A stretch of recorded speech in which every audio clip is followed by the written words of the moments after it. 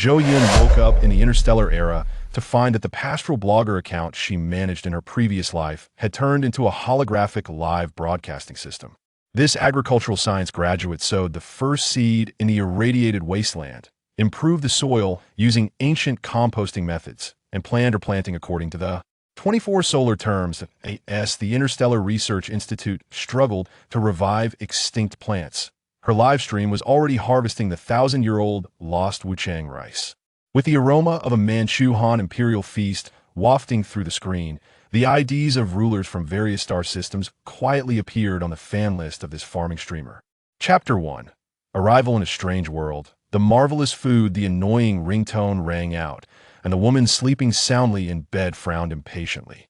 She stretched her left hand out from under the covers to turn off the alarm clock, but couldn't find it no matter how she groped. Reluctantly, she opened her eyes, rubbed her messy short hair, and sat dazedly in the center of the bed. She sat there for quite a while before Zhou Yun finally realized where she was. It was the third day since she arrived in the year 3201 of the star era. She was currently on the habitable planet 321 of the Mu Yun star system, and the environment here was completely different from Earth. Outside the house was a barren expanse, devoid of any greenery. Zhou Yun called out to her smart butler, "Xiao Bao, play the interstellar news." A beautiful woman appeared in the air, responding in a gentle voice, "I have filtered the important interstellar news for you." Then the broadcast began. Recently, the Interstellar Army has been developing the Ingyi star system's planet B61, detecting high concentrations of carbon dioxide gas. After purification, it can sustain 1 billion people for 3 years. Scientists have developed a new type of flavor enhancer, expected to be fully launched in June. Zhou Yun found the news quite surreal. After waking up, humans no longer ate vegetables, fruits, rice, or flour, but instead consumed carbon dioxide. It dawned on her that the white, fluffy stuff she ate in the past 2 days was actually carbon dioxide. She organized her chaotic thoughts, recalling that in modern times, at the request of her fans, she had personally gone mushroom picking in undeveloped mountains, only to be chased by wild boars and roll off a cliff to end up here. That on the day she woke up, Zhou Yun was terrified at the sight of her transformed self. She realized everything around her was unfamiliar. If she hadn't randomly activated her smart butler, she might have become the first person to starve while traversing the stars.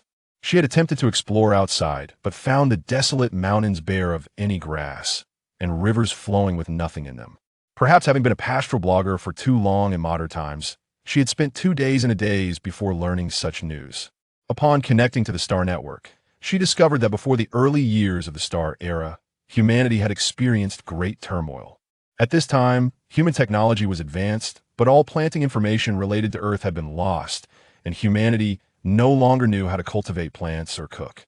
Survivors relied on starch conversion machines to sustain themselves, continuously converting carbon dioxide into starch for survival and extracting essential elements from ores to add to the starch conversion machines. Until now, the food produced by these machines was nutritionally balanced, meeting human needs, but it lacked flavor. Plants that once existed on Earth now served only ornamental purposes, and since they needed to photosynthesize to absorb carbon dioxide, they circulated on the market as pets. Renamed plant pets by humans, Zhou Yun felt frantic and overwhelmed. Her expertise was already niche in the 21st century, and now, in the interstellar realm, it was completely irrelevant. After squatting at home in melancholy for 2 days, her previously busy life had suddenly become idle, making Zhou Yun feel restless. She rummaged through Xiao Bao's electronic library and discovered that the original owner was an interstellar orphan who excelled in studies and received public funding to attend Central University, majoring in interstellar spaceship design, becoming wealthy.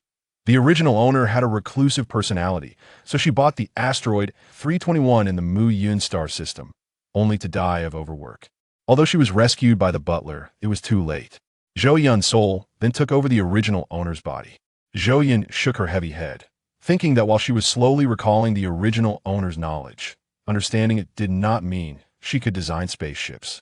How could her farming mind conceive what a spaceship looked like? The original owner's profession was likely no longer viable, and although she had some money, how would she sustain her future livelihood? For now, she just wanted to buy vegetables, fruits, and meat to cook a delicious meal to soothe her frightened heart. Meat was simple, She could buy some low-level star beast meat, which ordinary people often use to supplement protein. However, what about vegetables? The options she found online were bizarre. My family's jade baby is so cute, plump and white. Zhou Yun saw the accompanying picture of a white radish, which looked a bit wilted. Look at my green cloud, so fluffy. Zhou Yun looked again and saw broccoli, which wasn't growing well, with yellowing edges. The names of vegetables online were all over the place, but they were sold individually, of poor quality and not cheap. Zhou Yun had no choice but to search for seeds, hoping they would be cheaper. She found that seeds were relatively lower priced compared to plant pets, likely due to their low survival rate and high cultivation costs. What was sold online were methods for nurturing plant pets, cute and chubby, followed by links to expensive cultivation liquids. A single bag cost tens of thousands of star coins, truly a game for the wealthy. Her modest savings couldn't afford such extravagance. Zhou Yun planned to plant seeds directly in the soil, so she wouldn't buy such expensive cultivation liquids. After observing for a few days, she found areas on this planet with soil similar to that of Earth. After testing with her smart butler, it turned out the soil composition was similar but lacked organic matter, likely due to the absence of higher plants. It would take a few years of planting to improve the soil quality, which was exactly her forte. Zhou Yun planned to buy seeds for fruit trees suitable for nearby planting, some vegetable seeds, and staple grain seeds. With grand plans in mind, she focused on the internet for the next couple of days. During her online search, it suddenly occurred to her that since the soil lacked fertility, she could use chemical fertilizers. With online shopping being convenient, making fertilizers from raw materials was right up her alley. She decided to take action. However, since a long time had passed, obtaining the materials and equipment for professional fertilizer production was not easy. Yet, Zhou Yun patted her head, thinking that if chemical fertilizers wouldn't work, she could make organic fertilizers instead. What a silly thought. On the Star Network, someone shared their thriving plant pets, with tree growers collecting leaves. The simplest method was to collect leaves to make fertilizer. Zhou Yun posted a purchase request online, wanting to collect wilted plant pets, with no restrictions on species. Soon, someone inquired, "Hello, how many do you need?" Zhou Yun estimated her initial planting area and provided a number. The person quickly replied, seemingly afraid she might change her mind. "Are you sure you want such a large quantity?" "Yes." "What is the estimated price?" The person offered a very favorable price, as decayed plant pets and leaves held little value. After agreeing on a delivery time, with the help of her smart butler Xiao Bao, Zhou Yun found and activated the planet's built-in tool robot, leveling and planning the area for planting and digging a large compost pit nearby. The speed of Star Network delivery was fast. If it weren't for the large quantity she ordered, it could likely be completed in a day. Chapter 2. Preparing for farming. Interstellar history. One must say, the efficiency of handling affairs in the interstellar era is impressive. After Zhou Yun completed the composting and planting plans, she planted a small batch of seeds in the turned soil. Setting the robot to fertilize and water at intervals while maintaining a certain concentration of carbon dioxide, she dove back into the Star Network, wanting to ride the wave. Even in the interstellar realm. Mainly, Zhou Yun was also curious as to why people didn't eat vegetables and only consumed meat and carbon dioxide. Even if these things are lost, hasn't anyone researched them? Agriculture should develop better than industry, right? With these questions in mind, she opened the Star Network to search for interstellar history. She could only find information about the great upheaval that occurred in the early years of the Star era. But this time, there was a post that detailed the history of humans using animals and starch conversion machines as food. In the early years of the Star era, humanity collectively fell into a coma. Those who escaped the great upheaval lost consciousness and woke up to find their planet in ruins, unfit for human survival. At that time, people were starving but didn't know how to satiate their hunger. It wasn't until a leader led a group of people to a well-defended experimental area that was less damaged that they saw the nutrient solution containing plant pets and various machines. When he pressed the start button, a roar came from the machine, and it began to produce food. This machine was the prototype of the current starch conversion machine, which saved the surviving humans. Afterward, humans discovered that some animals were also edible, including some marine creatures, which tasted quite good. This was the normal history of food development, but what surprised Zhou Yun was that no one had ever researched edible plants over the years and cultivated them as pets. These things don't make sounds, don't excrete, and are useless except for being aesthetically pleasing. However, over time, people found that these plant pets were beneficial for mental health. Below this post was an additional comment. Speaking of which, when I was studying history, I heard the history teacher say that someone tried to eat plant pets. That person thought something so beautiful should taste good too, but it was so bad that he vomited, and without timely rescue, he died of poisoning. Comment below. LOL, there are really people who would do that. Is this true? Third floor. It's true. History is funnier than fiction.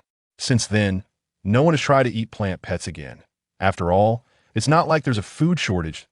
And no matter how poor, the interstellar government provides food and housing with a minimum guarantee allowance. Fourth floor. Really? No one's tried again? Fifth floor. Don't have such dangerous thoughts. You reap what you sow. Zhou Yun thought, could it be that vegetables on Earth have mutated and become toxic? Are those I bought also inedible? After spending a lot of time and money, could the crops I grew end up being inedible? Zhou Yun felt dejected, but was unwilling to accept it. She had been an agricultural science student in her past life. Now she might have to give up her original profession. The thought of only being able to eat unseasoned meat and air in the future made her feel a strong urge to take action. She dug out the remaining seeds and had her intelligent housekeeper conduct a component analysis at home, discovering that the seed composition was no different from the crops she had previously planted on Earth. She found the seeds from the delayed delivery that were meant for planting in the experimental area and finally identified the problem. These seeds carried some compounds that Earth's seeds did not, and Zhou Yun instinctively felt that the plant's toxicity was related to these compounds. Why would these compounds be present in the plants? Zhou Yun's latent research spirit reignited. She discovered that not only were these compounds found in the seeds, but also in many of the nutrient solutions used to cultivate plant pets. So why wouldn't humans get poisoned from eating meat? It turned out that livestock producers wouldn't feed animals with such expensive feed as plant pets. Herbivorous animals were generally fed using starch conversion machines, which are cheaper and save money. But why didn't the previous batch of seeds I bought have these compounds? After asking the seller, she learned that this batch of seeds came from an old seed bank, and experts had identified that this batch had incomplete nutrition, low viability, and difficulty in survival. Seeing that Zhou Yun wanted such a large quantity and variety, they thought to sell them at a low price for profit. Zhou Yun thought to herself that this was a lucky mistake. Otherwise, her culinary plans would be ruined. She didn't want to quibble with the seller too much, but then she thought about whether that batch of seeds had sold out, that it would be better to take this opportunity to buy them all as a backup. These seeds indeed had low viability, but since they were numerous, the chances of successful germination were high. So, Zhou Yun had a friendly negotiation with the seller regarding the quality of the seeds. In the end, she contracted the entire batch of unsellable seeds for just the shipping cost. While waiting for the seeds to arrive, Zhou Yun decided to burn all the dead branches and leaves, collecting the ash from the burn. Fortunately, it was still not time for the scheduled fertilization. During this time, she refined the excess materials from the ash fertilizer. Then she built a greenhouse next to the planned farmland to control the temperature for seedling cultivation, increasing the seed survival rate. As for why the later batch of seeds contained these substances, Zhou Yun had come up with a rough hypothesis through online research. It turned out that the laboratory discovered by humans was not on Earth, but on another planet. The environment there was unique. Originally, scientists might have intended to modify plants to survive on that planet, but perhaps they didn't expect such a major change during the experiment, leading to the unformed modified crops being contaminated with substances not belonging to Earth, which were toxic to humans that non-toxic plants could not grow on that planet. One planet would die. Later, people discovered that they did not lack food, as the plants they attempted to eat could be deadly and were also extremely unpalatable. Over time, until humanity left that planet, they never tried to cultivate food again. Of course, although Zhou Yun was confident in her hypothesis, she didn't want to joke with her life. So she bought some chicks and rabbits online, preparing to test them first. The vegetables she had planted earlier had already sprouted tender leaves, lush and green. The small trees on the hillside had also begun to bud.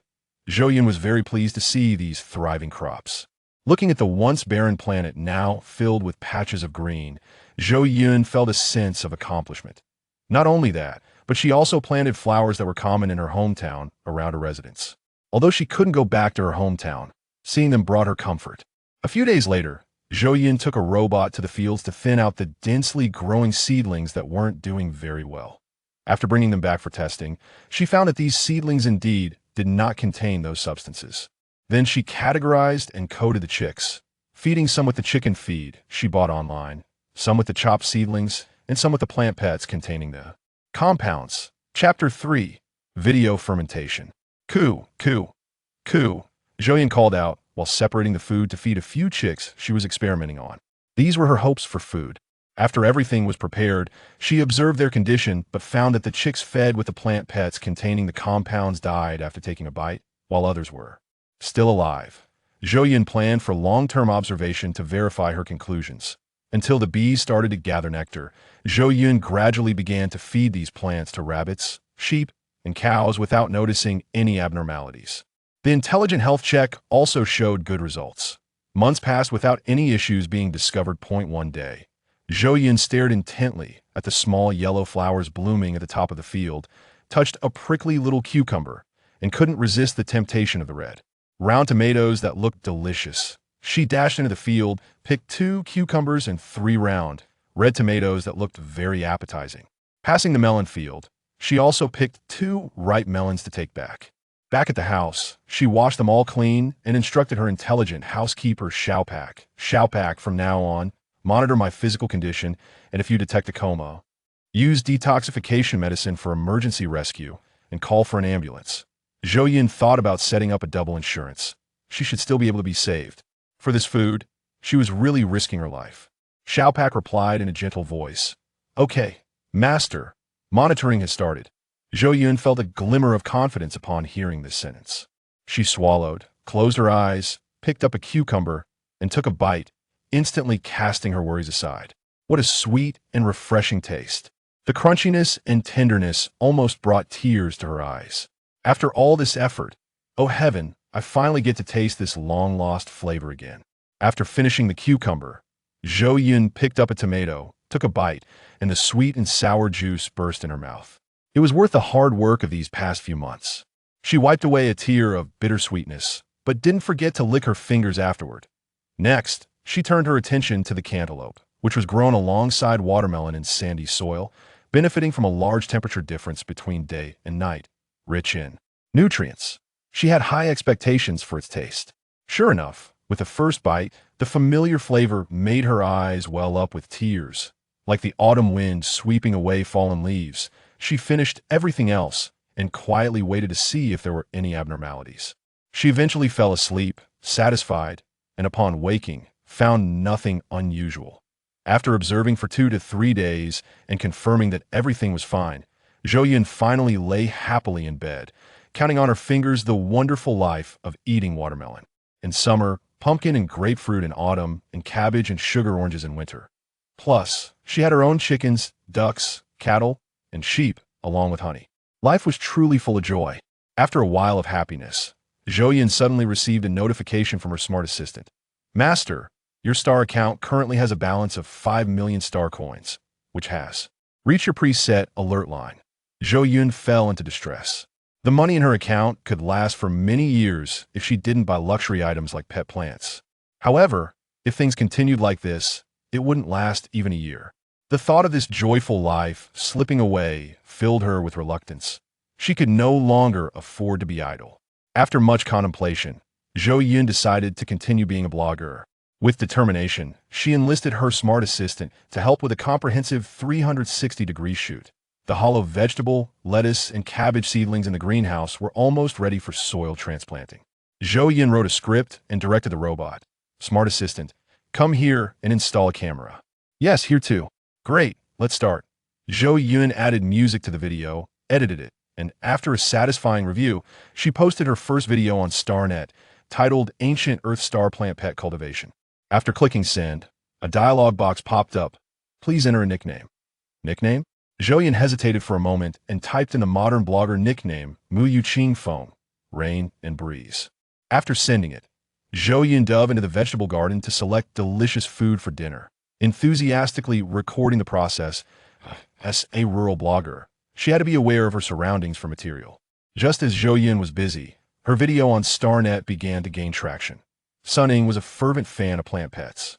In her busy work life, she enjoyed sucking various plant baby pets to prolong her life. Unfortunately, she was both busy and clumsy, killing one plant after another. She could only suffer online point one day. While eating, she searched for plant pets and came across many bizarre plant pet videos. Some twisted users even dismembered plant pets for views, and she usually reported those videos as soon as she saw them. Just as she flipped a page, she discovered a video titled Ancient Earth Star Plant Pet Cultivation. Clicking it open, she recognized the familiar greenhouse, likely from a plant pet breeder. You could see the beginning of the video. There were a large number of plant seedlings, all various shades of tender green, looking plump and hydrated. She longed to touch them. She obsessively opened the virtual screen, imagining the feel of these plant pets in her hands, wondering if she could keep them alive like the breeder seemed to do. Just then, a message popped up on the virtual screen: Project Department meeting in 20 minutes. Realizing she hadn't finished her tasks, she sighed. The joy of being a worker was fleeting. She had to save the video to watch later. Meanwhile, on Planet A, in a solemnly decorated courtyard far from Zhou Yun, a tall and stunningly handsome man leaned against the corridor, casually swiping through his terminal screen. When he saw the vibrant plant seedlings in the greenhouse at the start of the video, a glimmer of surprise flashed in his eyes. He clicked on the video, and when he saw the plant pets being planted in the soil, he scoffed. Another boring video about planting pets. This person must be desperate for fame. At that moment, a loud voice echoed from a distance. Fong Lin, come here. How dare you slack off again? Just wait until I deal with you. He quickly closed his terminal screen and ran away from the source of the voice at an unreasonably fast speed. No way was he going back to hear the old man scolding. At the same time, in a massive courtyard on Planet A, the air and ground were filled with petri dishes, showcasing a variety of plants competing for attention. If Zhou Yun were here, she would discover flowers from different climates blooming simultaneously, demonstrating the plant master's incredible skills and the owner's substantial wealth. In a room on the second floor of a distinctly interstellar building in the courtyard, a formally dressed, fresh-looking, and quite handsome man was carefully moving a pot of greenery, his expression intensely focused, as if he were looking at a treasure. However, the plant was unhealthy and even somewhat yellowing. The pot was slightly heavy, and the roots weren't well fixed. When he applied uneven force, the nutrient solution splashed out, hitting his eyes. In the chaos of wiping his eyes, the plant in the pot swayed and ultimately fell to the ground. Hearing the noise, the man opened his eyes, staring blankly and shocked at the scene before him. Chapter 4.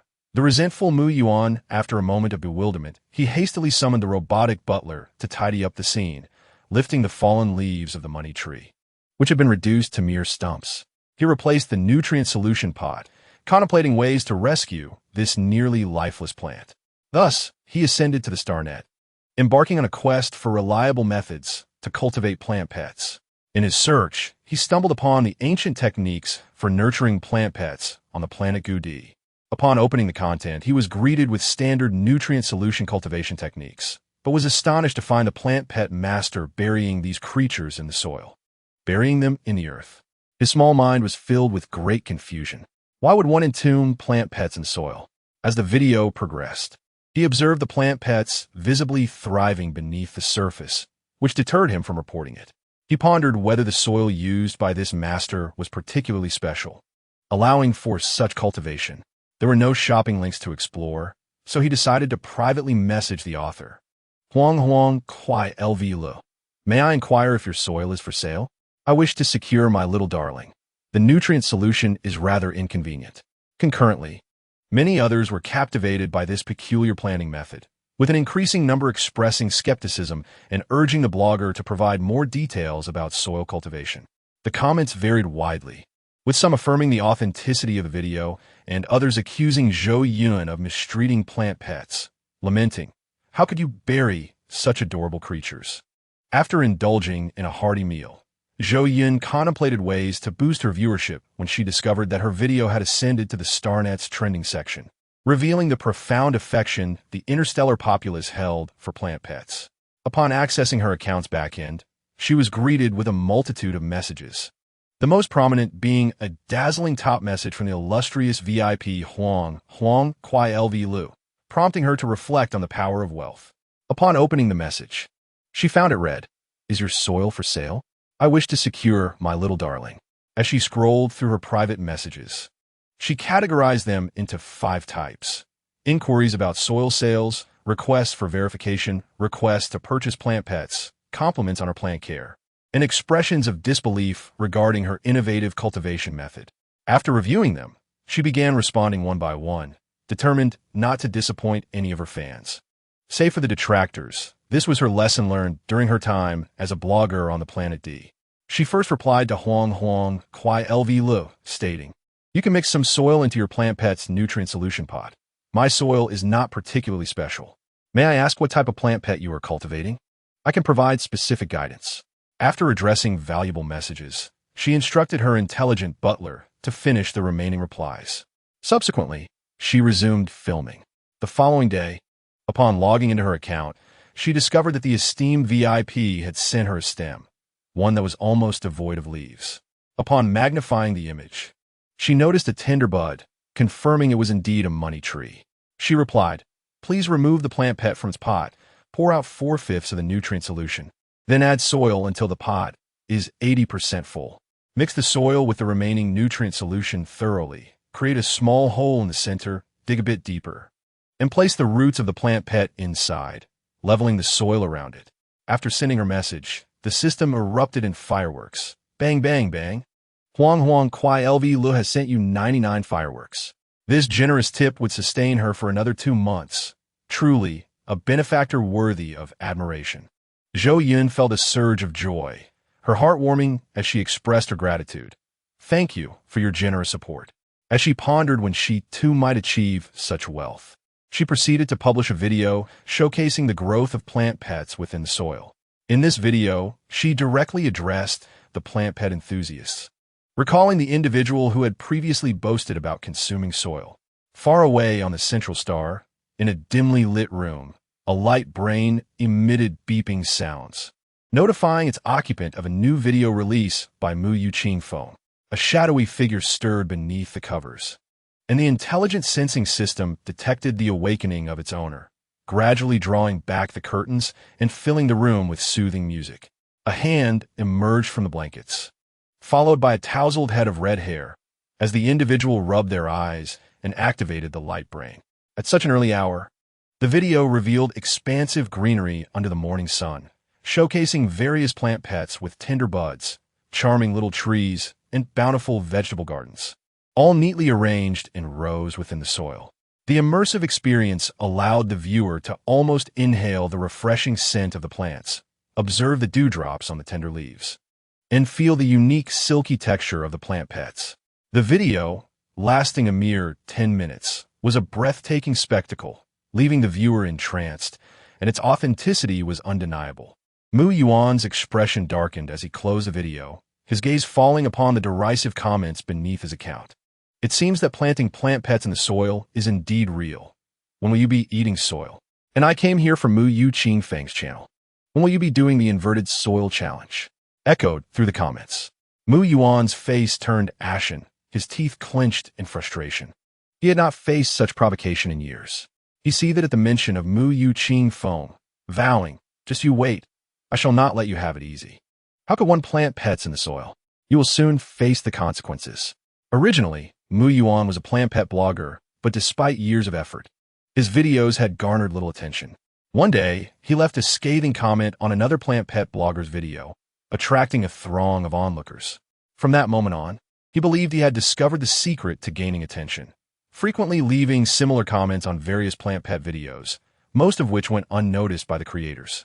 This strategy not only increased his visibility, but also allowed him to thrive with his commendable expertise. However, being overly ostentatious often invites retaliation, and this time, he had crossed paths with someone as formidable as Zhou Yun. Zhou Yun was pleased to see that the individual who had previously accused her of mistreating plant pets and suggested an inverted soil challenge had fallen silent beneath her latest video. Such individuals must not be indulged. The majority of comments now expressed a desire to purchase plant pets. "Master's plant pets are so adorable. I can't help but want one. And please share your planting methods." These messages filled Zhou Yun with a mixture of joy and concern. She delighted in the admiration for her creations. Yet she was troubled by the notion that some viewed planting them in soil as a form of cruelty. The thought of turning them into dishes was almost too much to bear. Moreover, the plant pets they were cultivating, although not statistically verified, had a significant proportion of toxicity. If someone were to replicate her dishes and consume them, the consequences could be dire. Chapter 5. Opening an online store to sell plant pets through these two videos. Zhou Yun earned nearly 3 months' worth of living expenses. As she counted her savings, she mused that it seemed relatively easy to earn money from the interstellar populace. She considered selling plant pets in line with their interests, planning to expand into culinary videos later on. Zhou Yun envisioned a bright future, praising herself. "I am indeed a master planner." With the assistance of her intelligent butler, she applied for a shop on the StarNet, preparing to make a living selling plant pets. After establishing her shop, she named it Mu Yu Qing Feng S Plant Pet Store and completed the certification process. The next day, she published a new video, linking it below. The latest video showcased the transplantation process of plant pets from nutrient solutions to soil. It demonstrated how to transfer various types of plant pets from nutrient solutions into the earth and highlighted the advantages of planting certain species in soil, such as improved survivability for flood-sensitive plants and enhanced root stability within the earth.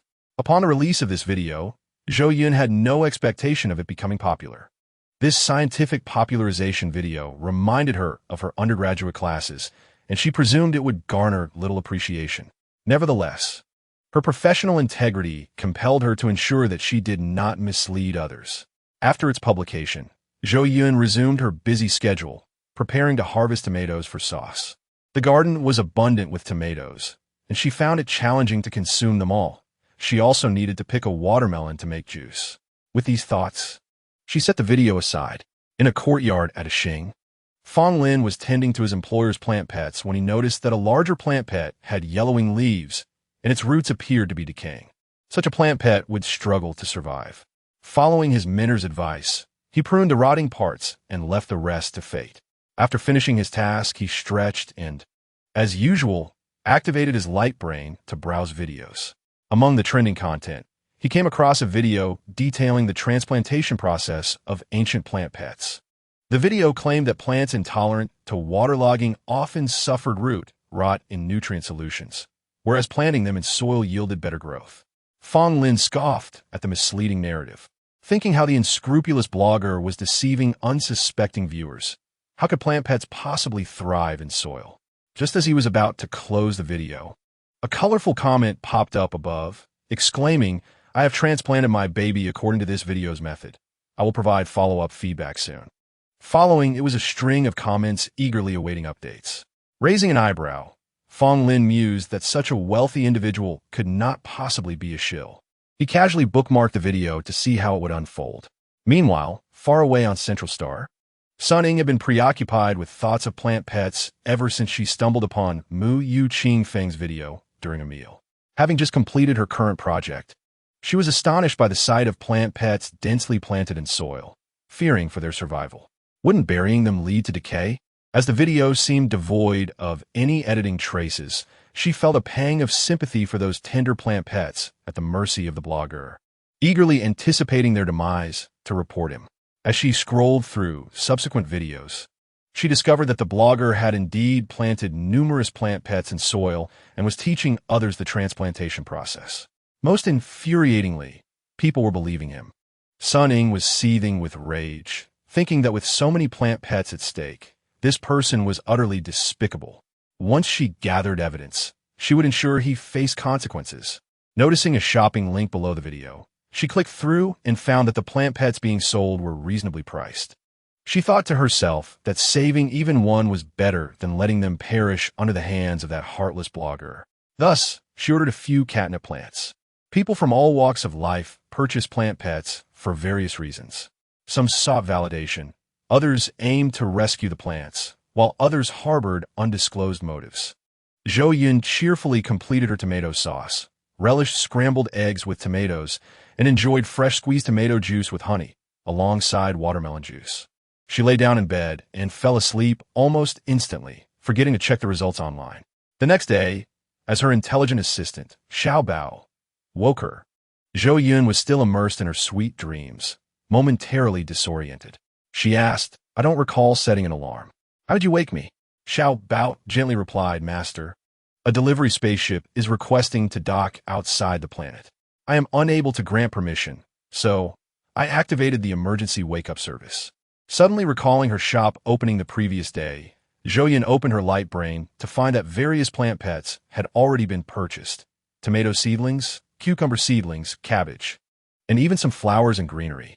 She jumped out of bed, dressing hurriedly while instructing Xiao Bao to allow the docking and to have the robotic assistant excavate and quickly package the designated plant pets. Xiao Bao zet bonde, stole. Do you have any further instructions?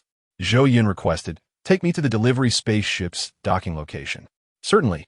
Xiao Bao nodded and directed the intelligent driving system to the spaceship's landing spot. Before her, a silver, technologically advanced spaceship descended slowly. Once it landed, a green light illuminated, and the hatch opened, revealing a line of delivery robots emerging, followed by a person. To be frank, this was the first real person Zhou Yun had encountered since arriving in this world. He was dressed in a gray and white uniform emblazoned with the spaceship's logistics company logo, standing about 180 centimeters tall with a stout physique. As he approached, Zhou Yun noted that his face was quite acceptable, not overly greasy. It seemed that the inhabitants of the stars had a commendable appearance, likely a result of genetic optimization.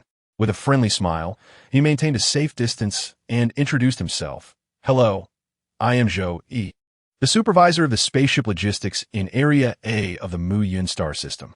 It is a pleasure to meet you. Zhou Yun replied. Hello, I am Zhou Yun. Zhou Yi continued with a smile. We had detected a substantial number of orders from your location that require urgent delivery. Would you be interested in collaborating with our company? Ignoring his smile, Zhou Yun inquired, Are there any discounts, Mr. Zhou? Zhou Yi answered, Currently, our company has extensive coverage. If we collaborate, we can prioritize urgent deliveries and offer a 50% discount on shipping fees for bulk orders. Zhou Yun, well aware of the importance of comparing prices, quietly searched the Star Network for other courier services to find the best deal, as she was financially constrained and any savings would be beneficial. However, the search results revealed that there was only this courier company in the current area, leaving her in shock. Zhou Yi stood there with a grin, seemingly anticipating this outcome. And without any embarrassment, he continued to smile, stating, Currently, in the Mu Yun star system, we are the sole logistics company. Our service is both high quality and affordable, making us the obvious choice. Zhou Yun internally scoffed, thinking to herself, Why didn't you mention that earlier? Now I look foolish.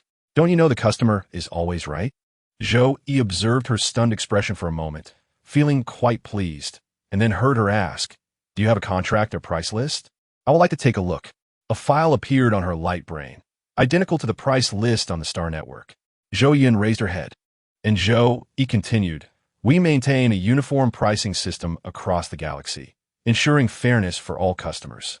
Finding no flaws in the contract and realizing she had little choice, Zhou Yun signed it after confirming there were no loopholes. Chapter 6. Mu Yu Qingfeng's address. At this moment, the intelligent robot had delivered the packaged goods. Zhou Yun handed the list to Zhou Yi, and after the items were loaded onto the spaceship, just as they were about to depart, Zhou Yi remarked, As this is our first collaboration, I will personally oversee the spaceship to confirm the route. Future deliveries will be managed by artificial intelligence. You may let your intelligent assistant handle the deliveries. If any issues arise, please contact us via the light brain, and kindly accept my friend request. Thank you. Zhou Yun nodded, and Zhou Yi entered the spaceship. The hatch closed, and the vessel ascended slowly, eventually disappearing from view. The sensation of meeting a person felt peculiar. Did he possess some odd quirk, or was social anxiety her true home? Listening to Xiao Bao report that the spaceship had left the planet, Zhou Yun departed without looking back. She shook her head, reminding herself that there were numerous tasks awaiting her completion. Throughout the day, she replanted the seedlings that had been uprooted, collected a batch of eggs laid by the chickens, observed the growth of her crops, and planned for seed preservation for the thriving plants. It was another fulfilling day of labor. Surrounding Zhou Yun, her intelligent assistant diligently recorded the growth of her plant pets, capturing every detail. After filming the seedlings, she suddenly remembered the small trees she had transplanted over 4 months ago and wondered how they had fared. Moving with the camera to the designated orchard, she saw that many fruit trees had grown to about a foot tall, stretching their branches joyfully. Zhou Yun had also organized tropical, subtropical, and temperate zones for different fruit trees. Various flowers and herbs surrounded her, many of which were already in bloom, displaying their beauty. If not for the energy consumption, life would be endlessly joyful. However, it was currently a bottomless pit. As usual, she posted a video documenting the observation of plant pets planted in soil. Upon reviewing the comments and private messages, a particular dazzling barrage caught my attention. Observing that the leaves of the Zhi bao had unfurled, seemingly in a state of comfort, I resolved to monitor the feedback for a while longer. Zhou Yun clicked on this barrage and discovered an image within, a picture of a barefoot size shoe which, after being transplanted into a pot, had significantly improved in condition. The formerly curled leaves now relaxed. It appeared that this size shoe had indeed suffered from waterlogging, which had caused its leaves to yellow. Some comments were stirring up trouble. Could this individual be a shill? Others, unwilling to be outdone, insisted that he could not possibly be a shill, pointing out the substantial sum he had invested, revealing his considerable wealth. "Hey, look at me," they remarked. Zhou Yun dismissed these comments with a smile, confident that as this series progressed, they would realize their gross misconceptions. As she waited, the anticipation grew, despite the package being expected within 2 days. Sunning felt time dragging on. Concerned about the status of the Zhi bao, she was utterly astonished upon receiving it. It was tender and verdant, entirely matching what she had seen in the video. Before receiving it, she had contemplated not transplanting these specimens, intending to comment beneath Mu Yu Qingfeng's post to expose her if the plant's conditions were poor and to see if she could sustain her business. However, at that moment, her resolve began to waver. Could it be that Zhi could indeed thrive in soil? She thought to herself that further observation was warranted. Others had also received their ordered Zhi, as the logistics were remarkably swift and protective, and upon receipt, they found the condition to be consistent with what they had seen in the video. Zhou Yun's shop was flourishing, yet she understood that to ensure longevity, one must be well acquainted with both one's self and one's adversaries. Thus, during this period, she had no time to mourn the distance from her homeland and loved ones. She focused on selecting superior strains, refining her plant catalog, and browsing online for fundamental knowledge related to Zhi. The industry had developed for many years, surely yielding some results. Yet, the information she found was disappointing. It seemed humanity had indeed lost a portion of this knowledge and the desire for agriculture, rendering their understanding of it shallower than that of agricultural societies. Zhou Yun meticulously organized her experimental processes and data, her imagination soaring. If she could substantiate her findings and compose a paper, would she not become a pioneer in the future of agricultural science? With this thought, her motivation surged. The latest video had gone viral online, showcasing a blooming sea of flowers, each variety bursting with buds. The sun shone brightly today, with a few blossoms laid out upon the verdant grass, adding a touch of wild charm.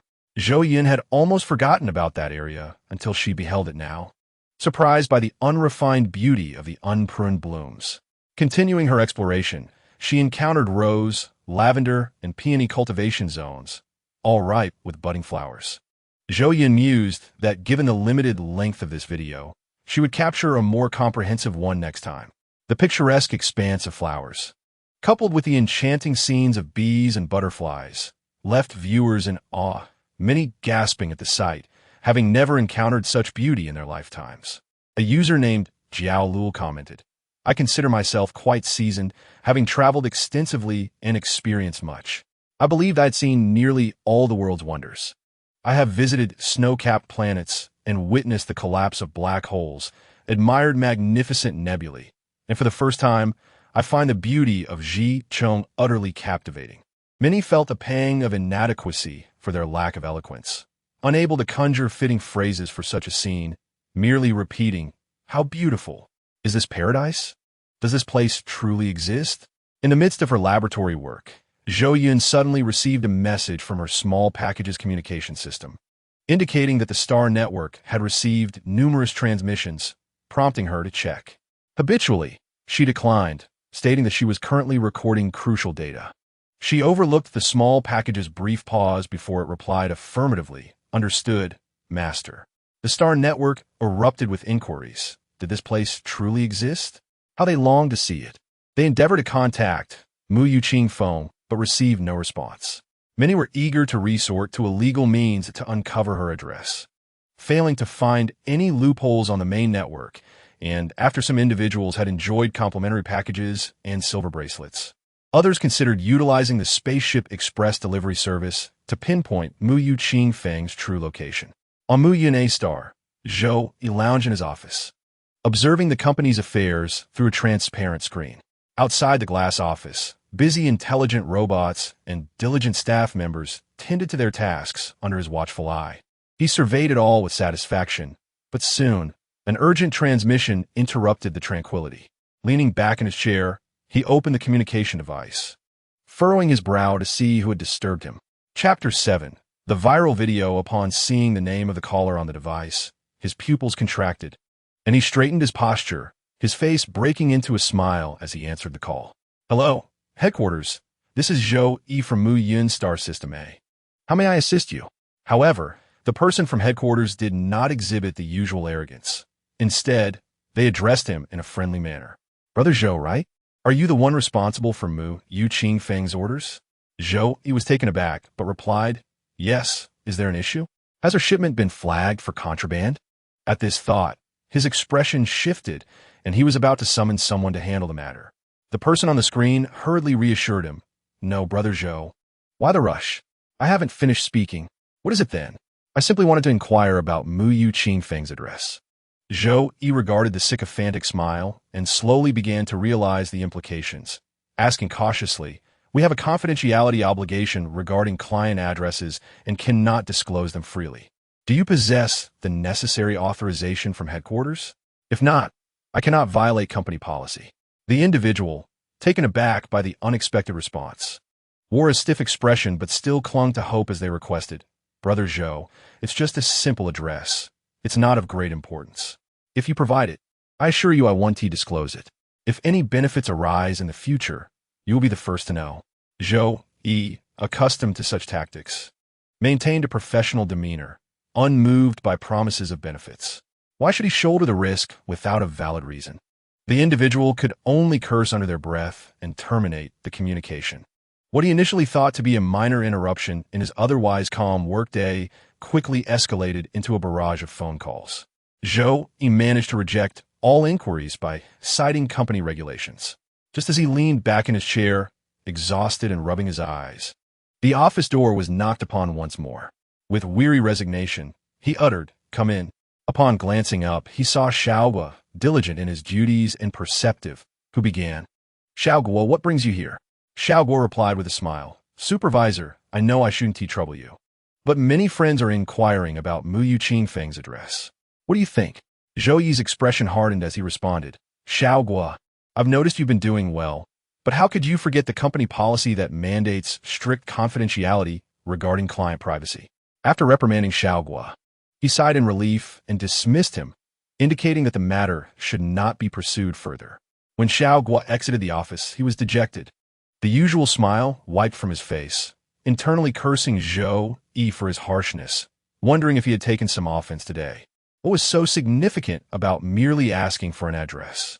This was not the first time such a request had been made, and it hardly warranted a strict application of company policy. Zhou Yun, curious about the unfolding situation, opened the Star Network to discern why so many sought Mu Yuqing Feng's address. He pondered what talents Miss Zhou Yun possessed to create such a stir. The videos he discovered online left him utterly astounded.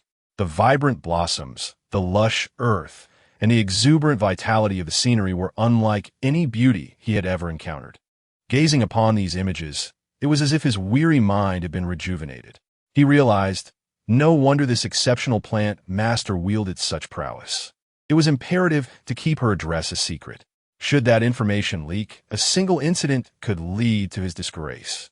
Zhou Yun coldly contemplated that perhaps among those who participated in today's video conference, there were some who relished in his misfortune. Nevertheless, It would be a grave misfortune to not experience such captivating vistas firsthand. During his last visit, his mood had soured, leading him to act impulsively. He resolved to mend that relationship on his next encounter. After a long day, Huang returned to his residence, instinctively checking on the plant he had placed in the corner, noticing its condition had markedly improved. Ever since he began following that remarkable blogger, it appeared that his understanding of certain matters had been entirely rewritten. The plant that had deteriorated since his mother's passing seemed to have regained its vitality. As he pondered this, he clicked on the video that popped up on his holographic device, which began with a familiar segment from the blogger, showcasing the growth conditions of the transplanted plant babies to those who doubted. After watching for a few days, he noted that the plants in the soil appeared to be thriving. And then he heard the intelligent steward announce that there were not only the previously seen plants, but also a selection of new ones available for viewing today, filling him with anticipation. The scene shifted to a different location, where green plants were densely clustered together, adorned with blossoms of myriad colors. They appeared to be entirely different from the plants growing in nutrient solutions. The latter were maintained with great care by the plant master, barely sustaining life, while the plants sown in the earth, despite seeming neglected by their owner, thrived with vigor. At this moment, he found himself inclined to believe the theory that plants were meant to grow in soil. He wondered how this plant master had conceived such an idea. He had a considerable number of plants at home, yet none compared to the abundance he now beheld. With this thought, he privately messaged the blogger, "Hello. Could you possibly create another video for me? I would be willing to compensate you handsomely for the segment featuring the flower plants." After finishing her tasks, Zhou Yun finally opened her holographic terminal. Even in the vastness of the cosmos, she experienced a brief moment of lag in the internet speed. Seeing the vibrant number 9999 in the background and comment section, Zhou Yun was utterly astonished. Even with her modest achievements, her most popular video had never garnered such attention, let alone private messages. Many were fervently pleading for the blogger's address. "Please, take a look at the children. Such a magnificent sight to behold even once in a lifetime will be worth dying for." Observing such comments, Zhou Yun felt akin to an elderly gentleman on the subway, perplexed by the obsession with smartphones. Previously on Earth, she awoke each day surrounded by lush mountains and waters, with endless flowers and fruits throughout the seasons. Such scenery was commonplace, beautiful, indeed, yet utterly devoid of novelty. She found herself more intrigued by the places mentioned by the previously anxious Huang. Eagerly anticipating the day, she could traverse the vast expanse of space that bore the footprints of humanity, tirelessly searching through celestial imagery on the interstellar network. She marveled at each image, finally beginning to understand that the locations she had visited were desolate. Regardless of their beauty, these places lacked vitality. Perhaps what she considered mundane had woven a vibrant dream world for others. Upon seeing her private messages, the top one remained that glaringly bright pinned conversation. With a heart full of reverence, Zhou Yun clicked on the dialogue box from her patron, which requested a video of the garden, promising her a satisfactory reward. Her eyes gleamed with satisfaction. Completing this task would allow her to relax for many days to come. Chapter 8. The confusion of Fonglin. Zhou Yun was eager to rise and film immediately, yet the night had fallen, and her patron would surely not desire a video of flowers in the dark. She struggled to contain her excitement and quickly replied, "What are your specific requirements?" The response appeared, stating there were no specific demands, only that today's video was excellent and should be filmed in the same manner, as they wished to purchase a sensory sharing version. Zhou Yun cheerfully agreed, "Of course. May I inquire about the compensation?" 299 fireworks. Is that acceptable? He hesitated to type this figure, fearing Zhou Yun might deem the amount too low. Behind the screen, Zhou Yun was nearly giddy. Such a simple task could yield such income, and it would be foolish not to seize the opportunity. She promptly agreed, even considering adding a phrase stating that if he was not satisfied, they could negotiate further, but she refrained, fearing it might scare him off. Once they had come to an agreement, Zhou Yun began to sift through the flooded private messages and the video call from Zhou Yi. Upon reading the content of these messages, Zhou Yun could easily surmise what Zhou Yi wished to convey. Sure enough, when she dialed, the phone rang only once before Zhou E's face appeared. In good spirits, Zhou Yun smiled warmly and greeted, "My apologies, Mr. Zhou. I've been preoccupied with other matters until now, and just noticed your video call." Zhou E, beaming with a warmth 100-fold greater than before, replied, "No worries. I understand you're busy. You can reply tomorrow. You still work hard at this late hour?" Zhou E laughed. "What brings you to seek me out?" Zhou Yun remained courteous, recalling the embarrassment she had felt during their last encounter. Zhou E, noticing her distant demeanor, found it unsurprising, given their limited interactions thus far. Time would unfold their relationship. He decided to be direct. "I saw the video you posted on the Interstellar Network, Miss Zhou. Your skills in cultivating plants are indeed remarkable. Many individuals are eager to obtain your address via Spaceship Express." Zhou Yun furrowed her brow at the potential consequences of this revelation. Zhou Yi observed her reaction with satisfaction. Pausing before continuing, "I have declined all requests. It is common knowledge that one's privacy should not be infringed upon." Zhou Yun breathed a sigh of relief. She felt a modicum of fondness for this slippery individual. At the very least, he was a person of principles. Otherwise, the leakage of her address could lead to numerous complications. She replied, "If that is the case, then I must sincerely thank you. No need for that. Ensuring clients feel at ease is my responsibility. We shall have many collaborations in the future, will we not?" Zhou Yun hesitated but nodded in agreement. "Currently, I have elevated your confidentiality level, but candidly, this may not be a long-term solution. You might need to devise a way to divert the public's attention from your location." Zhou Yi noted her receptiveness and seized a moment to propose suggestions. "Indeed, Miss Zhou, there are two potential solutions. First, you could relocate to another planet and develop it into a tourist destination. Second, you could initiate live streaming with sensory sharing mode. After all, few people would venture to a remote location merely out of fleeting curiosity. Most individuals can satisfy their curiosity through sensory sharing alone." Zhou Yun weighed these two methods in her mind, leaning towards the latter. If too many visitors arrived, her safety could not be guaranteed. Moreover, she aspired to maintain a self-sustaining supply of fruits and vegetables throughout the year. Having finally acquired fresh produce, it would be inconvenient to relocate. As her gaze swept across the virtual screen, she sensed she had pondered for an extended period. Just as she was about to apologize to Zhou Yi, he interjected, "I understand this is a significant decision for you, and I do not believe I have kept you waiting long." Though aware it was a compliment, Zhou Yun felt a warm glow of appreciation and responded bashfully, "Thank you for your suggestion. There is no need for formalities. If you prefer not to address me as Mr. Zhou, just call me by my name." Hearing this, Zhou Yi nodded, "Very well. I shall henceforth call you Zhou Yun, if that is acceptable." Zhou Yi nodded, and both felt a mutual satisfaction at the deepening of their relationship. Zhou Yun, with her sparse account hosting only a handful of videos, posted a pinned announcement.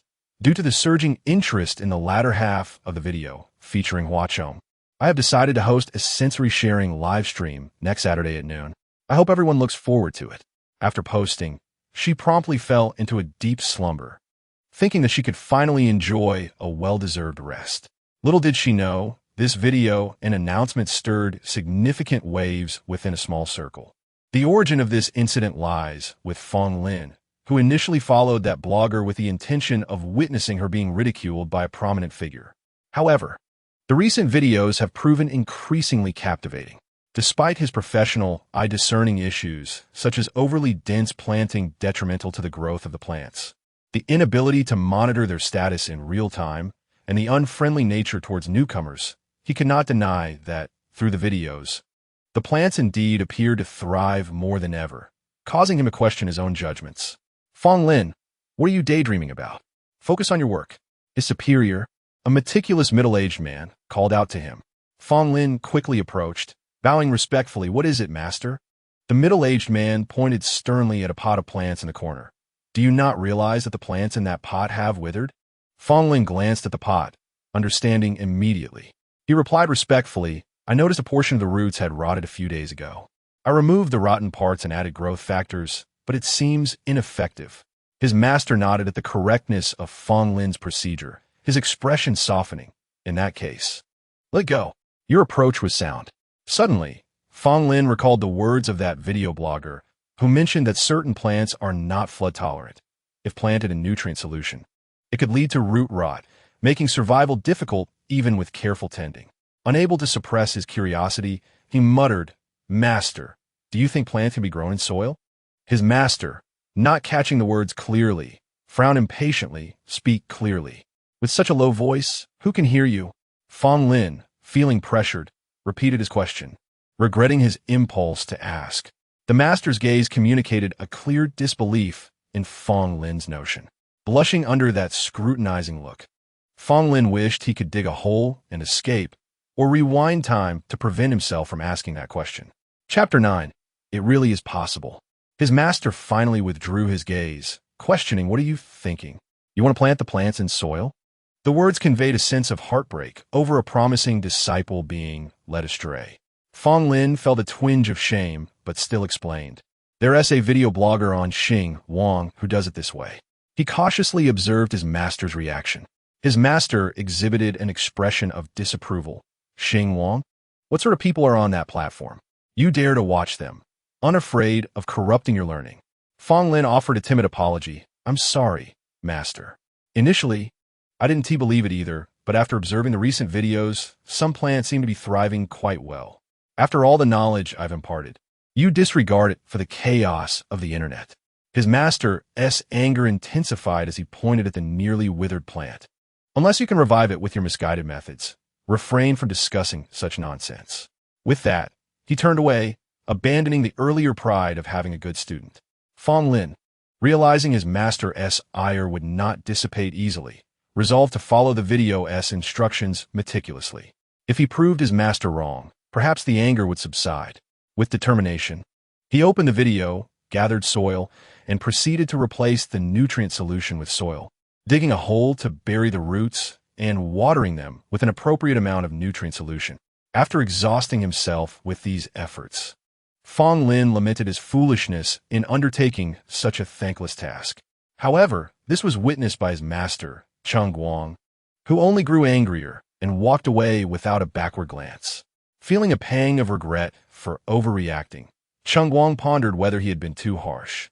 If only he could guide his disciple back on the right path. With that thought, he turned back to offer some comfort, only to find Fong Lin genuinely burying the plants in soil, which infuriated him further. In the following days, Cheng Guang maintained a stern demeanor towards Fong Lin, who endured the silence while caring for the other plants, gradually forgetting the incident. 2 weeks later, Fong Lin was astonished to see the corner filled with vibrant greenery. "Master, look," he exclaimed. "What's there to see?" "It's just a plant," Cheng Guang responded, still upset. Pulling Cheng Guang closer, Fong Lin insisted, "Master, this is the plant you thought would not survive. I buried it in soil as you advised, and now it thrives." Cheng Guang fell silent, observing the plant with skepticism, his earlier certainty shaken, feeling as if his worldview had been overturned. Could plants truly be grown in soil and flourish so remarkably? After confirming with Fong Lin, he pulled him along without his usual composure. Quickly, which video blogger on Xing Wang inspired this genius idea? I must see who it is. Fong Lin felt a wave of confusion. "Master, you didn't say that before. Aren't you embarrassed?" Observing his master's unflinching demeanor filled him with admiration. Truly, a master who could deliver such a blow without flinching. "Stop daydreaming and hurry," Cheng Guang urged. Fong Lin opened his terminal to find the account he had saved, only to have it snatched away by his master as he attempted to watch the latest video from the blogger, Mu Ching Feng. Fong Lin felt a wave of despair. "Master, you have your own terminal. Why take mine?" Reluctantly, he leaned in to watch alongside Cheng Guang, astonished by the splendor of the flower fields, remaining in a daze for a moment. He wanted to share his feelings with Cheng Guang, but saw his master immersed in the beauty, caressing the air and murmuring, "Beautiful, so beautiful." From Fong Lin's perspective, it seemed almost absurd, realizing his master was even more captivated than he was, which sparked a hint of pride within him. Scrolling further, he saw the pinned announcement and realized the blogger would be going live today, anticipation swelling within him. Noon, usually an ordinary time, felt distinctly different today. Many were eagerly watching the clock, readying their terminals for the moment. Before the live stream began, the chat room was bustling with excitement as everyone conversed and awaited the show to start. "I just saw that video yesterday. My roommate said it was gorgeous." And I scoffed at her naivety. I was the one who had never seen such beauty. Another remarked, "Mom asked why I watched the video on my knees. It was just that stunning. I want to touch the flowers." Someone chimed in, while others voiced skepticism. "But what about those plants that died during the transplant? Aren't their lives significant?" A counterattack was organized. "Where did you see them die? It's obvious they delayed the live stream for so long. My dear baby perished after falling into the soil. Oh, how I mourn." The detractors gradually gained the upper hand, and a portion of netizens began to waver, pondering that perhaps this transplantation could indeed lead to the demise of plant companions, a sight too cruel to behold. The harmonious live stream was overtaken by naysayers, who incessantly vilified Mu Yuqing-Feng, accusing her of resorting to unscrupulous means for the sake of viewership. Yet a small faction remained steadfast in their belief in Mu Yuqing-Feng. These were the patrons of her shop, who rose in defiance against the slander, proclaiming that the plant companions they had purchased from her were thriving. Indeed, even I, with my clumsy hands, have managed to keep mine alive. Sun Ying was among those who waited, incensed by the words of the detractors, furiously tapping on her light brain, unleashing a torrent of censored phrases. Her dialogue box filled with exclamations, a cascade of stars illuminating the screen. On her balcony, behind the screen of her light brain, a pot of catnip flourished, its tender leaves radiating vitality, even sprouting 2 new leaves during the time she tended to it, which brought her to tears, her heart overflowing with emotion. Finally having a plant companion to nurture, the very notion of the blogger being disparaged was intolerable to her. Rolling up her sleeves, she prepared to retaliate verbally, unafraid, recalling her own days as a fierce critic. Chapter 10. Adorable fans. The screen was awash with chaos, yet the dark backdrop flickered momentarily, the rolling barrage of comments pausing for an instant. The dark background was replaced with a vibrant green, filled with sunlight, and the tumultuous battle on screen subsided. A woman appeared, embodying the universal template of online personas, her warm smile welcoming all to Mu Yuqing-Feng's haven, apologizing for the wait. The delay was primarily to ensure that everyone's expectations were met, presenting a more enchanting vista. During this time, I collaborated with Interstellar Streaming, allowing everyone a more authentic experience rather than merely through my senses. Click the button below to enter the virtual space, where everything is replicated one-to-one. You can see, smell, and touch anything you wish to experience. I hope everyone enjoys their time. This announcement effectively endorsed Mu Yuqing-Feng by a leading interstellar streaming company and the detractors, realizing they could not gain traction, gradually receded, though still reported one by Zhou Yun. Many others, undeterred by the detractors' words, clicked the button to enter. The beauty of the virtual space lay in the ability to team up or play solo. Gu Exine entered alongside her boyfriend before the clock struck midnight. He mysteriously pulled her aside, claiming he had something wonderful to show her. Filled with anticipation, she was taken aback to find it was a live stream. Their relationship had spanned 7 years. While her boyfriend was not overly meticulous, he was caring and considerate. Logically, she should not be dissatisfied, yet throughout the years, she had countless times contemplated broaching the subject of marriage, fearing his refusal would lead them down divergent paths. This indecisiveness gnawed at her, akin to a powder keg ready to explode. After each outburst, witnessing her boyfriend's innocent, albeit confused, yet tender gestures made her want to weep, filled with guilt. Knowing it was not his fault, he had done nothing wrong. This time, having just erupted in anger, she was pulled by her boyfriend, who suggested the plant companions here were delightful and encouraged her to relax. Wandering aimlessly after entering, she strolled past a garden brimming with assorted vegetables, traversed a grove dotted with small trees, and followed the enticing aromas that gradually calmed her mood. Indeed, this place was breathtaking, healing. As she ambled, preparing to savor the beauty around her, her gaze swept past a certain spot, and her attention froze. Her boyfriend stood smiling at the end of a vast expanse of roses, the air rich with their fragrance. Her blood seemed to transform into roses, robbing her of the ability to breathe easily, resulting in a deafening roar in her ears. Her heart racing, eyes dry, she mechanically approached him. In a hoarse voice, she could not help but ask what was wrong. Her boyfriend smiled gently, his words reaching her ears. I remember the first time we met. I accidentally crushed the rose you tended, and you cried desperately. I thought to myself, how could someone be so adorable even while crying? Every subsequent meeting with you was meticulously planned. When you agreed to be my girlfriend, I wanted to shout it to the world, yet you hesitated. I generally possess confidence, but around you, I feel deeply insecure, always anxious that I am not good enough, that I must strive to be better. He drew Gu Xin close, facing the sea of roses together. For years, I have longed to propose to you, yet feared your rejection. The last time I saw them, they had yet to bloom, but they inspired me with courage. Upon seeing this sea of flowers, I thought that if I were to do something you did not favor in front of your beloved blooms, you would not despise me, nor would you leave me. Tears welled in Gu Xin's eyes as she gazed at her boyfriend, realizing he too had contemplated this moment, that he was just like her. She muttered a soft complaint. Foolish, yet a smile crept across her lips. Suddenly, a familiar crowd materialized around them, including their parents and friends, all adorned with smiles of blessing. Her boyfriend's childhood friend playfully patted him on the shoulder, congratulating Chu, I truly thought you were a blockhead. After all this time, you're finally winning the heart of your beloved. Chu knelt on one knee, presenting the diamond ring with heartfelt sincerity, asking, Miss Gu Xin, will you marry me? Gu Xin felt as though she were in a dream, hesitating to believe, as Chu awaited her decision with a smile. Her gaze swept over the faces of those around her, gradually honing in, trembling as she extended her hand, the ring slipping onto her finger. She thought this truly was the most beautiful scene, the happiest day of her life thus far. Watching her beloved receive the ring from her, Chu felt profound gratitude toward the flower sea and his collaboration with Zhou Yun, a scene he would cherish forever. Not only this moment, but different tales unfolded in various places.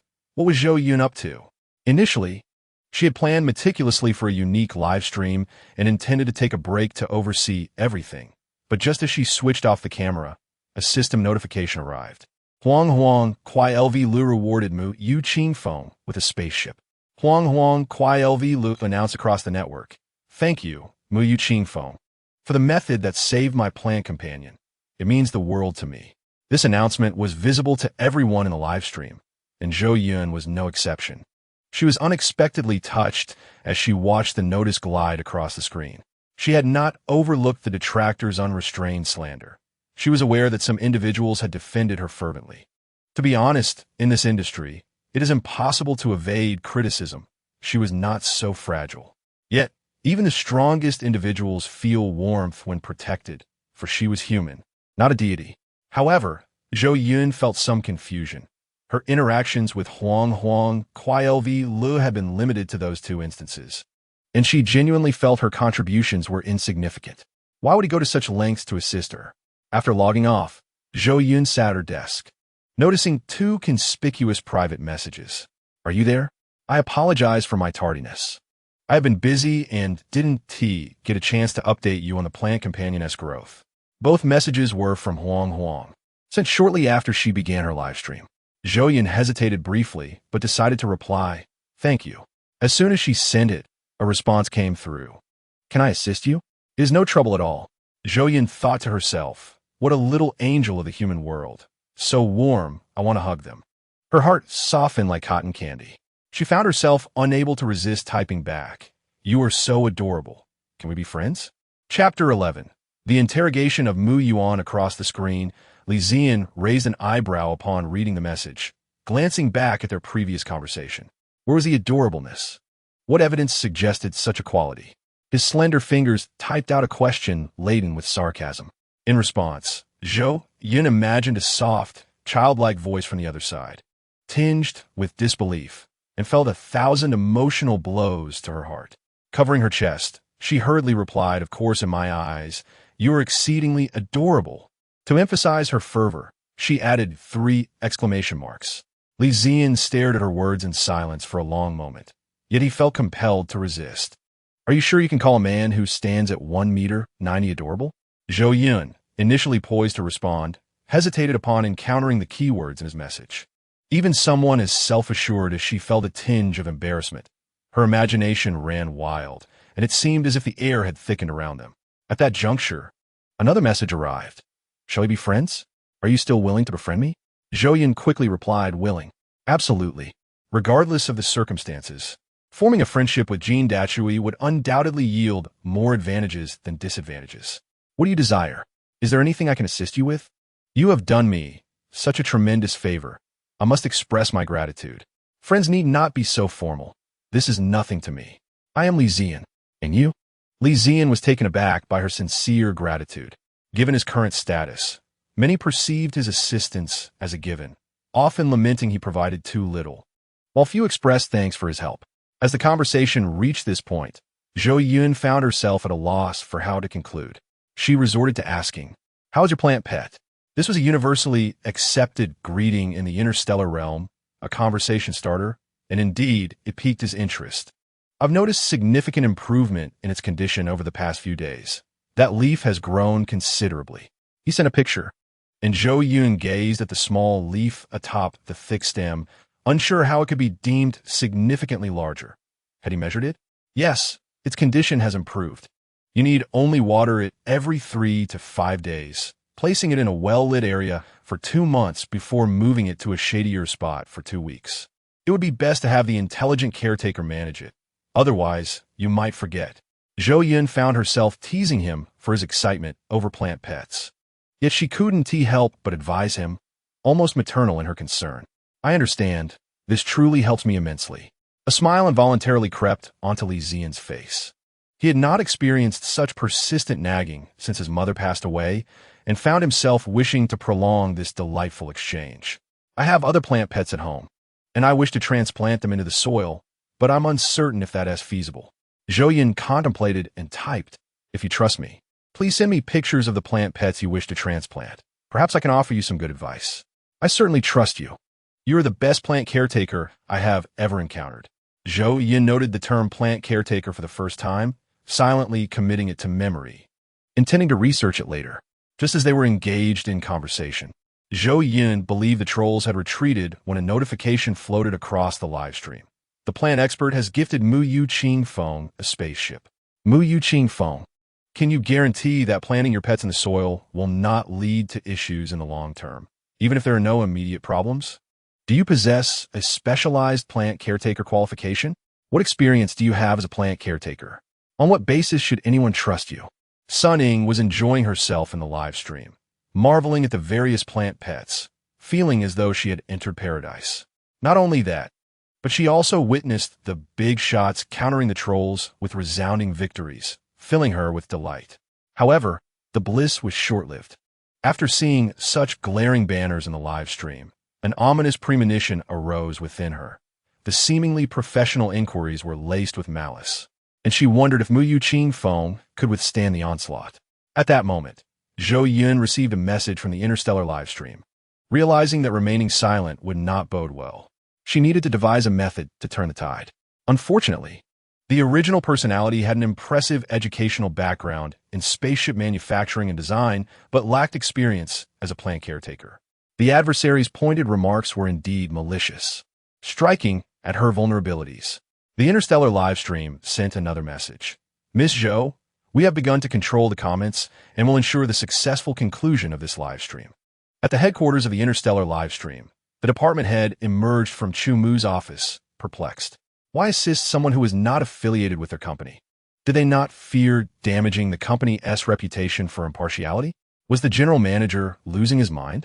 Nevertheless, he issued orders to expel the disruptive trolls from the live stream and sent a message to Zhou Yun.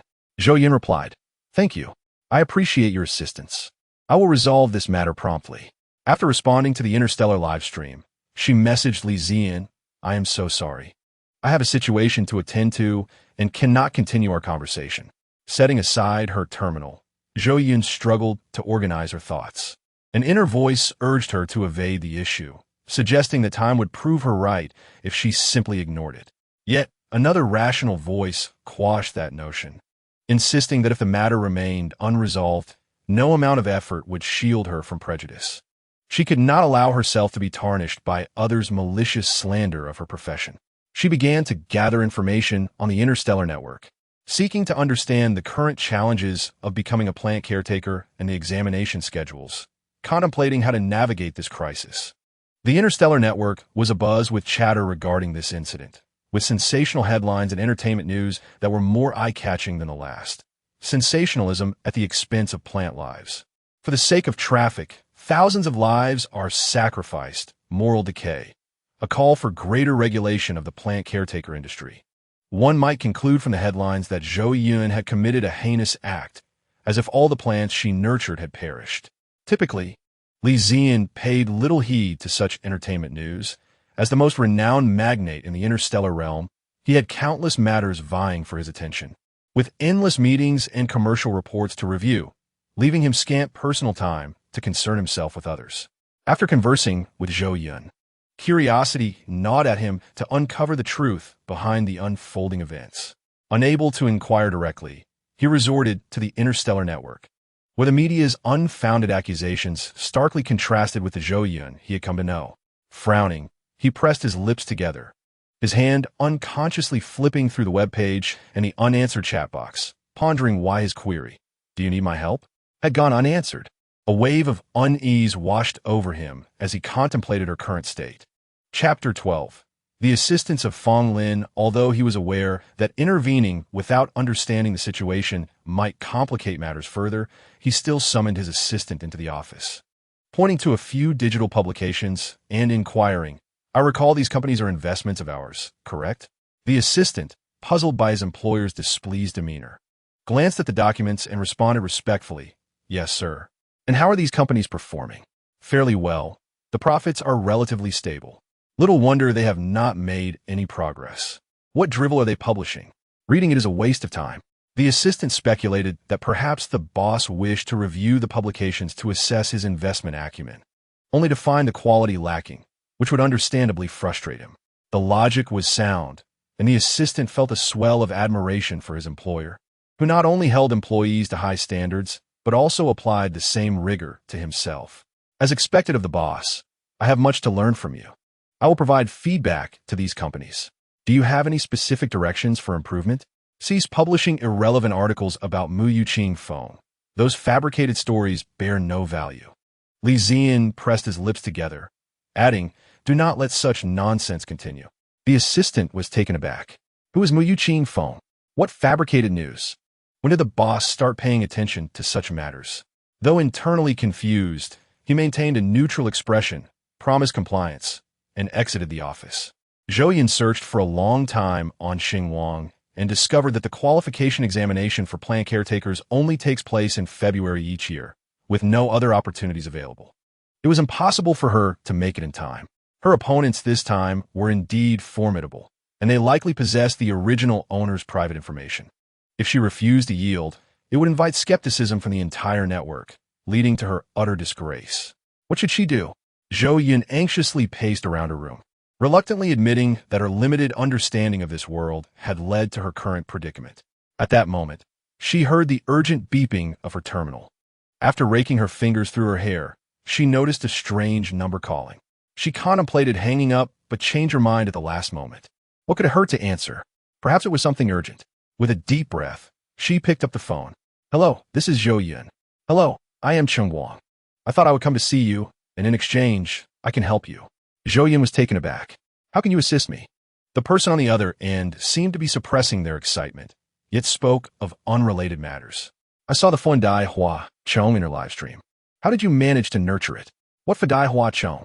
What are you talking about?" Zhou Yun felt irritated and spoke curtly. Fong Lin observed his master's flustered state, realizing the conversation was going nowhere, and seized the terminal. "Hello, Miss Zhou, my master Cheng Wang and I are plant caretakers. After entering your live stream, we noticed the Fun Dai Hua Chong. My master is quite passionate about it. He has studied it for a long time, but has never managed to keep it alive. Seeing it today was understandably exciting."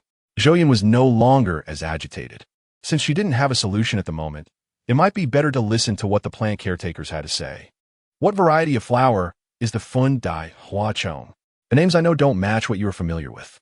Fong Lin, noticing her calm tone, replied, I will send you a screenshot from the live stream. What do you mean by you can help me? Miss Zhou, you may not be aware, but cultivating the Fun Dai Hua Chong has long been an unsolved challenge in the plant caretaker community. The fact that you have nurtured it so well is the most compelling evidence of your capability, enough to silence those who doubt you. Zhou Yun suddenly understood. So this was the barrier of information between the two realms? It turned out to be that simple. What do you require from me in exchange for this information?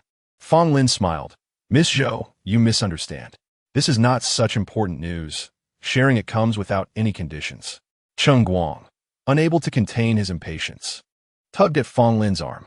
Fong Lin rolled his eyes at the sky, thinking how lacking his master was. But it would be great if we could truly see the Fun Dai Hua Chong. That is not a problem. Zhou Yun felt curious. What could be so difficult to grow about the Fun Dai Hua Chong? She hadn't encountered particularly delicate plants, so why had she struggled? Your master is Cheng Guang, and you are? I am Fong Lin. We directly contacted the general manager of Xingji Live, Chu Mu, who informed us that we were here to help you and provided me with your number. I initially did not wish to use such an impolite method, but given the circumstances, you likely did not see my private messages. I sent many. Zhou Yun opened her private messages on a split screen, her gaze sharpening as she found Li Ziyuan's message. Do you need my help? She paused briefly, then continued scrolling, seeing concerned words from fans and mockery from detractors. Finally, she found Fong Lin's message, whose username was Plant Caretaker Fong Lin, confirming he had indeed sent many messages. After agreeing on a time for their visit, they ended the call. Zhou Yun looked at Li Ziyuan's message and replied with a light smile. No need, I can handle it. 2 days had passed without any news from Mu Yuqing Feng. But her fans seemed to have realized that those individuals were professional trolls and were not hesitant to confront them. The trolls might not care for the plant's well-being. Plants are in the soil. They are not invisible. Can't they see whether they are thriving or not? The trolls are making a fuss, unaware of the potential consequences for the plants. Alas, poor plants. I'm dying of laughter. How many plants have you killed yourself? Who will pity them? Moreover, Muyu's plants are doing quite well. Sitting in front of her light brain, Sun Ying felt like a lone warrior against the trolls, brimming with confidence. She stretched, remarking, I'm exhausted. I've never been this tired at work. Her gaze swept over the thriving catnip, and she walked over to touch it, cooing affectionately, Mao Mao. If it weren't for you, Mommy wouldn't have such strength. A gentle breeze rustled the leaves of Mao Mao, which, through Sun Ying's maternal lens, seemed to inspire her, causing tears of joy to well up in her eyes. Mao Mao, you truly are a wonderful baby. After taking a moment to appreciate her beloved plant, Sun Ying resumed her keyboard battle. That morning, Zhou Yun arrived early at the port, eagerly awaiting the arrival of the spaceship. When the vessel docked, 2 individuals emerged. One appeared mature and composed, with meticulously groomed hair, while the other was youthful and exuberant. As expected, the elder was Cheng Guang, and the younger one was Fong Lin. Zhou Yun was somewhat surprised. The seemingly reliable master had been rather unsteady during their previous call, while the lively apprentice appeared to be far more dependable. Indeed, one should not judge by appearances. She quickened her pace to greet them. Welcome. Observing Cheng Guang closely, she noted he seemed to have calmed since their last conversation, maintaining a serious demeanor with only a flicker of fervor in his eyes betraying his true feelings. He approached her and extended his hand. Hello, I am Cheng Guang.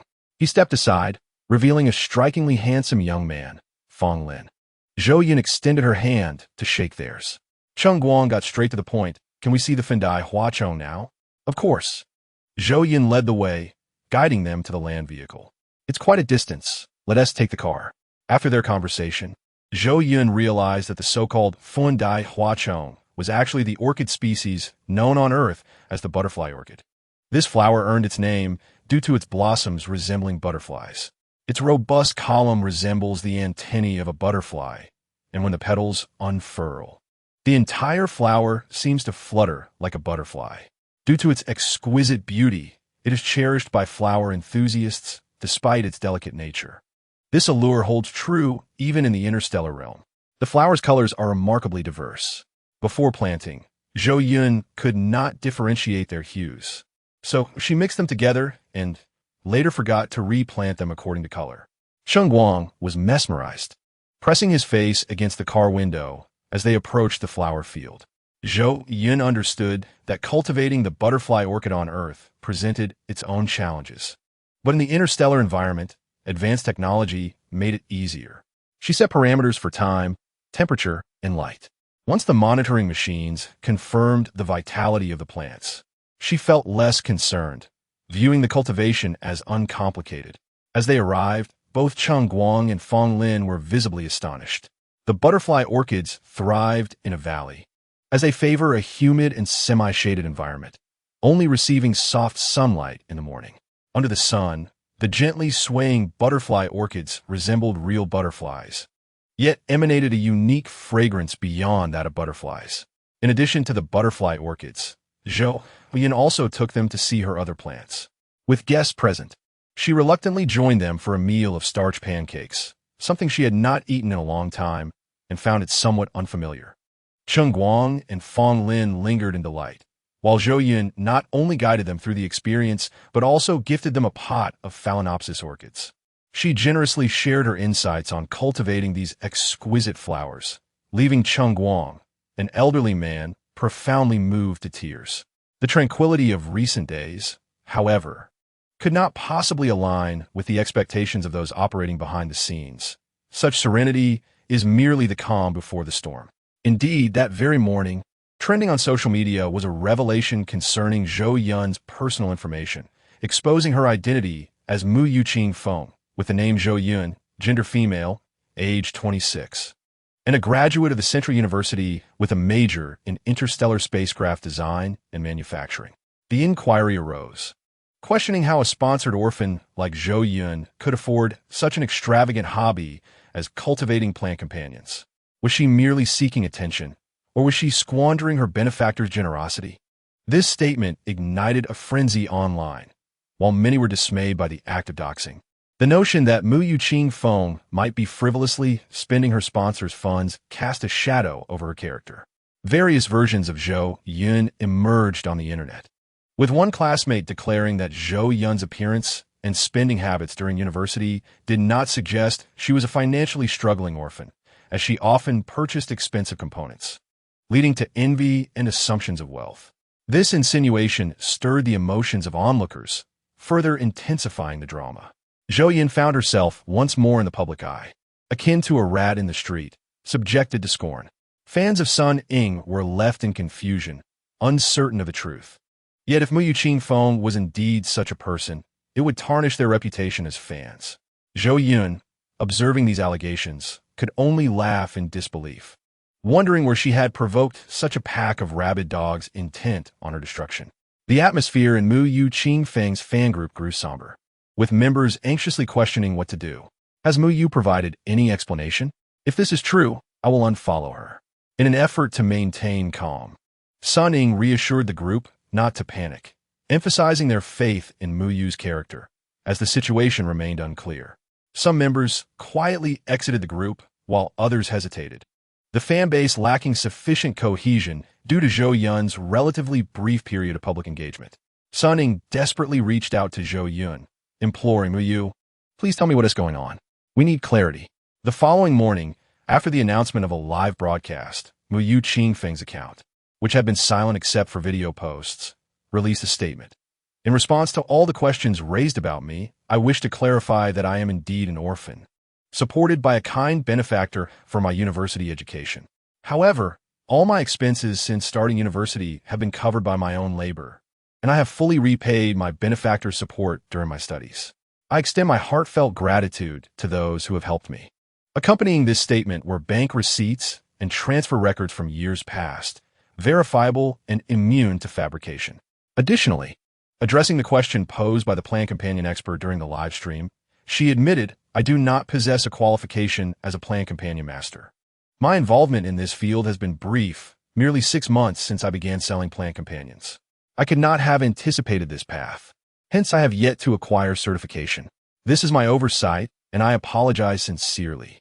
Sun Ying continued scrolling, discovering that all of Mu Yuqing Feng's purchase records dated back only 6 months, showcasing her remarkable talent in nurturing plant companions. A gift Sun Ying had never encountered before. I have only recently begun cultivating plant companions. There is no truth to the claim that I am using my benefactor's funds for personal hobbies. I believe my achievements reflect the support I have received. The following section detailed her outstanding academic performance, indicating her diligence and commitment. I regret that I cannot answer the previous question posed by the plant companion expert. I can only say that time will reveal the truth, and those who defame me will face consequences. I have filed a lawsuit in federal court. Lastly, I thank those who believe in me. As Sun Ying read this, tears filled her eyes. She envisioned a girl striving to reach for the sun, while those born of mud sought to drag her down. Zhou Yun had worked so hard, achieving excellence. What more could they want from her? In a moment of rage, Sun Ying directed her fury towards the plant companion expert, her fingers poised to unleash her wrath upon the keyboard. You slanderous troll! How dare you fabricate stories and not show your face to apologize? Sun Ying lamented her own restraint, her face flushed, when suddenly her terminal chimed with a message in the group. A younger, typically lively fan posted, "Wow, I'm so emotional. My sister is such an inspirational idol. I was just a fan of her plant companions, but now I am her fan. Whoever speaks ill of her, watch me take them down." Others who had been lurking emerged, rallying their fellow fans to attack the detestable plant companion expert's account. This is outrageous. One fan simply stated, "My sister is incredible. I admire her." Sun Ying observed these comments, her expression softening. While she found solace in their support, her rational mind cautioned against reckless actions. If they continued in this manner, Zhou Yun's public image would be irreparably damaged. With Mu Yu having already made her statement, the evidence was sufficient, and the plant companion expert had no favorable outcome awaiting them. They must not act rashly. The group became lively once more, reminiscent of a festive gathering. Shaking off the previous desolation, Sun Ying sent Zhou Yun a private message. "Idol, I will always support you. I truly admire you. You are the best." Meanwhile, Zhou Yun sat before her light brain, observing the shift in sentiment online. A faint smile gracing her face as she resolved to uncover the identity of those orchestrating this chaos. I have yet to experience such a setback in my life. The plant companion expert is merely a precursor to greater challenges. Ding! The terminal chimed again, and upon reading Sun Ying's words, Zhou Yun's smile warmed, filling her with gratitude. In a dilapidated apartment on the outskirts of Central Star City, a youthful figure with a disheveled red hairstyle and pronounced eye bags, Mu Yuan, found his face flushed with rage as he whispered into his phone. "Why would you feed me such false information? Everything is ruined. That woman intends to take me to court. Isn't this outcome within your expectations?" replied the man on the other end, his tone remaining icy and unaffected. "While the information was supplied by me, the choice to disseminate it was yours, and thus you alone shall bear the consequences." Mu Yuan, feeling cornered by the cold voice from the terminal, retorted, "Are you not concerned I might expose you and drag you down with me? I have retained evidence." Mu Yuan, if you refer to those screenshots and recordings, check your light brain. Fear gripped Mu Yuan as he trembled, hastily opening his light brain, only to find the message. The folder you searched for does not exist. This realization darkened his hopeful eyes. In disbelief, he frantically opened all backups, but they yielded nothing. Ultimately, he curled into a corner, pleading for help. "Please, I don't want to go to jail." After the person finally spoke, he continued, asserting that based solely on this incident, one would not be facing imprisonment, had it not been for Zhou Yun's relentless pursuit. Such a trivial matter could have been resolved with a mere apology. His words ignited an inferno of rage within Mu Yuan, with all his fury redirected toward Zhou Yun. Indeed, it was Zhou Yun, that despicable woman. Had it not been for her incessant nagging, he would not have found himself in such a predicament. Mu Yuan suppressed his coarse breathing, harboring malicious thoughts. The person across from him seemed to have discerned his intentions and whispered temptingly that although Zhou Yun had proven she did not misuse the benefactor's funds to cultivate plant pets, she had not demonstrated that her cultivation methods were valid. Consider this. How could plant pets be grown in the soil? What right does such a petty individual as Zhou Yun have to redeem herself? Mu Yuan's eyes reddened uncontrollably akin to a blood-soaked arrow. With only hatred for Zhou Yun occupying his mind. What should I do? He rasped. She has no way to prove her methods. As long as you can seize this point, you will not lose. I understand. The call ended. Yet the glimmer in Mu Yuan's eyes grew brighter as he curled up in the corner. The following day, the plant pet expert's star network finally stirred. Mu Yuqing Feng, I acknowledge your exceptional skills in spacecraft design and manufacturing. However, this does not validate your qualifications as a plant pet master. How can someone without even a plant pet qualification certificate be held accountable for the numerous plant pets you cultivated? By this measure alone, you are a morally bankrupt individual. I am not afraid to take you to court. I trust that the law will render a just verdict. This statement quickly ascended the Star Network's trending list. Zhou Yun stared at the message, her fingers lightly tapping the table. This time, she enlisted Chu Mu's help, hoping to utilize the Interstellar Live Broadcasting Network's technical department to unearth the puppeteer behind the scenes. They discovered that Mu Yuan was in conversation with someone. Yet the content of the call remained elusive, and they could not reverse engineer the call's origin. Miss Zhou, the other party evidently possesses highly advanced networking skills capable of disrupting tracking. It appears you have provoked someone formidable. Chu Mu remarked, his brow furrowed. We can only assist you to this extent. I apologize. Zhou Yun detected the regret in his voice and feigned nonchalance in her response. It's all right, Mr. Chu. You have already been of great assistance. At least I am aware that my adversary is quite powerful, correct? She paused and continued, moreover, as long as he continues to target me, he will inevitably reveal his true colors. I hope you uncover the truth soon.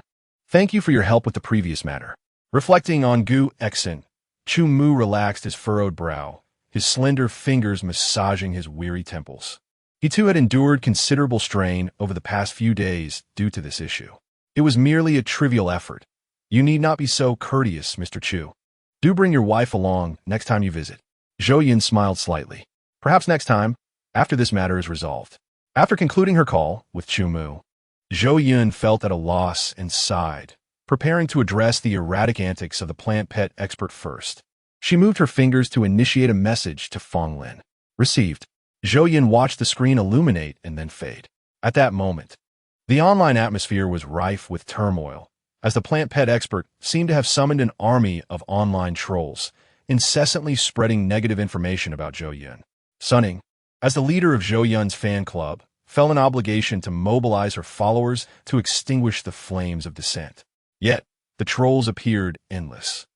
Sunning felt her fingertips burning, her throat parched, but her efforts bore little fruit. She slumped in her chair, gasping, shaking her aching arms, feeling as though she could not endure much longer. However, the situation on the Star Network remained dire, with many harboring hostility towards Mu Yuqing Feng. She quickly sent a private message to Mu Yuqing Feng. The situation is urgent.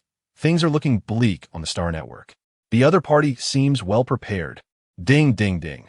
The sound of incoming messages echoed as she strained to lift her arm and clicked to read Mu Yuqing Feng's reply. I have a plan. Thank you. I appreciate your assistance. Sunning was overwhelmed with emotion, her eyes brimming with tears, feeling invigorated. However, as she raised her hand to type a response, the fatigue in her wrist and the blood pooling in her fingers reminded her of her limitations. She could only sit at her light brain, observing the unfolding situation. By 10 in the morning, the online detractors had gained overwhelming dominance through sheer numbers. With the main figure remaining silent, the fans were weary. At that moment, a new message appeared on the Star Network. It came from the plant pet master, Cheng Guang, who had not updated his status in years. Mu Yuqing Feng, your plant pet cultivation is excellent. The idea of planting plant pets in the soil is a stroke of genius. Curious onlookers flocked to his account. Fans began flooding the comments with excitement. Grandpa, the plant master you follow, finally has news. Yay!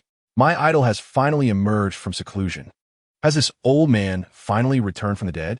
Some questioned Cheng Guang's identity and wondered why so many were following his updates.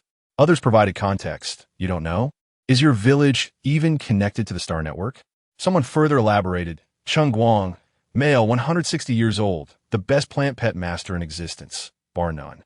His research on plant pet nutrient solutions 10 years ago improved the survival rate of over 10 rare plant pets by 10%. Do not underestimate this 10%. The seeds of ancient plant pets are already scarce, and the few that possess sufficient vitality to be stimulated are even rarer.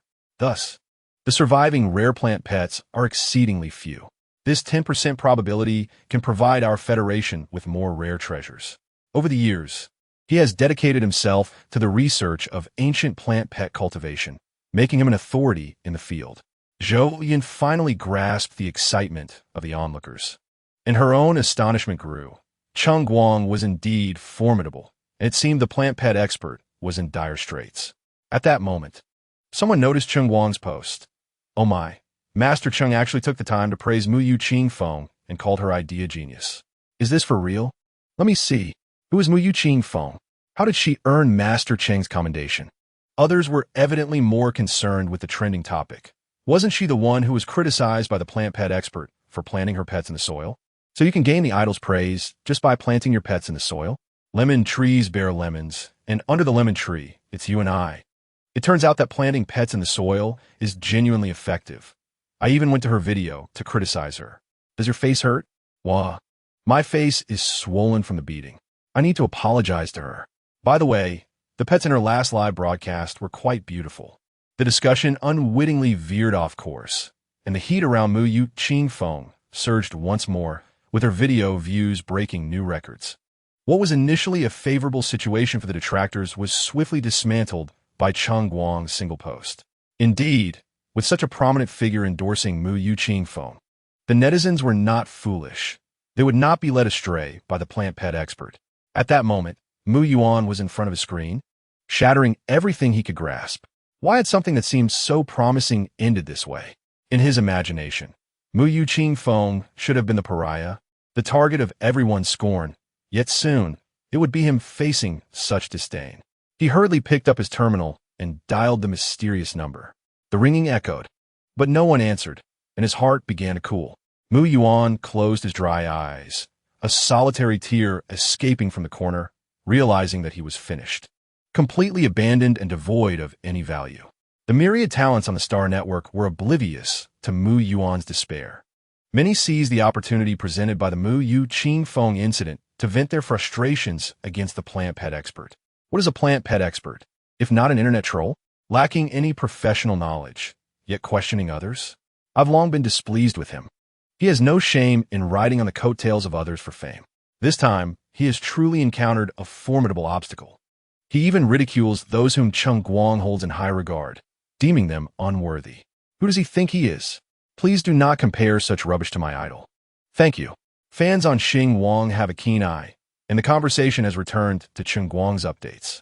To my surprise, Master Cheng even included an image.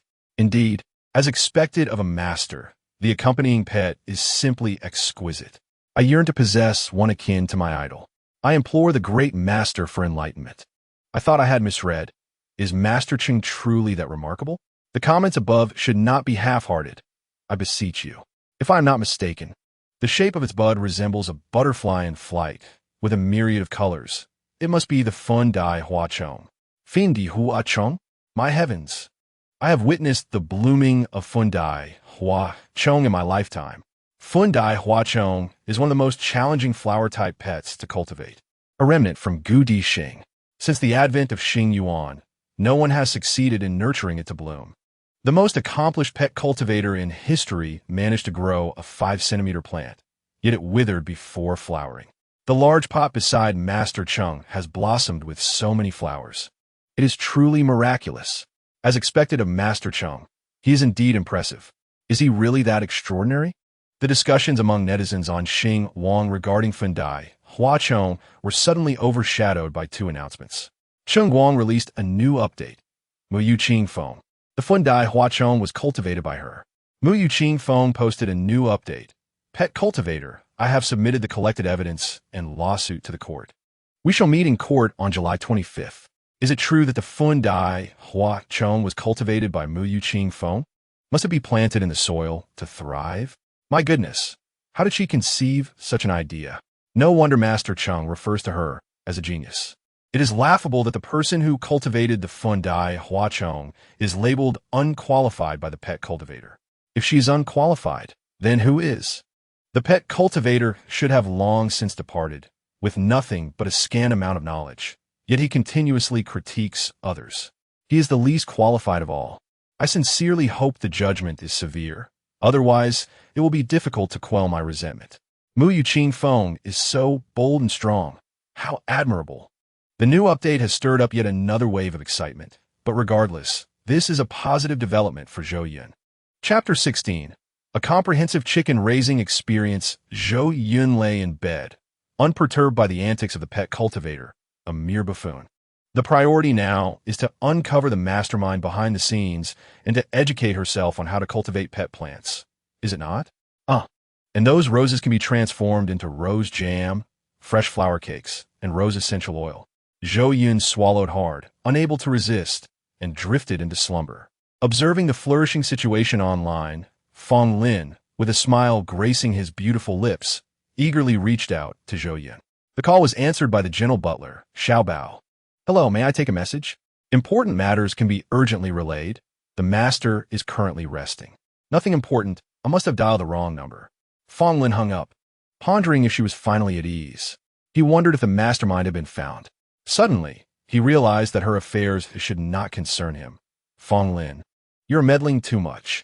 A small voice within him defended. I am concerned about her exceptional planting skills. After all, it pertains to my condition. Exceptional planting skills? He unconsciously muttered, which caught Cheng Guang's attention as he passed by. Cheng Guang promptly inquired, whose planting skills do you find exceptional? Fong Lin's thoughts were abruptly interrupted. He chuckled and asked, Master, how do you perceive Zhou Yun's planting skills?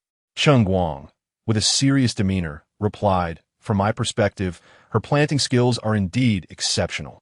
I am unsure where she learned her comprehensive cultivation system. Fong Lin, observing Cheng Guang's earnestness, could not help but ask, how does she compare to you? After a moment of contemplation, Cheng Guang shook his head. I am not her equal. Fong Lin raised an eyebrow. Is she truly that remarkable? If it were her, would there be a solution? He could not resist the urge to pose this somewhat vague question. Cheng Guang looked at Fong Lin, who was in earnest inquiry, and recalled the condition of his apprentice, his gaze dimming. Perhaps there is a way, at least with better odds than mine. What do you wish to do? I wish to explore. Perhaps she knows the right path. Fong Lin's eyes fell, his long, curled lashes obscuring his bright gaze, exuding a cool yet aggressive aura. Cheng Guang sighed and wearily waved his hand. Go on, there may be hope. Fong Lin lifted his gaze, witnessing his master's radiant smile. Realizing that perhaps his fate was not as dire as he had feared, Cheng Guang shot him a cold glance. That may be true, as the saying goes. Good people do not live long, while calamities endure for 1,000 years. Now, stop idling about. You haven't left yet. Suddenly, Fong Lin's face turned pale as he clutched his chest, weakly exclaiming, Master, I cannot endure this any longer. Cheng Guang hurriedly approached to check. What's wrong? Is it acting up again? Fong Lin swiftly dashed away, and the courtyard echoed with Cheng Guang's furious shout. You little rascal, you are truly infuriating. Fong Lin paused, breathless, leaning against a pillar, one hand pressed to his chest, the lingering pain still present. He understood his body and did not wish to cause his master any worry. Unaware of the external circumstances, Zhou Yun slumbered peacefully, her tense nerves from recent events finally relaxing. Her body seemed to crave this tranquil slumber, conjuring a myriad of delightful dreams to keep her nestled in bed. Rose jam, sugar oranges, pomelo tea, I want them all. I also want snail noodles and chopped pepper fish head. I'm not yet full. I wish to continue eating. Zhou Yun smacked her lips, and upon waking, the sun of the next day had already risen. She rubbed her face, turned over, and closed her eyes. Xiao Bao, do I have any plans today? Master, the batch of chickens you are raising has produced so many eggs that the storage has reached capacity. Should we purchase new preservation equipment for better storage? Another day begins, and Xiao Bao remains dutiful as ever. Upon hearing the mention of spending money, Zhou Yun's mind became clear, and she hurriedly sprang from bed. I must go take a look.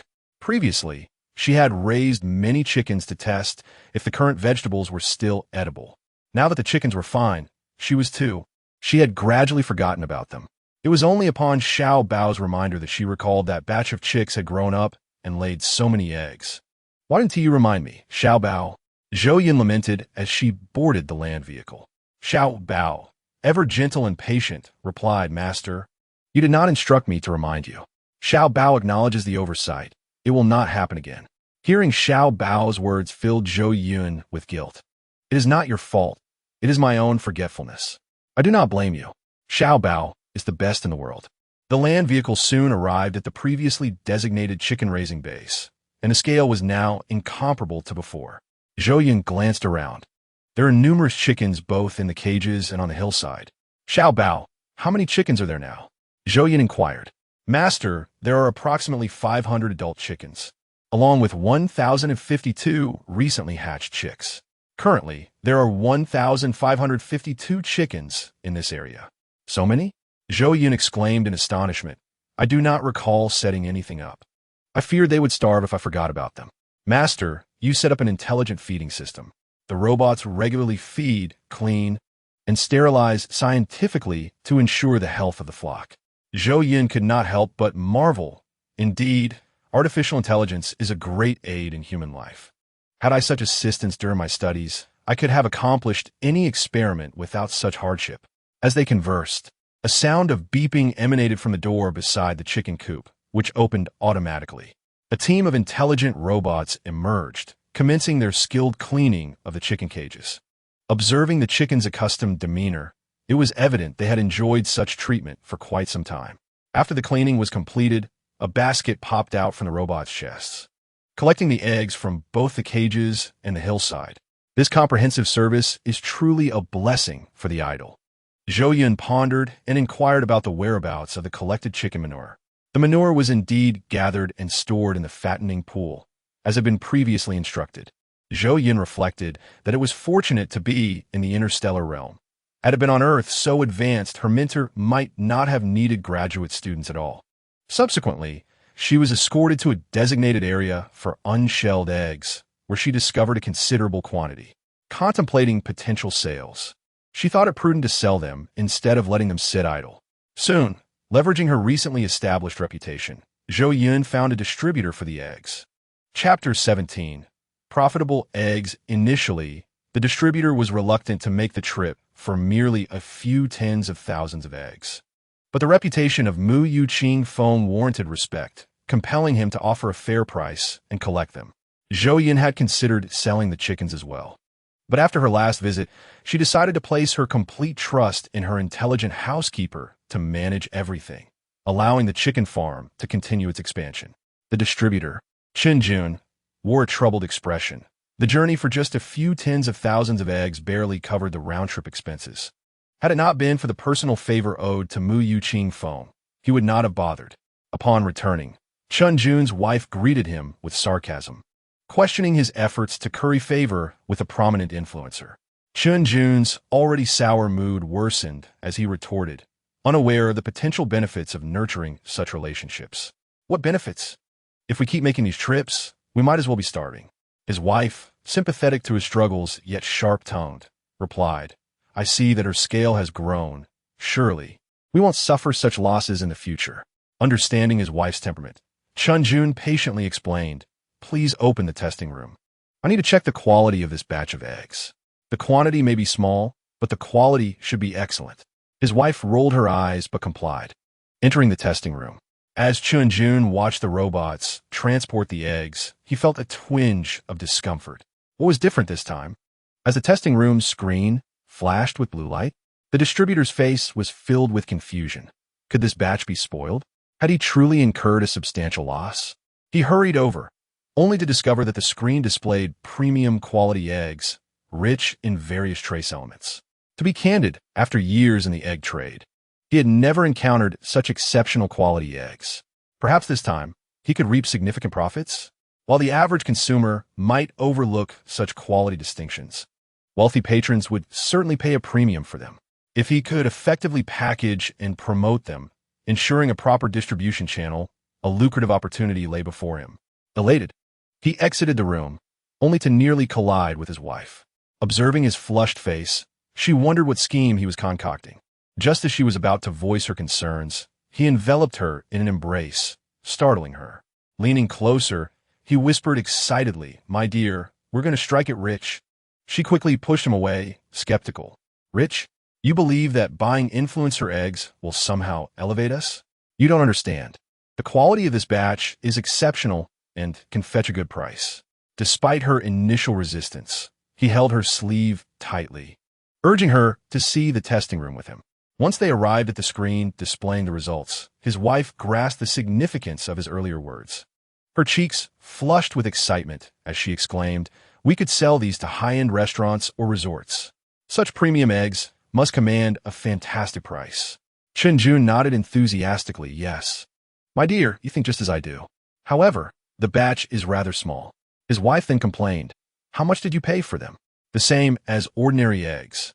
He replied, "You should contact my cousin at Dingsheng Restaurant to see if they can arrange a supply. Then, reach out to Mu Yuqing Phone to stabilize our sources." "What's keeping you here?" Just as he was about to leave, she called him back, reminding him to inform Mu Yuqing Phone about the current situation and adjust the price accordingly. "I understand." He chuckled. "My wife is indeed clever." Although Jun had already formulated a plan upon seeing the results, he relished the idea of his wife participating in the decision-making process. Within a couple of days, Zhou Yun received a call from Jun. Glancing at the caller ID, she felt puzzled. Was there an issue with the eggs? After a brief hesitation, she answered, "Hello." "Zhou Yun, what is it?" The voice on the other end introduced itself. "Hello, Miss Zhou. This is Jun, the one who purchased your eggs. Do you remember me?" "Yes. Is there a problem with the eggs?" Zhou Yun queried directly. "Not at all. After testing the eggs, I found their quality to be outstanding. I realize I offered too low a price and would like to make up the difference. Could you please provide me with your Xingxing account?" Jun eagerly sought to convey his sincerity. However, Zhou Yun remained cautious, recalling past scams she had encountered on Earth. She hesitated to be duped and considered ending the call, but worried about the potential awkwardness of hanging up. Thus, she replied nonchalantly, "It's fine. As long as there are no issues with the eggs. There's no need to adjust the price. It was fair." Jun feared Zhou Yun might decline the future collaboration, quickly interjecting, "Miss Zhou, I assure you the payment will be made. If your account is inconvenient, I can deliver the payment in person when I come to collect the eggs next week." Zhou Yun pondered the fact that a scammer would likely not make such a promise and replied, "Could you explain the situation to me?" Jun, realizing his earlier haste, elaborated on the exceptional quality of the eggs and his intention to contact high-end restaurants to sell them at prices far exceeding ordinary eggs. Aiming to place a long-term order with Zhou Yun was nearly taken aback, shocked that the eggs could fetch such a high price. Could selling eggs truly lead to wealth? However, upon closer reflection, she recalled the substantial costs incurred from feeding the chickens with various vegetable scraps and grains. If she had not grown those vegetables herself, the expenses would have been exorbitant. Consequently, it seemed her profits would not be unjustified. In a cheerful disposition, she and Jun briefly discussed the order details. After hanging up, she initially considered slaughtering a chicken to nourish herself, but felt it would be ungrateful to her benefactors. Instead, she crossed out the hen on her menu and opted for a rooster. The poor rooster remained blissfully unaware that its life was soon to be forfeit due to this very phone call. In the kitchen, a pot of chicken soup simmered, releasing an aroma that was simply tantalizing. Zhou Yun nestled into her soft sofa. Since her last chat with Li Ziyan, he had frequently checked in on her through private messages, but she had been too busy to respond. Now, with some leisure time, she felt compelled to express her gratitude. "I've been quite busy lately. Thank you for your concern." She sent off, thinking he might be occupied, before setting her terminal aside and heading to the kitchen, drawn by the irresistible scent of the soup. Chapter 18. Before the meeting soon, her terminal lit up again before dimming. Upon returning from the kitchen, Zhou Yun saw his reply. "That pet influencer is simply despicable. If you intend to sue, will you require a lawyer? I can refer one to you." Zhou Yun's eyes brightened. She indeed had such a need. How thoughtful of him. However, her next message typed out, "Really? Will it be expensive?" Though feeling slightly embarrassed. Financial constraints compelled her to ask. If the fees were too high, dealing with Mu Yuan would not be worth it. Li Ziyan chuckled at her message. His long fingers typing, not at all. The lawyer we employ is on retainer. I will ensure you receive an internal rate. That sounds great. Thank you. Zhou Yun replied joyfully. Just call me by my name. Referring to me as Big Shot makes me feel old. Li Ziyan rubbed his forehead, contemplating that perhaps an in-person meeting was necessary to discuss the details and facilitate an introduction. As he typed this message, a hint of hesitation lingered within him, yet the curiosity to see her appearance prevailed. He initially assumed it would take a considerable amount of time, but unexpectedly, the straightforward Zhou Yun did not perceive anything amiss. Upon reading Li Ziyuan's message, she quickly replied, "Sure, Ziyuan. Just confirm the time. I am available anytime." Li Ziyuan hesitated for a brief moment, realizing that this opportunity was too precious to let slip away. "Then let us meet at your place, since you invited me over last time. How about the day after tomorrow?" "Of course." Zhou Yun typed with enthusiasm, punctuating her sincerity with an exclamation mark. After conversing with Li Ziyuan, she felt that she had resolved a lingering challenge and proceeded to serve herself a hearty bowl of chicken soup alongside freshly stir-fried vegetables, preparing for a delightful meal. Before she could finish, another notification chimed in. This time, it was a video call from Chung Wang. What a coincidence. Everything seemed to align perfectly. "What's up, Master Chung?" Zhou Yun asked hurriedly, clearing her meal from the table before answering the call. "Well, Miss Zhou, that pink butterfly flower is thriving, but I was in a rush during my last visit and still have many cultivation questions to discuss. Would you have some time to spare?" Chung Wang's expression bore a trace of nervousness. Without a moment's thought, Zhou Yun readily agreed. "Any time works for me. Where would you like to come?" "Actually, I would like it to be soon. Is that possible?" Chung Wang gazed at her earnestly. "Certainly." Zhou Yun nodded. "The day after tomorrow sounds good. You will be able to arrive then." Zhou Yun was taken aback by the urgency, but having made a decision, she felt it inappropriate to retract her agreement. After ending the video call, she retrieved her well-preserved meal to finish dining before heading off to rest. Fong Lin, who had been waiting by Chung Guang's side, smiled ingratiatingly at Chung Guang after the call ended. Chung Guang shot him a glare. "Are you satisfied now? Once you get there, do not slack off like you do in front of me, or you'll be sent back in no time. That will bring disgrace upon your master." Fong Lin assured. "You can relax, master."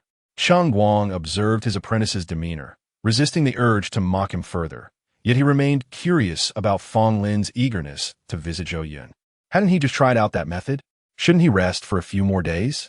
"Master, aren't you always encouraging me to be diligent?" Fong Lin feigned innocence. Chung Guang scrutinized Fong Lin, suspecting he might harbor feelings for Zhou Yun. However, he kept his thoughts to himself, understanding that if he voiced his suspicions, Fong Lin's character might cause him to withdraw. Fong Lin, perplexed by his master's gaze, chose not to probe further. As the night deepened, Li Ziyuan was still engrossed in family affairs. After receiving confirmation of the meeting from Zhou Yun earlier that afternoon, he had arranged for his assistant to clear his schedule. The assistant's astonished expression was almost comical. Today seemed unusually joyful for Li Ziyuan. Following their conversation, he had summoned the most renowned legal team from the company's legal department, expecting them to prepare for a rather intricate case. They appeared serious, only to be met with a simple matter that hardly warranted their collective expertise. Thoughts of Li Ziyuan being driven mad by work crossed their minds simultaneously. This is the case. Draft a specific plan, ensuring that the pet influencer receives the harshest punishment. Li Ziyuan commanded. "Zhao Songtang, bring the proposal to me tomorrow." Though Zhao Songtang felt that Li Ziyuan was overreacting, his status as the boss and the accompanying lucrative salary left him with no choice but to comply. "Understood, boss. I will gather the team to research it immediately." On the morning of the third day, Zhou Yun awaited at the docking port of the spaceship. Despite the intelligent monitoring system providing forecasts, she preferred to exercise caution. As she idly observed the port, she munched on sunflower seeds while binge-watching a drama. The open-ended conclusions in this interstellar age were quite intriguing. She had rewatched the series multiple times, each ending presenting a different scenario. Where did the sunflower seeds come from? One might ask. Naturally, they were harvested from her own sunflowers, which she had roasted. While savoring the seeds and engrossed in the show, she finally found joy in her earthly existence. If only there were some sweet tangerines, but that would have to wait a while longer. Just as Zhou Yun was lamenting, her assistant Xiao Bao approached. "Mistress, the previously scheduled spaceship requests docking permission. What do you say?" Shaking off the seed shells from her lap, she stood up quickly. "Yes, Xiao Bao, grant them permission. I will go welcome them." In an instant, the intelligent housekeeping system had already cleared the discarded shells into a bin. A shadow loomed over Zhou Yun, and upon looking up, she spotted an exceptionally large and luxurious spaceship gracefully approaching the dock. It was not just a slow approach. In the blink of an eye, it quietly occupied a significant portion of the docking space. As the spaceship opened, a group of formally dressed individuals disembarked, making Zhou Yun feel somewhat solitary in her solo welcome. She regretted not bringing her robotic guard along. Despite her thoughts, she stepped forward, uncertain of who the important figure was and concerned about making a mistake in recognition. Before Zhou Yun could finish her internal debate, the group had already positioned themselves before her. The handsome man in the center, with warm brown eyes, extended his hand. "Hello, nice to meet you. I am Li Ziyuan." Zhou Yun's hand, which she had raised, was gently grasped, and she flusteredly responded, "Hello, I am Zhou Yun. Shall we find a suitable place to discuss?" Li Ziyuan nodded in agreement and followed Zhou Yun to her reception area. Once seated, Li Ziyuan pointed to a slightly plump man beside him and introduced. "This is Zhao Songtang, our group's most outstanding lawyer. I brought him here to assist you." Zhou Yun complimented. "Mr. Zhao must possess exceptional skills. My case seems to be a bit of an overkill for his talents." Zhao Songtang, however, did not dare to take her flattery lightly. How could he accept such praise when the president had personally made time for this minor matter? Not at all. In fact, we have thoroughly analyzed Ms. Zhou's lawsuit, and the situation is as follows. Is there anything you would like to add? Zhou Yun was astonished by his preparedness. Even a minute detail she had overlooked had been identified. She instinctively shook her head, indicating there was nothing to add. Seeing her response, Zhao Songtang proceeded. "We believe the pet influencer should face the following penalties. Is it really that severe? An apology, compensation, and imprisonment?" Zhou Yun's expression turned blank. But upon hearing the question, she quickly masked her surprise, signaling her satisfaction with the anticipated outcome. Zhao Songtang concluded his virtual display. "If Miss Zhou is satisfied, let us proceed with this plan." He turned to take a seat. Zhou Yun hurriedly inquired, "Mr. Zhao, what is the attorney's fee?" Zhao Songtang instinctively glanced at Li Ziyuan, who responded with a meaningful look. Turning back to Zhou Yun, he smiled. "No need, Miss Zhou. The attorney's fee is already included in the compensation paid by the pet influencer. He has now resolved that the expense for the pet experts is absolutely necessary." Zhou Yun, having realized that she had been engaged in discussions for quite some time, felt a twinge of guilt for leaving Li Ziyuan waiting. She approached him and said, "I apologize for the delay. How about we go out for a meal? Afterward, I can take you on a tour to relax." "Sounds good," Li Ziyuan replied with a smile. Zhou Yun was uncertain about the culinary preferences of the affluent, but she surmised they would likely not indulge in carbon starch cakes. Before their arrival, she had contemplated allowing them to sample the various spices of the earth, but then reconsidered, fearing that while she herself had tried them without issue, the interstellar guests might misunderstand and think she was attempting to cause them harm. Thus, she opted for a more restrained approach. They enjoyed perfectly roasted chicken, pan-seared steak, deep-sea king crab, and an array of exquisite fish. Frankly speaking, this meal cost Zhou Yun a considerable sum, yet she found it somewhat lacking in flavor. The interstellar diners, unable to consume vegetables and devoid of diverse plant-based seasonings, found the taste of the artificial additives to be subpar. Despite her extensive efforts, Zhou Yun could not replicate the effect of natural spices and ultimately conceded defeat. As she dined on food that did not suit her palate, the others savored their meals. A glance in their direction revealed Zhao Songtang frowning as he took a bite, only to have his eyes light up, prompting him to hasten his eating. The same was true for the others, including Li Ziyuan, whose initially gentle demeanor transformed into surprise and delight at the delectable fare. Zhou Yun felt a sense of satisfaction. For the highest respect a chef can receive is the appreciation of their craft by patrons. However, she also felt a tinge of regret, as she was not entirely pleased with the dishes she had prepared, lamenting the waste of quality ingredients. Fortunately, she had saved some for herself, intending to enjoy them after the guests departed. Once the meal concluded, everyone was in high spirits. Li Ziyan, discreetly wiping the grease from the corners of his mouth, and Zhao Sontang, quite direct, inquired, "Miss Zhou, how did you prepare this meat?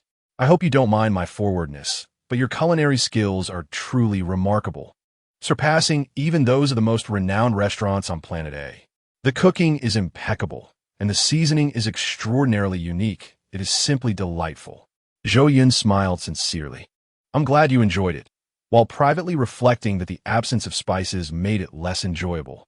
Subsequently, Zhou Yun took them to her cultivation area, where various plant-based pets flourished. Zhao Songtang, initially indifferent about this excursion, found himself reluctant to leave. The prospect of residing in such a beautiful place, surrounded by blooming flowers and indulging in gourmet meals daily, was enticing, even for a businessman like him. While Zhou Yun conversed with Li Ziyan, she initially felt restrained. However, Li Ziyan proved to be exceptionally knowledgeable, capable of engaging in any topic, allowing Zhou Yun to gradually forget about any unfinished business. At that moment, Fong Lin stood outside the port, gazing at the ultra-luxurious spaceship that occupied a significant portion of the docking area, unable to comprehend Zhou Yun's extravagant display. With years of adept piloting experience, Fong Lin finally maneuvered his vessel into a space comparable in size to his own. Upon exiting the cockpit, he breathed a sigh of relief, thinking the ordeal was over, only to discover the exit was deserted, with no one to greet him, not even a robotic assistant. Unwilling to be deterred, he strode toward the port entrance, only to be halted by a guard robot whose eyes glowed red, issuing a mechanical warning. "Warning, you are not authorized to enter. Please request authorization to proceed." Fong Lin furrowed his brow, perplexed by Zhou Yun's actions. She had clearly assured him of access. So why the sudden change? He attempted to contact her via video call, but there was no response. After several failed attempts, unease crept into his thoughts, especially considering the unresolved matters from the previous incident. Could Zhou Yun be involved? He resolved to make one last effort. If unsuccessful, he would have to force his way in. He reached for his terminal once more, but again there was silence.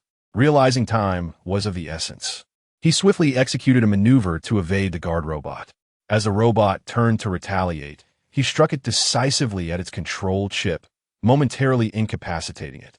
Seizing the opportunity, Fong Lin disabled the guard's control center and dashed toward the port control room. Meanwhile, the planet's intelligent security system detected the anomaly and triggered an alarm, prompting the intelligent assistant Xiaobao to report the situation to Zhou Yun. Chapter 20.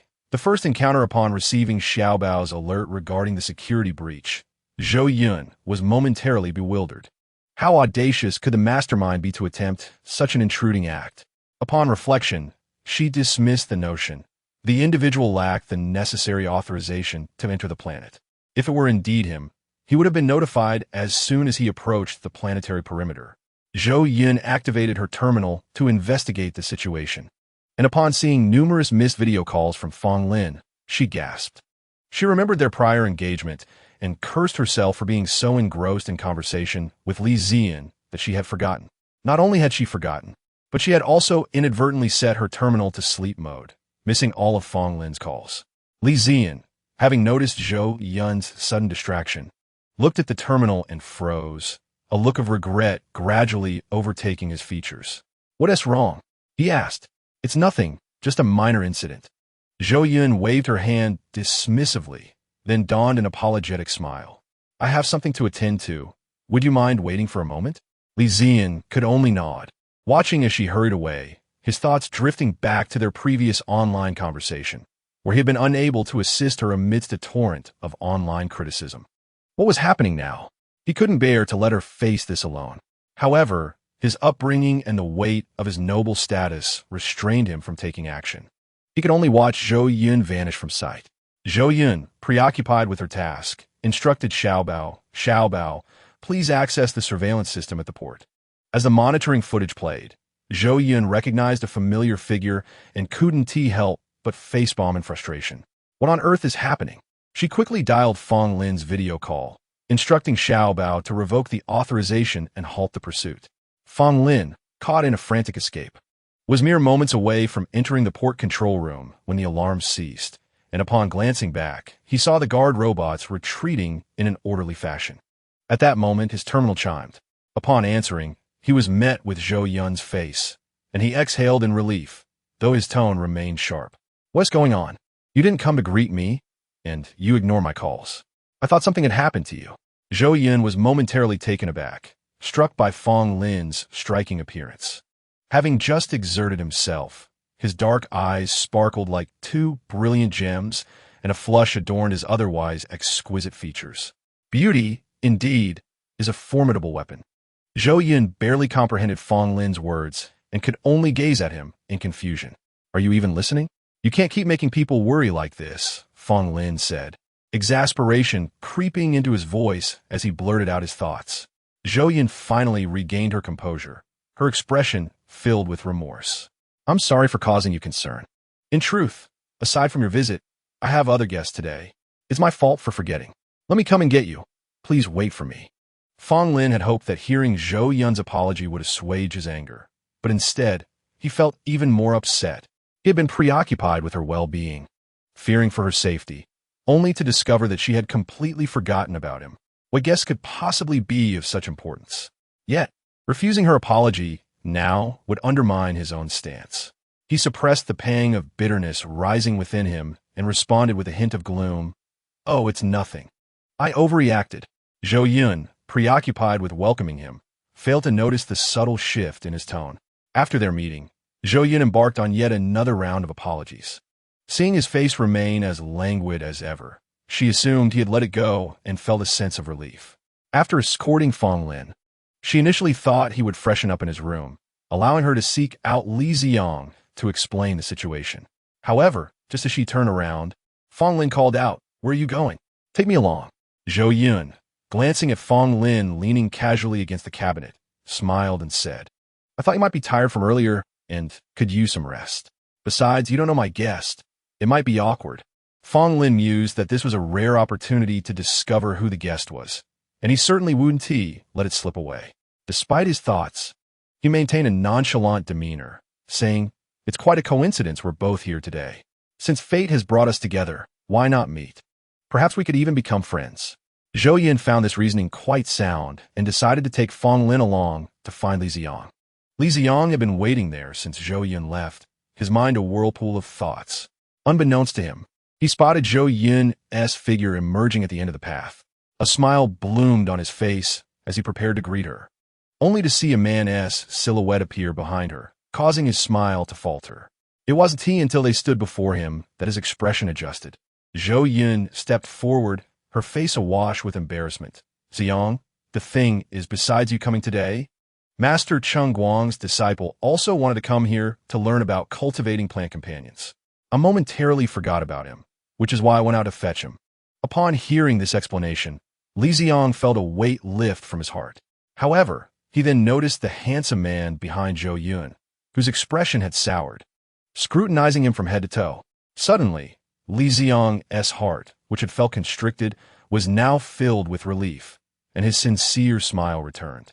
After Zhou Yun finished apologizing, she formally introduced the two, turning slightly to Li Ziyang, "This is Fong Lin," and then to Fong Lin, "This is Li Ziyang." They both extended their hands simultaneously, greeting each other. In that fleeting moment, Zhou Yun thought she saw sparks fly from their exchanged glances and rubbed her eyes, only to find them engaging in amicable conversation. Shaking her head, she dismissed the notion that she had been mistaken. Fong Lin regarded Li Ziyang with escalating ire, thinking to himself that the important guest was indeed him. Not particularly handsome, yet Zhou Yun had forgotten him. With a forced smile, he jabbed at Li Ziyang. "Mr. Li, how do you know Zhou Yun? Your ship at the port indicates you come from a prominent family. You must be quite busy, I presume." Li Ziyang recognized that Fong Lin was in a foul mood, subtly hinting for him to leave. Yet, as a man, he could hardly yield at such a moment. He retorted, "Not at all, Mr. Fong. As Master Cheng's disciple, What brings you all the way here to study? He continued. I must apologize for my oversight earlier. I was engrossed in conversation with Zhou Yun, which is why I kept you waiting. Wasn't that a blatant way of implying that he was less significant than Fong Lin? Fong Lin seethed internally, yet maintained an outward calm. It's fine. I've known Zhou Yun for a long time. I'm not bothered by such things. I've been here before. I'm quite familiar with the place. Li Ziyang felt a pang in his heart, but refused to relent verbally. Is that so? In truth, the ability to connect with someone does not depend on how long you've known them. Some people, despite knowing each other for only a short time, can forge a bond, while others, despite a long acquaintance, may not. Zhou Yun felt like she was sitting on a bed of nails. The veiled hostility in their words almost palpable as she cursed her misfortune as the instigator of this situation. Just as she was about to interject, "Why don't you both sit down and take your time?" They both turned to her, causing Zhou Yun to swallow her words. "Forget it, let it be. Whatever will be, will be," Fong Lin then declared. "Zhou Yun and I are both plant companions masters. We have plenty of topics to discuss, so Mr. Li need not worry." Li Ziyang, envisioning a scenario where he left and Fong Lin and Zhou Yun continued their research together, felt a red mist clouding his vision. He turned to Zhou Yun and asked, "Do you mind if I stay a bit longer? I've been quite busy recently, but I have some free time now, and your scenery is beautiful, a perfect place to unwind." What could Zhou Yun do? With the conversation having reached this point, she could only concede, pinching her nose in resignation. Fong Lin, believing that informing Li Ziyang of his extended stay at Zhou Yun's would prompt him to leave, was dismayed to find that this man was as tenacious as gum on a shoe, regretting his earlier thoughts. As they waited for Zhao Songtang and the others to return from their exploration, Zhou Yun listened to the ongoing verbal sparring between the two. The sight of Zhao Songtang's plump figure made her feel as though she had seen a savior. Unaware of the underlying tension, Zhao Songtang approached, noticing a handsome man seated next to his boss, clearly someone of significance. Zhou Yun regarded him as if he were a messiah. He thought to himself that Zhou Yun had overestimated him. He was not in a position to assist her. Could it be that Zhou Yun, favored by their boss, was secretly harboring a lover? Had she been discovered? Zhao Songtang's imagination ran wild, but when he reached Li Ziyang, he stood still, failing to utter the question Zhou Yun had hoped for, nor did he shatter the peculiar atmosphere. As others gradually returned, they awaited Li Ziyang's next command. The silence so profound that one could hear a pin drop. Everyone sensed the odd tension, while Zhou Yun had given up the struggle, sitting like a fish out of water, observing the surrounding flora. Fong Lin, seemingly oblivious to the oppressive atmosphere, lounged comfortably, occasionally discussing the neighboring plant companions with Zhou Yun, pondering how to transplant and prune them. Initially reluctant to engage with him, Zhou Yun found herself drawn in by Fong Lin's intriguing questions, and soon, they were engrossed in a discussion about the nearby apple and jujube trees, momentarily forgetting the people around them as they focused on addressing Fong Lin's peculiar queries. Observing his boss's increasingly sour expression, Zhao Songtang felt compelled to intervene. "Miss Zhou, we have all returned. The scenery here is truly beautiful. I have never seen anything quite like it before." Zhou Yun turned her attention away from Fong Lin's challenging question and expressed her gratitude to Zhao Songtang. "Thank you for your kind words, Lawyer Zhao." With Zhou Yun engaging in conversation with Zhao Songtang, Li Ziyang's expression softened somewhat. Stealing a glance at Li Ziyang, Zhao Songtang secretly sighed in relief and continued to eloquently speak. "Miss Zhou, despite your youth, your talent is remarkable. I find myself lost in the conversation between you and this gentleman." He internally pleaded, "Please recognize my subtle hints. You've left my boss hanging without a word. Surely that's not appropriate?" Zhou Yun, however, seemed oblivious to his hints and did not respond. In truth, Zhou Yun understood Zhao Songtang's intentions. But when he had previously ignored her pleading gaze, she had wondered if she should come to his aid now. Although it was indeed inappropriate to leave Li Ziyang hanging, she had just introduced Fong Lin, and the two had exchanged barbs before Li Ziyang had donned a sour expression. She was entitled to her frustrations, after all. Yet, since the men were her guests, and she had orchestrated this situation, she could only let out a deep sigh and turn to Li Ziyang. "Ziyang, You've been sitting for quite a while. Are you hungry? It's afternoon now. Shall we go for a meal? Li Ziyang nodded in acknowledgement, and the others breathed a sigh of relief. The atmosphere during dinner was equally pleasant, as delicious food has the power to mend all rifts. After the meal, Zhao Songtang and the others returned to the room Zhou Yun had prepared, feeling fulfilled from the day's events, but also a bit rattled by their boss's temperament. Fang Lin, after finishing his meal, cast a challenging glance at Li Ziyang before taking his leave. At this moment, only Zhou Yun and Li Ziyan remained in the restaurant. The atmosphere was somewhat delicate, and it was Zhou Yun who broke the silence. It's getting late. Aren't you going to rest? Observing the emptiness around them, Li Ziyan finally spoke. I apologize for today. I failed to manage my temper. I was genuinely happy to see you, but I don't understand why Fang Lin harbors such animosity towards me, which led to this situation. Under the earnest gaze of Li Ziyan's brown eyes, reminiscent of honey, Zhou Yun felt her cheeks flush and her heart skip a beat, stammering, "Yes, it was my oversight. I don't blame you. I should have coordinated better in advance." Li Ziyan noticed the slight pink hue on Zhou Yun's cheeks and averted his gaze, his ears reddening slightly. When I mentioned earlier that I would stay for a while, I meant it sincerely. It wasn't merely a response to Fang Lin's presence. Do you truly not mind? Upon hearing Zhou Yun's affirmation, a smile unconsciously graced his lips. Then, good night. Just like that, Zhou Yun feigned nonchalance as she bid farewell. All right, Li Ziyan replied with a gentle smile. At that moment, Fang Lin, who had left his terminal behind in the restaurant, returned and witnessed this scene, feeling a pang of frustration. Silently, he stepped aside, hiding in the shadows. Intent on observing the subsequent interactions between the two, he pondered the nature of Li Ziyan, questioning why Zhou Yun held him in such high regard. No, I cannot allow this to continue. Otherwise, my hopes will truly be dashed. Zhou Yun's attention was entirely on him.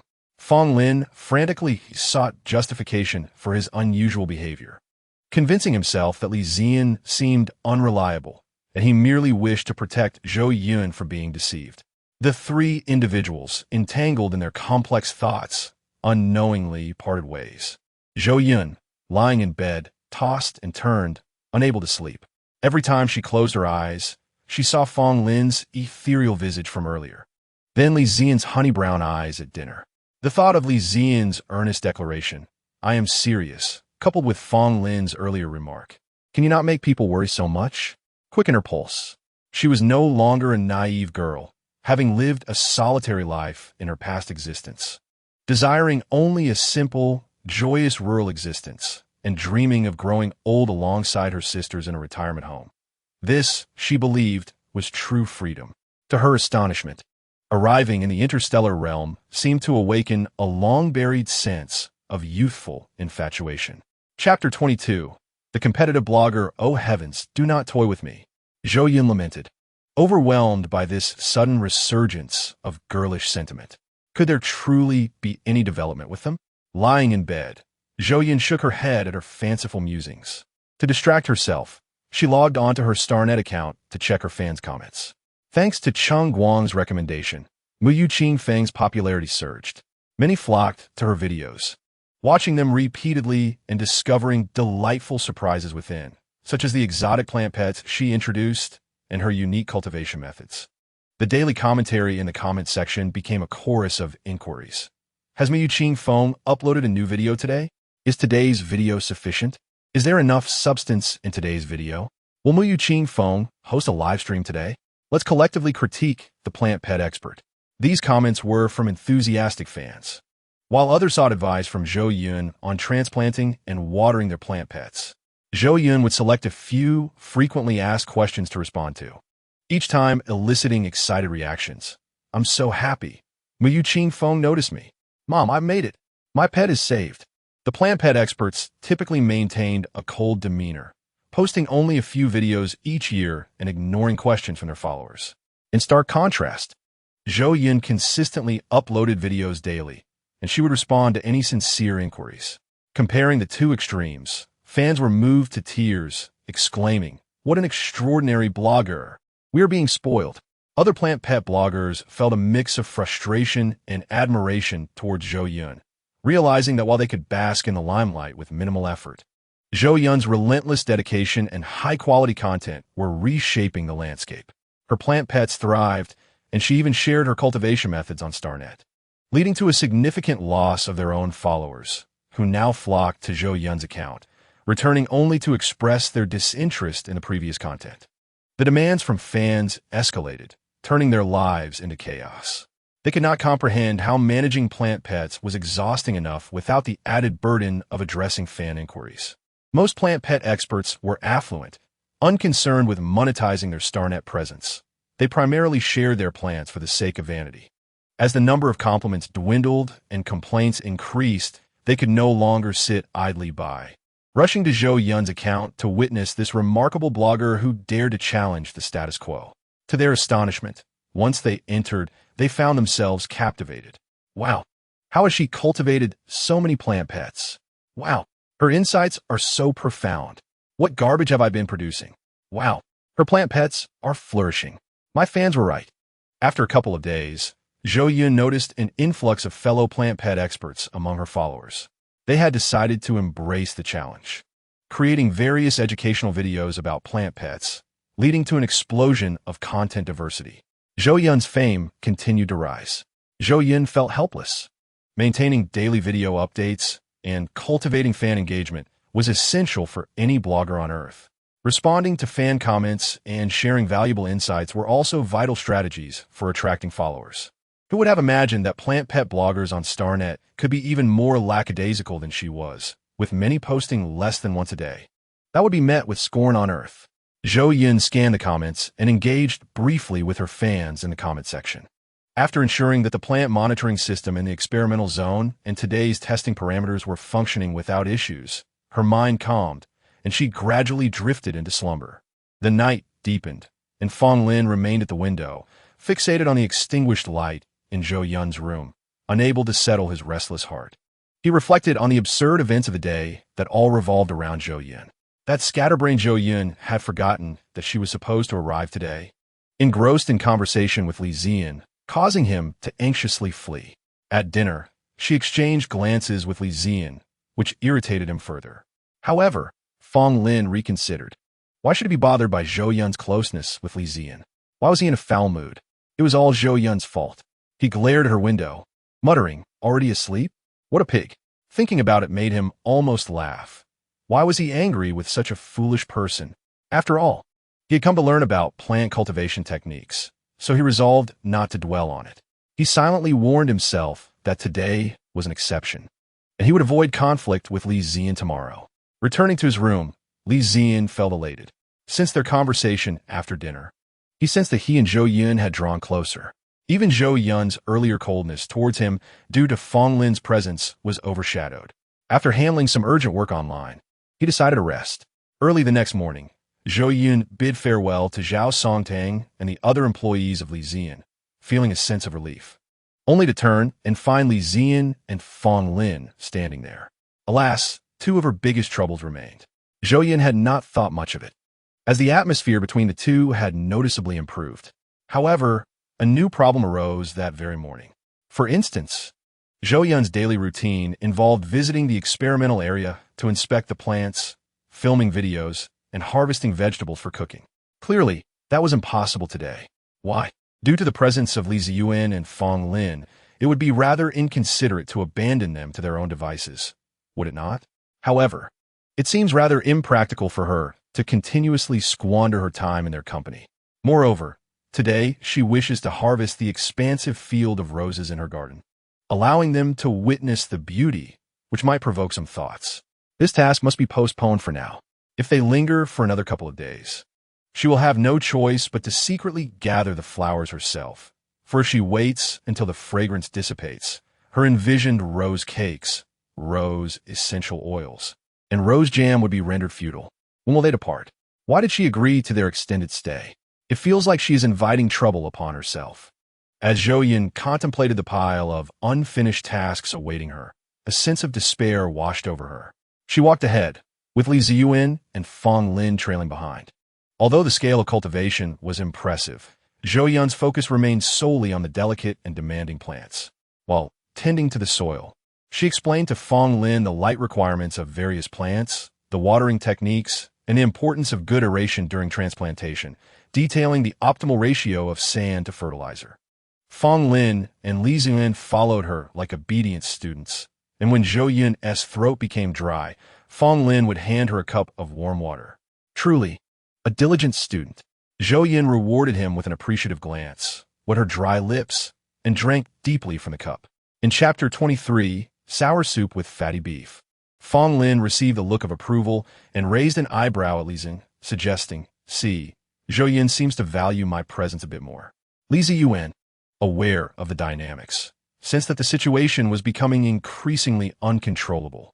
When Zhou Yun turned around, she discovered both men holding out cups of water, their eyes sparkling with anticipation. Oh dear, how could she possibly choose?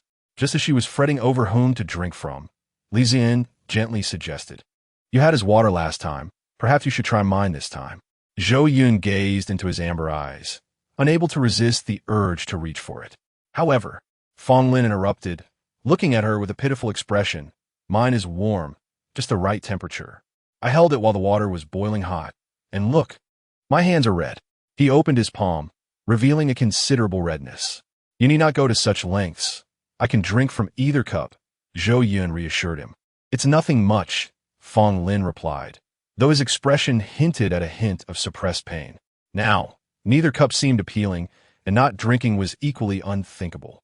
With a resolute heart, Zhou Yun closed her eyes, accepted both cups, and drank from each. By midday, she had consumed more than the recommended 8 glasses of water, leaving her with a bloated belly and frequent trips to the restroom. On her way to the bathroom once more, she found herself suspecting that the two men were conspiring against her. After Zhou Yun had left, Fong Lin, watching her retreating figure with concern, turned to Li Ziyun. "Why are you following my lead? Look at the trouble you've caused her."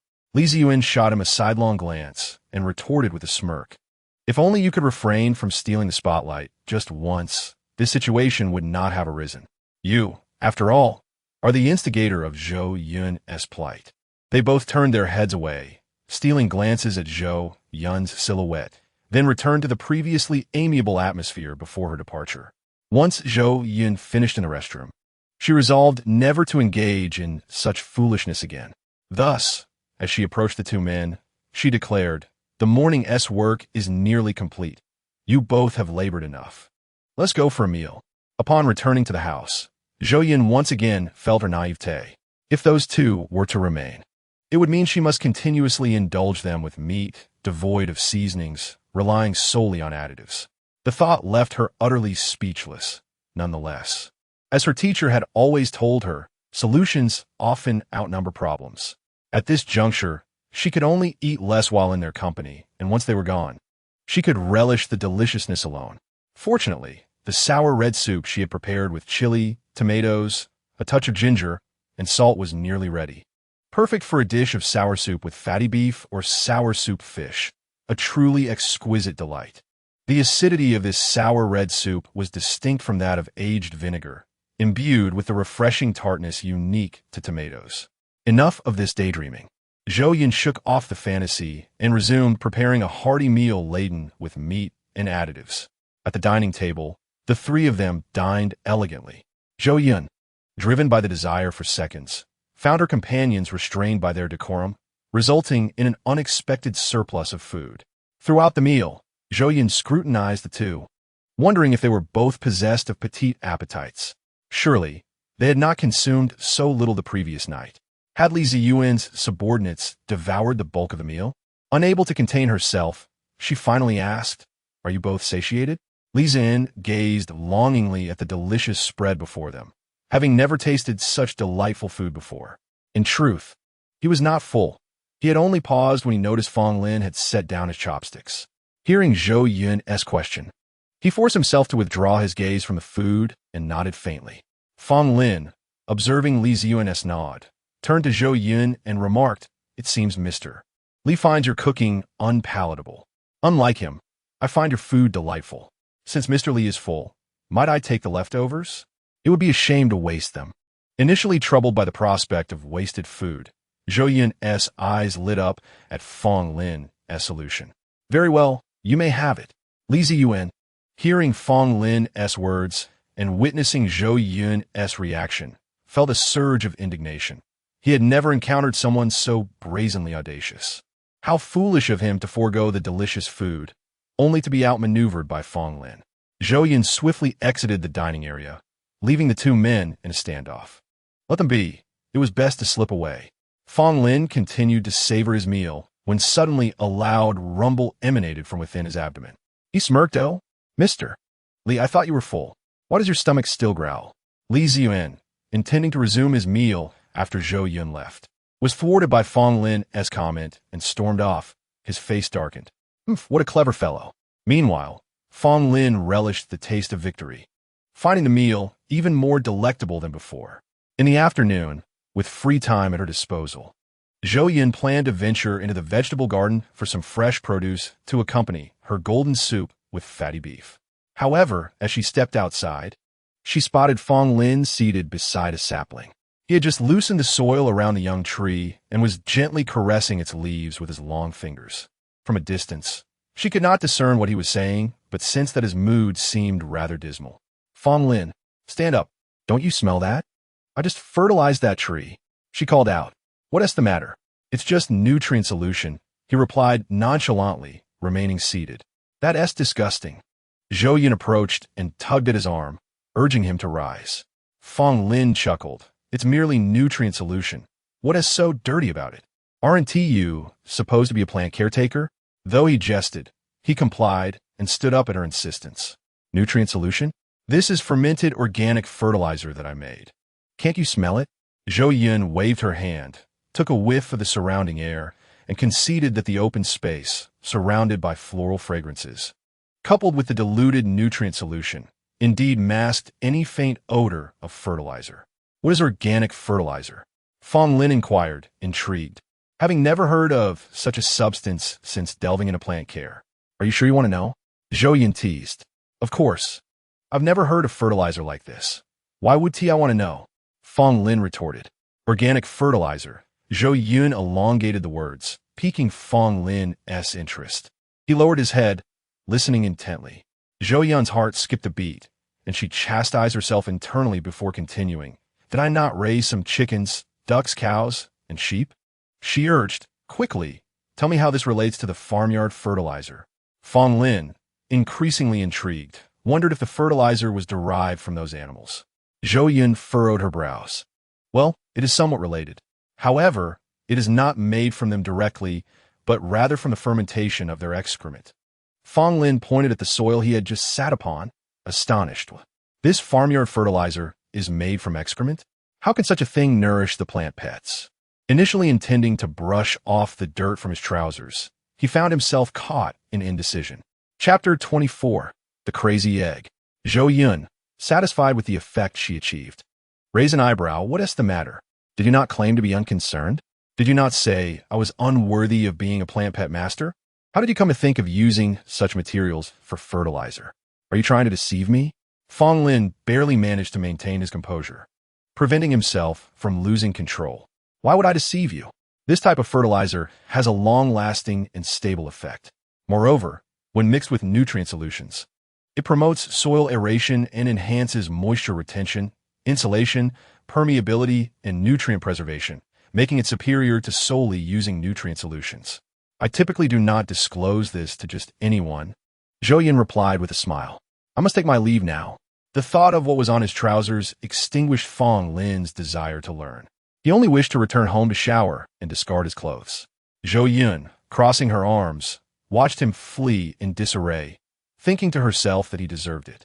If it weren't for their earlier quarrel, she wouldn't have had to spend so long in the restroom. This opportunity was indeed provided by him. However, it was not wise to linger here.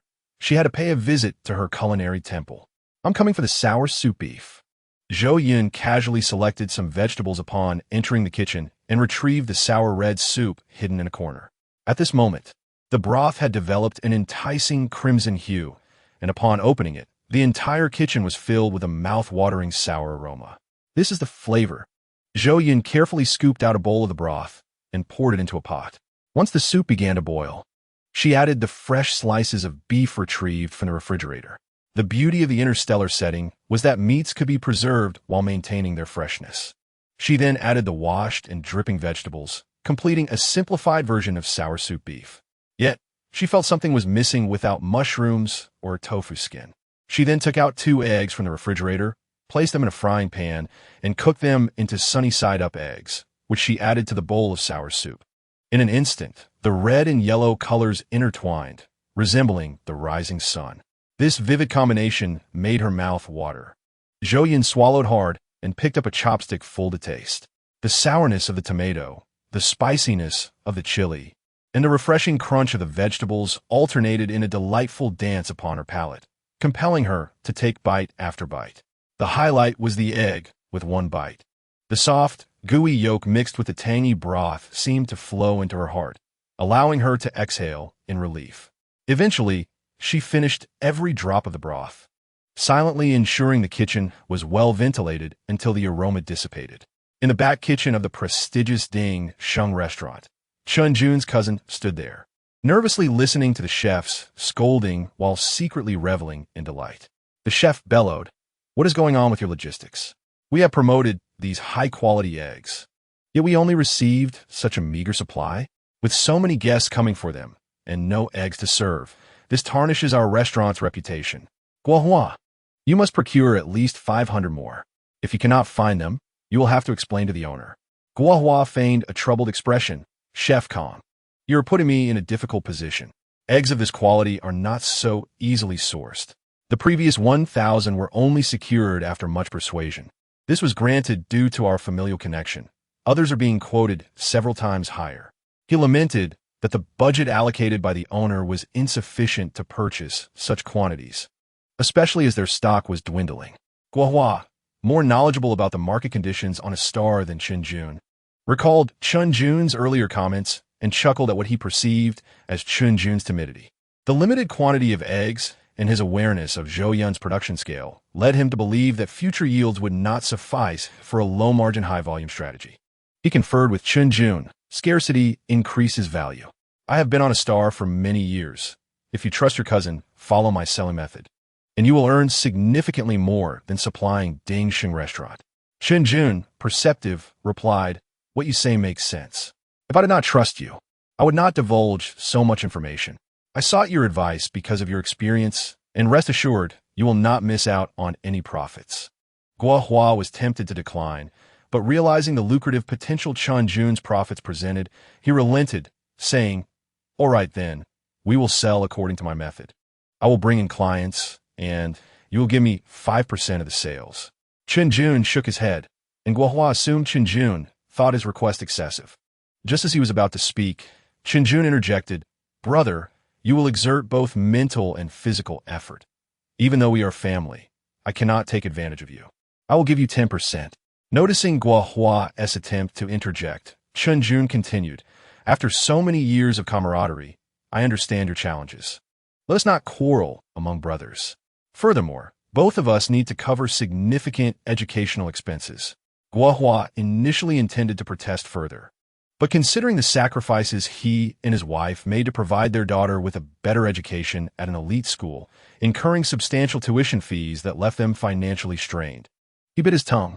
He resolved to sell the eggs for a higher price, hoping that next year his daughter would have funds for components, and they could move into a larger home.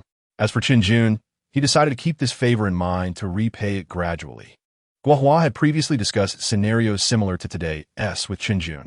The market for eggs had opened up, with many affluent individuals offering exorbitant prices, eager to purchase. Some were eyeing his channels to discover the source of the eggs. The price offered by Ding Sheng was not worth negotiating for him. As long as he remained the sole supplier, he could continue to reap substantial profits. Thus, he was indifferent to the chef's threats. They could either raise prices or not procure any eggs at all. The key was to secure the suppliers. In recent days, many newly wealthy individuals on a star felt as if they were living in a fantasy world. Just days prior, they could not have imagined that a mere egg could fetch a price comparable to that of gourmet ingredients, with demand far exceeding supply.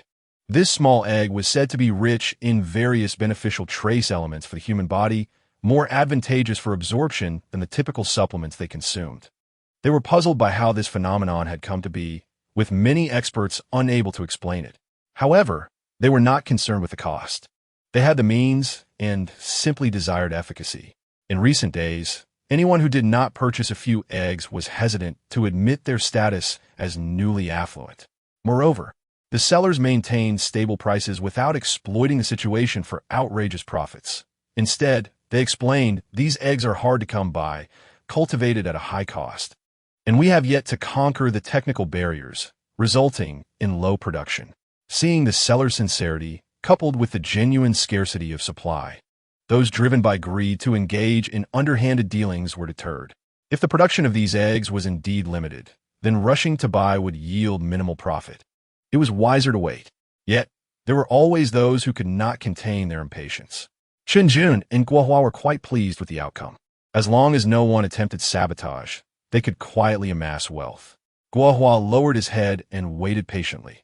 The chef's shouting had grown tiresome, but he had no choice but to concede. Finally, he relented. Very well, we will proceed at your quoted price. Remember to procure more from your relatives. We need to ensure sufficient supply, understood? Guo Hua's heart soared with joy, yet he could only feign a troubled expression, replying, "All right, I will do my utmost."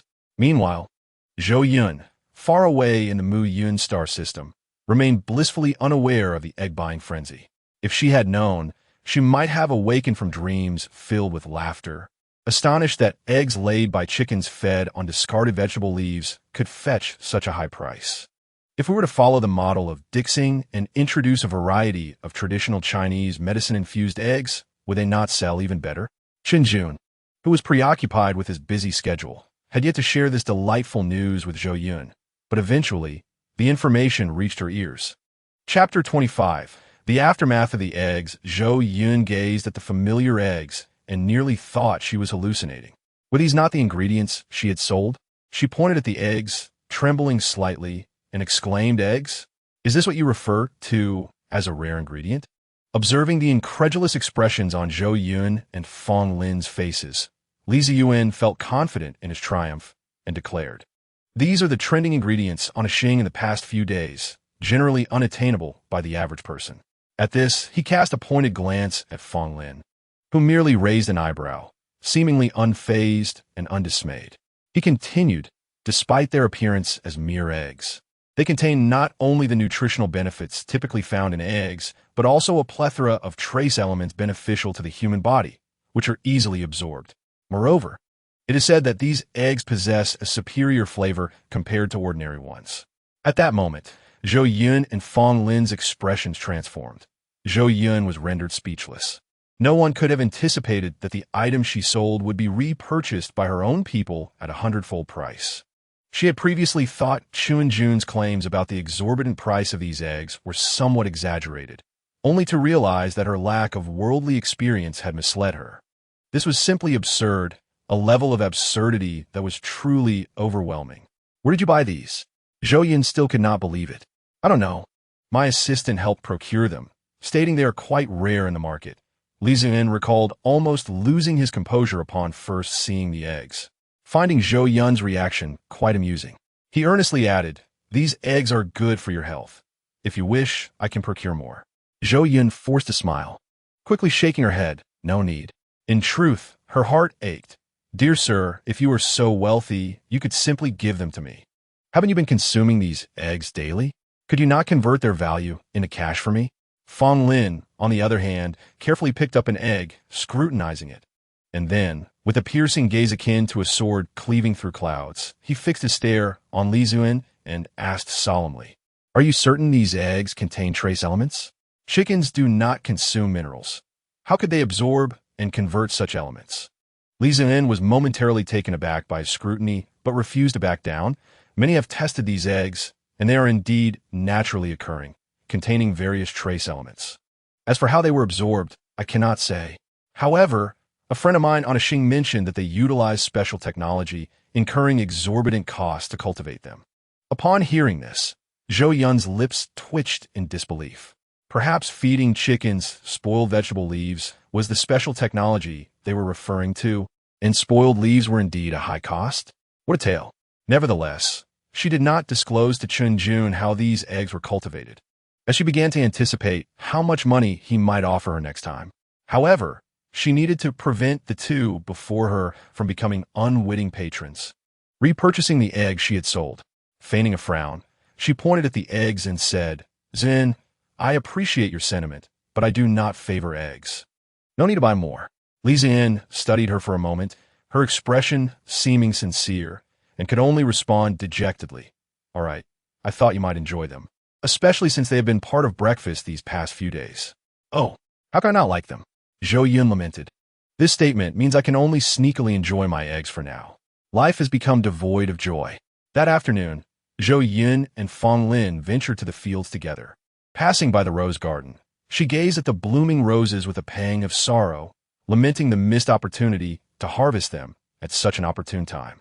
How many wonderful things could be created from them? "Alas, why must I be so unfortunate?" she inadvertently exclaimed. Fong Lin, walking beside her, chuckled lightly. "What troubles you? Why the lament?" Zhou Yun chose to ignore him. Were it not for his constant presence, she would have had ample time to gather flowers. Yet after a moment, she began to grumble again. "You say I am inept, destined only to be a suffering farmer." "A farmer?" Fong Lin raised his head, a light laugh gracing his features, the sun dancing in his eyes, transforming his previously somber expression into one of youthful exuberance. "And you hold yourself in such high regard?" Zhou Yun touched her head, puzzled. "A farmer? How is that seeing oneself highly? Is it not a role anyone can fulfill?" Ancient texts describe farmers as individuals capable of taming plant creatures and cultivating them in large quantities. However, Fong Lin glanced around at the vast fields and remarked, "Claiming to be a farmer might be a stretch." Zhou Yun was rendered speechless. A casual complaint about her dissatisfaction had become evidence of her own humble bragging. Is it not simply a matter of having hands? She feigned indifference as she glanced at Fong Lin, their eyes meeting.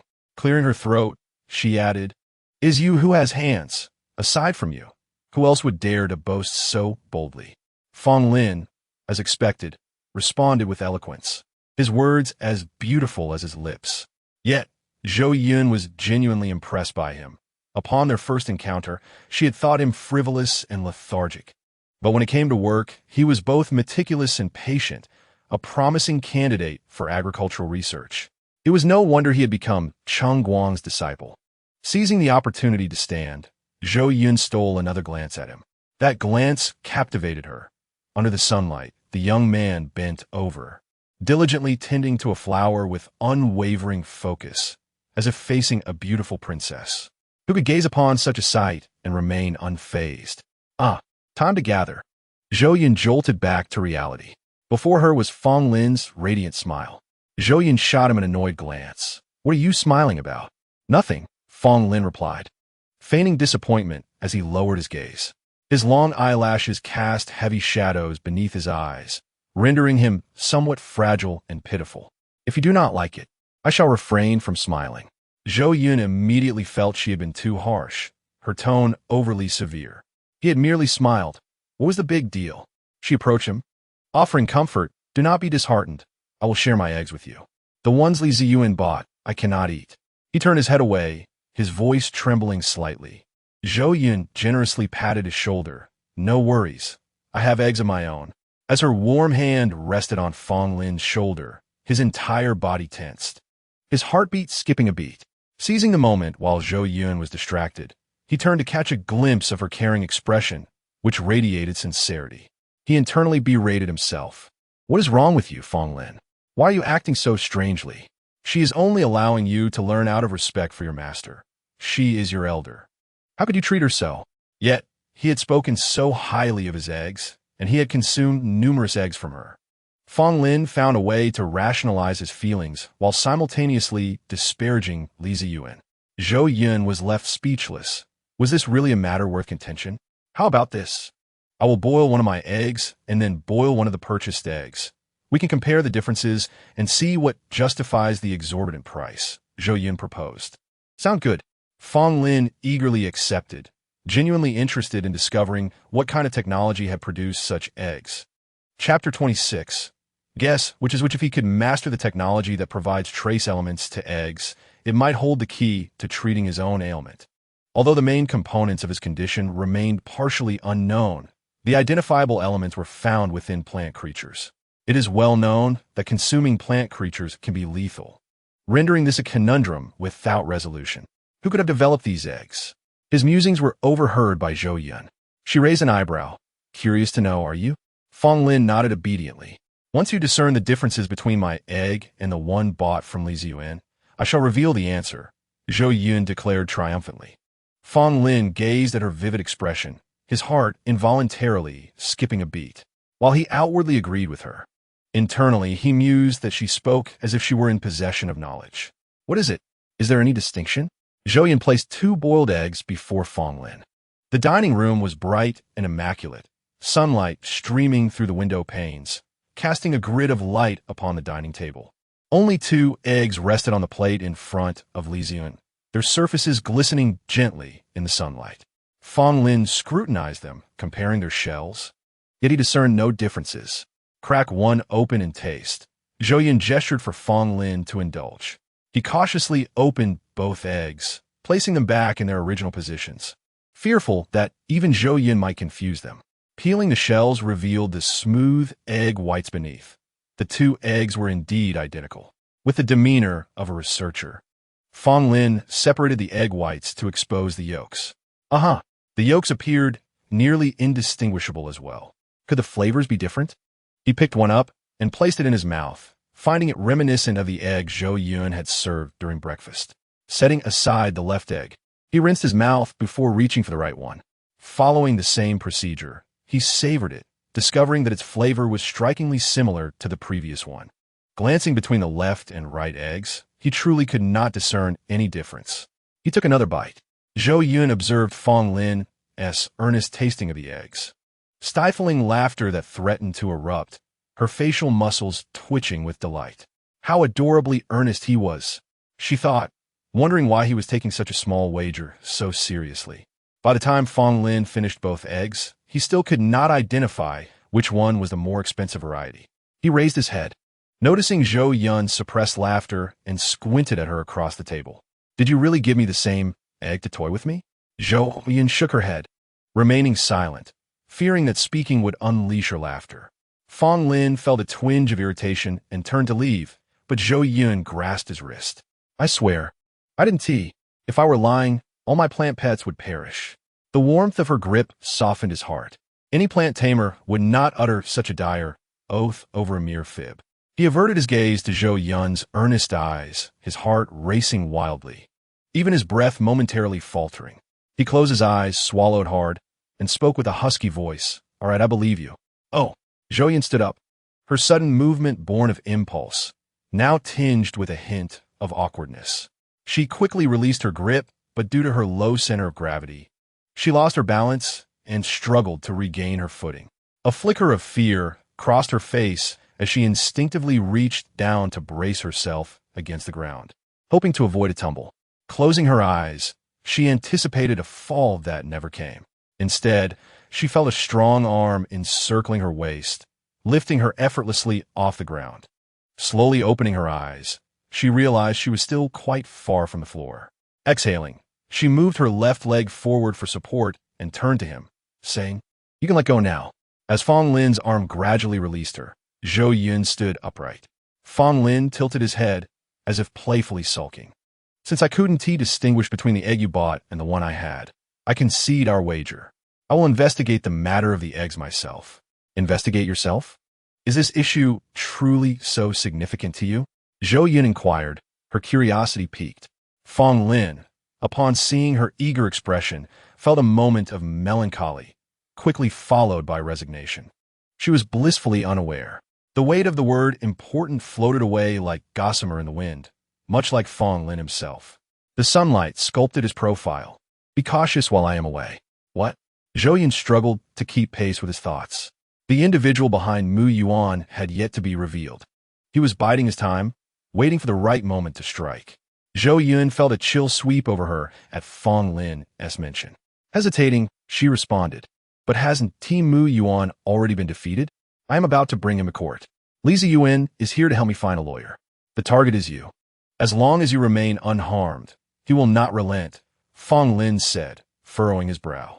Zhou Yun, undeterred, replied, once Mu Yuan is captured, we can uncover who is truly behind this. The truth will soon come to light. I doubt Mu Yuan will live long enough to reveal the truth, and he may very well be unaware of anything at all, Fong Lin replied with gravity. Surely it hasn't escalated to that extent? Zhou Yun said, half convinced. Noticing Fong Lin's displeased expression, she adopted a serious tone. I will ensure my own safety. I value my life greatly. That is reassuring. Fong Lin felt he had fulfilled his duty and stepped purposefully toward the door, intent on seeking clues related to his own safety. Wait, Zhou Yun called out loudly, realizing she did not need to distance herself from him regarding the eggs. There was no need to seek Qinjun, especially since he would not know anything either. What is it? Fong Lin halted, believing Zhou Yun was unsettled by his earlier remarks. He said cheerfully, I'll be back soon, so do not worry too much. Besides, Li Ziyuan is still here. Zhou Yun rolled her eyes secretly and shouted, about the eggs, I'm not withholding anything. I said I would inform you once you guessed correctly. Not that I wouldn't tell you, if you couldn't. Fong Lin turned back, intrigued. What's going on? Zhou Yun playfully poked his forehead with her finger. Why are you so foolish? The reason you couldn't tell the difference is that they are identical. How can my eggs and the ones Li Ziyuan bought be the same? Fong Lin rubbed his forehead, contemplating, what do you mean? He lowered his head to scrutinize Zhou Yun, her eyes brimming with anticipation. Speak it out quickly. You also bought some? You know the seller? He tentatively asked, dismissing the fleeting thought that crossed his mind. Zhou Yun groaned, exasperated. Oh my, I know the seller of the eggs. Not only do I know him, but you do too. And so does Li Ziyuan. Who is it?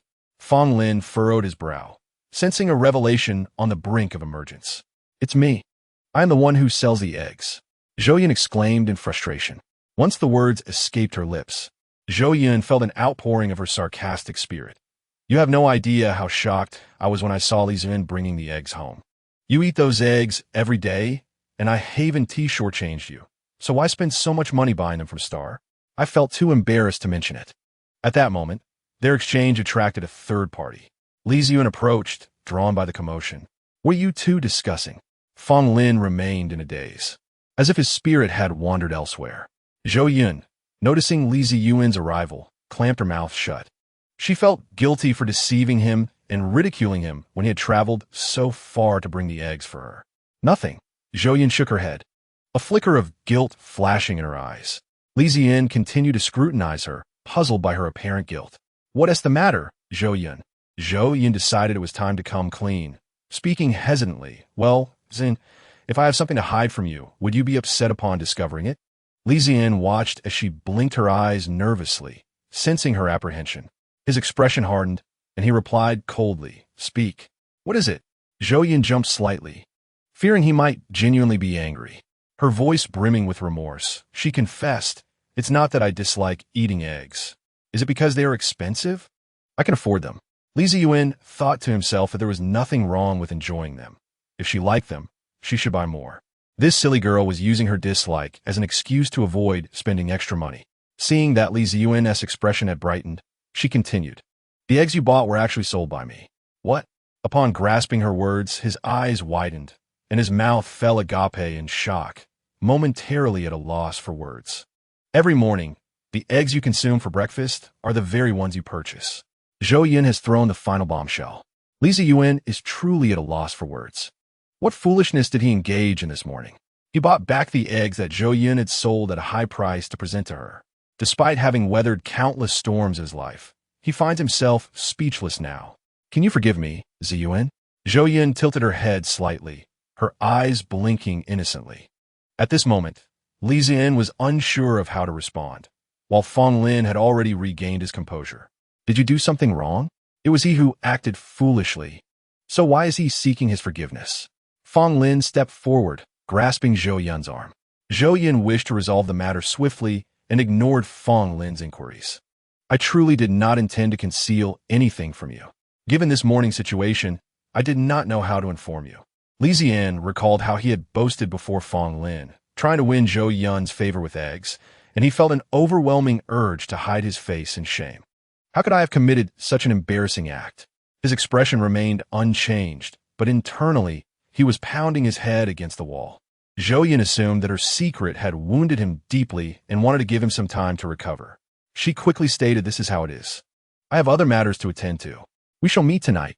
With that, she pulled Fong Lin away, denying him the opportunity to mock Li Ziyuan.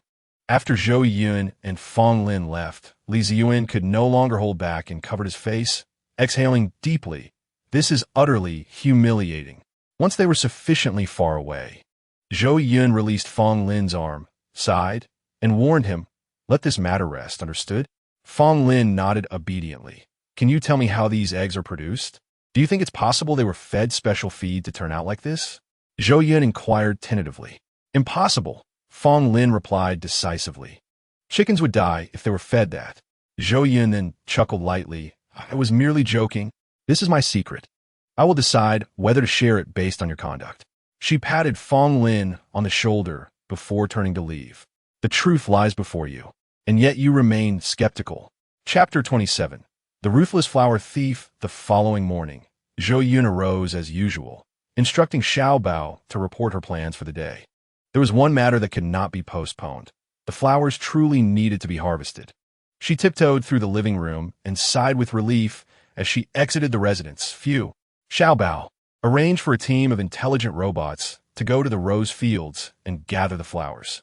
Just the flowers, as intact as possible, and once collected, send them to the preservation warehouse. Zhou Yun's tone became more normal. Also, arrange for a land flyer to transport me to the preservation warehouse. Understood, master. In less than a minute, a flyer arrived before Zhou Yun, and after she boarded, she let out a long breath. Today, she must meticulously plan the uses for those roses. Other tasks could wait.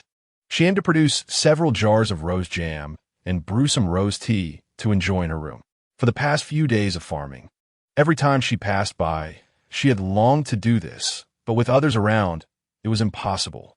Upon reaching the preservation warehouse, Zhou Yun discovered that a batch of roses had already been placed inside. Moreover, the robots had thoughtfully categorized the flowers according to size and completeness, arranging them in different compartments, each labeled accordingly. Zhou Yun selected some smaller, intact edible flowers, washed and dried them for tea making. Then she retrieved more edible flowers, even those that were less than perfect. She instructed the robots to lay the flowers out on a clean surface, awaiting the separation of petals and calyx for the preparation of rose jam. During this waiting period, Zhou Yun slipped back to her residence to prepare breakfast. Once again, she prepared familiar eggs, starch pancakes, and meat soup. Lacking novelty, she could not conjure variety. Zhou Yun sighed, completely dismissing vegetables and fruits. These few items were all she could consume in the morning. All right, the rest also milk. How long would this monotonous existence continue? Zhou Yun reminisced about her breakfast before their arrival. Eggs, bread, fruits, vegetables, and meat, a nutritious balance. Now, with them, she was nearly sick from the constant meat consumption. To avoid raising suspicion, she adjusted the flavors of her meals using food additives, and she was on the verge of being overwhelmed. She sighed again, and just then, Li Ziyuan entered, prompting her to mask her expressions. "Good morning, Zin," Zhou Yun greeted with a smile. "Good morning. Thank you for your hard work," Li Ziyuan replied as he walked in. "It's nothing. Please sit. Breakfast will be ready shortly." Zhou Yun welcomed him. Yet inwardly, she mused that cooking was not arduous. But consuming these foods daily was the real challenge. As they spoke, Fong Lin arrived, immediately approaching Zhou Yun. "Do you need my assistance?" "No need, I'm all set."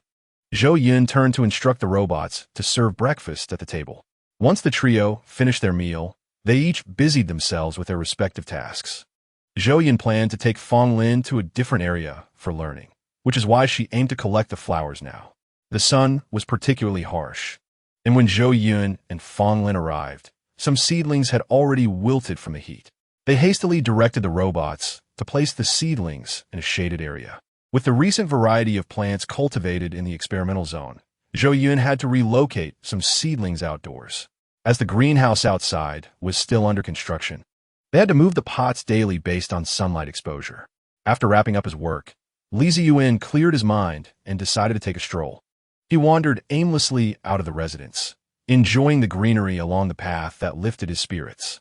Suddenly, he recalled a rose field not far from the residence that had struck him with its vivid colors and breathtaking beauty. Why not take a look? Driven by curiosity, Zhou Yun walked over and soon arrived at the flower field. Is this the place? Zhou Yun surveyed the surroundings, confirming it was indeed the same spot he had visited 2 days prior. Why does it look so bare? Who did this? As he approached, he discovered that while the rose stems remained, the flowers had vanished. Not all were gone, but the remaining blooms occupied only a small corner, significantly fewer than before. He quickly called Zhou Yun. At that moment, Zhou Yun had just finished her work and was so exhausted that she could hardly straighten her back. She was sitting to the side, sipping water when her terminal chimed. Seeing the name on the terminal, she voiced her surprise. Zhou Yun? What would he want? Didn't we just meet this morning? She answered the call. What's wrong, Zhou Yun? Zhou Yun, there has been a theft at your place. Zhou Yun's voice was grave. Where was the theft? Zhou Yun sat upright, forgetting her fatigue entirely. Given her current financial struggles, who would dare steal from her? Where did you discover it? Send me the location. I'll come immediately. Zhou Yun sprang to her feet and headed outside. Fong Lin, hearing the news, widened his eyes and stood up. I'll go too. I'm worried you won't be able to handle him. Zhou Yun waited a few moments before Zhou Yun sent the location. She and Fong Lin quickly boarded the land flyer, racing towards the site. Zhou Yun's anxiety was evident on her face. How much damage had been done to her plants? How could a thief enter so suddenly without warning? As she peered through the glass of the flyer and spotted Zhou Yun by their destination, her heart surged with a mix of emotions. Zhou Yun, seeing them arrive together, set aside any jealousy and pulled Zhou Yun closer to inspect the scene. Look how ruthless the thief was. He plucked the heads off the roses. Zhou Yun felt goosebumps rise on her skin. Is it acceptable to have plucked the heads? Was it merely a few roses that had been taken? As she leaned closer to examine, she noticed the intelligent robots had done a commendable job, merely trimming a few stems while leaving the remaining stalks nearly uniform in height. Fong Lin initially speculated whether the thief was the individual sent to assassinate Zhou Yun, but upon arrival, he discerned otherwise. In this vast expanse of flower fields, he could confirm that the blossoms had been present the day before, yet now they had mysteriously vanished. The thief had indeed come to pilfer flowers and only flowers, which seemed rather cruel. He echoed Zhou Yun's sentiments, noting that a typical person would have taken both the flowers and their stems. Yet they had encountered such an unusual thief. Zhou Yun forced a smile, realizing that if she remained silent, she would be branded as a cruel and deranged thief herself. Having plucked her own flowers, she felt more wronged than Dou Yi. These flowers are mine, not the thief's. I hadn't the chance to inform you all. Both Zhou Yun and Fong Lin turned to her simultaneously. Fong Lin scrutinized her with a knowing gaze, as if to question. I never expected you to be this kind of person. Why? Zhou Yun, however, was utterly perplexed. Why would anyone want to sever the heads of perfectly good flowers? Zhou Yun struggled to conjure a plausible explanation and blurted out, I need those flowers for an experiment. Given the variety of experiments she was conducting, she had indeed gathered quite a few blooms. She thought to herself that rose tea, rose jam, rose essential oil, and rose water could also be considered experiments, right? Chapter 28. Taking the initiative after the recent blunder, Zhou Yun was no longer bold enough to harvest vegetables from the fields on a large scale. Once was enough.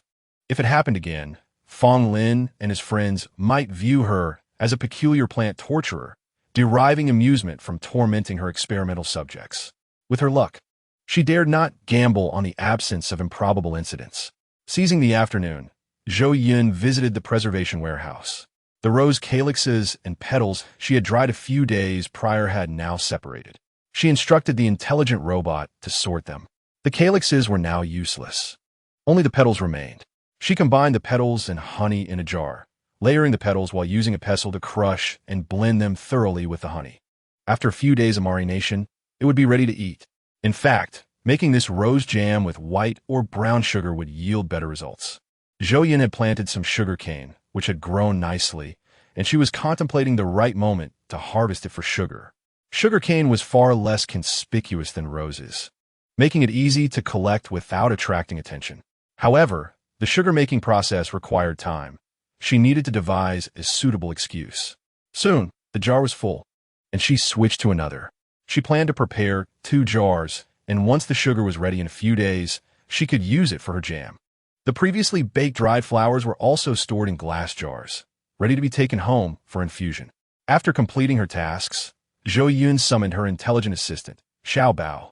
Please deliver these 2 jars to my room while no one is around. Understood, Master, Xiao Bao responded.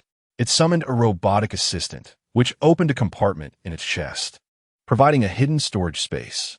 Well done, Xiao Bao, Zhou Yun exclaimed, elated. Upon returning to her room, she saw the jars of rose tea and rose jam sitting on the table and quickly hid them in an inconspicuous spot. Just then, there was a knock at the door. Zhou Yun opened it to find Li Ziyan standing there. It's a lovely day. Could you accompany me for a walk? He looked at her with a hint of trepidation. Zhou Yun, not examining his expression closely, but recalling that aside from the day he arrived, she had spent most of her time with Fong Lin, felt a twinge of guilt and replied, "Sure, let us go for a walk." As they walked side by side along the path, Zhou Yun found herself at a loss for words. Have I been a bother these past few days? Li Ziyan ventured cautiously, stealing glances at her face. Not at all, Zhou Yun replied with enthusiasm, sensing his relief when she showed no signs of distress. I may have to leave in a few days, he added tentatively. Zhou Yun's heart skipped a beat, and she glanced at him. Although she had felt somewhat constrained during their time together, the thought of him leaving stirred an unexpected sense of loss within her. She found herself without a reason to retain him, and with lowered eyes, she reflected wryly. Oh, is there a reason? She heard herself ask. There are matters at the company that require my attention, Li Ziyan replied, frowning at the thought. This morning, his assistant Jiang Chun had contacted him. Boss, the Suolu family wishes to meet and discuss energy development issues in the Yingyi star system. Can we do it via video conference? He had frowned, realizing that meeting in person meant leaving this place and Zhou Yun behind, which he was reluctant to do. He had been handling many company matters online lately and wondered if that would suffice. Boss, Cao Suolu has come in person and is currently on a star. He insists that this matter is of great importance and requires a face-to-face discussion, Jiang Chun explained calmly. Li Ziyan leaned back in his chair, rubbed his eyes, suppressing his disappointment, and replied, Very well, I understand. After disconnecting, he sat in contemplation for a long while. If he departed quietly, Fong Lin would capture Zhou Yun's full attention. I want to speak with Zhou Yun, he heard his inner voice. This was the reason for the meeting. He wished to take the initiative and discern if Zhou Yun harbored similar feelings for him. If I leave, will you think of me? Li Ziyan's deep voice resonated with an inexplicable melancholy. Of course, I will definitely miss you, Zhou Yun interjected, dispelling the gloom with her straightforwardness. They continued walking. The wheat in the fields now waist-high, shimmering golden under the sunlight, swaying in the gentle breeze like waves of gold. In what capacity will you remember me? Li Ziyan's words were light, yet struck Zhou Yun like thunder in her ears. She stiffened, maintaining a facade of composure while her heart raced uncontrollably, unsure of how to respond. To be frank, she did harbor feelings for Li Ziyan, yet whether those feelings could evolve into something deeper remained a question in her mind. Noticing her silence, a flicker of pain crossed Li Ziyan's eyes as he spoke to himself. I will miss you too. I even began thinking of you before I left. Taking a deep breath, he sought to absorb the sunlight, wishing to warm his heart. Before our meeting, I pondered what you might be like, but upon meeting you, you surpassed my expectations. Suppressing the pang of longing, he continued, During my time here, I don't understand plant pets. I simply wish to be with you. You need not feel pressure to respond immediately. Li Ziyan stepped forward decisively, turning to face the somewhat bewildered Zhou Yun. I like you. I just wanted to tell you. With that, he turned and walked away. Zhou Yun remained rooted to the spot, the echo of Li Ziyan's voice reverberating in her mind, his amber eyes flashing before her. She covered her face, momentarily in disbelief at how warm she felt. Just as she glanced at her hands, a shadow loomed before her, and she looked up to see Fong Lin bending down with a concerned expression. His fingers, well-defined, gently brushed against Zhou Yun's forehead. In that moment, Zhou Yun was a bit dazed. What was happening? His hand was so cool and comforting that she even squinted and leaned into it. Suddenly, she was lifted off the ground, pulled to her feet. With such a bright sun, why are you squatting on the ground? Your face is so flushed. You might get heat stroke. Fong Lin's words struck her like a bolt from the blue as she regained her senses, feeling a mix of embarrassment and annoyance at her previous behavior. Fortunately, Fong Lin seemed oblivious to her earlier actions. She retorted with such a blazing sun, "What brings you out here?" Chapter 29, The Gossip Expert. Fong Lin did not expect her to bring this up. I merely," he stammered, unable to find a suitable excuse. "Look, you came out here without any reason yourself, so why can't I sit on the ground and bask in the sun?" Zhou Yun nonchalantly dismissed her unease. Basking in the sun at noon is such a delightful endeavor. For some unknown reason, Zhou Yun detected a hint of sarcasm in his voice. "Of course," she replied defiantly, knowing Fong Lin would not believe her. Yet she chose to withhold the truth. Fong Lin could not reveal that his reason for being out was due to noticing Zhou Yun and Li Zian had been gone for quite a while. And when Li Zian returned alone, he grew concerned and came looking for her. Upon finding her squatting there, he was nearly struck with panic, only to have her nonchalantly retort at him.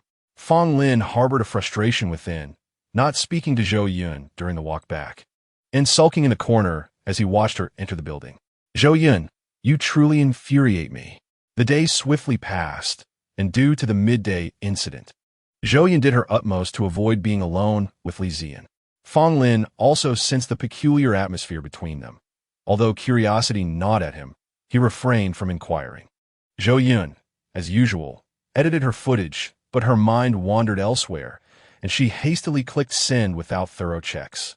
Fans on Xinguang were the first to witness the freshly released video, where Mu Yuqing Feng, yet again, did not appear. However, observant netizens spotted a fleeting glimpse of a man's face at the 3-minute and 40-second mark. With swift fingers, some netizens captured screenshots. What did I just see? A man? Let me see what kind of man deserves my goddess." They wondered aloud, "Could it be what I think it is? What is your relationship with that man? Hurry and tell me, or I'll end up following him too." The onlookers on Xinguang began to fervently investigate Mu Yuqing Feng, employing their gossiping skills to uncover the identity of the hazy-faced man. Among them was a netizen named Chi Chi Chao Ku AI, who commented, "No way. No way. If I'm not mistaken, I think I know who he is." The comment section erupted with urgency. "Quick, tell us. Who is he? Who stole my Mu Yuqing phone?" Chi Chi Chao Ku AI leisurely began her tale. "I am an ordinary student from the business school at Central University. Recently, our school invited a super big shot to give a speech. This big shot is quite young and exceptionally handsome, and many girls in our school secretly took photos of him, wanting to admire him from afar. I'm no exception. What does this have to do with that man?" Some questioned. Chi Chi Chao Ku AI then shared a photo, clearly taken surreptitiously. The man from the speech indeed had a tall stature and handsome features, resembling the man from the screenshot. "May I ask, what is this big shot's identity?" "Same here. Well, he's incredibly wealthy, a domineering CEO. I never imagined that my favorite blogger and my idol would." By the time Zhou Yun discovered this, Li Zian's identity had been thoroughly unearthed by the people on Xinguang. Beneath her comment section lay a series of blessings and celebratory remarks. "I shall ship this couple, wishing you a lifetime of happiness and a long union. You must invite me to your wedding. I'll bring a gift. Wah. Make sure to inform me when you have children." Zhou Yun was at a loss for words. Had the netizens already arranged her entire life? She helplessly posted an update. "Currently just friends. Thank you for your concern." The comments flooded in. "Currently just friends? What about the future? Don't be shy. We will bless you." Feeling increasingly perplexed by her attempts to clarify, Fong Lin, who was also surfing Xinguang, saw this trending topic and became furious. He commented beneath every congratulatory remark, "They are merely ordinary friends, not together." No one paid him any heed, which only fueled his anger further. Consequently, he logged into his master Chengguang's account to post, "They're just friends. I can vouch for that." The onlookers who rushed to see what Master Cheng had posted were left bewildered. What is going on? What happened? Am I seeing things? Master Cheng, has your account been hacked? Is this real?" The chaotic thoughts of love and hatred swirled in their minds.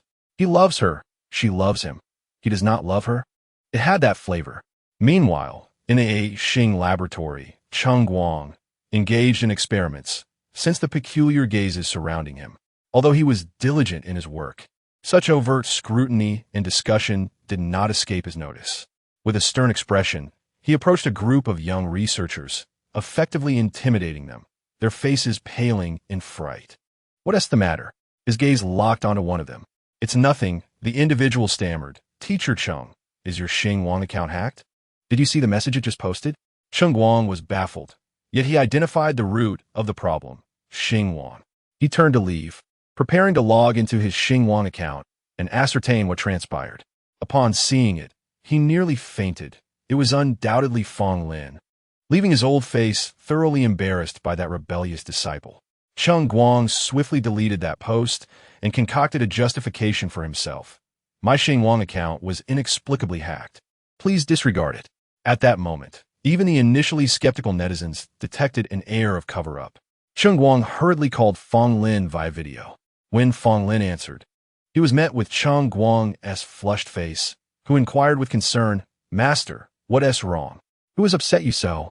Did you log into my account and post nonsense?" Cheng Guang ignored his concern and directly questioned. Fong Lin's gaze wandered. "I didn't post anything nonsensical." "Then what did that statement mean?" Cheng Guang gritted his teeth, and Fong Lin could even see the veins bulging on his forehead. After a moment's hesitation, Fong Lin explained, "I saw those people on Xing Wang talking nonsense, claiming Zhou Yun and Li Zian were together when clearly they are not. I tried to clarify using my account, but they wouldn't listen.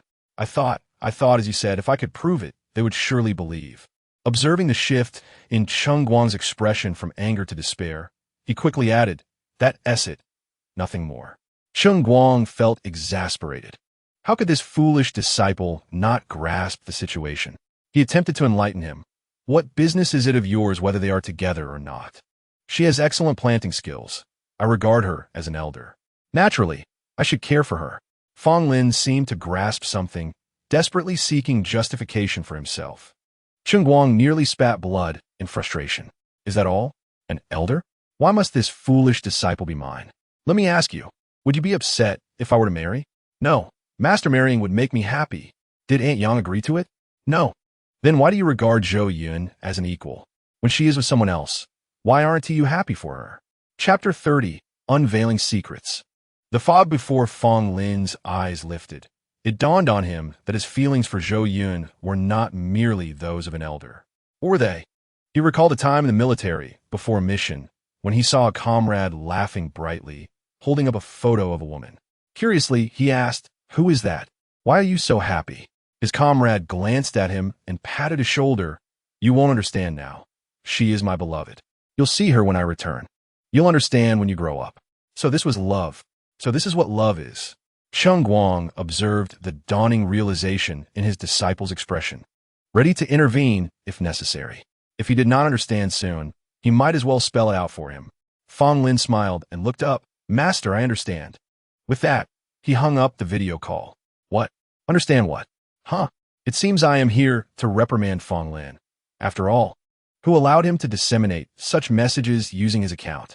How did he transition into a role of an emotional mentor?" Cheng Guang is equally perplexed. It dawns on him that he has feelings for her, and he yearns to see what she is currently engaged in. With such thoughts, Fong Lin sets out to find Zhou Yun. Meanwhile, Zhou Yun is unperturbed.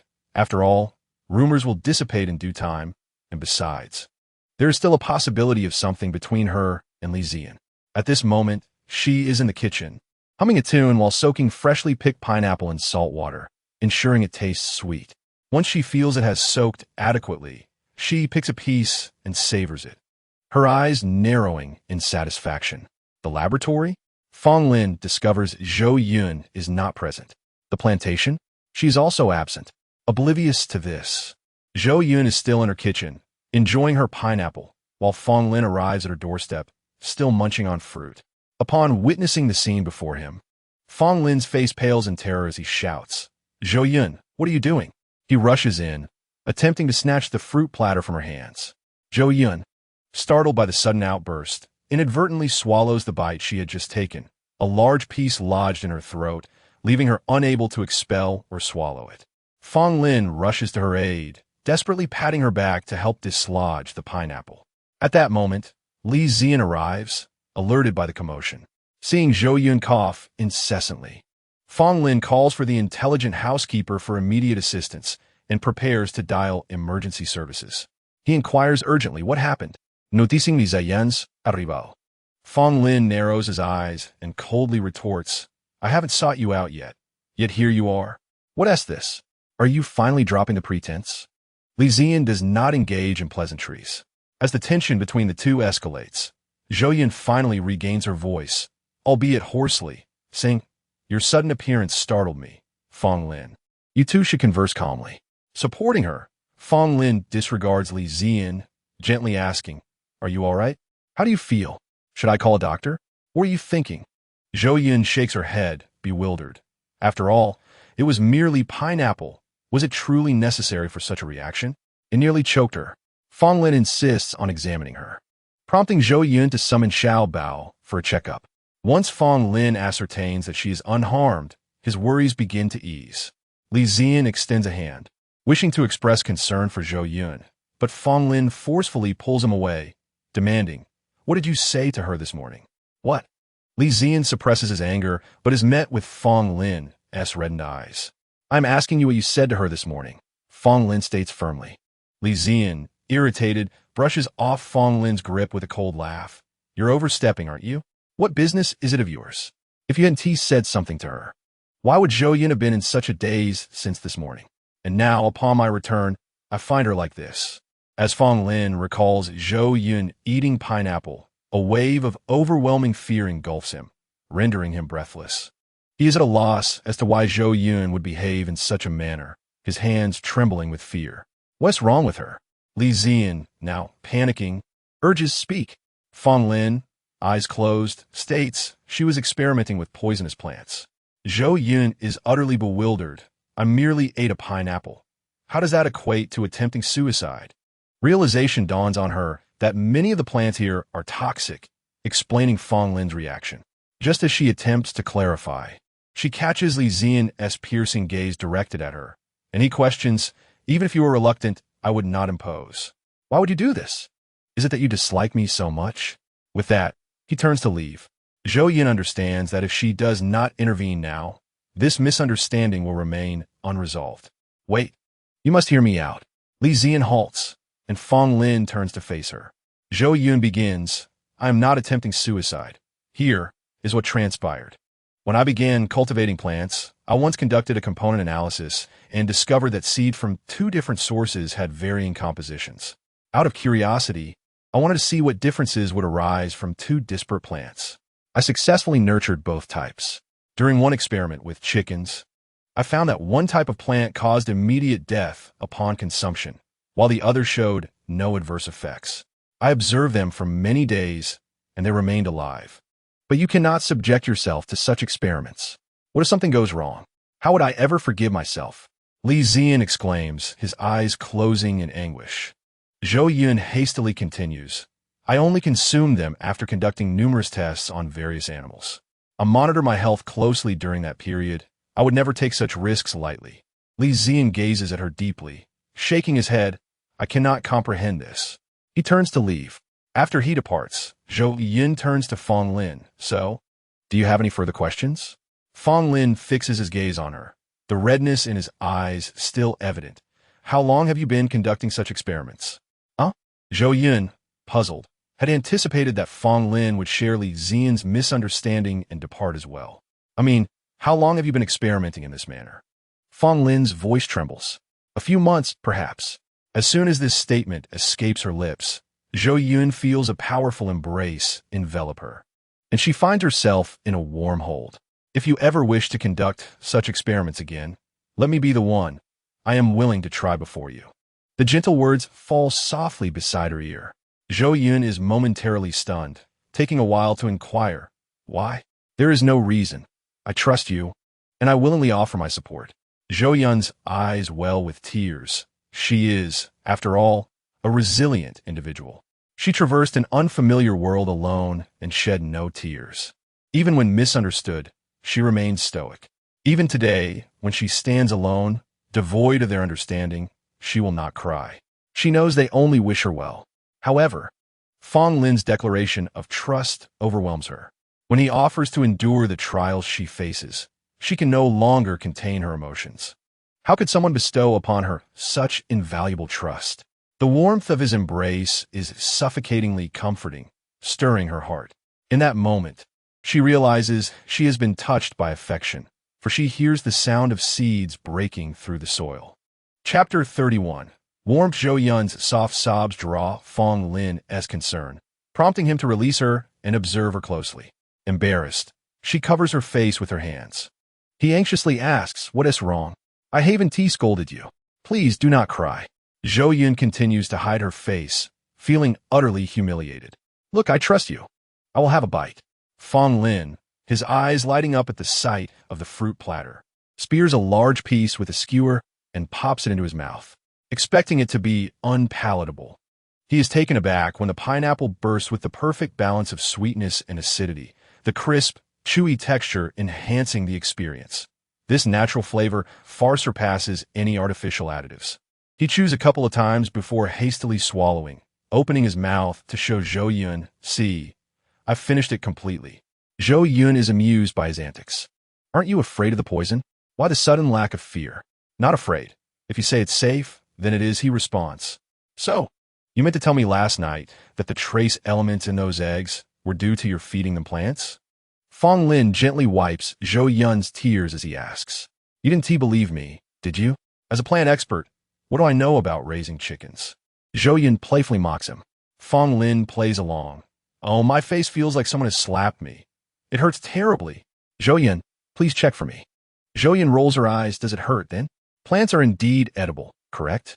Fong Lin inquires. "Of course, not only are they edible, but there are also numerous ways to prepare them. Would you like me to cook for you to try?" Zhou Yun, seizing the opportunity to engage Fong Lin in culinary exploration, eagerly proposes. "Absolutely, but may I watch you prepare it?" "What? Are you afraid I might poison you?" Zhou Yun feigns indignation.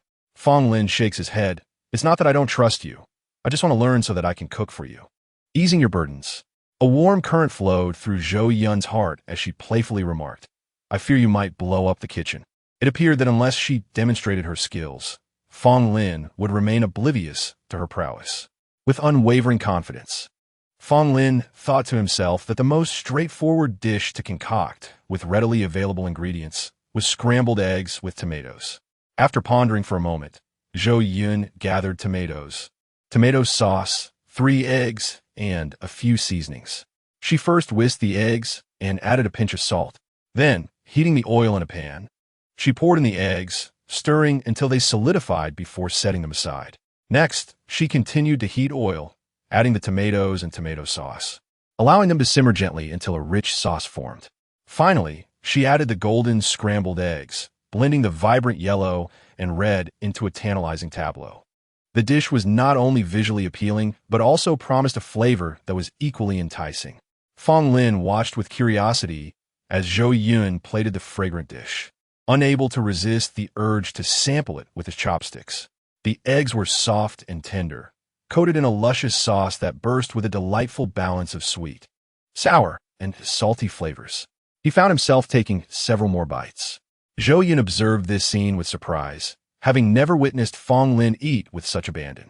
Through the reactions of many, she had confirmed that even her dishes, crafted with food additives, were commendable. Even Li Ziyan had exaggeratedly praised her. Yet Fong Lin maintained his composure. What had changed? Fong Lin swiftly finished the plate of scrambled eggs and sat there, staring at the remaining sauce in a daze, seemingly contemplating how to savor every last drop.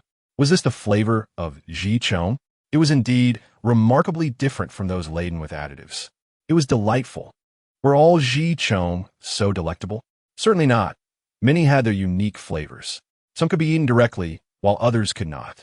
Some are suitable for cooking, others for seasoning, and some were inherently toxic and inedible. Zhou Yun explained candidly. Now, she felt considerably lighter. Having carried a secret for so long, and the burden of acting in secrecy was utterly exhausting. Henceforth, She had a comrade by her side. "How'd you come up with this?" Fong Lin asked, concern etched on his face, assuming Zhou Yun had endured some hardship, prompting her actions. "What can a genius like me conceive?" Zhou Yun, sensing Fong Lin's intuition about her core secret, instinctively concealed her thoughts. Fong Lin recognized her evasiveness. Convinced that his assumptions were correct, which only deepened his concern, he chose not to pursue the topic any further. "If you were to celebrate your birthday, what would you wish to eat?" Fong Lin inquired casually. "Birthday?" Zhou Yun's words tumbled out before her mind could catch up. "Of course, cake." "How do you make a cake?" "I want to learn. Cakes are quite complicated." "Why would you want to learn that?" Zhou Yun frowned, as the steps involved were numerous and intricate, making her reluctant to attempt it. Fong Lin casually fabricated a response. "My master's birthday is approaching. I want to surprise him by baking one." In truth, he had merely gleaned Zhou Yun's birthday from online sources. "You truly have a filial heart. How about this? I will teach you tomorrow morning. I will prepare the ingredients for the cake." Zhou Yun agreed. "You are the best," Fong Lin said, looking down at her. "I'll go gather the materials and bring you some research notes. They aren't complete, but they should be useful." As Zhou Yun spoke, she prepared to leave. Fong Lin's heart was stirred. Had she discovered something? Would she dismiss him? He wished fervently for a solution to his ailment. The following morning, Zhou Yun was indeed in the kitchen, awaiting Fong Lin with an array of ingredients. Most were readily available, and she had even managed to find substitutes for a few missing items. Li Zian had yet to appear. Zhou Yun had not received any request for the spaceship's arrival or departure, but had not seen Li Zian since the previous afternoon. Recalling the expression in his eyes when he left, a pang of sadness struck her heart. He was the first person in this interstellar world to show her genuine concern. Why was it like this? She could not comprehend. With a smile, she called out to Fong Lin, "You're here. Have you prepared your notebook?" Fong Lin pointed to his terminal. "I recorded it. It's better than taking notes." Zhou Yun first introduced the ingredients needed for the cake, then began to prepare the cream, requiring milk, sugar, and gelatin sheets. She softened the gelatin and set it aside, then heated the milk and sugar in a pot over low heat until it exceeded 60 degrees. After turning off the heat, she added the gelatin to dissolve, cooling it before whipping it with a mixer until it formed a frothy surface. At this point, the air began to fill with the fragrant aroma of the cream. She placed it in the refrigerator for 10 minutes, then continued whipping it. After 3 rounds, the cream became delicate and smooth. Zhou Yun took a taste. Indeed, it was a familiar flavor. The creamy sweetness filled her mouth, uplifting her spirits. The subsequent steps for the cake became even more intricate. Zhou Yun's movements captivated Fong Lin, who grew increasingly perplexed. How could she conceive such elaborate delicacies if her past had been filled with hardship? After baking the cake, Zhou Yun spread the rose jam she had prepared earlier in the center and decorated it with cream. In no time, a beautifully crafted cake, fragrant and delightful, appeared before Fong Lin. Zhou Yun handed Fong Lin a knife, urging him to cut the cake. However, Fong Lin hesitated, reluctant to mar this work of art. He turned to Zhou Yun and pouted, "Can I not cut it? I wish to preserve it." Zhou Yun promptly snatched the knife from his hands, declaring, "If you want to cut it, I will. This cake won't taste good if left too long. It is meant to be eaten, not merely admired." She prepared to slice it. Fong Lin interjected, "Wait, let me take a picture." After capturing the cake from every angle, ensuring no detail was overlooked, he reluctantly said, "You may cut it now." "Shall I do it?" Zhou Yun inquired again. "You do it. I can't bear to." Fong Lin turned his face away, eyes closed. Zhou Yun cut the cake and offered him a piece. "Why don't you try?" Fong Lin pierced a piece with his fork and brought it to his mouth. The creamy sweetness, combined with the soft cake and the fragrant rose jam, created a symphony of flavors that elicited wide-eyed astonishment. "It's delicious," he exclaimed, finally grasping that such a beautiful creation was indeed even more delightful to eat. Seeing him savor the cake, Zhou Yun squinted with a smile. "Is it good?" Fong Lin nodded, having finished his piece but still gazing longingly at the remaining slice on the table. Chapter 32.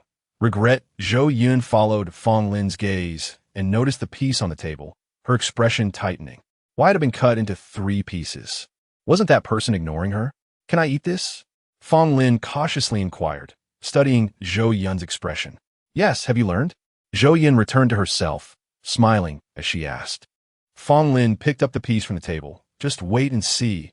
My master will surely be moved to tears. That's good. I'll take a rest now. I'm quite tired. Zhou Yun stretched and sauntered out. Fong Lin hesitated, gazing at the tempting piece before him, fully aware of whom it was meant for, and a pang of bitterness filled his heart. That insufferable Li Zian had treated Zhou Yun coldly, yet she was so kind to him.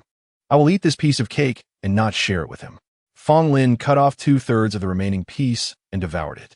Finally, he stood up, carrying the last third with a sour expression toward Li Zian's door. He paused at Li Zian's door and knocked forcefully. When the door opened, it revealed Li Zian's gradually disheartened expression, and he scoffed. What else with that expression? Did you think it was someone else? Just as Li Zian attempted to close the door, coldly stating, "It's none of your business," Fong Lin slipped inside, turning his back to Li Zian. Do you think I wanted to come? Hope flickered in Li Zian's eyes as his tone softened. Did she send you?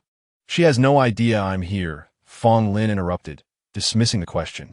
Li Zian closed his eyes and said, Please leave. You're not welcome here.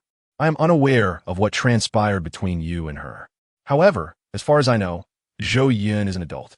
She possesses the ability to assess risks and make her own decisions, and she has the right to do so. Do not attempt to manipulate her by claiming to care for her, forcing her to choose between what she values. Fong Lin, disregarding Li Zian's rudeness, turned to him and said, If you are here to lecture, I regret to inform you that I am not receptive. Since you claim to be ignorant of our affairs, I suggest you refrain from interfering. Li Zian, unafraid, replied in a deep voice, What is it that you find unclear? It is merely your affection for Zhou Yun. Now that you have withdrawn, there is no one to contend with. Li Zian could no longer maintain his composure and forced a smile. Who said I intend to withdraw? I am quite familiar with Zhou Yun. If you continue to retreat like this, she may eventually forget you. She is acutely aware of what she desires and what she must relinquish. Your persistent standoff is merely an attempt to compel her to submit to you, is it not? You overestimate yourself, Li Zian. You will only push her further away. Fong Lin lowered his gaze, his expression impassive. Why do you wish to assist me? Li Zian asked, surprised by Fong Lin's somber demeanor. If I am not mistaken, you harbor feelings for her as well. Fong Lin raised his face, a provocative smile gracing his lips. Because you cannot compete with me. It is only in your presence that Zhou Yun can perceive my kindness. Li Zian remained skeptical, glancing elsewhere until he noticed the cake in Fong Lin's hand. What is this? He inquired. Curious, are we? Fong Lin waved the cake before him. Zhou Yun made this especially for me. I brought it to show you. This is for me, then? Li Zian confidently remarked, catching the delightful aroma wafting from the cake. Fong Lin placed the cake on the table. This is yours. Ponder my words well. He then exited the room. Once Li Zian closed the door, he began to scrutinize the small, exquisite piece of cake. He took a fork, pierced a small portion, and savored its sweet, tender flavor, which surprisingly healed the discomfort that had plagued him since the previous day. He began to chastise himself for his treatment of Zhou Yun, recalling the longing in her eyes when he left. How could he have been so callous as to walk away? The more he thought about it, the more regret he felt, wishing he could find Zhou Yun immediately, yet uncertain of how to approach her. He paced anxiously in the room. At that moment, Zhou Yun received a call from Chen Jun, informing her of his impending arrival to discuss the egg purchasing plan. As she stepped out of the house, she unexpectedly encountered Li Zian, who had been waiting at the door. What are you doing here? Zhou Yun asked, somewhat taken aback. Li Zian replied stiffly, Oh, I was waiting for you. Feeling a bit uncomfortable, Zhou Yun sought to escape, saying, I have something to attend to. Can we talk later? What is it? May I accompany you? After much hesitation, he finally managed to utter those words, which he had long wished to say but never could. Together? I'm going to discuss the sale of eggs, Zhou Yun stated, hoping to see if she could alter Li Zian's perspective. Li Zian nodded. Perfect. I can assist you with that. I have more experience in business negotiations than you. Zhou Yun reluctantly agreed. As they sat in the land vehicle, an awkward atmosphere began to envelop them. Just as Zhou Yun felt restless, she heard a faint apology. Turning her head, she saw Li Zian's ears flushed with embarrassment and could only whisper, What is it? I should not have left so abruptly yesterday and disappointed you, Li Ziyan replied, still gazing out the window. His words were so soft, like a whisper of wind brushing against Zhou Yun's face, causing her to blush. It's fine. I know you care about me, she reassured him. Li Ziyan acknowledged. The two fell silent, yet Zhou Yun no longer felt awkward. Upon reaching the port, Zhou Yun noticed a transformation in Li Ziyan as he interacted with Chun Jun, no longer the restrained figure he had been earlier. He began to pose numerous inquiries to Chun Jun. How do you plan to sell these eggs? Do you have a long-term strategy? What is its positioning? Who is the target market? What market share do you anticipate? If Zhou Yun were to disclose the secret recipe for the eggs in the future, what are your thoughts? Initially flustered, Chun Jun gradually became introspective as Li Ziyan's questions continued. Zhou Yun was taken aback. She had not realized that selling eggs required such meticulous consideration. She understood that it was not just about sales. She needed to grasp future planning and the prospect for the eggs. How to penetrate the market and the challenges involved. These were all aspects she had overlooked, making her feel increasingly negligent. Li Ziyan patiently elaborata. And both Zhou Yun and Chun Jun recognized this as a rare opportunity. Ultimately, with Li Ziyan's assistance, they signed a more comprehensive contract. As they were about to leave, Chun Jun turned to them, bowing in gratitude. Thank you. Had it not been for you, I would not have considered so many aspects. I will strive to do better. I shall refrain from saying more. Please bear with me in the future. With that, he turned and boarded the spacecraft, departing. Chapter 33. I will wait for you. Since Li Ziyan ceased his sulking, Zhou Yun's life had become remarkably smooth. Soon after, Li Ziyan left due to company matters, and Zhou Yun felt an even greater sense of relief. With no secrets to bear, she no longer needed to sneak away to eat vegetables while avoiding Fong Lin. Life was delightful. What should I eat today? Zhou Yun pondered as she observed the roses slowly unfurling in her cup, stirring the red tea, and taking a sip. Her brow furrowed. This rose jam is still not authentic. The flavor of honey does not compare to that of white sugar. Zhou Yun mumbled to herself. I should go prepare some sugar. Due to the numerous tasks at hand, she had forgotten to harvest the sugarcane, causing a delay in the sugar-making process. She instructed Xiao Bao, arranged for the robots to harvest the sugarcane from the field and store it in the last fresh-keeping warehouse. Clean it and inform me once it's done. After finishing her last sip of tea, Xiao Bao notified her that the sugarcane had been fully harvested. Collect the juice extracted from the sugarcane. As she boarded the land vehicle, she continued to direct Xiao Bao. Upon reaching the fresh-keeping warehouse, the sugarcane juice had already been extracted. Zhou Yun poured the juice into a large pot for boiling, patiently waiting for it to solidify into brown sugar. The process of making white sugar was far more complicated than that of brown sugar. Zhou Yun spent the entire afternoon in the warehouse, and it was only by evening that she completed the task. Carrying 2 jars filled with sugar back to her residence, she thought to herself, great. I can now use sugar color for meat dishes in the future. That evening, she prepared a plate of red braised pork and placed it on the dining table. When Fong Lin entered and saw the vibrant red meat, he curiously inquired, what kind of meat is this? I've never seen it before. This is pork, Zhou Yun replied, picking a piece to taste. Its juice is abundant and rich without being greasy. Fong Lin took a pair of chopsticks, picked a piece, examined its color, and then placed it in his mouth. The fatty meat was not greasy, and the lean meat was tender, bursting with flavor. The pork you made is even better than that of Star Beast's, Fong Lin remarked as he dug into his rice, becoming increasingly unconcerned about his image. Is Star Beast meat that delicious? Zhou Yun asked, puzzled, as she recalled the low-grade Star Beast meat she had purchased at the market, which was rather mediocre. It is tastier than farm-raised livestock, but it pales in comparison to yours. Fong Lin gestured toward the red braised pork. Star Beasts are classified into 3 levels: low, medium, and high. The higher the level, the better the taste of the meat. In the past, there were many Star Beasts within our federation, but later, as people discovered their delectable flavor, they were hunted extensively. Star Beasts possess intelligence superior to that of livestock, and they have risen in rebellion. Even now, the Federal Army is still in a standoff with the Star Beasts at the borders. In the present day, there are still some intrepid food hunters venturing to the border to hunt the Star Beasts. Fong Lin noticed that Zhou Yun was listening intently. So he paused his chopsticks and recounted the general situation. The combat capabilities of the star beasts are typically formidable. Even professional soldiers clad in mecha find it challenging to contend with them. Consequently, casualties at the border are significant. Is this the tragedy stemming from the consumption of meat? Zhou Yun was left speechless. If livestock meat were equally delectable, wouldn't that save countless lives annually? Indeed, Fong Lin nodded, unable to resist taking another piece, exclaiming how delicious it was. Thus, they continued to wait until the court hearing day arrived. Zhou Yun did not intend to attend. She merely wished for Mu Yuan to seek her out and reveal to her the identity of the person behind him.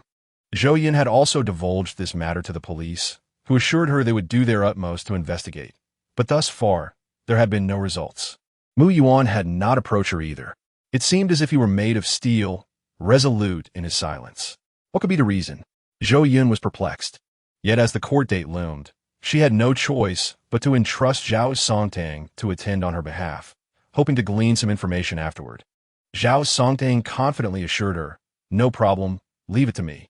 For reasons unknown, Zhou Yun felt a lingering unease. The progression of events seemed unsettlingly smooth. The words Fong Lin had spoken previously echoed in her mind, warning her that the person behind it all would not allow her to uncover the truth easily. Lurking in the shadows, waiting for the opportune moment, she anxiously interlocked her fingers on her lap, uncertain of what the outcome would be. Within a mere 2 hours, Zhao Songtang reported back with his findings. Mu Yuan has openly confessed in court, showing no desire to challenge me.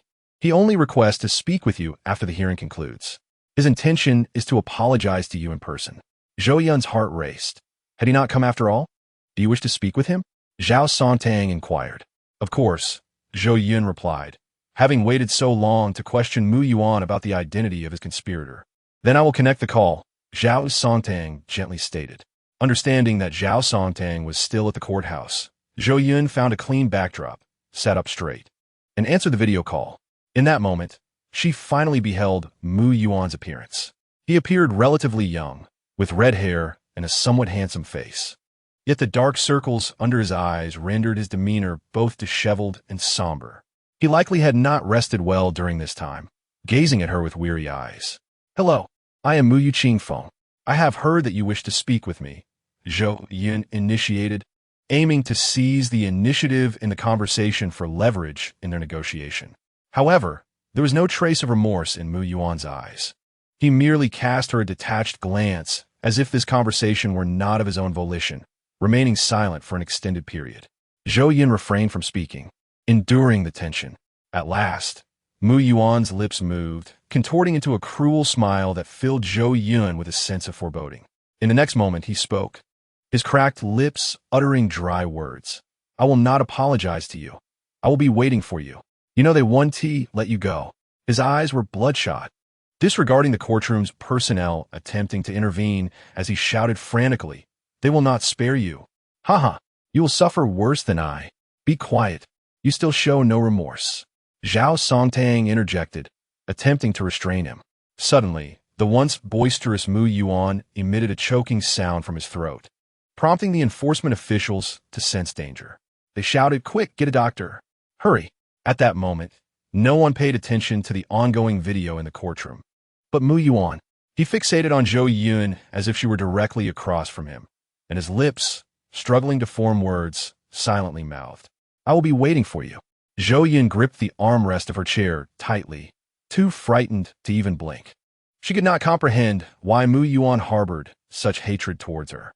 Before the doctor could arrive, Mu Yuan had already succumbed.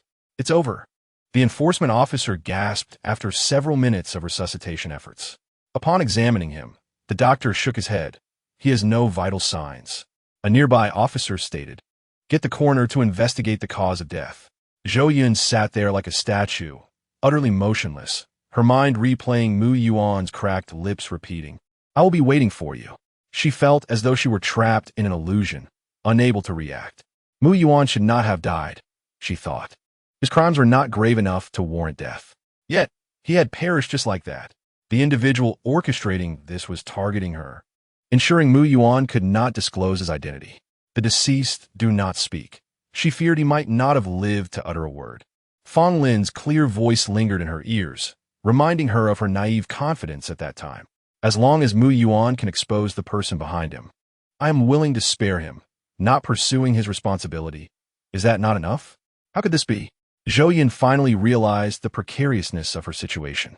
She was enveloped in a fog, unable to discern her surroundings, unsure when she might fall off a cliff and be shattered. This fear threatened to engulf her entirely. Chapter 34. Birthday. Her heart felt as though it were submerged in icy seawater, curled up in her chair, trembling incessantly. The connection to Mu Yuan had been severed, leaving her without any leads. The unsettling sensation that her life could be threatened at any moment was driving her to the brink of madness. Who could it be? For what purpose? She could not fathom anything. At that moment, Fong Lin entered. Noticing Zhou Yun's pale complexion, it inquired with genuine concern, "What has happened?" Zhou Yun closed her eyes, recalling Mu Yuan's final words, feeling unsettled. Mu Yuan had just died. Fong Lin's expression turned grave as well. Ultimately, he pried open Zhou Yun's clenched fists, intertwining his fingers with hers in a comforting grip. "Do not worry. You will be safe. I am here for you. Even if it costs me my life, I will protect you." Zhou Yun felt as though she were a drowning person grasping onto a piece of driftwood. Slowly leaning into Fong Lin's embrace, he gently patted her back, resting his chin on her forehead, soothingly murmuring, "Zhou Yun, do not be afraid. I am here. I will stay with you." Under Fong Lin's comforting presence, Zhou Yun gradually calmed down. She suddenly laughed. If the person behind this knew how frightened I am, they might find it amusing.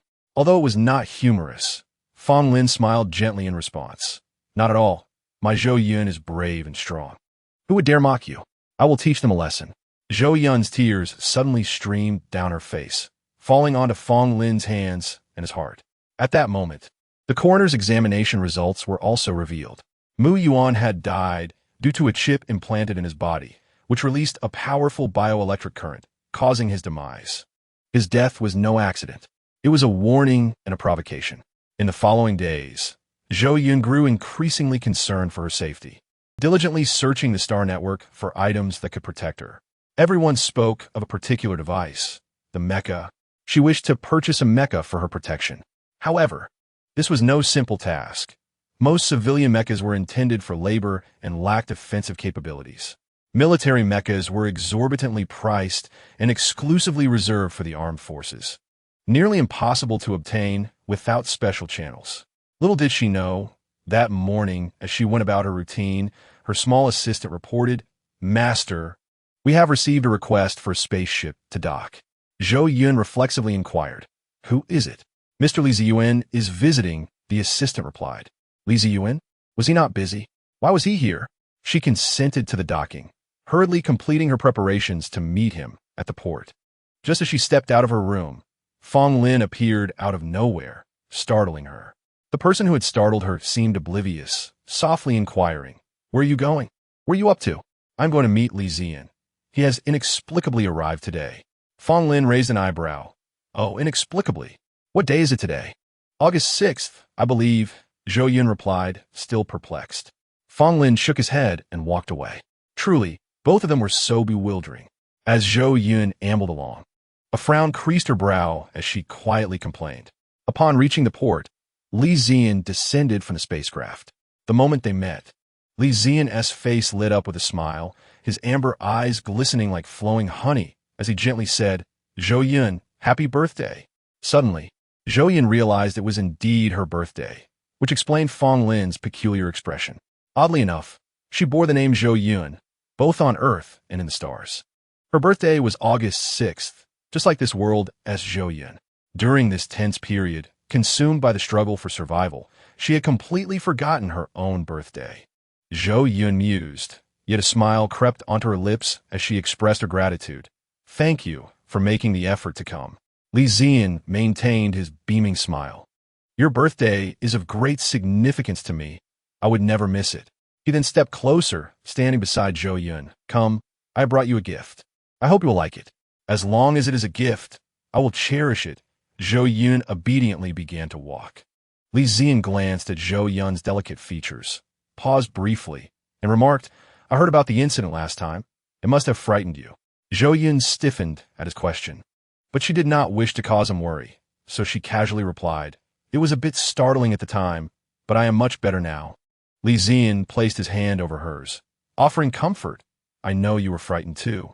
I was occupied with urgent matters and could not reach you." Zhou Yun felt no turmoil within. She had clearly discerned the distinction between friendship and love, and softly replied, "I understand." Observing her expression, Li Zian mistakenly thought she was still upset about the previous incident, and hurriedly assured her, "I won't let it happen again, I promise." Zhou Yun snapped back to reality, smiling as she discreetly withdrew her hand. "It's all right. I am not a child. I can handle it." Their conversation continued until they reached the door. As Zhou Yun stepped inside, she noticed a change. The once sunlit room had turned pitch black. Realizing it was Fong Lin's doing, she called out helplessly, "Fong Lin, it's my birthday, and you're still playing pranks? Come out." As a faint light emerged, resembling candlelight, the words "Happy Birthday" Zhou Yun sparkled above. Zhou Yun held her breath, curious about Fong Lin's intentions, until the lights fully illuminated the room. Fong Lin emerged, cradling a cake, and in that moment, Zhou Yun's heart raced. Could it be that Fong Lin was from Earth like her? The cake was exquisitely crafted, and Zhou Yun felt an inexplicable sense of familiarity. However, she did not linger on her thoughts and dashed to Fong Lin, demanding, "What are you doing with the cake? Didn't you say we should have cake on birthdays? I worked on this for quite a while. Want to try?"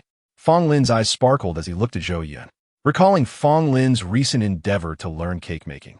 She understood.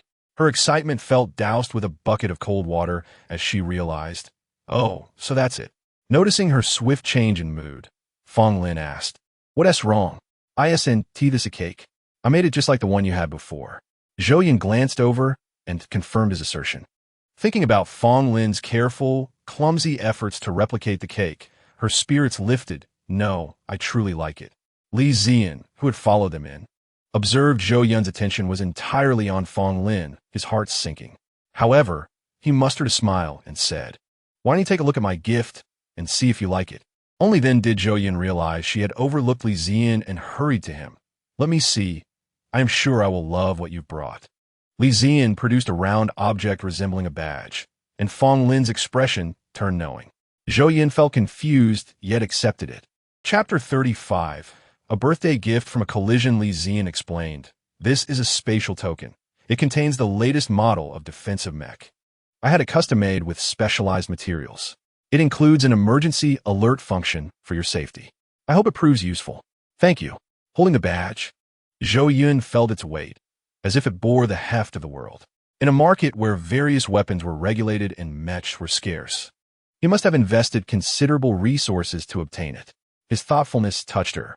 For reasons unknown, Zhou Yun felt an impulse to distance herself from Li Zian. She was uncertain if she could withstand such concern from him.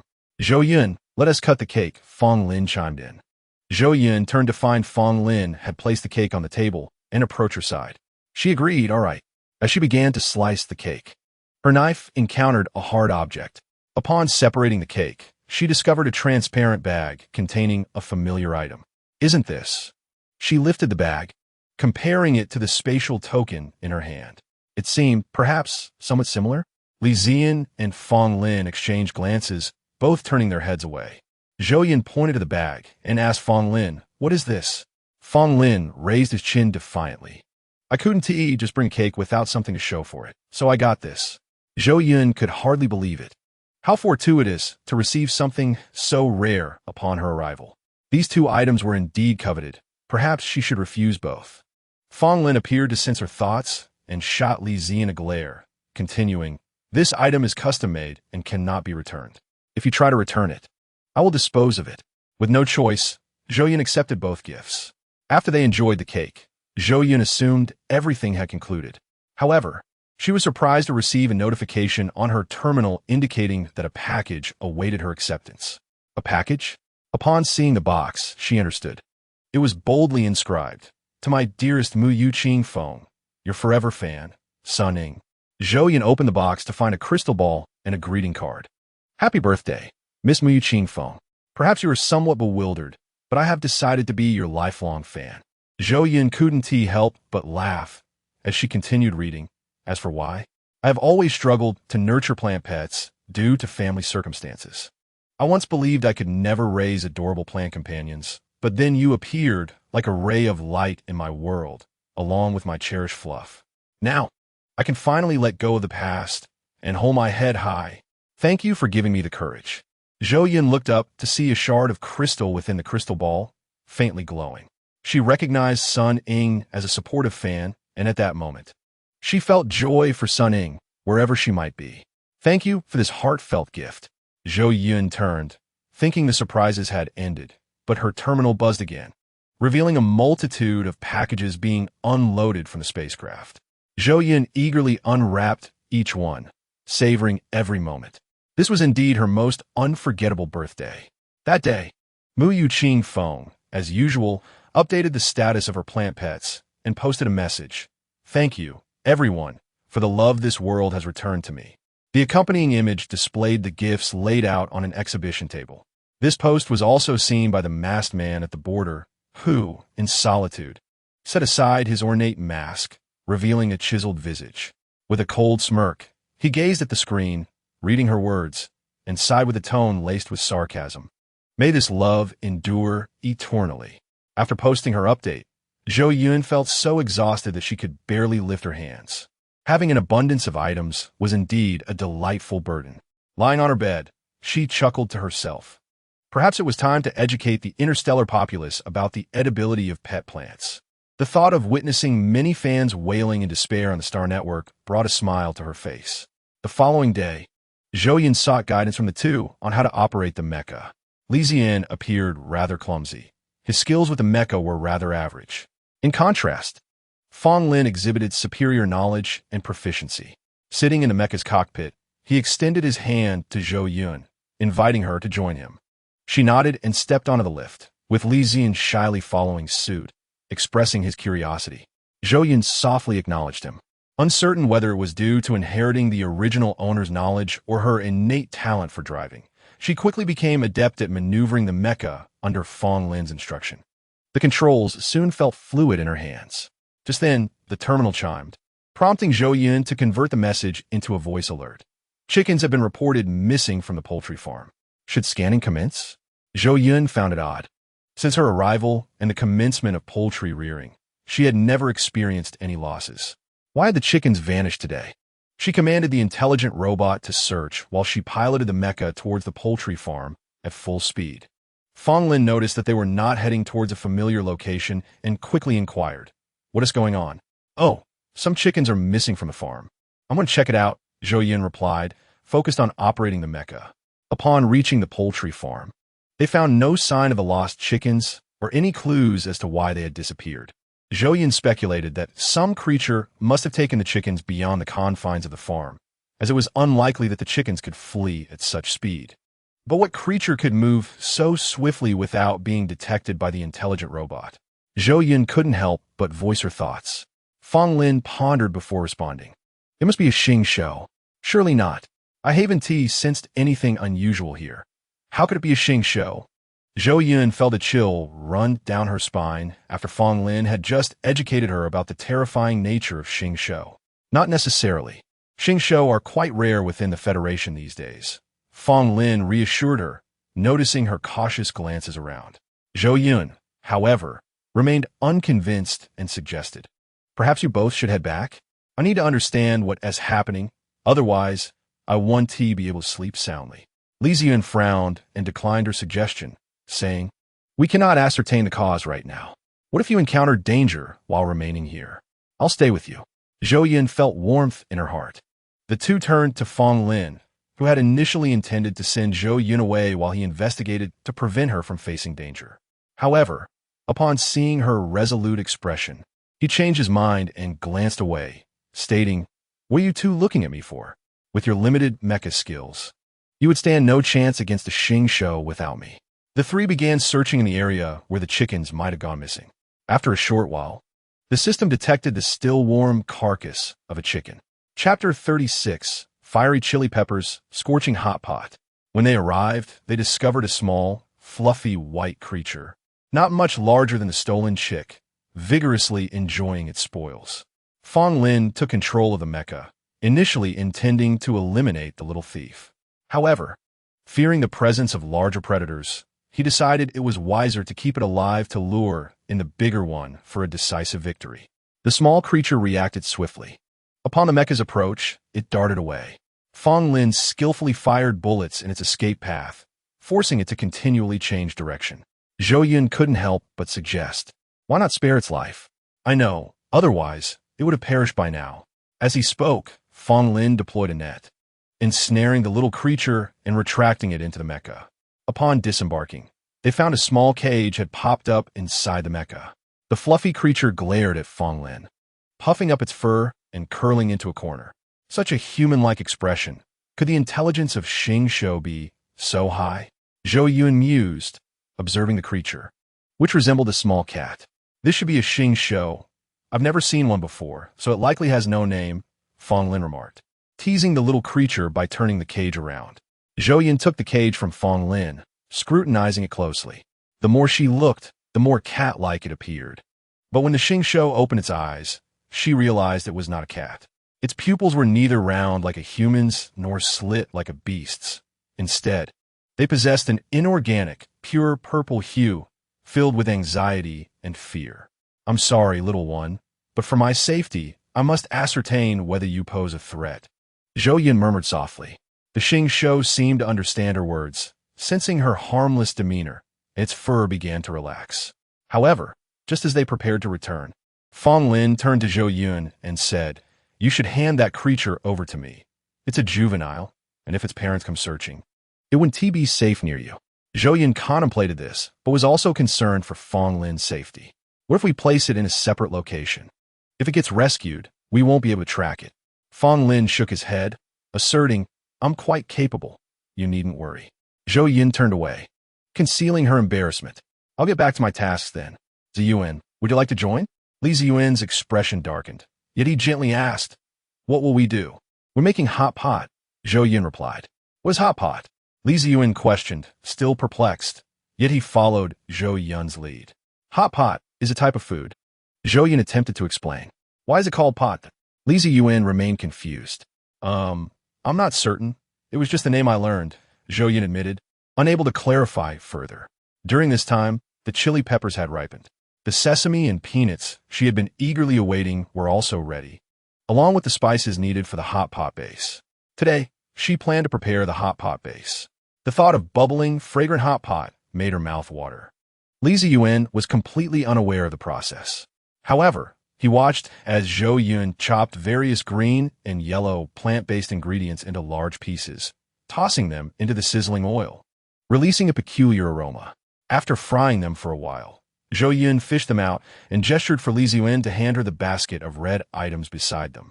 Li Ziyuan instinctively passed her the items, but as they passed near his chest, he caught a whiff of a pungent odor. What is this? He watched in astonishment as Zhou Yun poured the entire basket of red plant-based ingredients into the oil, instantly filling the air with a strong, acrid scent. He stifled a sneeze, tears welling in his eyes. Can this even be eaten? Having learned about the edibility of plant-based ingredients, he had tried various ones under Zhou Yun's encouragement, finding them delightful. He trusted Zhou Yun immensely, but under the assault of this odor, his faith wavered. The fried chili peppers took on a more vibrant hue as they soaked in the oil. Zhou Yun focused intently on achieving the perfect temperature, fearful that if it became too hot, the peppers would burn, rendering the hot pot base bitter. After stirring for a while, Zhou Yun felt it was nearly ready and added more chili peppers and other spices. This recipe was her exclusive secret, passed down from her grandmother. The familiar aroma wafted through the air, and Li Ziyan watched in awe as Zhou Yun nodded in satisfaction. After simmering for a while, Zhou Yun believed it was ready. Once cooled and cut into pieces, they would have enough for many meals. She clapped her hands and said to Li Ziyuan, "Zhen, we can begin preparing the ingredients." Li Ziyuan nodded in understanding, realizing these were merely seasonings. The thought of adding a large chunk of anything made him shudder. The last time, I inadvertently consumed that red substance, causing my tongue to burn with an unbearable pain, as if I had been struck. I had only a small amount then, but now, with such a generous portion, I can hardly fathom the consequences. The crisp, succulent xiao bai kai, the tender mushrooms, and Zhou Yun even prepared tofu, complemented by a variety of vegetables. At this moment, Fong Lin arrived, holding the cage, eagerly awaiting the meal. Upon seeing the abundance of vegetables, a frown creased his brow. Zhou Yun, although your vegetables are delicious, I must confess I have a preference for meat. Is there not a single morsel of meat? Look over there.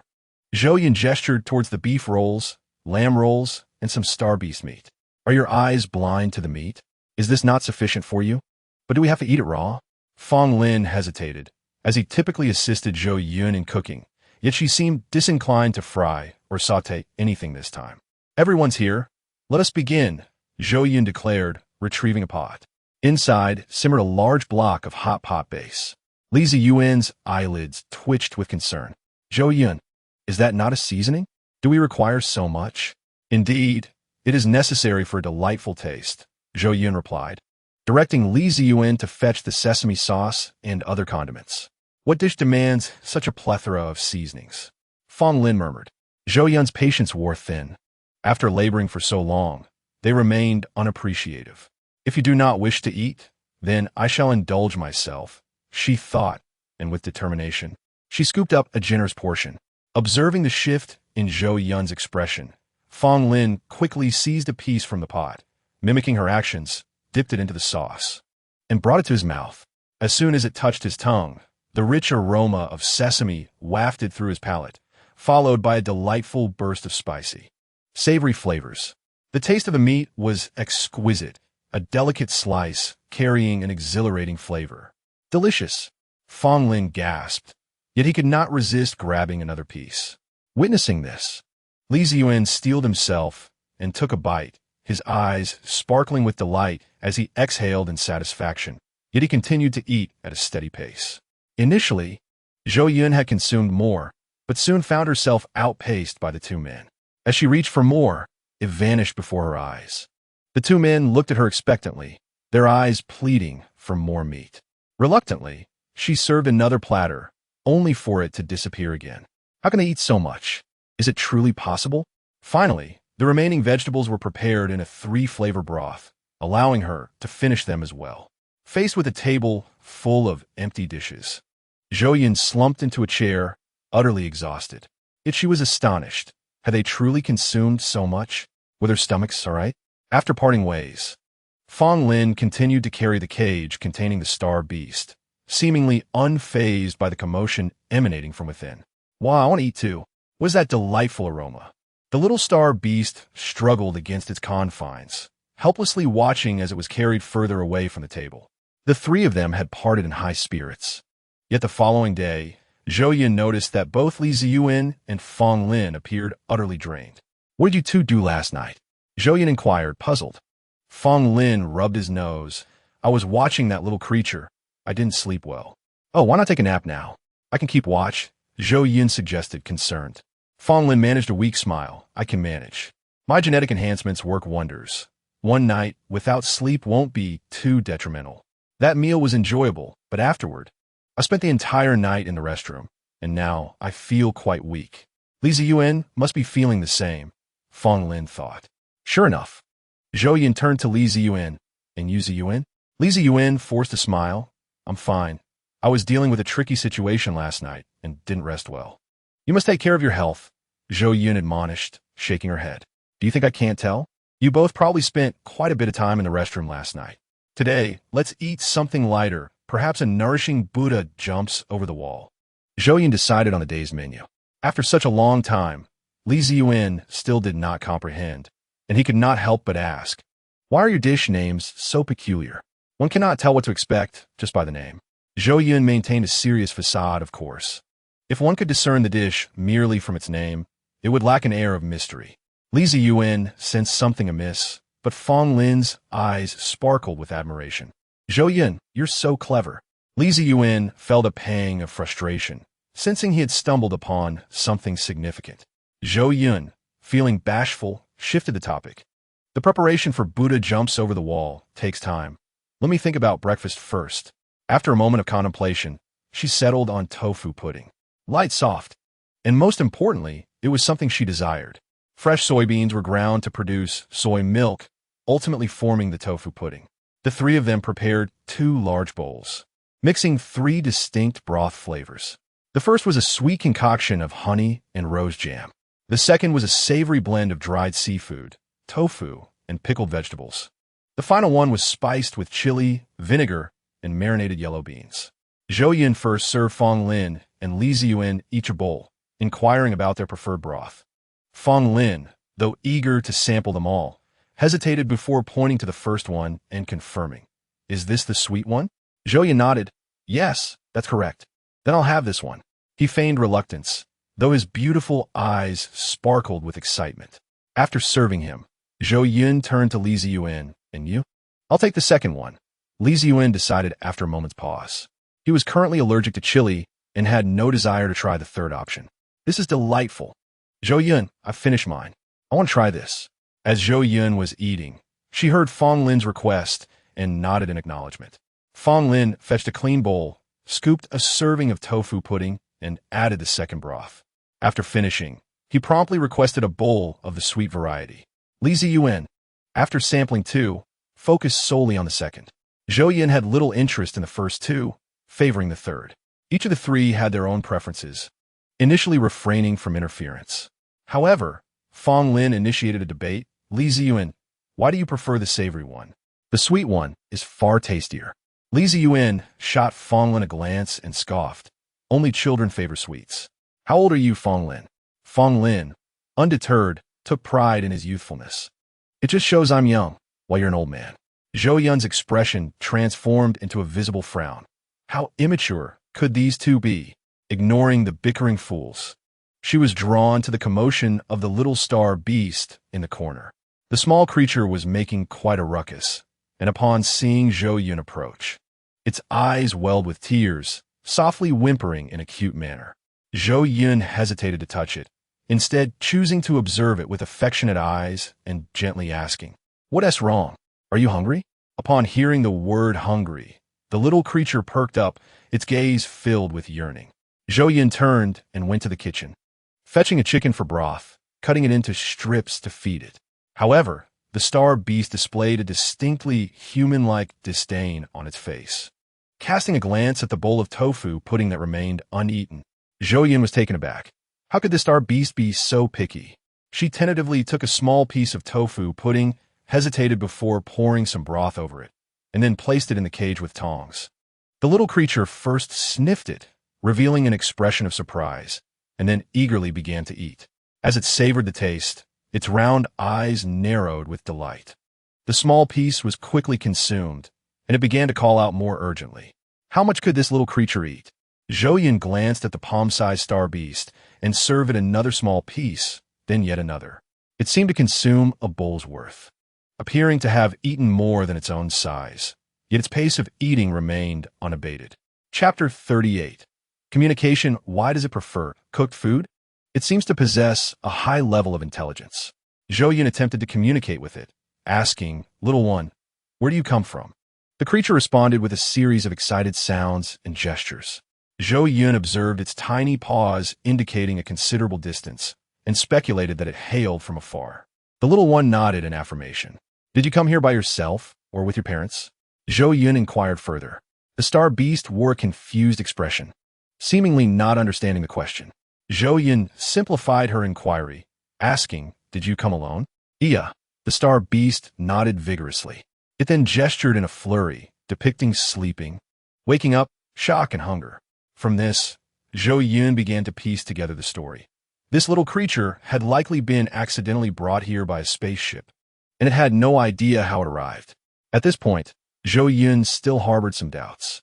Which spaceship had brought it here? Given its apparent intelligence, it could also be capable of deceit. "Zhou Yun, what are you doing?"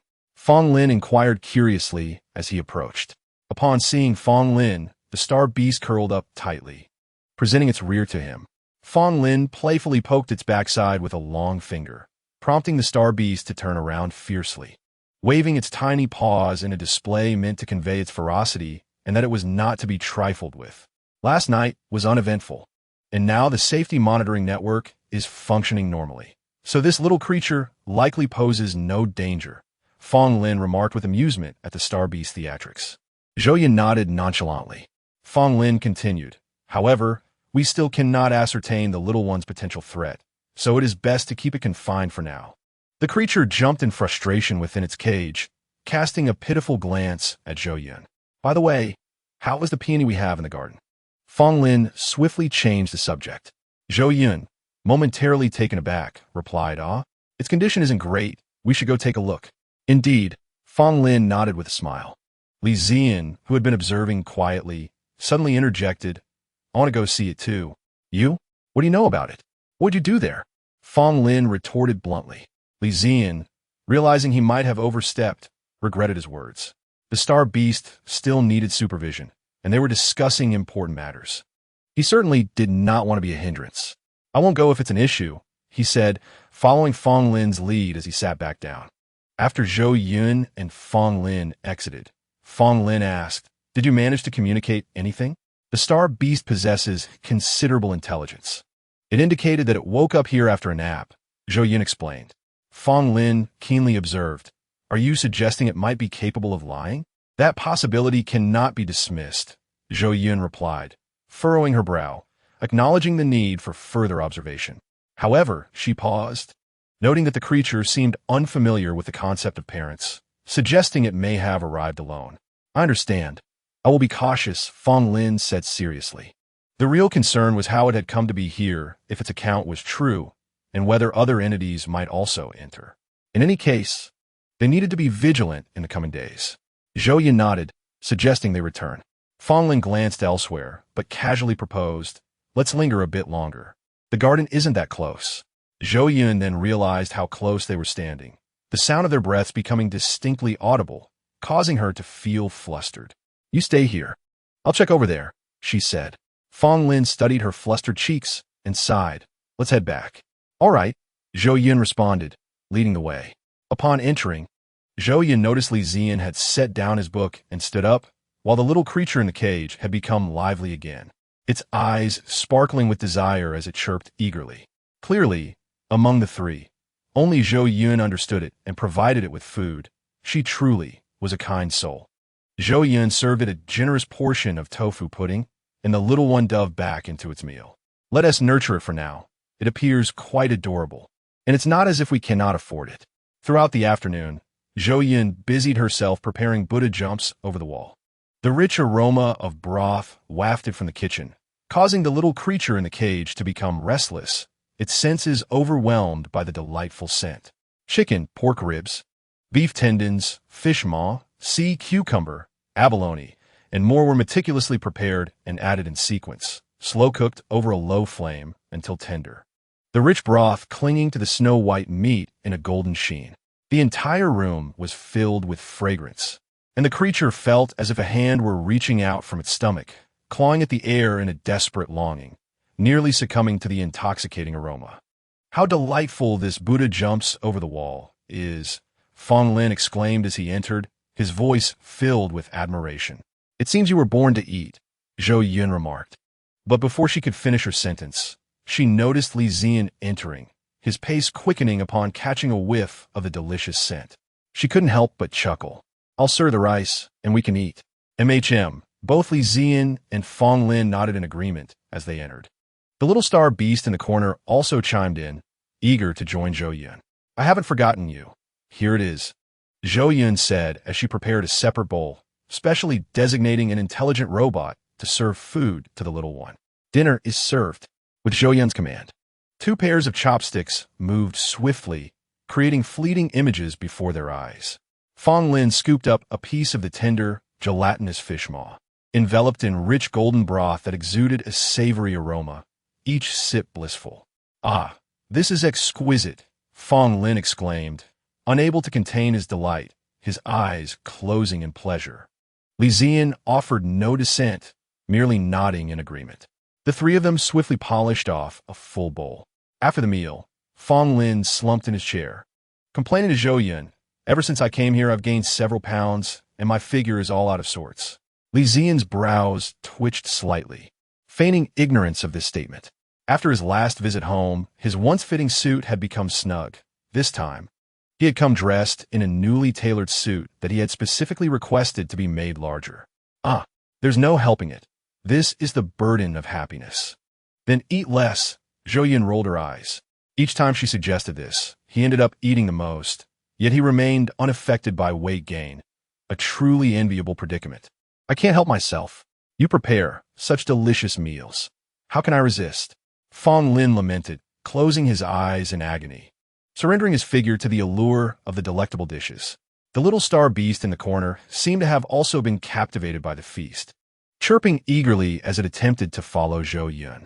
Its tiny paws desperately clawed at the metal bars of the cage, its chubby face contorted in a comical manner, striving to escape. Fong Lin paid no heed to its protests, teasingly remarking, "Initially, I feared you might run away, but at this rate, you're becoming a ball. Your chances of escaping are dwindling." The little star beast let out an indignant howl, its teeth clashing against the metal cage, momentarily stunned before releasing its grip. It looked up, and Fong Lin noted that he had brought it back to its dwelling. Yet another delightful day had come to a close. Chapter 39. Escape in the Dead of Night. Fong Lin was asleep while the little beast in the cage hesitated, eyeing the metal bars before it. Should it bite through or refrain? Making noise could eliminate any chance of escape. That wicked person would undoubtedly confine it in an even more twisted manner. Yet, if it did not leave now, what would happen if another opportunity never arose? The little beast's eyes sparkled with excitement. I have an idea. I rushed to the kind person and asked her to protect me. The hard metal of the cage quietly twisted and broke, creating an opening large enough for the little beast to escape. It was free. A white fluff ball darted out like lightning, sniffed the air, and resolutely headed in a specific direction. 2 minutes later, it arrived at a darkened house, climbed onto the bed, and snuggled into the blankets with a woman. The woman felt it, found the texture pleasant, and held it close to her chest. It soon fell into a deep slumber. In the morning, Fong Lin slept soundly, perhaps due to a satisfying meal the day before and the exhaustion from a long night. Something felt amiss, as if something were missing. Waking from his deep sleep, he noticed only a single sound of breathing. Oh no! The Xing Shou. Fong Lin opened his eyes and discovered a hole in the metallic cage. The Xing Shou had escaped. His face turned pale. He had slept too deeply and failed to notice the commotion. How did that little creature break through such hard metal? But the most pressing concern was Zhou Yun. He quickly got up, grabbed his terminal to contact Zhou Yun, and hurried towards a residence. Inside the room, thick curtains were drawn tight, blocking the bright sunlight and leaving the space dim. The woman on the bed was sound asleep, but the terminal beside her pillow rang. Zhou Yun furrowed her brow, wondering who it could be.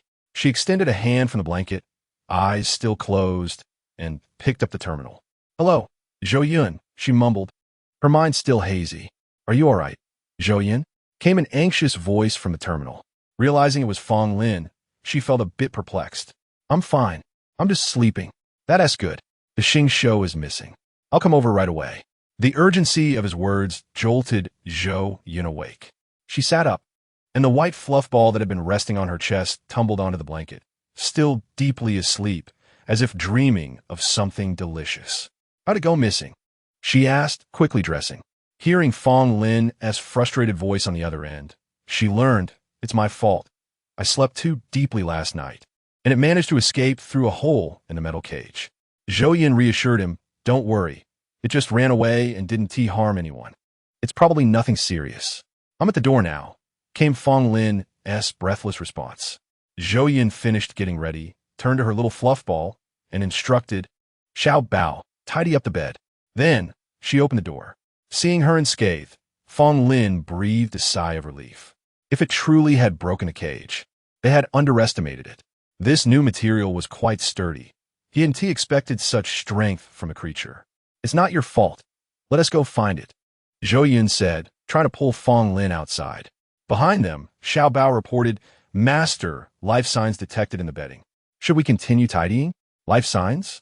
Zhou Yun's expression turned peculiar as she recalled the soft sensation upon waking.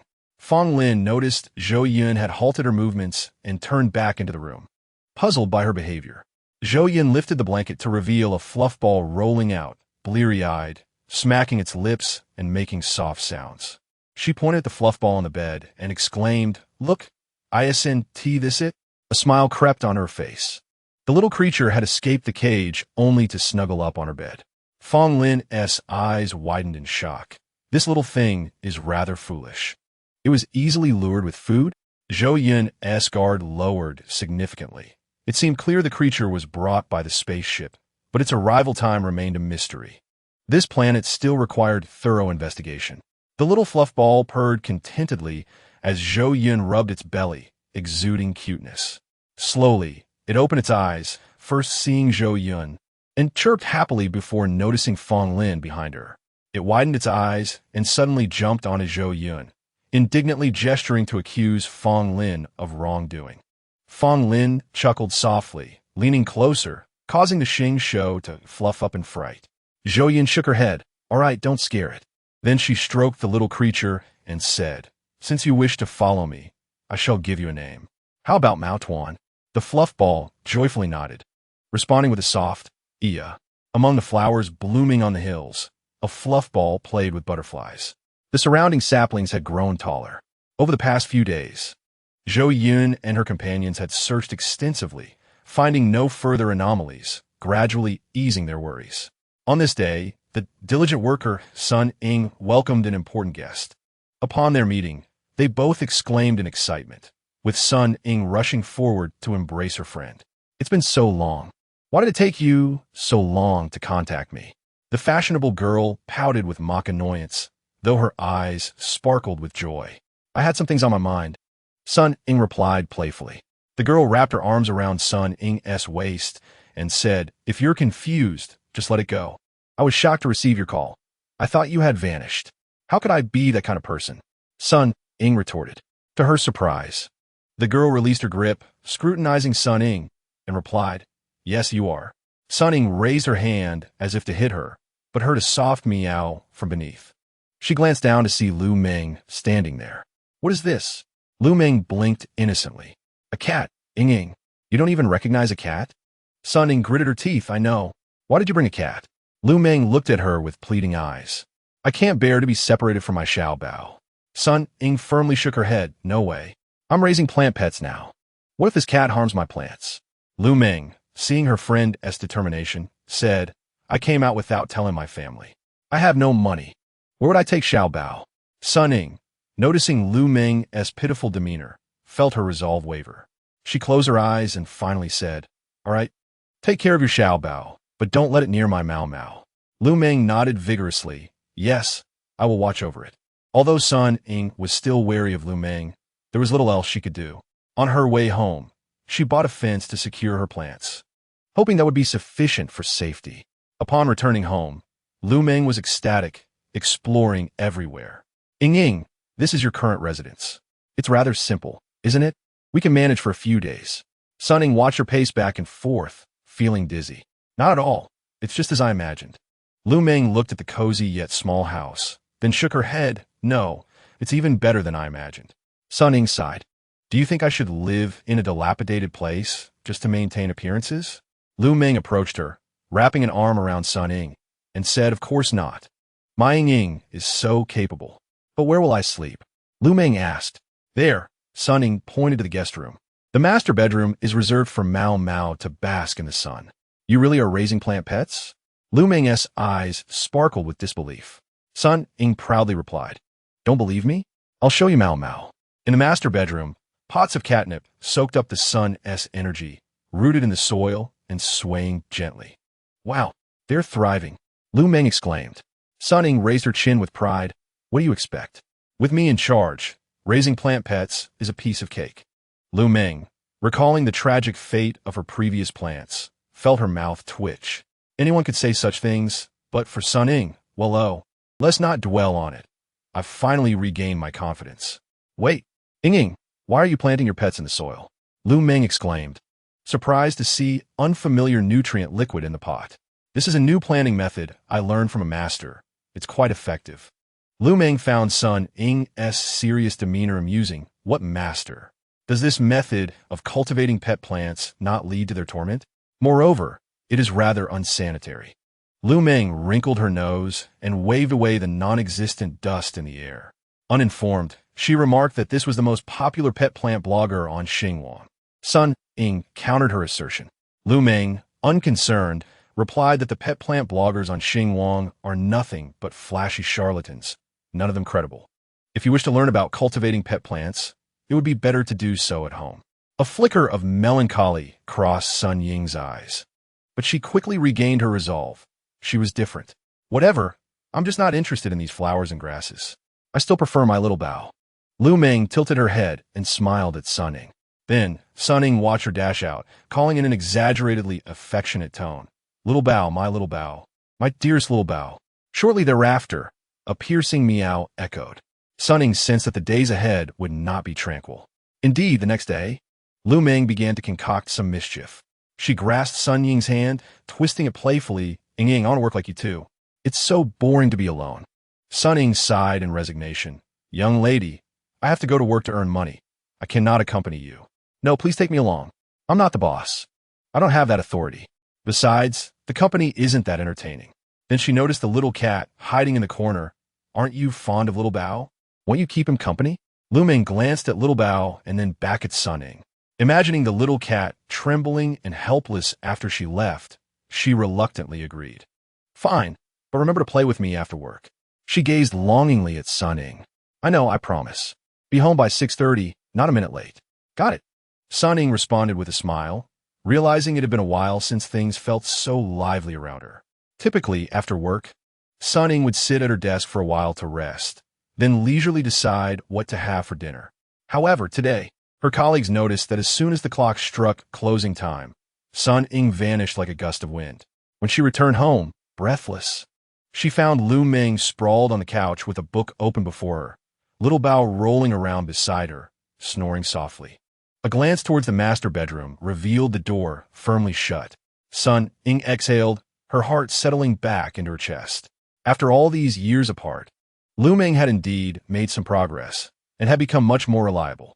Lu Meng swung her legs off the couch and padded over in her slippers.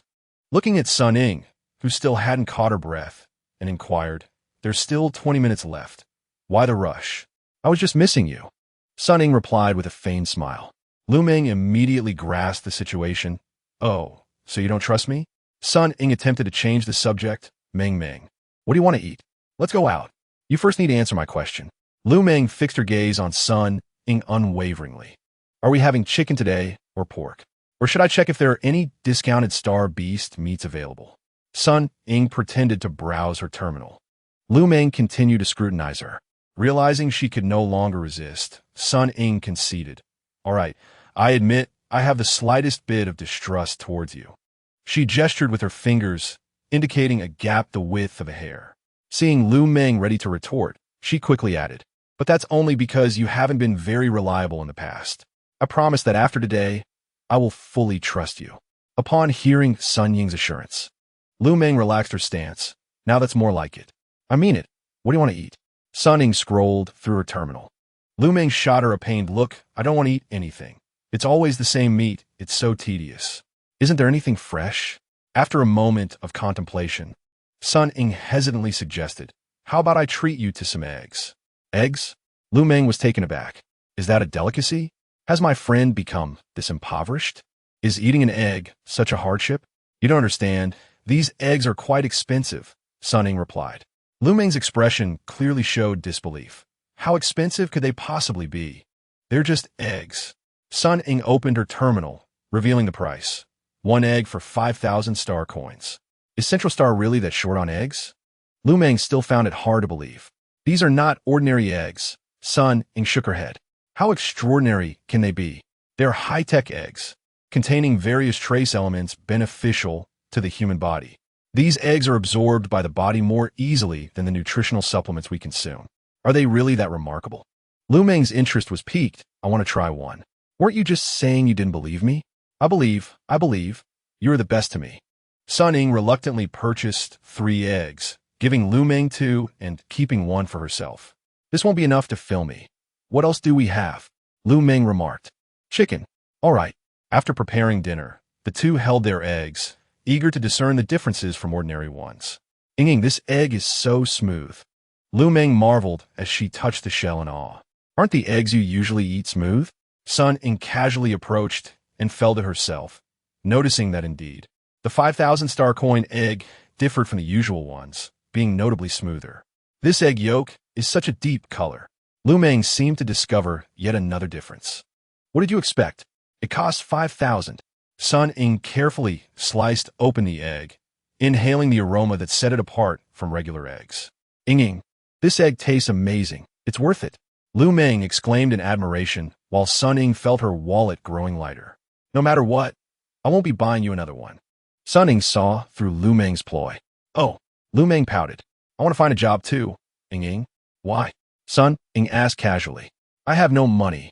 I want to earn some, Lu Meng replied earnestly. All right, just as long as you don't lose interest too quickly. Seeing that Sun Ying had not objected, Lu Meng's eyes brightened. Of course, I will certainly do my best. Sun Ying shot her a sidelong glance, dousing her enthusiasm with cold water. You should find a job first. Oh, the next day, Lu Meng began her active job search, leaving Little Bao at home. After ensuring all the doors and windows were securely closed, she left for interviews with great enthusiasm. In the afternoon, when Sun Ying returned home, she found Lu Meng dejectedly hugging a pillow on the couch. Upon seeing her state, Sun Ying immediately understood the situation and chose not to speak. Lu Meng couldn't hold back any longer, tears streaming down her face.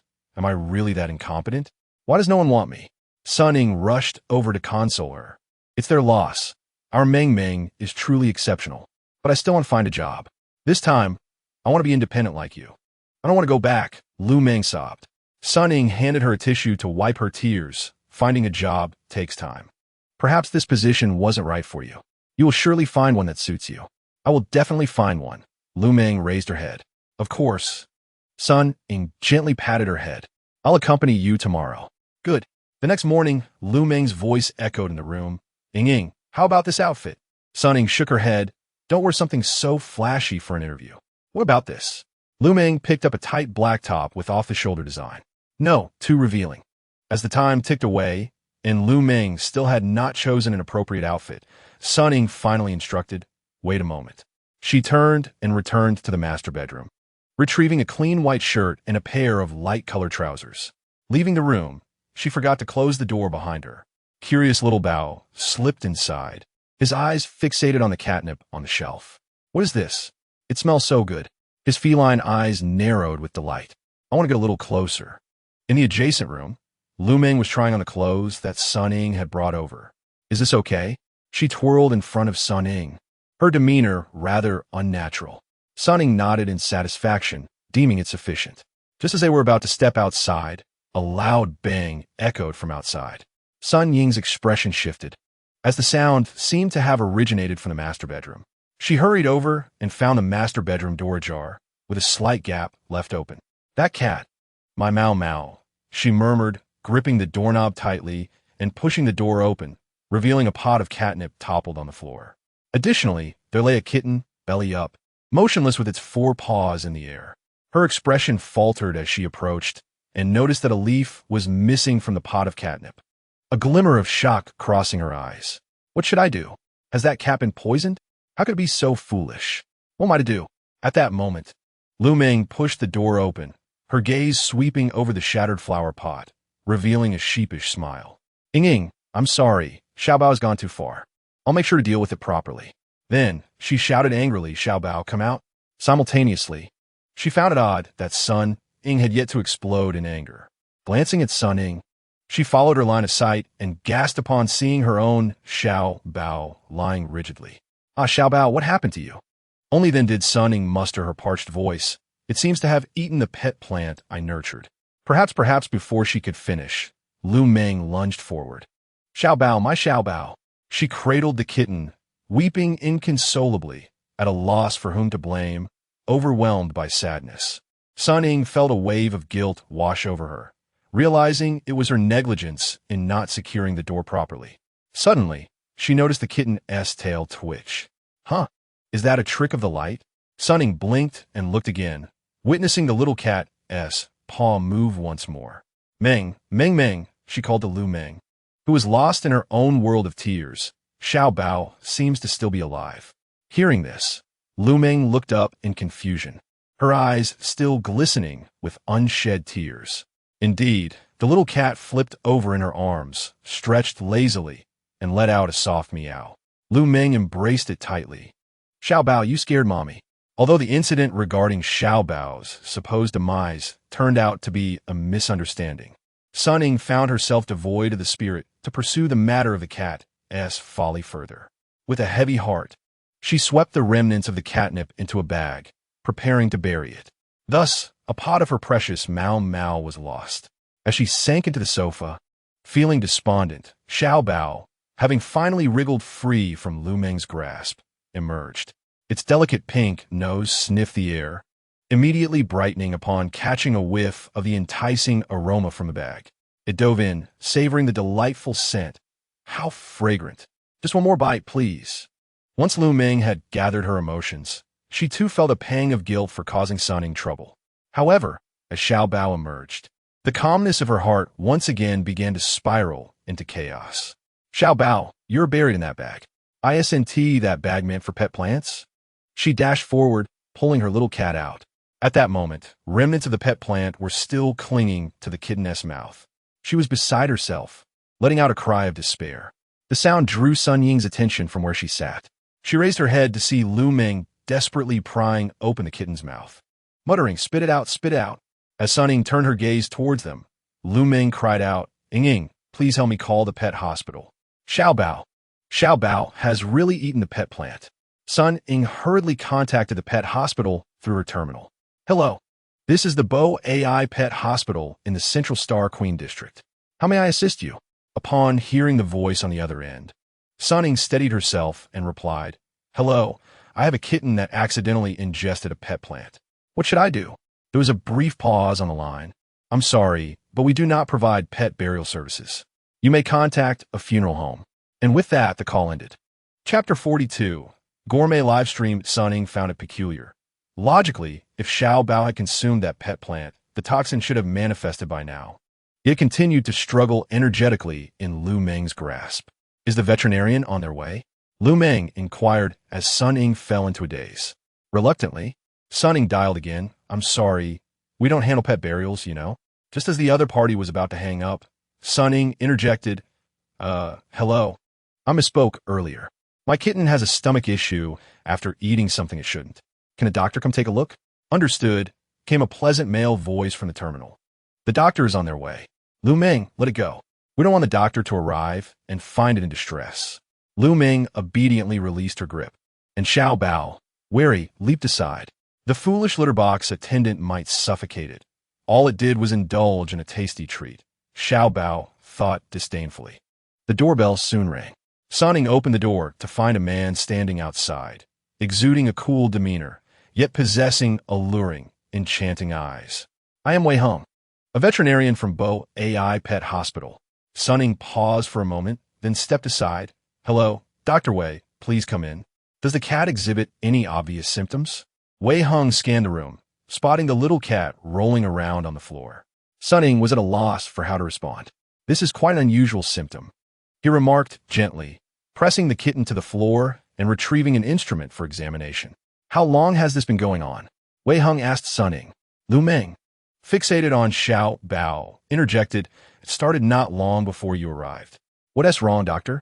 Wei Hung furrowed his brow, using the device again, which emitted a series of beeps, showing that the vital signs were normal.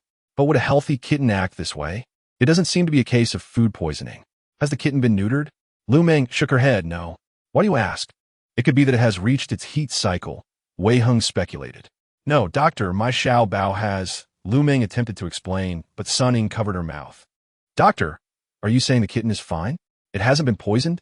Sun Ying asked, pulling Lu Meng closer as she smiled. Wei Ying pondered for a moment before confidently stating, "No, it's perfectly healthy." "That's a relief. Thank you, doctor. Please take care." As Wei Hung noticed Sun Ying was ushering him out, his curiosity about the kitten's secret piqued, yet it was evident that the owner wished to keep it private. He suddenly recalled the earlier phone call. If that were indeed the case, the situation would become quite intriguing. Perhaps Fong Lin would find this matter fascinating. However, he wondered where Fong Lin had disappeared to, as he had been elusive lately. Sunning fixed her gaze on Wei Hung as he exited, the door slamming shut behind him, and only then did she release her grip. Ying, why did you stop me from continuing? Lu Meng asked, puzzled. Xiao Bao is perfectly fine. Isn't it? As long as we confirm that much. Isn't it sufficient? Lu Meng nodded, until she noticed the kitten had regained its composure and was once again peering curiously into the bag, exclaiming, Xiao Bao? Sun Ying fell into deep contemplation. Had this pet plant truly been devoid of toxins? Xiao Bao had consumed it and remained unscathed. Did Mu Yu Qing Feng know this secret? Or was this merely an exception? I want to find out.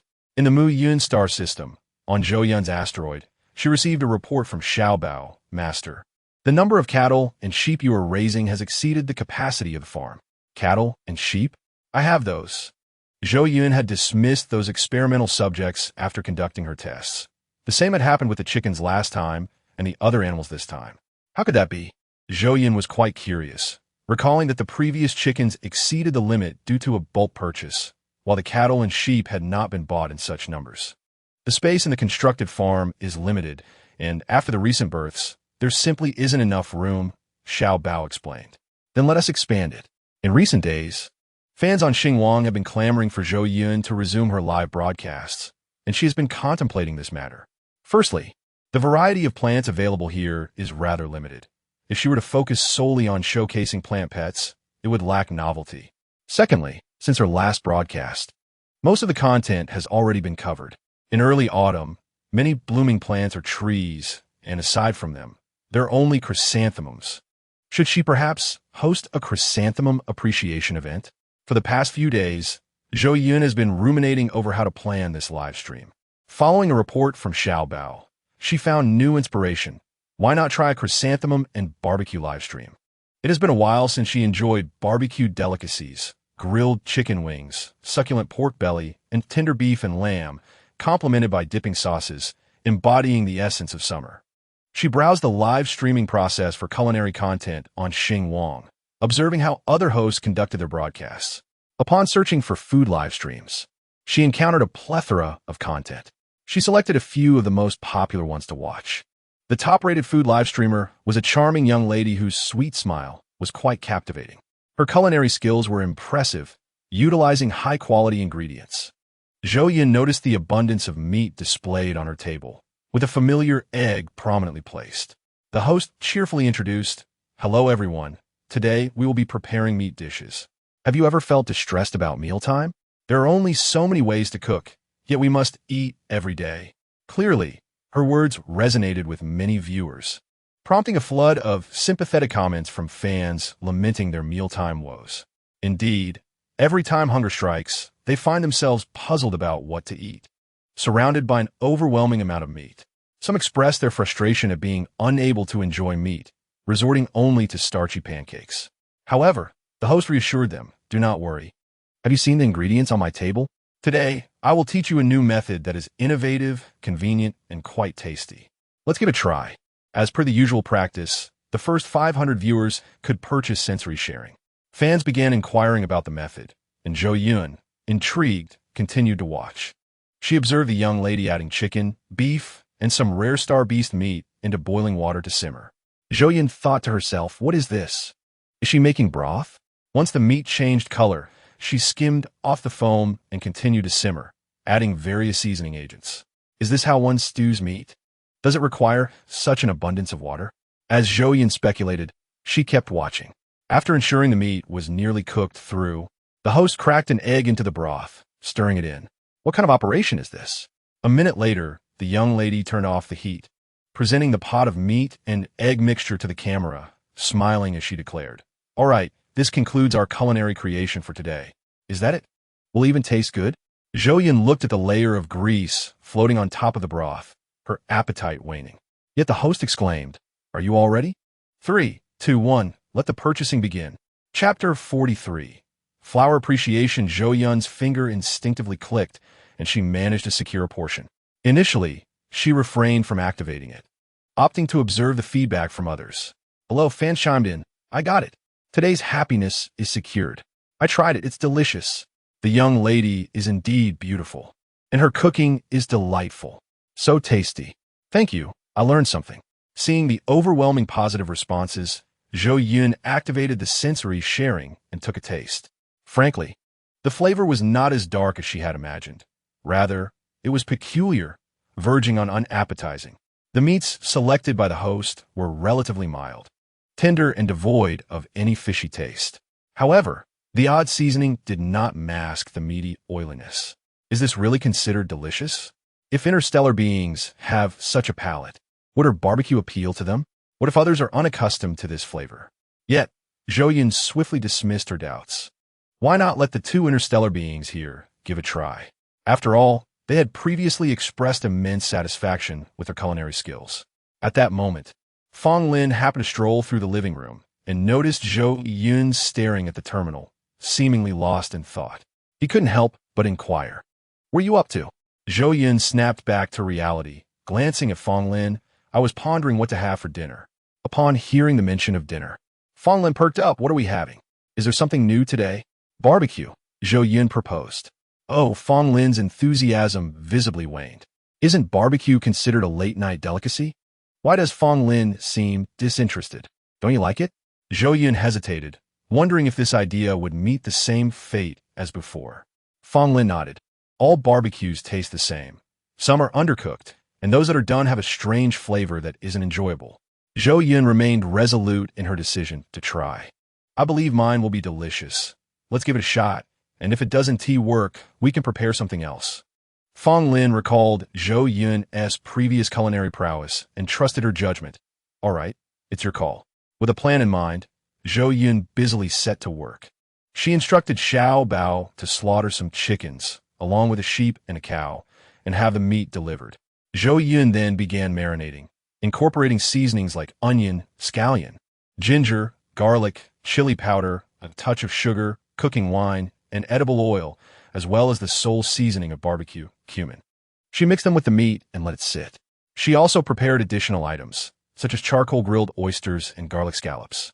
Once the ingredients were ready, Zhou Yun prepared dried dipping sauces and some fresh lettuce leaves. With everything in place, she calmly set up a small grill and began to cook.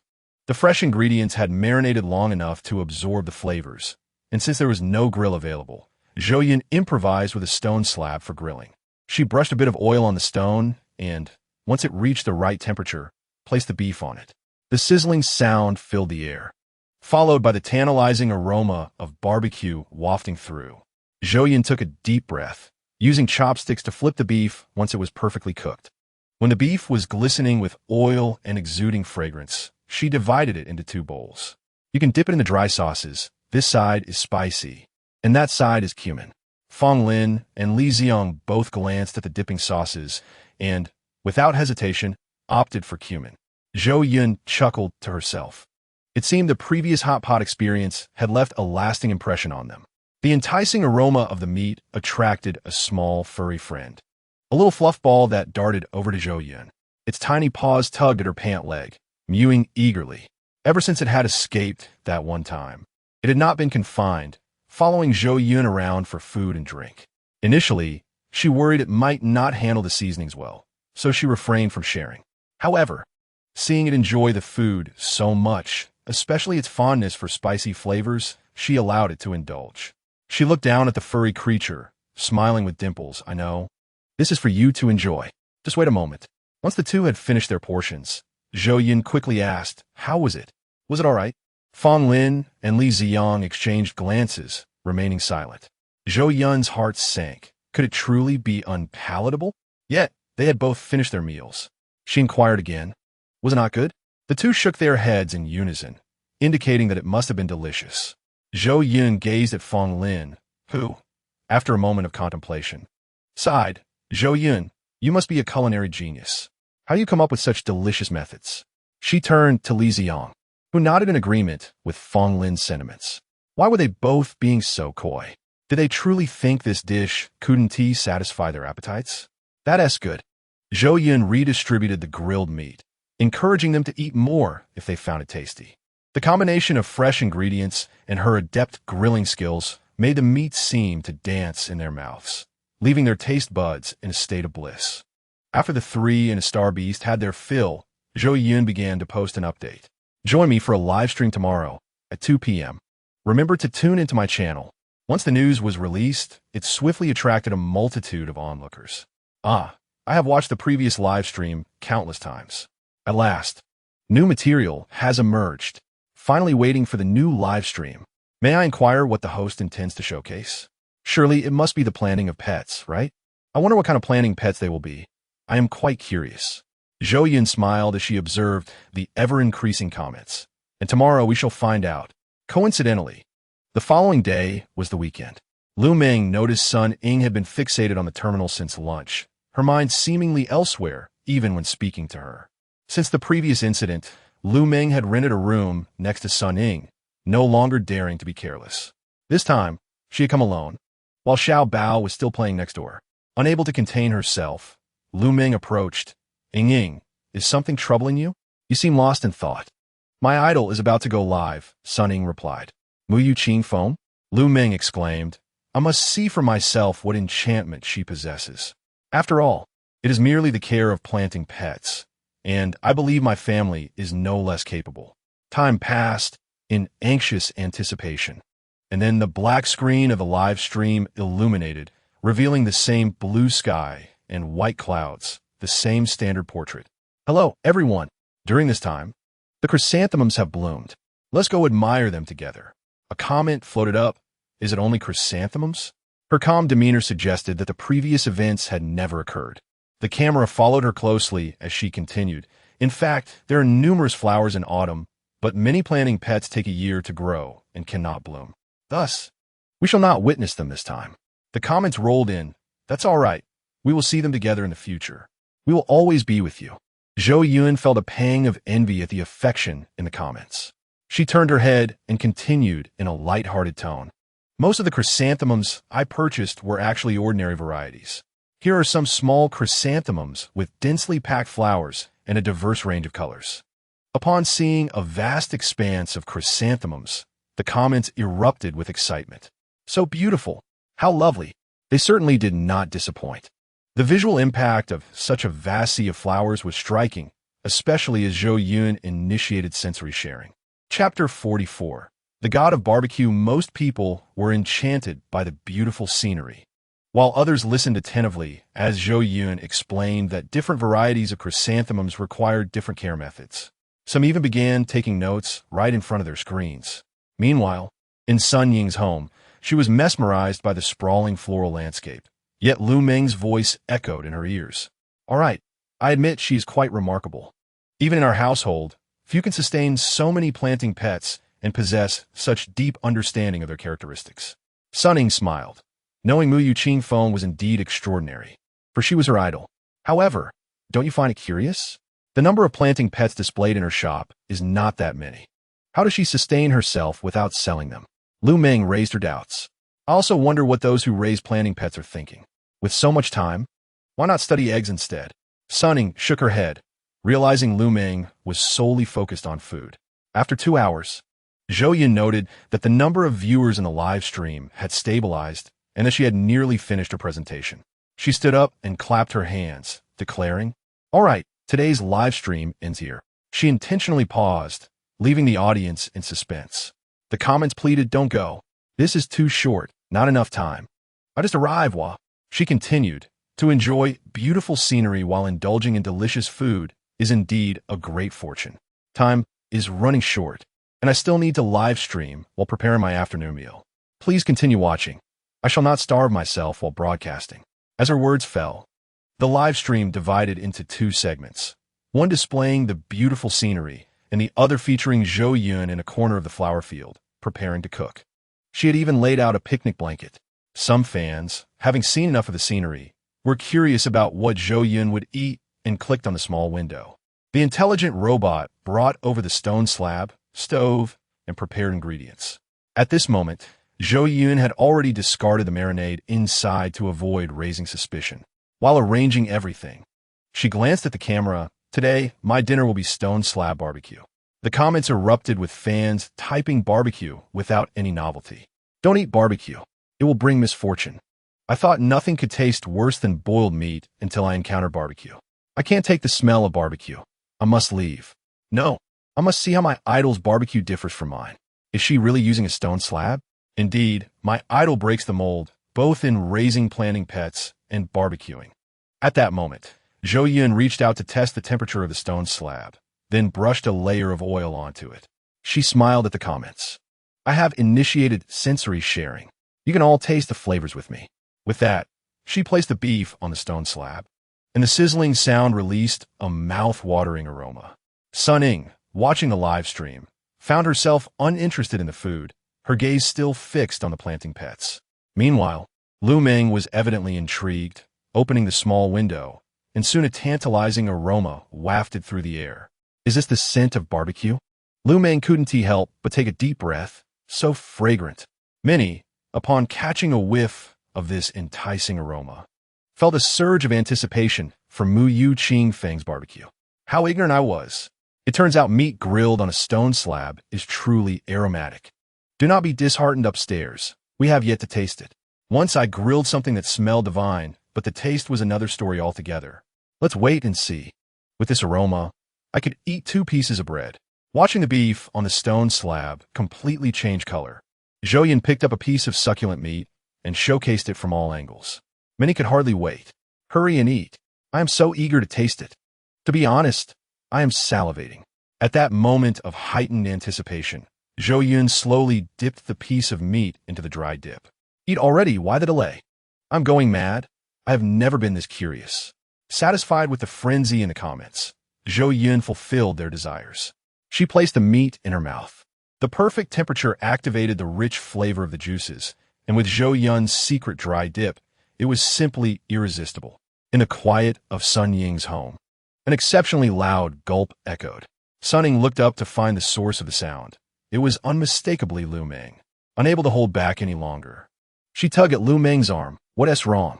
Lu Meng, still immersed in the delightful flavors, took a moment to respond.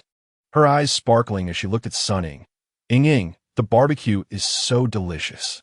Mu Yu Qing Feng's barbecue is truly delightful. Delicious? Anyone can make it taste good. Sun Ying recalled a previous dark moment, unable to suppress her frown. Really, Lu Meng insisted, if you don't believe me, stop pulling me. I want to keep watching. With that, she became absorbed once more, her lips smacking together. Intrigued, Sun Ying had little particular craving for food. She could not believe that barbecue could be delicious, even from Mu Yu Qing Feng. She clicked into the small window. At that moment, Zhou Yun had just picked up a slice of perfectly grilled snowflake beef and placed it in her mouth. The beef melted in her mouth, unlike the previous chewy pieces, releasing a creamy aroma combined with the spices that rendered it utterly enchanting. My goodness, could there truly be such delicious barbecue in this world? I never imagined meat could be grilled this way. Isn't meat typically grilled piece by piece?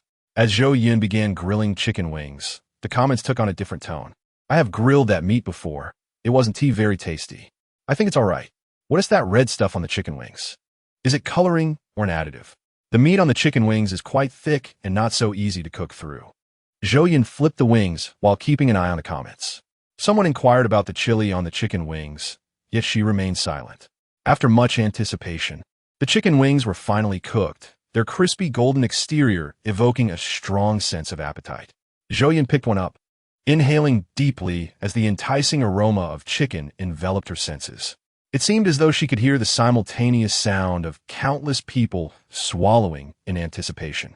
The barrage of comments below read, I can't hold back any longer. I must order takeout. Please don't eat yet. Wait for my delivery to arrive. I want to savor this fragrance with a full meal. Others chimed in, wait for me. I have to say this. The number of viewers in the live stream was rapidly increasing, as many were more devoted to culinary delights than to pet cultivation. At that moment, the chicken wings were still steaming, and Zhou Yun held them aloft while observing her fans squirming in anticipation. With a smile, she remarked, isn't barbecued meat supposed to be unappetizing? Aren't you all supposed to dislike it? The fans below pleaded, I was wrong. I was ignorant. They worshipped the culinary prowess of Mu Yu Qing Feng. Why is Qing Feng so generous? Most streamers charge for sensory sharing. In Chapter 45, inquiries arose regarding Zhou Yun's earnings, with fans expressing concern that she might go bankrupt. Indeed, Qing Feng, you should start charging. I would gladly pay for such delectable food. Qing Feng, you're an orphan with no money, and you don't take advertisements. Why not charge for food streams? Zhou Yun was touched by the fans' concern for her, but she knew that this eating broadcast had minimal costs. The fervor of the comments compelled her to respond. Let us not forget, I am primarily a pet cultivation influencer. This barbecue is merely a sideshow, a treat for my fans to enjoy together. Upon hearing her words, the online community erupted in exclamations. Is Qing Feng really being so ostentatious? If you say this, other food streamers might consider quitting. They wonder how someone could excel at both pet cultivation and cooking. Despite such comments, their generosity in tipping remained unaffected. Zhou Yun glanced at the livestream backend, noting that in that brief period, tips had already reached 50,000 star coins. At that moment, the chicken wing's temperature felt just right, and she took a bite. The crispy skin sealed in the succulent chicken juices, and the tender meat danced on her palate. The salty, mildly spicy flavor burst forth, presenting a unique taste. While Zhou Yun continued grilling, Sun Ying and Lu Ming quietly retrieved their own dinner. Although it was also meat, their grilled offering paled in comparison. The plate held a charred mass that was unrecognizable. Lu Ming cautiously suggested, "Perhaps we should cut it up and grill it again?"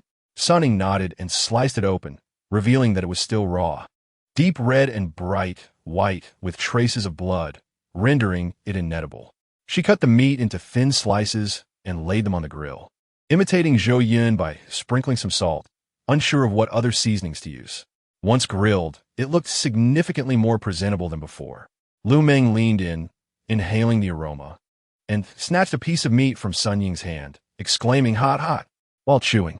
Sun Ying shook her head in resignation, picking up another piece to taste. She shook her head again. The flavor was still inferior to that of Mu Yu Qingfeng's creation. She pondered the mysterious red substance, recalling a red fruit that had grown on a green pet. Could it be chili? She shook her head, dismissing the thought. How could she associate it with pet cultivation, which she believed to be toxic? A sudden realization struck her. No, pets were not poisonous. Xiao Bao had consumed pet products without issue. Perhaps hers were safe too. Could she ask about it? After finishing her dinner, Sun Ying disregarded Lu Ming's persistent inquiries and retreated to her bedroom, using her terminal to message Zhou Yun. Is the red one chili?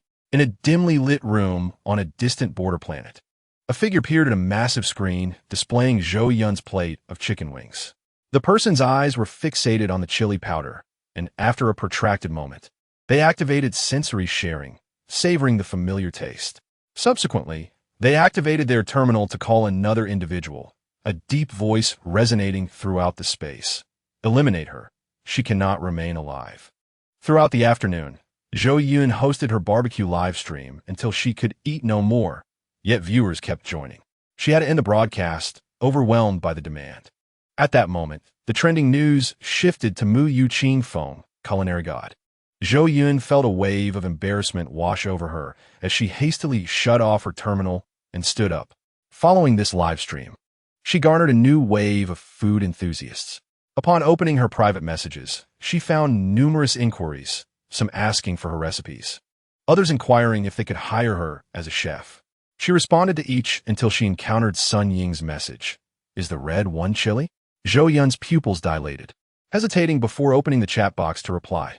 Yes. This detail had finally been noticed, a secret she might have kept longer. Yet she wondered if the shadowy figure would allow her to survive. During this period, Zhou Yun contemplated that before she began filming videos, no one harbored such murderous intent. The individual had only begun their connection with Mu Yuan after that point. Perhaps they wished to conceal this secret, thus posing a threat to her.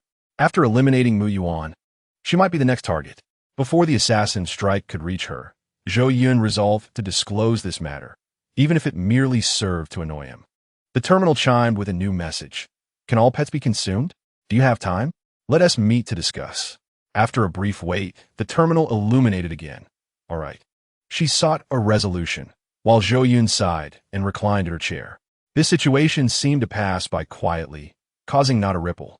Yet, a new wave of fans emerged on the Star Network, fervently urging for Zhou Yun's culinary updates. When will you stream again? I'm starving. Please, stream more delicious food. I nearly vomited replaying your barbecue video. Why aren't you live yet? The fervor of these fans eclipsed even that of her previous pet cultivation followers. Zhou Yun couldn't help but rub her forehead, realizing her account was engulfed in a frenzy for more content. Would she have to orchestrate another live stream? The thought gave her a headache. She reached for the soft, sleeping fur ball beside her and rubbed it against her face, relishing its comfort, albeit noting its small size. The fur ball, startled by the vigorous motion, kicked its tiny paws in a display of existential despair, awaiting the cessation of Zhou Yun's actions. Eventually, she relented, reflecting that the Mid-Autumn Festival was approaching. During this time, her family often urged her to make mooncakes, round pastries reminiscent of the moon, embodying the sentiments of longing. Zhou Yun unconsciously recited the timeless verse, "May we all be together for countless moons." Those who had not left home could not fathom this melancholy. At that moment, Zhou Yun not only felt wistful, but also recalled the culinary creation of dompa pork by its originator. Mooncakes required seasonal preparation, and few were available for sharing. On the other hand, dompa pork could be made without such concerns. Otherwise, those pressing her for updates would grow tedious, and she wondered how Sun Ying's inquiry had turned out, as she had yet to receive a reply. At that moment, Fong Lin quietly appeared behind Zhou Yun, softly asking, "What is troubling you?" In Chapter 46, Zhou Yun jumped slightly and turned around. "You startled me. The fans are demanding updates fiercely, and I'm pondering what I can create. Are you truly resolved to reveal it? If you guard this secret, you could earn a fortune." Fong Lin's eyes, cold and star-like, gently fixed upon Zhou Yun. Prior to Sun Ying's last visit, Zhou Yun had already conferred with him about this matter. Yet, he felt compelled to inquire once more. The stakes were high, and he wished to spare Zhou Yun any potential regret without room for reconsideration. Of course, if that individual's intention was this, the longer I remain discreet, the greater the peril becomes. Moreover, money is only valuable if it suffices for my needs. I am indifferent to it. Zhou Yun turned to him, her lips explaining, yet her eyes brimmed with doubt. Since arriving here, Zhou Yun had primarily contemplated how to adapt to her current life. Now, she had integrated into society, indulging in whatever culinary delights she desired each day. Her yearning for wealth was never particularly intense, especially since she could cultivate pet plants and teach others to create delectable dishes, which could also generate income. Did Fong Lin intend to profit from this? Fong Lin lightly tapped Zhou Yun's forehead with his long fingers, questioning her thoughts. "I have no interest. I merely fear that this matter may provoke a fierce backlash from that individual. He remains in the shadows while we are exposed."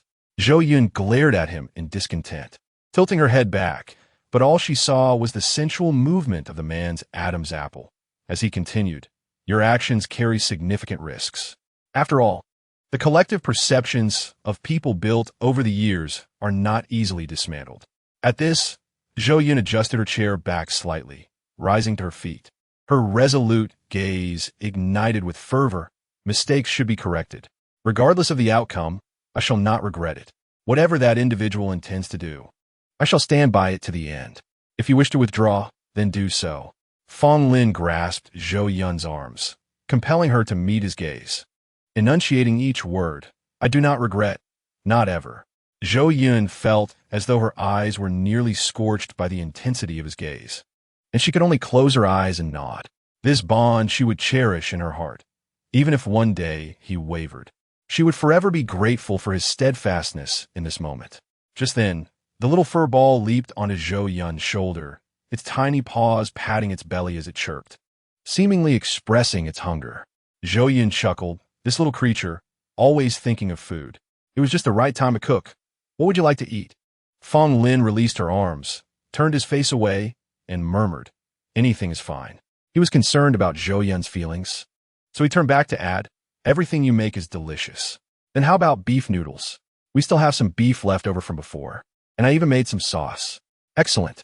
Zhou Yun headed to the kitchen, deftly mixing and pulling the noodles in one fluid motion, her fingers dancing like butterflies under the light, a smile gracing her face. How beautiful, Fong Lin thought. If only she could keep smiling like this forever. Before he could step forward, he must find a one who harmed her. She must remain this joyful always. The recent checkup yielded no progress, and he received the disheartening news that he had succumbed to the pain and taken his own life. He was uncertain how much longer he could endure, but he must at least ensure her well-being throughout her life. The broth simmered slowly in the pot, gradually reaching a boil, and Zhou Yun inhaled the rich aroma. The broth was made from beef bones, which she had painstakingly simmered over low heat for a long time. To facilitate her cooking, she had even frozen it into blocks for storage in the refrigerator. The little fur ball perched by the pot, intoxicated by the scent. As Zhou Yun added seasonings to the broth, she placed the noodles in another pot, watching as the water boiled and the noodles gradually floated.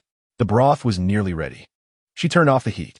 Zhou Yun's delicate hands retrieved the long noodles, pouring in the clear, rich broth, garnishing with scallions and drizzling chili oil, before topping it with beef, creating a bowl of noodles that was visually and gustatorily delightful. She called out, "Fong Lin, dinner is ready." Fong Lin smiled, his extraordinary face seemingly shrouded in mist. He approached Zhou Yun, gently advising, "Be careful, it's hot. Allow me." He naturally took the plate from her hands. Zhou Yun sensed something unusual and gazed at Fong Lin, questioning, "What is wrong? You seem different this time." Fong Lin had already placed the noodles on the dining table, and Zhou Yun hastily shifted her gaze away. If he was unwilling to speak, then she would remain unaware for now. Time slipped by, and the Mid-Autumn Festival's Don't Pork livestream was a resounding success. News arrived from Sun Ying that she had completed her verification, and Zhou Yun knew they could commence. On this day, Lu Meng observed Sun Ying, hesitating at the table, and found it peculiar. Ying, ISN tea today a weekday? Why are you still at home?" Sun Ying turned to her. "I took the day off." "How could that be?" Lu Meng was skeptical, recalling that Sun Ying had previously overworked herself to the point of fainting, and after her release from the medical chamber, she had taken the opportunity to rest. Now, she appeared well. "What sort of leave was this?" "I have matters to attend to." "Aren't you busy? Why are you here?" Sun Ying noticed her disbelief and sought to divert the topic. "I came to check on you since you're feeling better. Also, how did you make that meat last time?" Although it wasn't as delicious as what Muyu Qingfeng makes, it was still quite good. Lu Meng recalled the dompa pork she had eaten yesterday, rich yet not greasy, tender and juicy, and she found herself yearning for it again. To distract her, Sun Ying reluctantly replied, "Would you like to make it again this afternoon?" "Sure, if you say so." Seeing her goal achieved, Lu Meng refrained from impeding Sun Ying and hurriedly left, peeking in to say, "Hurry up and finish. Once you're done, we'll cook." "Got it." With Lu Meng's interruption, Sun Ying felt emboldened. Yesterday, she had reached the final stage of her experiment, using herself as the subject. Initially, she had secretly taken spices to cook meat, intending to try it herself, but Lu Meng had caught her red-handed. To her surprise, Lu Meng had eaten even more than she had. From yesterday to today, she had been devising ways to keep Lu Meng resting with her, and so far, there had been no abnormalities. Since this matter had been verified, and she was unharmed, what further concerns remained? She quickly posted on Xinguang, a shocking discovery that astonished my entire family. I was originally a fan of Muyu Qingfeng's pet plants. I watched her plant videos repeatedly and became quite familiar with every type she posted. When she last live-streamed her barbecue, the chicken wings had red flecks, and initially, like everyone else, I assumed it was some sort of additive. However, I sampled every red additive on the market and found none that matched that flavor. Here's the crux. I suddenly remembered that during Muyu Qingfeng's live stream, she had introduced a red fruit that was a pet plant named chili pepper. She mentioned that chili pepper has a spicy aroma. I combed through ancient texts until I found an explanation for the character la, which denotes a taste sensation. Friends, do you recognize that the sensation is one that makes the tongue feel a prickly heat? Could it be that Muyu Qingfeng used pet plants to create seasoning? Hence the flavor remains elusive? She hasn't disclosed the recipe. Chapter 47, the second culinary live stream. Soon, there were responses. How absurd. Who doesn't know that consuming pet plants is lethal? There must be limits to jokes. It's far more credible to say it's a new flavoring additive developed by Muyu Qingfeng. Someone commented, I find the speculation above more reasonable than the original post. I'm looking forward to purchasing Mu Yu Qing Feng's barbecue seasoning. Sun Ing perused these comments, not overly concerned. How could years of entrenched beliefs be swayed by mere words? She switched to another alias and opened a new thread. True experience. Lies will bring thunder's wrath recently. Something strange occurred in my house. A while ago, wasn't the planting method of pet plants popularized by Mu Yu Qing Feng? I purchased 2 pots for her to try, and they thrived splendidly. One day, my friend brought her cat over to play, and I didn't notice it broke one of the pots. Sunning was about to continue her post when a comment quickly surfaced. Aren't you being careless, letting cat in? Sunning organized her thoughts and continued. Initially, I believed this matter would conclude here, resigning myself to my misfortune. However, a peculiar phenomenon occurred. The audience urged, continue, do not tease our curiosity. I distinctly remembered that my potted plant companion had 8 leaves, yet only 7 remained on the ground, with 1 leaf mysteriously missing. For a fleeting moment, I doubted my memory. The kitten seemed unaffected, and my friend expressed guilt, leaving me to collect the remnants of my plant companion while attempting to soothe my emotions. I had anticipated something extraordinary, but what was so strange about this? Someone in the comments responded, if it were merely this, the situation would hardly be deemed odd.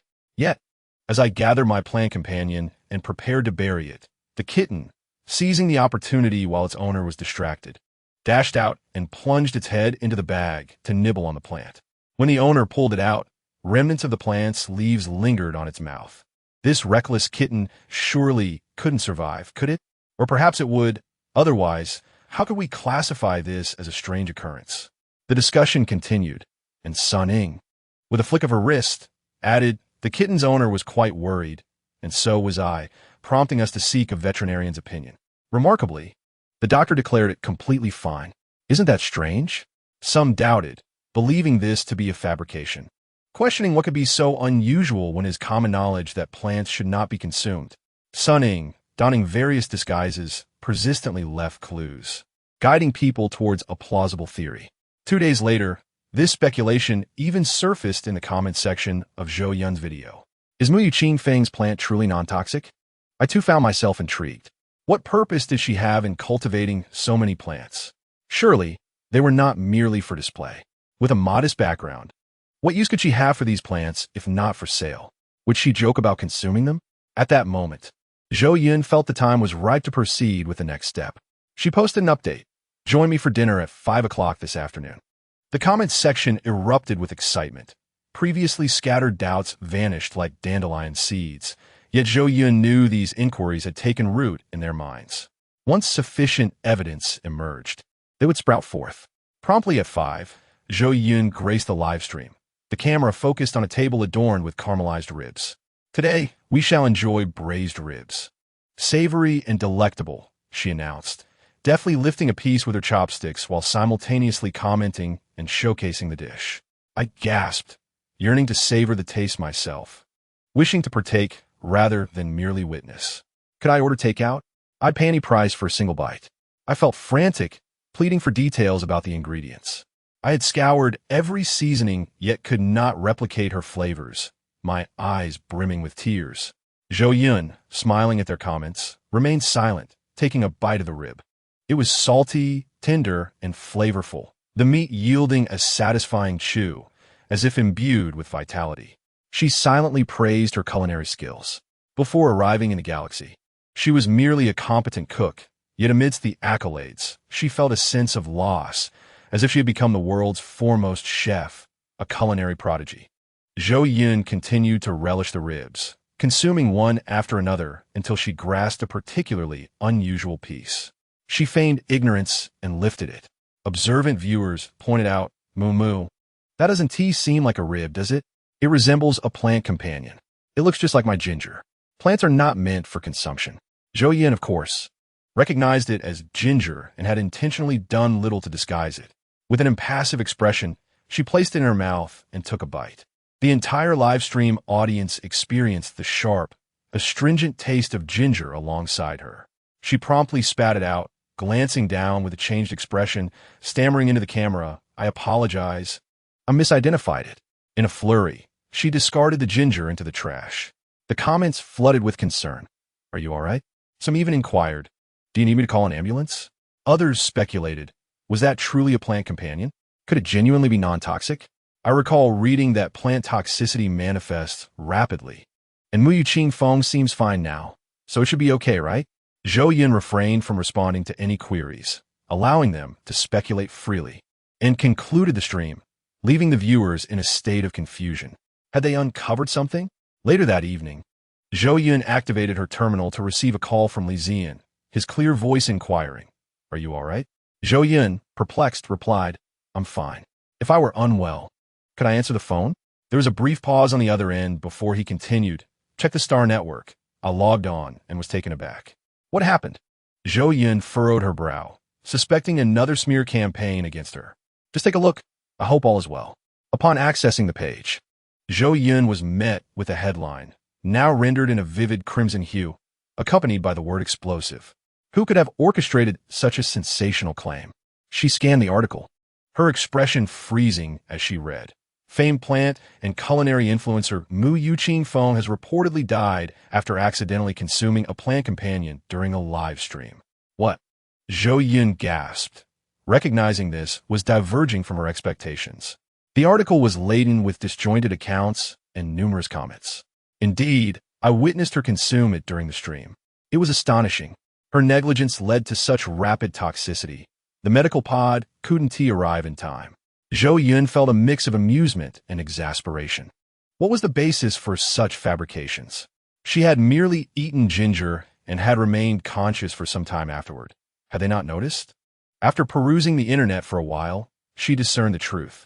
Following her stream, concerned viewers had assumed she was in peril, prompting them to call emergency services and request a medical pod, attempting to rescue her. However, they lacked her address, and many private messages went unanswered. Fearing for her safety, they flocked to the official account of the Li Corporation, as Li Ziyan had appeared in Zhou Yun's video. Fans were still fervently shipping their pairing, and neither had addressed the rumors, leaving the audience in frenzy. Alarmed for Zhou Yun's well-being, they bombarded the Li Corporation's official account, imploring Li Ziyan to reach out to her. During a meeting, Li Ziyan received the news and momentarily believed Zhou Yun was genuinely in trouble. He stood abruptly, uttering not a word, and exited to call her, only feeling relief once she answered.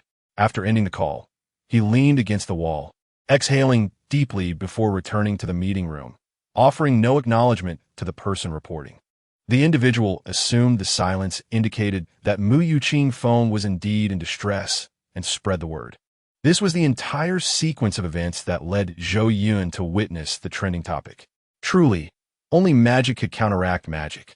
Zhou Yun hastily logged into her account and initiated a live stream, determined to assure everyone of her safety and to quell their wild speculations. As some mourned the supposedly deceased Mu Yuqing Feng, they discovered she had begun streaming anew. What? She's live? A supernatural stream? The viewer, both anxious and thrilled, clicked in, only to find many others had already joined, yet silence reigned. What was happening? Was it truly supernatural? Looking up, they beheld a sight even more chilling than a ghostly event. Mu Yuqing Feng was consuming a plant companion. She brazenly held a yellow plant pet block tuber and began to eat. She even activated sensory sharing. The moment someone clicked on sensory sharing, they were enveloped by a sweet and sour flavor that danced upon their palate, a burst of juice unlike anything they had ever experienced. In that instant, they comprehended why everyone remained silent. Unconsciously, they touched their face, feeling it damp with moisture. So, this is the taste of the plant pet. After finishing, Mu Yuqing Feng began to speak. I once believed that plant pets were inedible and toxic. It wasn't until I inadvertently acquired 2 batches of different seeds that my perspective changed. One batch consisted of commercially available plant pet seeds, while the other was obtained by chance. What was the difference? I measured the composition of both batches and discovered a compound called domini in one, while the other lacked it. I pondered, what is the function of this substance? Can plants not survive without it? Hearing her, he asked, is that so? That single utterance felt like a lightning bolt piercing through the darkness, illuminating the fog before him. What could it be? He could not suppress the question that arose in his mind. I managed to cultivate both types of seeds, and they grew identically. So what is its purpose? A terrifying hypothesis floated in everyone's minds. It is for, you are not mistaken. After conducting numerous experiments, I concluded that it is indeed the culprit behind the toxicity of plant pets. In fact, plant pets themselves are not toxic. However, the ones available on the market are. His heart raced, feeling as though he could hear his blood crashing against the vessel walls. Why is this so? He heard Mu Yu Qing Feng inquire. He too yearned to understand why. I do not know. Upon hearing this response, he felt an inexplicable sense of regret. All those delectable dishes I made were seasoned with plant pets. Thus, why am I conducting this live broadcast? On one hand, I wish to inform everyone that I am still alive. On the other, I want to convey that some plant pets are indeed edible. He raised his head and saw a smiling face. Although her features were obscured, her eyes sparkled with a fiery glow. The entire live stream fell into a profound silence. It was unclear who she was declaring war against. The one on the receiving end of her declaration now gazed intently at those luminous eyes on the screen. A memory flickered in his mind, and he raised his head, gently closed his eyes, silently uttering a name that could never return. This time, what I desire is undoubtedly mine. A glimmer of cold light flashed in his opened eyes as he once again picked up the terminal and dialed that number. Speaking in a frigid tone, what is the status? It will take some time. Accelerate the progress. I do not wish for complications, he instructed indifferently. The person on the other end replied, I will do my best. After hanging up, he turned to look at the virtual screen. The hottest trending topic was not that Mu Yu Qing Feng had survived, but rather that plant pets are edible. He observed that trending topic with amusement, a smirk gracing his lips, truly foolish. After a considerable time, Zhou Yun concluded her broadcast, and the screen abruptly went dark. The entire room was enveloped in thick darkness, remaining still for an extended period. At this moment, Zhou Yun slumped onto the sofa, fully aware of the repercussions of publicly acknowledging this matter. But would the puppeteer truly let her off the hook if she forever concealed this secret? It was uncertain. Mu Yuan was the next scene. Paths are carved step by individuals. The fox will eventually reveal its tail. All it takes is a patient hunter, is it not? She exhaled deeply, expelling her confusion, fear, and uncertainty, leaving behind the indomitable Zhou Yun. In the shadows, Fong Lin silently observed Zhou Yun's every move. His eyes filled with an unprecedented tenderness and resolve. Those at the center of this storm experienced a tumultuous mix of emotions. Meanwhile, onlookers felt utterly bewildered. What was happening? An afternoon filled with twists and turns was reshaping their entire worldview. Earlier that afternoon, news spread that Mu Yu Qing Feng had accidentally consumed a plant pet and succumbed to poisoning. Yet that evening, the main figure appeared to clarify that she was very much alive. Furthermore, she claimed that plant pets were actually non-toxic and edible. For years, they've been taught that plant pets were poisonous and inedible. Not only to humans, but even insects would perish with a mere bite. Today, someone dared to overturn everything. Forgive me, but my life is paramount. I would never gamble with it. This was the sentiment of the majority. Yet, a small fraction began to waver. Chapter 49. Miscommunication. This group included Chengguan. When Fong Lin returned during the last inspection, he brought back Zhou Yun's research records and numerous samples. Upon hearing about Zhou Yun's findings, Chengguang's initial reaction was disbelief. When Fong Lin disclosed that he had consumed a plant pet, Chengguang scolded him vehemently and insisted on conducting an immediate examination. The results indicated no issues. His brow relaxed. Are you planning to stay then? Knowing this, our research will progress much more smoothly. Perhaps your illness could be cured. Fong Lin, with a hint of jest, replied, Why stay? You need to feel a bit lonely to have the motivation to pursue Aunt Yang. Otherwise, you'll be single forever. He said it earnestly. This time, he did not indulge his apprentice. Fong Lin's smile faded as he gazed into the distance with dark eyes. Not yet. Is it worth it? He pressed. Fong Lin's lips curled into a radiant smile, one he had never worn before. Willingly, his hand rested on Fong Lin's shoulder, sighing, My little apprentice has grown up. Fong Lin tilted his head, glancing at Chengguang, who was lost in contemplation. Master? What is it? Cheng Guang, still dazed, asked. Did I tell you? Fong Lin's lips quirked. Huh?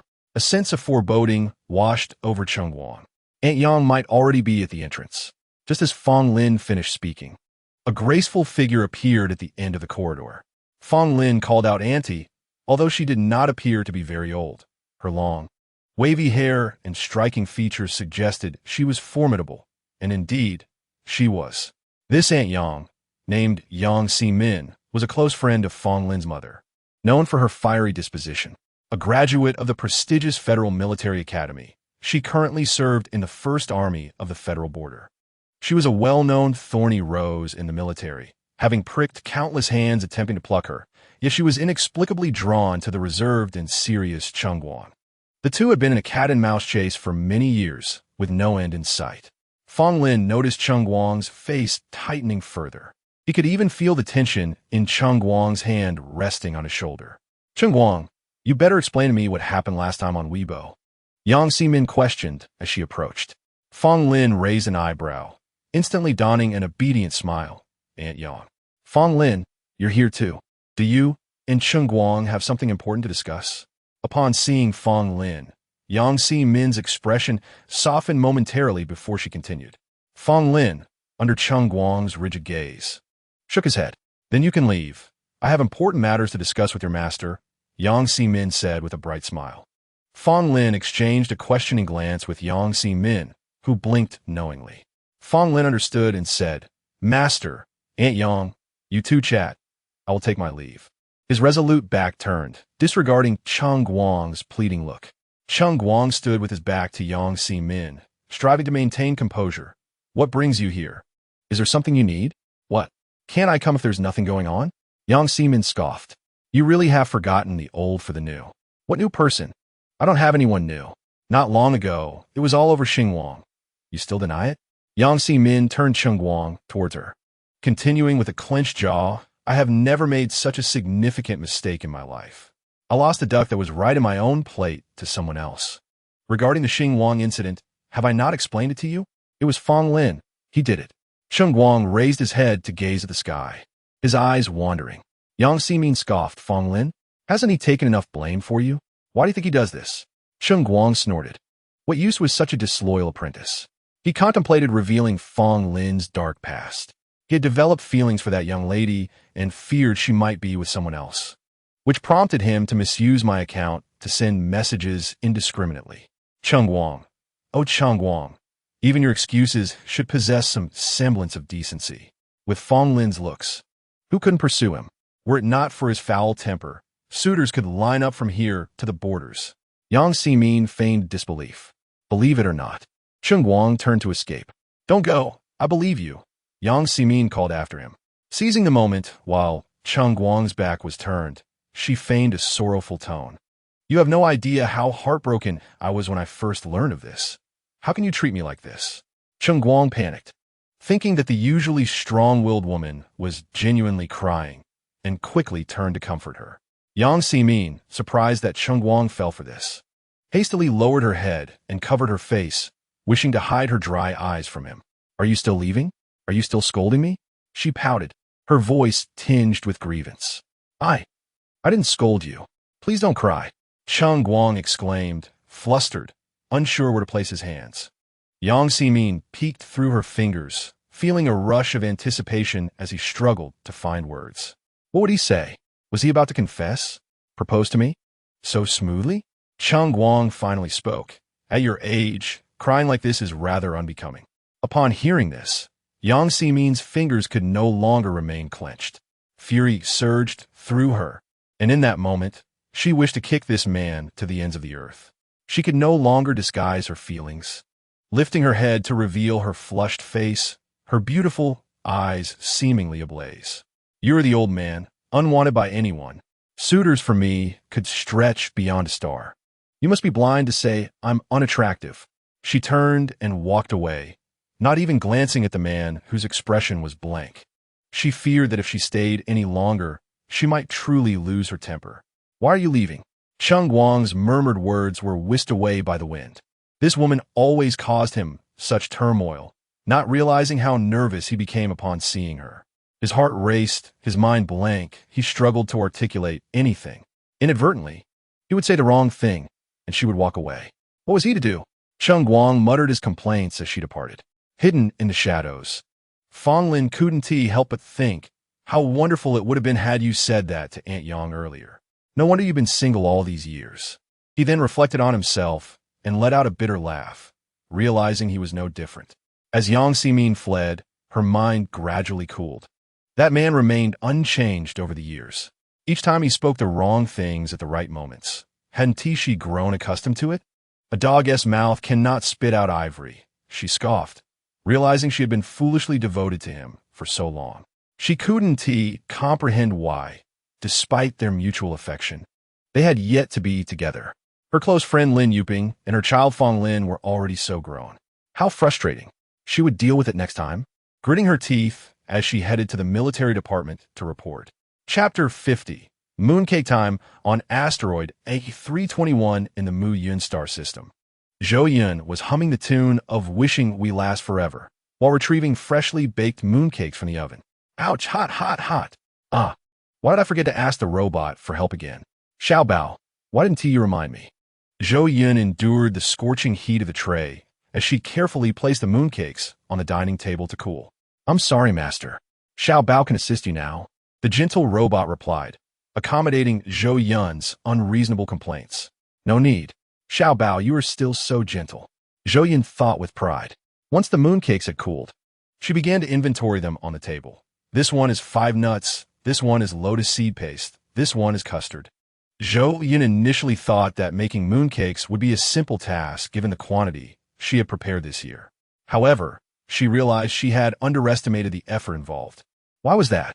Because on Earth, there are many pre-made fillings and pastry skins available for purchase, whereas here, every step had to be done by herself. Crafting various fillings became a headache, consuming time and energy. Zhou Yun saw that if she only made a small batch of each kind, it would not do justice to her craftsmanship, so she ended up making so many. Gazing at the abundant fruits of her labor, she felt both a sense of accomplishment and a tinge of melancholy. With so many mooncakes, she could never finish them all. Should she give some away? To whom? Who would want them? They all fear they might be poisonous. Among those who had come with Li Zian, some had been quite friendly with Zhou Yun. However, ever since she publicly admitted to using plant pets as seasoning during her last live stream, many had unfriended her. Some even went so far as to insult her. Zhou Yun, I believe I've done nothing wrong to you. If it weren't for Mr. Li's request, I wouldn't care to come here at all. I came to help you out of kindness, only to find you ungrateful. If you want to ruin yourself, don't drag me down with you.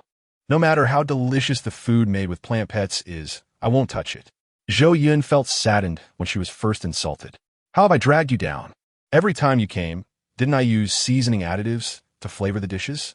I bought every kind of seasoning for you, tasting until I nearly vomited, and in the end, it's all my fault? You didn't even ask a single question, nor did you want an explanation. You just berated me without distinction. Zhou Yun decided not to waste any more words on such people and simply sent them a video of her cooking with seasoning additives. After sending it, she said nothing more and blocked them. Some people you can't even recognize as human or animal until something goes wrong. However, there were also those who understood her, and she was genuinely surprised to find one such person was Zhao Songtang. Zhou Yun had expected someone like Zhao Songtang to distance himself from her after such an incident. Yet, she had misjudged him. I watched your live stream and your culinary broadcasts. I found it quite strange why the dishes you made during the live stream were so much better than those I had at your place. I never had the courage to ask. So, this is the situation.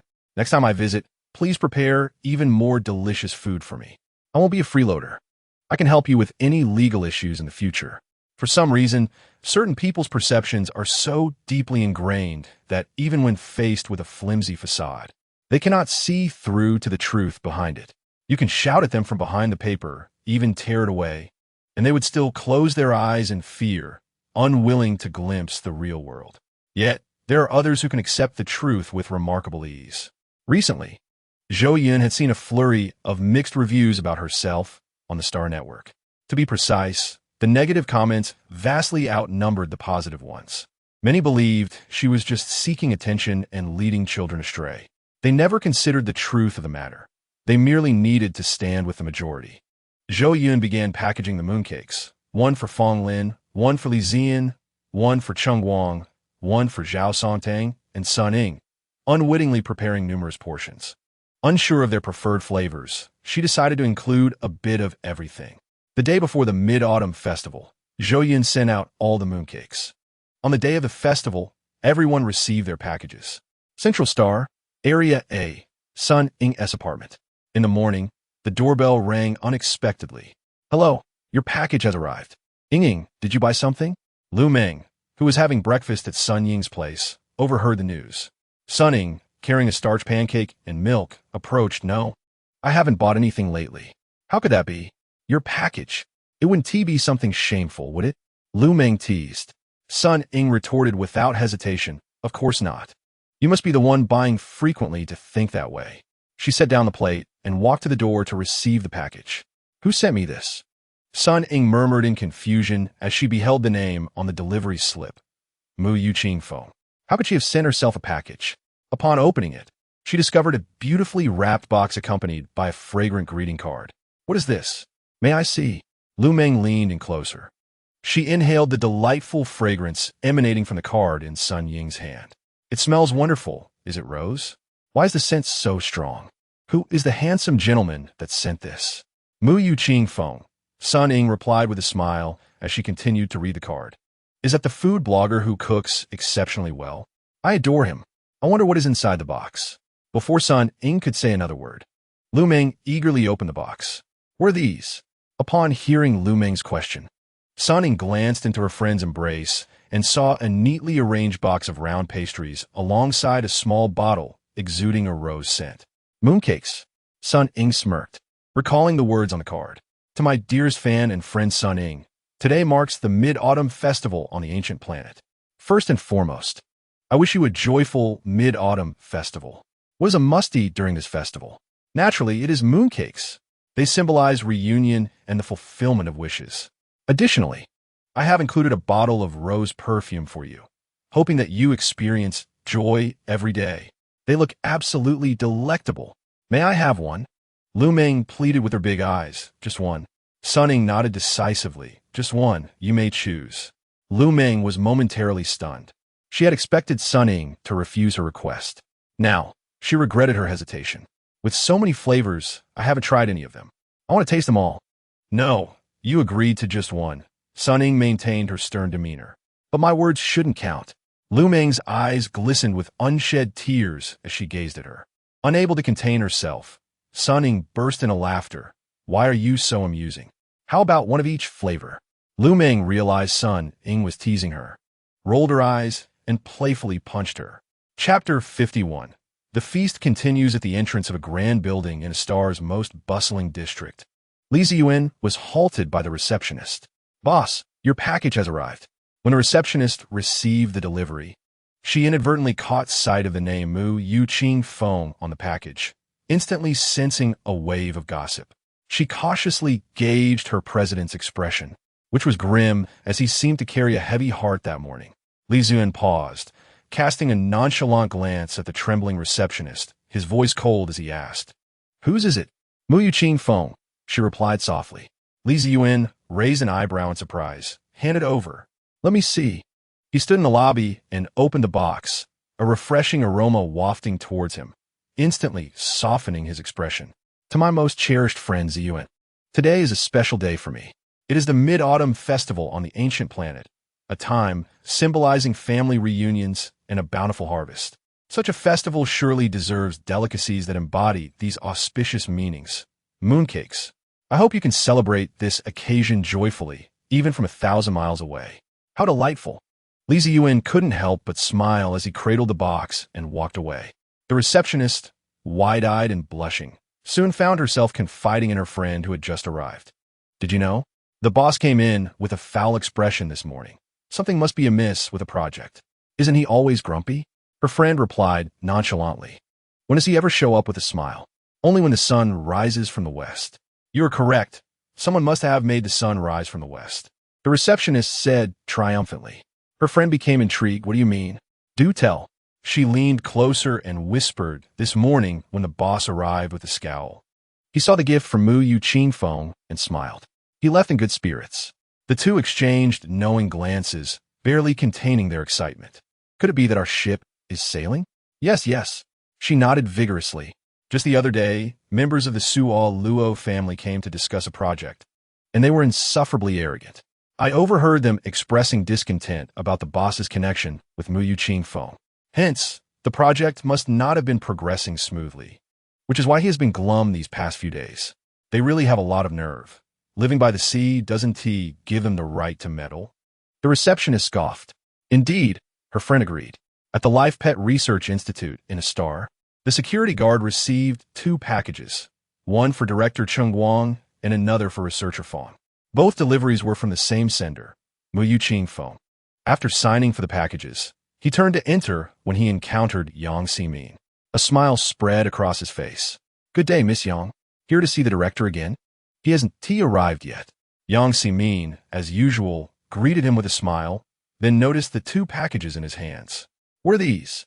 She asked curiously. Deliveries for the director and Researcher Fong, he indicated with a nod. Yang Ximin's curiosity piqued further, though her expression remained composed. They seem rather heavy.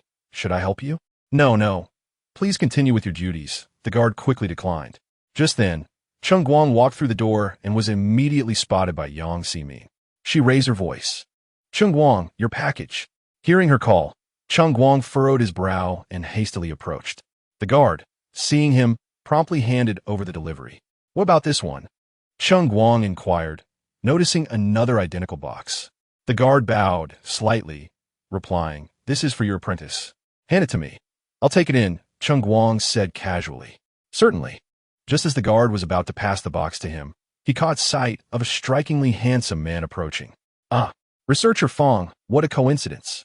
Your package has arrived. Mine? Fong Lin's deep, alluring voice followed. He then noticed the 2 figures nearby and added, Master, Aunt Yang, good morning.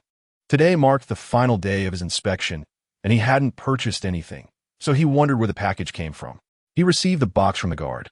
Glancing at the sender's name, Mu Yu Qingfeng. Mu Yu Qingfeng sent this. He read aloud with a gentle smile before looking up at Cheng Guang. Master, I shall take my leave. What is it? As soon as he returned to his office, he eagerly tore open the package, a delightful aroma of baked goods enveloping him. Inside lay a greeting card, several mooncakes, and a bottle of perfume. He delicately picked up the card, reading each word. Fong Lin, today marks the Mid-Autumn Festival, a special holiday on the ancient planet. The treats in this box are mooncakes. I know you enjoy sweet foods, so I brought you all sweet varieties. I hope you like them. Additionally, there is a bottle of perfume that I believe suits your taste. Happy Mid-Autumn Festival. Fong Lin took a bite of a mooncake, savoring its sweetness. How fortunate that he could return home today. As he stepped out to inquire about the end time from his master Cheng Guang, he overheard voices from inside the office. Who sent this? Yang Ximin's voice rang out. Zhou Yun. Since the last incident when Yang Ximin had stormed off in anger, Cheng Guang had been much more subdued. Knowing that Zhou Yun was Fong Lin's crush, Yang Ximin felt no jealousy, merely curiosity. What did she send you? I don't know. He replied. Why not open it and find out? Hearing this, Fong Lin was equally curious and knocked on the door, eager to see what was inside. Come in, came the voice from within. Fong Lin stepped inside to find Yang Ximin unwrapping the package. Is there something amiss? Cheng Guang asked, feigning calmness. However, Fong Lin's attention was solely on Yang Ximin as she revealed the mooncakes within, devoid of a card or perfume. His spirits lifted even further. Master, has the examination result been released? Only then did he inquire of Cheng Guang. Not yet. It will take a while longer. Oh, Yang Ximin held a mooncake, turning it over in her hands. What is this? Fong Lin, unable to contain his excitement, eagerly explained. It's a mooncake, quite delicious, Saint Yang. Why not give a taste? Cheng Guang barked angrily. Fong Lin. He then turned to Yang Ximin, who seemed ready to pop it into her mouth, wondering how anyone would dare eat anything. You should leave for now, Fong Lin. His tone softened. Yet, Fong Lin's heart felt a twinge of sadness, his mood inexplicably dampened. All right, I will come back in a bit. Yang Ximin, unfazed, retorted, Why? I'll eat my own. What business is it of yours? Don't leave just yet. Xiao Fong Lin. She took a hearty bite, chewing it under Cheng Guang's watchful gaze before swallowing. It's truly delicious. Your recommendation was spot on. She beamed at Fong Lin. Then, turning to Cheng Guang, she mocked. What's wrong? Someone kindly gifted you a treat, and you're afraid of being poisoned? If you don't want it, just give it to me, so doesn't tea go to waste. Fong Lin watched as Cheng Guang suddenly stood up, snatching the box from Yang Ximin's hands, casually taking one out and biting into it. Who says I want tea eat? As he chewed, his eyes widened, and looking down at the half-moon cake still in his hand, he chewed once more before swallowing the remainder. Fong Lin's spirits lifted slightly before he stepped back. Chapter 52 Trending Topics. The next day, Fong Lin returned. This speed took Zhou Yun by surprise. However, what astonished her even more was that, after a few days, a new trending topic emerged on Xinhuang, desperately requesting Mu Yu Qing Feng to sell barbecue seasoning. Zhou Yun fell silent upon reading this news. Many people were rallying behind this message. I don't care. If Mu Yu Qing Feng can eat it, there's no reason I can't. After trying barbecued meat in her live stream, I've been dreaming about it ever since. I have the meat. I'm begging her to sell the seasoning. Let's get this trending so she notices. Our foodie brigade will never back down. What's poisonous? For something so delicious, I risk my life for it. I really want to eat. Please, someone help. Zhou Yun hadn't anticipated that the barbecue experience would leave such a lasting impression on this group, who were willing to champion her cause even in the face of controversy. Thinking it over, it might not be a bad idea. If she could establish a factory dedicated to selling barbecue seasoning, it could yield considerable profit and alter their perceptions. Why not give it a try? Thus, Zhou Yun researched the necessary inspections and qualifications for selling food and food additives on Xinhuang, promptly obtaining various certifications. Quietly, she stocked 50 packs of spicy barbecue seasoning in Mu Yu Qing Feng's little shop. Before launching, she hesitated, wondering whether anyone would actually buy it. Would she be foolishly optimistic, only to find herself embarrassed by unsold stock? At that moment, Miao Yukong was browsing Xinhuang when a notification popped up. The store you follow has new items. Which store? The last place I tried had subpar boiled meat. I've been craving good food to the point of tears. He clicked to find Mu Yu Qing Feng's shop, the pet store. When did I start following it? Oh, right, during her barbecue live stream. What's new? He clicked further and saw the newly listed item. Spicy barbecue seasoning, 80 grams for 1,000 star coins. He rubbed his eyes, confirming he wasn't mistaken. I must buy it. It's so cheap. Just when I'm dying for barbecued meat, he ordered 3 packs, ready to indulge. The seasoning arrived promptly. Upon opening, he found 2 bags, one for marinating meat and one for dipping sauce. Following the instructions, he sliced the meat and marinated it for 2 hours before commencing grilling. Though his cuts varied in thickness and marination, this was inconsequential. He eagerly grabbed a small piece and bit into it. The flavor hit him like the sensory experience shared during the live stream, as if his soul was soaring. My goodness, what had I been consuming before? I could cry. This is what true barbecued meat tastes like. Regret flooded him. I should have bought more packs. While no one is watching, should I purchase a few more? When he returned to Mu Yu Qing Feng's shop, he found the barbecue seasoning section grayed out with the words sold out displayed prominently. Why? Who could have snatched them up? He hadn't told anyone. Yet they were all gone.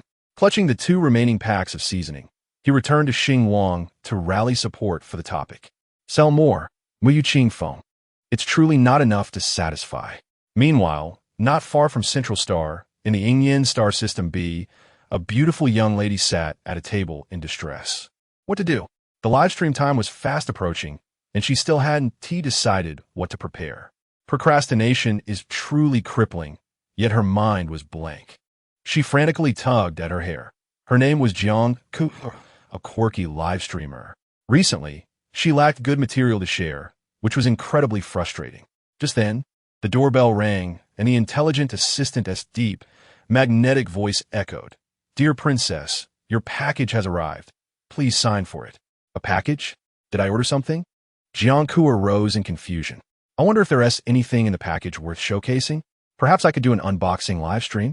She had received numerous items she had purchased. Initially planning to open them to see what was inside, she suddenly realized that an unboxing live stream might be a splendid idea.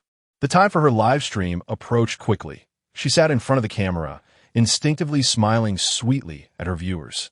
Hello everyone. Welcome to the quirky live stream. She was a somewhat well-known streamer, so viewers quickly began to interact. What is on the agenda today? I've been waiting for ages. There hasn't been anything exciting lately. What excitement?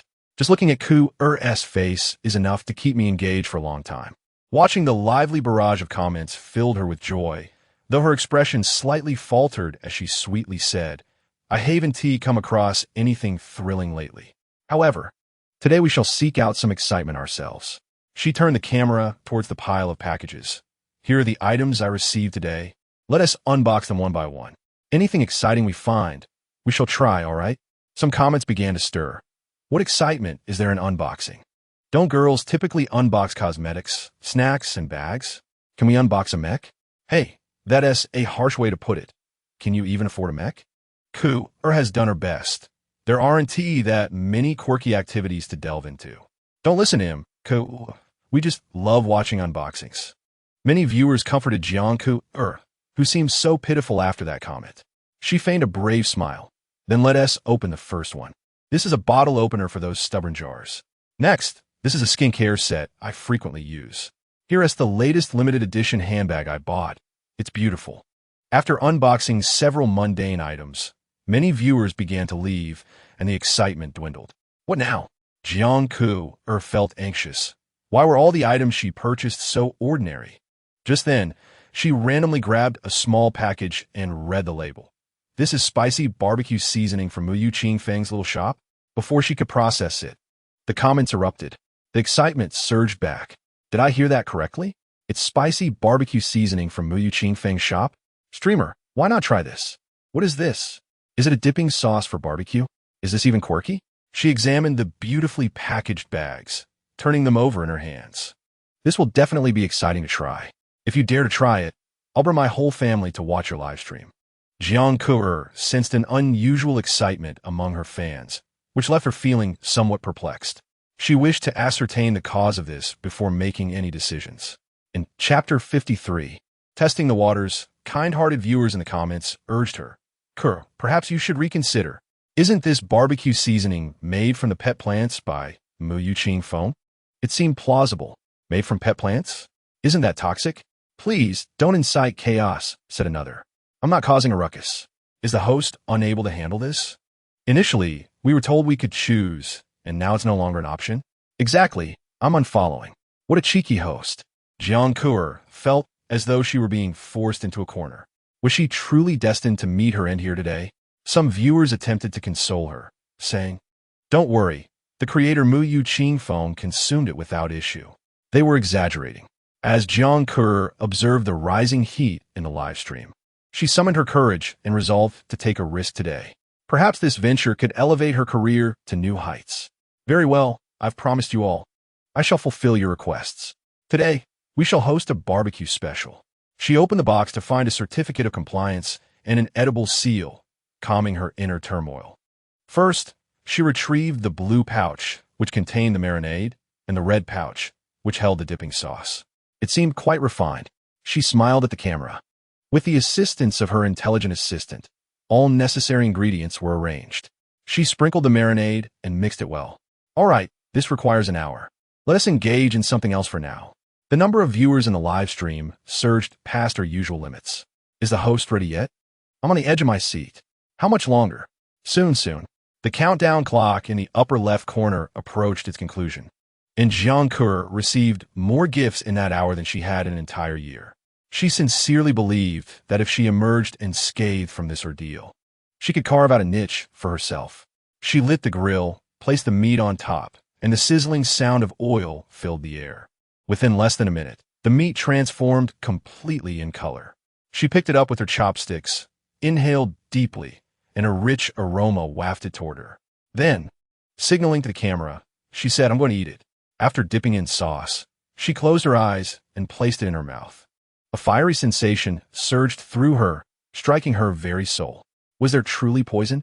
Viewers watched intently, as she chewed with her eyes shut. At first, her brow furrowed, but gradually it relaxed. Opening her eyes, she gazed at the camera with doe-like eyes, exhaling softly as she said, "The taste is truly marvelous." Initially, my tongue felt hot and painful as if struck, yet as I continued chewing, it became delicious. I have never tasted anything so exquisite. Is it really that delicious? Are you not poisoned?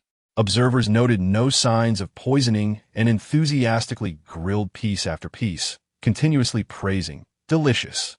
This is also tasty." They seem to have forgotten they were in a live stream. A comment appeared. "So where can I purchase this barbecue seasoning? I'm craving it." I'm in the same boat. Is it from Mu Ching Feng's shop? The savvy ones have already checked. Oh no, it's sold out. Were these people so brave? Why the rush? Many viewers regretted not seizing the opportunity when the delectable barbecue seasoning was before them, only to lament after its loss. Store owner, could you restock? To be honest, Zhou Yun thought that given the quantity, it would take a long time to sell out. Many were likely just there for the spectacle and had no intention of purchasing. However, upon returning from her task with the seedlings, she found the barbecue seasonings she had packed were completely gone. Checking the Star Network, she was astonished to see that the stock had sold out in less than 5 minutes. Were there truly so many daredevils? Could she possibly restock more? Her fingers moved discreetly as she added 100 more units to her shop's inventory. Just as she finished, those 100 units disappeared. Did I add them? Zhou Yun rubbed her eyes in disbelief. She checked the sold quantity, confirming it was indeed 150. Why? Were they not taking a break so soon? Zhou Yun was suddenly filled with confidence about her future. At that moment, Zhou Yun was elated, as were those who had been waiting in anticipation. What a stroke of luck. They had thought hope was lost after nearly a day of waiting, only to receive a delightful surprise just before offline time. Oh my, we can enjoy delicious barbecue tomorrow. The wait was worth it. The next day, Zhou Yun woke up and first packaged the 100 units sold the previous night. Then listed 80 grams of spicy barbecue seasoning, 100 units, and 80 grams of cumin barbecue seasoning, 50 units. Who would want to engage in a profitable business? If the seasoning sold well, how far could it be until the vegetables followed suit? Zhou Yun hummed a tune as she set out. Upon reaching the field, she saw Fong Lin lazily leaning against the land vehicle, one long leg resting on the ground, the other bent on the tire, waiting. Was you in such high spirits? His voice was gentle, his eyes resembling a timeless painting, perfect yet exuding masculinity. Zhou Yun was momentarily captivated, berating herself internally before responding.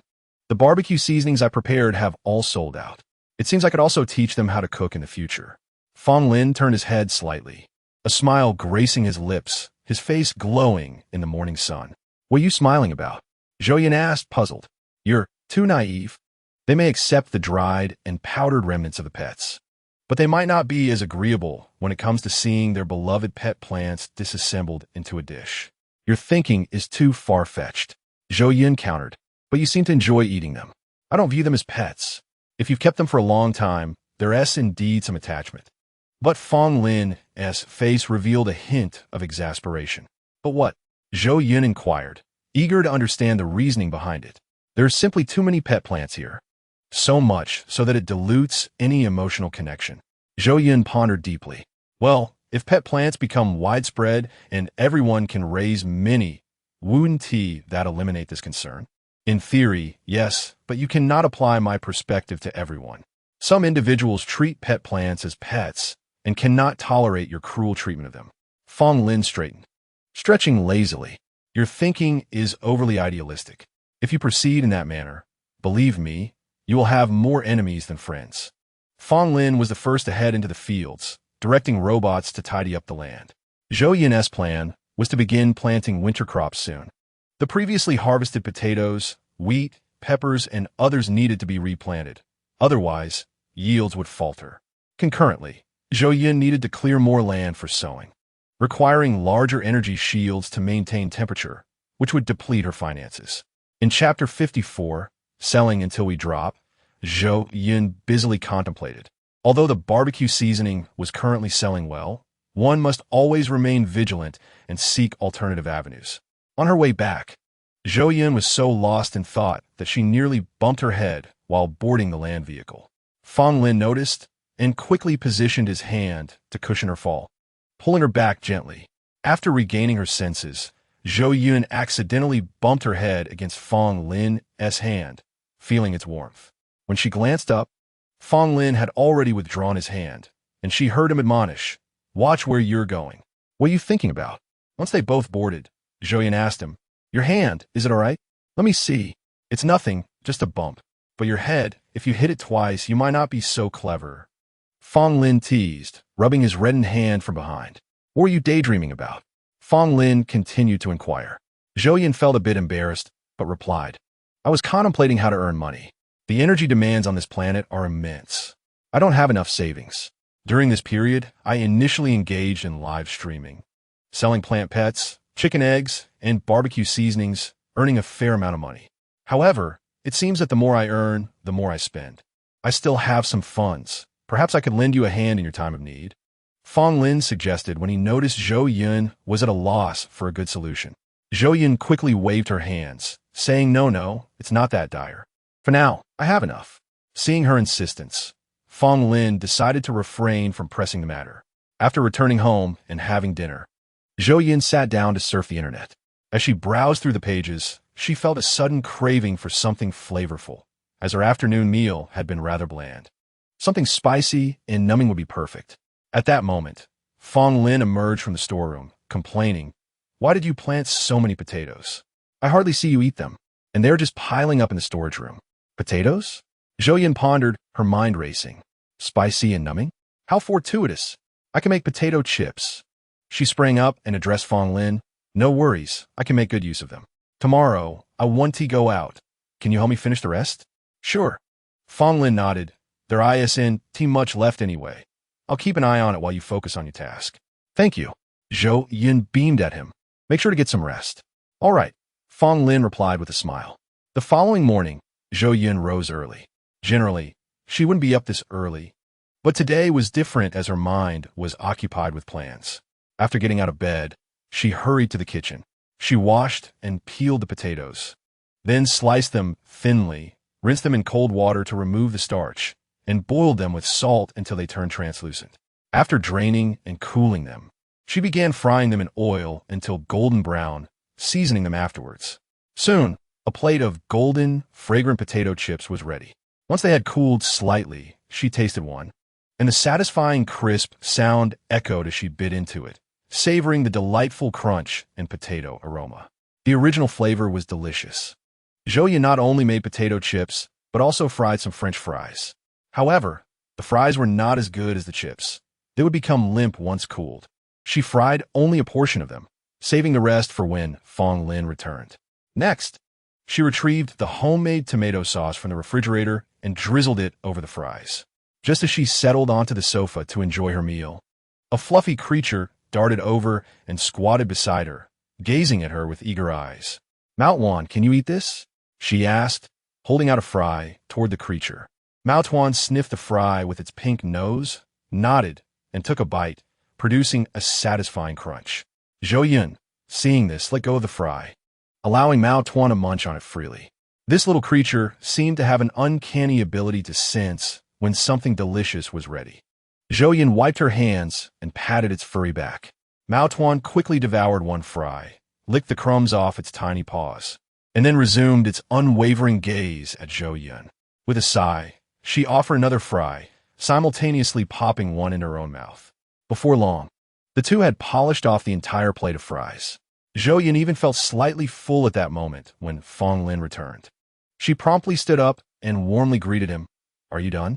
You must be tired. Please sit and have some water." Fong Lin paused, a smirk forming on his lips. "Let me guess, what do you need my help with now?" Zhou Yun sheepishly smiled, realizing he had read her expression. "I made something new and would like you to taste it." "What is it? Where is it?" Fong Lin readily agreed.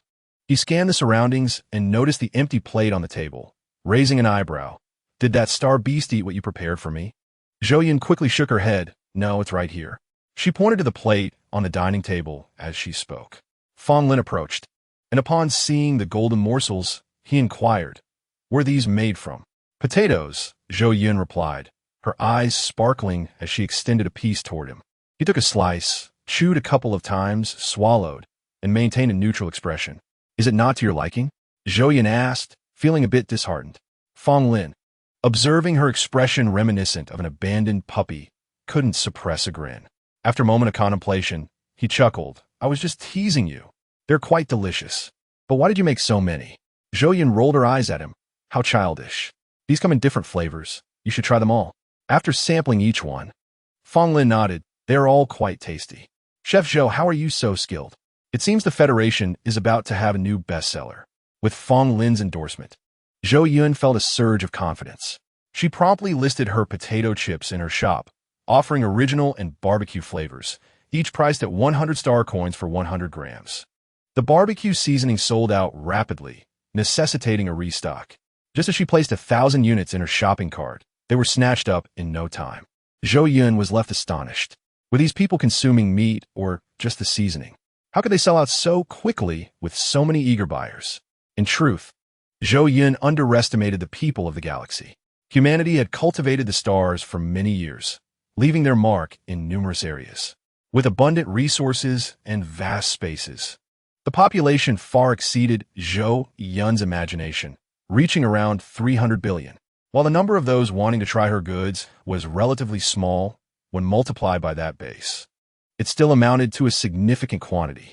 The amount she had sold was merely a drop in the bucket. Moreover, since the product was consumable, those who enjoyed it the first time would undoubtedly return for more. Undeterred, Zhou Yun listed an additional 2,000 units, which sold out just as swiftly. Realizing the unsustainable pace of her inventory, she conceded, I give in. I should stop before my stock dwindles further. When she had first planted the potatoes, she had never anticipated such a situation, especially since she had also used them for other seasonings and her own consumption. She simply did not have enough. Chapter 55. New product launched. Thankfully, the second batch of seedlings was ready. All that remained was to transplant them into the prepared soil. This round of planting had taken longer than expected, and she resolved to start earlier next time to avoid wasting time. Early on the day of the launch, at Mu Qingfeng's shop, customers were eagerly awaiting the barbecue seasoning, akin to winning the lottery. Fu Jia was among them. The stock at Mu Qingfeng was unpredictable, so she had set up notifications to alert her when new stock arrived. Upon receiving the alert, she rushed to snag a portion, feeling a wave of relief wash over her. Suddenly, she noticed the new potato chips had also been released, priced at 100 star coins. She wondered, what is this? A new type of seasoning? Compared to the barbecue seasoning, it was significantly cheaper, so she decided to purchase some on a whim. Many others followed suit, swiftly clearing out the potato chips. After her purchase, Fu Jia excitedly shared the news with her friends, as they planned to go on a picnic the next day. The perfect food for a picnic was barbecue. Fu Jia assured her friends that they would secure Mu Qingfeng's barbecue seasoning, and they were eager with anticipation. The following day, just before their departure, they received their delivery. Upon opening the package, one of Fu Jia's friends exclaimed, Fu Jia, how much did you buy? This is a huge box. I only managed to grab one portion. Fu Jia replied sheepishly. Another friend chimed in, it's probably just in a new package. This box feels quite light. Let us head out. They were en route to a special location opened by the Sun family for tourists. Every autumn, the vast maple forest on the mountain transformed from green to red, resembling a stunning red veil draped across the hills, a breathtaking sight. As they reached the mountain's summit, they gazed down at the vibrant red expanse, unable to contain their awe. The Sun family truly knows how to put on a show. It's so beautiful, one friend remarked. Another added, while it is impressive, it also comes with a hefty price. The entrance fee is 100,000 star coins per person, and even then, it is hard to come by. Fu Jia could not help but nod.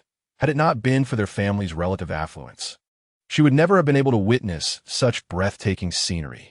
Fu Jia, do you think that Mu Qingfeng has cultivated more plant pets than the Sun family? A girl in a blue dress innocently inquired. Fu Jia honestly shook her head, to tell the truth. I have no idea how many plant pets the Sun family has cultivated over the years. As for the quantity cultivated by Mu Qingfeng, I am equally uninformed. I cannot compare the two. In my opinion, Another girl clad in green interjected, elongating her tone.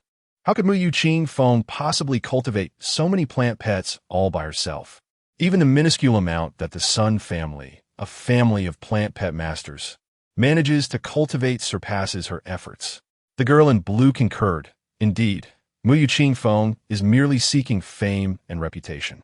It was then that Fu Jia comprehended their insinuations and, with a grim expression, retorted, "Do not belittle others without evidence."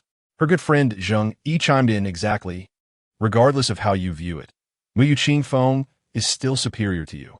At the very least, she can cultivate so many plants. What about you? You can only speak ill of others. Moreover, no matter how much you praise the Sun family, they will not compensate you for it. Is it really worth it?" Another girl in a pink dress intervened. "All right, let us not argue. We came here for a picnic, so let us enjoy ourselves. Quarreling will only spoil our mood. And we have already spent a considerable amount on these tickets." The two factions eventually dispersed.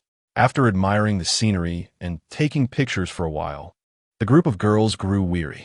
They settled on a picnic blanket, unpacking their provisions, which consisted primarily of various meats and some pastries. Fu Jia retrieved a portable grill from her backpack, while Zheng Yi took out the prepared meat. They intended to grill their food on site. The girl in blue, clutching a napkin, teased with a laugh, "Fu Jia, are you grilling meat? Be careful not to ruin your clothes. I will keep my distance. Getting oil on my new outfit will be disastrous." Fu Jia ignored her, but Zheng Yi could not tolerate it, thinking that they were not provoking her. Yet she still had the audacity to speak so rudely. She cast a scrutinizing glance at the girl in blue and remarked, "I wondered who it was. Someone who treats a single garment as something so precious. If a mere outfit is so fragile, is your family on the brink of bankruptcy?" The girl, taken aback by Zheng Yi's sharp words, changed her expression. "What? Is such a vast space not sufficient for you to avoid us? Must you come here to ruin our spirits?" Zheng Yi continued unabashedly. The girl in green, clearly a friend of the girl in blue, stepped forward and said, "Zheng, you are being excessive. What kind of language is this? Lu Yao is merely offering a friendly reminder. How can you be so harsh?" Unfazed, Zheng Yi shot back. "Why should it only be acceptable now? You should keep your distance as well. The oil won't splatter over here, but your spittle is bound to hit my face." Lu Yu, shocked by Zheng Yi's harshness and disregard for decorum, covered her mouth in frustration and turned to leave. Zheng Yi scoffed behind her. "Why must you be so merciless with your words?" Fu Jia remarked calmly, continuing her preparations. "I simply cannot stand their pretentious demeanor, as if they were of such high status, when in reality, they cannot even aspire to the shoes of the Sun family. Yet they covet the power of the Li family. They have persistently tarnished the reputation of Mu Yuqing, as if mocking them elevates their own status." Zheng Yi muttered under her breath. "They think no one is aware of their insidious thoughts. Fu Jia, you are too kind-hearted, allowing them to bully you." Fu Jia glanced at her and smiled gently. "But I have you, right? You can counter every one of their remarks. Who would dare to bully me in your presence? All right, I have marinated the meat well. It will be ready to grill shortly," she said, methodically arranging the ingredients. "But I am hungry." Zheng Yi pouted, clutching her stomach. Observing her pitiful expression, Fu Jia retrieved several plump bags from the box of barbecue ingredients.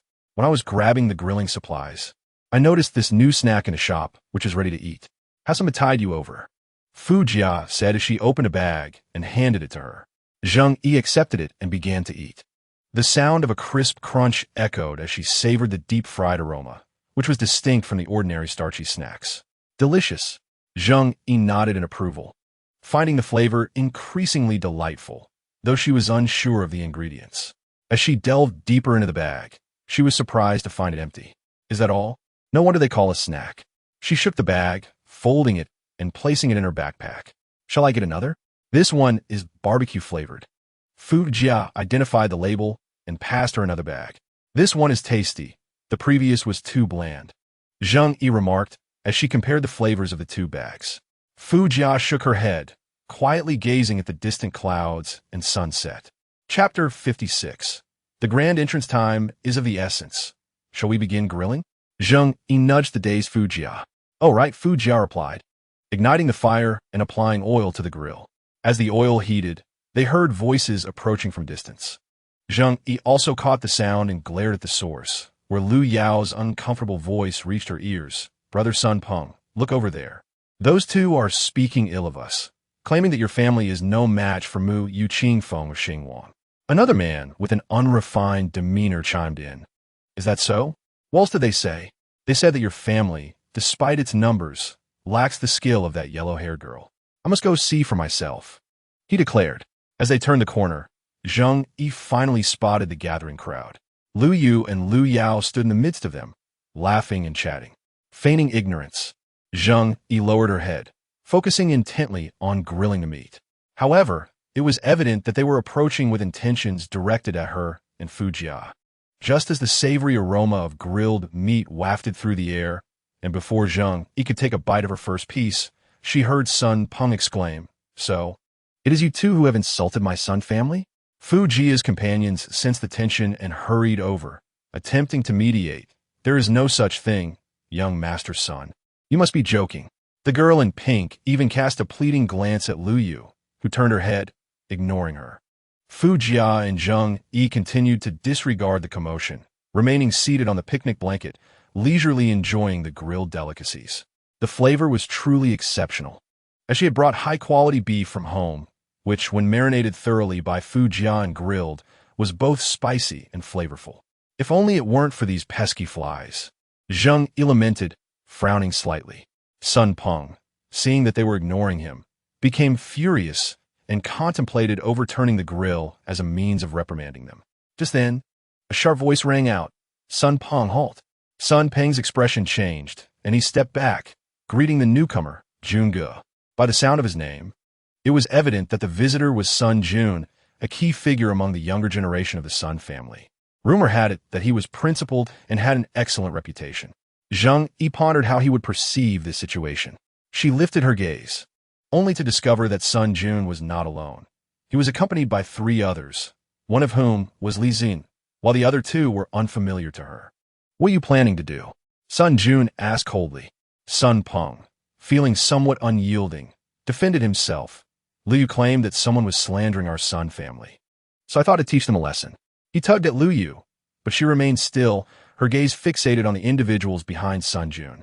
At this moment, Zheng Yi spoke up. "My sister said nothing derogatory.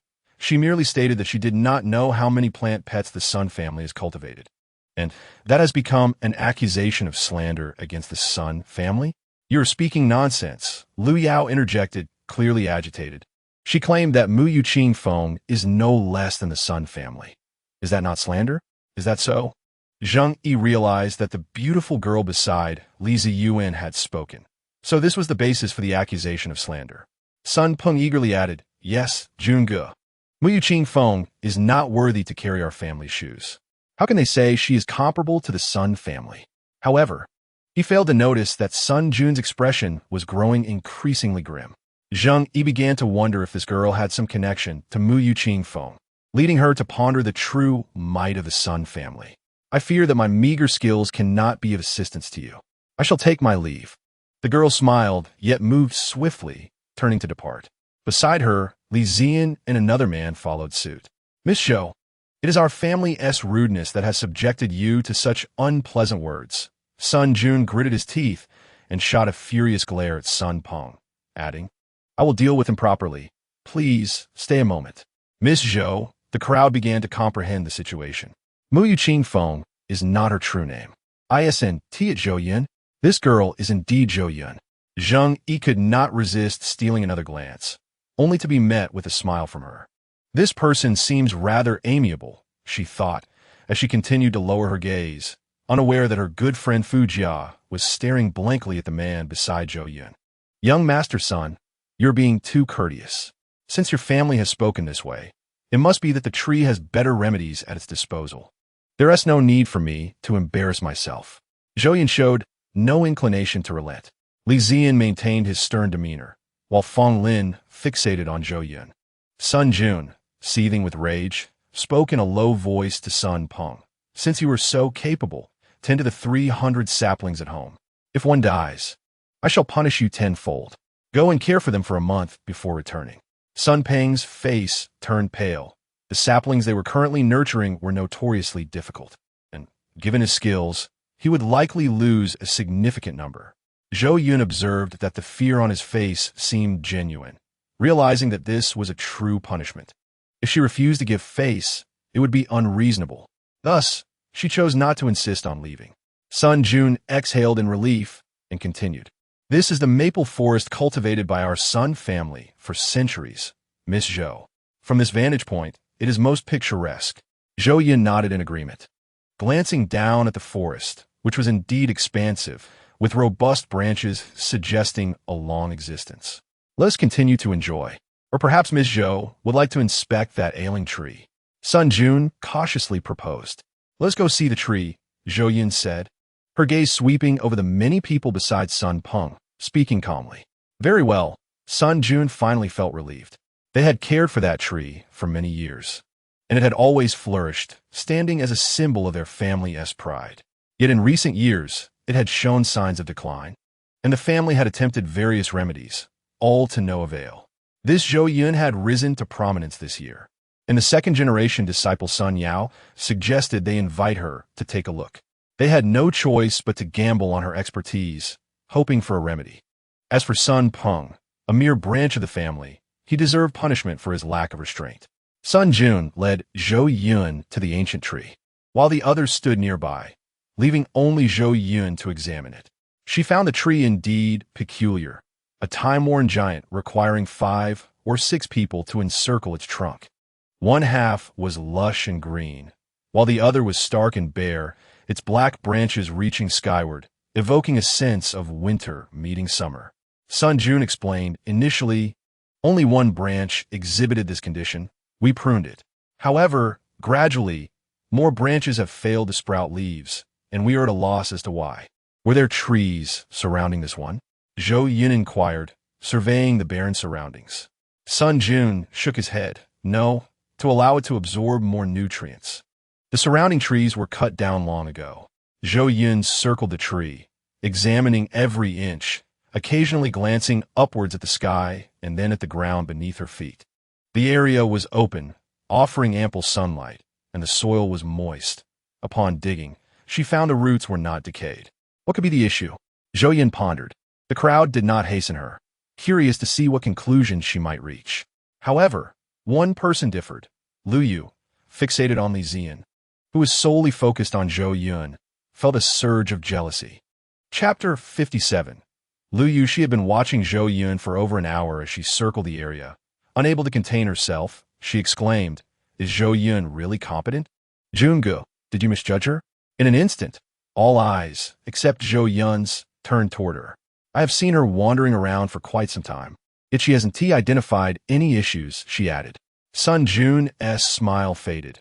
Yet Lu Yu remained unfazed, her gaze fixed on Li Zian, intent on making Zhou Yun appear foolish in front of him. Sun Jun retorted coldly. We have searched for the tree's issue for a long time and have yet to find it. Miss Lu, are you suggesting our family's cultivation techniques are inadequate? Lu Yu finally sensed a shift in Sun Jun's tone. After glancing at him, she lowered her head and softly pleaded, Jungu, I am not well versed in this. I spoke thoughtlessly. Seeing her acknowledgement of her error and recognizing she was not a member of the Sun family, Sun Jun chose not to pursue the matter further. As time passed, Zhou Yun leaned in closer, examining a specific area without a trace of urgency on her face. Gradually, murmurs arose among the crowd, wondering if Zhou Yun was unable to identify the root of the problem, but was too proud to admit it. The sun was nearing the horizon, and Zhou Yun still had not spoken. Even Sun Jun began to feel weary. He broke the silence, offering Zhou Yun an easy out. Miss Zhou, shall we have dinner first, and then continue? Zhou Yun remained unmoved. Lu Yu smirked inwardly, thinking that even Sun Jun had lost faith in her. She anticipated how Zhou Yun would struggle to maintain her facade. So, she raised her voice deliberately. Miss Zhou, did you hear? Jungu is inviting you to dinner. So many people are waiting. Seeing Zhou Yun still unmoving, she continued her mockery. What is this? Jungu gives you an opportunity, and you refuse to take it? Are we all to wait for you alone? Li Zian's brows knitted together, Just as he was about to speak, Fong Lin, with a cold smile, gazed at her. What? No one asked you to wait here. Why are you barking nonsense? Take your stage and leave. Even if Zhou Yun cannot find the issue, she is still superior to you. Lu Yu showed no fear, mistakenly believing that Li Zian's frown was directed at Zhou Yun, and continued her tirade. I may not have studied botany, but I understand human nature. I'm asking Zhou Yun, what gives you the right to speak for her? Who are you to her? She cast a sinister glance at Fong Lin, pausing before smiling again, so eager. I thought you shared a close relationship with her. Fong Lin dismissed her petty provocations with a light laugh. My relationship with Zhou Yun is none of your concern. However, even if I were close to her, it would not hinder your crush from liking her. Lu Yu turned to Li Zian, only to find his expression filled with disdain, akin to seeing a rat about to topple his cherished glass lamp. She was the detested rat. Unable to contain herself, she instinctively took a step back. At that moment, Zhou Yun, who had remained silent, suddenly spoke, so that instantly, the crowd's attention was drawn back to her. Sun Jun could not help but approach. Crouching to ask, what is going on? Zhou Yun pointed to a specific area on the tree bark here. Sun Jun leaned closer. Noticing no significant differences between that patch of bark and the surrounding areas, puzzled, he asked, is there something different here? Zhou Yun smiled gently. Feel it. Following her instruction, Sun Jun touched it, and his expression changed. This is soft, isn't it? How can tree bark be soft? Sun Jun questioned. Thus, it is not bark. Zhou Yun stood confidently. This is a type of small insect, adept at camouflage, living by gnawing on tree bark. It can disguise itself to blend in with its surroundings. The reason this tree initially only lost one branch was that their numbers were few, only damaging a small portion of the bark. However, now, upon touching this section, I find that 1/3 of it is affected. If it goes unnoticed, once this ring of bark is consumed, the tree will perish. That would be a great pity. Zhou Yun caressed the tree, her eyes filled with compassion. It had survived for so many years, only to face such calamity. Using insecticide, spray it in this area, and once you ascertain that the pests are eradicated, proceed to apply the growth enhancer and see if it can rejuvenate. She continued. Sun Jun stood up to express his gratitude. Our Sun family truly does not know how to thank you adequately. Perhaps we should go for a meal now. And after dining, rest early. Zhou Yun shook her head, saying it was unnecessary, and suggested that those who had been waiting earlier should dine instead. Was she not hungry? Her gaze briefly swept over Lu Yu with a light chuckle. Miss Zhou, you jest. You are the esteemed guest. Naturally, it is you who should take the lead. Such nonsensical talk is unbecoming of our Sun family. I shall instruct that she is barred from entering our family's premises henceforth. Is that agreeable? Sun Jun decisively resolved the tension hanging over the family, his words growing firmer. Would that then be me taking advantage of my position? Zhou Yun teased. Sun Jun bowed slightly, replying, Miss Zhou, you jest. She did not even glance at Lu Yu. Lu Yu's chest heaved with indignation as she pointed at Zhou Yun, exclaiming vehemently, Jungu, I respect you for being my senior by a few years and address you as brother. Our families, the Sun and Lu, have been on amicable terms for generations. How can you allow such an outsider to insult me in this manner? Sun Jun turned sharply, his voice rising. Out of respect for the Lu family, I have tolerated you on several occasions. Do you truly believe our Sun family is defenseless? Lu Yu's face turned ashen, for she had spotted the intelligent security guard approaching under Sun Jun's signal, leaving her no choice but to exit in disgrace before the gathered crowd. From a distance, she glared at Zhou Yun, who was surrounded by admirers, her heart brimming with resentment. Why? It is because of you that I find myself in such a predicament. I shall not let you off easily. The moment Lu Yu was escorted out of the Sun family's South Maple Grove, she encountered a man clad in gray entering from outside. Tears of grievance filled her eyes as she saw him. That man, Sun Yao, approached her with a gentle smile and softly inquired, What is wrong? Who has wronged you? I shall avenge you. It was Zhou Yun, the one who imposed punishment on Jungu because of the issue with your family's tree. Lu Yu stammered through her tears. Sun Yao produced a handkerchief to wipe away the tears from her cheeks, coaxing her gently. Why did Jungu punish you? Zhou Yun found fault with your family's tree, and then she bullied Jungu into driving me away. As Lu Yu spoke, She cast her eyes downward, concealing her inner shame. Oh, is that so? A flicker of surprise crossed Sun Yao's eyes, revealing such prowess. Indeed, Lu Yu nodded in affirmation. Sun Yao, patting Lu Yu's head as one would a child, comforted, I shall plead with Jun Gu on your behalf. As for vengeance, she has done our family a considerable favor, and I would feel remiss to repay kindness with enmity.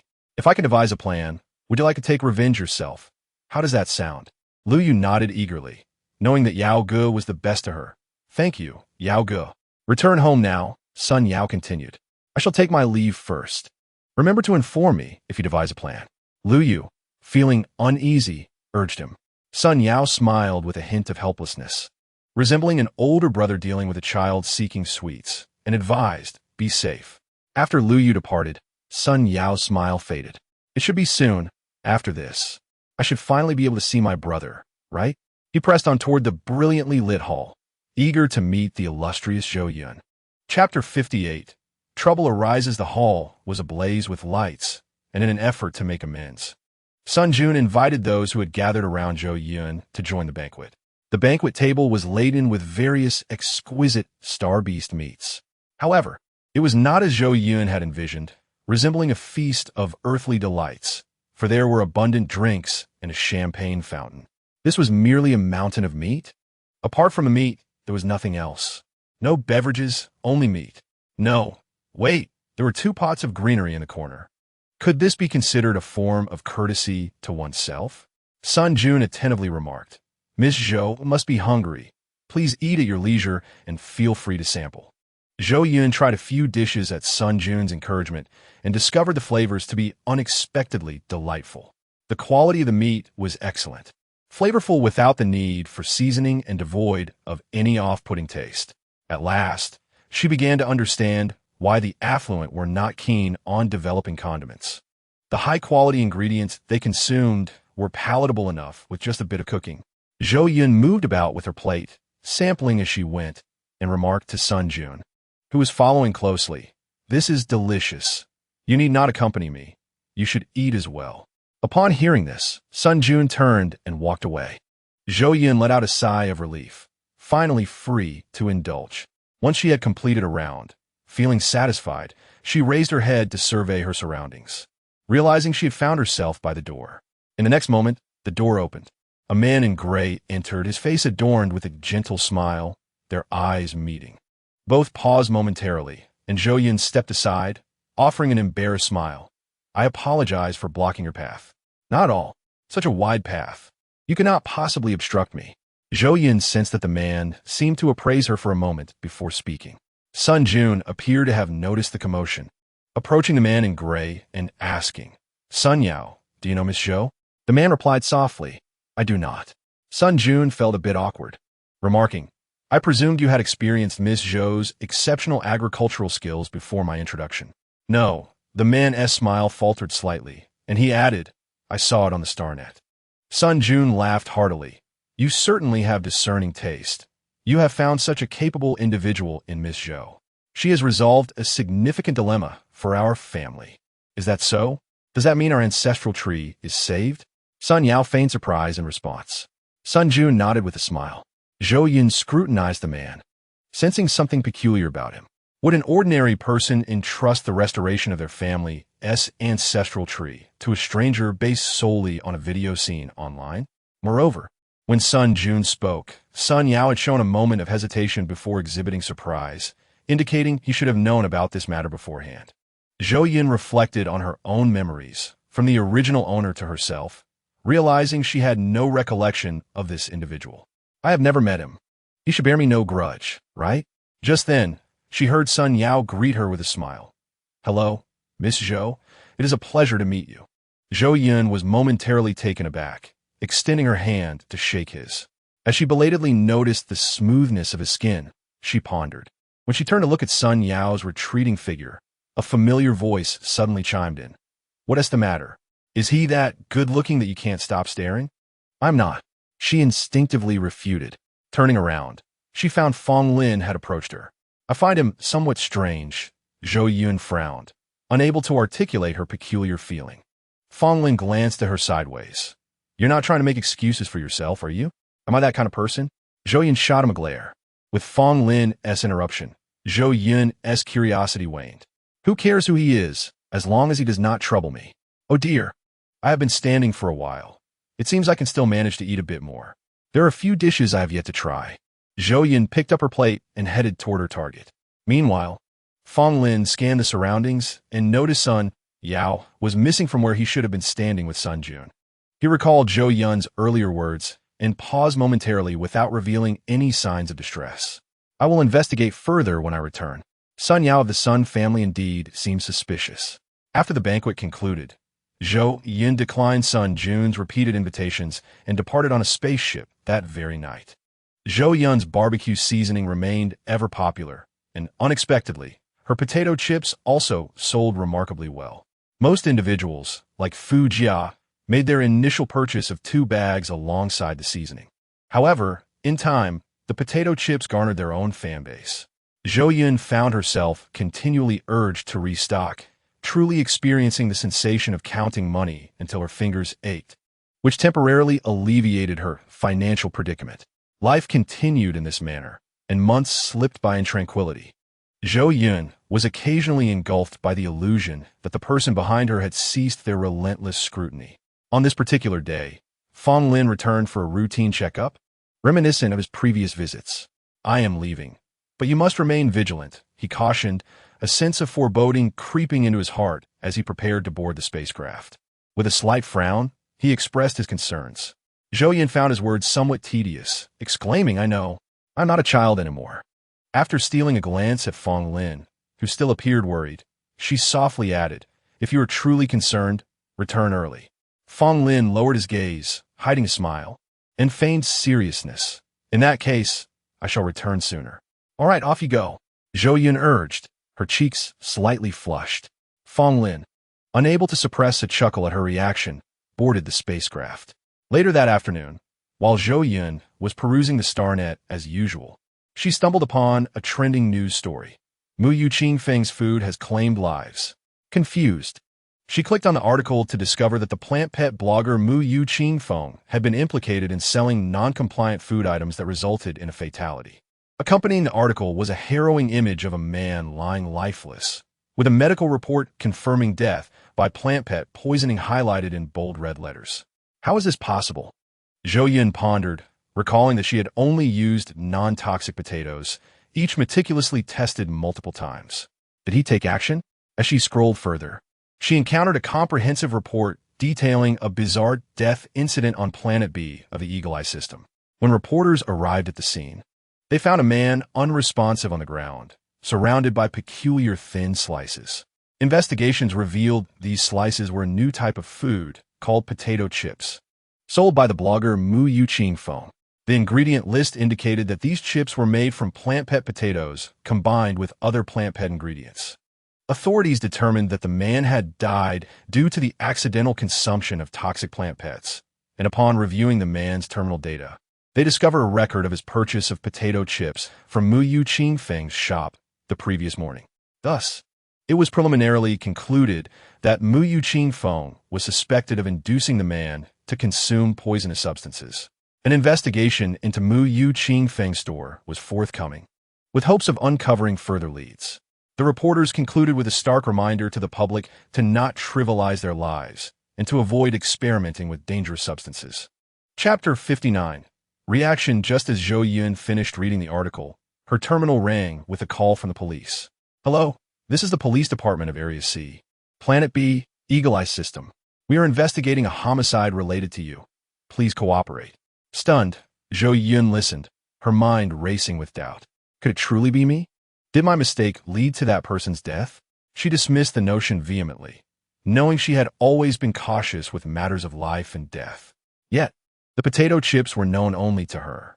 Suddenly, a glimmer of hope sparked in her mind. What if someone had tampered with the chips? There must be some flaw in them. She quickly grabbed her terminal and called the police again. Excuse me, officer. Could you bring the potato chips from the scene when you arrive? Her voice brimmed with hope, and the officer responded without hesitation. Rest assured, we will. Relieved, Zhou Yun set down her terminal, anxiously awaiting the police's arrival. If it truly was the shadowy figure who had framed her, she would not let them escape justice.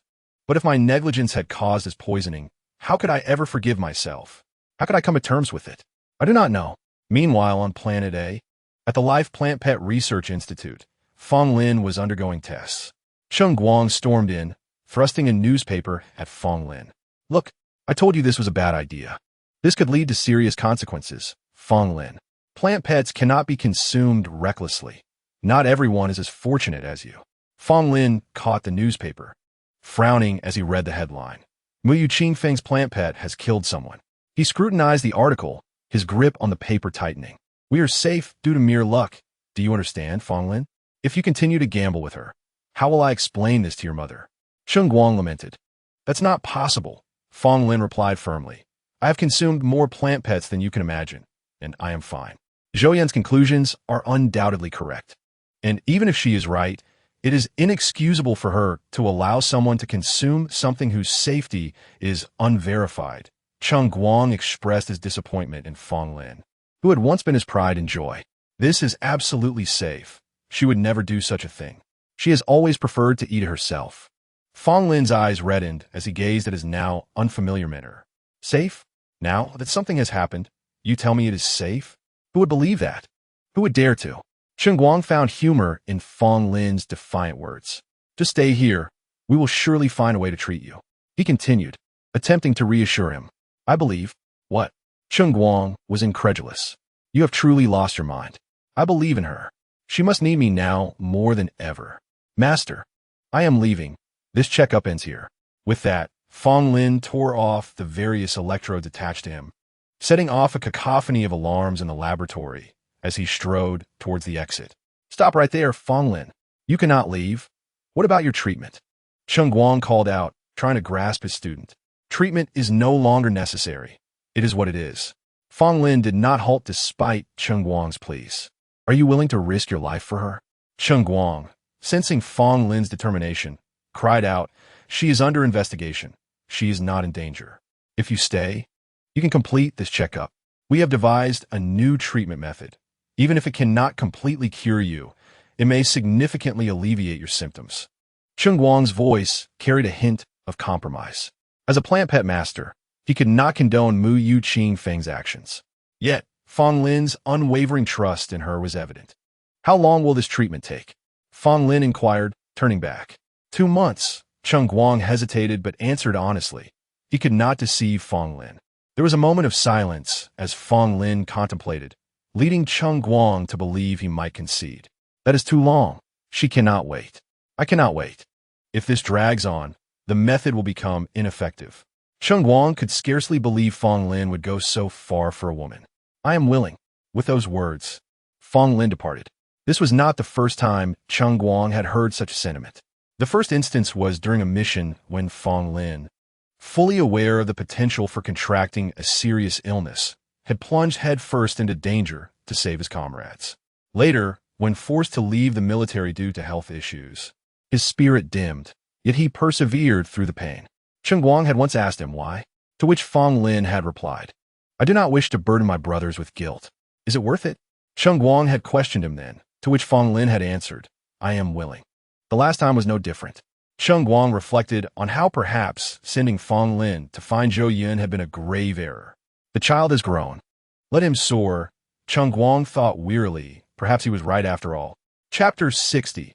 Reactions at the Li Corporation headquarters. Li Zian was in the midst of a meeting when his assistant Jiang Chun burst in, anxiety etched across his face. I apologize for the interruption. Boss, Li Yuanzhong has arrived and mentioned an urgent matter requiring your attention. The members of the project team in the meeting exchanged puzzled glances, and Li Zian spoke in a low voice. What is the matter? The meeting is nearly over. Let San Shu wait a moment longer. Li Dong stated that it is extremely urgent. Jiang Chun lowered his head, recalling how Li Yuanzhong had stormed in earlier, demanding that he relay this message. He understood that the boss held great respect for his San Shu, which necessitated his interruption of the meeting. The atmosphere in the conference room was tense, with everyone holding their breath. Li Zian felt an inexplicable irritation flicker within him. What could possibly be so urgent? No matter how pressing, it could wait for 3 more minutes. Li Zian's voice grew colder. Very well. Jiang Chen left after receiving Li Zian's confirmation. Let us continue.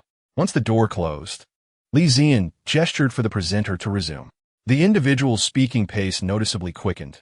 Thus, 134, this material will significantly enhance the performance of the new civilian mechas. We believe it can serve as a selling point moving forward. Boss, what do you think? That sounds good. Li Zian replied succinctly, indicating that they should proceed in this direction. Once the detailed proposal is completed, submit it to my office. With that, he rose and exited the conference room, hearing the collective sighs of relief from within. Upon reaching the tea room outside his office, he noticed Jiang Chen standing respectfully. While seated on a luxurious leather sofa was a rugged-looking middle-aged man.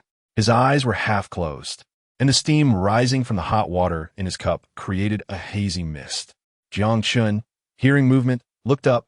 Boss, you're here. Please step out for a moment, Li Zian instructed. Jiang Chen respectfully exited, closing the door behind him.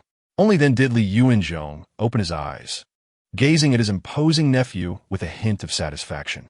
Zian, come in and sit down. He motioned for Li Zian to take a seat opposite him. Li Zian complied, asking, what brings you here, Sanshu? Is there something you wish to discuss? Zian, you are of an age. Have you considered marriage and starting a family? Li Yuanzhong inquired obliquely. Why are you asking this, Sanshu? Isn't there an important matter at hand? Li Zian felt an unwelcome sense of foreboding, feeling somewhat impudent in front of his usually revered Sanshu. Li Yuanzhong sighed deeply. Normally, I would respect the freedom of young people in matters of love, but recently, some baseless rumors have circulated online, which may hinder your prospects for a partner. You should clarify the situation. This is the important matter Sanshu refers to. Li Zian frowned, feeling perplexed. Without even contemplating, he rejected the notion, stating, I am well aware of the situation online. I like her, and I will not clarify anything. I know, I previously agreed, but given the current circumstances, Li Yuanzhong activated the terminal to share information, revealing an article that showcased the scandal surrounding the so-called pet poisoning case. While the individual in question had no major blemish previously, Li Yuanzhong pointed at the report, highlighting the gravity of the situation. How can one make such reckless claims about a harmless pet? If you marry someone embroiled in such controversy, it will have a devastating impact on the Li family conglomerate. Our foundation lies in the security industry. Marrying her will leave an indelible stain. Li Yuanzhong's words struck Li Zian like a hammer, each syllable resonating deeply within him. He felt as though he was losing his ability to breathe. His lips turned pale as he forced a smile. Perhaps it is not as bad as it seems. The police have yet to confirm anything. I cannot abandon her now. Once this matter is validated, it is likely they will come after you. Zian, I hope you prepare yourself and do not behave like a child. Seeing his nephew in such distress made Li Yuanzhong feel some compassion. He did not wish to press too hard. The business world is akin to a battlefield. One cannot afford to be soft-hearted. Thus, I will take my leave. Think it over. Li Zian did not lift his gaze. He only heard his Sanshu's weary voice and the sound of his departing footsteps. Shu Yu, why must you let this matter become public? Why engage in such dangerous antics? Is it not better to remain safe and sound? I can accompany you if you wish to eat. Why must it be this way? I need to ask her if she is concealing something from me, or if she is facing difficulties. Li Zian internally evaded this issue, mindlessly reaching for his terminal, wishing to uncover a resolution. Perhaps it is best to let it go for now. He dejectedly lowered his hand, deciding not to burden her further. After the storm has passed, I will inquire. The most pressing matter now is to uncover the truth behind this incident. I will wait a little longer. Li Zian curled up in the corner of the sofa, cradling his head in his hands as he awaited developments. Meanwhile, the incident had sparked a flurry of reactions online. I was terrified. Thank goodness I didn't buy it. Greed can lead to disaster. I consumed it. May Lady Luck protect me. I am unharmed. I'm fine as well. Oddly enough, I usually have terrible luck, yet I too consumed it without issue. I suspect a malfunction in the testing equipment. It must have been an accident. How can UNT fans so easily find excuses for her? The items she sold have harmed people. What is there to forgive? Precisely. This is truly unfortunate. If this tragedy had not befallen you, you would not be so quick to defend her. What did I say? She sold so many packets, and only one had an issue. The probability cannot be deemed high. Does she wish for her chips to be fatal? Yet, she should not have engaged in such dangerous ventures.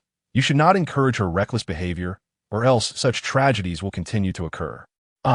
Not heeding the advice of the wise leads to immediate regret. The cacophony of online condemnation reached Sun Ying's ears as she intently scrutinized the terminal screen, struggling to accept the reality. Mu Yuqing Feng is not that kind of person. At least, not the one I know. Her clear eyes, which resembled crescent moons when she smiled, though beautiful like a vase, were serious in her endeavors, earning admiration. She is not someone who would carelessly toy with others' lives. If this situation is true, then I am complicit in this wrongdoing. Suddenly, the previously quiet space was interrupted by hurried footsteps, and before she could see, she heard Lu Meng's loud voice. Ing, did you see? It's all over the Star Network. She looked up, and Lu Meng, who had been speaking, suddenly appeared startled and closed her mouth. Lu Meng then slowly approached her, saying, Ing, it's all right. I do not believe these claims. Mu Yuqing Feng's products are exquisite. She must be the target of envy and malice. If something were amiss, we would have been affected long ago. Yet we have consumed so many without issue. I believe in her, but so many people have already lost their faith in her. Sun Ying's voice gradually dwindled, her final words dissipating into the air. Lu Meng placed her hand over Sun Ying's, reassuring her that things would improve. Perhaps this is just false news.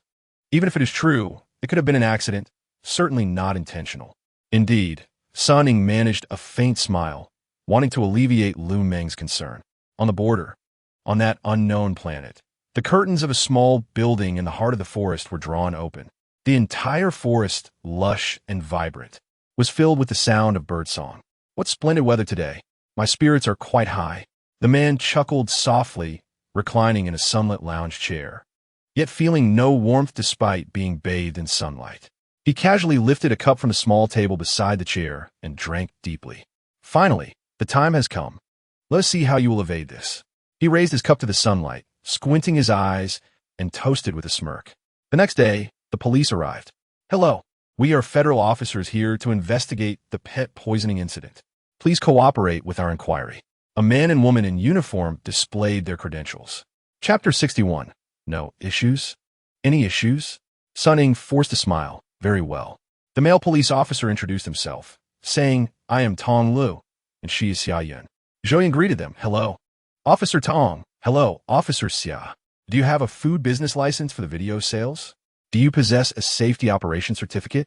Officer Tong inquired while walking, conducting a routine interrogation.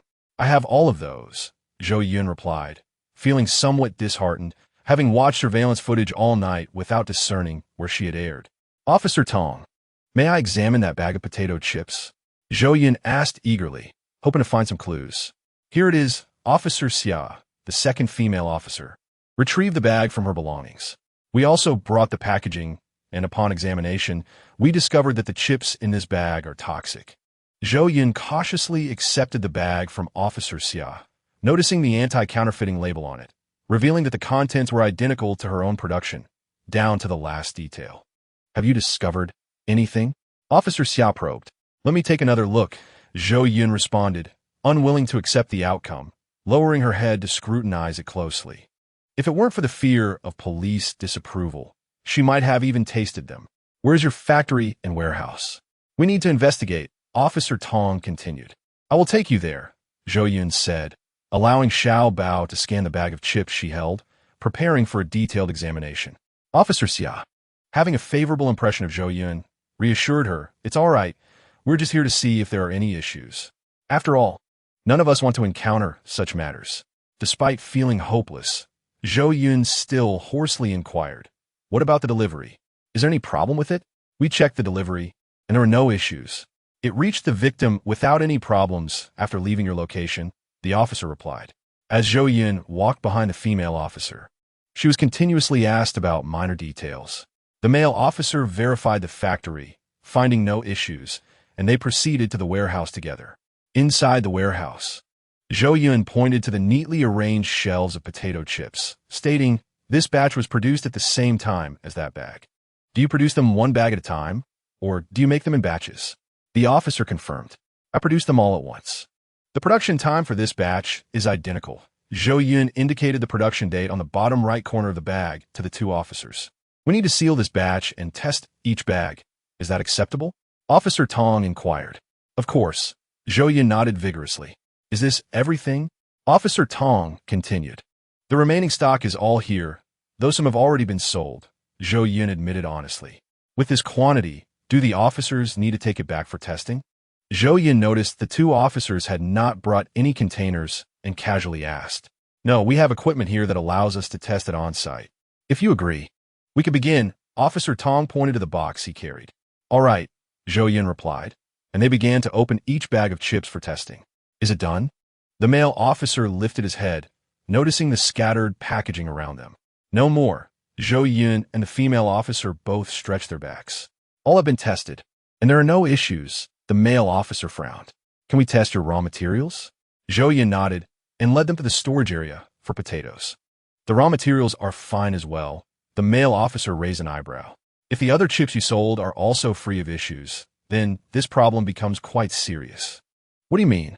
Zhou Yun was momentarily taken aback. It means you might be taking the fall for this, the female officer explained. Think about it.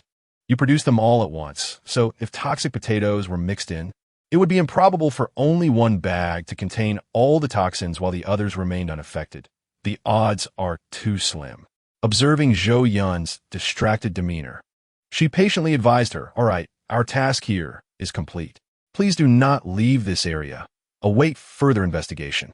After Officer Xia conveyed this, she departed with Officer Tong. If the other chips are fine, does that mean this bag is the problematic one? Zhou Yun muttered to herself, pondering the situation. The issue was that besides herself, no one else knew the production method for the chips. Could there truly be a hidden antagonist? How could they have orchestrated such a scenario? Zhou Yun trudged toward her residence, deep in thought. In the distance, a white flash of lightning approached her. As it reached her feet, it halted, tugging at her pant leg, attempting to pull her in a certain direction. Mao Tuan, stop it. I am not in the mood for games right now. Zhou Yun thought the creature wanted to play. To her surprise, Mao Tuan, usually understanding, was now insistent, circling around her feet, making peculiar sounds. Zhou Yun, feeling no inclination to engage with the overly excited creature, squatted down and tossed Mao Tuan aside gently, saying, play by yourself. I have matters to attend to. Mao Tuan continued gesturing, but today, Zhou Yun did not look at it. Exhausted, she returned to her abode, feeling as though she had expended all her energy. She collapsed onto the sofa, burying herself in the cushions. Seeing Zhou Yun ignoring it, Mao Tuan's eyes brimmed with urgency. It stomped its hind legs at the door before rushing back the way it had come. It arrived at a desolate valley that Zhou Yun had yet to explore, where a massive egg lay. As it approached, Mao Tuan could hear a loud heartbeat resonating throughout the valley. It sensed that this entity meant no good. Why isn't Zhou Yun coming? That thing is about to hatch. Mao Tuan stood atop the hill, observing a crack forming on the smooth eggshell, which gradually became clearer. Once more, it turned back to run toward Zhou Yun, eager to warn her of the impending danger. Upon reaching the entrance, it found the door firmly shut and had no choice but to leap onto the windowsill, squeezing through. After landing, its big eyes darted around, spotting Zhou Yun buried in the sofa. It leaped on her head, exclaiming, Iya, don't sleep. Iya, Iya, Iya. What time is it? Wake up. It attempted to fervently rouse Zhou Yun, but as it jumped again, a hand caught it, rendering it immobile. Chapter 62. The enormous egg. Enough, Mao Tuan. What do you want? Zhou Yun sighed, reluctantly sitting up. I'm just trying to think through this issue, and you keep bothering me. Why must you be so annoying? Little creature? She playfully flicked Mao Tuan's forehead, inciting a disgruntled squeak from it. Sensing the creature's struggle in her grasp, she negotiated. I want to hold you if you promise not to disturb me, all right? Then she released her grip, placing Mao Tuan on the sofa. The moment it was free, the little creature began to perform, puffing out its cheeks and rapidly moving its limbs in a comical manner that almost made Zhou Yun smile. Yet she restrained herself. Are you trying to say that you traveled very far today? Zhou Yun guessed, suppressing a laugh. Mao Tuan nodded vigorously, then displayed a terrified expression, making an expansive circular gesture. What does that mean? Zhou Yun mimicked the same large circle. Mao Tuan shook its head, striving to extend its front limbs until they were level. Did you see a very large circle? Zhou Yun continued to speculate. Mao Tuan shook its head rapidly, then glanced around, darting into the kitchen. By the time Zhou Yun realized what was happening, a chicken egg had appeared before her. Mao Tuan proudly pointed at the egg. Are you saying it's a very large egg? Zhou Yun's smile faded. How large? Mao Tuan tugged at Zhou Yun's pant leg again, attempting to lead her outside. This time, Zhou Yun did not refuse and followed. Mao Tuan pointed at the house in front of Zhou Yun, asking if it was as large as this one. And Zhou Yun's expression changed. Xiao Bao, she called out hastily, instructing the intelligent guard squad to accompany her in eradicating the star beasts. Yet, her calls echoed in silence. Xiao Bao, where are you? The surrounding air was eerily quiet, lacking the gentle responses she was accustomed to. What's happening? Everything was fine this morning, and now. Her face paled as she rushed to the control room, only to find the door unresponsive to her fingerprint. The red exclamation mark and the triangular warning seemed to mock her naivety. Sorry, you do not have permission. She stepped back, her mind blank. She was oblivious to when her control center had been taken over by someone else, remaining foolishly unaware. Soon, Mao Tuan's urgent cries jolted her from her stupor. Her eyes scanned the surroundings. Everything here required the control room for operation, including the energy switch. She dashed back to her bedroom, rummaging through drawers until she found the key to the control room. With a frantic scramble, she reached the control room door, only to discover that everything inside was unfamiliar. She could only shut down the control room's power and take her spatial token to escape. If she could reach the port in time, she could board a ship and leave, returning only after notifying the authorities to resolve the situation. As she maneuvered the mech, she glanced at the terminal, which lay abandoned like scrap metal, and chuckled bitterly. I have no idea which deity I've angered to warrant such ruthless treatment. Just ahead, Zhou Yun spotted the port's entrance. Was she about to escape danger? A glimmer of hope sparked in her eyes. Yet, as the mech approached for identification, alarms blared. Warning, warning, you do not have permission to enter the port. Zhou Yun sighed, her last hope extinguished. The assailant seemed intent on forcing her into a duel with the star beasts, leaving her to perish in despair. Taking a deep breath, she forced herself to regain composure and inquired of Mao Tuan, who was crouching nearby. In which direction did you find it? Mao Tuan stretched its tiny paw, pointing east, then scratched its head and indicated another direction. It glanced around, unsure of where to point, and pitifully cradled its large head with its forelimbs. Is it because this place is too far from home that you're confused? Mao Tuan nodded vigorously. Zhou Yun released a heavy sigh, clearing her mind, and accessed the internal map of the mech, adjusting the image to their residence. How about this? She asked. Mao Tuan tapped the window's direction with its pink paw. Understanding dawned upon her. After discerning the correct direction, Zhou Yun began to walk in the opposite way. She reasoned that this planet was vast, and she needed to buy time to evade her pursuers. If she could wait for the police to investigate again, or for Feng Lin to return, perhaps she could find salvation. As she ran, she hoped to study the practical techniques of operating the mech, buying herself some additional time, given its commendable defensive capabilities. However, as the mech sped away, Zhou Yun noticed several suspicious red dots surrounding her. Magnifying the view, she recognized her surveillance drones, the very devices she used for filming. Had these little things been compromised? Muttering to herself, she halted her steps. Continuing like this was unfeasible. The mastermind was well aware of her location, and the speed at which they commanded the star beasts would drastically increase. No matter how far she ran, she couldn't delay the inevitable. She accessed the weapon control interface, selected the firearms, aimed, and fired in one fluid motion. Yet, the tiny drones proved too small and agile, evading her shot. What now? Lacking any shooting talent, the longer she was entangled, the more disadvantageous it became. Zhou Yun decisively abandoned the use of firearms, realizing it was akin to using a cannon to swat a mosquito, far too difficult. Switching to hand-to-hand combat mode, she began to grapple. With keen focus, she lunged forward, using both hands to smash two small drones. Watching the debris scatter, Zhou Yun lamented, "This is all my money. Why are these people so malicious? I have no idea what I did to deserve this." Without hesitation, she aimed for a quick resolution. She understood that once the mastermind reacted, they would not allow her to succeed so easily. She thrust her hand forward, crushing another drone. With only one remaining, she rolled forward, reaching out. Now. But the last drone abruptly vanished from her sight. Straightening up, she looked around in frustration. She had been so close. However, having learned from this encounter, she hoped that the remaining drone would not pursue her so closely. As long as it remained outside the mech's detection range, the mastermind could only narrow down her location, which was sufficient for buying time. Zhou Yun did not linger. She pushed the mech forward with determination. If she could escape this ordeal, she vowed not to spare the coward lurking in the shadows. After running some distance, she discovered a range of undulating mountains. Feeling it was safe enough, she retracted the mech into her spatial token. The mech was too large to conceal easily. Continuing her journey, she found a stone cave, just big enough for one person to enter. Once inside, she blocked the entrance and collapsed on the ground. Mao Tuan watched her curiously. After a while, Zhou Yun raised her hand to stroke Mao Tuan's body, praising it. "Well done." Chapter 63.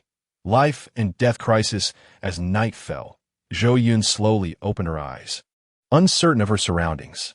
Cautiously, she nudged a small rock aside, straining to listen. The chilling wind howled through the night, but silence was a blessing. The longer she delayed, the greater the chance of discovery. How had Mao Tuan stumbled upon that egg? Y&T, the planet's security system, issued a warning about such a massive egg. Zhou Yun chuckled bitterly, realizing that her hideout had been compromised, hence the absence of alerts. Had Mao Tuan not discovered it, she likely wouldn't have lasted much longer in the house. As Zhou Yun contemplated her next move, the enormous egg in the distant valley began to crack.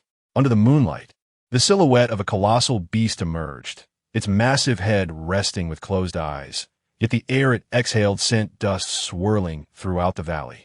With each breath, the beast's scales hardened further. In an instant, it opened its eyes, which glowed like two beams of light in the night. Meanwhile, concealed in the darkness, a surveillance drone transmitted the scene back to a location equipped with a vast virtual screen. Standing before the screen was a figure clad in gray, Sun Yao. He murmured to himself, "Have you finally awakened? Although I let you escape this afternoon, I have more or less pinpointed your location. Consider this advanced star beast a gift from me. Now, let's see how you handle it." A smirk crept across his lips. "I regret to say, but my brother is more important to me. I will mourn for you. You will have no opportunity." With his next command, a small box ejected from the surveillance drone, releasing a faintly scented gas. The giant beast sniffed the air curiously, and its originally golden eyes transformed into a blood-red hue. The powder was a concoction provided by his employer, whose formulation remained a mystery, yet even a whiff could send a star beast into a frenzy. In the night sky, the little drone soared, with the beast stumbling in pursuit, racing towards Zhou Yun's hiding spot. Although the distance was considerable, they had indeed arrived at their destination. He directed the small robot to trace circles around the designated area. The colossal beast rampaged about, the peaks beneath its feet resembling mere building blocks. As it galloped, the very earth trembled. Zhou Yun had awakened from afar, her gaze fixed upon the massive entity bathed in moonlight. Her pupils constricted. Her mecha would barely reach the beast's knee, rendering her efforts futile. With her lack of expertise in mecha technology, remaining in one spot would likely lead to her swift discovery. Traversing mountains alone would prove arduous. Zhou Yun quietly shifted aside the stones near the cave, hoping to venture a little further under the cover of night. She swiftly grabbed the furry creature huddled nearby and stuffed it into her backpack, quietly stepping out with her load. The mountain path was treacherous at night. She had not ventured far when she misstepped and tumbled down. As she rose, Zhou Yun gasped in pain, touching her backside. Standing up, she groped her way forward, only to find herself against a wall. Panic surged within her as she realized she had fallen into a pit. Zhou Yun could only inwardly pray that the colossal beast would not be drawn to her location. Yet, often, That which one wishes to avoid manifests itself. The peaks nearby were in disarray, and the orchestrator of the chaos had deliberately widened the search area. Why was the star beast so obedient? Zhou Yun pondered, the night deepening around her as she could scarcely see the distant small robot hovering above. On tiptoe, she explored her surroundings, discovering walls above her. The pit was approximately 2 meters deep, with smooth walls that made escape seem nearly impossible. Her backpack contained no useful tools. If she deployed her mecha, she might be able to escape, but the situation could worsen. Zhou Yun sighed, reflecting on her 2 lifetimes marked by premature demise. Truly a testament to the heaven's envy of talent. As time elapsed, the massive form moved closer, causing Zhou Yun to sway within the cave as if caught in an earthquake. She understood she could not delay any longer. Now was the moment to deploy her mecha. Without hesitation, she retrieved her mecha and leaped from the pit. In the distance, the beast raised its head, seemingly aware of its delightful prey, and advanced with heavy strides. Zhou Yun urged her mecha forward, motivating herself to run faster. The reaction control missile ports behind her mecha opened, targeting the increasingly near silhouette, launching a missile that soared backward. The mecha accelerated, creating distance as Zhou Yun glanced back. The colossal beast's scales merely splintered, a minor wound causing it to bleed. This was the most formidable weapon on her mecha. Despair washed over her. What manner of monster was this? The other weapons she possessed would likely only tickle it. Help! At this moment, she desperately wished for a savior, like a superhero, to rescue her.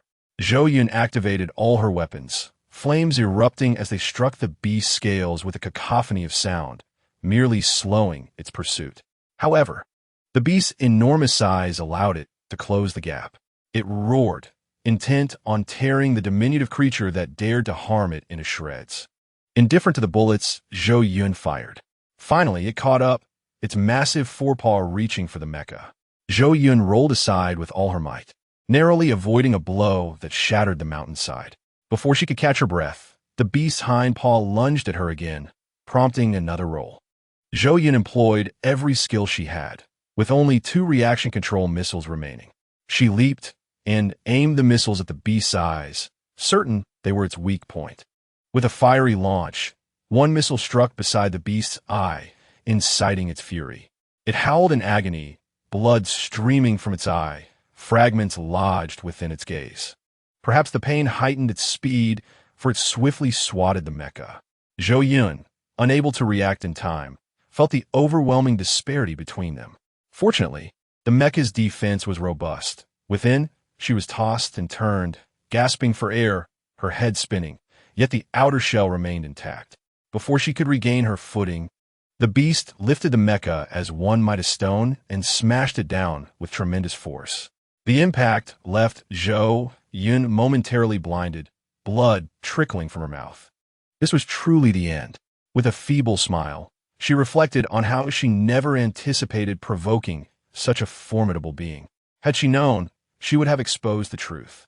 No one had the right to obscure the public's vision. No one could trample upon the truth with such impunity. This time, the mecha was flung further away. Zhou Yun, summoning her last ounce of strength, stood once more, clutching her final missile. A radiant smile graced her face as she declared, "This one is for you." The missile soared with a whoosh toward the beast's other eye. However, the beast, prepared, twisted its head to evade, and the missile struck the small robot hovering beside it instead. With a resounding explosion, the robot and its contained gases were reduced to ashes. Zhou Yun watched in despair, murmuring, "Is it truly so difficult to hit the target? So be it. I have done my utmost." As the beast's claw reached for her, she found herself immobilized. Fong Lin, it seemed they would not meet again. A crystalline tear rolled down her cheek. Suddenly, without her command, the mecha sprang to life and leaped away. Zhou Yun, struggling to comprehend, spotted the furry creature, now operating the controls with all its might. "Mount Wan, I've opened the hatch for you, go on. It won't notice you." The creature glanced back, its large purple eyes welling with tears. It continued to leap, but the mecha was seized again like a toy and slammed down harshly. Inside, the controls jolted violently, and even the adorable white fur was stained with a hint of purple blood, lying there, uncertain of its fate. Zhou Yun cried out in anguish, "Mao Tuan, how could you be so foolish? Why must it end like this?" If she survived this ordeal, she vowed to dismantle the beast piece by piece. The battle had left the surroundings in utter disarray, and the sky began to brighten as the sun peaked over the horizon. Daylight arrived, yet she faced her demise. Zhou Yun breathed heavily, calm and clear-headed amidst the chaos. Soon, the beast's forepaw loomed above, and the mecha, already damaged, could not withstand another blow. Zhou Yun opened her eyes, determined to remember this moment, vowing never to forget, even in a cycle of rebirth. Yet, the anticipated strike never came. With a crack, she beheld the beast's staggering form, which split in two as it fell to either side of her mecha. A torrential downpour of blood splattering through the shattered window onto her face, blinding her. Was it light? She caught a glimpse of the towering mecha, murmuring weakly, almost as if it were her savior. A smile tugged at her lips as she succumbed to unconsciousness. The majestic mecha faded, revealing the slender figure of a man. It was Fong Lin, who hastened to Zhou Yun's side, only to bend forward and cough up blood as he reached her. With a bitter smile, he murmured to himself, "Indeed, forcing this mecha into action now proves to be quite a burden upon me." He lifted his head, revealing an astonishing visage. The instrument in his hand indicated the weak yet stable vital signs of the person ahead. Fong Lin slowly managed a smile, relieved that he had not arrived too late. "I have come to protect you, Zhou Yun." Throughout their journey, an inexplicable sense of chest tightness and shortness of breath enveloped him, as though Zhou Yun were destined to encounter misfortune. Fong Lin hastened the spaceship towards the small asteroid, and upon looking down, his heart sank. The energy shield enveloping the asteroid had already been deactivated. "Zhou Yun, you must wait for me. I will be there shortly." The spacecraft plunged rapidly into the atmosphere, only to receive a warning as it docked at the port. Warning: unauthorized spaceship not permitted to dock. His heart grew heavier. "How dare you? Zhou Yun, are you still there?" He anchored the spaceship midair and retrieved a spatial key. In the next moment, a towering mech, adorned in a silver-red exterior, materialized at the port. Wielding a lightsaber, he reduced the control room to rubble. He then sped outside, desperately seeking Zhou Yun's silhouette. The remnants of the port scene appeared on Sun Yao's screen, and the relaxed smile on his face froze, replaced by an expression of shock. He had not anticipated that he was witnessing the master of the Helmer's battle mech. Thus, he was indeed the legendary major of the Federation, a revelation that was utterly inconceivable. Sun Yao muttered in disbelief, recalling their previous encounter when Zhou Yun stood before him. His remarkable appearance rendering him inconspicuous, hiding such an identity. However, the footage transmitted by the monitoring robot revealed that, despite some setbacks, Zhou Yun's battle was nearing its conclusion. His heart sank as he reclined back into his chair. It is futile. Zhou Yun is destined to perish. No matter how formidable you are, it will all be in vain. In the next instant, flames engulfed the screen, followed by darkness. How could this be? She is merely an ordinary person. How could she achieve such a feat? Sun Yao could not help but straighten his back, realizing that the events of the day had surpassed his expectations. Yet, with the final missile failing to hit its target, the advanced star beast must have been enraged. Calculating the time, Zhou Yun would likely not survive. Sun Yao rose from his seat and left the room. The terminal rang, and upon glancing at the caller ID, a flicker of impatience crossed his eyes. Though he spoke gently, "What is it, Brother Yao? It seems the police have uncovered some clues. They suspect it is not the poison from Mu Yuqing phone. What should we do?" Lu Yu's panicked voice echoed from the other end. "There is nothing to worry about. They haven't traced it back to you. So why are you afraid?" Sun Yao scolded Lu Yu internally for her ineptitude, while still offering reassurance. "I'm still scared," Lu Yu whimpered. Sun Yao tightened his grip on the terminal, furrowing his brow. "There will be no issues. They lack evidence. I have already destroyed all the incriminating evidence. Do as you wish from now on. Mu Yuqing phone will not have time to concern herself with you." Lu Yu, believing Sun Yao was supporting her, smiled through her tears. "I understand, Brother Yao. Thank you. You are the best to me." After hanging up, Lu Yu's smile grew increasingly sweet, like a fruit tainted with poison. Mu Yuqing Feng, I shall return everything you have bestowed upon me tenfold. I will ensure you are infamous for the rest of your life. Recalling the humiliation of being expelled from the Sun family in front of everyone, she could not help but clench her fists. This is only the beginning. You must endure. I refuse to believe that someone as notorious as Li Zian would take a liking to you. She cheerfully dialed several numbers, eager to commence. Chapter 65. Where are you? The incident on the Xing Wang had escalated, with rumors flooding in like waves. Mu Yuqing Feng has deceived you. Now that her trickery has been exposed, do you still defend her? It is truly nauseating. Does she dare to come forward and explain now? The developments had taken a sharp turn, especially as several relatives of the victims appeared online, weeping in live broadcasts. My poor son, you trusted that blogger so much. How could that wretched blogger cause you such harm? Brother, you were so kind to me, yet I never had the chance to repay you. Why did you leave? Quaner, you were such a good person, so young. How could you be gone? These words pierced the hearts of listeners, bringing them to tears. It was like a fire igniting a barrel of hot oil. The public's emotions erupted. Boycott Mu Yuqing Feng. Cleanse the Xing Wang environment. I do not understand. Does Mu Yuqing Feng have powerful backers? How could she remain active on Xing Wang after all this? Suddenly, such sentiments were rampant. Some began to criticize Cheng Guang. Master Cheng, your judgment is lacking. You praise that pet master's skills, but condemn their character. If it weren't for you, her popularity would not have soared, nor would her influence have caused such calamity. I once admired you greatly, yet I now see you for what you truly are, disappointing. I simply cannot comprehend why you would appreciate such a cold-blooded demon. It is because of people like you that she has become so audacious. I initially thought the previous incident was fabricated, but now I consider it plausible. Cheng Guang, are you involved with that woman? Such statements proliferated, and the staff of Xing Wang approached Cheng Guang with troubled expressions. Master Cheng, I know you are busy, but could you spare a moment to address the situation on Xing Wang? Otherwise, we will find it difficult to resolve. In the morning, Cheng Guang was intercepted by staff on his way to the research institute. I trust in Master Cheng's character. You have merely been deceived by her. Please clarify that you have no connection to her. It would help us immensely. After listening, Cheng Guang nodded calmly, acknowledging the inconvenience caused. I will handle this matter. Upon reaching his office, he logged into his Xing Wang account, viewing the malicious speculations with a weary sigh. Feng Lin, you risked everything and entrusted your faith in her. As your mentor, do I have any other choice? He typed a brief message, stating that the truth of the matter had not yet been investigated thoroughly and that assumptions should not be made. I believe she is not that kind of person. Those awaiting his response on Xing Wang reacted with fury to his post, unleashing a torrent of vitriol. Cheng Guang, I once respected your character, yet at this juncture, you still defend that scoundrel. I knew you had an unclear relationship with that woman.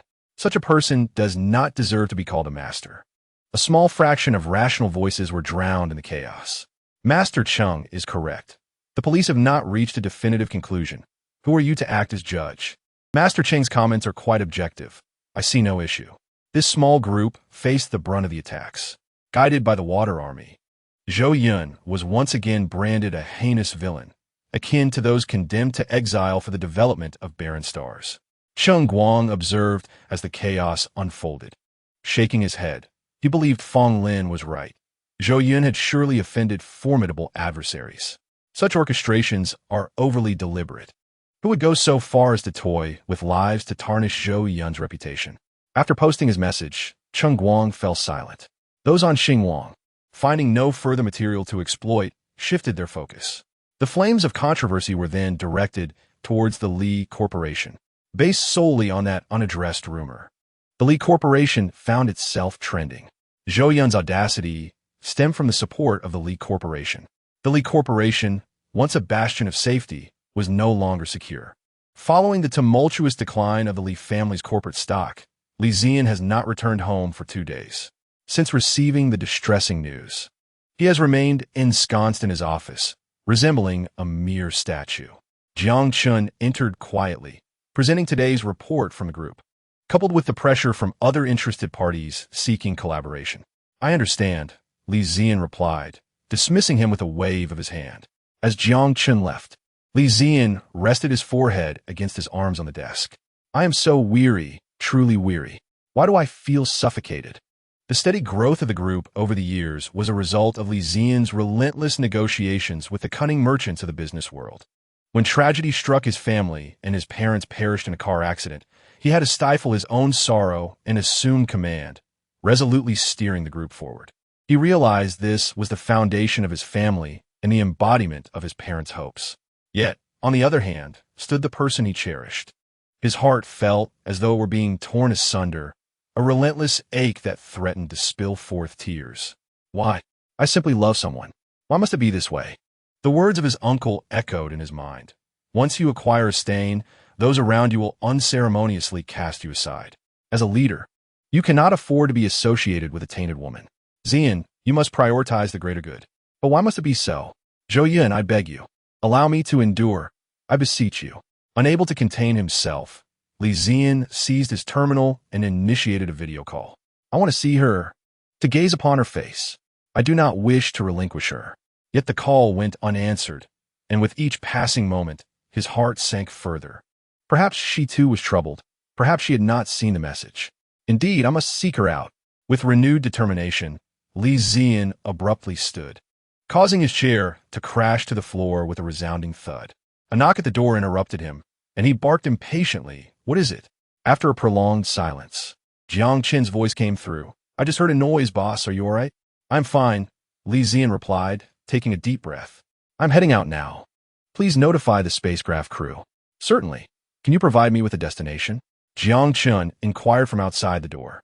Li Ziyan composed himself, opened the door, and prepared to depart.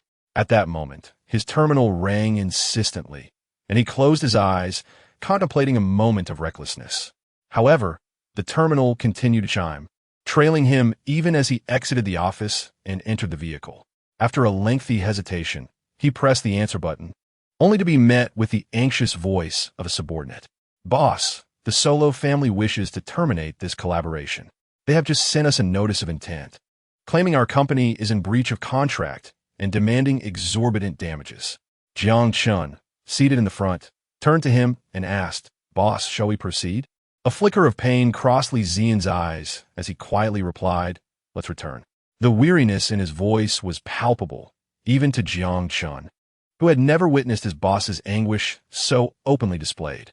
Could such a powerful individual truly be in such distress? The driver obediently turned the vehicle around, and silence enveloped them for the remainder of the journey.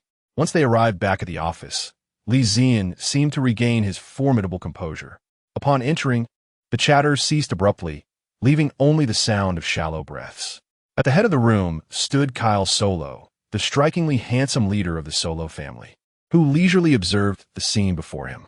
After a moment, he rose and extended his hand. Mr. Li, it is good to see you again. Indeed, Li Ziyan replied curtly, refraining from shaking hands. Kyle's hand lingered in the air for nearly a minute before he lowered it, chuckling. It seems Mr. Li is not particularly welcoming.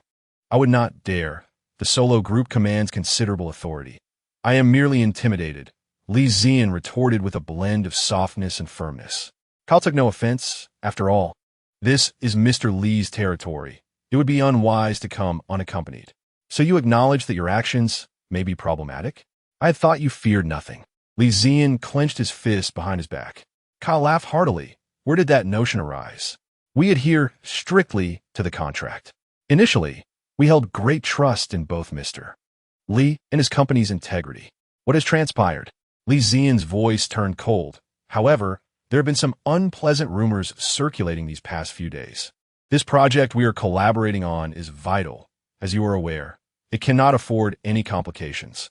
Therefore, I regret to inform you. Kyle met Li Ziyan's unyielding gaze without flinching. Li Ziyan focused intently on Kyle, striving to maintain his composure. You are aware that these are merely rumors. He was uncertain of the expression he wore as he uttered those words, yet he had no choice but to voice them. Kyle smiled casually. That is reassuring. Mr. Li, it would be prudent to clarify this matter promptly, lest I find myself making unnecessary trips. Thank you for your advice. I shall do so. And regarding our collaboration? Li Ziyan forced the question from his lips. We shall not find another partner as exemplary as Mr. Li, since this is a fabrication. It will not hinder our continued partnership. I have other matters to attend to. Let us conclude our meeting here. It has been a pleasure collaborating. With that, Kyle and his entourage hastily departed. The employees of Li Ziyan's company remained seated in utter silence, too apprehensive to make a sound. Li Ziyan, unwilling to display weakness before them, signaled for them to leave. Once the last person exited and closed the door, he could no longer suppress the urge to collapse onto the floor, a single tear escaping from his tightly shut eyes. The pain was so profound that he could barely produce a sound, gasping for breath. Just this once, Zhou Yun, will you forgive me? There shall not be another chance. With the immediate crisis at the Li family group averted, they released a public announcement on the Xinguang network, declaring their concession to the public. The statement read, "Our group as president has no connection to Miss Mu Yukingfeng. The information circulating on Xinguang is mere slander. Our company reserves the right to pursue legal action against those responsible." None of this bore any relation to Zhou Yun, who, upon awakening, found herself submerged in a frigid liquid, yet her breathing remained unobstructed. As she reached out to touch the walls, she realized she was confined within a box and prepared to rise and inspect the top. As she propped herself up, the cover slid backward with a beeping sound. Only then did she consider that this might be a medical pod. Who had rescued her? Zhou Yun surveyed the room, noting the metallic surroundings and the entirely enclosed space, with a small medical pod situated nearby. Upon emerging from the pod, she discovered her clothes remained dry, a marvel indeed. Approaching the diminutive medical pod, she noticed her little companion, the fluffy creature, soundly asleep inside. A smile crept across her face. How wonderful it was that they were both alive. Suddenly, a fissure appeared in the seamless wall behind her, as she turned in confusion to behold Fong Lin's familiar face and slender form. "You've recovered quite quickly," Fong Lin remarked, leaning against the wall with a raised eyebrow and a smile. "Is it really you?" Zhou Yun's heart fluttered, and her smile broadened. Fong Lin approached her, unable to restrain himself. "Did I not promise to return swiftly? Luckily, I arrived just in time." Zhou Yun felt a touch of shyness as she turned her head slightly. "Fortunate indeed that I have such luck. Indeed, it is fortunate to endure against the advanced star beasts for so long. With your exceptional talent in mecha, it would be a shame not to train." Fong Lin praised her while observing the rare blush on Zhou Yun's cheeks. Embarrassed by his gaze, she shot him an exasperated look. "Why do you keep staring at me? Where are we now?" "We are aboard my spacecraft. Your planetary system has been entirely invaded. It is exceedingly unsafe there. At that time, you were severely injured. I recalled that my spacecraft was equipped with a medical bay, so I took you and Mao Tuan aboard my ship." Fong Lin, receiving a glare from her, remained unperturbed and spoke gently. This left Zhou Yun feeling somewhat guilty. She harbored unusual sentiments for Fong Lin and felt ungrateful after he traveled such a great distance to rescue her. She chastised herself internally, lamenting, "Zhou Yu, how have you become so sentimental?" Observing her distress, Fong Lin attempted to divert the conversation. "What a pity about your plant companions. There are still quite a few." Mentioning this made Zhou Yun anxious. On one hand, she yearned to return and check on her crops, yet she also recognized the inherent dangers. At that moment, her self-reproach faded, replaced by a singular focus on finding a way to protect her plants. Noticing Zhou Yun's preoccupation with the topic, Fong Lin wished to remedy his earlier comment, reassuring her that a solution would be found. "Pacing back and forth won't help. How about we grab something to eat?" "What can we eat? All the food is on that planet," Zhou Yun replied, acknowledging Fong Lin's wisdom as she sat down, feeling disheartened. "Have you not tasted star beast meat before?" Fong Lin's handsome visage broke into a charming smile, causing Zhou Yun to blush involuntarily. "Huh?" She had momentarily lost focus and nodded absent-mindedly. Fong Lin took her hand. "The more formidable the star beast, the more delectable its meat. The one you encountered is considered quite powerful among the advanced star beasts. Would you not wish to try it?"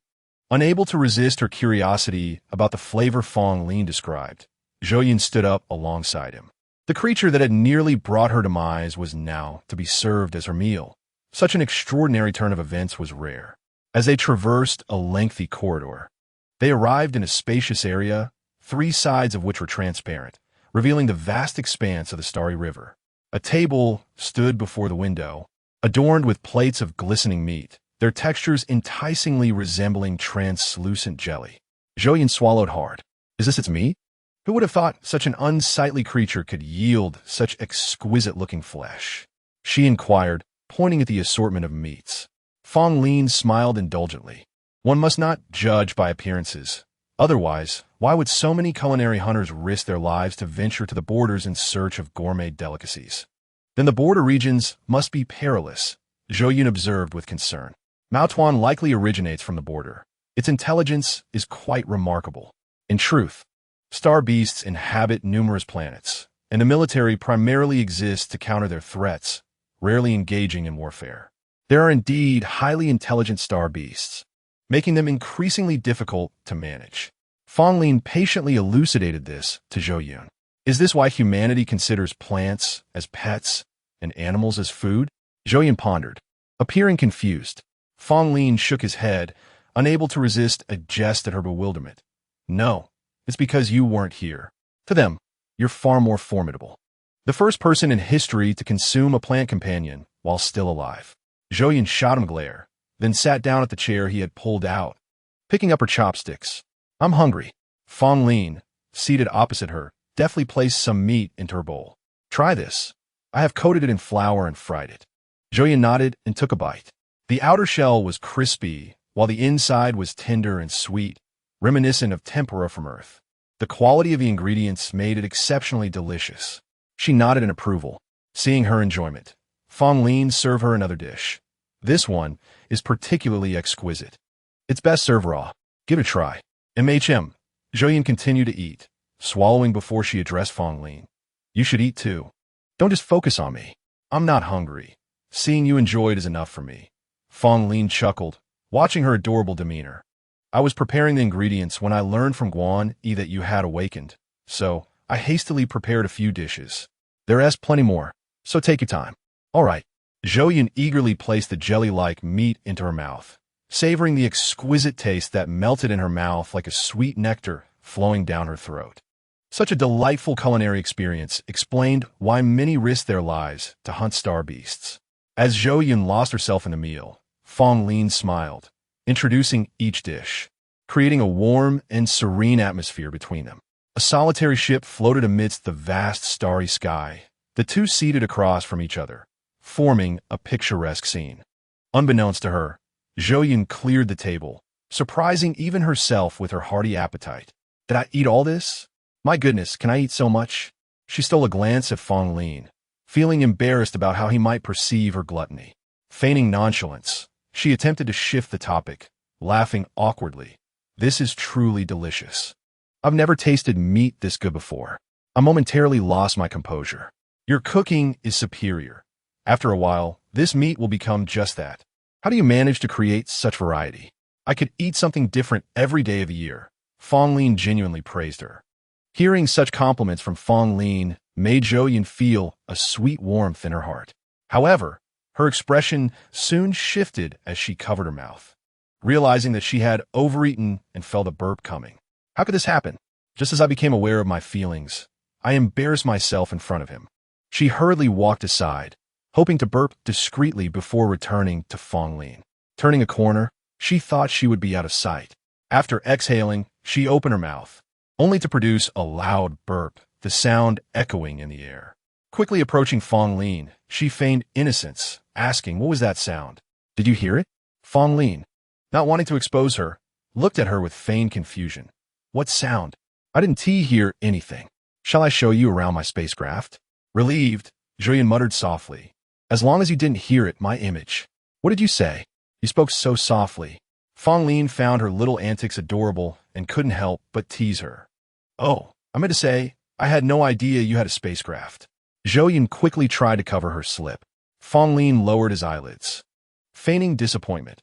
I arrived here with my spacecraft the first time. Were you too busy admiring Li Zian's ship? Hastily reassuring him, Zhou Yun promised, I truly did not. Those words just slipped out. It's all my fault for speaking without thinking. At that moment, she understood the feelings of those shallow men. This alluring figure before her made her say anything. She had only seen him outside the port, so it was entirely normal not to have seen his ship, right? I know, I'm not as wealthy as he is, and my spacecraft lacks his luxury. You wouldn't despise me, would you? Fong Lin continued to feign grievance. Zhou Yun, now utterly enchanted, repeatedly assured, of course not. How could I? Only after walking a considerable distance down the corridor with Fong Lin did she realize how the situation had escalated to this point.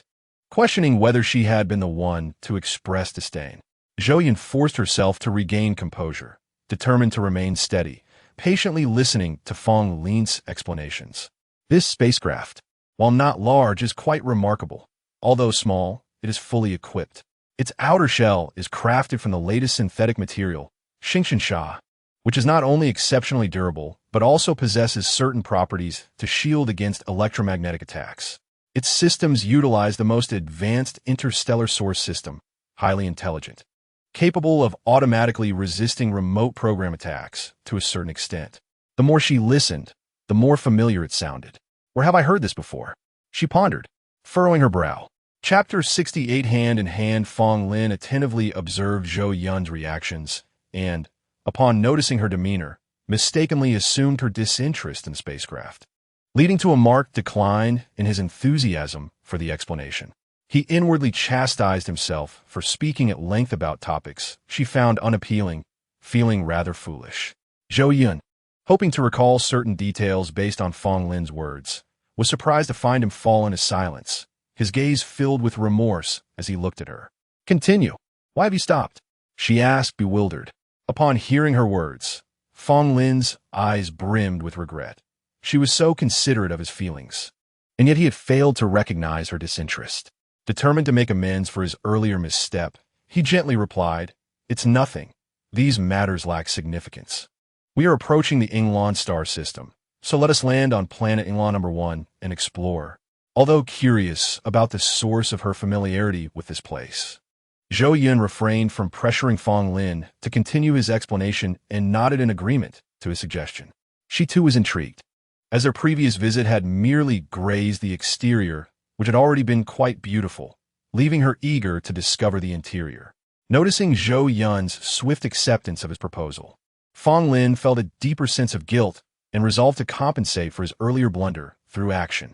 He intended to research the culinary delights and attractions of the Yingluan star system, hoping to lift Zhou Yun's spirits. As they approached the door to her guest room, they parted ways, with Zhou Yun still pondering the origin of her familiarity, while Fong Lin contemplated how to bring joy to her. After Fong Lin entered his room, he exhaled a sigh of relief, grateful for the time he had to rectify his earlier mistake before it could further dampen her mood. He accessed the star network to search for the top 10 must-visit attractions and delicacies of the Yingluan star system. Confident in his preparations, he emerged with renewed vigor upon hearing the ship's docking announcement, determined to ensure Zhou Yun had a delightful experience. He glanced at Zhou Yun's door, noticing it remained silent, and knocked gently. "Zhou Yun, we've arrived. Let's go take a look." "Okay, just a moment," came her prompt reply. When the door opened, Zhou Yun's face bore an expression of embarrassment as she thought, "How embarrassing. I was lost in thought, but I ate too much and fell asleep. Now I've been awakened. How humiliating. Sorry to keep you waiting." Zhou Yun managed to smile, observing the remnants of her slumber still visible on her face. Fong Lin said softly, "If you're tired, we can postpone until tomorrow." "I'm not tired. I'm perfectly fine," she insisted with an impeccable smile, though internally she reflected on how awkward she felt and worried about losing her chance. Little did she know that her numerous faux pas were a testament to her inexperience in romance. Perhaps it wasn't a lack of admirers, but rather that she frightened them away. "Let's go," Fong Lin suggested, unable to decipher Zhou Yun's thoughts, and continued. "The Yingluan star system is renowned for tourism, with planet number 1 being a popular destination." Upon disembarking from the spacecraft, they were greeted by a bustling port, reminiscent of Planet A. "There are so many people here," Zhou Yun remarked, squeezing through the throngs. A kindly woman nearby observed, "Is this your first visit to Planet No. 1? "Yes." "How did you know?" Zhou Yun replied, puzzled, as she had made no overt indications. The woman laughed heartily, her sun-kissed skin glistening in the sunlight. Every year around this time, many come to visit. I noticed you alone and surprised by the crowd. Understanding dawned on Zhou Yun, and she smiled back as she was swept further away by the tide of people. Concerned that she might lose Fong Lin in the crowd, she reached out to grasp his sleeve, only to freeze mid-motion. Her fingers brushed against warm skin, and as she looked down, she realized it was Fong Lin's hand. Attempting to reposition her arm to grasp his sleeve, she inadvertently found her hand firmly clasped in his. The warmth and dryness of his palm seemed to envelop her heart, and she couldn't suppress a smile that crept onto her lips. Amidst the throng, their clasped hands formed an unbreakable bond, intertwining their hearts. Zhou Yun couldn't resist stealing glances at Fong Lin, only to find his deep, gentle eyes filled with affection directed solely at her. Turning her head away, her cheeks flushed as she pouted playfully. The sun is so bright, it's quite hot. After exiting the port, the crowd dispersed, and the path ahead widened. Yet they remained oblivious, fingers still intertwined. Where to now? Zhou Yun feigned calmness, though her heart raced anxiously. Fong Lin's heart raced as well, and he stammered, I'm just looking around. Glancing down, he noticed the terminal of his ultimate travel guide resting in the same hand that held Zhou Yun's. Sighing, he raised his gaze. Let us head forward. I believe there's a seaside square not far ahead. Yes, I think so, she agreed. The two, oblivious to their surroundings, strolled hand in hand for quite some time. Zhou Yun, confused, looked at Fong Lin. Are you sure it's not far? We've been walking for almost an hour, and it still seems distant. Reluctant to let go of her hand, Fong Lin sought guidance from a passing elderly man. Excuse me, how do we get to the know? One seaside square? The old man raised an eyebrow, glancing at their clasped hands. Not far, just 20 more minutes ahead. Once the man departed, Fong Lin turned to Zhou Yun. It's quite far. Should we take a vehicle? He asked, gazing longingly at their joined hands. Zhou Yun, understanding his hesitation, replied, No, we've come this far. It's only a little further. Let's walk together. Though her eyes flickered with uncertainty, she found something delightful in the situation. Hand in hand, they continued onward toward the beach, enjoying the warmth of each other's presence in comfortable silence. Zhou Yun's feet sank into the soft sand, and the salty breeze enveloped them, while she felt Fong Lin's intense gaze upon her, causing her heart to race. Chapter 69, The Assertive Fong Lin Lowering Her Lashes. Zhou Yun's eyes darted about as she admired the beauty of the location. Thank you for bringing me here, she said gratefully. Fong Lin gazed at her face, a flicker of pain crossing his features as he thought, How I wish I could be by your side forever. With a gentle smile, he replied, As long as you are happy, that is all that matters. Zhou Yun nodded. I am happy. Nearby, a group was engaged in loud conversation, but Zhou Yun was oblivious to their words, her heart pounding in her ears. Walking mechanically beside Fong Lin, she overheard a man say, That wretched Mu Yu Qingfeng thinks she can thrive by seducing Cheng Guang and President Li. Cheng Guang is infatuated, unwilling to sever ties. But didn't President Li himself say their relationship is mere rumor? Another voice chimed in, Isn't that right? If it weren't for her shamelessness, nobody would even know who she is. Exactly. She released that video, forcing her way into the spotlight. The discussion grew heated, their faces contorted with lewd expressions. Before Zhou Yun could process the conversation, Fong Lin's expression shifted dramatically. He charged forward, gripping the collar of the man who had been speaking. His voice laced with the chill of ice. Utter another word, and you shall regret it. Without a moment's hesitation, Zhou Yun followed Fong Lin into the fray. However, upon reaching the scene, she found herself momentarily frozen, pondering her actions. What am I doing? She glanced at the group standing before her. Weren't we simply delivering food? Shouldn't we have called the police when the situation escalated? As she stood anxiously tapping her feet, she thought, if they wished to speak a few words. What harm could it do? The crux of the matter was that they were outnumbered. How could he have acted so recklessly? Zhou Yun intended to mediate, yet she realized that her interjection might exacerbate the situation. At that moment, the man grasped by Fong Lin regained his composure and forcefully pushed against him, attempting to break free. Who the hell are you? I can say whatever I wish. To his surprise, Fong Lin's seemingly slender frame remained steadfast like a mountain, unaffected by the shove. Speak another word against Mu Yuqing Feng, and I will not show mercy. Fong Lin's eyes, icy as winter, bore into the man before him, who gradually found himself lifted off the ground, his face reddening as he gasped for breath like a fish out of water. The onlookers were bewildered. Who was this individual? He was ready to strike over mere words. Zhou Yun, in a state of panic, tugged at Fong Lin's raised arm, exclaiming, "Fong Lin, let him go." Unbeknownst to her, her voice rang loud and clear. Hearing her plea, Fong Lin relented, and the man fell to the sand with a thud, clutching his throat and choking violently. His companions rushed over to assist him, led by a towering figure, nearly 2 meters tall, whose physique resembled that of an iron tower. He scrutinized Fong Lin, as if assessing his strength, and calmly inquired, "Brother, is there a misunderstanding?" Fong Lin, however, remained unfazed by the man's restrained demeanor. He stood firm, ignoring the approaching group, and focused on the man at his feet, coldly stating, "Apologize. Let me not hear it a second time." The man, finally catching his breath, shot a furious glare at Fong Lin before retreating to the back of the imposing figure. The leader squinted, asking, "Huazi, do you know him? Is there a grudge?" "I don't know him." Huazi fervently shook his head, bewildered by the sudden aggression. The leader's expression darkened, appearing increasingly menacing. "Brother, this is excessive. We were merely chatting here. What provoked you?"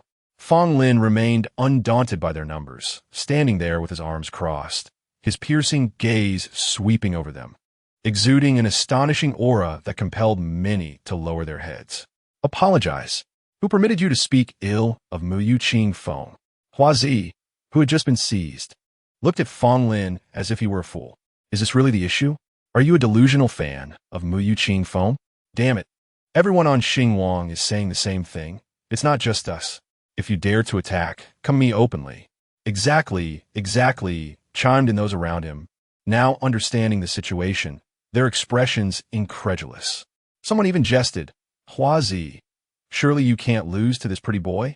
Infuriated, Huazi's face turned crimson as he charged forward, reaching for Fong Lin's collar.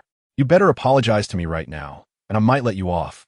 Fong Lin seized his hand and twisted it downwards, eliciting a scream from Huazi, sweat trickling down his face. "Say that again. Who should apologize?" Seeing Fong Lin's relentless demeanor, the group exchanged glances and rushed to intervene. Zhou Yun rolled up her sleeves, preparing to help. She couldn't let him face this alone. Fong Lin caught sight of her movement and gently pulled her behind him, whispering, "Stay back." Zhou Yun obediently retreated, fearing she might complicate matters. Huazi, in excruciating pain, could barely vocalize his distress. Fong Lin shoved him towards the front lines, causing a commotion as the others stumbled backward, exclaiming in surprise. As they scrambled to assist Huazi, he approached the original leader, his face a patchwork of bruises, respectfully admitting, "Boss, he's tough. I can't handle him." Fong Lin noted that the others still had not apologized, realizing that without instilling fear in them, an apology would never come. Thus, he provocatively beckoned them with a finger, a contemptuous smile gracing his lips. "Come to me all at once." Zhou Yun could hardly bear to watch, thinking to herself, "Boss, you are but one against a group. What are you doing?" Yet, the provocation was too enticing for the group to resist, and they surged forward, intent on teaching Fong Lin a lesson. He swiftly maneuvered into their midst, dodging and weaving, scattering them like leaves in autumn. Zhou Yun stood by in astonishment, covering her gaping mouth. Could it be that one truly could overcome a multitude? When the last of the assailants fell, the leader's countenance darkened with rage as he advanced, his towering frame imposing. "Kid, you're quite bold. I approach you amicably, yet you assault my men without provocation.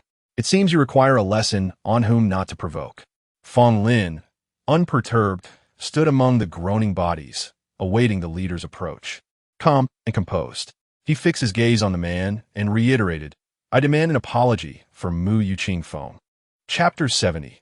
The strategy to break the deadlock. The leader regarded Fong Lin's confident demeanor with a flicker of apprehension in his eyes.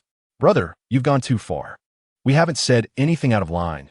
There are far worse things on Xinguang." Since I've encountered you, I will not let this slide easily. An apology is imperative. Fong Lin, hearing the man's words, realized that he had been preoccupied with Zhou Yun's safety and had neglected the gravity of the situation online. As the leader approached Fong Lin, he cautiously attempted to strike with a speed that belied his bulk, aiming to leverage his physical advantages to overwhelm Fong Lin. Fong Lin sidestepped the vicious punch, and the leader's face registered shock as the surrounding crowd momentarily fell silent. Zhou Yun forgot to cover her mouth, her eyes wide in disbelief. Had Fong Lin just hurled the giant, akin to an iron tower, across the ground? The onlookers' gazes followed the trajectory of the thrown figure, who landed with a thud, stirring up dust. Apologize. Fong Lin stood there, a radiant figure of a warrior. Aside from Zhou Yun, the others regarded him with trepidation. They hastily scrambled to their feet, offering obsequious smiles. All right, we apologize. We shouldn't have spoken ill of Mu Yuqing Feng. Yes, we were wrong. We will refrain from such remarks henceforth. Zhou Yun, watching the group apologize to Fong Lin, felt a mix of exasperation and admiration as Fong Lin's eyes sparkled like stars. Deep down, she understood that this was merely the tip of the iceberg. Upon her return to Xinguang, she would be met with an avalanche of scrutiny. Yet, for the moment, Zhou Yun bestowed a thumbs up to the ostentatious Fong Lin. The group departed, heads hung low, not daring to look back. Fong Lin approached, displeasure etched on his face. We were having a good time before they spoiled it. Zhou Yun nodded in agreement, then let us leave. As they continued their stroll along the beach, Zhou Yun's thoughts drifted far away. The earlier commotion had shattered the budding tension between them. Why did it feel as though Fong Lin's spaceship was somehow familiar? Had I truly never seen it before? What connection might this have to my quest for the mastermind behind it all? A whirlwind of questions swirled in Zhou Yun's mind. Fong Lin walked beside her, cautiously guiding Zhou Yun to avoid obstacles underfoot, frequently stealing glances at her empty hand. After a while, he gently extended his own hand, aligning it with Zhou Yun's palm, and then let out a sigh of relief. Zhou Yun, preoccupied with her thoughts, remained oblivious to the gesture. Suddenly, her gaze swept across the enormous virtual screen by the beach, which displayed an advertisement for a luxury spaceship promising an unparalleled experience. Zhou Yun felt a wave of frustration. Did such advertisements still hold relevance here? A flash of realization struck her. She was the original designer of spaceships. According to her memories, the original owner of this body was quite skilled. Moreover, she recalled a person from the original S memories, a chief systems engineer named Tang Yuan, who possessed exceptional technological prowess. Could he assist her in uncovering the hidden mastermind behind her current predicament? Excited, she instinctively prepared to tap her forehead, but instead emitted a sharp sound as her hand collided with Fong Lin's. Startled, she wondered why her hand didn't hurt. As she withdrew her hand from her forehead, she discovered it tangled with a hand that did not belong to her. Curiously, she followed the hand back to find a rigid silhouette, leaving her both amused and exasperated. Hadn't they been unlinked moments ago? How had they become intertwined while she was lost in thought? Fong Lin's mind raced as he quickly concocted an explanation. I noticed you were distracted and feared you might stumble, so I held your hand. Zhou Yun appeared to have an epiphany, nodding in understanding. Oh, that makes sense. Fong Lin's pale ears flushed crimson as he swiftly shifted the topic. What were you attempting to do just now? Tapping her forehead. Zhou Yun, momentarily distracted from their entangled hands, exclaimed with excitement in her eyes, I think I have an idea of what to do next. What is it? Fong Lin asked, genuinely astonished that she had devised a plan. Do you know what I used to do? Zhou Yun teased before revealing her thoughts. What was that? Fong Lin muttered, recalling Zhou Yun's information that had surfaced on the Star Network. Designing and manufacturing spaceships? He asked uncertainly. Yes, Zhou Yun confirmed enthusiastically, then scrutinized Fong Lin's somewhat skeptical expression. Why do you still seem doubtful? Fong Lin turned his head, covering his mouth with his hand, clearing his throat to mask his embarrassment at being caught off guard. It was Zhou Yun's extraordinary skills in cultivating companion creatures that had momentarily caused him to question his own remarkable memory. So, how does this relate to resolving your current dilemma? To alleviate the awkwardness, he posed another question. It matters greatly. I believe I know a master of light brain technology named Tang Yuan. Do you know him? Zhou Yun inquired, observing Fong Lin's changing expression. Fong Lin's brow furrowed. Tang Yuan? The chief systems engineer of the future interstellar fleet? Zhou Yun nodded, but hesitated. However, I am uncertain if Tang Yuan's skills surpass those of the hacker who invaded my planet. Fong Lin, unfamiliar with such matters, could not definitively respond due to Tang Yuan's esteemed reputation. I'm not quite sure, but your idea is indeed sound. He turned to Zhou Yun, his dark eyes fixed on her, as if asking with a hint of grievance. But how do you know Tang Yuan? We work for the same company. The spaceship design you mentioned was my creation, Zhou Yun asserted, exasperated that he doubted her capabilities while simultaneously harboring jealousy. Really? Fong Lin replied, striving to maintain a neutral expression, nearly provoking her ire once more, but fortunately managing to refrain from vocalizing his thoughts. Zhou Yun, now infuriated, wondered if he thought her deaf. She had heard his first really quite clearly, yet he chose to retract it. If he did not believe her, why pretend otherwise? She turned to leave, wishing to stroll alone for a while to gather her thoughts. However, as she stepped away, a yelp of pain echoed behind her. Turning back, she realized her hand remained intertwined with Fong Lin's, and her sudden movement had caused him to lose his balance and fall to the ground. In that moment, Zhou Yun set aside her anger and crouched down to assess Fong Lin's condition. She seemed to forget that during their earlier skirmish, even the most robust men had suffered little harm. What could happen with a gentle tug? Fong Lin bowed his head, his eyes cast down, brows furrowed, remaining silent while cradling his arm and gritting his teeth. What is wrong with your arm?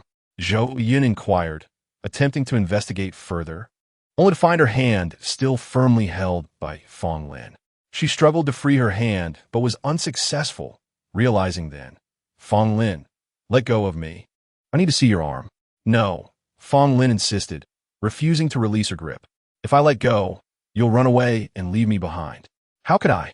I promise I won't leave. Just let me check your arm.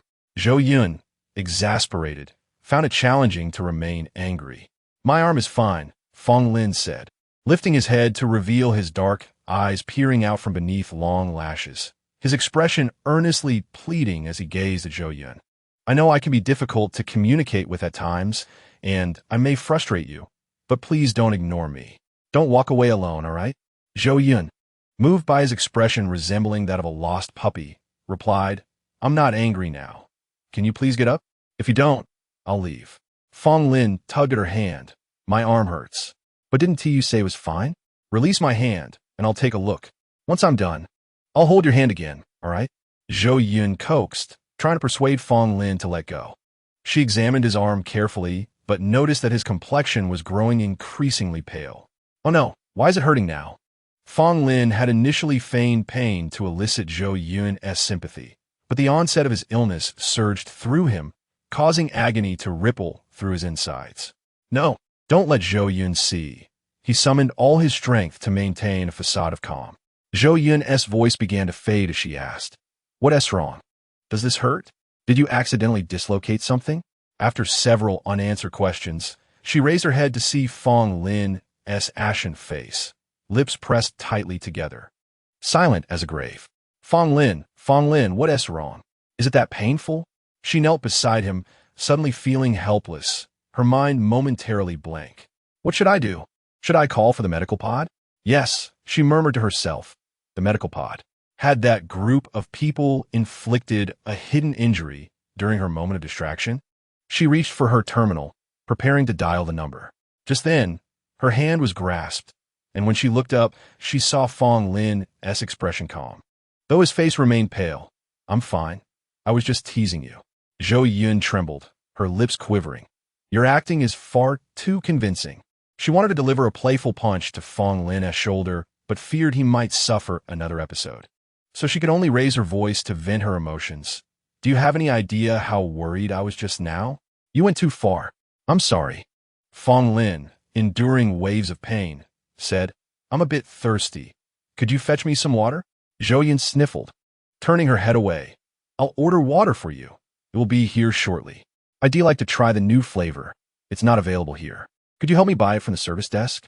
Fong Lin smiled through the excruciating pain, though if one looked closely, they would notice his body trembling slightly. You tricked me, and now you're being picky. Zhou Yun grumbled, but still stood up. You stay here and rest. I'll go buy it. And don't wander off. Fong Lin nodded. All right, I'll wait for you. Once Zhou Yun departed, he finally let out a breath, his breathing rapid and labored. It hurts so much.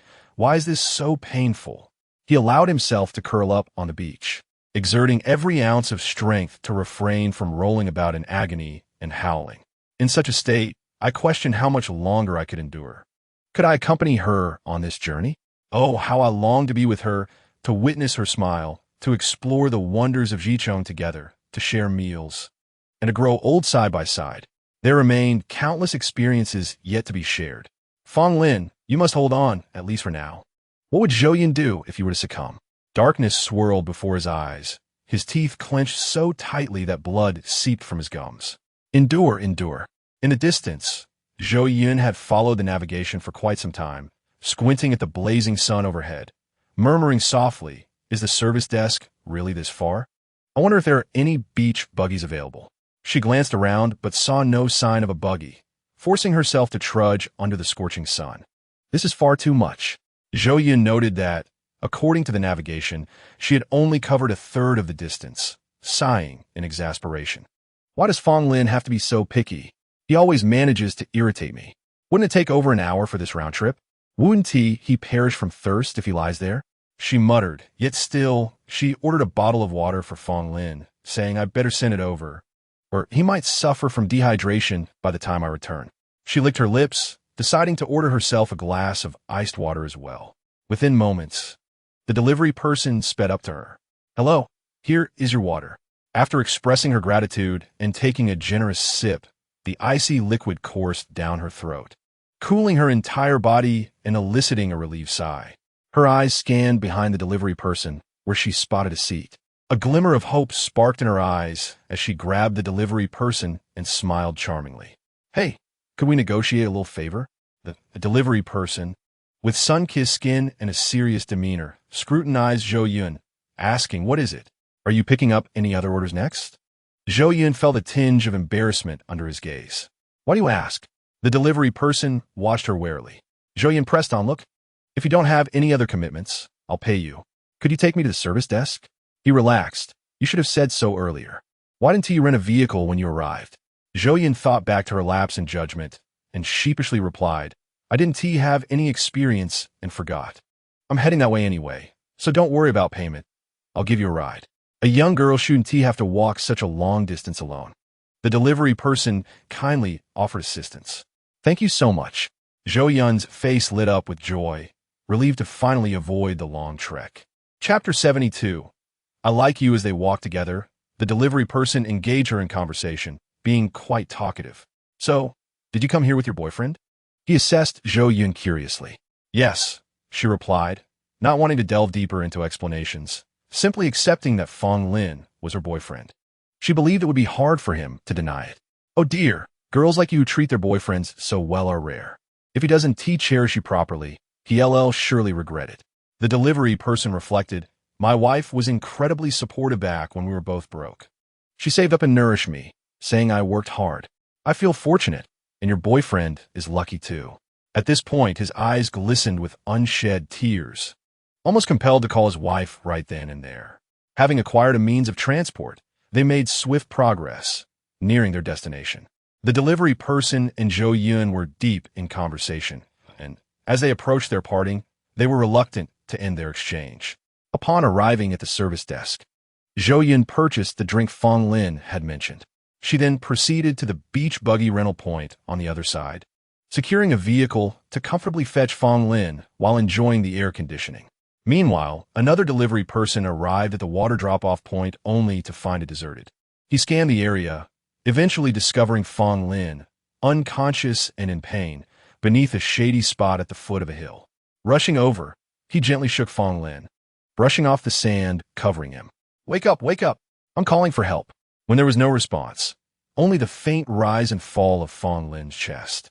The delivery person prepared to summon assistance. Could he be suffering from heat stroke? He glanced at the damp sand on his hands, contemplating the situation. Soon, help arrived, and after assisting Fong Lin into the rescue vehicle, he placed the drink Zhou Yun had ordered beside him, whispering, "Please leave a good review." Fong Lin felt the pain within him gradually dissipate, the once stagnant blood circulating through his veins again as he slowly opened his eyes. Where am I? White walls and familiar beeping sounds greeted him. Am I in a rescue vehicle? Has Zhou Yun returned? Have I been discovered? Would she think me despicable for wanting to be with her in such a battered state? Lying there, despair flickered in his eyes, and a bitter smile graced his lips. Suddenly, his terminal chimed. Turning his head, he saw Zhou Yun's name flashing on the screen. Taking a deep breath, he answered, and her voice rushed through. Fong Lin, you've really made it big. You made me run so far for drinks, and I didn't complain. I told you to take care of yourself. Yet you went off alone.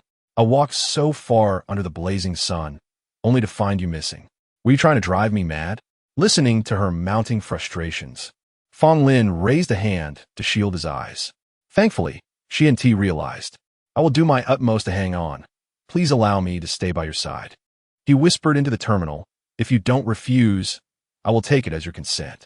On the other end, Zhou Yun finally exploded. Fong Lin, did you even hear what I said? I did.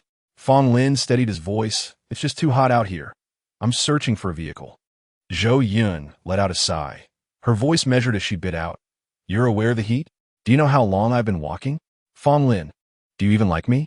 The moment the words left her lips, both were taken aback, only the sound of their breaths filling the silence. Zhou Yun, frustrated, shed tears. Wasn't she waiting for him to confess? How could she blurt it out in a moment of excitement?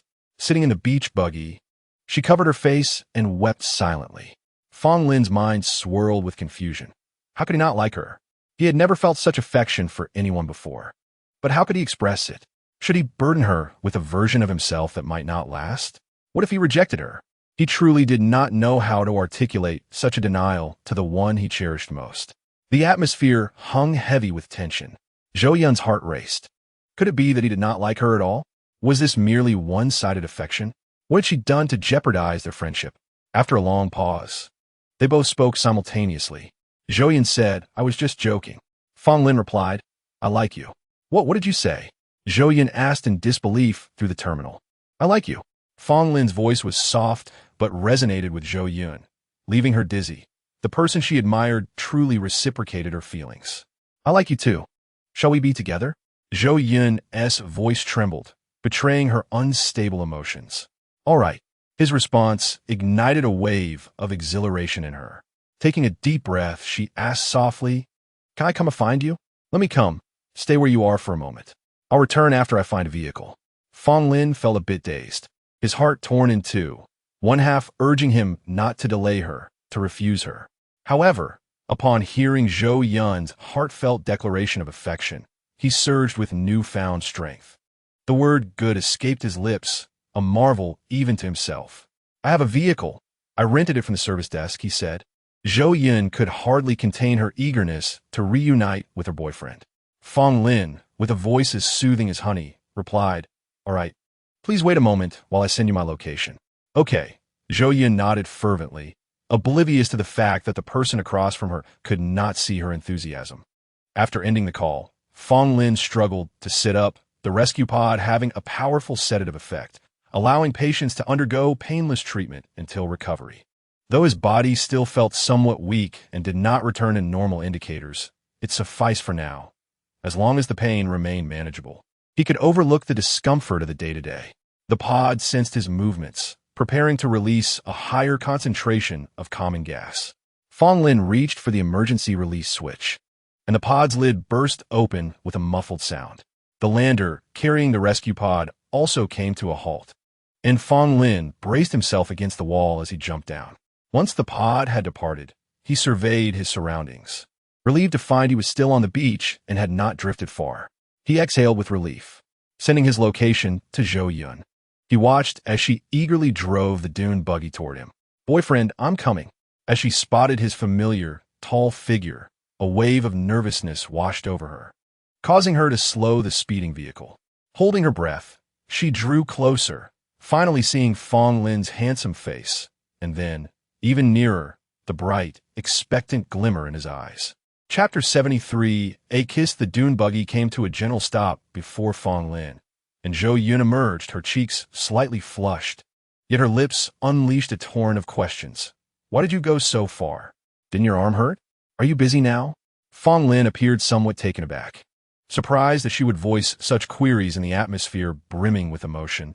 But a smile quickly illuminated his face as he patiently replied, his voice sweet as syrup. I'm Fine. After you left, I realized I shouldn't have let you go so far. We should have gone together. Zhou Yun was entranced by his gentle tone and striking features. It was only when she settled into the passenger seat of the dune buggy that she realized he had said much yet revealed nothing. What was he concealing from her?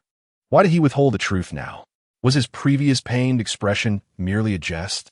Yet, she hesitated to voice her concerns, believing that he would eventually share the truth with her. Everyone harbors secrets, and pressing him might upset him. Fong Lin, lost in this feeling of joy, relished the moment, wishing to savor it a little longer before revealing the reality. After a while, noticing Zhou Yun remained silent, he inquired, Are you hungry? After all this commotion, Zhou Yun recalled the tumultuous day, starting with Fong Lin's altercation. Then, his arm pain forced her to fetch water, and after a long trek, she returned only to find him gone. She shot him an exasperated look, scoffing, You still know how to cause trouble? I'm exhausted. Others care for their girlfriends. You just sent me off to fetch water after making me walk such a distance. I won't do it again.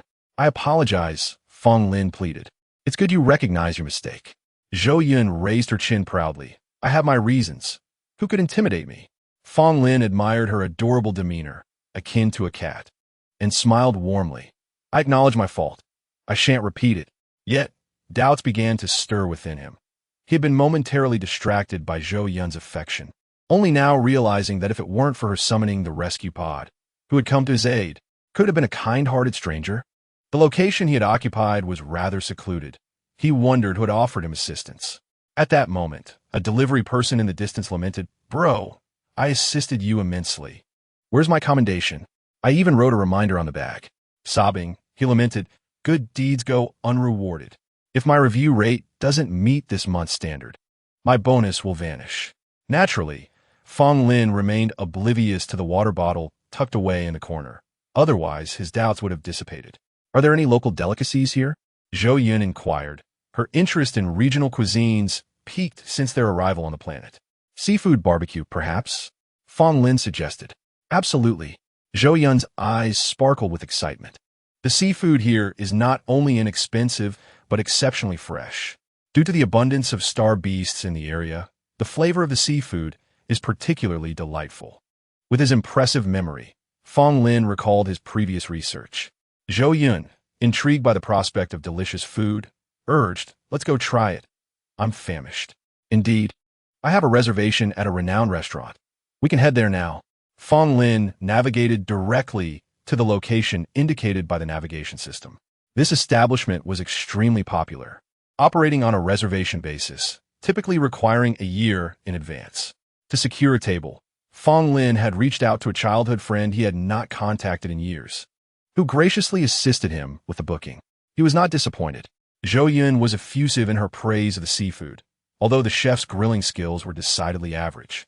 The quality of the ingredients made up for it. The seafood here is indeed superior to that of other places, Zhou Yun remarked quietly, patting her stomach in approval. Yet, she did not dare voice her critique of the chef's skills too loudly, fearing expulsion from the restaurant.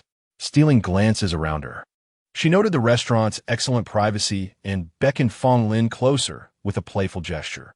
Fong Lin complied, feeling her gentle breath against his ear, causing his heart to race as he heard her whisper, The chef here doesn't cook as well as you do. He turned his head to see Zhou Yun's serious expression, her cuteness making his heart flutter, especially with the sweetness of her words. Zhou Yun, caught in his gaze, questioned herself, wondering if she had misspoken, yet felt confident that she was complimenting him. At that moment, Fong Lin's voice, low and enticing, broke the silence. Miss Zhou, you are my girlfriend now, correct? Yes. Zhou Yun felt an inexplicable heat radiating from Fong Lin's intense gaze. causing her cheeks to flush. Then, Miss Zhou, may your boyfriend kiss you? Fong Lin leaned in, his prominent nose nearly brushing against Zhou Yun's, his breath sending a shiver down her spine. Mum. Before she could finish her thought, her lips were captured in a kiss. Her eyes instinctively fluttered shut, her head tilting back in a mix of fear and anticipation. Soon, the backward motion ceased, as a gentle yet firm hand guided her response, leaving her with no choice but to surrender to the moment. The air thick with the warmth of intimacy and the soft sound of their lips meeting. When they finally parted, Zhou Yun was left breathless, taking a moment to regain her composure, her eyes opening to find herself lost in the depths of Fong Lin's gaze. This time, she resisted the urge to drown in his eyes, her hand delicately resting on Fong Lin's face as she spoke softly yet resolutely. Fong Lin, you are my boyfriend. No matter what happens, I hope we can face everything together. I will not accept any excuses. If one day you act in my best interest while concealing the truth from me, I will no longer be fond of you, forever. Do you understand? Beneath the dazzling lights of the restaurant, Li Zian's long lashes cast dark shadows over his eyes, concealing the turmoil within. He stood frozen, as if awaiting a verdict.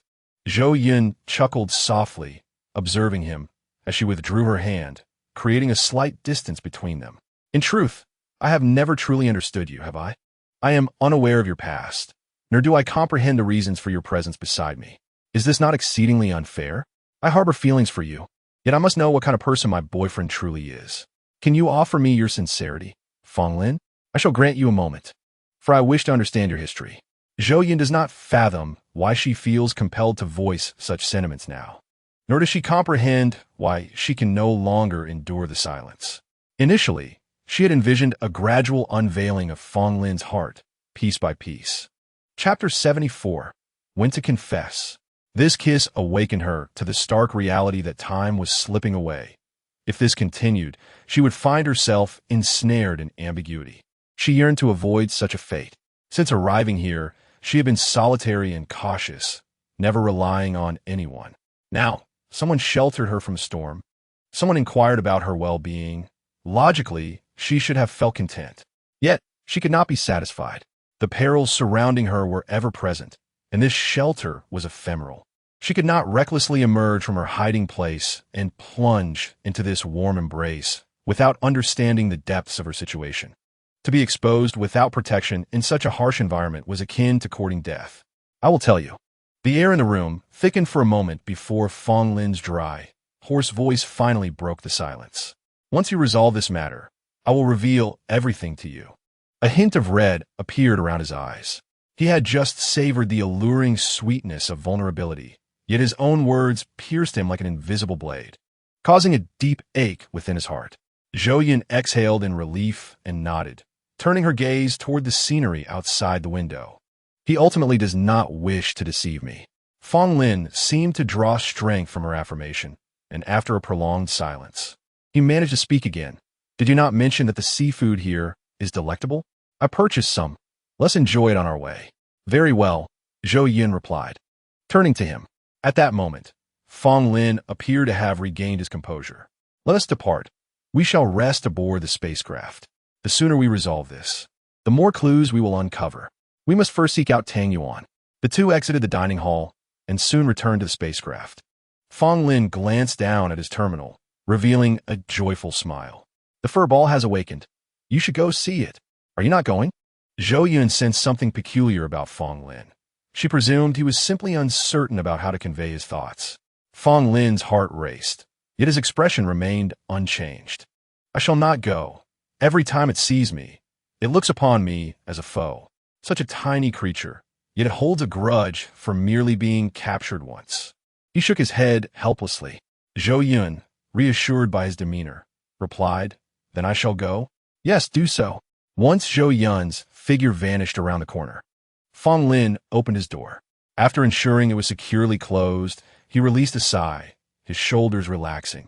Once Zhou Yun resolved this matter, he would unveil the truth to her, and he would finally be free of worries. Meanwhile, outside the medical room, Zhou Yun took a deep breath and opened the door, only to find the interior completely empty. Where's the fur ball? Upon entering, the door automatically shut behind her. Approaching the small medical chamber, she discovered the lid was ajar. Yet the space was devoid of its occupant. Where has it gone? Furball? Furball? She called out anxiously. How could it have vanished? Wasn't it sealed? In a shadowy corner. A trembling little white creature paused at the sound of the familiar voice, momentarily frozen. It then sniffed the air, detecting a familiar scent, and cautiously peeked out to see the beloved figure. Woo-woo. It launched itself into Zhou Yun's embrace before she could react, her hands instinctively wrapping around the furry creature. Where have you been? You scared me to death. Zhou Yun gently caressed the fur ball, concerned about its injuries. The creature grumbled in discontent, and Zhou Yun, filled with affection, playfully scolded it. You worried me sick. If you encounter such a situation again, you must run on your own, understood? The fur ball let out a series of sounds. Yet Zhou Yun could not decipher their meaning. You agree, right? She said, shaking the little creature's paw. I do not agree. The fur ball shot her a glance. As if to say, you are under my protection. How could you run away? If I had fled last time, would you not have been in peril? I am barely managing to safeguard you. Do not be ungrateful. Zhou Yun engaged in a lengthy, one-sided conversation with the fur ball until her excitement subsided. The image of the motionless creature lying there before her when she had been unconscious had caused her heart to ache. Upon waking, her first thought was of its well-being. This little being was far too precious. All right, let us head out. We shall stay in my room, Zhou Yun said affectionately, cradling the fur ball. The creature blinked its large violet eyes, surveying its surroundings. This place felt different from the woman's home. Where were they? As they passed a window, the fur ball gazed into the boundless starry sky, its expression clouded with confusion. It wriggled free from Zhou Yun's grasp, leaping onto the windowsill. Its delicate paws pressed against the glass as it stared into the distance. The fur ball's large eyes scanned a particular location, sensing an inexplicable familiarity, as if it inherently belonged there despite never having been. It shook its head, bewildered by the sensation, for it hailed from a desolate planet, devoid of parents. How could it feel such a connection? It remained perched there, peering out, while Zhou Yun patiently waited beside it. Moments later, the fur ball leaped down from the windowsill and returned to Zhou Yun's embrace. She took the creature back to her room, lying down once more. It seemed that her weariness had been expended before the outing with Fong Lin, and she tossed and turned in bed, unable to find slumber. She randomly selected a book from her electronic library about spacecraft construction, hoping it might spark some inspiration. However, the text proved to be dense and tedious, lulling Zhou Yun into a deep sleep. In her dreams, she found herself transported back to that helpless night, witnessing the moment a colossal beast's claw descended upon her, its massive golden pentagonal pupil etched with her diminutive, vulnerable form. The shadow of the beast loomed over her, darkening her world. No, please, she cried out in terror, struggling to awaken, drenched in cold sweat. She believed she had forgotten, yet the memory lingered. She endeavored to calm herself, and the fur ball, awakened by the commotion, quietly perched beside her, its eyes filled with concern. Zhou Yun pulled it close, gasping for breath. The true culprit behind this must be uncovered. I must seek vengeance. She could never forget the despair of that moment. Sitting at the edge of her bed, Zhou Yun wrapped her arms around her knees, staring into the void, unaware of how long she remained there, an immobile figure in the dimly lit room. Eventually, the artificial daylight activated, casting a soft glow. Zhou Yun lifted her head, releasing her embrace, and lay back down. In truth, this period of wakefulness had been a blend of busyness and evasion. She did not wish to dwell on the vitriol spewed by those on the Star Network, nor could she bear to contemplate whether that individual had perished because of her. Such thoughts were overwhelmingly burdensome. Daylight broke, heralding the dawn of a new day. Whatever does not defeat me shall only serve to forge me stronger. Chapter 75. Sister Yuan Senma Xing, Sun Jia. Sun Jun was presently observing the ancestral tree of his family. He noted that ever since the pesky insects had been eradicated, the bark that had been devoured was beginning to regrow, nurtured by the precious growth factor solution, and the entire tree appeared revitalized. At that moment, Sun Yao happened to pass by, clad in his customary gray attire, greeting Sun Jun with an untroubled expression. Junge, Good morning. Sun Yao. So early, where are you headed? Sun Jun felt a sense of perplexity. His cousin had been rather elusive of late. Furthermore, it had been quite some time since he last laid eyes on Liang Liang. How was his health? Sun Yao was taken aback by Sun Jun's attempt to engage him in conversation. Yet he set aside his own matters to join Sun Jun in admiring the ancestral tree. Liang Liang's health was satisfactory. Upon mentioning his younger brother, a glimmer of warmth appeared in Sun Yao's eyes. He had just video called his brother yesterday. He recalled his brother's innocent inquiry. Brother, why haven't you come to see me? I'm not in so much pain anymore. I want to go home. Once this matter was settled, he would be reunited with his brother. Sun Jun was surprised that Sun Yao was willing to observe the ancestral tree alongside him. By the way, Sun Yao, what makes you think Zhou Yun might have a solution? At that time, several elders in the clan opposed her, yet you staunchly supported her, which is why this ancestral tree regained its vitality. I suppose it was merely a stroke of luck, Sun Yao replied, his smile fading as he deflected his cousin's inquiry. Sun Jun leaned in closer and patted his shoulder. You may not have heard, but have you caught wind of recent events? What events? Sun Yao glanced at Sun Jun, his brow furrowing subtly. It seems Zhou Yun has been going through a rough patch. Something significant has happened. Sun Jun thought about how Sun Yao had fervently endorsed Zhou Yun, indicating his considerable concern for her. The chips she sold seemed to have caused fatalities, he added, observing Sun Yao's reaction. However, in my opinion, this is trivial. It's just one individual. Consider the countless hunters who venture out each year to capture star beasts for delicacies. Many of them meet untimely ends. Deliciousness has always come at a cost, has it not? Fearing that Sun Yao might become despondent over the issue, he hurriedly offered words of comfort. I am aware of this.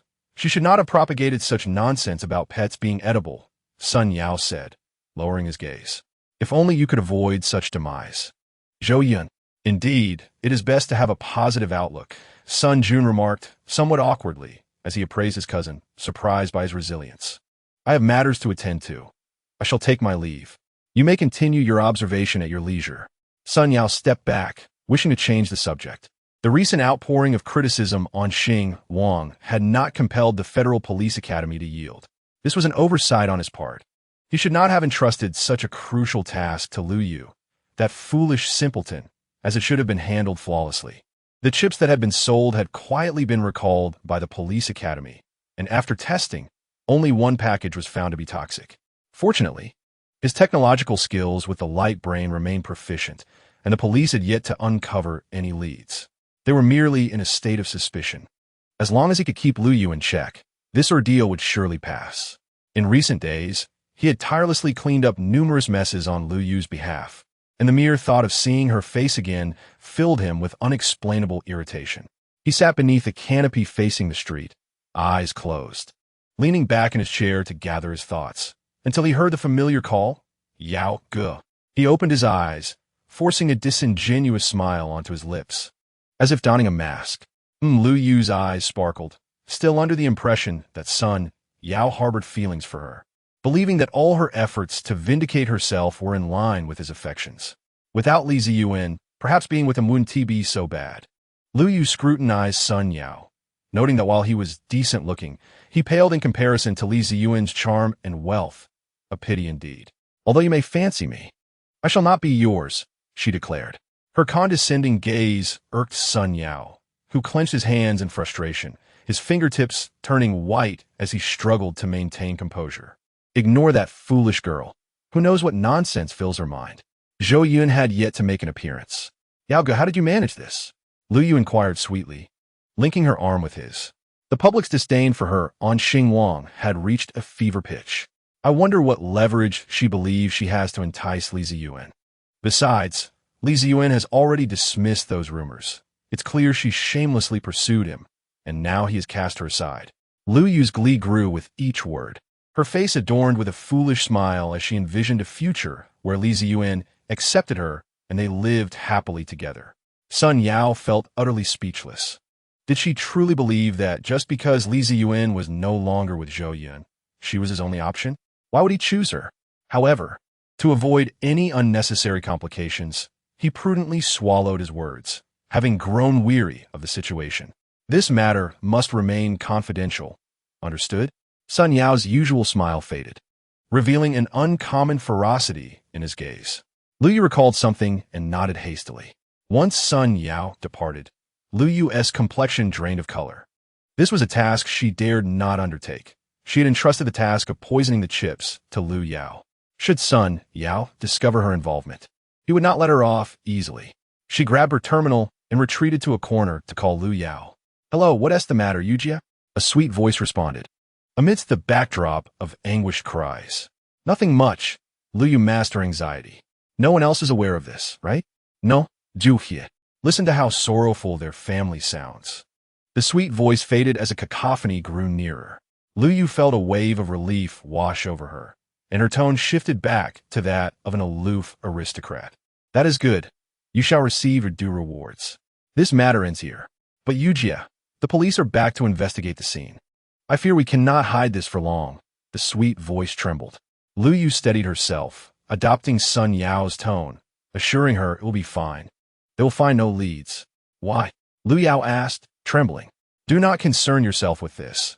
It is beyond your purview." Lu Yu replied impatiently, hastily ending the call. Eagle Eye Star System, Federal Police Academy. Currently, we can only trace Lu Yao, yet we cannot pinpoint the individual she converses with, only that they refer to her as Yujia. We must obtain incontrovertible evidence before we can apprehend Lu Yao and compel her to reveal the identity of this Yujia. Do you recall anything about these two individuals? Zhou Yun received a call from the police academy, where Officer Xia explained the entire situation to her. Is that so? Does this imply that the issue does not stem from my end? Zhou Yun felt a surge of excitement as the dark clouds in her heart began to dissipate. We can essentially draw that conclusion. "Miss Zhou, are you certain you do not know Lu Yao?" Officer Xia inquired from the other end. "I truly do not know her," Zhou Yun replied, racking her mind for any potential connections but finding none. "Perhaps I have a vague recollection of Yujia, as she is the one who has caused me harm," Zhou Yun added. "However, Yujia only appears in Lu Yao's conversations, and someone with advanced light brain technology has encrypted her terminal. We have yet to decipher it, and we remain unaware of Yujia's true identity," Officer Xia informed Zhou Yun. "She possesses exceptional light brain technology?" Zhou Yun murmured, finally connecting the dots with her recent experiences. She exhaled deeply and solemnly said, "Officer Xia, I must inform you that there's a new development on my end." Upon hearing this, Xia Yun felt incredulous. "Are you certain?" "Yes. I currently cannot return to my home planet." The thought of the creatures on her planet made Zhou Yun feel a pang of sadness. Xia Yun's expression turned serious. "I understand the situation. Where are you now?" "I am preparing to head to the Lu Yun star system to seek out an expert and see if he has any means to trace the perpetrator." Zhou Yun refrained from divulging her entire plan. "Then let us meet at your location." Officer Xia did not press further for details. Soon, they arrived at the Lu Yun star system, where Zhou Yun and Fong Lin paid a visit to Zhou Yun's former colleague, Tang Yuan. Tang Yuan was a young man of average height, looking quite refined, wearing black-rimmed glasses reminiscent of a programmer from the Earth star. Having just finished work, he hurried to meet Zhou Yun. "Long time no see, Zhou Yun," he said, extending his hand. Zhou Yun shook his hand in return. "Indeed, it has been a while. This is my boyfriend, Fong Lin." "Hello." Tang Yuan's gaze was calm, devoid of hostility, which put Fong Lin at ease. "Hello, Master Tang. It's a pleasure to finally meet you." Zhou Yun suggested they take a seat to converse. Once seated, Tang Yuan cut straight to the point. "What brings you to me? I doubt you traveled such a distance merely to catch up. I have something I need your assistance with." Zhou Yun was aware of Tang Yuan's straightforward nature and spoke plainly. "What matter could compel you to journey so far?" Interest sparked in Tang Yuan's eyes. Though they shared a good personal rapport, both preferred to solve their own problems without troubling each other. He was keen to discover what issues Zhou Yun found insurmountable. Zhou Yun recounted the events in detail, feeling somewhat parched as she spoke, reaching for a glass of water nearby. Just as her hand descended, a cup filled with lukewarm water appeared, about 3/4 full. Zhou Yun realized what had transpired and offered a gentle smile to the quietly observant Fong Lin. "So, someone has infiltrated your planet's security management system and deployed a high-level star beast? This is not something that can be accomplished in a short time." Did you not notice anything unusual beforehand? Tang Yuan pondered while questioning. There was no indication of anything amiss. It was as if everything suddenly felt wrong. Zhou Yun forced herself to recall the day's events. Investigating with the police about the chips, returning to rest, and then being alerted by Mao Tuan to flee. Everything had occurred so abruptly. However, everything seemed normal when the police arrived, she added. Tang Yuan rubbed his left thumb thoughtfully and then remarked, in that case, I will accompany you to investigate. Your description has piqued my curiosity about this individual. Of course, I cannot guarantee that I can resolve this issue. Thank you. Zhou Yun's face brightened. It was this person who had stymied the investigation and delayed her farm's progress. She was anxious about the state of her crops after her absence. When would you be able to depart? Zhou Yun was filled with hope, feeling an urgency to return home. Tang Yuan glanced at the time on his terminal. I have a few matters to attend to this afternoon, and considering the company's leave process, I will need 3 hours. Zhou Yun was taken aback by his decisiveness. All right then, I will meet you downstairs at the office. On the return journey, Fong Lin set the speed to maximum. Tang Yuan explored the ship, commenting, the design and performance of this spacecraft you created are remarkable. What made you suddenly decide to become a creature master? Zhou Yun smiled awkwardly, unable to admit that she had become someone entirely different and no longer knew how to design spacecraft. Fortunately, Tang Yuan did not linger on this topic, merely asking out of curiosity. The spacecraft traveled at full speed for 2 days, and Zhou Yun finally glimpsed her familiar planet. Although she had left only 10 days prior, it felt like an eternity. The moment her feet touched her homeland, she finally breathed freely. The temporary energy sources on the planet were scarce, and Zhou Yun promptly shut down the energy supply in the control room, causing all systems and robots at the port to cease functioning. However, upon exiting the spacecraft, Zhou Yun was taken aback by the scene at the port. A long, deep fissure stretched from the control room, as if it threatened to cleave the entire port in two. Zhou Yun directed a reproachful gaze at Fong Lin. Fong Lin touched his nose, turned his head, and stammered. I was just worried about your safety. That person was so bothersome, trying to use the port's robots to delay me. Zhou Yun recalled the perilous situation she and Mao Tuan had faced, realizing that if Fong Lin had arrived even a moment later, it could have been disastrous for her. Despite her heartache, she had to retract her glare, wondering how much it would cost to repair the port. Oh, how I want to cry. Tang Yuan was equally astonished by the scene, recognizing that such formidable machinery could hardly be civilian in nature. It seemed likely that Fong Lin was affiliated with the military. The three of them silently switched to the land-flying vehicle that Fong Lin had provided.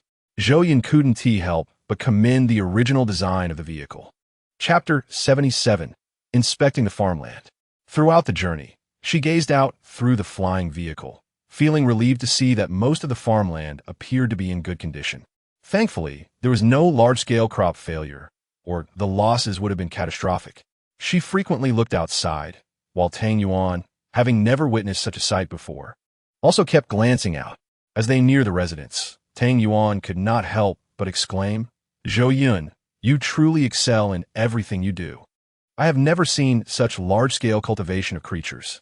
No, Zhou Yun waved her hand, modestly rejecting his praise. To be frank, the original designer of the spacecraft was her former self. The current her could only focus on cultivating the land. This is the place. Zhou Yun led them to a small, discreet house adjacent to the residence, surrounded by a tall fence. They walked around the outer wall, but found no signs of human tampering. It appears he remotely sabotaged the planet's defense system, Tang Yuan said, furrowing his brow. This is unlikely to have occurred without any warning. May I enter to investigate? He asked Zhou Yun. Of course. Upon opening the control room door, everything remained unchanged since her departure. She restored the energy supply, and the planet seemed to return to its usual state. Tang Yuan opened his spatial pocket and retrieved his light brain device, connecting it to Zhou Yun's control system. I will check if he still has control over the entire planet, and see if I can regain control, he informed Zhou Yun. Zhou Yun nodded. Is there anything I should do? This is not your concern. You cannot assist in any way. Tang Yuan waved his hand, fully immersed in this invisible struggle. Fong Lin followed Zhou Yun outside and softly asked, What do we do now? Zhou Yun frowned. We have much to attend to. The chicken farm hasn't been cleaned in a while, and if this continues, the chickens may fall ill. The storage room is all right. There is emergency energy to sustain it for now. Thankfully, the eggs are unharmed. In the experimental area, I set up sufficient backup energy just in case. So it should be fine, but we still need to check. Additionally, some creatures are delicate and have suffered from drought. We must ensure they receive enough water to recover. Most crucially, I planted crops in the tropical zone, but I did not see them on the way here and have no idea how they fared. Zhou Yun chattered incessantly. Fong Lin, hearing her lengthy list of tasks, felt a headache coming on. Let's tackle them one by one, starting with the most pressing matters. Zhou Yun pondered for a moment, gritting her teeth, and said, let's first take a look at the tropical area. I want to assess the extent of their losses. Let's go. Fong Lin gestured towards the seats of the terrestrial aircraft. The two adeptly navigated past the vegetable cultivation zone and reached the other side of the mountain. After Zhou Yun disembarked, she hurried towards a thermometer hanging from a tree, discovering that the temperature here was quite acceptable, hovering around 15 degrees Celsius. Typically, tropical crops could thrive under such conditions. She uneasily circled the garden, noticing that apart from the slightly dry soil and low humidity causing some plants to wilt, everything else seemed fine. If the area she was most concerned about fared well, the other regions should not pose significant issues. While Tang Yuan was inspecting, she and Fong Lin traversed all the cultivation zones, marking the key areas for restoration. Once they completed this task, Zhou Yun looked up, realizing it had grown dark, and it was evidently unsuitable to continue for the day. She said to Fong Lin, let us head back. All right, Fong Lin exhaled, feeling as though Zhou Yun had transformed into a different person, demanding strict adherence to standards. He himself had exerted considerable effort over the past half-day, and, combined with not properly recuperating from his previous illness, he felt somewhat powerless. After Fong Lin parked the terrestrial aircraft, the two walked towards the courtyard. Zhou Yun glanced at Fong Lin's empty hands and secretly slipped her fingers into his. In the darkness, a slight smile crept onto Fong Lin's lips as his warm palm enveloped hers entirely. I wonder if Tang Yuan has finished his tasks? Zhou Yun initiated the conversation with a smile. I don't know. You've been so busy today that you didn't even check back, Fong Lin replied in kind. Zhou Yun felt quite displeased by Fong Lin's south tendency to place all the blame on her, shaking the hand that was clasped with his as if to threaten. Has T sent me any messages? You can't blame me alone. Indeed, Fong Lin tightened his grip slightly, but not to the point of discomfort. Upon reaching the central control room, they discovered Tang Yuan still fixated on the screen, his fingers dancing across the holographic interface to dismiss residual images. A cascade of code flashing across the screen. It appeared that Tang Yuan had not moved an inch since they left. Zhou Yun exchanged glances with Fong Lin and exited, whispering, I'll fetch him a cup of water. His lips are parched. It feels rather awkward to have been here so long without offering him even a drink. All right. Fong Lin nodded. I'll go retrieve some star-beast meat from the spacecraft and prepare something to eat. You must both be famished. Zhou Yun felt her stomach rumble at Fong Lin's suggestion and said, Go ahead, but be careful. Do you need me to accompany you? Fong Lin paused, turning around. In the darkness, Zhou Yun could sense his eyes glimmering. That would be splendid.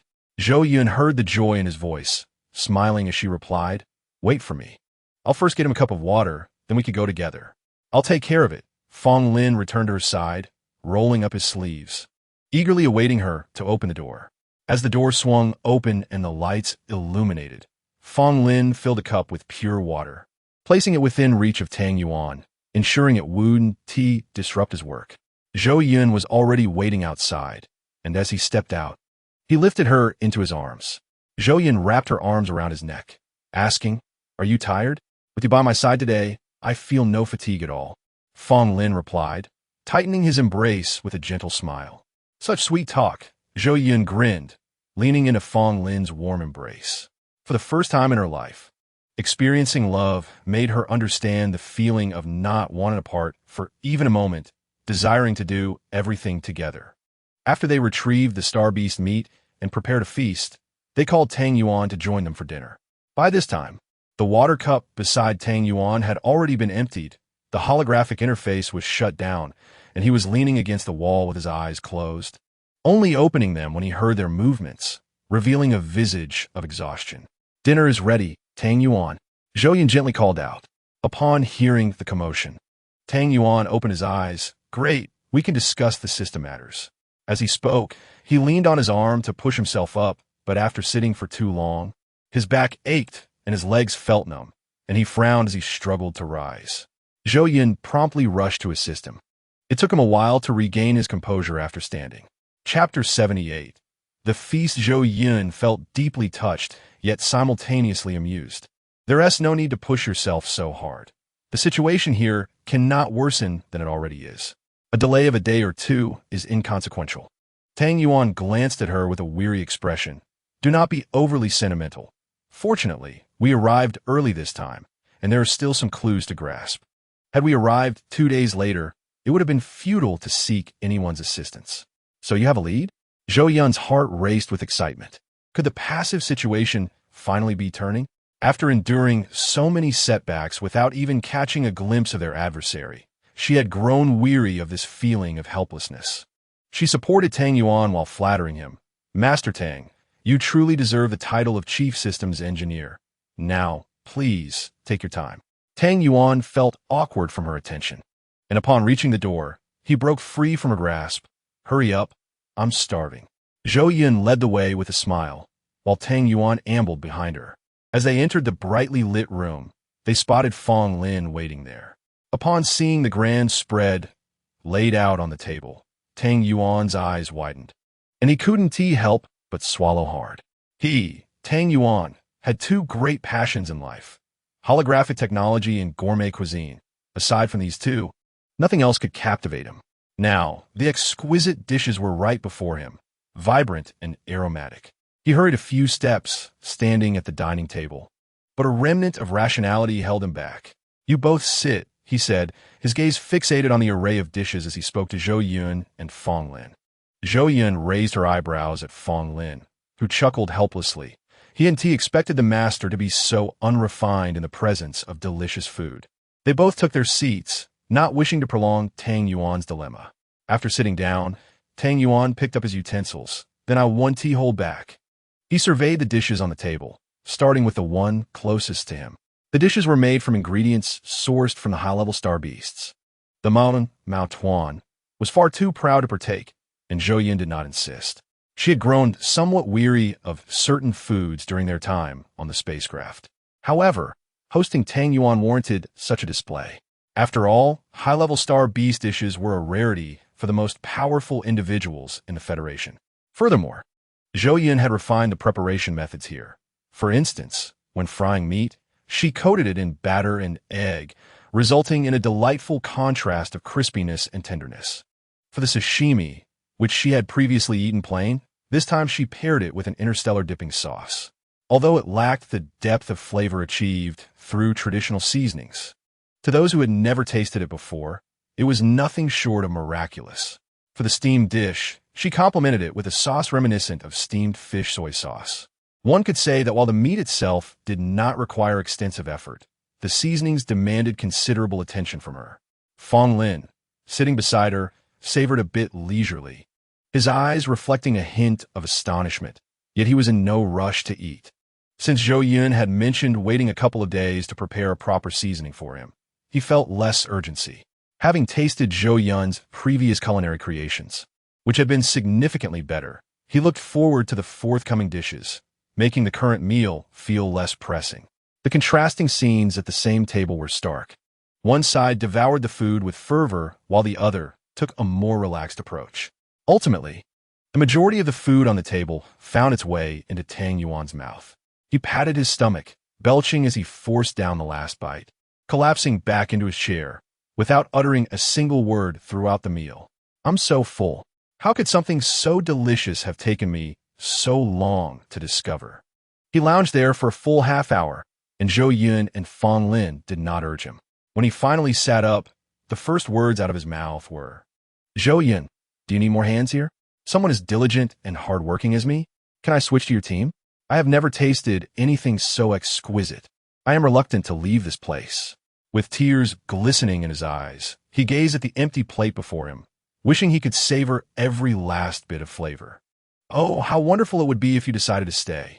Zhou Yun looked at him, her eyes gleaming with anticipation, as if a ravenous wolf had fixed its gaze upon a succulent piece of meat. With someone so formidable around, she felt shielded from online attacks. However, Tang Yuan, noticing Zhou Yun's excitement, hesitated. "I will think it over. I have many more delectable recipes here that you have yet to try." Zhou Yun continued to entice Tang Yuan. Closing his eyes, Tang Yuan felt the rolling of his throat reveal his inner turmoil. He struggled to regain his composure. "I will ponder this further to see if a mutually beneficial solution can be found." Fong Lin gently tapped Zhou Yun's palm, prompting her to remember the pressing matter at hand.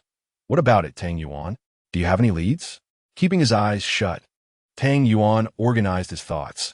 "The individual who attacked your system is exceedingly cautious. The traces of his intrusion indicate that it was not a spontaneous event. This scheme has likely been in the making for 3 to 4 months. Furthermore, he probably completed the initial breach while you were absent, gradually eroding the system and expanding his control. He was exceptionally careful in this process, changing multiple IP addresses and erecting several defense walls, behind which lay numerous suspected pathways. A single misstep could erase all traces." He paused, letting out a sigh, feeling overwhelmed. "Fortunately, I have encountered similar tactics before, and ultimately, I was able to pinpoint his true location. Sun Muxing. Upon hearing the name of the planet, Zhou Yun recalled her previous visit to treat a sick tree for the Sun family. "I don't believe I have any enemies there," she inquired, furrowing her brow. Fong Lin drummed his fingers on the table. He had accompanied Zhou Yun during that visit, and she had been entirely preoccupied with the tree, leaving him with no information. After a moment's thought, he coldly stated 2 names, Lu Yu, Sun Peng. "Have I offended either of them?" Zhou Yun asked, her memory of those minor incidents fading. "Sun Peng was punished for a month due to your interference, and Lu Yu was banned from entering the Sun family and publicly expelled," Fong Lin gently reminded her. Zhou Yun finally connected the dots, recalling those events. Then she remembered Xia Yun's words, "Sister Yu? Lu Yu? I vaguely remember there was another girl with Lu Yu at that time. Do you recall her name?" Zhou Yun's memory was hazy, with so many people involved. She was unsure if she had misremembered. When they arrived, the commotion was nearing its end, and aside from Lu Yu, no one else had stepped forward. Fong Lin could only remember a woman in blue standing slightly behind Lu Yu. There indeed was a woman beside Lu Yu, but I do not know her name. Fong Lin mused. The trail seemed to grow cold, yet Zhou Yun felt she was finally grasping at the tail of the perpetrator. With just a bit more information, she would uncover the identity of the assailant. Chapter 79. Scene investigation. Everyone was exhausted today. Let us wait until tomorrow when Officer Xia Yun arrives. Continuing like this will yield no results, Zhou Yun suggested, attempting to arrange for their rest. However, as she surveyed the surroundings, she froze. After over 10 days without anyone to clean, dust had gathered, except in the kitchen and dining room. "I have restored your central control system. You can use the smart robot for cleaning," Tang Yuan said after a brief pause, his digestion nearly complete and his reactions quicker than before. Once Zhou Yun set everything up, she returned to her seat. "Let's wait a bit longer. It should be ready in about 10 minutes.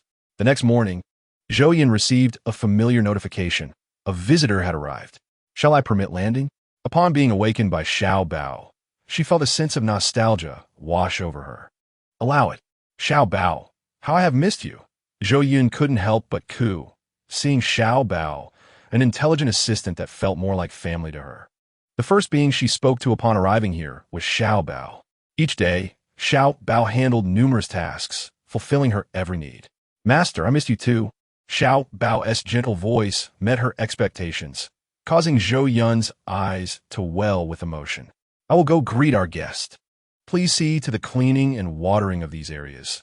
Zhou Yun instructed Xiao Bao before slipping on her shoes and darting out. "Understood, master." The port still bore a dilapidated appearance.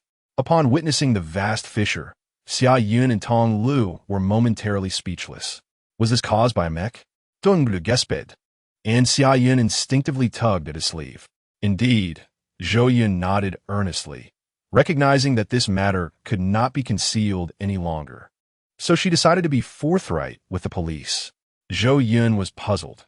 From her memories before losing consciousness, the mech was colossal, several times the size of her civilian mech, with formidable power. During this period, as the mech had saved her life, Zhou Yun began to deepen her understanding of them. Fong Lin's mech was undoubtedly military grade. Is Fong Lin military personnel? How could he find so much time to be with me? These questions swirled in Zhou Yun's mind, but she refrained from voicing them. She could not press Fong Lin too hard. He had promised to reveal everything once the investigation was complete. No wonder he was able to defeat the Star Beast. It seems the one who assisted you is a military expert, Tong Lu mused. Is the Star Beast still around? He could not help but ask. Zhou Yun's gaze faltered as she shook her head. It is no longer here. Tong Lu circled Zhou Yun. You didn't eat it, did you? Zhou Yun nodded. Tong Lu took a deep breath. You truly have a bold heart. That Star Beast was quite nourishing, wasn't it?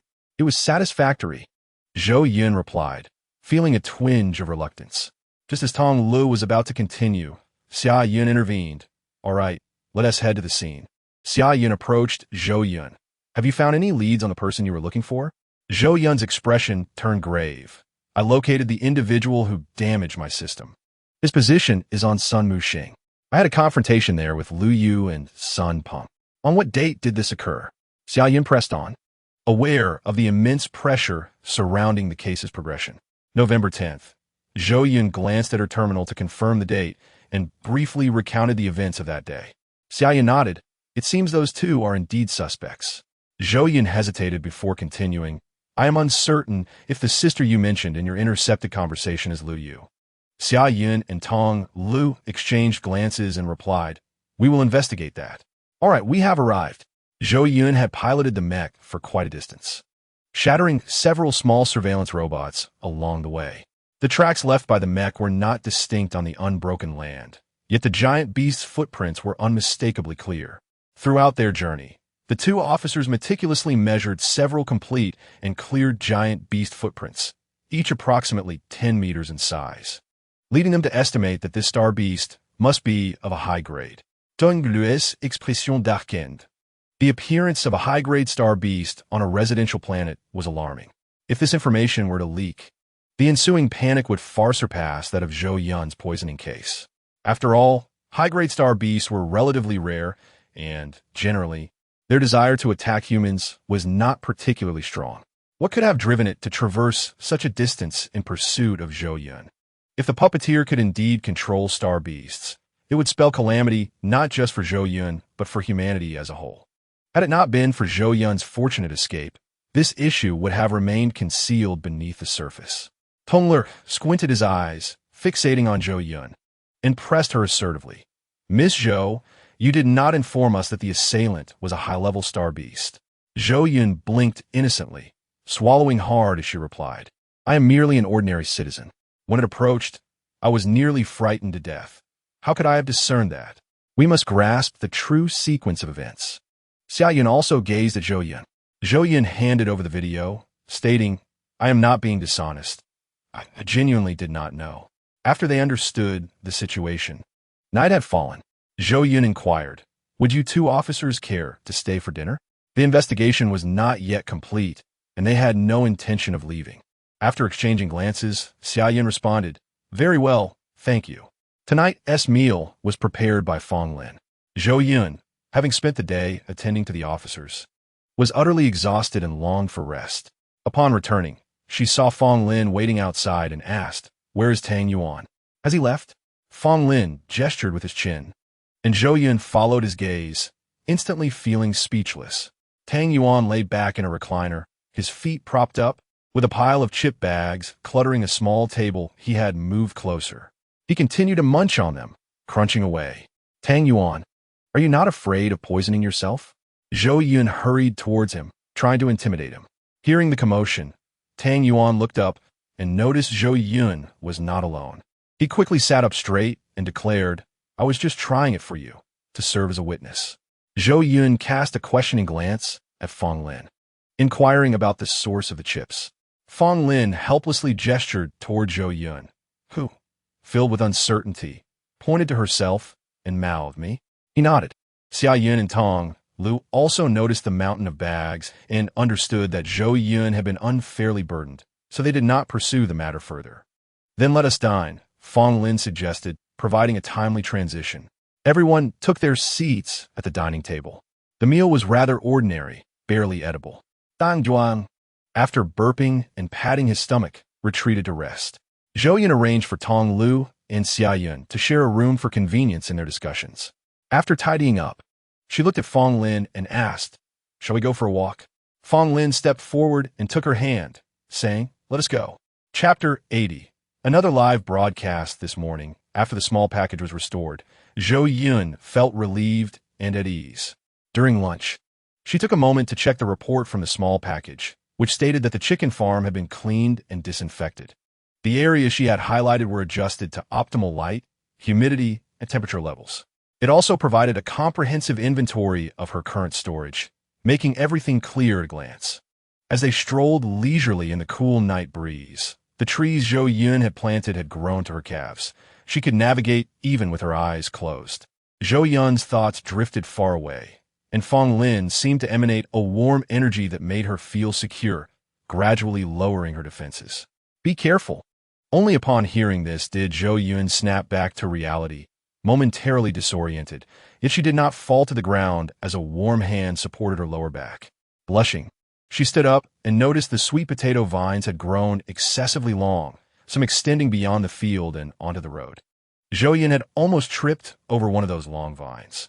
"Thank you," she murmured softly. "What were you thinking about, so lost in thought?" Fong Lin turned his head, the moonlight casting dramatic shadows across his prominent nose.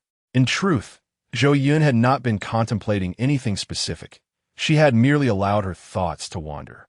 To avoid evasiveness, she directly asked, "How did Tang Yuan find the chips?" Fong Lin paused for a few seconds, his tone somewhat melancholic. "Have you been pondering this all along?" Zhou Yun felt a twinge of guilt. "I was just curious." He inquired about the small package. Fong Lin's tone grew somber. "Oh." Zhou Yun had not anticipated this answer, which felt both surprising and yet logical.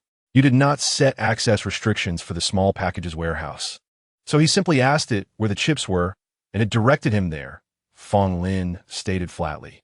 Zhou Yun could vividly imagine the scene and felt a little speechless. She touched her nose with her other hand, realizing, so that is how it was. Xia Yun mentioned they would investigate Lu Yu and Lu Yao's relationship upon returning. But without evidence, it would be difficult to hold them accountable. "What do you intend to do?" Fong Lin understood her intent. "If I remain silent, their solo performance will be hard to sustain. I will go live tomorrow," Zhou Yun stated calmly. "What content do you plan to broadcast?" Fong Lin inquired, unfazed. Zhou Yun smiled. "Naturally, I will broadcast whatever they wish to see. Tomorrow, I plan to have a hot pot." Fong Lin recalled his first experience with hot pot and gasped. "Is it the same as last time?" "Indeed. Was it not delicious?" Zhou Yun countered. The ingredients from the star realm were tasty, but the seasoning and preparation were lacking, leading to a generally bland palate. Zhou Yun decided to go the opposite route. The last time was barbecue, and this time will be hot pot, rich in flavor and spice to leave a lasting impression. "Delicious." Fong Lin recalled the invigorating taste, unable to suppress a swallow. At this moment, going live implied that Zhou Yun was stepping back into the spotlight.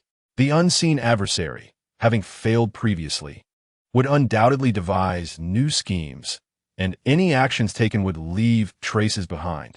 The following day, a new update appeared on the account of Mu Yuqing Feng, which had been silent for some time.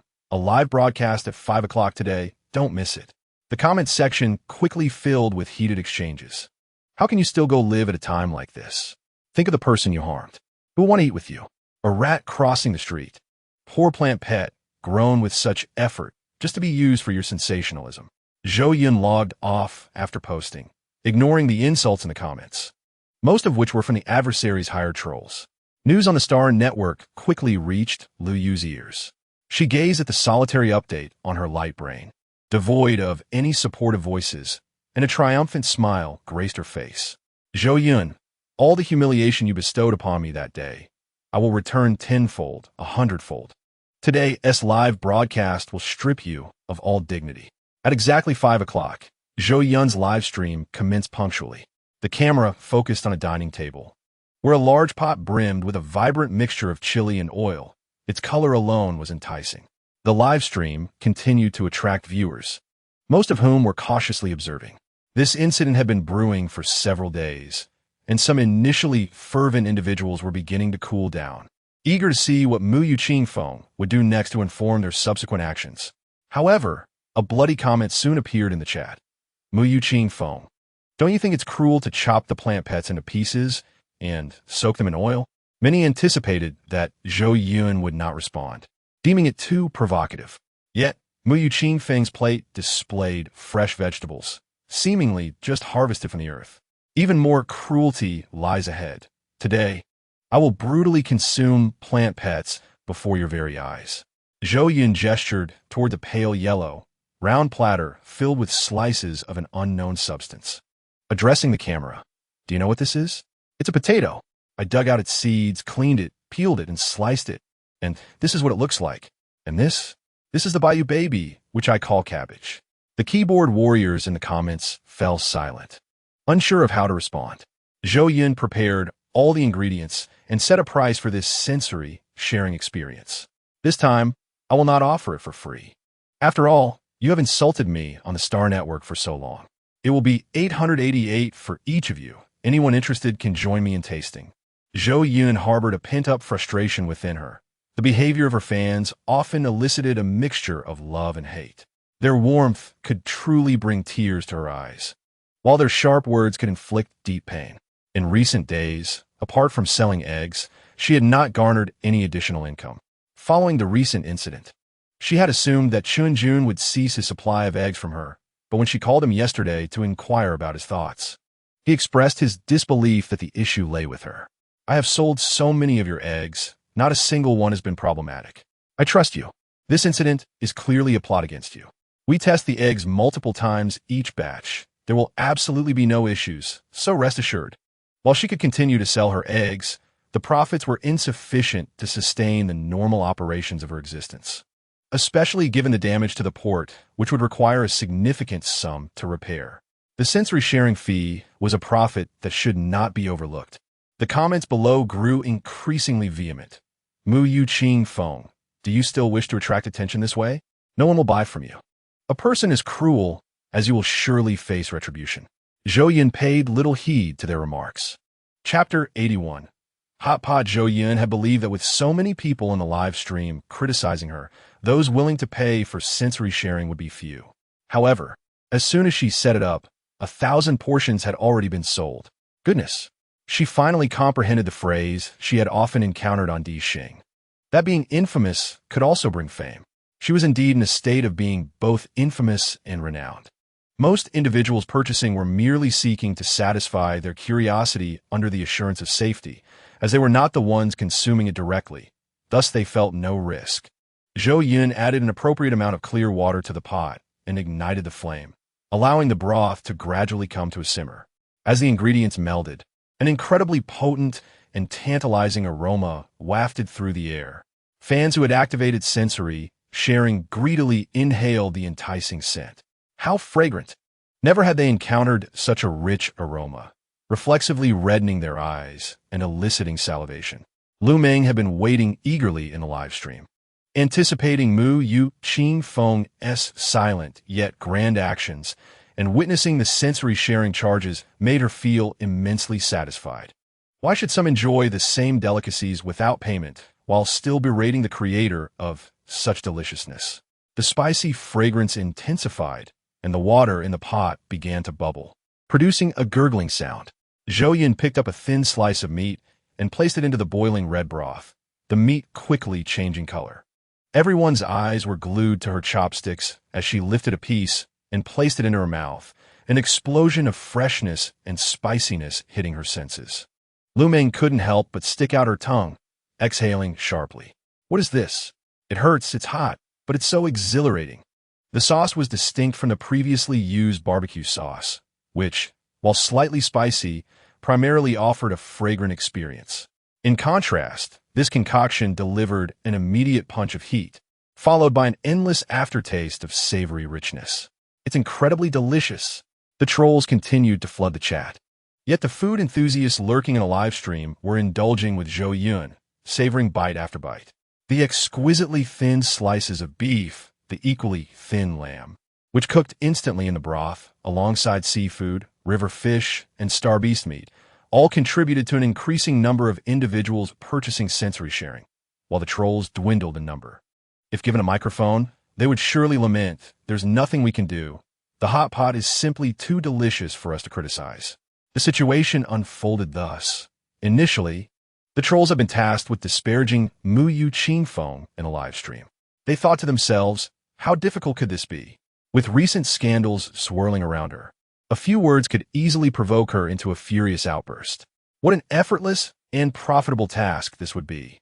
Once in a live stream, it was precisely as they had anticipated.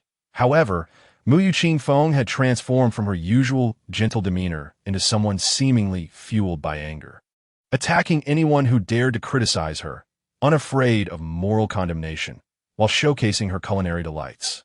They quickly realized that since she remained unfazed by criticism regarding other matters, it would be more effective to target the quality of her food.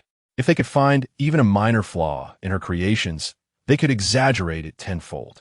Thus, the company selected a few discerning individuals who understood food well, instructing them to purchase sensory sharing and uncover any weaknesses in Mu Yu Qing Feng's cooking to undermine her live stream. Meanwhile, others in the company anxiously awaited updates at their terminals. The chosen individuals, before logging in, had confidently declared their ability to identify flaws in Mu Yu Qing Feng's culinary offerings. Yet once online, each one emerged with tear-filled eyes, shaking their heads in silence when questioned by their superiors. What happened?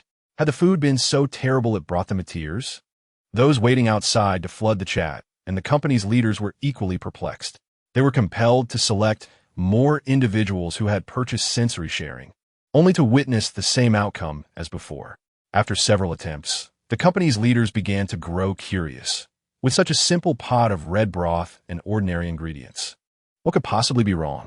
They decided to take matters into their own hands to salvage the company's reputation. Upon logging in, he exclaimed, "What is this flavor? I've never encountered such an exhilarating yet irresistible taste." Zhou Yun, feeling the spice, had also prepared a bowl of sesame sauce. She dipped the meat into the sauce. A thin layer coating the surface, though minimal, it was not to be underestimated. The rich aroma of sesame enveloped her mouth, soothing every taste bud that had been stimulated by the spiciness. The leader quickly succumbed to the same state as the others. The curious crowd grew larger. And as no directives were issued from the company's leadership, many entered the live stream and purchased sensory sharing, becoming captivated by the allure of the hot pot. Soon, the entire company was entranced, engulfed in a bizarre atmosphere. If one were to peer through the high glass of the outer layer, they would be struck by an eerie sight. Each individual in the company bore flushed faces, mouths agape, panting, occasionally interrupted by exclamations of delight. So fragrant. In a live stream, Zhou Yun was enjoying hot pot, while outside, Fong Lin and Tang Yuan were also partaking. Tang Yuan's fair complexion turned crimson from the spice, feeling as though his tongue had swollen, yet he could not resist the deliciousness. He spoke with difficulty to Fong Lin, "Brother, this hot pot is simply too delectable. I was hesitant at first, but now, even if Zhou Yun tries to shoo me away, I refuse to leave. I would choose to stay here and eat hot pot every day, even if it kills me. I've never tasted anything this exquisite." He stuffed his mouth with food, tears nearly spilling from his eyes, yet he continued to eat. Fong Lin shook his head at Tang Yuan's lack of composure, yet his own hands moved swiftly. This hot pot seasoning, which he had previously tasted, was undeniably addictive, especially now, with the outdoor temperature still slightly chilly at night. After indulging in hot pot, he felt a warm sweat enveloping him, rendering the cold completely irrelevant.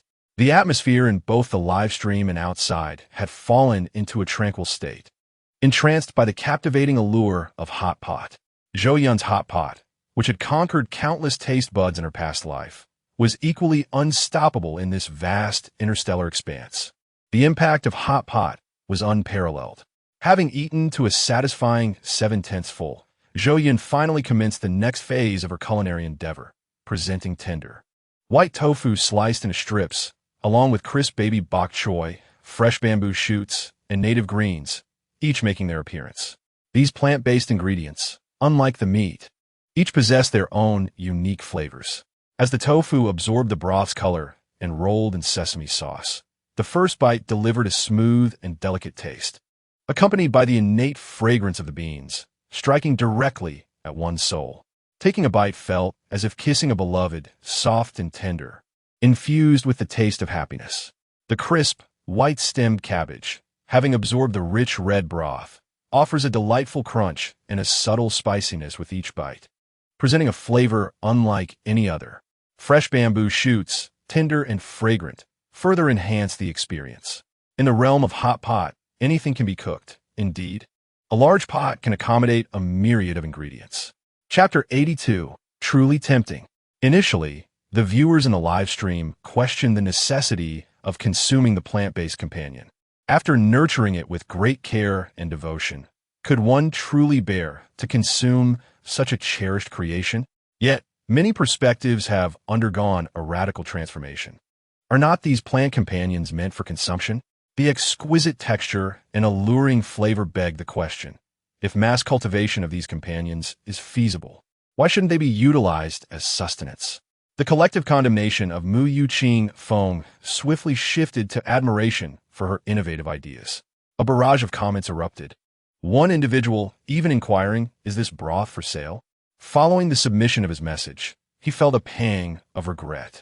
Recalling his previous purchases of barbecue seasoning and chips from Mu Yuqing Feng, when trouble arose, he distanced himself, proclaiming his good fortune. Eventually, he recognized that his earlier reactions were somewhat excessive. However, as Mu Yuqing Feng remained silent, he joined the chorus of criticism circulating on the Star Network, where she seemed to embody the source of all wrongdoing. Detractors questioned whether it was truly necessary to consume plant companions, prompting his own introspection on the matter. Yet now, he thought to himself, "To hell with it. If I enjoy it, I shall partake. Who are you to dictate my choices? Tend to your own affairs." The population of star beasts within human territories has dwindled, with countless hunters sacrificing their lives at the borders to satisfy a select few appetites. These lost lives are met with indifference.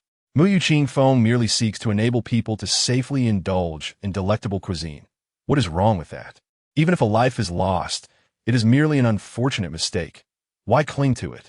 With such thoughts, he dispelled his earlier regrets, replaced instead by a sense of nervous anticipation. Then, astonishing events unfolded. "What is the name of this food?" Another comment appeared, followed by another asking, "Is this broth for sale?" The chat was soon overwhelmed with these inquiries, evoking both amusement and poignancy. Indeed, is it wrong for one to desire a few delectable bites in life? It is not, due to a fractured culinary civilization and misguided beliefs stemming from unfortunate events. Humanity has concluded that plants are toxic and inedible. Thus, relentless seekers of gastronomic delights have turned their attention to the star beasts, which have coexisted peacefully with humanity. 4-star beasts are indeed delicious. Even the flesh of lower-tier star beasts is more nutritious and flavorful than the livestock available in the market. This is common knowledge. But is this true? Not entirely. Zhou Yun has compared market meat with that of her own farm-raised cattle and sheep. The beef and mutton sold in the market contain only the most basic proteins and fats, with trace elements being negligible. This is because these farms have historically fed their animals a diet of starch synthesized from carbon dioxide, merely sustaining them without allowing them to graze freely on grasslands or roam vast pastures. They live their entire lives confined to small enclosures. How could such cattle and sheep produce palatable meat? Zhou Yun even prepared identical dishes using both purchased and home-raised livestock, only to find a stark difference in flavor. Thus, she realized that reviving agriculture across the vast cosmos is a formidable challenge. Consequently, this hot pot live stream carries profound significance, and Zhou Yun holds high hopes for it. At the conclusion of the broadcast, she answered but a single question. The name of this food is hot pot. The live stream ended. Yet its impact was only just beginning. Mere minutes after Mu Yuqing phone logged off. The story that had dominated the Star Network headlines. Mu Yuqing phone misleads fans into consuming plant companions, leading to fatalities. Vanished from the news rankings in an instant. In its place emerged the new headline, Mu Yuqing Feng's Hot Pot. Many who had not entered the live stream were left bewildered. What is hot pot? A pot made of fire? Isn't that dangerous? Before they could delve deeper, another headline appeared. Hot pot, an astonishing culinary delight. Suddenly, they comprehended it was a type of food. Yet how was it prepared? Today's culinary methods are limited to frying, steaming, and boiling, concluding with a roast. What then is this hot pot? What is it made from? The third and fourth trending topics soon followed, as the entire Star Network's hot list was dominated by Mu Yuqing Feng and hot pot. Lu Yu, who had been anticipating Mu Yuqing Feng's downfall, was left speechless at this turn of events. How did things deviate from her expectations? What purpose did her hired online trolls serve? Why did they fail to execute the plan to discredit Mu Yuqing Feng? Allowing matters to unfold in such an unexpected manner, Lu Yu could not fathom how Mu Yuqing Feng had managed to turn the tide. Despite a recent fatality, how had she managed to regain her footing so swiftly? The hot news on the Star Network is determined by algorithms that analyze trending topics, rendering it impossible for anyone to remove a headline from the Star Network's homepage. Frustrated, she stared at the news page. Just then, her terminal chimed, revealing a call from Sun Yao. After a moment's hesitation, she answered, Yao Gu. What is it? Sun Yao had evidently seen the news. Due to Zhou Yun's recent destruction of all surveillance robots and his own sighting of Helmers at the port, he had refrained from approaching that planet, remaining oblivious to Zhou Yun's fate. His allowance of Lu Yu to stoke the flames on the Star Network was intended to ascertain whether Zhou Yun was still alive. Today, upon her reemergence, he felt a sense of resolution, yet was still astonished. How had she survived? That was an advanced star beast. How had she endured for so long?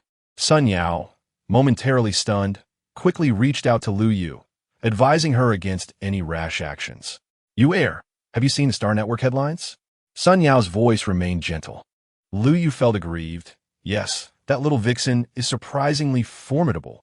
I will revive the earlier incident. I want her to be universally condemned. Sun Yao felt fortunate to have made this call promptly. Otherwise, this woman might have compromised herself. While he had no interest in Lu Yu's safety, he understood that if the police were to locate her, she would undoubtedly implicate him without hesitation. Thus, for his own sake, he needed to ensure Lu Yu's protection.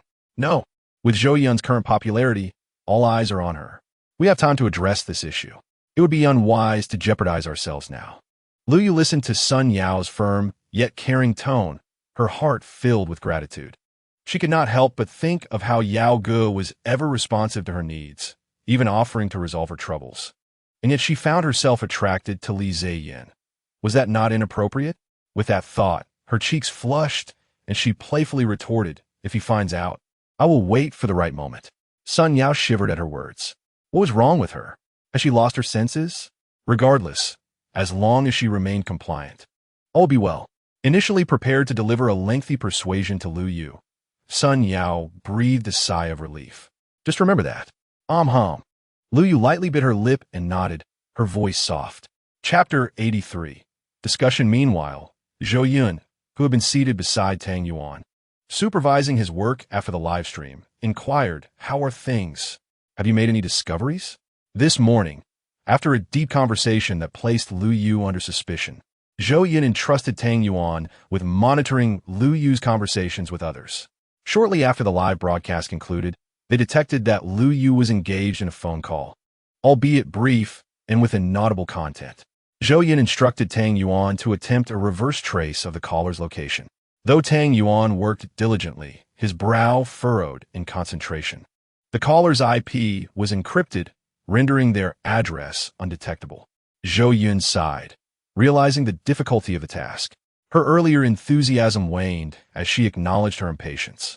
This situation felt eerily familiar, reminiscent of the time they tracked Mu Yuan's chat records. She recalled that Chu Mu had informed her the technical department had been unable to locate the call's address, and now Tang Yuan faced a similar predicament. Was this individual truly so technologically adept?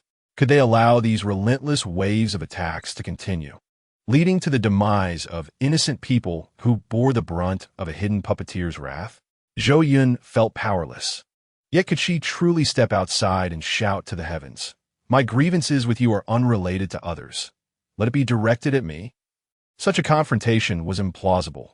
The enemy was no fool, and when their true selves surfaced, it would likely spell her demise.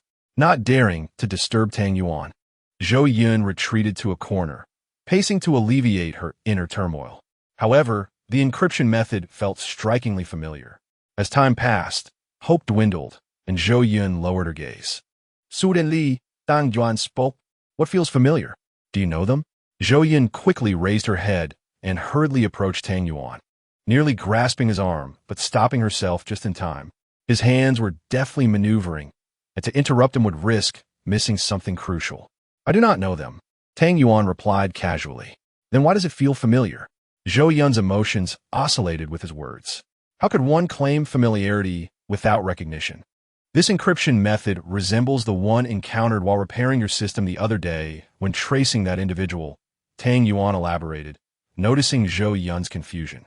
In an instant, speculation blossomed in Zhou Yun's mind. The person who compromised my planet's central control system is connected to this individual?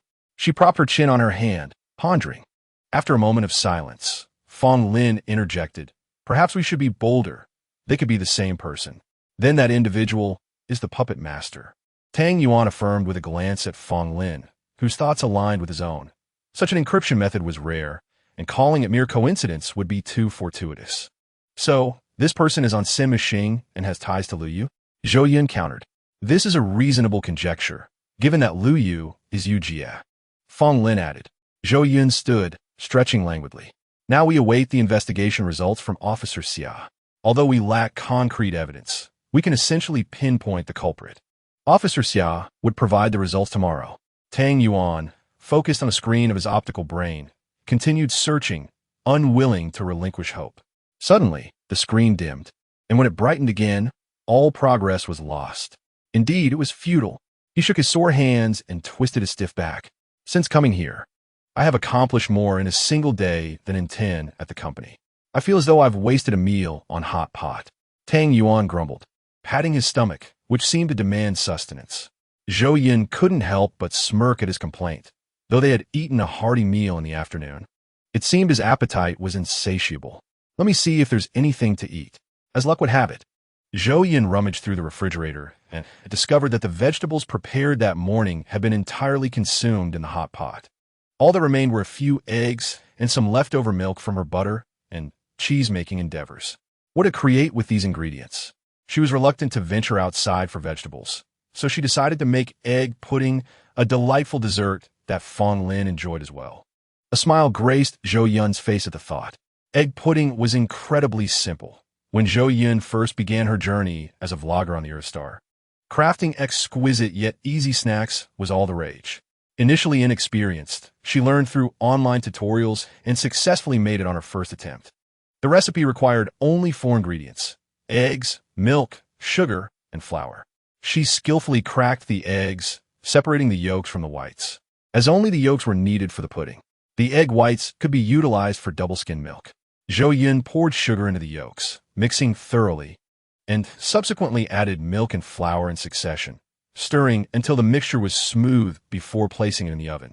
While waiting, Zhou Yun prepared the double-skim milk using the egg whites. However, the double-skim milk alone lacked visual appeal. What could she add? Searching the fruit section of the refrigerator, she discovered strawberries. She washed a few and diced them, arranging them atop the double-skim milk. The vibrant red strawberries contrasted beautifully against the white milk, enhancing its presentation. Yet, it still felt insufficient, perhaps a remnant of her vlogger days, as she believed that while the taste could be average, the appearance must always be exquisite. Zhou Yun approached the window, opened it, and gathered a few tender mint leaves to garnish the double-skim milk. Perfect, she exhaled, instructing her smart robot to deliver the creations to the coffee table in the living room. The moment these dishes were presented, Fong Lin's eyes sparkled, delight evident in his dark orbs as he settled on the sofa beside the coffee table.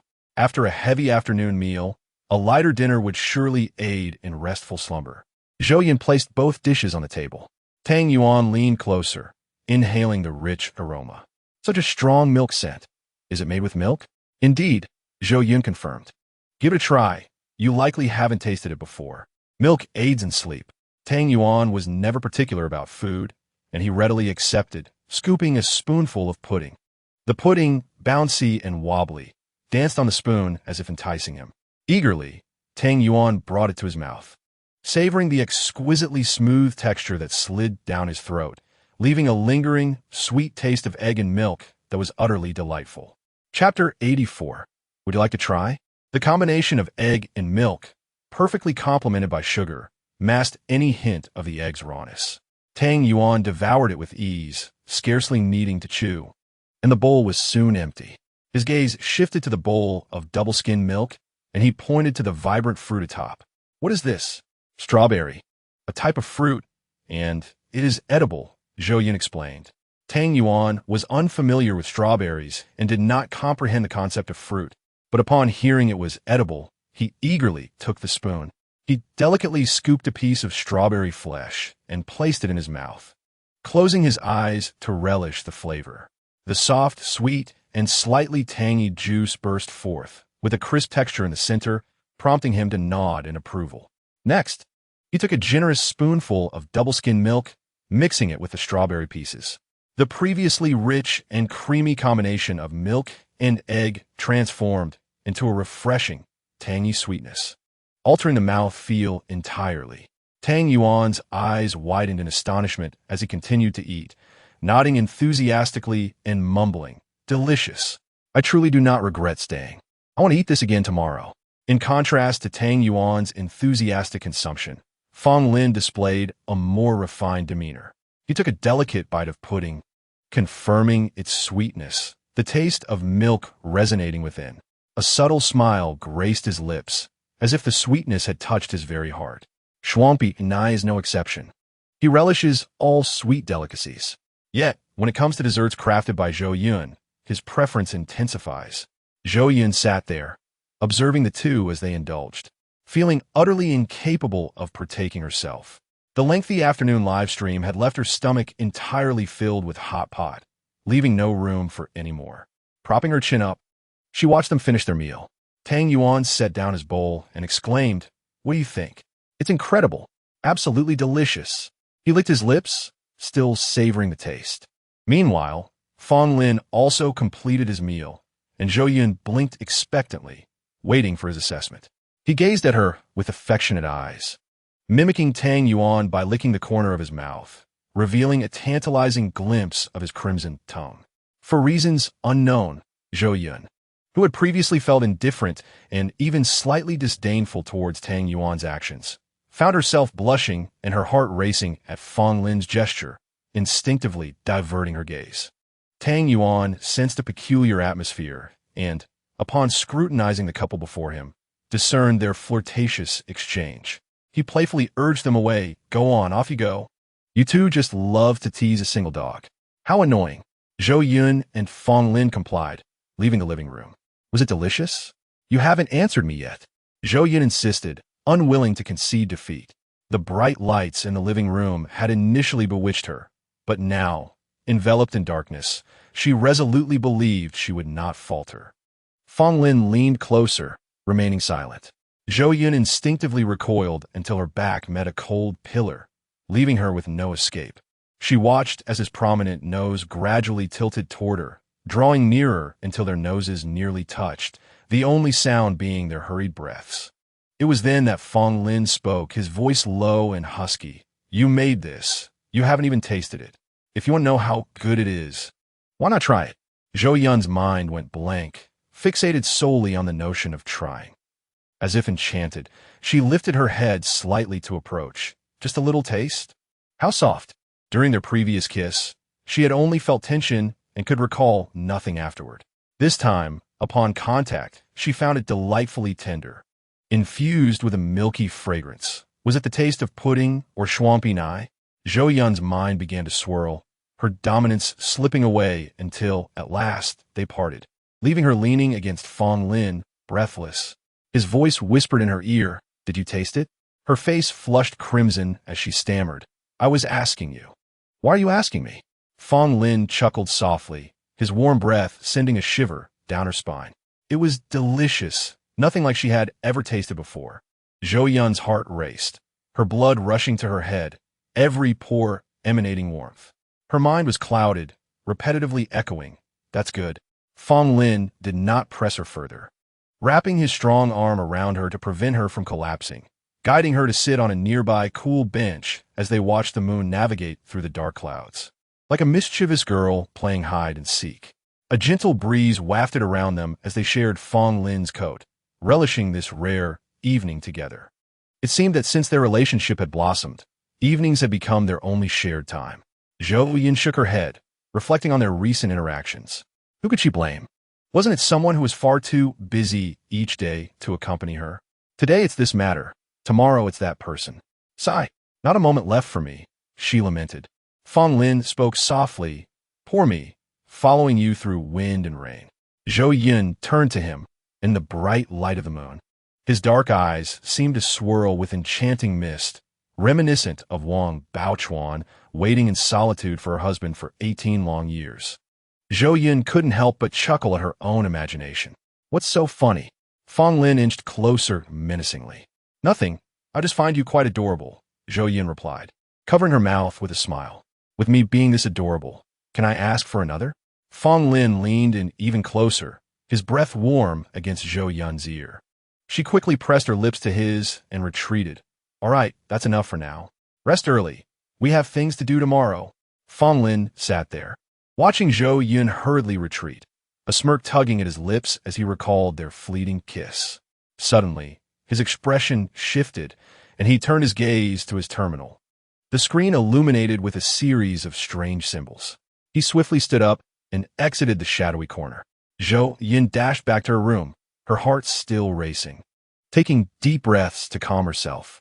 The fluffy creature that had been cooped up in her room for days tilted its head, observing her curiously. Upon seeing its innocent purple eyes staring at her unblinkingly, Zhou Yun felt a mix of embarrassment and irritation. She scooped up the unsuspecting creature, roughly ruffling its fur to vent her intense emotions until it could no longer tolerate it, and squeaked in protest. Only then did she release it. Exhaling deeply, she cleared her mind of the chaotic thoughts and resolved to remain grounded, living one day at a time. With the luxury of time over the next few days, Zhou Yun decided to outline her upcoming farming and cultivation plans, noting that the strawberries in the garden were ripe for picking. Tomorrow, she would gather some to make rose jam. The cabbages in the field were also ready for harvest, and she could pickle some for sauerkraut. She couldn't dwell on it too much. The more she thought, the more anxious she became. Zhou Yun raked her fingers through her hair, her brow furrowing as she continued to jot down her plans. Chapter 85. Breakfast. Fong Lin is missing. The following morning, Zhou Yun was awakened by a message from her terminal. Struggling to open her eyes, she groaned at the early hour. Upon seeing the name Xia Yun, she instantly perked up. Could it be that the investigation yielded results? Hello, Officer Xiao, what is going on? She inquired, suppressing her eagerness. Miss Zhou, here's the situation. Officer Xiao's voice remained gentle and composed, yet tinged with undeniable fatigue as Zhou Yun listened intently. Upon our return and subsequent investigation, we indeed discovered a connection between Lu Yu and Lu Yao from Semistar. They are classmates sharing the same dormitory at university. Lu Yu's family background is more affluent than Lu Yao's. Classmates reported that Lu Yao typically obeys Lu Yu's instructions without question.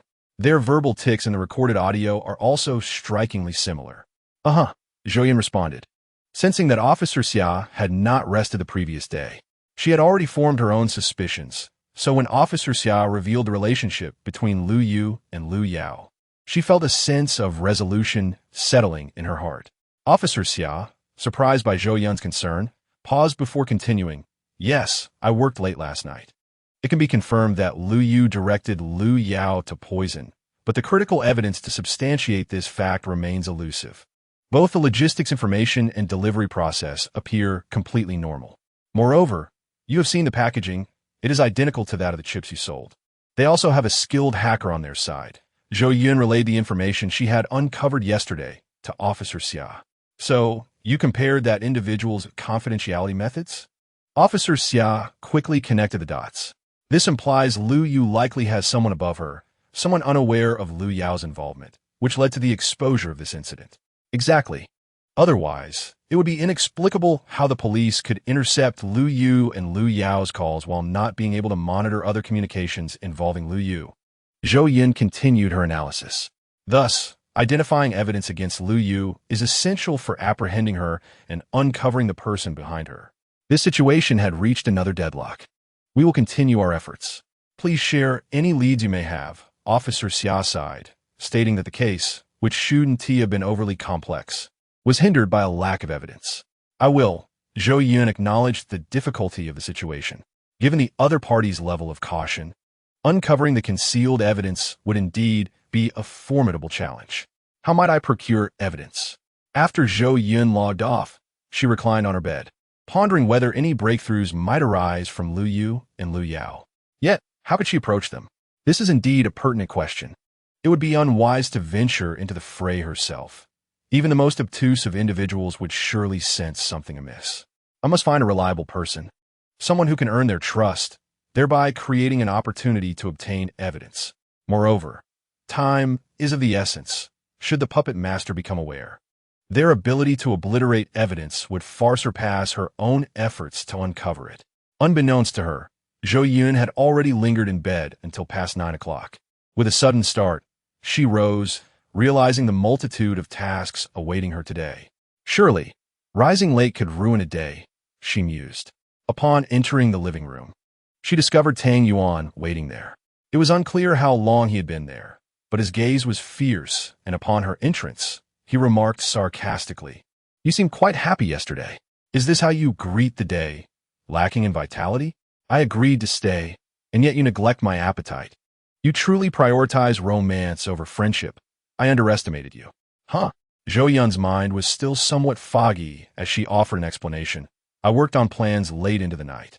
Tang Yuan scrutinized her, evidently taken aback by her reason. After observing her closely, he noted that she bore no glow of post-happiness, but rather appeared drained from a sleepless night of toil. He shook his head. Fong Lin is inadequate. Why?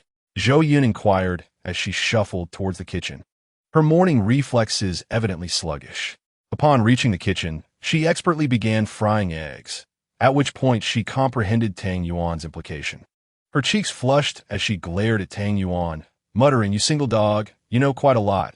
No wonder you struggle to find a girlfriend." She then plated the fried eggs and prepared a pot of multi-grain porridge from assorted beans, aware that this alone would not suffice. Zhou Yun complemented the meal with a vegetable salad. After washing the vegetables thoroughly and sanitizing them, she drizzled her homemade salad dressing over the greens and topped it with the fried eggs. Breakfast was finally ready. Zhou Yun turned and sat at the dining table, waiting, only to find that Fong Lin had yet to arrive. "Fong Lin, have you seen him?" Zhou Yun asked Tang Yuan, a hint of curiosity in her tone. "No," Tang Yuan replied, shaking his head as he took a seat. "He usually arrives before me, but I haven't seen him today." Zhou Yun hesitated as she picked up her terminal, contemplating whether to call him. Was he still asleep, or had he fallen ill from sitting too long yesterday? Stealing a glance at Tang Yuan, who was oblivious and engrossed in his meal, she finished her breakfast at a leisurely pace. Even after Tang Yuan departed, Fong Lin had not shown up. At this point, she resolved to press the call button. On Inglaw number 1 star, Fong Lin sat at a table, brow furrowed, lips pursed, and eyes fixed intently on the documents before him. Outside, the sunlight streamed in, accompanied by laughter and cheer. Yet the atmosphere within the room had plummeted to a chilling silence. Has someone else been infected? Fong Lin's cold voice shattered the stillness. Yes. The person across from him replied in a hushed tone. There are numerous high-ranking star beasts in Ingyi D, and many food hunters venture there. Originally, we had no intention of going. They sent us a distress signal using civilian terminals, claiming to be a merchant ship that had strayed into the black hole's navigation error. Colonel Zhang believed them and led a rescue mission. 3 of our brothers sacrificed their lives to bring them back, only to discover they were nothing but deceitful hunters. Now, a third of our brothers have contracted that disease. Fong Lin lifted his gaze, his eyes icy as he fixed them on the individual before him. Jin Zhanpeng, you have followed me for so long. Has your brain been devoured by dogs? What merchant ship could possibly end up there? And why would we go to rescue them? Chapter 86. The missing comrade. Jin Zhanpeng shrank back, lowering his eyes. The colonel feels a great deal of remorse, believing it to be his fault. He has been quite despondent lately, but now he is invigorated, secretly telling me he has found a treatment. Fong Lin's breath grew unsteady. He understood Zhang Yun's character. A kind-hearted soul, he had often been bullied when he first joined the military, suffering in silence. Had Fong Lin not intervened, he might have perished under the oppression. As he advanced through the ranks alongside Fong Lin, the bullies vanished, yet he remained fundamentally good-natured. What remedy could he possibly conceive? Fong Lin's voice emerged from his chest, revealing his inner turmoil. Then he vanished. Jin Zhanpeng trembled as he uttered this, closing his eyes as if awaiting judgment. He understood the significance of their group to the Major General. Had it not been for this, the Major General would not have single-handedly piloted a mech into that place. Nor would he have ended up in his current predicament. Jin Zhanpeng felt helpless, having searched everywhere. His comrades assured Zhang Yun repeatedly that they bore him no grudge. Yet he could not overcome the emotional barrier within himself. He also understood the Major General's condition and speculated that Colonel Zhang might have come to seek him out. Hence his contact with Fong Lin. If that is the case, how long do you intend to keep this from me? Fong Lin gazed at Jin Zhanpeng, who appeared oddly composed at that moment. I did not intend to conceal it from you, but given your current condition, we did not wish to burden you further, Jin Zhanpeng said, anxiety evident in his eyes. If he hadn't been driven to a dead end, he would never have dared to disturb Fong Lin. Now that it has reached this point, Yun has not contacted me. What do you intend to do? Fong Lin seemed to transform back into the spirited general, a fierce glint in his eyes. Jin Zhanpeng instinctively straightened his posture. I plan to continue searching. Will you search? Fong Lin's presence radiated pressure. I do not know, Jin Zhanpeng admitted, defeat etched upon his features. They had scoured all the places he frequented, yet they remained oblivious to his whereabouts. Fong Lin sighed helplessly, closing his eyes to mask his expression. His disappearance must be related to what he confided in you. Perhaps he truly seeks a cure for this disease, or perhaps he's been deceived and now finds himself in peril. You come to me only now, and I am entirely uninformed of his situation. What can I do? He is certainly not in familiar surroundings. I know Zhang Yun. He cannot entirely conceal his actions, especially in your presence. Think carefully about any peculiar behaviors he exhibited before leaving, and whether you discovered any clues in his office. As Jin Zhanpeng absorbed Fong Lin's analysis, a wave of melancholy washed over him. If the Major General were still in the army, such a situation would never have arisen, and the colonel would remain safe. What peculiar behavior? Jin Zhanpeng pondered, meticulously recalling Zhang Yun's actions prior to his departure, repeatedly reviewing his memories. Aside from that one declaration, I have found a treatment. Wait for me. He found no further clues. He had truly made up his mind. His office appeared no different from usual, as if he had merely stepped out for a patrol. There was nothing particularly noteworthy. Jin Zhanpeng buried his face in his hands, the iron-willed man shedding tears, his eyes reddening as he lamented, I cannot recall anything special about him other than that statement. I'm deeply sorry to my brothers, to you, for failing to uphold your trust. I cannot remember anything. It is all my fault for being so careless. Fong Lin observed Jin Zhanpeng's complete breakdown, understanding the immense pressure he bore. He offered consolation. You need not worry excessively. To put another way, Yun is diligent and dependable. That which he is certain of should carry weight.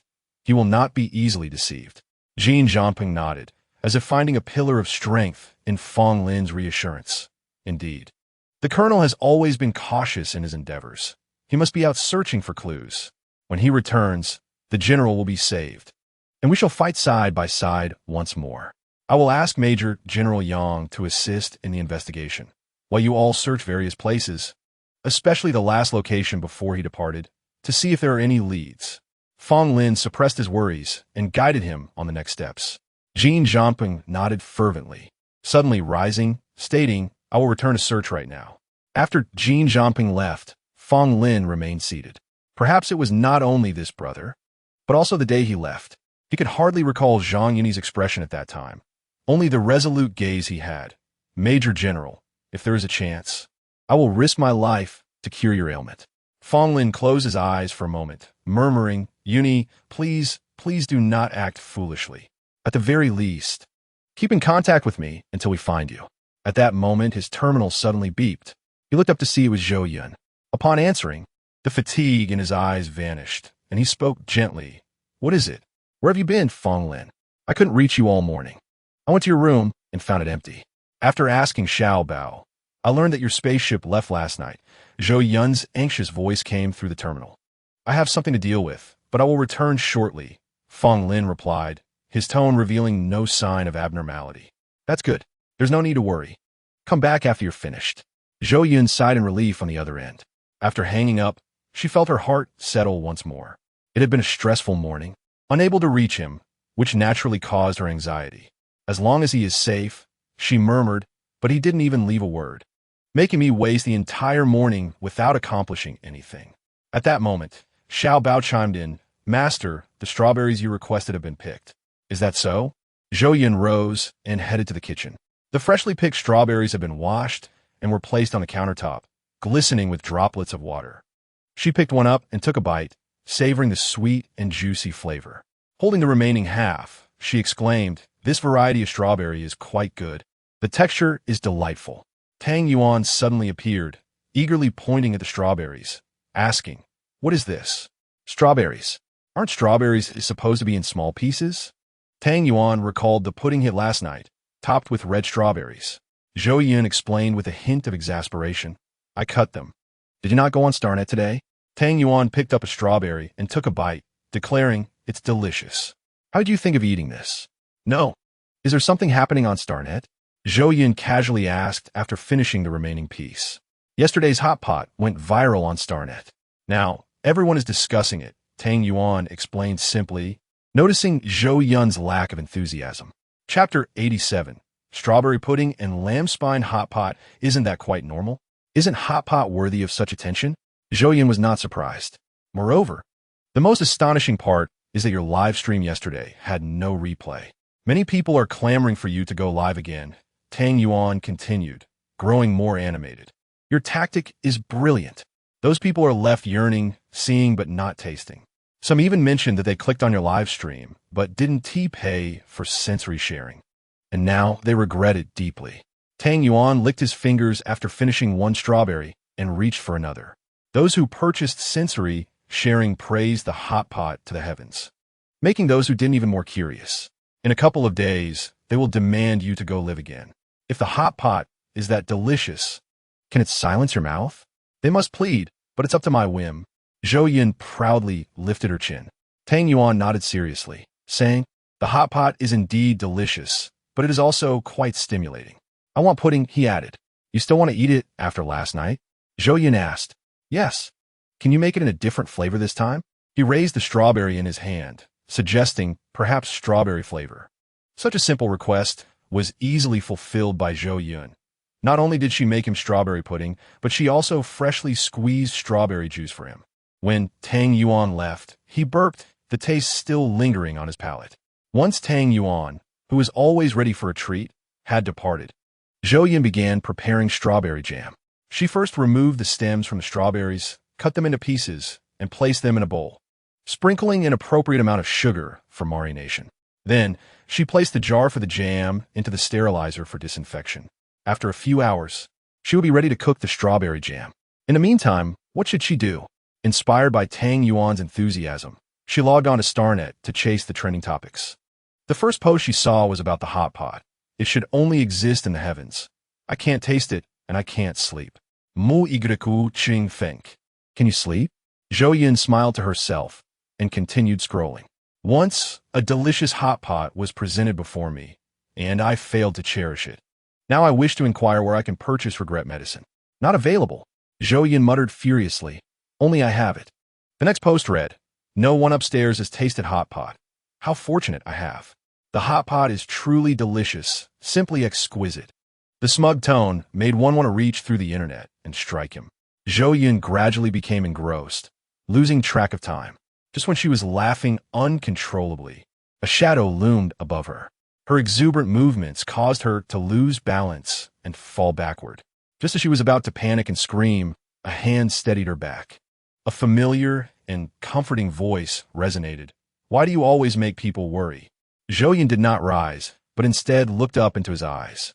His dark eyes held a hint of affection and helplessness, as if his presence alone brought her immense comfort. "You're back, Fong Lin."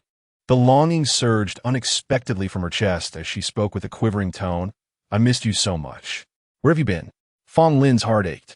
Yet his hand exerted an irresistible strength to help her regain her balance. "I had to step out for a bit. It was a short time, and I didn't want you to worry, so I didn't inform you. Why don't you tell me anything?" I truly become frightened. Seeing her so helpless stirred deep compassion within Fong Lin. He had allowed her to gradually lower her guard and depend on him. But what if one day he could no longer protect her? Doubts clouded Fong Lin's heart. He contemplated revealing the truth. His voice was hoarse as he hesitated, ultimately deciding to endure until she resolved her matter, pondering why he should burden her with his troubles now. Zhou Yun gazed up at him with hopeful eyes, saying, "Once your issues are resolved, I will tell you. I promise." This statement caused a flicker of disappointment to dim Zhou Yun's bright eyes. Fong Lin turned his head away, avoiding her gaze at that moment. They remained silent for a while, watching as the sun gradually climbed from the window onto the dining table. Zhou Yun understood that there would be no resolution to this matter today. Sniffling, her voice slightly nasal, she said, "There's pudding in the fridge, freshly made strawberry flavor. You haven't tasted it yet. I need to prepare dinner now, so please step out." "All right," Fong Lin replied softly. Zhou Yun set aside her terminal and focused intently on cooking the strawberry jam. She started with high heat to evaporate the moisture, then added rock sugar and alum, lowering the heat until they melted, and finally stirred in a bit of honey until well mixed. After tasting a spoonful, she found it pleasantly sweet and tangy, perfect for pairing with bread in the morning. She retrieved the jar from the sterilizer, filled it with the strawberry jam, sealed it, and placed it in the fridge. What should she prepare for lunch today? One person had to worry about 3 meals. After such a stimulating dinner yesterday, perhaps today should be lighter. The temperature wasn't high, so she decided to make a whole lamb spine hot pot. The lamb had been freshly slaughtered just a couple of days ago, stored in the refrigerator, just as fresh as the day it was killed. Zhou Yun disassembled the entire spine of the sheep, chopping it into small pieces to prepare for yang xiezi. She first soaked the yang xiezi in cold water for an hour, utilizing this time to gather the necessary ingredients. Afterward, she blanched the yang xiezi in cold water to remove the gamey smell before extracting it. In another pot, she prepared the soup base, directly adding the yang xiezi to braise. The steam and aroma quickly wafted outward, yet Zhou Yun stood there in a daze, her face betraying her discontent through the hazy mist. Tang Yuan, leaning into the kitchen, inhaled the delightful fragrance while addressing Fong Lin. "Brother, where have you been?" Zhou Yun has been absent-mindedly staring at the terminal all morning. She didn't even have the inclination to prepare lunch for me. Now that you're back, look at how lavish dinner is. Fong Lin, peering through the vapor, gazed at Zhou Yun, seemingly oblivious to the conversation. Tang Yuan nudged closer, saying, "Brother, be content. Do not provoke Zhou Yun. There is but one cook who can create such delectable dishes in this day and age. If you anger her, you're only torturing your own stomach." Fong Lin let out a wry smile, well aware that he should treat her well. Yet he was at a loss as to how not to upset her. He recalled the first time he met her, when she was perpetually smiling. Now, however, her unhappiness stemmed from him. Observing the change in his expression, Tang Yuan mistakenly thought he had come to terms with it. Patting his shoulder, he said, "That's the spirit. What obstacles can there be when you both like each other? It's rare in life to find one's soulmate like you two. Why not embrace each day joyfully?" As he spoke, a sense of melancholy washed over him. Here he was, a lifelong singleton, attempting to counsel a couple toward enlightenment. Life truly is unpredictable. For the sake of this meal, he was putting in considerable effort, not only solving technical issues, but also navigating emotional dilemmas. The aroma in the room grew increasingly intense, unsettling Tang Yuan, who kept glancing toward the kitchen, anxiously murmuring, "Why isn't it ready yet? Has Zhou Yun lost track of time?" Yet he dare not step inside. After a full 2 hours, Zhou Yun finally extinguished the flame, pouring the pot of tantalizingly fragrant lamb into a flat dish. Chapter 88. Night Talks in Tang Yuan's Shadow. As the intelligent robot brought the dish to the dining table, Tang Yuan felt as if a celestial being had descended, eagerly rushing to take his seat. Fong Lin's expression softened as he stood at the kitchen entrance, awaiting Zhou Yun's emergence. Upon her arrival, she calmly glanced at him, announcing it was time to eat. Fong Lin replied, following Zhou Yun to the dining table. Dinner commenced. The bowl of yang xiezi, with its enticing crimson hue, stirred appetites, and the rising steam emanated the essence of life. Tang Yuan glanced left and right, noticing the somber expressions on both sides. Why the gloom? He pondered. We're all hungry, let us eat. Zhou Yun stated flatly.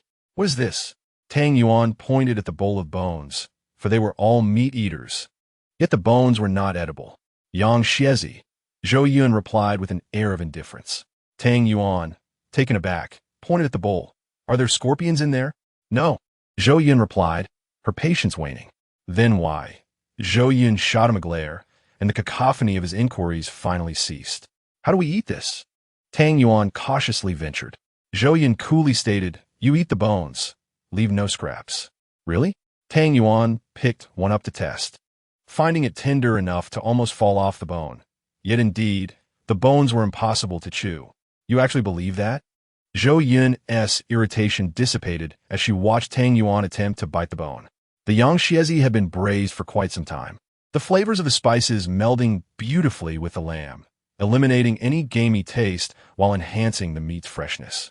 Whether it was psychological or genuine, the pure meat seemed to be more delectable than gnawing on bones. Both teeth and tongue seemed to exert every effort to extract the final morsel of meat, complemented by the rich, fatty marrow.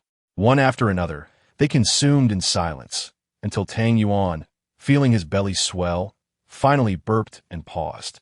Delicious. If Yun Ti told me, who would VE guess this was made from lamb? How can lamb taste this good? He mused, patting his belly. Zhou Yun felt a bit stuffed herself, unable to help but indulge a little more, influenced by Tang Yuan's enjoyment. What is this? I prepared lamb bone broth. We can have lamb offal soup tomorrow. She leaned back against her chair. What is lamb offal? Tang Yuan, ever the curious child at mealtime, inquired. It's the internal organs of the sheep, Zhou Yun replied, accustomed to his style. Tang Yuan clicked his tongue. You can eat sheep's innards? That's disgusting. And the taste is overwhelmingly strong. It's difficult to swallow. As he spoke, a memory seemed to surface, and he frowned. Have you tried it? Zhou Yun, intrigued, turned to Fong Lin as well. Tang Yuan reluctantly recounted, years ago, while scouring the Star Network for culinary shows, I inadvertently stumbled into a bizarre live stream. The host claimed to recreate ancient Earth cuisine, featuring a dish called large intestine sashimi.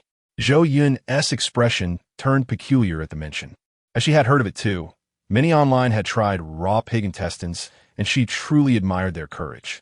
I was curious, and the host asserted he had reliable sources for the recreation, so I took him at his word. I then activated sensory sharing to discover what ancient Earth cuisine tasted like. The host meticulously cleaned the pig intestines and consumed them raw. The taste was revolting. I nearly retched, he said, patting his chest to regain composure, the sourness still lingering in his mouth, as Zhou Yun handed him a glass of water. He gulped it down and hastily continued, it was horrid, truly the only time in my life I experienced such a flavor. Although Tang Yuan did not explicitly state it, Fong Lin understood all too well, regarding him with admiration, surprised at his past experiences. I don't understand, but I swear I will never eat offal in my life. Tang Yuan asserted. Really? You want to eat it? Zhou Yun asked. Tang Yuan shook his head, no. What if I make it tomorrow? Will you still refuse? Zhou Yun probed, curious about his resolve. I want to eat it, Tang Yuan's gaze faltered, yet the psychological shadow left by that terrifying experience loomed larger than his trust in Zhou Yun. Zhou Yun contemplated testing whether Tang Yuan could maintain his integrity, unyielding to temptation. She shifted topics, stating, "This morning, Officer Xia called me." Fong Lin and Tang Yuan's attention was immediately captured. Zhou Yun continued. She mentioned that Lu Yao is indeed the girl following Lu Yu, and it's highly likely that the fan was manipulated by Lu Yu to frame me. Yet there's no evidence. Their investigation revealed that from the moment the chips left the warehouse to when they reached the fan, there were no errors. It's unclear where the issue arose. Zhou Yun glanced at Fong Lin, who had lowered his gaze, deep in thought, his lips pressed tightly together. The overhead light cast shadows on his sharply defined features, giving him a sculptural beauty. He seemed to sense Zhou Yun's gaze, lifting his eyes to her, offering a warm, reassuring smile. Zhou Yun was momentarily stunned, realizing that Fong Lin had always smiled at her like that, regardless of the time. After a brief pause, Fong Lin spoke, his deep voice breaking the silence in the room. "We need to resolve this matter, starting with Lu Yao." "Why?" Tang Yuan, skilled in technical aspects, struggled to keep pace in matters of intellect. "The real mastermind is not Lu Yu. We encountered Lu Yu, and she isn't someone with deep-seated schemes. The meticulous handling of evidence by that individual serves as a testament to his attentiveness. It is evident that Lu Yu has support behind her. Yet, how could such a significant flaw in this matter be exposed? It is quite possible that the puppet master remains unaware of Lu Yao's existence." Fong Lin and Zhou Yun's thoughts converged, and Zhou Yun nodded in agreement. Lu Yao is indeed the critical breakthrough. If her relationship with Lu Yu is not particularly strong, she will undoubtedly leave behind some leverage that could threaten Lu Yu, such as the current situation. Fong Lin's gaze sharpened with determination. This leverage is evidence, and it can directly implicate Lu Yu. Zhou Yun nodded in affirmation, yet the crux lies in how to obtain this evidence. "It is unfeasible for me to negotiate personally. As this matter also pertains to her, she would not reveal it unless absolutely necessary. Thus, we must ascertain what she desires most. If we can push her into a corner, she will likely reveal a flaw." Fong Lin spoke coldly. This thought had not crossed Zhou Yun's mind, yet it presented a potential path forward. Currently, the challenge lies in finding someone Lu Yao trusts to extract this evidence, which is not a viable option. Lu Yao would likely refrain from discussing this matter. Therefore, Fong Lin's approach appears more reliable. Chapter 89. Why the urgency? How can we induce her to feel cornered? Zhou Yun inquired further. If we could create an illusion that her actions have been discovered, she would seek Lu Yu's assistance. Following this line of reasoning, Zhou Yun found it reasonable and nodded. And then, you recall Lu Yu's mindset. She would likely remain detached. Fong Lin's tone was icy. What courage would she have to resist such a significant issue? However, she has support. She is not anxious, but when Lu Yao becomes anxious, will her leverage be exposed? Zhou Yun shook her head. It remains too perilous. If Lu Yu cannot withstand the pressure and Lu Yao reveals her existence to the puppeteer, we would be unable to find any evidence. When Lu Yao seeks to threaten Lu Yu, she will inevitably upload that evidence to Xinguang. At that moment, Fong Lin glanced at Tang Yuan, who appeared deeply engrossed, seemingly engaged in a mental brainstorming session, and asked in confusion, "What then? Your forte? Simply obtain a copy of her evidence discreetly. Isn't that sufficient?" Fong Lin concluded. This task is indeed manageable. Tang Yuan stroked his chin thoughtfully. Zhou Yun had not anticipated Fong Lin would consider such intricate and far-reaching implications. She had presumed Fong Lin would intentionally delay the resolution of this matter to maintain his own concealment. To her surprise, it was her own mind that had darkened. On a brighter note, perhaps he truly has some compelling reasons he cannot disclose. Zhou Yun exhaled. Next, let us discuss how to create an illusion for Lu Yao. The following day, Zhou Yun suddenly conceived a peculiar idea. This animal offal might not only be unacceptable to Tang Yuan, but likely to the majority of the interstellar populace as well. Why not host a quirky culinary livestream? Without hesitation, she set up her equipment and began streaming before preparing a lamb offal soup. At noon, the online activity was minimal, and Bai Qi was one such idler. Just the day before, he had waited in vain for a hot pot stream. Despite the subsequent praise it received, he remained unperturbed. He believed that Mu Yuqing phone would surely host another stream, so he felt no regret. And now, his patience was rewarded. Mu Yuqing phone had quietly begun streaming. He nearly exclaimed in public, but quickly covered his mouth in shock. No, he thought, I shall not inform anyone. I will secretly enjoy the stream and later boast about it on Xinguang. Is it hot pot?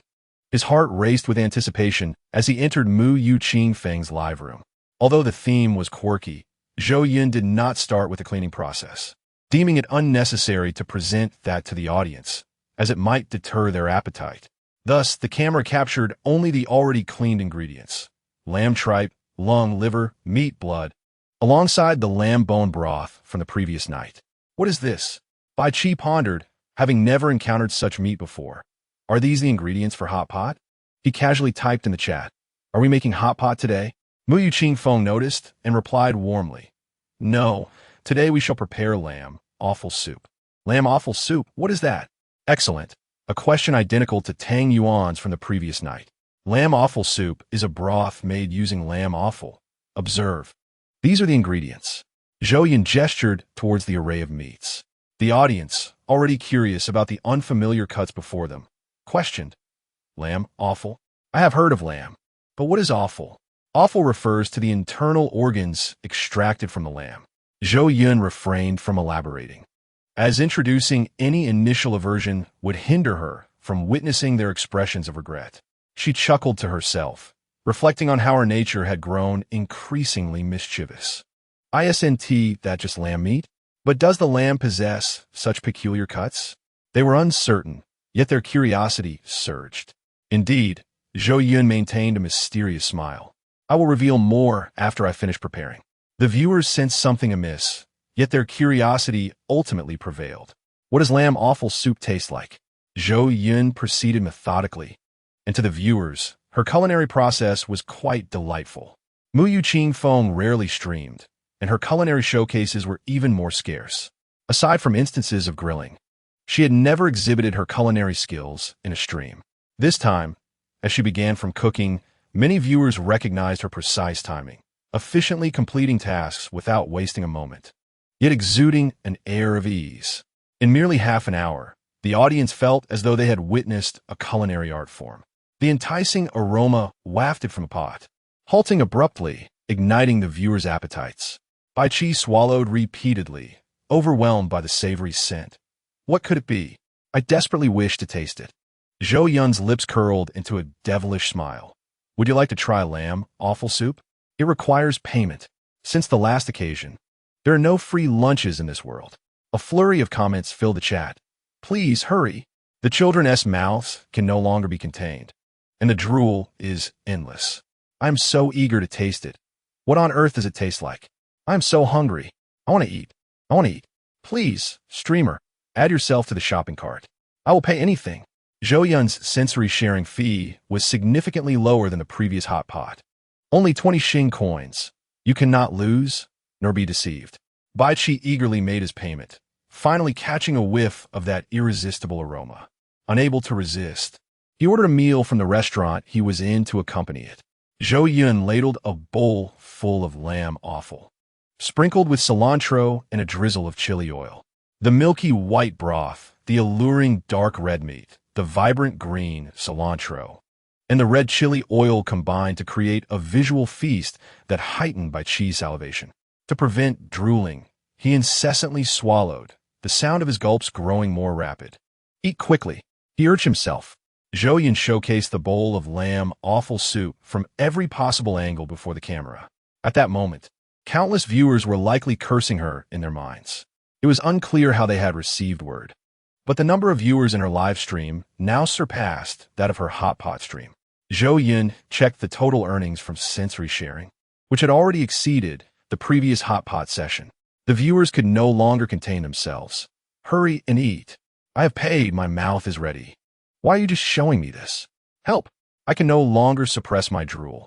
Others are staring at me like I am foolish. How have you become so devious? I long for the old Mu Yu Qing Feng. Mu Yu Qing Feng has turned dark. Zhou Yun finally grasped the spoon, scooped a ladle of milky white soup, blew on it, and spoke to the camera. What's the rush? It's hot. Chapter 90. A bowl of lamb offal soup. I'm not afraid of the heat. Let me have a taste. Bai Qi opened his mouth, eagerly awaiting the mouthful of soup, but to his surprise, his ordered meal arrived just then. The restaurant he visited was quite upscale, staffed with real servers. Thus, he was horrified to realize that he was, indeed, drooling in front of a stranger. His mouth had been agape, and saliva had dribbled down. He was on the verge of tears, unable to control his mouth. In a flurry, he wiped away the drool, trying to erase the evidence, but the glaring dark stain on his trousers mocked his foolishness. The server stifled a strange look, pretending everything was normal. Bai Qi, however, wished he could vanish into thin air. Perhaps he would never return to this establishment again. His face was utterly lost. At that moment, he truly understood the mortifying sensation expressed in the earlier comments. Zhou Yun finally tasted the soup. Unlike its dominant aroma, the sensation of drinking it was warm, with a hint of spiciness, yet surprisingly light. It was a delicate flavor infused with rich fragrance, utterly delightful. Bai Qi had completely forgotten the embarrassing moment. He was wholly immersed in the exquisite taste of the soup. The ancients proclaimed that fish and lamb are the finest meats. Zhou Yun soup was crafted from lamb bones and fish, simmered for 3 hours, resulting in unparalleled deliciousness. She then scooped a spoonful of lamb offal, crunchy tripe, tenderloin, chewy lamb, and smooth lamb blood, all harmonizing in one bite, creating a rich texture complemented by the soup's flavor. It was truly a divine soup, and she longed to savor it thoroughly. After finishing a bowl, the entire streaming audience felt the same warmth, satisfaction, and lingering taste. The live broadcast soon concluded, leaving Bai Qi with a sense of loss. His stomach-esque growl reminded him it was time to eat. Yet the lamb soup from Xinguang, made the intermediate star beast meat, he had seemed utterly tasteless. What a pathetic piece of intermediate star beast meat.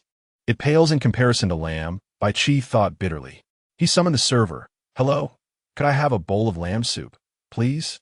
He mused on how difficult could it be to make lamb soup. Surely the chef here must be more skilled than Mu Yuqingfeng. The server left, puzzled, wondering why someone would choose to eat lamb when they had such delectable star beast meat. The wealthy truly have different thoughts than us. After a while, the lamb soup was served. As soon as it arrived, Bai Qi frowned. What is this? The somewhat murky yellow broth topped with a layer of oil was completely different from what Mu Yuqingfeng would produce. He thought perhaps it was merely an aesthetic difference, and the taste would surely surpass that of an internet celebrity chef. He picked up the spoon, skimmed off the oil, and took a sip of the broth. Ugh! The moment the soup hit his palate, he couldn't help but spit it out, greasy and gamey. Was this truly lamb? He was bewildered. Could Mu Yuqingfeng perform magic? Why was it that the same lamb cooked by her tasted better than star beast meat? While this was so unappetizing, could it be that the chef here lacked the skill to compare even with the small Mu Yuqingfeng? Bai Qi pondered, but could not find an answer. He could only turn to Xinguang for solace. Friends, I seek the magical hands of Mu Yuqingfeng. What else with that title upstairs? What has Mu Yuqingfeng done that I'm unaware of? I believe hot pot is not number one. Lamb offal soup reigns supreme. Truly, only Mu Yuqingfeng can surpass herself. I disagree with the above opinion. Hot pot is my number one, irreplaceable. Lamb offal soup can barely be considered second. To see it, but not be able to taste, it is truly torturous. Was this lamb offal soup mentioned above? Did Mu Yuqingfeng stream again? Did I miss it? By the way, what is lamb offal? Mu Yuqingfeng said she would explain later, but she never did until the broadcast ended. Look, Mu Yuqingfeng has updated her status. Bai Qi, initially delighted to see others sharing his misery, then noticed this new message. Upon clicking, he discovered that Mu Yuqingfeng had explained what lamb offal was. Simply put, it referred to the internal organs of the lamb. His gaze froze upon reading those words. Internal organs of a lamb? Can that be eaten? The first thought that crossed his mind was this, but quickly another thought emerged. Could lamb's offal actually be delicious? What I ordered was lamb soup, not lamb offal. That must be the reason. After this realization, Bai Qi's eyes lit up, and he called the server again. Hello? Could you prepare a soup made with lamb's internal organs for me? The server looked at him with a strange expression. Bai Qi, sensing the server's hesitation, inquired, Is that not possible? It can be done, but are you sure? Preparing internal organs will incur an additional cost, the server replied. No problem. Bai Qi was unconcerned about the expense and waved the server off with satisfaction. This time, the wait was longer. The server, holding his breath, finally brought the bowl of soup. Your internal organ soup. Without waiting for Bai Qi to speak, he took 3 steps back, finally exhaling. This soup did not even need tasting. The moment it was placed on the table, it emanated a peculiar foul odor. Bai Qi waved his hand through the air before covering his nose with his hand, glaring in anger. I often dine here. How can you serve me something so lackluster? Can this even be eaten? Comparing it to Mu Yu Qing Feng's lamb offal soup was like comparing heaven and earth. The server nearly cried. He knew this customer was their esteemed VIP, and losing such a patron would spell the end for him. If it weren't for this reason, their chef would not handle such lamb's offal. Our hotel's chef has washed it several times, but the odor never dissipates. We are truly at a loss. As he spoke, tears began to fall. The manager, hearing of Bai Qi's anger, hurried over to bow and apologize. I sincerely apologize, Mr. Bai. Our establishment simply lacks the capability to produce a delicious internal organ soup. Consider this meal our apology. What else would you like to eat? It will all be on the house. Forget it. Bai Qi leaned back in his chair, somewhat dispirited, and waved his hand. It's fine. You may leave. At that moment, in Zhou Yun's home, in the kitchen, a gentle simmering released a rich fragrance. Tang Yuan, approaching, his eyes brightened. Zhou Yun, what are we having today? He leaned against the doorframe, inquiring. Chapter 91, The Heat. Lamb offal soup. Lamb offal? Upon hearing this term, he could hardly believe it. Something so aromatic. And you call it lamb offal? As he swallowed, he pointed at the steaming pot. Indeed, Zhou Yun blinked innocently. Didn't you say you wouldn't eat it? Today's lunch doesn't tea include you. There's bread, if you want to nibble on that. A flicker of painful conflict crossed Tang Yuan's eyes. And he soon stepped forward. I want to eat. Why wouldn't I eat something so fragrant? Zhou Yun ladled him a bowl. After the earlier hesitation, Tang Yuan quickly found it irresistible. He slurped from the bowl, and the rich, fragrant taste awakened his taste buds, eliciting a moan of delight. So delicious. He then scooped a generous spoonful of lamb offal into his mouth, where various textures unfolded without a hint of off flavor. After finishing 1 spoonful, he went for another, and in just 2 minutes, that large bowl of lamb offal soup was gone. After finishing the meal, Tang Yuan savored the taste for a long time before finally opening his eyes. Why is it that with the same ingredient, your creation is a delicacy while others result in culinary disasters? He exhaled a sigh of relief. My psychological trauma has vanished. Are you certain?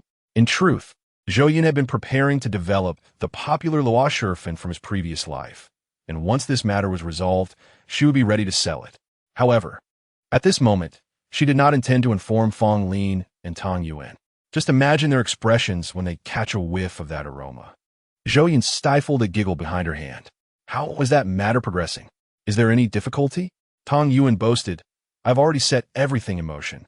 Once you let me know when to send the message, the plan can commence.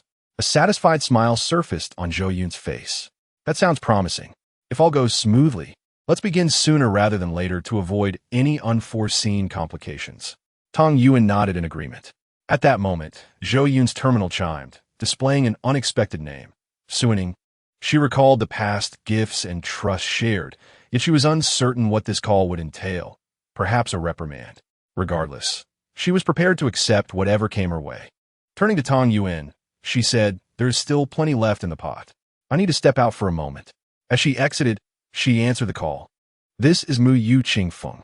On the other end, a long silence of nearly half a minute ensued, making Zhou Yun wonder if anyone was there. She paused beneath the wisteria trellis in the backyard, hearing Suan Ink's voice finally break the silence. Do you have nothing to share with me? Despite the time that has passed, I have remained steadfast in my trust for you. Can you not offer me an explanation? Suan Ink's voice was tinged with urgency. The moment this incident occurred, you vanished without a word. I awaited the truth from you, yet only heard it from others during a live broadcast. You remain unchanged. Now I come to find you. Zhou Yun sensed the tumultuous emotions simmering beneath Suan Ink's calm exterior. Unsure of where to begin, she hesitated but ultimately decided to lay everything bare. Are you certain it was Liu Yu from Sinmuxing? Suan Ink seemed taken aback. Yes, but I have yet to gather evidence. I intended to inform you once the truth emerged. Zhou Yun replied honestly.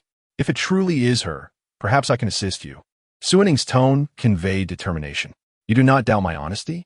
Zhou Yun found it hard to believe things were proceeding so smoothly. I have always trusted you. I merely seek an explanation. I hail from the Su Yun family of Sun Muxing, a lineage renowned for nurturing plant pets. My parents had high hopes for me. Yet despite my efforts, my plant pets perished one after another, leading me to leave the Su Yun household and seek employment. In just a few words, she painted a picture of a pampered child from a prominent family who had faced adversity. Zhou Yun felt a pang of sympathy for her plight and said, I have a plan. You need not return to that den of wolves. Do not worry.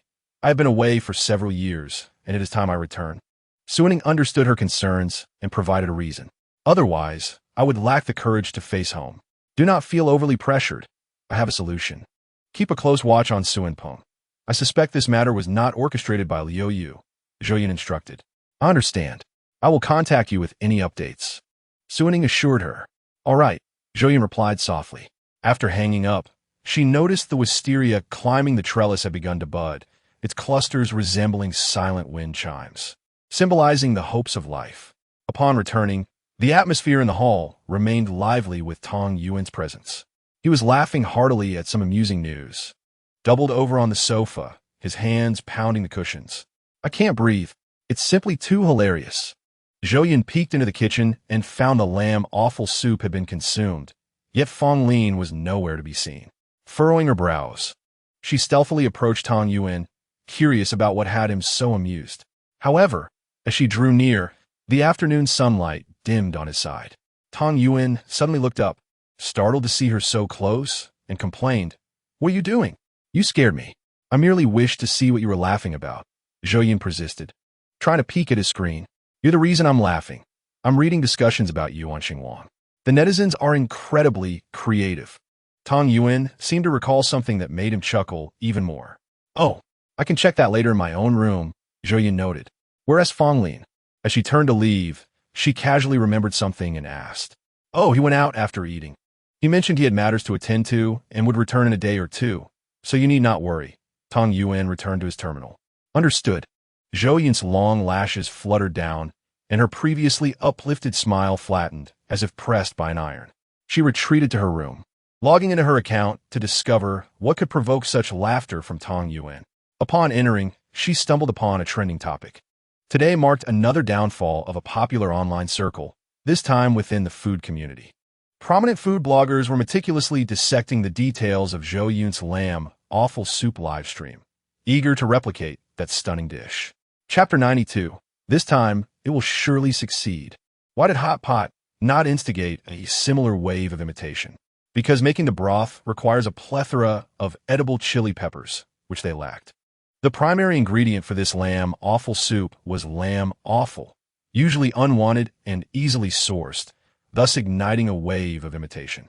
Bloggers across the internet were filled with enthusiasm, and viewers were delighted, even initiating betting games in the comments to see which blogger could replicate the dish first.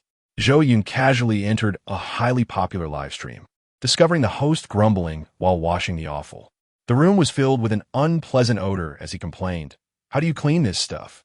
I've washed it so many times, and it still reeks.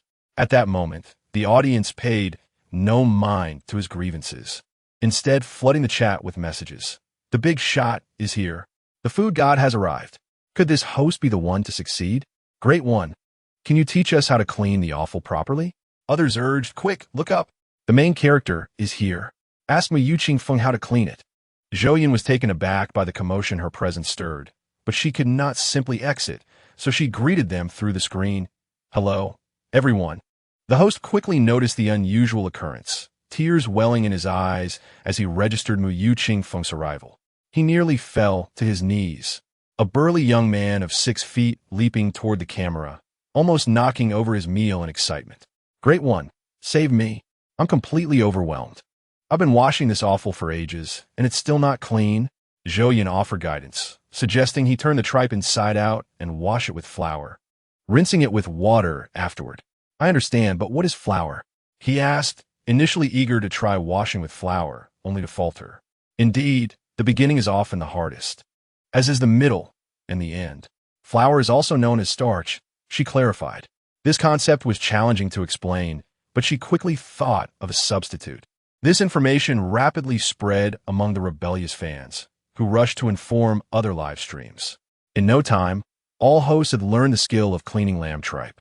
The lamb tripe has been thoroughly cleaned, the blood has coagulated, and the lamb meat is prepared. Everything is nearly ready, but how should one proceed? He was at a loss. What comes next? He approached with a cheerful grin. The audience erupted in laughter. Zhang Dawang, do you have no shame? You are attempting a replication while incessantly asking others for guidance. How unfair. To their surprise, the streamer choked slightly, rolling his eyes. Why should I care for face? Should I ignore the experts and be ridiculed for my own efforts? Am I truly that foolish? The fans, caught off guard by his reaction, found themselves momentarily speechless, and the live stream experienced a brief blackout. Zhou Yun was equally perplexed. She couldn't possibly state that she possessed a seasoning he lacked, thus rendering replication impossible. Therefore, employing the wisdom of the 36 stratagems, retreat was the best option. It was time to log in with a secondary account to observe. Now, it was up to him to contemplate deeply. After leaving that statement, Zhou Yun quickly logged off and donned a new persona. Once logged back in, she reopened the live stream, where Zhang Dawang, looking quite aggrieved, declared, "All right, the expert has departed, and I am left adrift. Let us all venture into the realm of failure together." Relying solely on his taste buds, he attempted to recreate lamb offal soup. As he added seasonings, he remarked, "I believe the broth is exceptionally rich. She must have used meat stock. Let's add a bit of meat stock." Zhou Yun nodded in approval. It seemed he had some skill, yet merely boiling it without removing the gamey scent would yield unimaginable flavors. Additionally, the broth was white. How could it attain such color? Perhaps milk was added? Though she couldn't detect a milky flavor. He poured half a cup of milk into the mixture, but the color remained somewhat pale. More was needed. He grasped the bottle and added a bit more. This time it was satisfactory. What else? He pressed his palm to his face, straining to think. The broth is exquisite. Let's add MSG to enhance its flavor. He added a spoonful of MSG, careful with the quantity. It had a slight spiciness. Where could he find that ingredient? He looked around and suddenly smacked his forehead. The leftover barbecue seasoning from his last shopping trip could come in handy. He poured some barbecue seasoning into the pot. Zhou Yun couldn't help but wonder what flavor this was meant to create. Let's simmer a while longer. It is time to witness a miracle. He gestured dramatically at the camera, inviting anticipation. Zhou Yun ventured into other live streams, observing that food bloggers were far more competitive than pet streamers. Their methods varied widely, employing every conceivable tactic. After approximately 10 minutes, Zhou Yun re-entered Zhang Dawang's live stream. By now, a delightful aroma wafted from the pot. The fans in the live stream were ecstatic. Has Zhang Dawang really achieved this? Can he actually prepare lamb offal soup? The scent is promising. This was the first live stream she had encountered where the aroma was so enticing. Zhang Dawang may lack reliability, but he seemed quite adept in the kitchen. After a brief wait, the freshly created Zhang Dawang brand lamb offal soup was finally ready. "Everyone, please be patient and line up," he announced, inhaling the fragrance from his pot with delight. Aromatic. "This time, I'm certain I have succeeded." He brimmed with confidence, almost thumping his chest in assurance. Even Zhou Yun began to wonder if he might indeed create a reasonably palatable lamb offal soup. She spent 10 star coins to sample the dish. Zhang Dawang ladled a spoonful, theatrically blowing on it before downing it in one gulp. Ugh! Zhou Yun swiftly disabled sensory sharing, nearly retching at the taste. What a culinary disaster! The unidentifiable greasiness combined with the gamey lamb and the milk created a concoction that was immediately revolting. Zhou Yun patted her chest to alleviate her nausea and gulped down a glass of freshly squeezed strawberry juice, feeling somewhat better. The audience in the live stream began to berate Zhang Dawang. He, with an innocent expression, scratched his head, perplexed. This shouldn't be happening. I followed all the steps. He resolved to study it more closely. Throughout the afternoon, numerous food bloggers on Xinhuang diligently endeavored to master lamb offal soup. The dish surged in popularity, surpassing its predecessor, Hot Pot. Yet by evening, no blogger had succeeded. Viewers sampled one live stream after another, feeling their taste buds were severely challenged. Zhou Yun found herself chuckling at each mishap. The afternoon passing swiftly until the sun began to set, leaving her unaware of the time. Chapter 93. Saosi Noodles and Soup. Suddenly, a loud knock interrupted her thoughts. What was that? Zhou Yun propped herself up and shouted. It was unmistakably Tang Yuan. What do you mean? Outside, Tang Yuan's voice boomed, even louder. Look at the time. If you don't start cooking, I'll starve. Oh, Zhou Yun glanced outside and was startled to see it was pitch black. Inside, the smart lighting made the room appear adequately lit, leading her to lose track of time. She opened the door, apologizing. I was scrolling through Xinguang and didn't realize how late it had gotten. I've been waiting, Tang Yuan remarked, his tone devoid of reproach, though his eyes brimmed with disappointment. Soda. I'll cook faster next time, and one tea keep you waiting. Though Zhou Yun felt goosebumps, she tried to comfort him. Go ahead. Tang Yuan stepped aside to allow her passage, but as she walked past him, she suddenly halted, her gaze fixated on an unusual bulge at his side. Turning back, she incredulously asked, Tang Yuan, am I seeing things? You? What's wrong? He replied, a hint of confusion in his voice. Did your stomach look this large when you first arrived? Zhou Yun gestured with her hands to indicate a rounded shape. Tang Yuan stiffened, attempting to suck in his belly. His eyes narrowed at Zhou Yun, emanating a fierce aura as if he were ready to pounce and tear her apart if she spoke again, his voice deep and measured. What did you say? Nothing. I meant to say I will prepare the meal quickly. Zhou Yun quickly realized that Tang Yuan was not oblivious, but rather unwilling to accept the reality. Once she vanished around the corner, Tang Yuan exhaled, glancing at his noticeably protruding abdomen, pondering, is it really that obvious? Why did she react so strongly?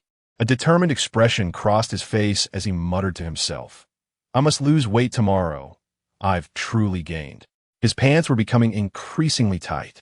At that moment, his stomach let out a timely growl, prompting him to amend, but first I need to eat my fill today. In the kitchen, Zhou Yun busied herself with pots and pans, feeling quite rushed and momentarily unable to decide what to cook. Fortunately, she had some leftover soup from this morning. Adding a few vegetables and boiling some noodles should suffice. She took out a bag of flour, measured enough for 2 servings, then reconsidered and added half a serving more. First, she kneaded the flour into a dough, rolled it out thinly, and cut it into fine strips. Thus, the preparation for Saosi noodles commenced. She retrieved a potato, a carrot, some pre-cooked lamb, and a few tomatoes along with greens to create a richly flavored Saosi soup, which she ladled over the steaming noodles. In under 10 minutes, 2 bowls of steaming hot noodles were ready to be served.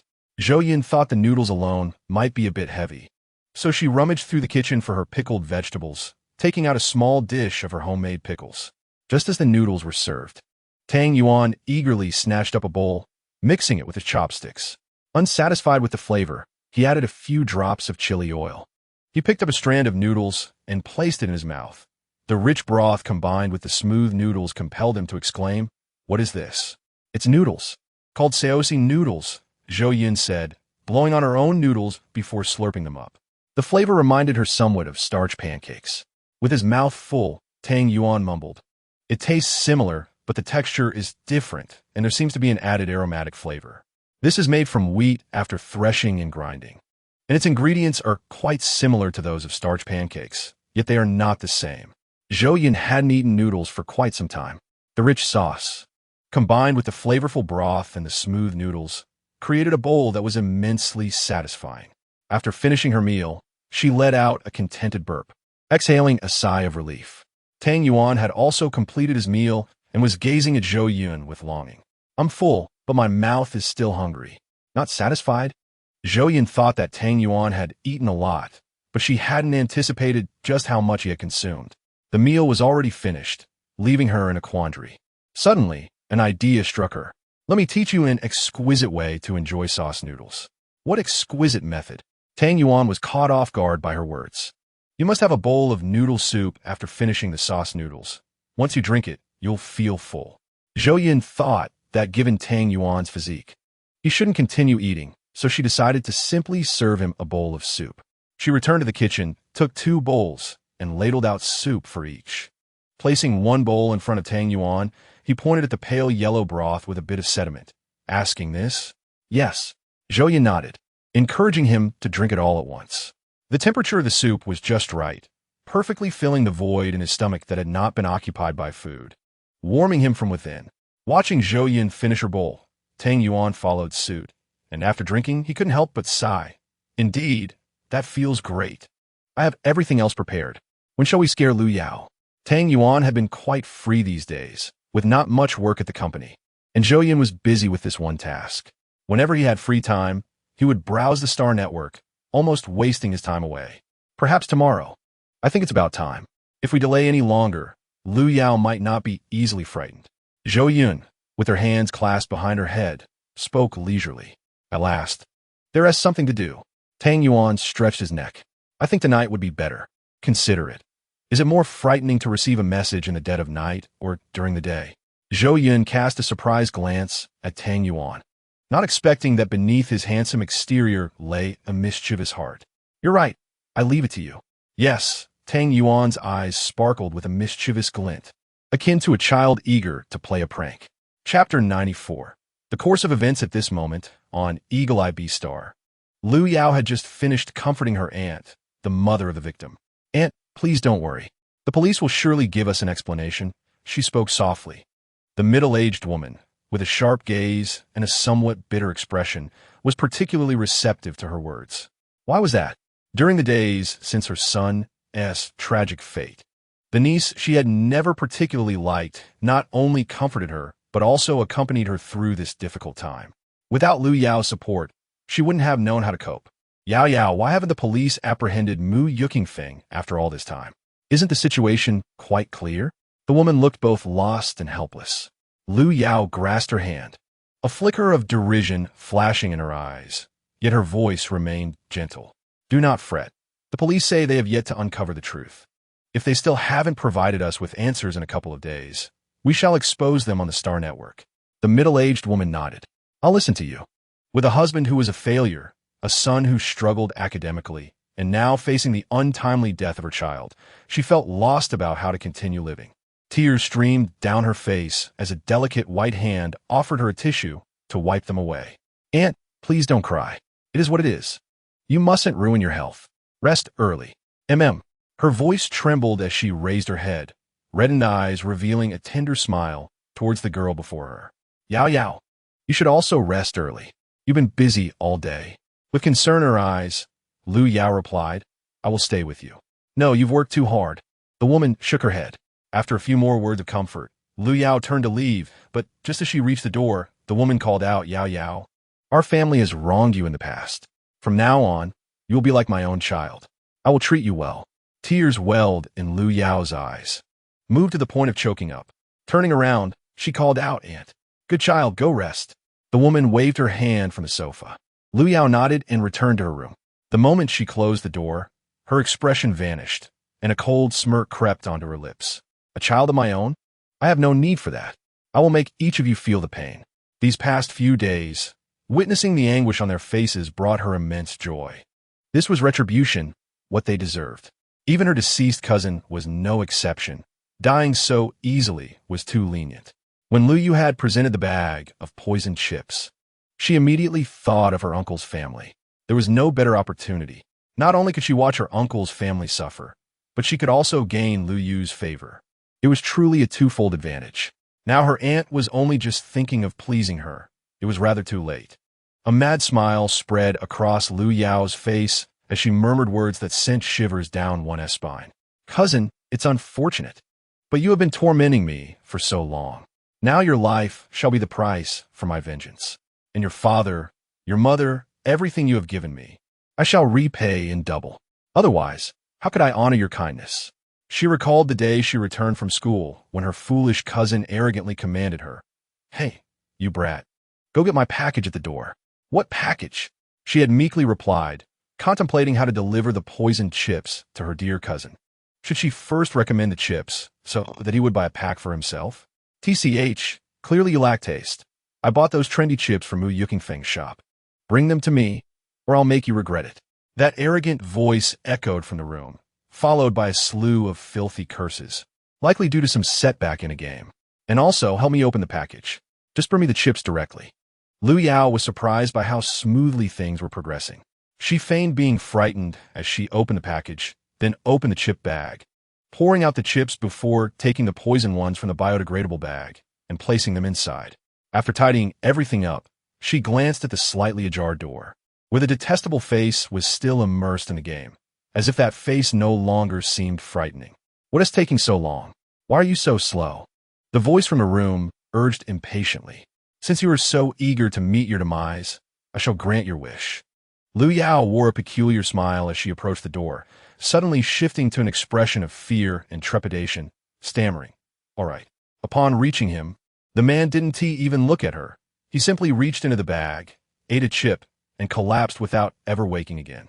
She had never felt so liberated. The shadow of fear no longer loomed over her. Remembering how her cousin had physically abused her and insulted her without restraint, she leaned down and whispered into her cousin's ear, "I opened the chips for you. Do you like them?" After cleaning up the scene, she stepped outside, and the subsequent events unfolded just as she had anticipated. In a few days, she could seek out Lu Yu and exchange what she had for what she desired. That foolish Lu Yu, having followed her for so long, owed her a bit of recompense. As Lu Yao lay in bed, dreaming of her wishes coming true, her terminal suddenly buzzed. She picked it up, frowning slightly. Could it be Lu Yu again? When she glanced at the screen, her pupils constricted. It was an anonymous message containing only one sentence. "I saw you. You killed your cousin." The background of this message was shrouded in black, with the words appearing in a vivid crimson, resembling blood flowing slowly. She was momentarily taken aback, her heart racing wildly. Could someone truly have seen her? Yet she quickly regained her composure, suppressing her emotions, thinking it impossible. No one would know. At that moment, the door was firmly shut, and neither her uncle nor aunt was home. There were no outsiders in the house, so how could anyone have witnessed anything? Moreover, if someone had indeed seen her, the message she received would undoubtedly be evidence, not merely a threatening card. This individual must be trying to intimidate her, likely hoping to provoke a slip on her part. It was very possible that they had installed surveillance in her room, and she needed to remain calm, ensuring her demeanor did not betray her. With this thought, she felt a pang of regret. She had indeed been too relaxed upon entering her room. How much of her previous conversation had been overheard? Rising to her feet, she surveyed her surroundings, cutting the power to any potential cameras, including her own terminal. Meanwhile, Tang Yuan, who was observing her through her terminal's camera, could not help but admire Lu Yao's psychological resilience. Seeing the meticulously designed card, her expression had only slightly changed. Tang Yuan had completely seized control of Lu Yao's terminal. Even if she cut the power, the internal camera could still function normally. However, one would not typically think to repay their family in such a twisted manner. What had Lu Yao experienced to become so distorted in her psyche? Tang Yuan mused, shaking his head. At this moment, Lu Yao exhaled slowly, taking a seat. Her earlier smile vanished. She appeared to fall into deep contemplation before standing to turn off the lights in her room. The screen before Tang Yuan suddenly plunged into darkness. He had not activated the night vision mode on Lu Yao's terminal, as it consumed too much power. Faced with this darkness, he heard no sounds at all. It seemed he would not witness Lu Yao's terrified expression tonight. Perhaps tomorrow would yield better results. With that thought, he powered on his light brain and drifted into slumber. The next morning, Tang Yuan awoke, reviewing last night's footage and realizing that the girl was indeed remarkably composed. She had not turned on any lights throughout the night, and this morning, she left without her terminal. In her room, she maintained her usual demeanor, the only evidence of her restless night being the faint shadows under her eyes. I shall continue to monitor her. Tonight, I will unleash a more explosive scare. I refuse to believe she can remain unshaken. Dan Juan Sai Haope, getting out of bed to prepare himself.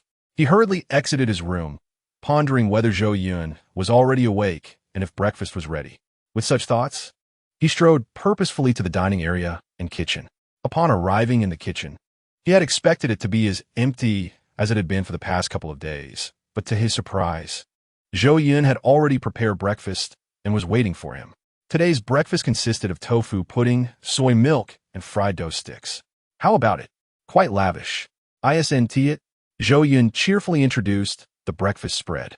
Though Tang Yuan had never tried these dishes and was genuinely intrigued, he pretended to be indifferent, casting furtive glances. Yet, he maintained his facade, stating, "It's barely acceptable. How could I know if it suits my taste when I've never had it before?" He sat down and reached for the fried dough, but Zhou Yun gently restrained his hand. Smiling knowingly, "I put a lot of effort into preparing this for you this morning. Don't you have anything to say to me?" "Umph. Only when you need me do you show such affection. Let me teach you a lesson." Tang Juan Muset Inwali, Faizing Ingodan, and responded sincerely, "Thank you for your hard work." Then, he brushed aside Zhou Yun's hand and took a piece of fried dough. With Fong Lin absent today, Zhou Yun had tea-made sweet tofu pudding. Since the soy milk was sweet, a savory dish would balance it. Zhou Yun was in no hurry, knowing that if there was good news, Tang Yuan would eagerly share it without her needing to ask. His silence suggested he might have encountered setbacks with Lu Yao and had not extracted any useful information. Zhou Yun sighed inwardly. Matters were not so easily resolved. She leisurely began to eat her breakfast. For some time, mornings had been filled with various events, leaving her no time or inclination to prepare a proper breakfast. She had merely been managing with quick meals. Today, she had risen early to complete her tasks for the day and then entered the kitchen to prepare breakfast. Indeed, starting the day with fried dough and tofu pudding felt invigorating. She sighed contentedly and downed the warm soy milk in one go. Beside her, a similar sigh echoed. She turned to see Tang Yuan, his face marked with a look of annoyance. "What's wrong?" she inquired. "Why do you look so glum while having breakfast?" "I had intended to start my diet today, but with such a delightful breakfast, you have shattered my steely resolve. You owe me." After expressing his annoyance, Tang Yuan resorted to playful complaints. Zhou Yun smirked. "Don't even think about it. If you continue like this, I may hesitate to cook for you in the future. I want something even better for lunch." Tang Yuan licked his lips, full of anticipation. "Last night, I sent a message to Lu Yao. But that woman is no ordinary person. She is exceptionally composed." He feared Zhou Yun would counter his remark, so he proactively brought up the topic, trying to shift her focus. Zhou Yun sat across from him, and Tang Yuan magnified the virtual screen, increasing the playback speed to show her all the footage from last night up to the present. When Zhou Yun saw the black card, her brows instinctively furrowed. Tang Zhuang, beside her, excitedly asked, "What do you think? Is it frightening enough? Is the effect impressive? I'm planning to give her a light show tonight. Something with flickering lights and a chaotic ambience." Zhou Yun could not help but pat his back. "Did you draw inspiration from some old horror movie? Not scary at all?" Tang Yuan turned, bewildered. "I was frightened to tears as a child." "Stop with these gimmicks. Just send her the blurred version of the photo you created." Zhou Yun rubbed her forehead. If they proceeded as Tang Yuan suggested, she feared Lu Yao would think a madman was playing tricks on her. It would be strange if that could frighten anyone. Very well. Tang Yuan's spirits dampened instantly. His creative idea had been dismissed by Zhou Yun, leaving him disheartened. After watching the footage, Zhou Yun's brow knitted tighter. Lu Yao was indeed more troublesome than anticipated. Tonight, they would attempt another scare and see how it unfolded. She then turned to Tang Yuan. "I'm heading out to sell eggs. Keep a close watch on her for me. You can count on me. I will ensure she remains within your surveillance and will not send her any messages." Zhou Yun reiterated her warning earnestly. "I know. Am I the sort to disregard such matters?" Tang Yuan waved his hand impatiently, as if swatting away a fly. Zhou Yun felt reassured about Tang Yuan's ability to handle things, yet the gravity of the situation compelled her to reiterate her points. Upon arriving at the port, Jun was already there. "I apologize for being late," Zhou Yun said, offering her apologies. "Miss Zhou," he replied with a hearty smile, "I didn't wait too long. I came to see you not only to discuss increasing orders, but also to inquire if you could sell me some chicken as well." Zhou Yun gestured invitingly. Her smile warmed. "There's no rush on that. It's impractical to discuss it standing here. Let us find a more suitable place near the poultry farm." Jun nodded in agreement. Soon, their land vehicle arrived at the poultry farm's entrance. and Zhou Yun had even built a spacious reception area nearby for this business endeavor. Please come in. This meeting was far better prepared than the previous two. And Jun noticed how Zhou Yun had matured in such a short time. She must have encountered numerous challenges during this period. Cautiously surveying the surroundings, Jun took a seat, uncertain of how many eggs Boss Chun needed this time. Zhou Yun got straight to the point after taking her seat. As always, I will purchase as many as you have. That is not the main issue. Jun replied straightforwardly. The sales channels for eggs have stabilized during this period. There is no competition, so the demand consistently exceeds supply. Whatever quantity of eggs you can provide, I can consume. The price remains the same as before. Does that work for you? Our pricing hasn't changed. Zhou Yun nodded, acknowledging that this pricing was reasonable and suggested incorporating it into the contract. You mentioned purchasing chickens? Zhou Yun was puzzled by his sudden idea. Jun chuckled bashfully. When I sell eggs, I think that since the eggs from those hens are of such high quality, the meat should be equally good. I would like to try selling some. He had come primarily to discuss this matter. Chapter 96. An invitation to dinner. Zhou Yun frowned, visibly conflicted. It's not that I don't want to sell, but the number of chickens here is simply insufficient. If I sell chicken meat, I fear I won't be able to sell my eggs for long. Initially, the quantity wouldn't be substantial, so she thought of starting with a few hundred. Jun also felt troubled, aware of the scale of the chicken farm. A few hundred? Zhou Yun sighed. Currently, the total number of chickens in this farm is only about 5,000. You want to buy several hundred at once? Jun was taken aback by the low number and stammered, I can sell you a maximum of 100 at this time. I'll purchase some chicks in the coming days. Zhou Yun didn't want Jun to make a futile trip, especially since he placed such trust in her. It was also time for her to expand the chicken farm. Do you have reliable recommendations for suppliers of chicks? She momentarily considered Jun's position and decided against complicating matters by asking on Xingwang. Upon hearing that Zhou Yun had so few chickens, Jun felt disheartened. Initially, he thought there was no hope, but unexpectedly, she agreed to provide him with 100 chickens, which left him pleasantly surprised. When Zhou Yun asked him, he was momentarily taken aback. Huh? Yes. He nodded vigorously. How many do you want to buy? I'll take 5,000, 3,000 hens, and 2,000 roosters. Jun calculated internally, thinking he could manage to procure them from his friends. That works. I happen to have a spaceship. I'll deliver them to you in a couple of days. All right. How much will it cost? Zhou Yun inquired. In fact, chicks were not expensive on the market. Roughly 3 Xing coins each.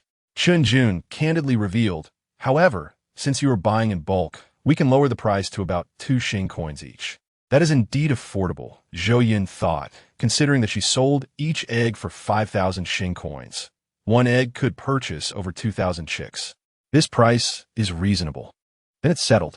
Zhou Yun nodded in agreement. Let's discuss how to sell the chickens. Zhou Yun continued. I haven't sold them before, so I find it difficult to estimate a price. Tin Yun sighed. The price of these chickens will certainly not be low.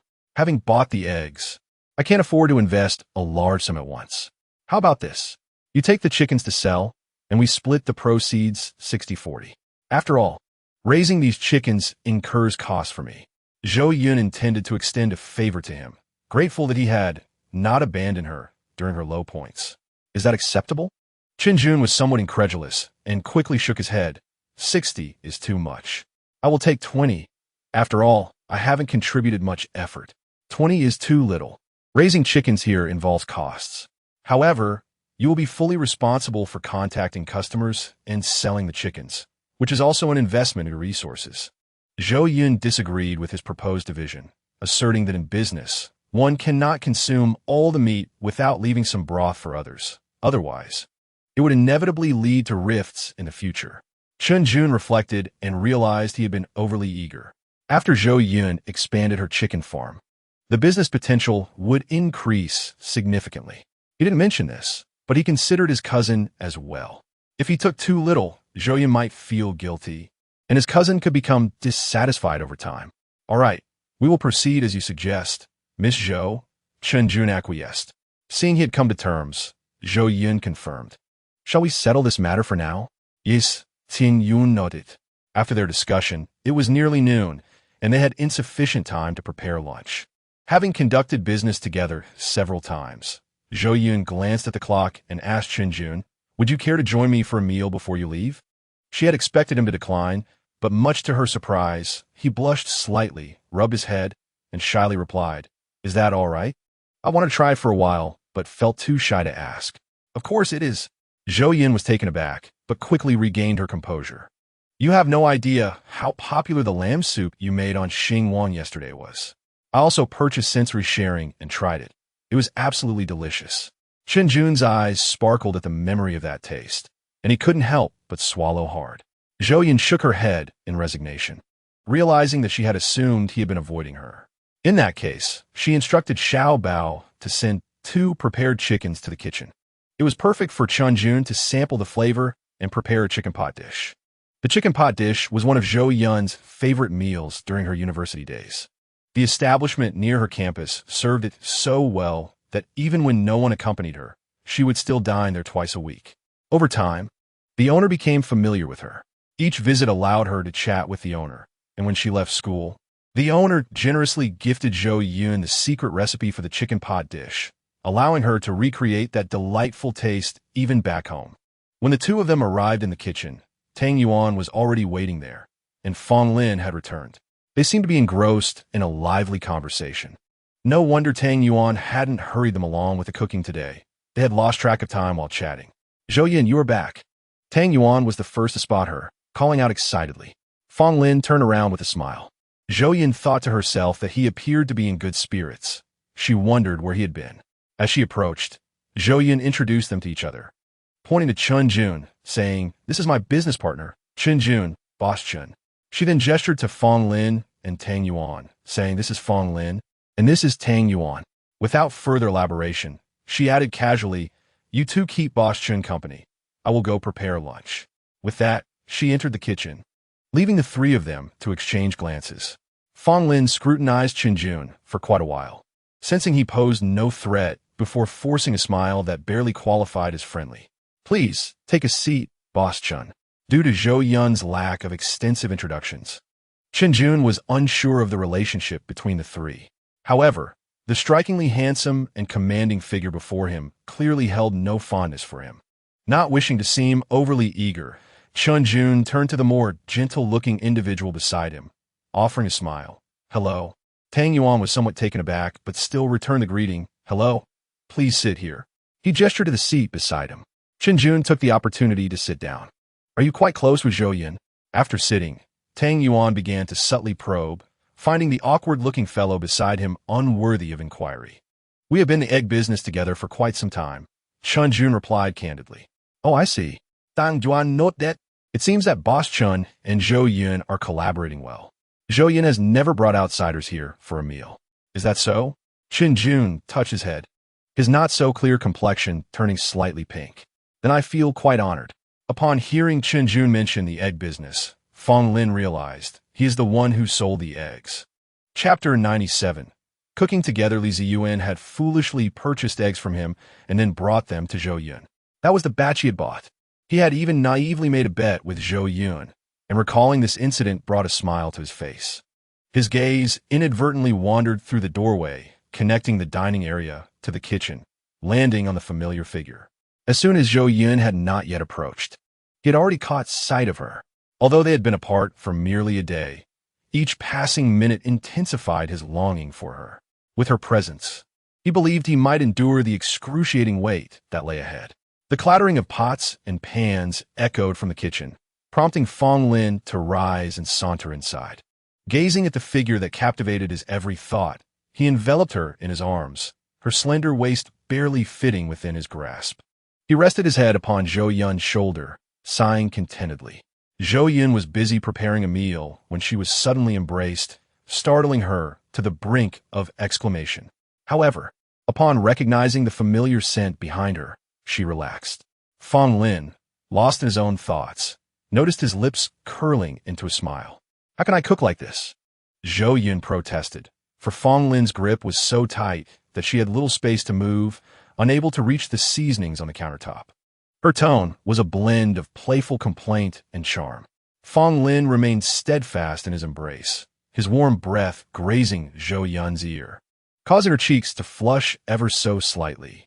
"Xiao Bao, pass me the seasonings." Her clear and sultry voice rang in his ear, sending a shiver down her spine. The intelligent assistant promptly delivered the necessary ingredients, and Zhou Yun added them to the pot. "Look, this is just perfect. I want to hold you while cooking." Fong Lin's voice was laced with tenderness, enchanting her. Zhou Yun reluctantly continued to prepare the meal in their awkward position. Meanwhile, Tang Yuan, seated in the dining room, noticed Fong Lin had been in the kitchen for an extended period and peeked inside. He grimaced, expressing disdain. "How annoying. Just returned and already so lovey-dovey." Tin Yun, observing Tang Yuan's curiosity, leaned in to catch a glimpse, his face lighting up with realization as he murmured, "So Fong Lin and Miss Zhou are a couple. No wonder he looks at me with disdain." Tang Yuan, overhearing this, turned in confusion, puzzled by the connection between the two. Perhaps Tang Yuan's gaze was too blatant. Chen Jun smiled at him. "Girls tend to be quite fond of my type. Back in the day, my wife was renowned for her beauty, and many admired her. Yet she chose to be with me." He reminisced, "Fong Lin must think I'm his rival, which is why he looks at me like that. Though Ms. Zhou is indeed beautiful and accomplished, I love my wife and would never compete with him." Tang Yuan listened to his description, his eyes wide with disbelief. Was he truly blind? How could Chen Jun possess the audacity to consider himself Fong Lin's rival? Just then, Fong Lin's piercing gaze swept over, causing the two heads to retreat. "Ahem," Tang Yuan coughed, covering his mouth to alleviate his embarrassment. Chen Jun, feeling that he had grown close to Tang Yuan, inquired, "Why do you live here?" Tang Yuan detected a hint of mockery in the question, reflecting on the stark contrast between Fong Lin and Zhou Yun, divine partners, and his own solitary existence. "I am Zhou Yun's employee." He thought that claiming to be her friend would render him too vulnerable. "Oh, I see. With such a grand scale, Ms. Zhou must indeed be hiring." Chen Jun scrutinized Tang Yuan. "I didn't realize you were so capable, Xiao Tang." The shift from Tang Yuan to Xiao Tang left him feeling utterly disheartened. He thought, "Zhou Yun, why hasn't the meal been prepared yet? You two are in the kitchen, lost in your world, leaving me to deal with this alone. I can't take it anymore." Chen Jun leaned closer and asked, "How much does Miss Zhou pay you monthly?" Tang Yuan lethargically raised a hand, shaking it to indicate he received nothing. However, Chen Jun misinterpreted his gesture. 5,000 star coins?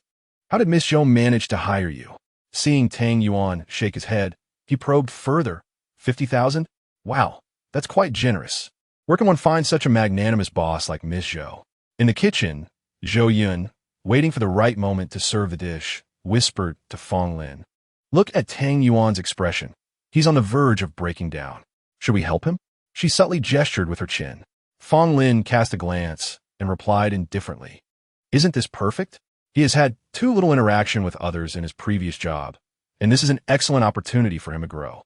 It will aid in his overall development." Zhou Yun couldn't help but laugh at his words. If Tang Yuan heard this, he would undoubtedly exclaim, "What a load of nonsense about overall development." Fong Lin, watching Zhou Yun smile, felt a surge of affection. Eventually, Zhou Yun wriggled free. "All right, it's about time. The food is ready. Let's go eat." Reluctantly, Fong Lin released her. When they emerged from the kitchen, they found Tang Yuan wearing an expression of relief, as if he had encountered a savior. "Boss Chun, this dish is made with chicken. It's called Jigong Bao. Please tell me how it tastes," Zhou Yun said with a smile as she lifted the lid, releasing a burst of fragrant aroma. The other two men in the room perked up, astonished by the scent. It was Chen Jun's first encounter with such enticing aromas. He swallowed, hardly believing this was the fragrance of food. "Is this truly made from chicken?" He mused silently, having never tasted anything so delightful in his life. Though he refrained from voicing his thoughts, Zhou Yun would not have been surprised if he had. She understood the culinary landscape here. It was not merely the chef's skills that mattered, but the quality of the ingredients. On Earth, a dish's success depended both on the ingredients and the chef's expertise. A remarkable chef had the power to breathe life into a dish. Yet here, the lack of vegetables, fruits, and spices severely limited the chef's capabilities, preventing the maximization of flavor, aroma, or presentation. "Yes, let us sit down and savor this together," Zhou Yun said, portioning the dish into 4 bowls, each brimming, while her own held but a modest amount. Not only was Chun Jun feeling a bit restless, but even Tang Yuan, typically unabashed when it came to food, felt a twinge of embarrassment. "It's all right. You all eat more. I've had enough." Zhou Yun smiled gently. "I've been feasting on meat lately, and I still have the egg tarts I baked in the kitchen. I'll treat those as my main course." Chapter 98, Đạo Tan Zi Gong Bao. Zhou Yun's words left them with little room to object. Fong Lin, his brow furrowed, firmly seized Zhou Yun's bowl and scooped half into his own, insisting, "You want to be satisfied with this? Help me out. I want to save room for dessert." Zhou Yun's eyes brimmed with resignation, her lips curling upwards like a small boat. Observing the rising mound of meat in her bowl, she finally exclaimed, "No, that's too much. I can't eat all that. You have it." Fong Lin shot her a cool glance, noticing her resolute refusal, and finally relented, returning to his seat. As lunch commenced, Chun Jun felt his previously satiated stomach awaken with hunger once more, hesitantly picking up his chopsticks. He selected a piece of richly colored meat, inspecting it closely. Unlike the usual white chicken, this time, the hue was strikingly different. He licked his lips and placed a morsel into his mouth. Unlike the bland and tough chicken he was accustomed to, this meat seemed to dance with vitality on his palate, something igniting his taste buds, making his mouth tingle with delight. It felt as if a hand reached from his stomach, tugging at the chicken within. He nearly buried his face in the bowl, devouring one piece after another without lifting his gaze. By the time he finished, he sat in a daze, only to finally look up and emit a satisfied burp. "The chicken is simply exquisite. I have never tasted such delectable meat before." Tian Yun finds himself somewhat incoherent. Though he has sampled the flesh of intermediate star beasts a few times, which initially left him astonished, it pales in comparison to the chicken in his bowl. This chicken, so delicious, is bound to fetch a handsome price. His eyes gleam with excitement.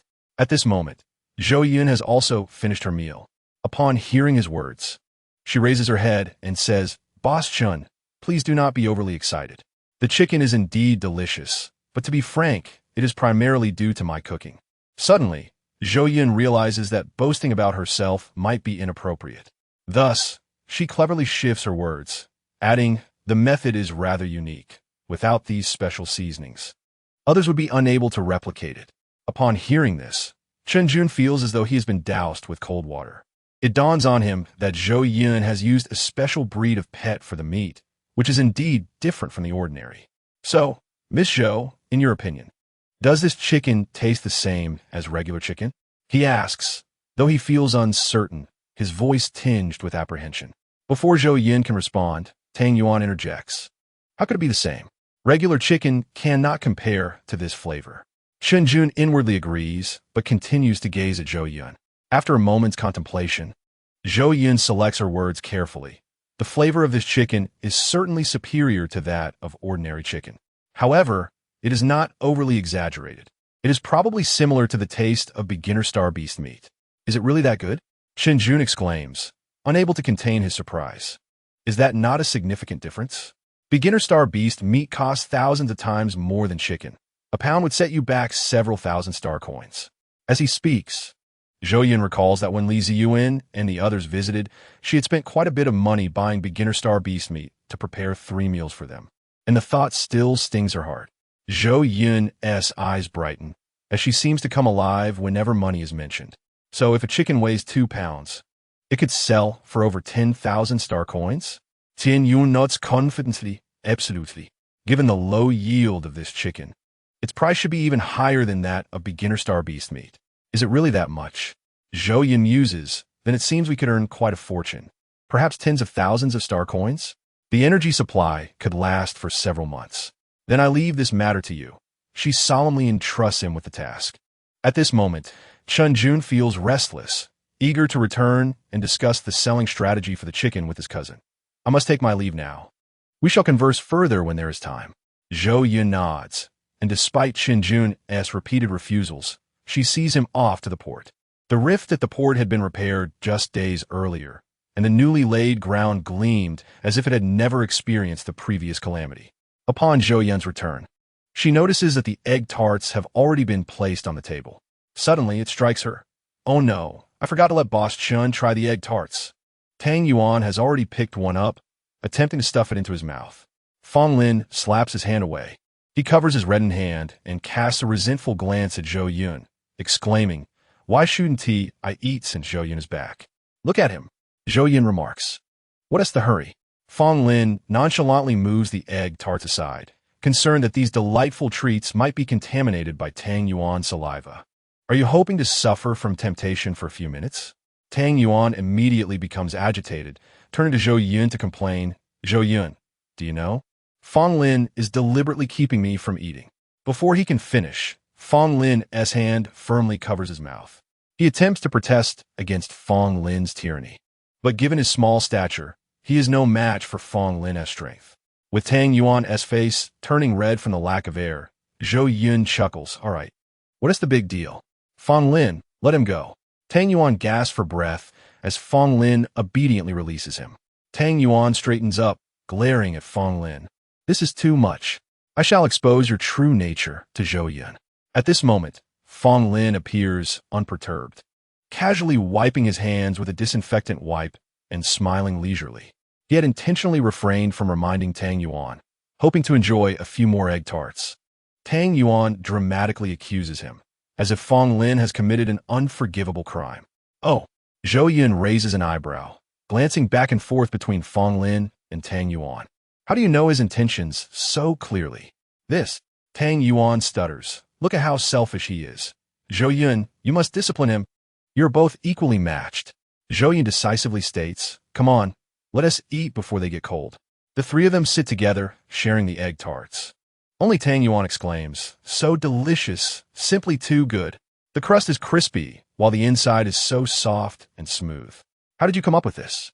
He has asked this question countless times, yet Zhou Yun understands that it is merely an expression of awe, not a request for an answer.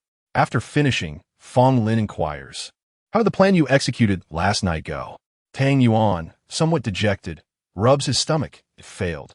Early this morning, she had someone check her terminal, and I did not reveal any signs." He reflects on it, feeling embarrassed, and tries to explain, "That woman has a terrifying amount of courage. She's not afraid at all." Zhou Yun can attest to this. Chapter 99. The details. Fong Lin turns his questioning gaze towards Zhou Yun. Zhou Yun's eyelids twitch, but she can't help but recount Tang Yuan's carefully crafted prank card incident to Fong Lin. Fong Lin's beautiful eyes involuntarily blink, and the corners of his eyes reveal his speechlessness. "Please, do not speak of me any further. Zhou Yun has already mentioned it," Tang Yuan interjects.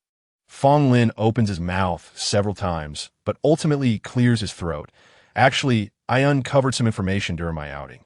Zhou Yun glances at him in surprise, not expecting that this time he had gone out for her sake.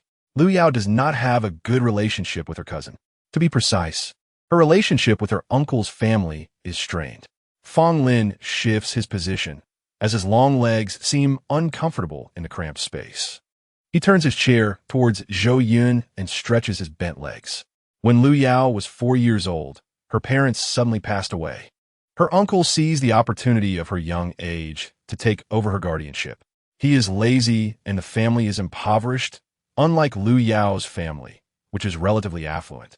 Her father was once a highly sought-after nouveau riche. At this point, Zhou Yun and Tang Yuan begin to piece together the situation. But does that justify her hatred towards her uncle's family? Tang Yuan still struggles to understand. Recalling Lu Yao's words from last night, he feels a chill run down his spine. "I learned that Lu Yao suffered from malnutrition as a child and often had bruises on her body. When teachers asked if she would go to the medical chamber, she declined." Fong Lin raises an eyebrow, his thin eyelids shimmering under the sunlight. "Are you saying her uncle seized her inheritance and refused to provide for her while also abusing her? That is truly tragic." A flicker of sympathy arises in Tang Yuan's heart. However, he shakes his head, regardless of how her uncle's family mistreats her. It is wrong for her to frame the innocent Zhou Yun. Her cousin is named Lu Zhiqing, and like his father, he is useless, often indulging in video games and bullying Lu Yao. Fong Lin continues after Tang Yuan finishes his thought. "Yes, I saw the latest light brain in her cousin's room." Tang Yuan retrieves information from his memory to verify Fong Lin's intel. Just days before the incident, That model of light brain had officially gone on sale. Moreover, the surrounding surveillance can confirm that he had not left his home during that time. Therefore, on the day of the incident, he likely remained engrossed in gaming. Tang Yuan feels puzzled, unsure how this conclusion relates to the matter at hand. Change the photo to one of Lu Ziqing about to collapse in front of the light brain, but make it blurry. Send it tonight without saying a word. Fong Lin smirks. Understood. Although Tang Yuan does not grasp the intent behind this task, he resolves to comply. Once the discussion concludes, the three of them fall into silence once more. Tang Yuan suddenly realized and said, I will go prepare the photos first. Once I finish, could you take a look for me? Fong Lin gently nodded in response. In a flash, Tang Yuan seemed to vanish like the wind. Zhou Yun remained seated, feeling an odd sensation. At times, she felt that Fong Lin's heart was closely aligned with hers, yet at other moments, it felt as though they were worlds apart. He seemed shrouded in a veil of mist, making it difficult to discern whether his feelings were genuine or feigned. Zhou Yun could not comprehend why he stubbornly waited until matters were fully resolved before revealing anything to her. Just like now, he sat there in silence, leaving no one able to fathom his thoughts. What was he thinking? Fong Lin's clear voice broke the silence. Nothing. Zhou Yun shook her head, lowering her eyelids as a form of disguise. Observing her actions, Fong Lin's eyes briefly flickered with melancholy before it quickly vanished. I heard that you haven't been eating on time while I was away, he casually brought up. Not at all, Zhou Yun instinctively retorted, then silently cursed Tang Yuan's loose lips, wondering just how much embellishment he had added when speaking to Fong Lin. After I left, you locked yourself in your room all afternoon. When Tang Yuan asked you to prepare dinner, your eyes were still red. Fong Lin's leisurely tone carried a hint of teasing, breaking down Zhou Yun's icy demeanor. This made her want to rush to Tang Yuan's room and give him a good beating. I knew it. You were both laughing so happily back then. That day, she had been captivated by the lamb awful soup challenge on Xing Wang, all right? The redness in her eyes was due to the peculiar tastes overwhelming her senses, not for any other reason. However, Zhou Yun also understood that she could not explain. The more she did, the more convoluted it became. She sealed her lips and remained silent. Fong Lin, as if teasing a playful kitten, pressed a bit further. So you're reluctant to part with me? I guess I can't leave anymore. Zhou Yun finally snapped, casting a scrutinizing glance at Fong Lin. Not at all. I certainly don't mind you. Though she thought otherwise, she could not afford to lose face verbally. How very heart-wrenching. Fong Lin said, the mist in his pupils dissipating to reveal a glimmer of water. I even traveled so far for you, yet you don't want your own boyfriend. Zhou Yun awkwardly averted her gaze. Who is truly heartless? Running off without a word?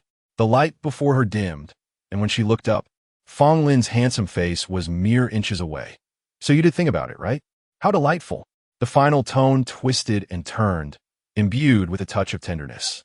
Zhou Yun gazed at his strikingly beautiful face, knowing full well he was hiding something from her, yet she could not muster any anger. Chapter 100. Late night snack after lunch. Tang Yuan arrived with the fruits of his labor. Fong Lin admired the composite photo and found it indeed seamless. By blurring the details and adjusting the angle to match the surveillance perspective of the opposite wall, it was perfect. He offered his final opinion. But there are no cameras in Lu Zicheng's room. Tang Yuan replied, puzzled.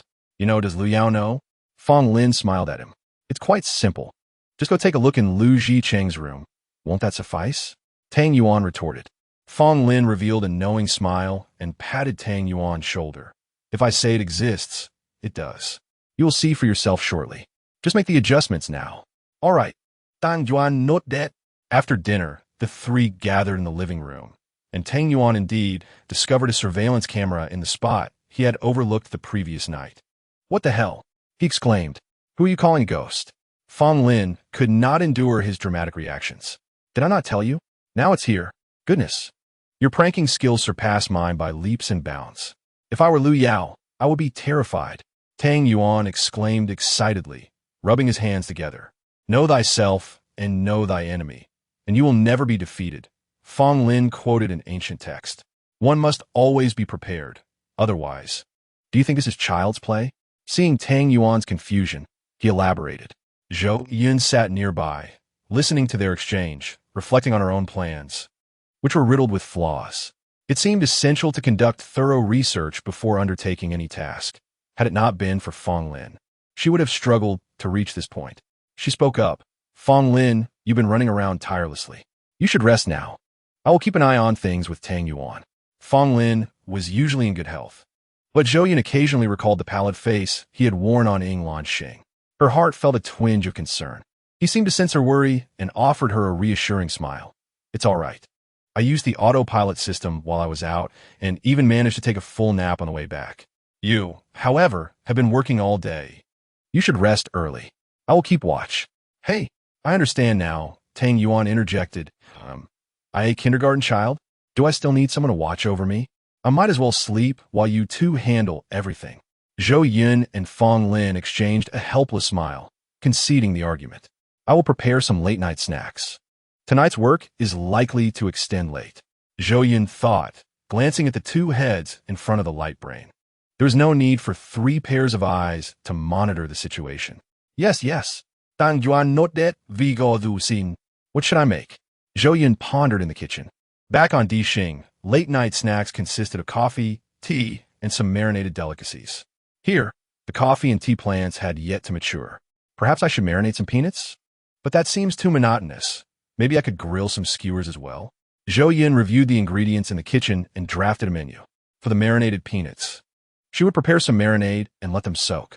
The skewers could not be marinated this time, as it would take too long. She would grill them directly. Zhou Yun quickly prepared the marinade and soaked the peanuts, adding some edamame. She instructed the little robot to set up the grill on the kitchen's empty side. In the refrigerator's fresh-keeping section, there were leftover beef and lamb from the previous days, as well as seafood brought back from Ying Lanxing. She instructed the intelligent robot to cut the meat into appropriately sized cubes and skewer them. Meanwhile, she mixed some seasonings. Once everything was prepared and the heat was just right, the Zhou family's barbecue stand officially reopened. Different cuts of meat required different grilling methods and temperatures. This process was swift.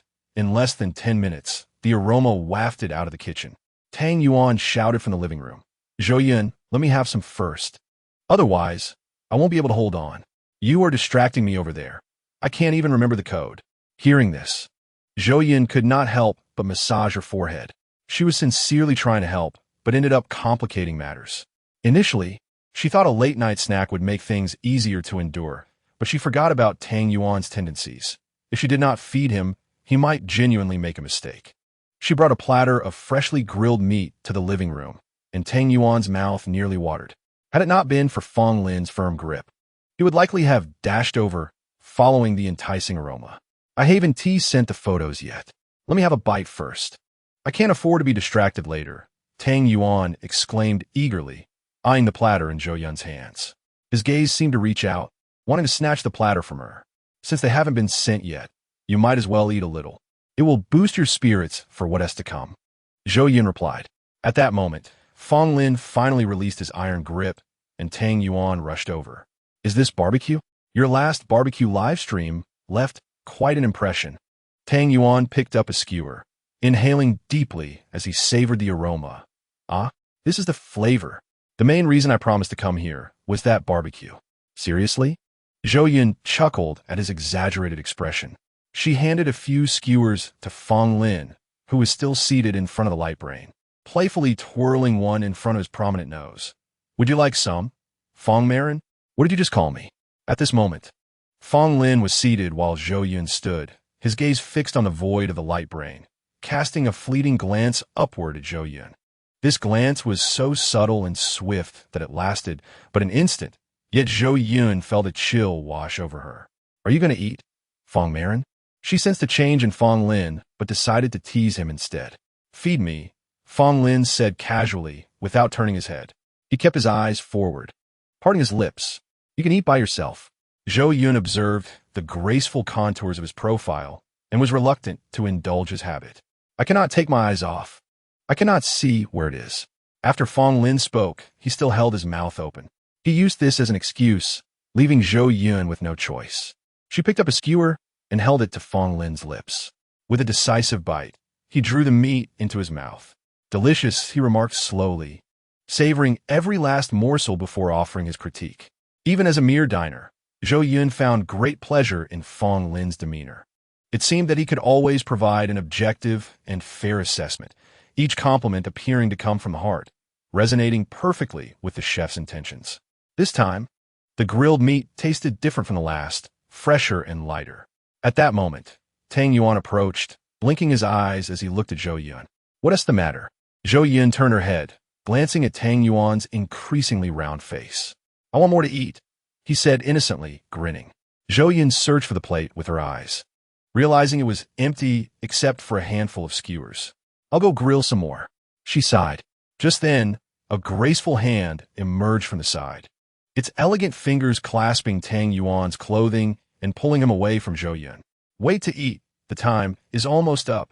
You go first," Fong Lin said without looking back, firmly tugging at Tang Yuan.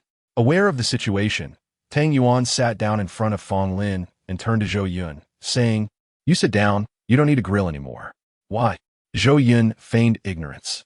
Tang Yuan closed his eyes and feigned despair, unconcerned about appearing foolish, and exclaimed loudly, "If you grill over there, the smell will distract me." Zhou Yun laughed heartily. In the void, her gaze met Fong Lin's eyes, which sparkled with mirth. "All right, let us begin. Once this matter is successfully concluded, I shall allow you to eat grilled meat until you burst," Zhou Yun boldly promised Tang Yuan. With a light tap of his fingers, a photo was sent over. Chapter 101. The Surveillance Camera Eagle Eye Star System, Lu Yao's home. It was time to rest. Yet Lu Yao was plagued by an unsettling premonition that she could not shake off. The electronic card she had received the previous night kept flashing in her mind, its black background and red text resembling a child's crude prank. The words on the card had robbed her of sleep from last night to this day. "I hope this is just a joke." The day's busyness left her no opportunity to ascertain whether her terminal was malfunctioning or if some mischievous spirit was playing tricks on her. Thus far, the terminal had remained silent, which was a positive sign. Lu Yao lay on the slightly worn but impeccably clean white sheets, rubbing her temples, which ached from lack of sleep. "I should rest early," she told herself, just as she closed her eyes, feeling herself descend into the gentle embrace of darkness. Her terminal emitted a brief, urgent series of beeps.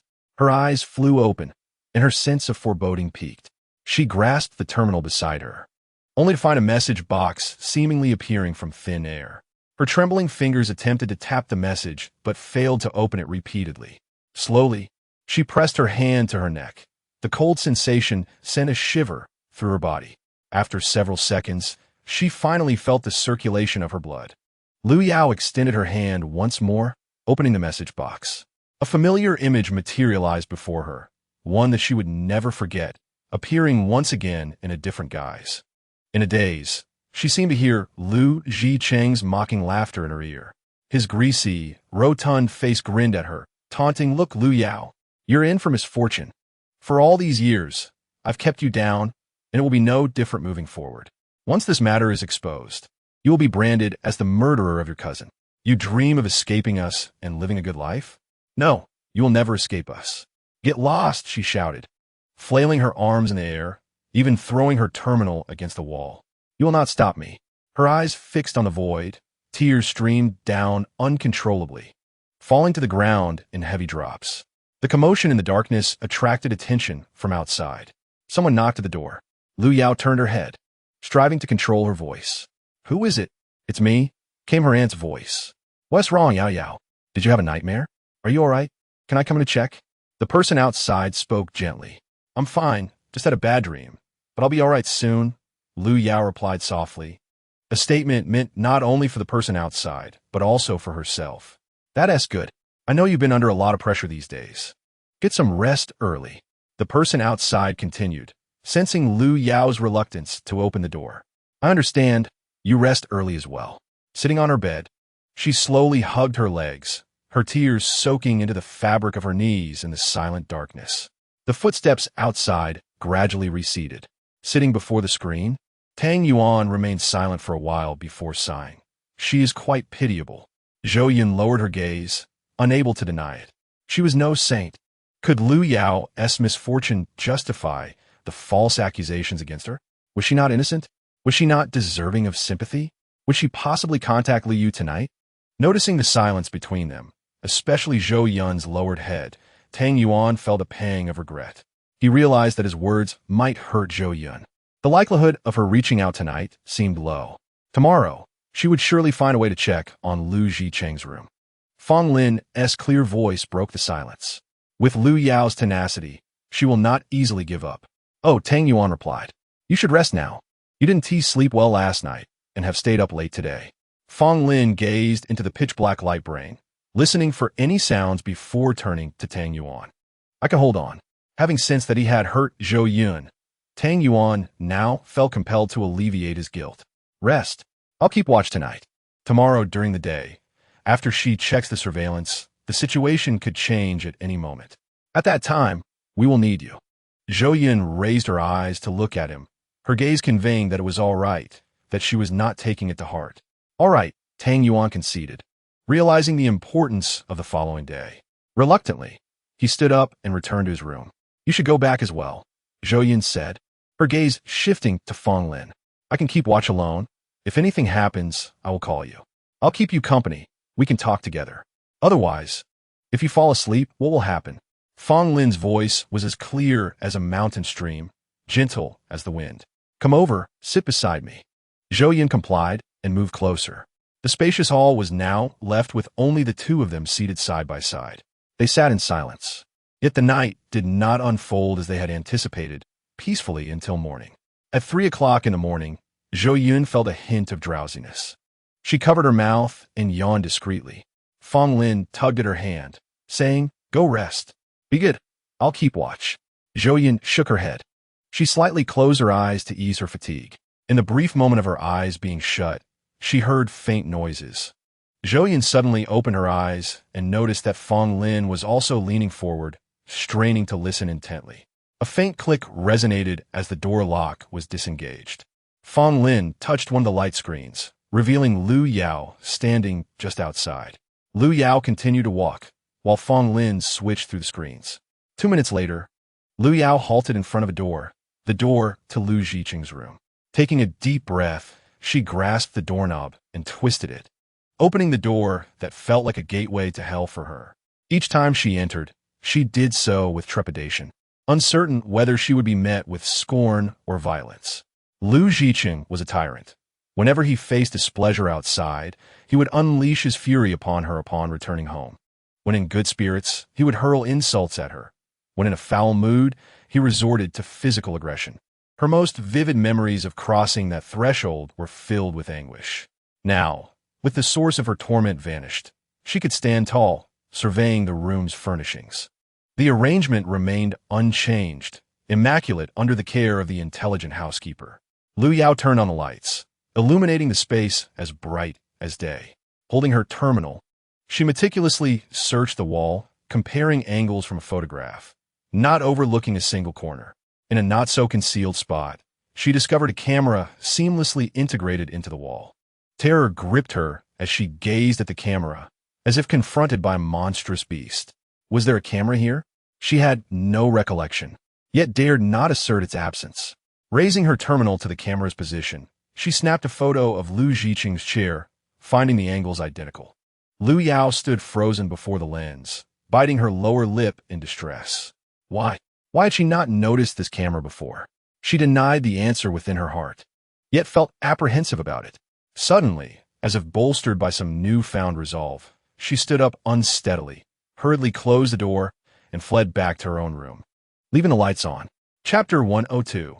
Acting of a leading lady. Zhou Yun frowned at the scene before her, sensing that Fang Lin's description from earlier that day was rife with embellishments. Liu Yao's relationship with Liu Zicheng was far from the trivial matter Fang Lin suggested. It seemed Liu Zicheng was not innocent in this affair. His vile character had inflicted considerable psychological scars on Liu Yao. Zhou Yun began to formulate her thoughts. Fang Lin glanced at her, gently patting her hand and enveloping her in his grasp. I know, she is indeed pitiable. I refrain from sharing this with you, fearing it might sway your judgment. However, Liu Zicheng is no good, and neither is Liu Yao. Otherwise, she would not have framed you. He adjusted his hand, pointing to a concealed window. This is a camera I went to great lengths to install in Lu Yao's room. There's more than one, but only this remains. She excels at hiding and adeptly feigning vulnerability. Enlarging the window, Fong Lin revealed that Lu Yao had returned to her own room. The lights were off, and Zhou Yun could clearly see the fear and disbelief fading from Lu Yao's face, replaced by coldness and suspicion. Surely, she was contemplating Zhou Yun's and Fong Lin's thoughts, attempting to garner sympathy for herself. This woman was truly formidable. Zhou Yun felt goosebumps rise on her skin. Tomorrow, she would likely drag Lu Yu into her schemes, waiting to witness their internal strife and see if any evidence could be uncovered. Fong Lin's gaze remained fixed on the figure in the camera, his eyes icy. Those who dared to harm Zhou Yun would find their fates far grimmer than they could imagine. Zhou Yun's worldview was shattered. She had not realized one could exploit their advantages to such an extent. She entwined her fingers with Fong Lin's, their palms pressed tightly together. This gesture seemed to imbue her with courage. "I will ensure they receive the punishment they deserve," she murmured. "However, how did you manage to install these surveillance devices?" Zhou Yun inquired, puzzled. "Someone is assisting you. He instructed me not to disclose this to you," Fong Lin replied, a trace of helplessness flickering in his eyes as he patted her shoulder. Zhou Yun chose not to delve deeper. Thus, the night returned to tranquility. The following morning, Lu Yao awoke to the morning light, her dark circles more pronounced, her face pallid. Her aunt, mistaking her condition for illness, rushed to summon a medical pod. "I am fine, Aunt," Lu Yao reassured her with a frail smile, tinged with lingering fear. "I was startled by a nightmare last night." At this moment, Zhou Yun had grown entirely numb to the scene, thinking to herself, "You were frightened by a nightmare? Perhaps even nightmares would avoid you." Yawning and covering her mouth with her hand, she remarked, "I had a nightmare after witnessing your transformations." Fong Lin, observing the scene, remained unperturbed. He gazed at the yawning Zhou Yun, a flicker of fondness in his eyes. "You must be tired. Go rest. I will keep watch and call Tang Yuan to join me later." Zhou Yun shook her head. "You haven't rested much either. Let's wait for Tang Yuan to wake up and then rest together. He can call us if anything arises, which is convenient." Fong Lin hesitated, glancing at Zhou Yun. "My place is a bit far from here. It's not convenient." Zhou Yun, having not slept a wink, felt her mind sluggish. Her mouth was quicker than her brain at that moment. "Then to stay here?" Fong Lin immediately broke into laughter. "You mean it?" "Yes." Zhou Yun nodded emphatically, thinking it was not as if they were children needing guarantees. After a moment, she realized that the only nearby building was her own. Did Fong Lin mean to stay next door? Why had she so readily agreed? Zhou Yun felt a twinge of regret, thinking she should have been more reserved, at least pretended to be coy. As her thoughts wandered, her drowsiness began to dissipate. Just then, Zhou Yun noticed Lu Yao returning to her room. She turned her head to Fong Lin, silently questioning what had transpired. Fong Lin's gaze shifted slightly, explaining, "Lu Yao claims she didn't sleep well and is feeling unwell. She told her aunt she wants to go back for some rest." Upon returning, Lu Yao continued to play her role convincingly. She picked up her terminal and sent a message in the reply box beneath the information frame. What is she sending? Zhou Yun and Fong Lin exchanged glances, each harboring the same thought, to summon Tang Yuan. At that moment, Tang Yuan approached, yawning and clutching his terminal. "What are you two staring at? Did I miss something? You're awake?" Zhou Yun noted Tang Yuan's disheveled appearance. "Yes," Lu Yao just replied to me. He extended his hand towards the two of them. Swiping away the virtual screen pop-up before him, displayed were two solitary sentences. "Who are you? What do you want?" She was indeed portraying the image of a delicate flower. Has she become addicted to acting?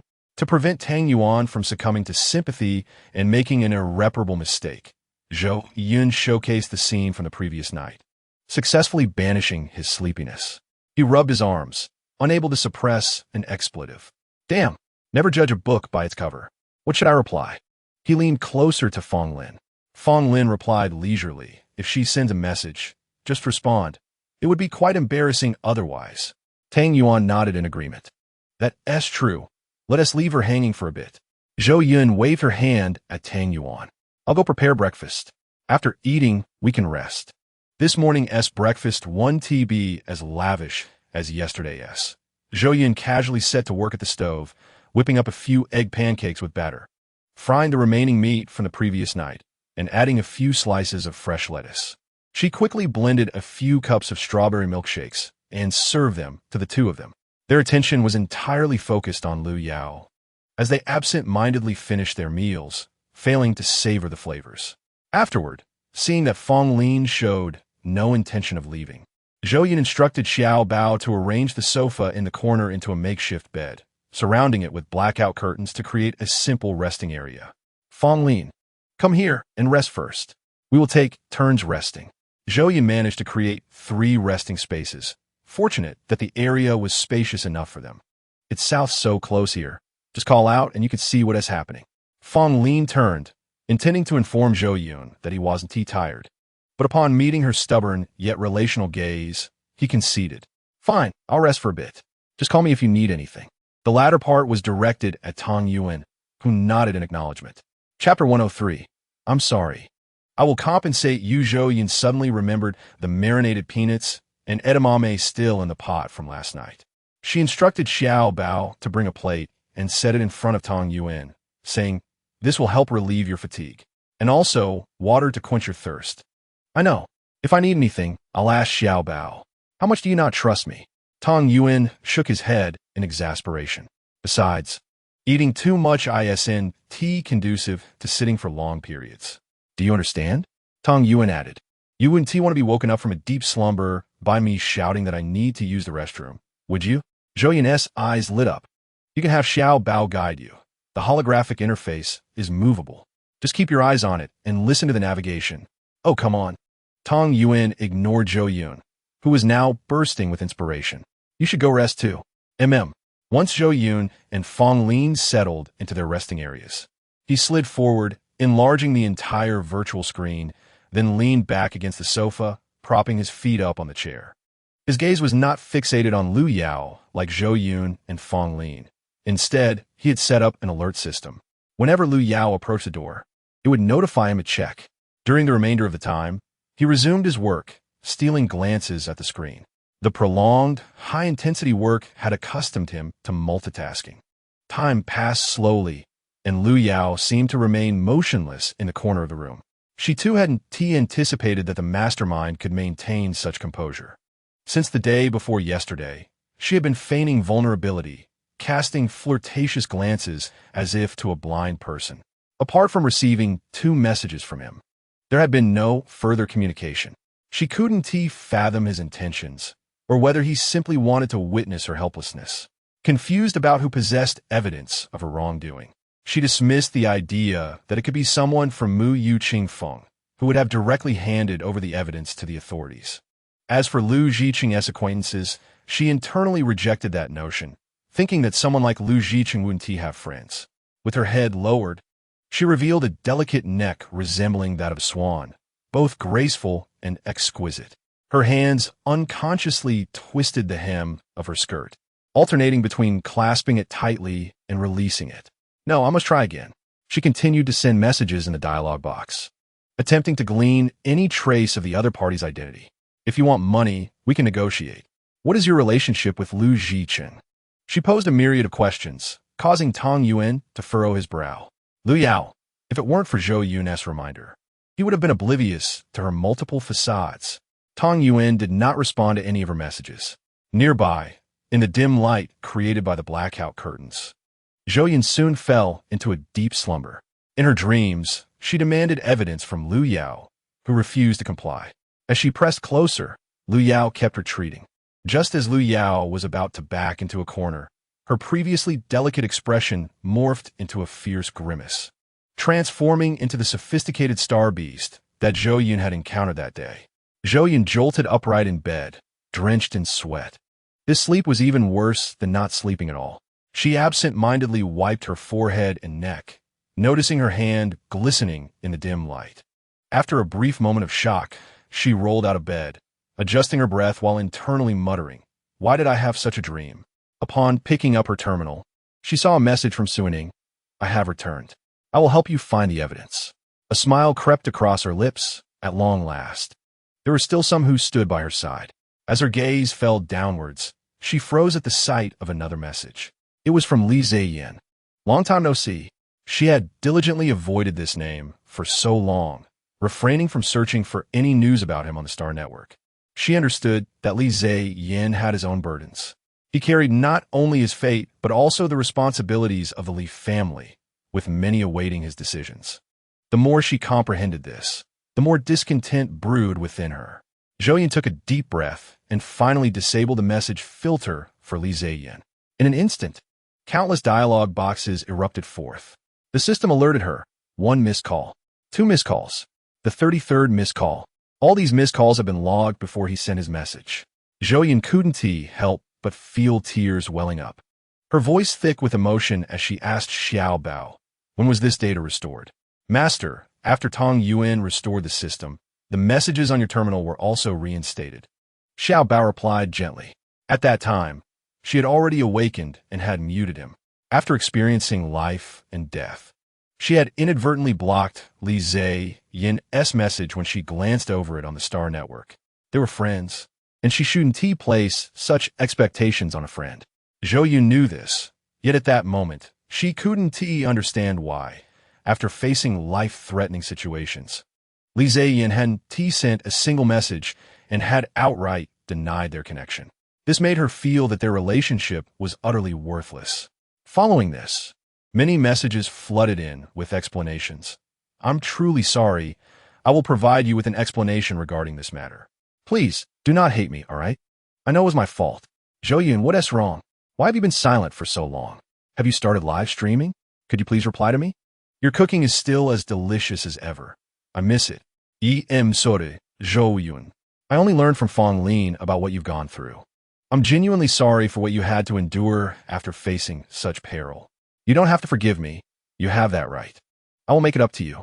This last message arrived in her private messages on her Mu Yu Qingfeng account. Chapter 104. Fried rice and luncheon meat. Ever since Zhou Yun and Zhou Yun became friends, they had communicated exclusively through their private contact numbers, never reverting to account messages. The previous message before this one simply read, "Good." The one before that asked, "Can we be friends?" Zhou Yun's tears streamed uncontrollably, each drop landing on her clothing. She had arrived at this place believing that nothing had changed, yet she had indeed transformed. She had taken the initiative to propose friendship with Zhou Yun, but when conflicts arose between them, she lacked the courage to call him for confirmation. She claimed she wanted to be with Fong Lin while still desiring all of Fong Lin's secrets to be revealed to her. She had fortified herself against the world while demanding others lay bare their hearts. Zhou Yu, how can you be so shameless? How could you commit such a detestable act? It was not Zhou Yun who needed to seek her forgiveness, but rather she who owed him an apology. He had been entirely oblivious.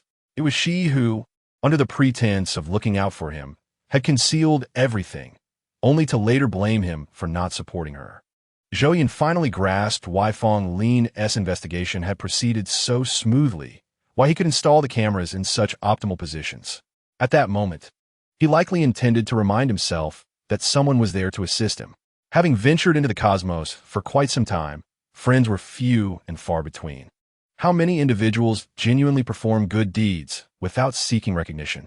A bitter smile crept upon her lips as she accessed the interstellar network, commencing her search for news regarding the Li Corporation during that period. The more she read, the more alarmed she became. It was evident that the matter needed resolution sooner rather than later, yet he had delayed for several days. He had always placed his trust in her, awaiting an explanation while she wrestled with her emotions. Zhou Yun's trembling hand pressed the communication box for the two of them, overcoming the pangs of guilt within. "I'm sorry," she sent. She needed to take a moment to compose herself. Making a phone call at that moment would leave her unable to articulate a single word. Once she had arranged her expression and emerged from behind the blackout curtains, she spotted Tang Yuan and Fong Lin huddled together, whispering about something. Her rustling movements caught their attention, and Tang Yuan called out, "You're up, Zhou Yun. I'm hungry." Fong Lin turned to her with a slight smile before returning his gaze to the screen. Zhou Yun approached and inquired, "What is going on?" "It's almost time," she replied, her panic evident. "I've given Tang Yuan a deadline. If she doesn't seek out Lu Yu soon, she risks disgrace." Fong Lin explained. How many days will it take to resolve? Zhou Yun asked nonchalantly. 2 days. Not too long, yet not too short, Tang Yuan affirmed, nodding eagerly. I'll go prepare lunch. At that moment, Zhou Yun raised her head and realized the sun had already begun to descend. It was no longer midday, but the afternoon. She received a grateful glance from Tang Yuan and noticed that the plate on the table was empty. What should she make? Standing in the kitchen, she felt a lack of energy. Let us keep it simple. A fried rice dish would suffice. Zhou Yun retrieved the leftover rice from yesterday's chicken pot. Estimating the quantity was just right and began to gather the ingredients.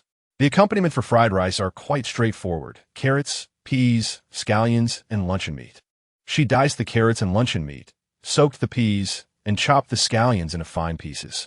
She prepared the eggs, rice, and seasonings. This dish may appear simple, but executing it flawlessly is no easy feat. The eggs must be evenly mixed with the rice. If the heat is too high, the rice will scorch, and if it is too low, the rice will clump together. The grains of rice should remain distinct, golden, complemented by the pink of the luncheon meat, the orange of the carrots, and the green of the peas and scallions, creating a visually appealing palette. The taste is a delightful balance of the sweet fragrance of the rice mingled with the aroma of the eggs and meat, offering a rich texture and flavor. Zhou Yun's fried rice turned out exceptionally well. Not only did it look appetizing, but the flavors were also impeccably balanced. Soon, 3 steaming plates of fried rice were ready. Zhou Yun instructed the intelligent robot to serve them, while she quickly whipped up a seaweed and egg flour soup, as eating fried rice alone felt a bit too dry. When the fried rice was served, Tang Yuan was instantly captivated by its appearance. He exclaimed, "Zhou Yun is truly remarkable. She can combine rice and eggs so beautifully. Why isn't she here?" Xiao Bao gently replied. The owner said she would be here shortly. You all can start eating. All right. Tang Yuan moved a portion over, allowing the robot to reposition the table, and began to eat. The rice variety was quite good. Zhou Yun had specifically set conditions for it to grow at a lower temperature with extended sunlight, allowing it to accumulate nutrients over time, resulting in a delightful texture and rich aroma. The soft and glutinous rice melded perfectly with the tender eggs, with occasional bites of meat. Tang Yuan swallowed a mouthful and curiously prodded the luncheon meat on his plate, asking, "What is this? It tastes like meat, but it doesn't have as much flavor." Fong Lin shook his head, indicating he was also unsure. At that moment, Zhou Yun entered and overheard, "That's luncheon meat." "What animal is called luncheon?" Tang Yuan asked. Perplexed, Zhou Yun hadn't anticipated Tang Yuan's literal reasoning. There is no animal called luncheon. Then why is it called luncheon meat? The meat from cows is called beef, chicken meat is called chicken, and the meat from star beasts is called star beast meat. Isn't luncheon meat just the meat of luncheon? Tang Yuan counted off on his fingers. Zhou Yun found herself at a loss for words. However, she also realized that she could not explain to him why there were no wives and wife cakes or fish in fish-flavored shredded pork. This luncheon meat is made from pork, starch, and some seasonings, Zhou Yun clarified. No wonder I've never had this meat before. Tang Yuan picked a piece out of the plate and remarked, "It's really delicious. As long as it's tasty." Zhou Yun called out Fong Lin. "You should eat too." Fong Lin smiled softly and replied affirmatively, but the sound reverberated in Zhou Yun's ears, causing her to instinctively touch them. Just as she was about to lower her head to eat, she heard Fong Lin say, "Tang Yuan, stop eating. Lu Yao is about to call." Tang Yuan quickly looked up to see Lu Yao standing in a concealed spot, glancing around while holding a new terminal. Zhou Yuan had never seen her use that terminal before. Tang Yuan zoomed in on the terminal, his hands moving swiftly. This brand of terminal has strong confidentiality. I knew this woman was not simple. She surely wouldn't sit idly by. Fong Lin furrowed his brow. I'll give it a try, but I can't guarantee I'll capture all the audio. Tang Yuan's expression turned serious, his words lacking confidence. That's all right. Fong Lin leaned back casually. Zhou Yun and Tang Yuan looked at him, puzzled. Fong Lin flashed a mischievous smile at Zhou Yun. This monitoring device has a recording function, just to counteract her tactics. You scare me. Tang Yuan waved his hand in frustration. Fong Lin gave a hearty slap on Tang Yuan's increasingly robust back. It's best if you could decipher with whom she is conversing, so we'll need your help. Tang Yuan winced, his expression turning pained. As he placed his hand on the holographic computer, let us talk peacefully, no need for violence. Though Tang Yuan claimed uncertainty, his skills were formidable. In less than 2 minutes, he had successfully deciphered the conversation. Indeed, the call was directed to Lu Yu. Hello, what is the matter, Lu Yao? Lu Yu's voice sounded quite cheerful. Lu Yao's eyes dimmed, a flicker of jealousy crossing her face, but she softly said, Sister Yu. Her voice broke into sobs. What's wrong? Speak up. Lu Yu's patience for Lu Yao was limited. She did not wish to waste time comforting her. Chapter 105. Evidence found. It seemed that someone had discovered that matter. Now, that person was demanding that I turn myself into the police station, stating that if I did not comply, they would hand over the evidence to the authorities. Lu Yao explained through her tears. Lu Yu immediately panicked on the other end, her voice involuntarily rising. What did you say? It seemed there was someone else nearby. She forcibly lowered her voice. How could you be so careless? I told you to be cautious, and you assured me that this matter was foolproof. I didn't know that Lu Zhiqing is causing me trouble even as he nears death. Lu Yao was also somewhat overwhelmed, though she maintained her composure. The shadow Lu Zhiqing cast over her childhood was too great. Just the thought of him sent shivers down her spine. I don't care. As Fong Lin had predicted, Lu Yu was both cowardly and foolish, deflecting blame without a second thought. This matter has nothing to do with me. If the police come after anyone, it will be you. Upon hearing this, Lu Yao's expression turned icy, abandoning her facade of vulnerability. Sister Yu, are you certain this has nothing to do with you? I have kept evidence of you giving me the toxic chips. If the police arrest me, you won't escape unscathed either. Lu Yu was taken aback. She never expected the usually docile Lu Yao to have such leverage over her. You deceitful wretch, dare to harm me, and see what happens. Now we are in the same boat. If I get into trouble, you won't fare any better. You better think carefully. Pray that nothing happens to me. Lu Yao smirked coldly, her confidence surpassing Lu Yu's. Yet once she hung up the terminal, her face reverted to one of panic and regret. At this moment, they focused intently on her. Fong Lin's voice resonated with an air of authority. Tang Yuan nodded, his fingers poised just below the light screen, ready to spring into action. Lu Yu would undoubtedly seek out the deeper hidden figure to resolve this matter. It was imperative to acquire evidence before that individual made their discovery. After returning to her room, Lu Yao rummaged through a discreet location, unearthing an antiquated electronic device, devoid of any connection to the star network, thereby enhancing its confidentiality. She grasped the device and connected it to her new terminal.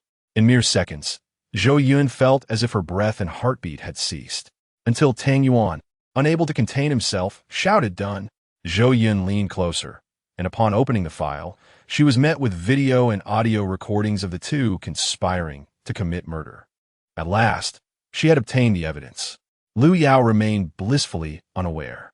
Zhou Yun hastily dialed Officer Xia Yun's number, saying, "Hello, this is Zhou Yun. I have procured evidence of Lu Yao and Lu Yu plotting against Lu Zhiqing. Please apprehend both of them immediately." On the other end, Xia Yun perked up, momentarily neglecting to inquire about the source of the evidence, and swiftly called for the capture of Lu Yao and Lu Yu. Lu Yao was closer and could be apprehended sooner, while Lu Yu might require a day to process. Xia Yun hesitated before informing Zhou Yun. Fong Lin, listening nearby, shook his head.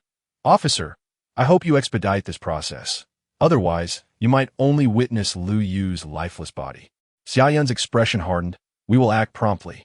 Zhou Yun's face paled. "Are you suggesting Lu Yu might die?" Despite Lu Yu and Lu Yao's transgressions, she sincerely hoped that justice would be served by the law.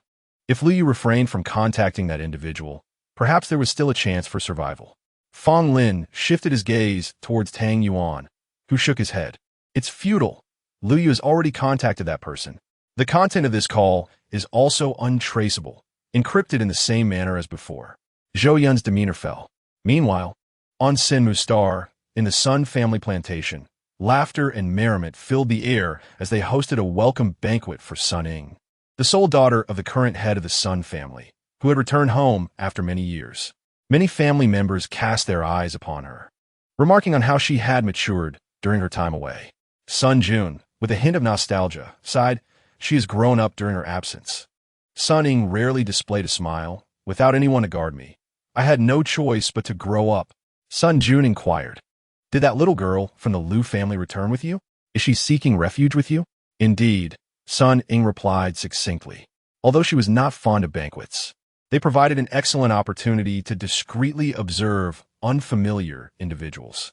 At that moment, Lu Meng winked at her before slipping out of the gathering.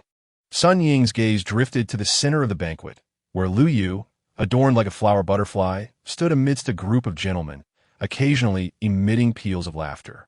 Despite Lu Yu and Lu Meng being cousins, they bore no resemblance in either appearance or character. Lu Meng was delicately beautiful, possessing a somewhat gentle disposition. Yet she was straightforward and kind-hearted. Lu Yu, on the other hand, had a more robust presence, relishing the spotlight and the adoration of others. Sun Ying had always been indifferent to such individuals, yet she knew it was essential to cultivate a rapport with Lu Yu to extract information. Where was Sun Peng?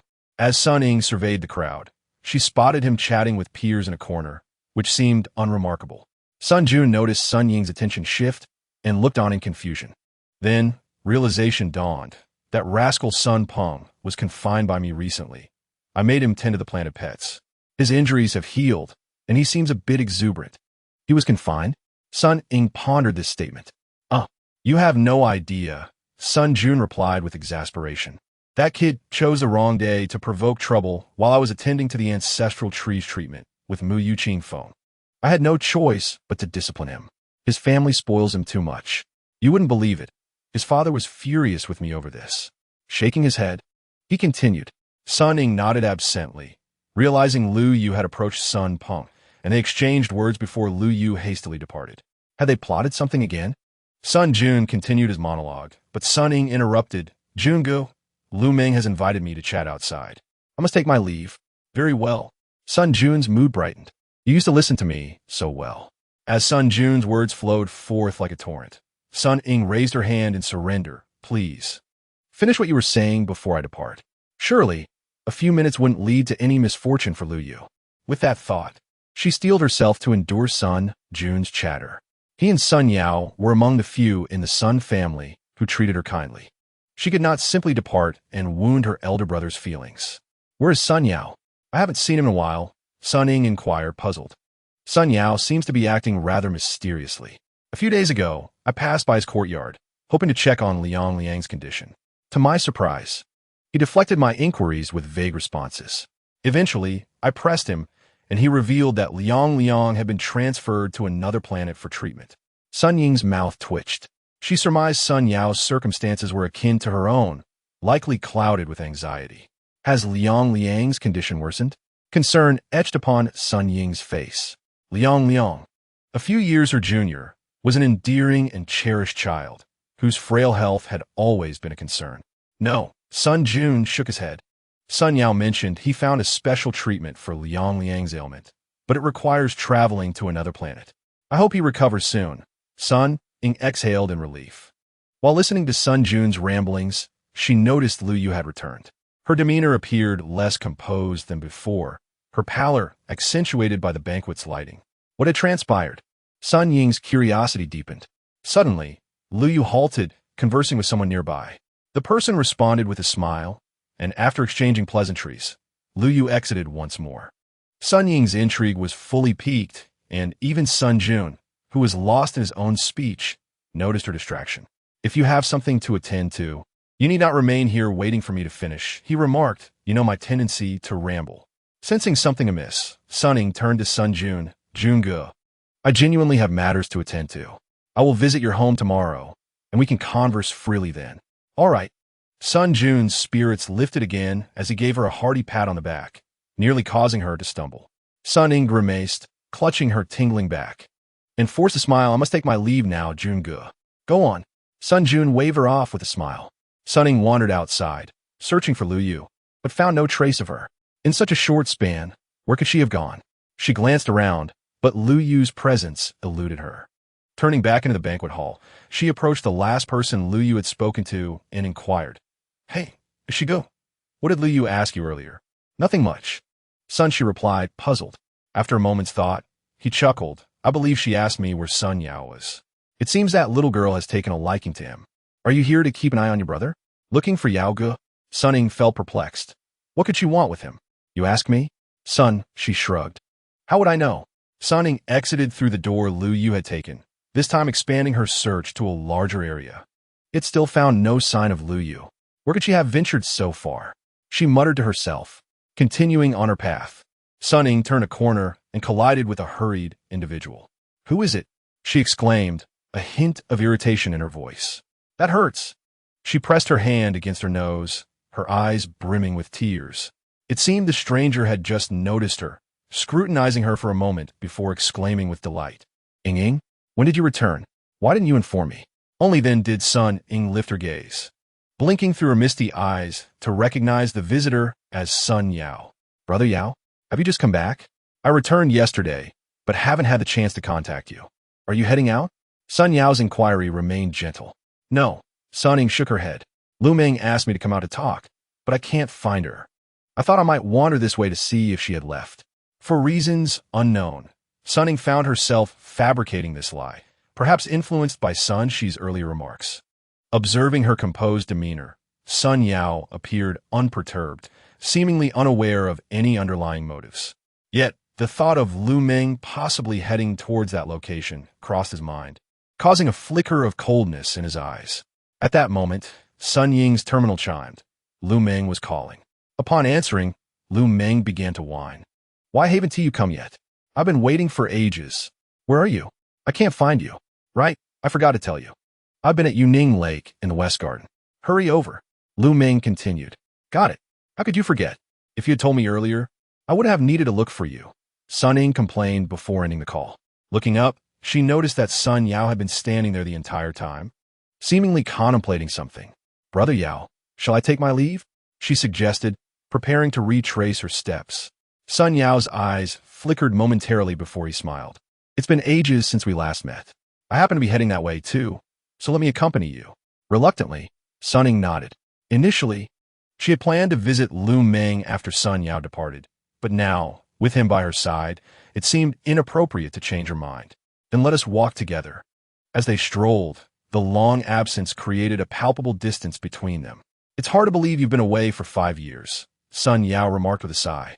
Indeed, I never expected it myself, Sun Ying replied, momentarily lost in thought. At first, I thought I wouldn't endure this long. Many in the clan believed the same. But I trusted you. You differ from what many imagined. In the end, I thought I wouldn't return. The outside world, though fraught with challenges, is liberating and vibrant.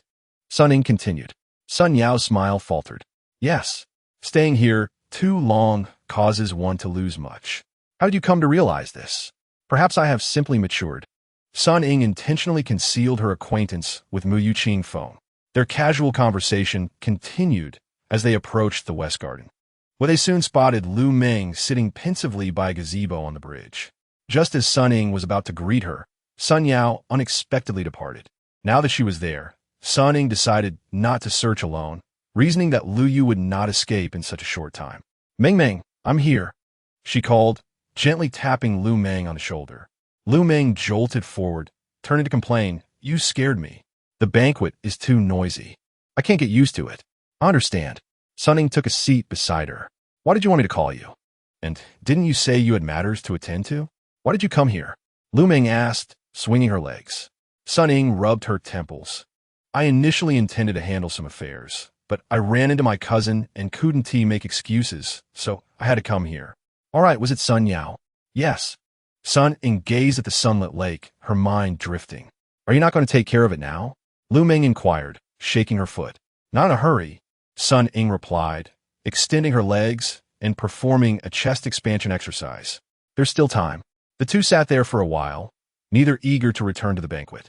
After about an hour, a commotion suddenly erupted outside. Chapter 107.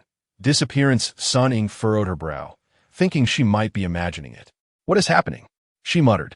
The noise intensified, and Lu Ming stood up to scan the surroundings. What's going on? Listening closely, she pinpointed the source. It seems something has occurred in the banquet hall. Should we go check? Yes. I'm tired of sitting, Sun Ying agreed. As Lu Meng linked her arm with Sun Ying's, and they made their way back. Meanwhile, in the banquet hall, Zhou Yun wore a grim expression. They had hurriedly completed the necessary procedures, racing over to capture Lu Yu, only to discover she was not present at the banquet and had already left. Could she have received a tip-off and fled? Zhou Yun pondered, a flash of realization striking her. The words of Fong Lin echoed in her mind. Otherwise, you might find Lu Yu's corpse. Corpse? This is bad. Has the murderer already struck? Her gaze swept across the gathered crowd as she questioned sharply. Is there any surveillance here? Yes. Sun Jun stepped forward from the crowd. I'll take the officers to check. Zhou Yun nodded, and upon reaching the surveillance room, they found that all footage from the door through which Lu Yu had exited was missing. How is this possible? Sun Jun's expression shifted. We just maintained this surveillance. It shouldn't have any issues. Turning to Sun Jun, Zhou Yun apologized. I'm sorry, Mr. Sun, but we may need to conduct a search throughout the garden. Lu Yu is suspected of murder, and we must apprehend her. Sun Jun hesitated. I had no idea Lu Yu was guilty of such a serious crime. But officer, is it possible she has already left the garden? After all, she has been gone for a while. Zhou Yun considered this briefly. Tongla, take 2 people outside to check the surveillance at the main gate.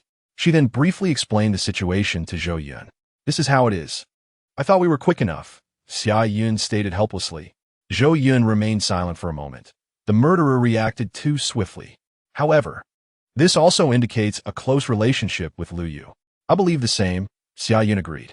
We'll discuss further once we have more investigation results. All right, Zhou Yun half responded, half sighed. Ending the call. What's wrong? Tang Yuan approached, curiosity etched on his face. After resolving the midday affairs, he had been at a loss for what to do. Fong Lin also lifted his head, looking their way. They captured Lu Yao, but Lu Yu has vanished. We haven't found her yet, Zhou Yun stated heavily. This murderer is too cunning, always creating trouble and disappearing without a trace, leaving us baffled. This time was the closest we've been. If we still cannot find any clues, I might lose heart. Don't worry, as long as he acts, there will be a flaw. Fong Lin, seemingly aware of her thoughts, spoke in a soothing tone. All right. Zhou Yun straightened her posture, regaining her spirit. In any case, I am no longer that unscrupulous merchant selling toxic goods. I can finally shed this blame. She twirled on the spot, nearly stumbling into Tang Yuan. To celebrate this somewhat imperfect success, I plan to live stream cooking again, she declared with a hint of song. As if it's some grand occasion, Tang Yuan retorted, dousing her enthusiasm. I'll be live streaming chicken pot. Zhou Yun replied with a smile, undeterred. I can sell seasonings too. I can make good money, she teased, sticking her tongue out at Tang Yuan. Just make sure to prepare the ingredients. Tang Yuan mocked her planting scale. That's nothing. Rarity commands a price. If I sell it at a higher price, fewer people will buy it. Zhou Yun raised an eyebrow, seeing that his remarks had no effect. Tang Yuan couldn't help but scoff. You merchant. That's just blatant jealousy. Zhou Yun shot back. Zhou Yun has penetrated the essence of Tang Yuan. Regardless of whether Lu Yu can be apprehended or when it may occur, the truth of the matter has finally been unveiled. Those who have sought to tarnish my reputation online will likely find themselves disheartened. With a seemingly helpless demeanor, yet glimmering eyes filled with mirth, Zhou Yun remarked that once Officer Xia discloses the details of the case, she shall embark on the reconstruction of her commercial empire. Standing in the living room, the gentle afternoon sunlight cascaded upon her, enveloping her in a golden aura. Though her words may have seemed somewhat exaggerated, in Fong Lin's eyes, she resembled a breathtaking artwork. At that moment, Sun Ying's spirits were far from jubilant. What do you mean Lu Yu has vanished? Her brow furrowed as she clutched Sun Shi, who had just informed her of this troubling news. How could she possibly be missing? Sun Shi scanned their surroundings and lowered his voice. But she must also be aware that her involvement in the murder has been exposed, right? If I were her, I would be doing everything I could to escape. He then leaned closer to Sun Ying and whispered, I only confided in you because we share a good relationship. When the police asked, I didn't mention that Lu Yu was looking for Sun Yao before she disappeared. Please keep this to yourself. We don't want to cause her any trouble. Sun Ying, somewhat dazed, nodded in acquiescence. Sun Shi departed with a sense of relief. Not far away, Lu Meng observed Sun Ying's distressed expression and hurriedly inquired, "What has happened?" Gazing at Lu Meng's oblivious face, Sun Ying thought it more prudent to inform her sooner rather than later, so she could brace herself. Choosing her words carefully, she slowly replied, "The police came to arrest Lu Yu, but she's gone missing." Lu Meng recognized each word uttered by Sun Ying, yet struggled to piece them together into coherent meaning. Instinctively, she asked, "Why are they trying to arrest Lu Yu?" In her recollection, this cousin of hers was always brash and vain, reveling in ostentation. Yet beneath that facade, she was timid. Thus, Lu Meng found it hard to fathom what could have led to the police seeking her out. Lu Yu is implicated in the murder of Lu Ziqing. Sun Ying's hazel eyes were filled with concern as she regarded Lu Meng. Lu Meng sought traces of jest on Sun Ying's face, scrutinizing her over and over again. As her gaze met Sun Ying's eyes, tears began to fall uncontrollably. Her complexion paled as she murmured, "How could this be? How could this be?" When the incident involving Mu Yuqing Feng arose, she had even discussed it with Sun Ying, considering it highly likely that it was a setup by someone else. Now, she would rather believe that the food sold by Mu Yuqing Feng was tainted than entertain the notion that Lu Yu could commit murder and frame Mu Yuqing Feng. This cannot be true, can it? Lu Yu and Mu Yuqing Feng have no grievances, and Lu Yu does not even know Lu Ziqing. Why would she want to kill him? This is impossible. Isn't it? The police must have made a mistake. Lu Meng felt lost, continuously questioning Sun Ying in hopes of receiving an affirming answer. About this matter, I only know the surface details. Lu Yu is missing, and the police are searching for her. Sun Ying was aware that Lu Meng was inherently a kind-hearted girl towards her family, and she felt a pang of sorrow as she turned her head away. This alone was a denial. Lu Meng sniffled, gradually regaining her composure. "I will return now. I must understand the situation clearly and discuss it with my family." Chapter 108. A dreadful premonition. Having said this, she turned and departed, leaving Sun Ying watching her retreating figure with concern. When Mu Yuqing Feng called to relay this news, Sun Ying found it utterly unbelievable. Upon her return, she had intended to uncover the truth, but before she could take any action, the police arrived, indicating that the matter was indeed serious. Perhaps Mu Yuqing Feng had some means after all. She remained perplexed, as the conflicts between Lu Yu and Zhou Yun, based on what she had learned from their peers, seemed rather trivial. How had it escalated to this point? Surely Mu Yuqing Feng herself must find it astonishing. Furthermore, why had Lu Yu vanished in proximity to Sun Yao? Was this merely coincidence? She shook her head, dismissing the thought. It must be a coincidence. How could she suspect someone as kind as Yao Ge? Regardless, it was not a pleasant afternoon. By evening, Zhou Yun had yet to uncover any trace of Lu Yu. She seemed to have evaporated from existence. Not only was she absent from the Sun family's estate, but there were also no sightings of her on external surveillance footage. The estate had been searched repeatedly. Where could a living person possibly go? This outcome aligned with Zhou Yun's assertions. This perpetrator must be a bold and meticulous mastermind. Where could they be hiding? There were no leads. Zhou Yun sighed, rubbing her throbbing temples with her fingers. With Lu Yu's whereabouts unknown, Zhou Yun's case demanded an explanation. Lu Yu's family persistently inquired about the unfolding events. The Lu family's influence had grown significantly in recent years, and their inquiries were both legitimate and pressing. After receiving calls all afternoon, even with her patience, she was beginning to feel overwhelmed. What to do? With Lu Yu still missing, she needed to return and sort out the situation regarding Lu Yao. Was there anyone in this world whose plight was worse than hers? Zhou Yun felt a wave of despair. Indeed, there was Lu Yao, currently at the detention center. Earlier that day, she had received threats from someone who sent her photographs, and she had hastily called Lu Yu for help, only to discover that Lu Yu, the unreliable one, had no intention of assisting her. Upon receiving the call, she immediately began to deflect responsibility. Reflecting on this, Lu Yao nearly ground her teeth in frustration. The person behind it was merely toying with her, granting her 2 days to consider her options, yet the police arrived that very afternoon. She had not forgotten the expressions on her uncle and aunt's faces as they witnessed her being taken away. In the afternoon, Lu Yao's mood had improved slightly. Her aunt, believing that Lu Yao had been overly worried lately, urged her to take a stroll to clear her mind. On their way, they encountered Mrs. Qian, a familiar face from next door. The Qian family had also risen to prominence in recent years. A few years ago, she and her husband had built a successful business. But due to health issues over the past 2 years, she had stepped back to recuperate. Typically restless, she was surprised to see Lu Yao's aunt, who had always been rather harsh towards Lu Yao, now strolling arm in arm with her. "Mrs. Lu is taking Yao Yao out for a walk?"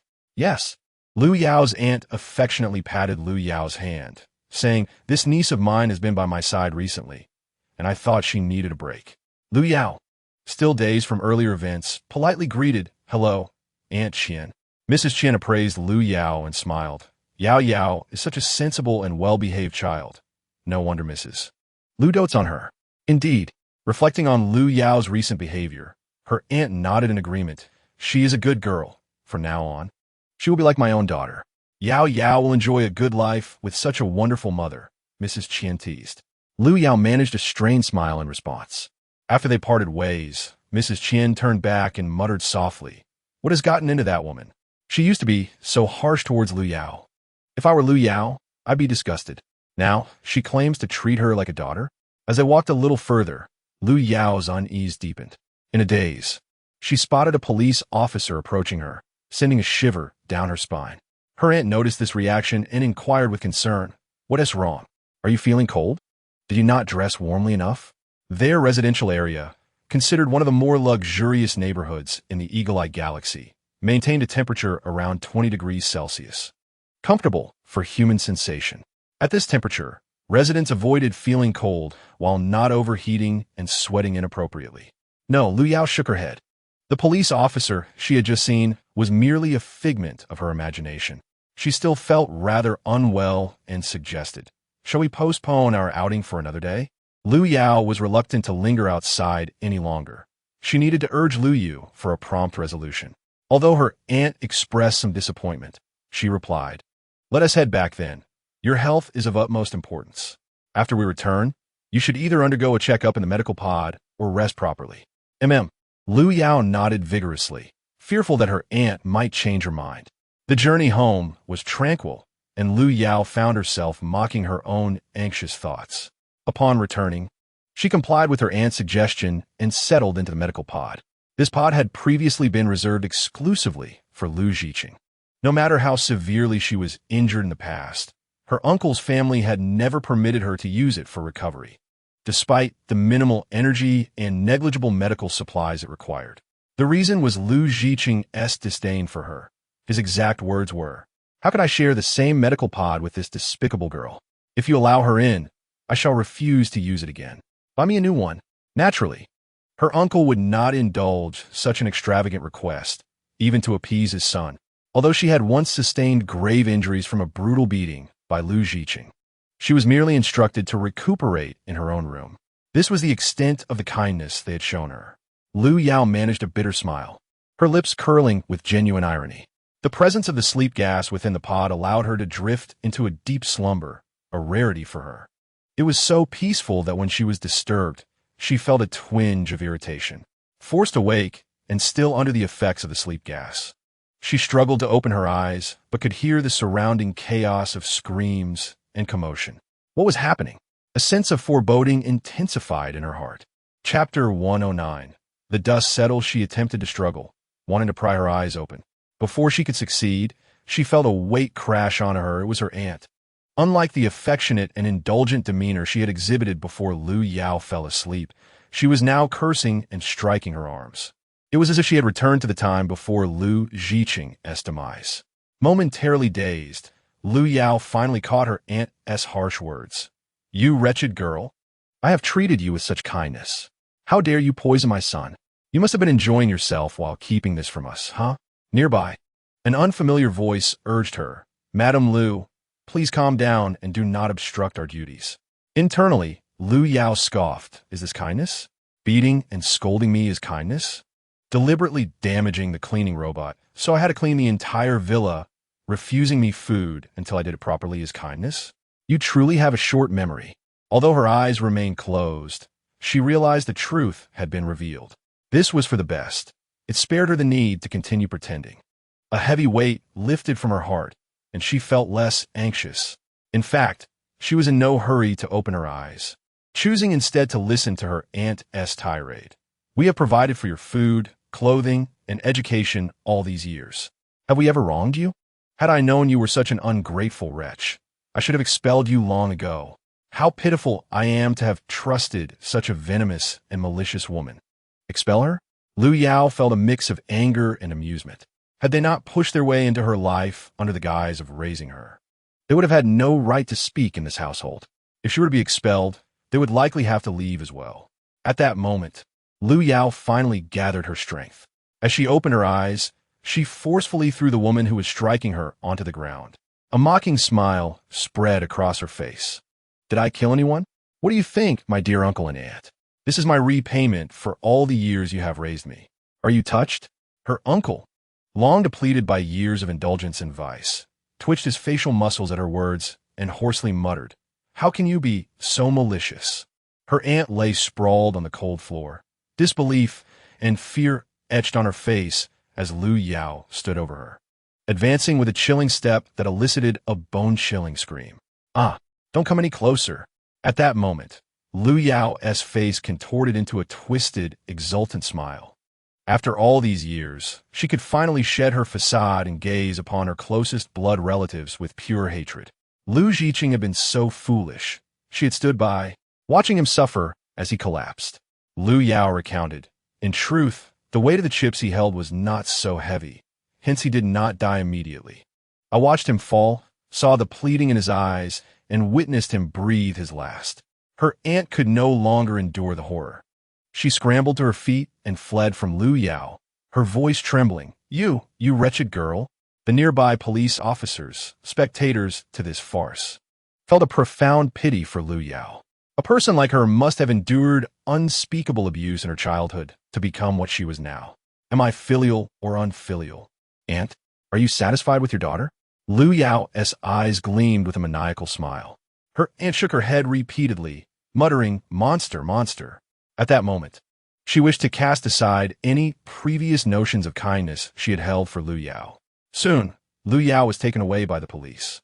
In the interrogation room, she maintained her composure and stated, "I killed him, but I was acting under orders from Lu Yu."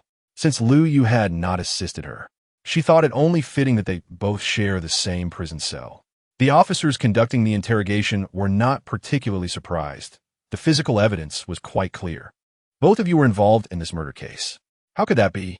The photos and the messages from that person hinted at a video recording of her killing Lu Zhiqing. So how could there be evidence of her conspiring with Lu Yu? Suddenly, she seemed to have an epiphany and looked at the police with pleading eyes. "May I see that evidence?" The officer handed her a copy of the evidence, and as she glanced at the familiar details, darkness clouded her vision. So that was it. She could not help but laugh. She never imagined she would fall into this trap. It turned out she had not exposed herself, nor had there been any incriminating evidence against her. She had been played like a fool by the puppeteer behind the scenes. Laughing maniacally, she exclaimed, "Ha! So that is how it is. It was me all along." Before her, the loathsome visage of Lu Zhiqing returned, his greasy face adorned with a mocking smile. "Look at you now." He seemed to silently taunt. After a long silence, she covered her trembling face and asked the police, "Do you have any further inquiries? Do you know the person who instructed Lu Yu?" The officer continued, "Lu Yu? The one who directed me?" Lu Yao laughed as if she had heard a joke. With her foolish mind, who could possibly command her? "So you do not know?" The officer pressed. "Is there really such a person?" Lu Yao retorted. The officer nodded. In that instant, Lu Yao felt as if her spine had been severed, a bitter smile forming on her lips. "So I thought I was clever, yet I was just as much a pawn as Lu Yu. I truly had no knowledge of any such person. Lu Yu never mentioned anyone." "What about Lu Yu?" "You would do better to ask her than to inquire of me," Lu Yao added, her earlier shock now transformed into calmness. "She has gone missing." The officer's words led Lu Yao to believe she had never truly understood Lu Yu. "How could that be?" She gasped in disbelief. "Therefore, if you have any leads, please share them with us promptly." The officer hoped for a breakthrough from Lu Yao, though they were aware the chances were slim. "I don't know anything. One day, Lu Yu came to me with a bag of poisoned chips. Out of curiosity, I asked her where she got them. She said they were provided by a trustworthy person. I don't know anything more. She never mentioned it again. I attempted to access her terminal and trace her whereabouts to uncover the identity behind all. Yet I remained empty-handed, Lu Yao stated with remarkable composure. She felt a sense of shared plight with Lu Yu. If this disappearance was not a voluntary act, but rather orchestrated by someone, then Lu Yu's fate could be dire. Lu Yao's transparency with the police served as a form of restitution towards Lu Yu. After all, during their 2 years in college, although Lu Yu had often summoned her, she still shared delightful culinary, practical, and recreational experiences with her. Lu Yu merely exhibited a hint of princess syndrome, yet someone exploited this trait to her detriment. Thanks to Lu Yao's cooperation, the interrogation proceeded with remarkable efficiency. As she stepped out of the brightly lit interrogation room into the corridor, Lu Yao understood that there was no returning to her former life, nor did she wish to. In the years to come, she would regard this as a period of atonement for having taken Lu Ziqing's life. Should she ever emerge from prison, it would herald a new chapter for Lu Yao. One lived with unburdened integrity, free from resentment or indebtedness. While Lu Yao's concerns came to a close, Lu Yu remained unaccounted for. Chapter 110. The Unraveling of the Black Sheep live stream. After tirelessly searching for 36 hours, scouring the entire Sun family estate, including Senmuxing, no trace was found. Zhou Yun bore a heavy heart. The longer they searched without results, the slimmer the hope of finding Lu Yu became. She even reached out to Zhou Yun for assistance from Tang Yuan, yet there was not a glimmer of a solution. It seemed this matter had once again stalled. She began to investigate those in Lu Yu's close circle, but this indiscriminate inquiry felt akin to seeking a needle in a haystack. The following morning, the Yingyan Star System Police Academy released an announcement on the Star Network regarding the investigation report into Lu Ziqing's death due to toxic food consumption. Zhou Yun shared this report along with a GIF depicting the act of shedding the blame. Fans on the Star Network flooded the comments with excitement. The Great One has finally returned. When will the chips be back in stock? To be honest, I'm craving them. Could we perhaps introduce some new varieties, like lamb, offal soup, or hot pot? Those two were truly despicable, especially Lu Yao for having killed her own cousin. I told you we were wronged. Poor Muyu, come here for a hug. To celebrate this monumental news, could Muyu Qingfeng do a live stream? Without you, I have nothing to watch while eating. Indeed, the essence of humanity seems to be that of a parrot.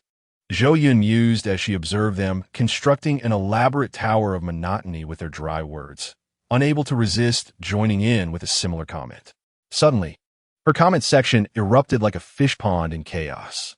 Muyu Qingfeng hasn't responded in ages. Am I seeing things? Muyu Qingfeng has requested a live stream.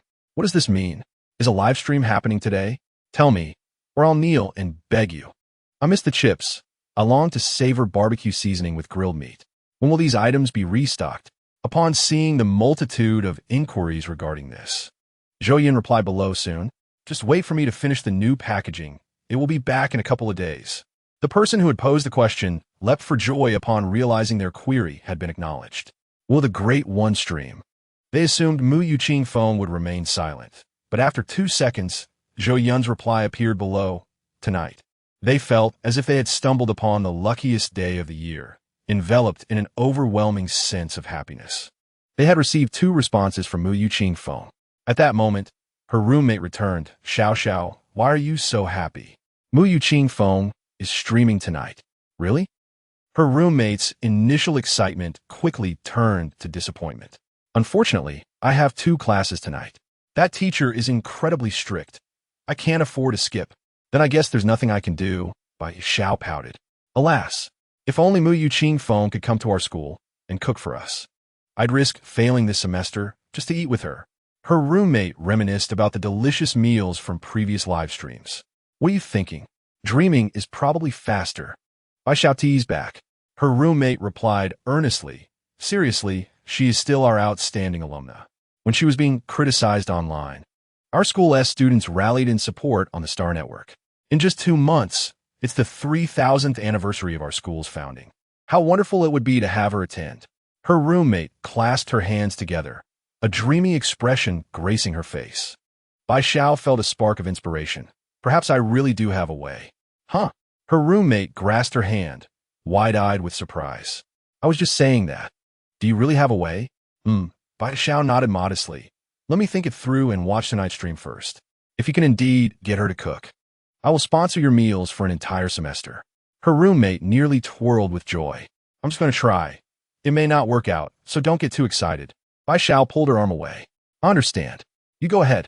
The teacher for her evening class was notorious for springing surprise tests that counted towards the final grade, leaving her roommate anxious every session. This time was no exception. She spoke a few words before rushing off to the study room to prepare. Once the door closed, Bai Xiao recalled her earlier inspiration and resolved to consult with the school authorities about the matter the following day. As the president of the student council, she had some familiarity with the teacher responsible for this initiative. If she could present sufficient reasoning, success would be within reach. Zhou Yun, wait for me. Bai Xiao smiled sweetly, her round eyes sparkling. At 5 o'clock in the afternoon, the live stream commenced punctually. Just as with the lamb offal soup previously, Zhou Yun arranged the ingredients on the counter. This time, the main ingredient was chicken. After previous encounters that had left her face aglow, the comment section was unusually quiet, devoid of any remarks like, if this chicken isn't delicious, I'll eat something unpleasant. Zhou Yun glanced at the comments, feeling slightly out of place. Hello, everyone. Today, we will be preparing Jigong Bao. What exactly is Jigong Bao? Does it have to be made with a rooster? The audience struggled to decipher the dish's nature from its name. Any type of chicken will suffice. Chicken is a commonly available and economical ingredient. Today, we will prepare a luxurious version. Zhou Yun spoke confidently before the camera.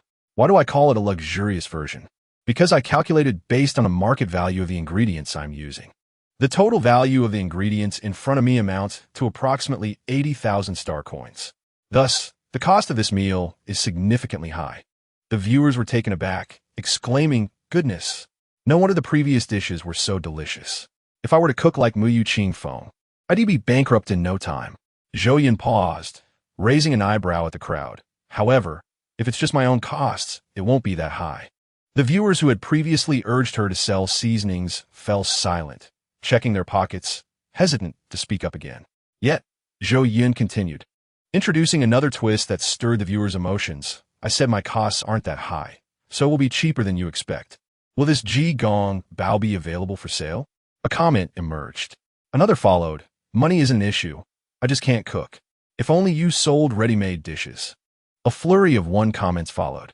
Zhou Yun was astonished at the number of affluent viewers. Chapter 111. The fans straining their brainpower.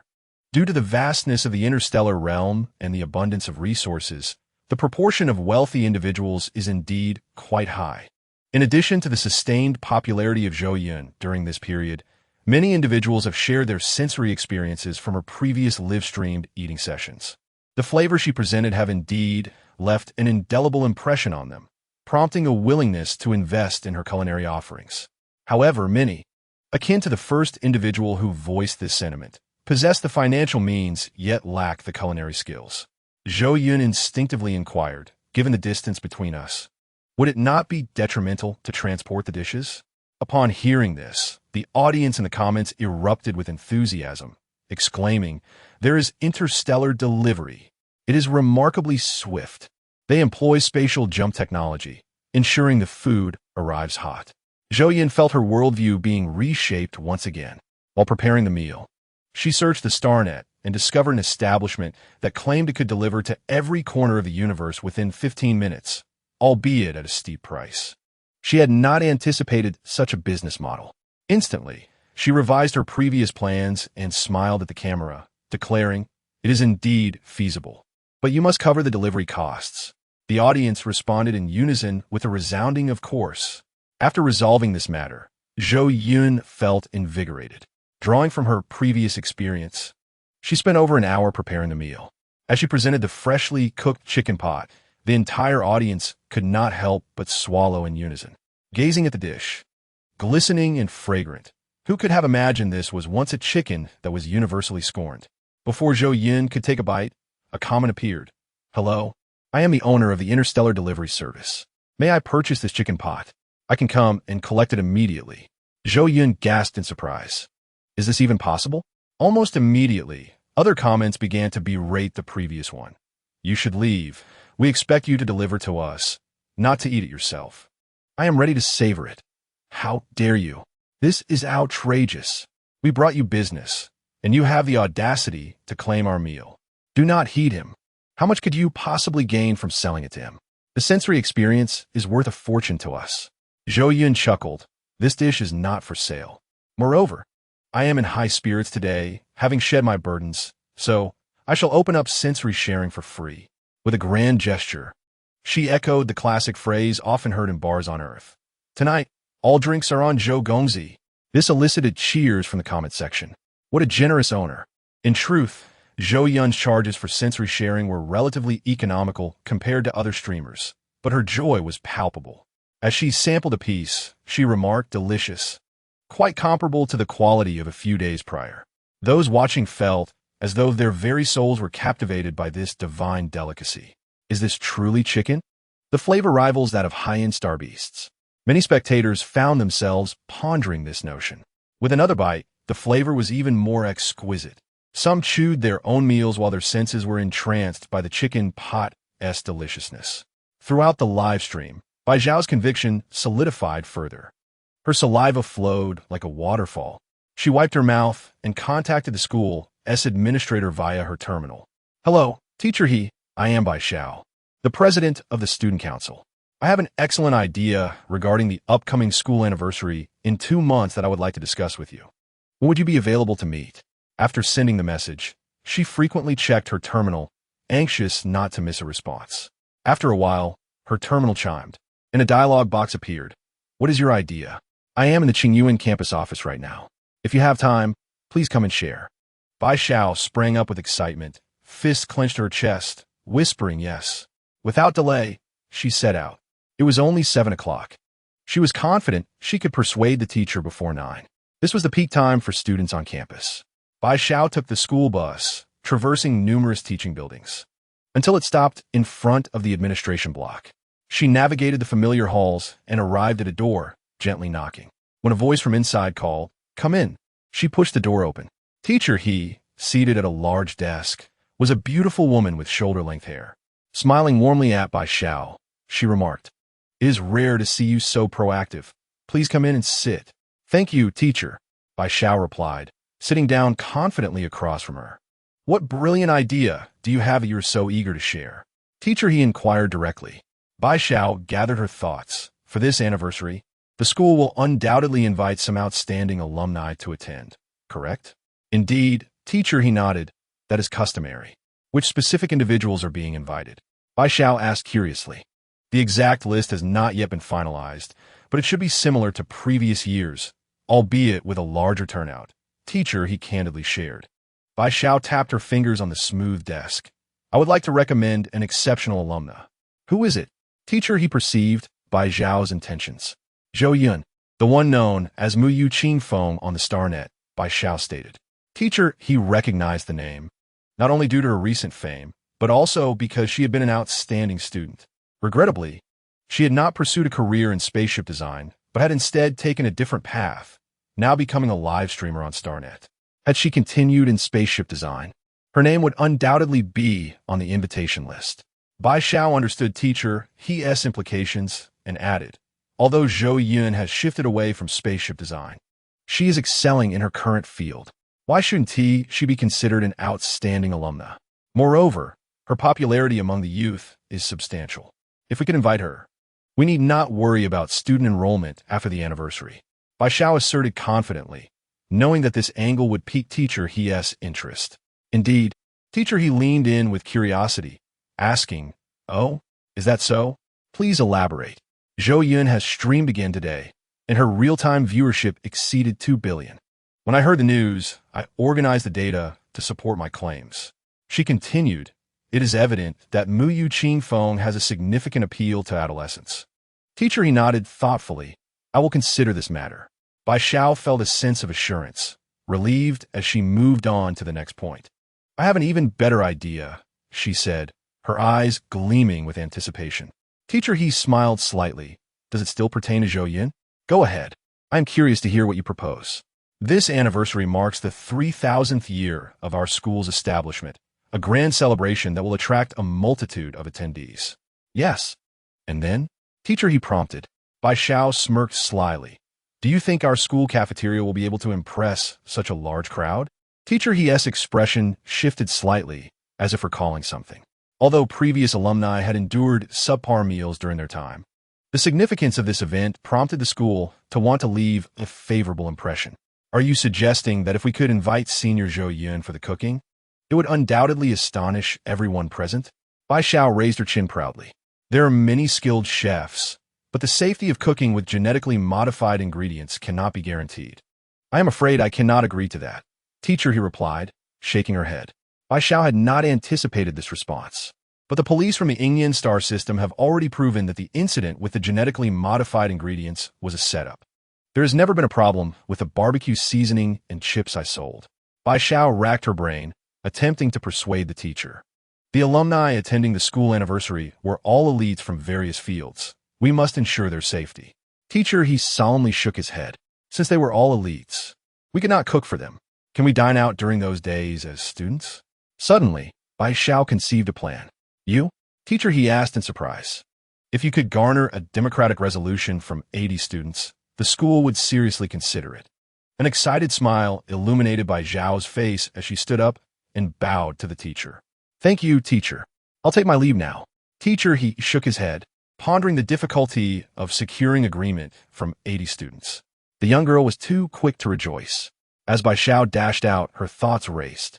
80? Teacher, you underestimate the influence of Mu Yuqing Feng. If the classmates knew they could savor dishes personally prepared by Mu Yuqing Feng, they would be overjoyed. Upon returning to her dormitory, her roommate had also arrived. One was jubilant while the other appeared dejected, representing two extremes. They spoke simultaneously. Roommate, why are you so happy? Bai Xiao, why do you look so glum? Xinyu, you go first. I'll help you feel better. Bai Xiao momentarily concealed her smile. Don't mention it. Xinyu grimaced. The teacher for our class is simply a pervert. I've studied so hard, only to perfectly avoid his key points. My performance this time is doomed. If this continues, I will surely fail my finals. As she spoke, tears welled in her eyes. Then let me share some good news. Let us see if it can lift your spirits. Bai Xiao revealed a meaningful smile. Xinyu shook her head. No, I'm beyond consolation unless you tell me Mu Yuqing Feng will personally cook for me. Otherwise, nothing can cheer me up. Bai Xiao nodded. Xinyu's eyes filled with disbelief as she grasped Bai Xiao's arm. Xiao, is it true? You're not pulling my leg, right? Mu Yuqing Feng really will cook for us. Bai Xiao modestly nodded. Basically, yes. I spoke with the teacher in charge of the anniversary, and she said that if a democratic resolution from 80 students is achieved, the school will reach out to Mu Yuqing Feng. 80? You really underestimate Mu Yuqing Feng. Once this news is out, students across the school will go wild. Xinyu swept away her earlier gloom and burst into laughter. Embracing Bai Xiao. I truly adore you, Xiao. How do you manage to make everything happen? Are you pleased now? Bai Xiao gasped for breath from the embrace, but still inquired. Ecstatic beyond measure. Xinyu exclaimed, almost in a yell. However, concerns lingered. What concerns? Xinyu's heart raced with Bai Xiao's dramatic shifts. I'm simply worried that Mu Yuqing Feng might refuse, Bai Xiao sighed. That is indeed a concern. Xinyu's smile faltered, realizing they may have celebrated prematurely. Let's wait for the school to make contact. If it doesn't work out, I'll think of another way. Bai Xiao clenched her fist. You are wonderful, Xiao. Xinyu vigorously shook Bai Xiao's arm. Once Xinyu finished her exuberance, Bai Xiao shrugged off her grip. All right, if only you could be as charming with boys as you are with me. You and T complain about being single every day. Noticing Xinyu was about to speak again, she pulled her to the light brain. Xinyu, could you help me check if there are any issues with this survey? Let me see. Xinyu's attention was immediately captured. After they revised the survey for a while and confirmed there were no issues, Bai Xiao utilized her privileges in the student council to post it on the student forum. That evening coincided with the peak activity period of the student forum. Students browsing for the latest school news were stunned by the sudden top-posted survey, a request for opinions on whether to invite Mu Yuqing Feng, Zhou Yun, to provide food for the students during the school anniversary. What is this? Is the person proposing this survey dreaming? Many students who came across this post couldn't help but scoff. When they saw the header was from the student council, they thought the council wouldn't joke with them at this hour. Rin Jia exclaimed upon seeing the message. No way. Am I dreaming? His roommate, who had gone to bed early, was displeased with the commotion. Rin Jia, you'd better have something worthwhile. Otherwise, you know the consequences of waking me. Normally intimidated by this remark, Rin Jia remained unfazed, excitedly tapping the railing beside his roommate's bed. You can keep your cool, huh? You didn't even let your buddy in on such a huge deal. What deal? His roommate, bewildered, suspected he was still dreaming. His usually composed roommate had awakened him and was now yelling. They're inviting Mu Yu-Ching-Feng to cook for our school.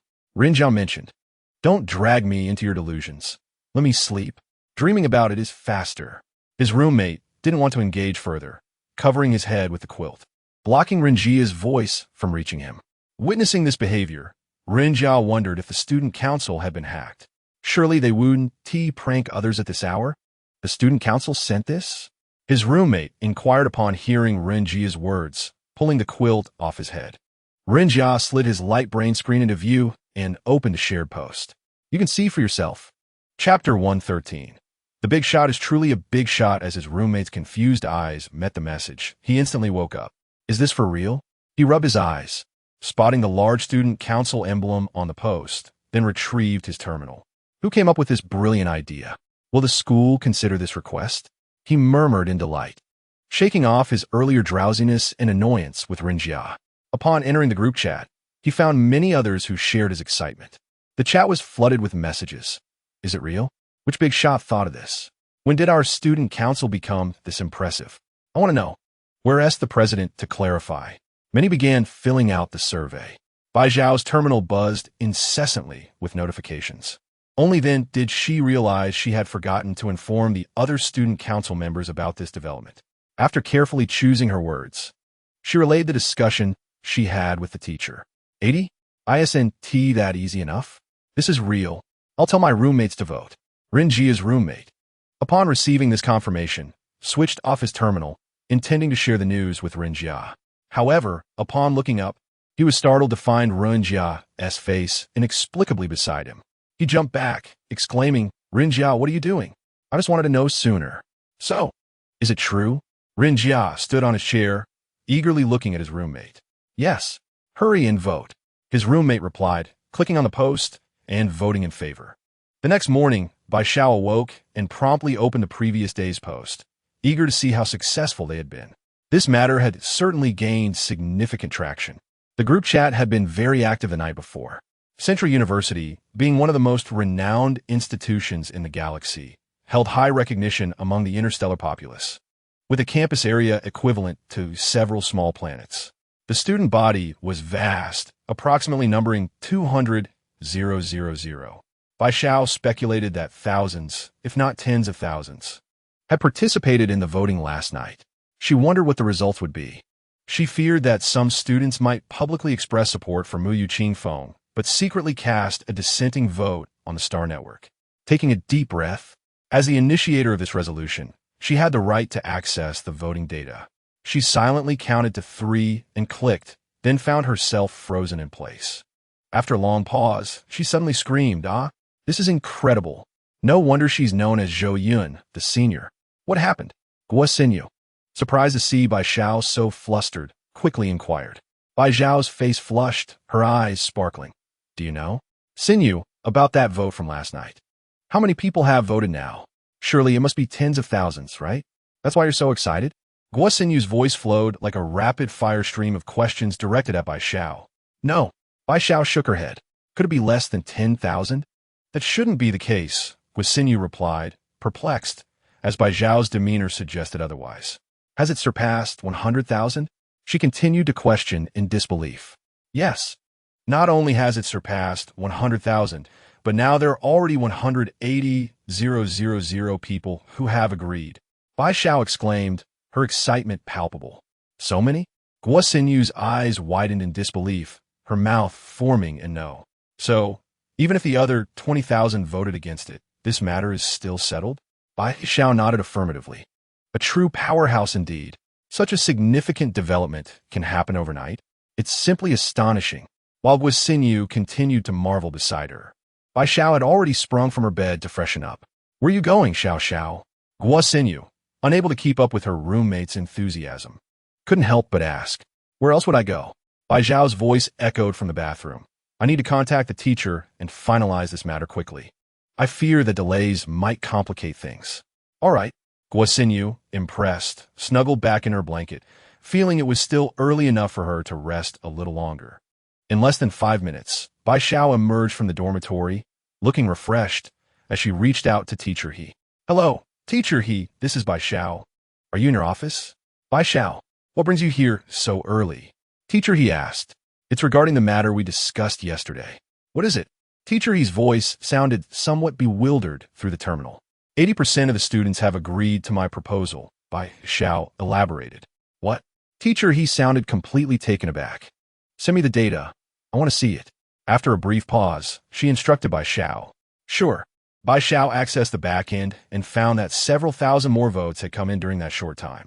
She forwarded the data to her teacher. After a while, a reply came. 9 o'clock, come to my office, and we will discuss the matter." Bai Xiao smiled slightly. This matter was settled. At this moment, in the Mu Yun star system, Zhou Yun was waking up, humming a tune as she prepared breakfast. It had been a long time since she felt this light and carefree. After such a prolonged period of anxiety, she could finally relax and plan ahead, especially since resolving this matter meant that Fong Lin's promise would come to fruition. He had promised to clarify his situation once this issue was settled. Moreover, just yesterday, she had received a private message from Li Zian, a friend she once thought she would never reconnect with. "You have nothing to feel guilty about. It is I who did not understand you well enough. Congratulations on finally clearing your name," was the first message. After a moment, a second message followed. "I have been busy lately and unable to come in person to congratulate you. I hope to visit you soon." His words were carefully chosen, evoking a bittersweet feeling in Zhou Yun. She quickly replied, "You're always welcome here."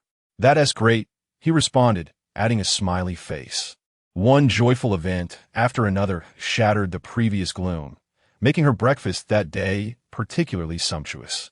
"Up already?" Zhou Yun cheerfully asked as Tang Yuan, still bleary-eyed, entered the dining area. "What is the occasion? Why have you prepared such a lavish breakfast?" Tang Yuan marveled at the spread. "I'm just happy," Zhou Yun replied with a twinkle in her eye. A few moments later, Fong Lin arrived, feeling a bit apprehensive. He wondered whether Zhou Yun would look down upon him after learning about his situation or even resent him for stirring her emotions. Yet, upon stepping into the dining room and seeing her radiantly engaged in conversation with Tang Yuan, he recalled the tears she shed while questioning him. No matter what, he can no longer keep things hidden from her. "Here you are," Zhou Yun called out to Fong Lin, who hesitated at the doorway. Yes, he thought to himself that as long as she was happy, that was all that mattered, and he stepped inside. The morning sunlight cast a golden hue over the beautifully arranged food on the dining table. The fragrant aroma of the meal filled the air, creating a warm atmosphere in the room. After finishing their meal, Zhou Yun returned to the fields. During this period of ample energy, she had raised the temperature within suitable ranges for crops, allowing them to grow more rapidly. With more crops and seeds, she could expedite the promotion of agricultural endeavors. However, the only issue was that she lacked sufficient land to cultivate enough crops, which might pose challenges during the promotion process. As she pondered this dilemma, Xiao Bao informed her that she had received an invitation. An invitation? From whom? Zhou Yun wondered, intrigued as to who might send her an invitation at this time. Could it be Li Zian? No, he had planned to come in person, hadn't he? Upon opening the invitation, she discovered it was for the 3,000th anniversary celebration of Central University. Where did this come from? Zhou Yun mused. In her memory, every milestone anniversary was celebrated with great grandeur. Last year's non-milestone celebration had seen the original host receive an invitation, but due to the initial stages of spaceship design, she had been too busy to attend, feeling a tinge of regret as her classmates and teachers had been exceptionally supportive. Knowing this year was a milestone anniversary, she had not held out much hope, but unexpectedly received the invitation 2 months before the celebration. Zhou Yun felt a stirring in her heart, yet hesitated. If she were still the original Zhou Yun, Returning would allow her to discuss cutting-edge spaceship design with her classmates. But now, she wondered if she would have to explain how she farmed in front of so many people. To be frank, Zhou Yun did not feel inferior about her field of study. However, the disparity was too vast. She feared that she would struggle to connect with her former classmates, which would be exceedingly awkward. Lost in thought throughout the day, Zhou Yun felt a bit dazed. As she prepared to return to her residence for dinner, she suddenly received a call request. The caller ID displayed Central University, prompting her to take a deep breath before answering. "Is this Zhou Yun?" "I am He Fei," the caller introduced succinctly. Zhou Yun felt a rush of emotion, her vision blurring as she recognized the familiar voice. "Teacher He," she exclaimed without thinking. "You remember me?" He Fei's voice carried a hint of nostalgia. "How could I forget? If it weren't for you introducing me to part-time work, I might not have graduated," she replied. "What is the matter, Teacher He?" Zhou Yun asked, sensing the gravity of the conversation. "With the school anniversary this year, would you consider coming back?" He Fei inquired. Zhou Yun, recalling her earlier indecision, hesitated. I don't know. Have you become too successful to remember the school?" He Fei teased lightly. "No, I'm afraid," Zhou Yun admitted, struggling to voice her uncertainty even to someone she respected so deeply. "Afraid of what?" He Fei asked. But before Zhou Yun could respond, he continued, "Afraid that you will be judged for changing your field of study?" "Zhou Yun, I'm just an old-timer, stuck in my ways. I never intended to invite you back," he clarified. "Huh? Then who sent the invitation?" Zhou Yun questioned, perplexed. "However, the current students convinced me." "You might not realize how popular you are among your juniors," He Fei explained. However, Zhou Yun still found herself puzzled about the connection to the invitation. "I assured them that as long as 80 of the students agree to your return, our university will give it serious consideration. To facilitate your return, last night, 90 of the students voted in favor of this resolution, and by today, 99 have expressed their agreement. The remaining individuals likely just haven't seen the announcement yet." When Zhou Yun heard these figures, she was genuinely astonished, and a warm current surged through her heart. Thus, with such a formidable support system behind you, what is there to fear? Hold your head high and return to us. The students of Zhongyang Dashua shine brightly in every field, bringing pride to us old-timers. He Fei's voice, filled with fervor, was at odds with her appearance. Zhou Yun responded with a slightly choked "Emma. I will return. There is one more matter I wish to discuss with you." He Fei shifted the topic. "What is it?" Zhou Yun inquired, somewhat perplexed about how she could assist. "Your younger schoolmates wish for you to prepare some delicious food for them during the school anniversary celebration," He Fei mentioned, a hint of embarrassment creeping into her voice. She cleared her throat and continued, "The school will not pressure you, but if you are willing to collaborate, we can discuss it. We understand that the ingredients you use are quite valuable, and if you require anything, we will do our utmost to accommodate you. The price is negotiable as well." Zhou Yun fell silent, the unexpected twist stifling the tears that had been about to spill from her eyes. It turned out her younger schoolmates were not welcoming her back as a person, but rather as a chef. "Teacher He," she finally spoke after a long pause. "Yes?" He Fei's tone held a hint of inquiry. "I would love to cook for them, but I lack sufficient ingredients," Zhou Yun cautiously admitted. "My cultivation area is limited, and I do not have the yield to meet the demand." He Fei fell silent, taken aback by this revelation. "However, if the school could provide a larger area suitable for planting, I could potentially prepare enough ingredients, considering we still have 2 months." Zhou Yun added. "No problem," He Fei replied, initially fearing there was no hope, only to be pleasantly surprised by Zhou Yun's proposal. "Our university has a large cultivable planet that can be allocated to you." "Thank you." He Fei sincerely expressed gratitude on behalf of the students. "No need for thanks. I'm also quite pleased." Remembering their abundant trust, Zhou Yun was willing to undertake this task. Moreover, it was only for a few days. Zhou Yun confirmed the number of students and roughly estimated the required ingredients, causing her to gasp in surprise. Cooking without considering the extreme conditions of the entire student body dining might seem simple, but upon hearing that 99 had agreed, she found herself compelled to entertain that possibility. Perhaps, just perhaps, most people would indeed come to her for a meal. After this call, He Fei informed Bai Xiao that Zhou Yun had agreed. Once Bai Xiao stepped out of the office, she felt as if she were floating. Mu Yuqing Feng actually agreed? During the anniversary celebration, they would be able to enjoy a meal prepared by Yu Qingfeng herself. It is often said that good news travels slowly while bad news spreads like wildfire. In this interstellar era, good news also has long legs. Before Bai Xiao even reached the dormitory, this news had already spread throughout the university.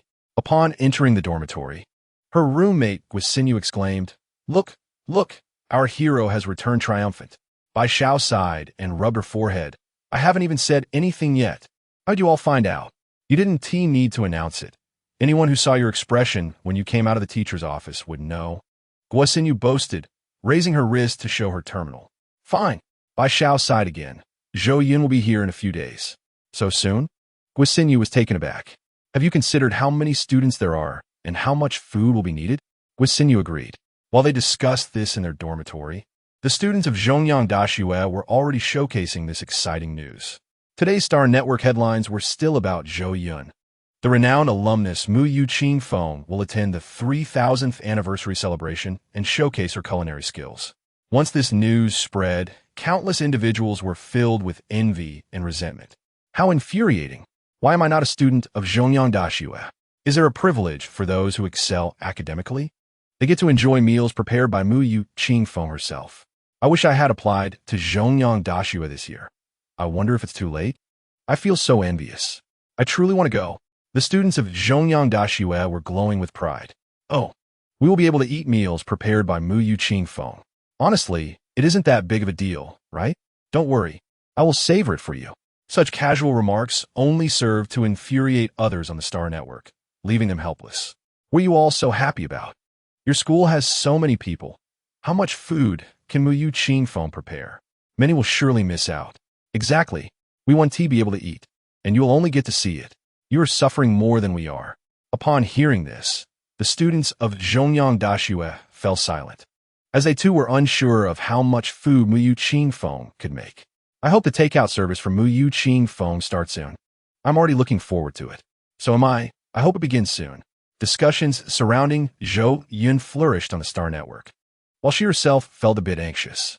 She had thought that Fong Lin would try every trick to keep it from her and delay the date, but unexpectedly, she received his message early that morning. "I'm waiting for you in the control room at the port. Come over, and I will tell you everything." Zhou Yun stood at the door, took a deep breath, and turned the handle to enter. Before her stood Fong Lin's back. "You have arrived." Fong Lin turned to look at her. "Yes," Zhou Yun replied softly. Fong Lin's face bore a nostalgic expression. "When I first watched your video, I thought you were merely speaking nonsense. Then, one time, I encountered a plant pet with a rotting root, and when I planted it in the soil using your method, it surprisingly came back to life. At that moment, I thought of contacting you." Zhou Yun had never heard him mention this before, and she was curious. "Why? Why did you want to learn to cultivate plant pets?" Fong Lin smiled bitterly. "There's a reason for that. I originally graduated from military school and entered the army." Fong Lin recalled his past self with a smile.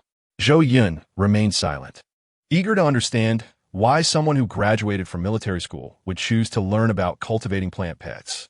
"I was young and arrogant back then, believing I could do anything, especially when I acquired the Helmers. This feeling peaked when I had the Helmers." "The Helmers?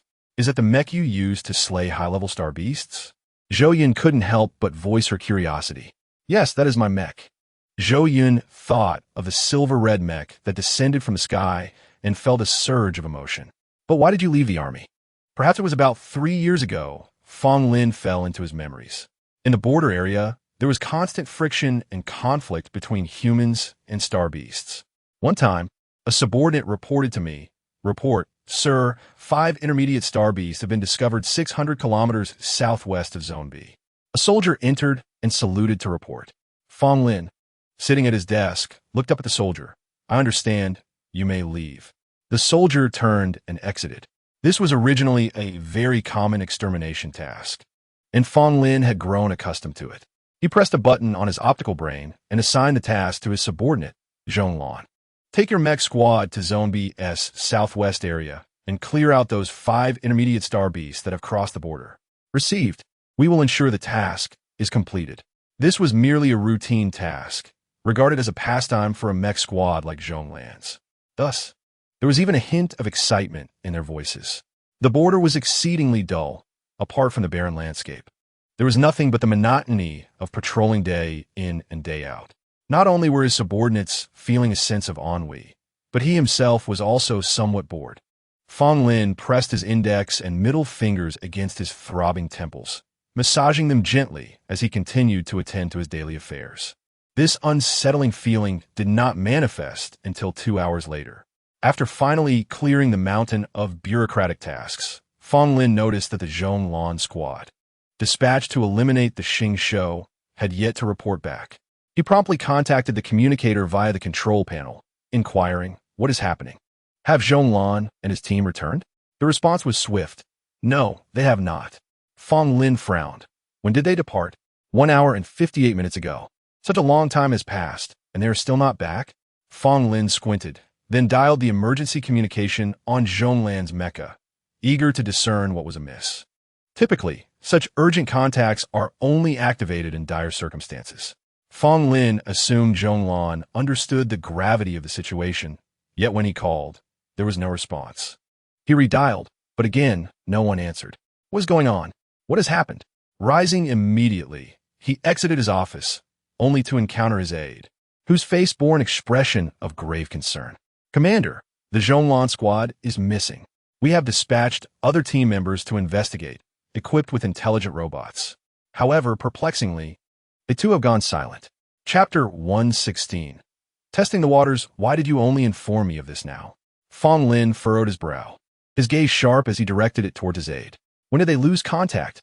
The aide, under Fong Lin's intense scrutiny, was nearly sweating bullets. It was just 2 minutes ago. After the team arrived, everything seemed normal. It was only when they approached the Xing Shou that they discovered a high-level Xing Shou present. I was attempting to send additional support while contacting you, which caused a slight delay.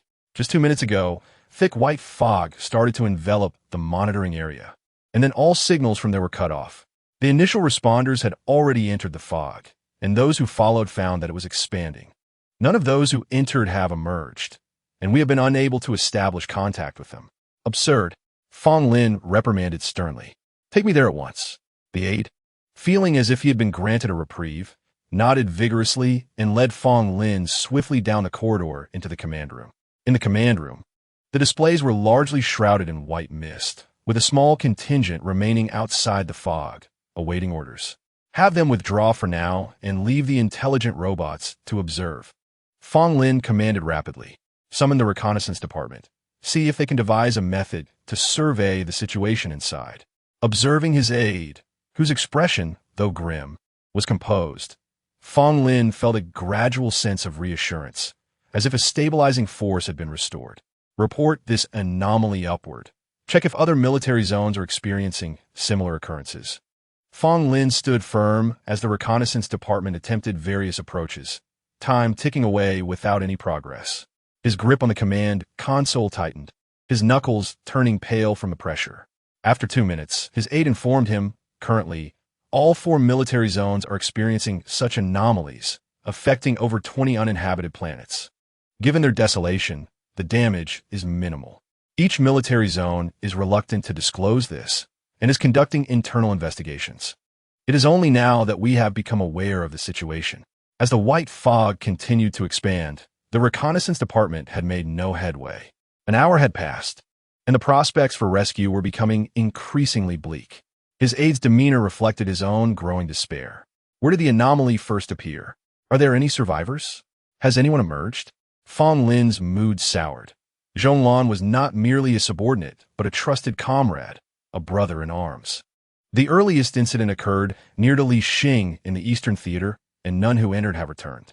Initially, we considered a targeted strike to obliterate the planet.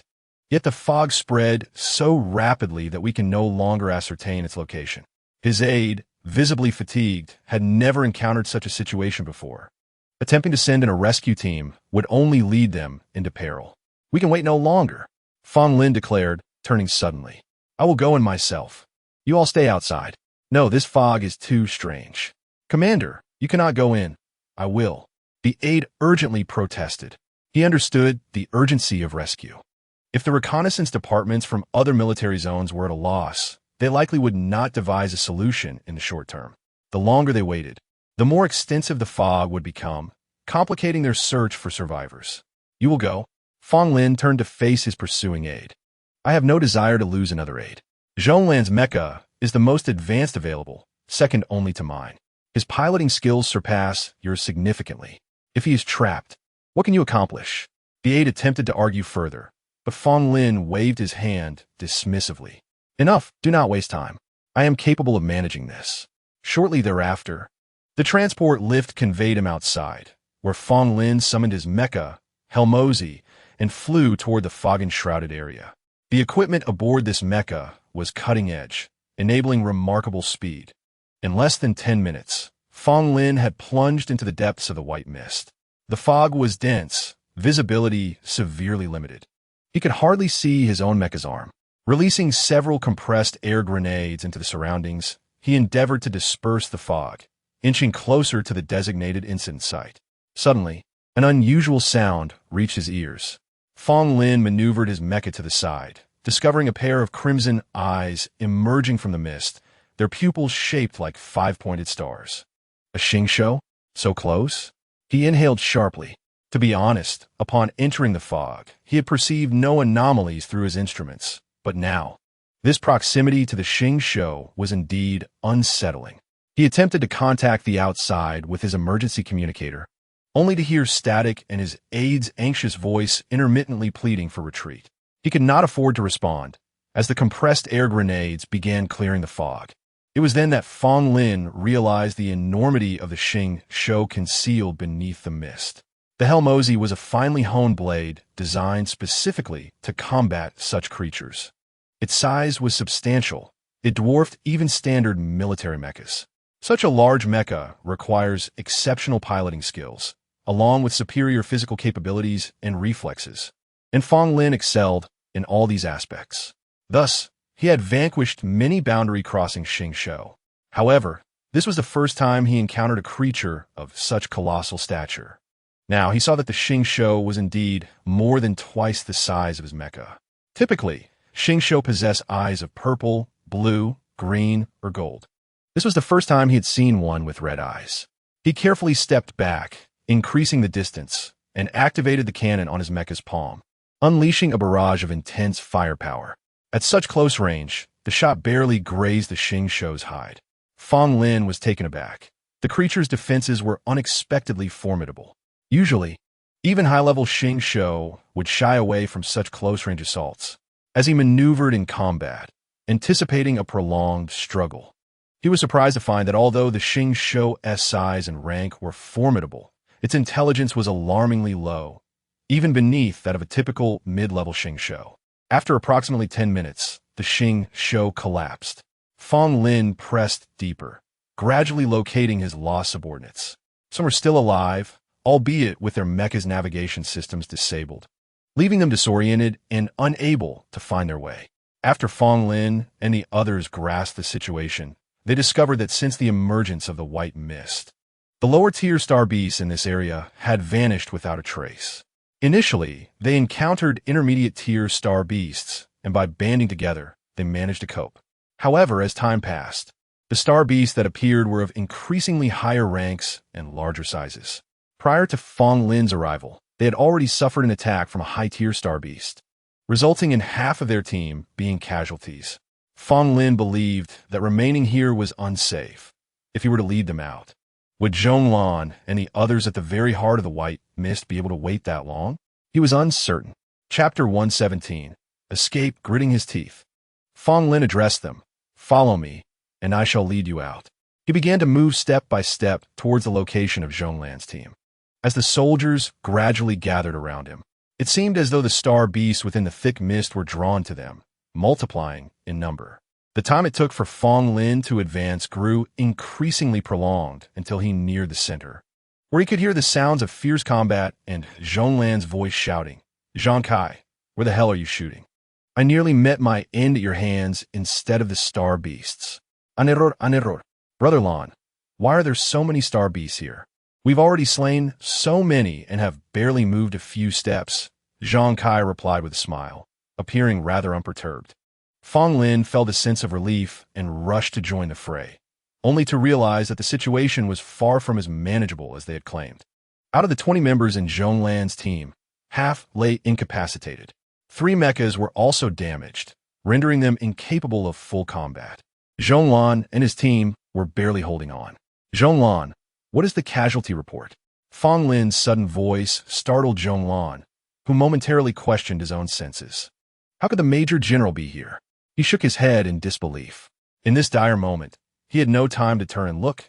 Instead, he maneuvered his mecha to dodge an incoming attack. This was dire. Qianyu was still lying over there, and if the star beast struck his mecha, the consequences would be dire. He gritted his teeth and held on. Suddenly, a whooshing sound accompanied by a shout of "Get down!" reached him. Instinctively, he dodged to the side and saw the familiar, towering mecha, a laser sword charged and cleaving the approaching star beast in two. Is that really you, boss? He could hardly believe it. Of course. What is the casualty report? Fang Lin continued without looking back. Report. 3 light injuries, 10 severe injuries, Zhou Yun shouted. Fang Lin abandoned his firearms and opted for a laser sword that possessed greater lethality while minimizing collateral damage. He had observed that not only were Star Beast corpses strewn about, but also some of his team's mechas. Why didn't you retreat when you first noticed something amiss? Fang Lin inquired. Zhonglan has dita. We discovered several injured individuals in front of the Star Beasts and thought to rescue them before leaving. Unexpectedly, we roused those Star Beasts and became entangled. He felt remorseful, yet a soldier had his duties. They could not turn a blind eye. Were they? Fang Lin's voice turned icy. Had it not been for those individuals, his team would not be trapped here. I locked them in Zhang Kai's storage compartment. What about this mist? Fang Lin, having eliminated the latest wave of Star Beasts, pressed on. I don't know. By the time we noticed it, our visibility was already impaired, Zhou Yun replied honestly. Then we were trapped here, unable to scout the area. Discard the incapacitated mechas and move your injured comrades to your cockpit. Zhou Yun, take them back according to the coordinates I provided. I will investigate the source of this mist. Anger surged within Fang Lin. He was unsure who had orchestrated this, but he was determined to retaliate. That may not be possible, boss. Zhou Yun's voice carried a tone of helplessness. My mecha has sustained over 70 damage. If we continue, it won't hold up much longer. Fang Lin felt reluctant, but turned away. Then let us exit first. Perhaps the group you captured has something to do with this. The star beast within the white mist seemed endless, and Fang Lin was unaware of how long he had been fighting. They had moved far beyond their initial position, yet the surroundings remained enveloped in white fog. Zhou Yun evidently recognized this predicament and used the internal communication system of his mecha to ask Fang Lin, "Boss, which way do we go?" "Continue in this direction. We will surely find our way out." Fang Lin's voice sounded calm, which reassured Zhou Yun. All team members, proceed at full speed. They quickened their pace towards that direction. Deep within the depths concealed by the white mist, a small surveillance robot flew stealthily, transmitting clear images to a screen. What do we do? They are about to escape. One individual exclaimed in urgency upon witnessing this scene. The man in the black trench coat responded leisurely. No need to stop them. It would be futile. What then, Brother Shun? The anxious one immediately regretted his words upon realizing their inappropriateness. Feeling the chilling gaze of Shun Mooching sweep over him, he broke into a cold sweat. The atmosphere in the room suddenly thickened. What are you afraid of? Shun Mooching laughed. You ask very well. I want to devour you. Letting them escape isn't an issue. They know nothing. It's just right for them to experience the same discomfort as you. Don't you think? The rising tone indicated his current elation. All right, the other man forced a sycophantic smile, bowing repeatedly. Brother Shun is indeed formidable. The individuals who were rescued had been captured by Shun Mooching as experiment subjects. He had implanted a virus within them.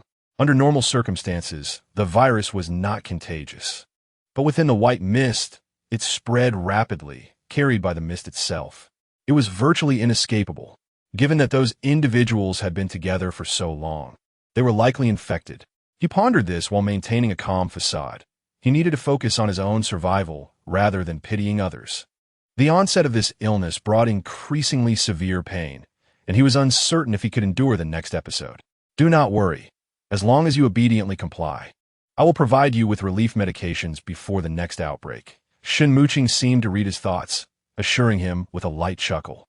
Certainly, he replied with a smile, making a swift promise. He had no other choice. Meanwhile, Fong Lin encountered no further star beasts, allowing them to progress unhindered until they finally exited the boundary of the white mist. Their vision gradually cleared. Chapter 118. Infection at this moment. His aide was not in the command room, but rather on-site, awaiting their return. Once they made it back to the base, those who had survived embraced one another. Brother. Impressive. We actually made it back. Luck, primarily because our Major General is extraordinary. The aide and Zhou Yun embraced, laughing heartily as they patted each other's backs. I almost fell. Thankfully, the Major General was there. You better not let your guard down again. Of course, who would fall into a pit twice? Just as the group was in high spirits, Zhang Kai reported, Zhong team, what should we do with a few individuals? First, place them in the isolation chamber. We will question them after we rest. Zhong Lan replied nonchalantly, believing those individuals posed no threat. However, before they had a chance to recuperate, the situation took a sudden turn for the worse. Zhong team, it's bad. One person inside is rolling on the ground for some reason. Zhang Kai's anxious voice came through the terminal. Zhong Lan wiped his damp hair and cursed under his breath. For symptoms like this, go find the military doctor. Why come to me? Yet he set down his towel and strode towards the isolation chamber. By the time he arrived, the doctor had already conducted a thorough examination. What is the situation? Zhonglan Gasu Inguit. It is a mysterious virus, and its contagious nature remains uncertain. The physician's countenance is grave, necessitating immediate isolation. Zhong Lan's expression shifts dramatically. What does it mean to be uncertain about its contagion? Does it imply a potential for transmission? This possibility cannot be dismissed. Captain Zhong, anyone who is in contact with them must be quarantined until safety is confirmed.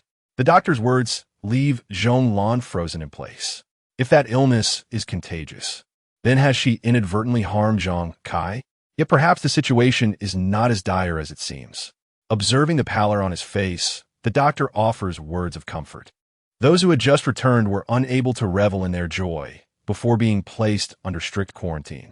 Events did not unfold favorably within a few days. Symptoms first manifested in Zhang Kai, followed by other members of Zhong Lan's team and all individuals involved in that particular activity. One fateful morning, Fong Lin, too, sensed an issue with his health. The source of the affliction was indeed those whom Zhong Lan had rescued. The rapid spread of the illness plunged the entire base into panic.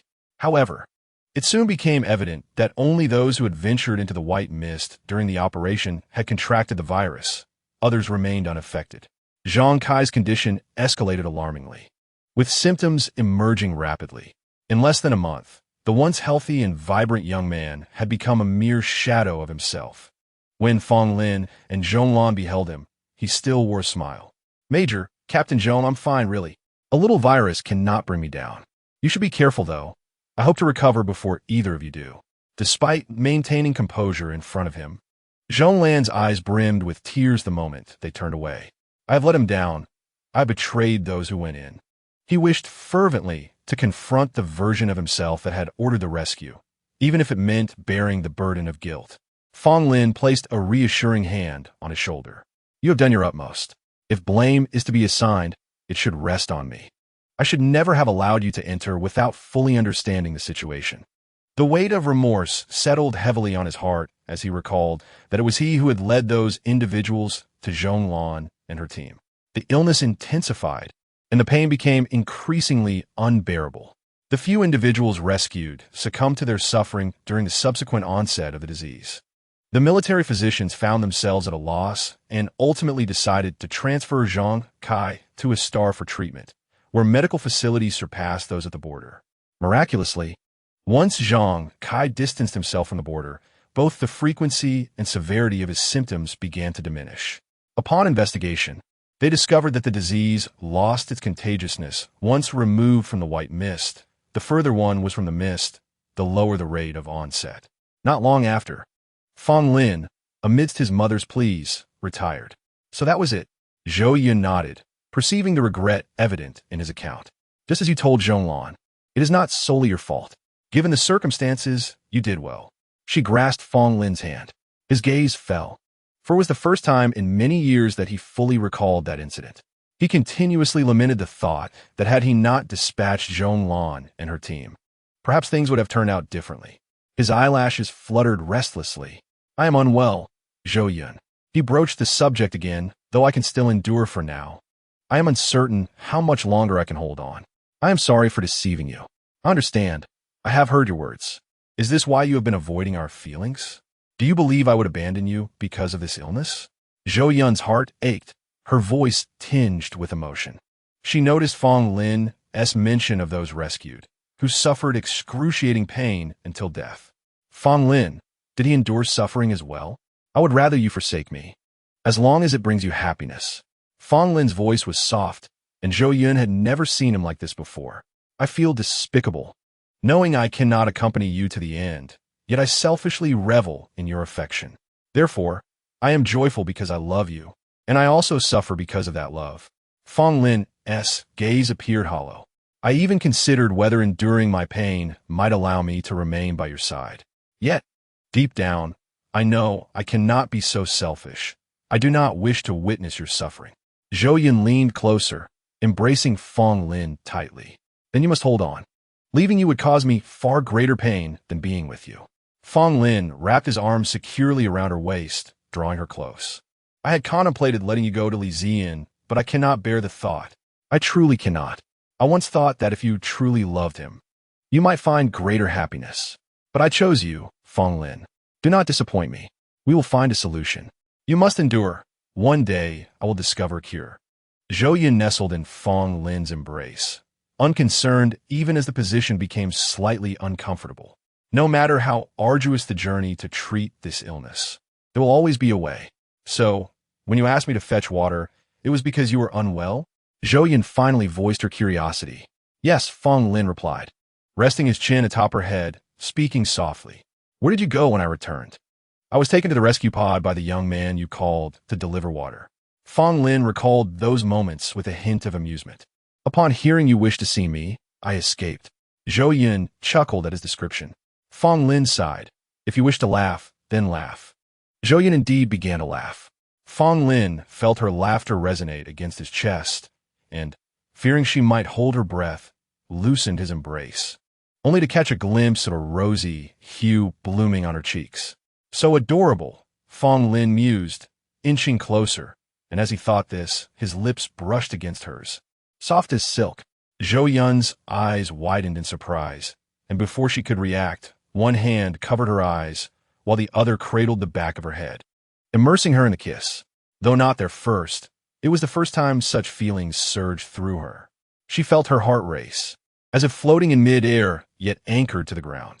Never before had she experienced such a grounding sensation. After what felt like an eternity, Zhou Yun sensed her brain teetering on the brink of oxygen deprivation before they finally parted. Embarrassed, she turned her head away. Chapter 119. Tang Yuan and Mao Tuan in the past. She had only heard of individuals fainting from lack of oxygen due to a kiss. But never had she imagined she would partake in such folly herself. Fong Lin, I will accompany you in conquering this illness. After speaking, she bit her slightly swollen lower lip and gently extricated herself from his embrace. In any case, do not worry. I have been rather busy and have other matters to attend to. I will take my leave now. Without waiting for Fong Lin's response, she hurriedly exited the control room. Once seated in the land flyer, her flushed and heated mind gradually settled. Upon returning to her quarters, she heard a cacophony of sounds. Alongside Tang Yuan's shout, "Where do you think you're going?" Zhou Yun. Upon entering, she found Tang Yuan and Mao Tuan facing each other across a table. Tang Yuan's face was flushed, one hand on his hip, appearing as if he might faint at any moment. Trembling as he pointed an accusing finger at Mao Tuan. You better not run. Mao Tuan hopped around energetically on the opposite side, baring its teeth at him. During this time, it had been unable to leave Zhou Yun's room, which felt akin to torture for the ever-free spirit of Mao Tuan. Recently, having observed Zhou Yun's low spirits, it had refrained from causing trouble, fearing to further upset her. However, Upon seeing her return to her room last night in a noticeably improved mood, it had seized the opportunity to venture out for some fresh air. It turned out that after Zhou Yun finished cooking, she would prepare a small portion for him in the kitchen's refrigerator to prevent him from going hungry.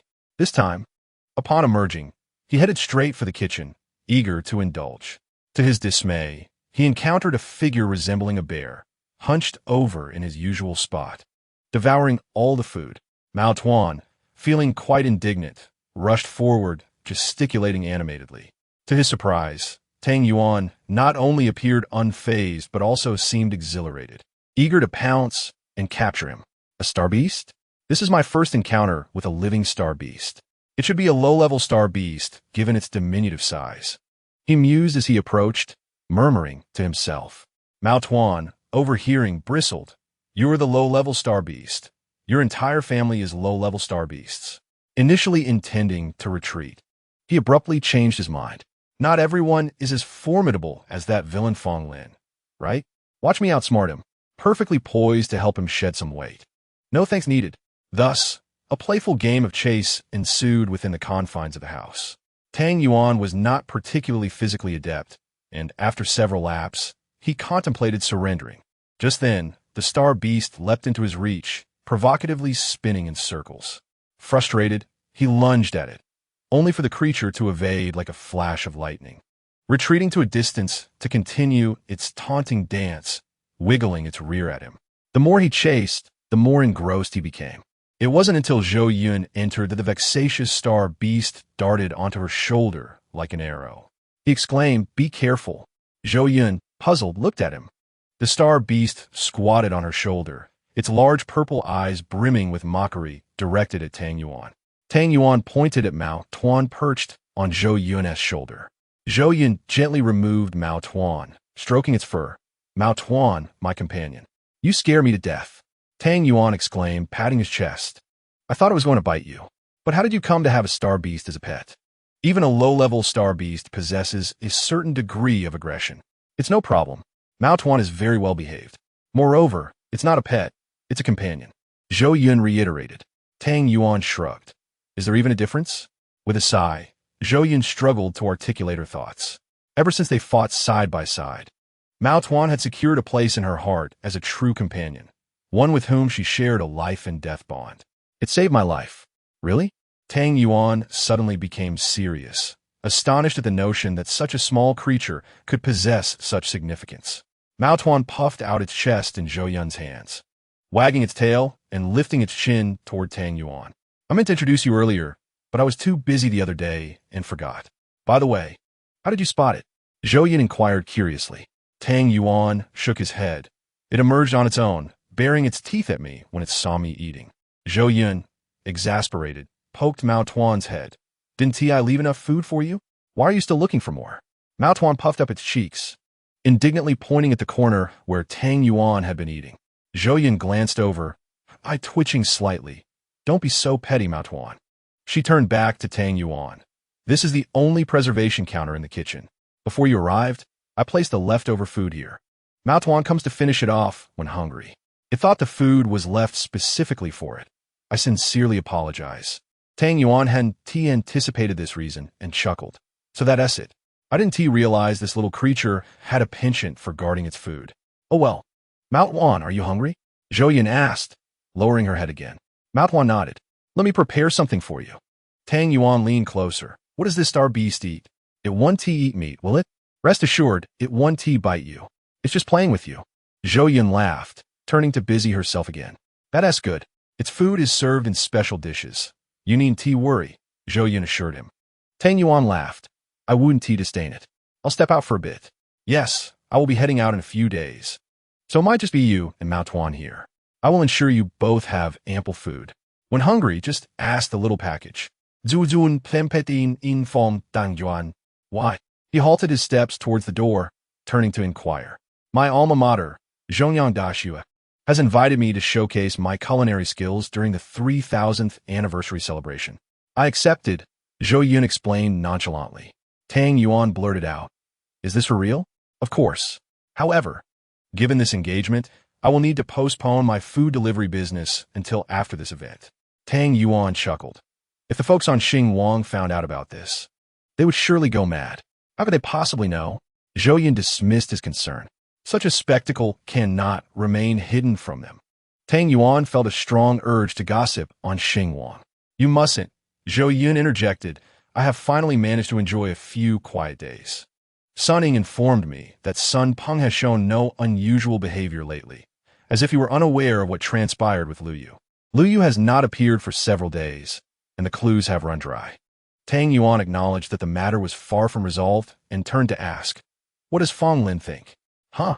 Zhou Yun, just having come from Fong Lin's side, flushed slightly at the recollection. I didn't ask. You should make an inquiry. When it comes to such matters, neither of us is as perceptive as he is. Tang Yuan urged. Chapter 120. Take out, be cautious while you remain here alone, Zhou Yun advised. Tang Yuan confidently replied, rest assured, I will not allow him to find vulnerabilities in the control system. The security systems you've installed are more than sufficient.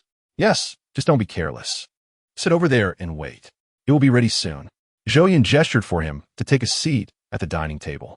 Once Tang Yuan sat down, the robot promptly served the food. What is this? Upon seeing the delicacies, Tang Yuan momentarily forgot everything else. The noodles on his plate were wider and wider than usual.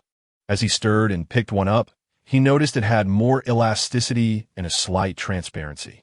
Liang Pai, Zhou Yun served herself and Mao Tuan a portion, even cutting Mao Tuan's into smaller pieces for even mixing. I can't quite fathom this name, Tang Yuan remarked, bemused. It's made from wheat flour, Zhou Yun explained. Then why is there such a stark difference in texture? Tang Yuan inquired, still puzzled. The ingredients are the same, but the methods differ, Zhou Yun added, giving him a curious glance. Why are you so inquisitive? Do you wish to learn? I can teach you. Forget it. With you here, what I need to learn for? Tang Yuan twirled a strand of liang pie with his chopsticks and tasted it. The texture was chewy and tender.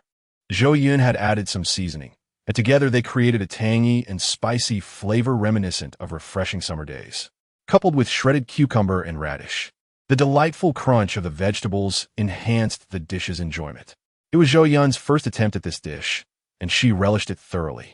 After they finished their respective plates, Zhou Yun stood up. I need to prepare the items for packaging and mailing. The practical map of that area has been sent by our teacher for quite some time. I plan to review it and design the menu and quantities. I'll be busy all day. Go ahead, Tang Yuan waved his hand, now taking another serving. Call me if you need any assistance. In truth, it was no trouble at all. Zhou Yun suddenly remembered she hadn't informed Fong Lin about her upcoming trip and wondered how he would feel about it. She smiled, sending him a message. I will be heading to Zhongyang Dashue in a couple of days to prepare for the anniversary banquet. Will you accompany me? I expect to return in about 10 days. If I don't accompany you, who will? Fong Lin replied promptly, his rhetorical question bringing an even greater smile to Zhou Yun's face. After half an hour of focused work, a voice interrupted. Master, the interstellar delivery has arrived and requests permission to dock. So soon? Zhou Yun was taken aback. When she placed the order, she had noticed their headquarters was on a star. The last time she visited a star, it had taken an entire day. To think they arrived so quickly. Let them in. Zhou Yun saved her recent work and stood to head to the dock. Indeed, the interstellar delivery service was impressively swift. I never anticipated that you would arrive so swiftly. Upon meeting, Zhou Yun could not help but praise their speed. The visitor, Lu Bai, is the proprietor of Xingji Waimai. In truth, as long as one knows the coordinates, spatial jumps can be completed in a matter of minutes. The delay, however, was due to internal disputes within the company regarding this matter. Half an hour prior, Muyu Qingfeng had placed an order for their delivery service, directing them to deliver items to a location on a star. Muyu Qingfeng? Is she the Muyu Qingfeng we are thinking of? Upon seeing this order, someone exclaimed, and all the employees gathered around. Wasn't this order still under negotiation? How could she have placed it? Everyone in the company was eager to witness this, including Lu Bai, who, as the owner, was no exception. After all, he had previously suggested selling goods to her during a live stream. As the largest shareholder, he wielded the most significant influence within the company, yet a few inexperienced individuals still sought to compete for this opportunity. They clamored for fair competition. Lu Bai chuckled and retorted, "Fair competition? I am the authority here. My word is law. Anyone who disagrees can take a seat." Some expressed their dissatisfaction, saying, "Boss, this is just bullying." "Indeed, I am bullying you. What will you do about it?" Lu Bai raised his chin defiantly. This commotion had already consumed half an hour. "What are you delivering?" Lu Bai, when serious, could be quite imposing. Zhou Yun handed him the box she was holding. "Food, food." Lu Bai's hand trembled slightly as he instinctively inquired. "Yes. Isn't that what you deliver?" Zhou Yun was puzzled by his reaction. Had she misremembered during the live stream? Lu Bai paused. "We could deliver it, but our fees are rather steep." "Which wealthy individual convinced you to send food across such a distance?" "A friend," Zhou Yun replied, not wishing to elaborate further. Lu Bai nodded in understanding, but could not suppress his curiosity, asking, "Miss Muyu, what kind of food is it? Have you streamed it?" Zhou Yun shook her head. "No, it's a new type of food I developed. May I try it?" Lu Bai blurted out, then felt slightly embarrassed, his face betraying his regret. "The delivery fee can be offset by this meal," he added begrudgingly. Zhou Yun found this amusing, but replied, "I can let you taste it. Yet the delivery fee remains as is." Lu Bai shook his head vigorously, insisting, "No, no, no. Your food is too expensive for me to take for free." "Very well." Zhou Yun led him to the lounge at the port, asking a staff member to bring a serving of liangpi and a bowl of century egg and lean meat congee. "What is this?" Lu Bai's expression mirrored that of Tang Yuan upon seeing the peculiar dish. Zhou Yun presented it to him, saying, "This is liangpi, and this is century egg and lean meat congee." Lu Bai swallowed, having watched Zhou Yun's live streams numerous times, yet this was his first experience tasting her cooking. Although it appeared to contain no meat, the dish intrigued him. The liangpi should be mixed with the condiments before eating. "For this one, just use a spoon," Zhou Yun instructed. Following her guidance, Lu Bai mixed the various condiments and took a bite. The flavors were tangy and refreshing. The white, elongated strips were chewy, with a delightful texture, while the condiments imparted an unfamiliar yet enticing aroma. He picked up some shredded cucumber and carrot, suspecting they were plant-based ingredients. After a moment's hesitation, he decided to consume them. The crispness of the cucumber and carrot mingled with the tangy sauce, leaving a sweet aftertaste of vegetables. He then grabbed a square piece of peculiar food filled with holes and placed it in his mouth, experiencing yet another unique flavor. This ingredient had no distinct taste, but soaked up the broth, rendering it utterly delicious. He struggled to articulate the experience of the liangpi before him, with only two words echoing in his mind: delectable. He then shifted his gaze to the century egg and lean meat congee, which seemed rather unremarkable. Merely starch, lean meat, and an egg? He scooped a spoonful into his mouth. The congee had been painstakingly simmered, even yielding rice grains, and combined with adequately sized pieces of lean meat and the distinctive aroma of the century egg, it evoked a sigh of satisfaction. The warm congee slid down his throat, enveloping his stomach in warmth. Delicious. Lu Bai finished every last bit. Chapter 121. Nai Tuanzi Lu Bai burped and exclaimed anew, "Incredible. Rest assured, I will ensure this delivery reaches its destination safely. Such delightful food is indeed worth delivering." Zhou Yun, intrigued, asked, "Does your company have a particular corporate culture? Is there a value in delivering food?" "Not quite," Lu Bai replied, shaking his head. "Our company prides itself on speed and high fees. Many assume we only deliver the most precious items. Yet, your cooking deserves the designation of precious." Zhou Yun nodded in agreement. "I must take my leave now." Lu Bai rose, exiting the lounge, producing a peculiar device resembling a plate from his spatial pouch. With the press of a button, he vanished in thin air. "Gone." Zhou Yun rubbed her eyes, unable to believe what she had witnessed. After a moment, she exclaimed, "This science is sometimes more miraculous than theology. Has humanity truly reached the point of instant teleportation?" Zhou Yun chuckled, shaking her head. She had managed to enlist the help of someone capable of teleportation to deliver her meal. Indeed, anything is possible. On Senmuxing, at the Sun clan's residence, Sun Ying was meandering outside. Several days had passed since the bizarre banquet, and she had yet to process the shocking disappearance of Lu Yu. For days, she had awakened from a similar dream, each time reliving the banquet, Lu Yu's departure, and her pursuit, only to see her vanish at the turn. She encountered Sun Yao, and together they cheerfully sought Lu Ming. What did it all signify? Frustrated, she ran her fingers through her hair, curling and uncurling them repetitively. What was her dream attempting to convey? Did she truly harbor such distrust toward her cousin? Was it merely because he happened to appear at the intersection where Liu Yu vanished? Or had she overlooked some detail? Sun Ying continued her slow stroll, allowing her thoughts to swirl.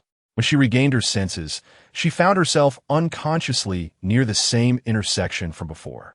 She couldn't help but chuckle inwardly, mocking herself. What is this, Sun Ying? Do you think you can do it? The police have found no leads on Liu Yu.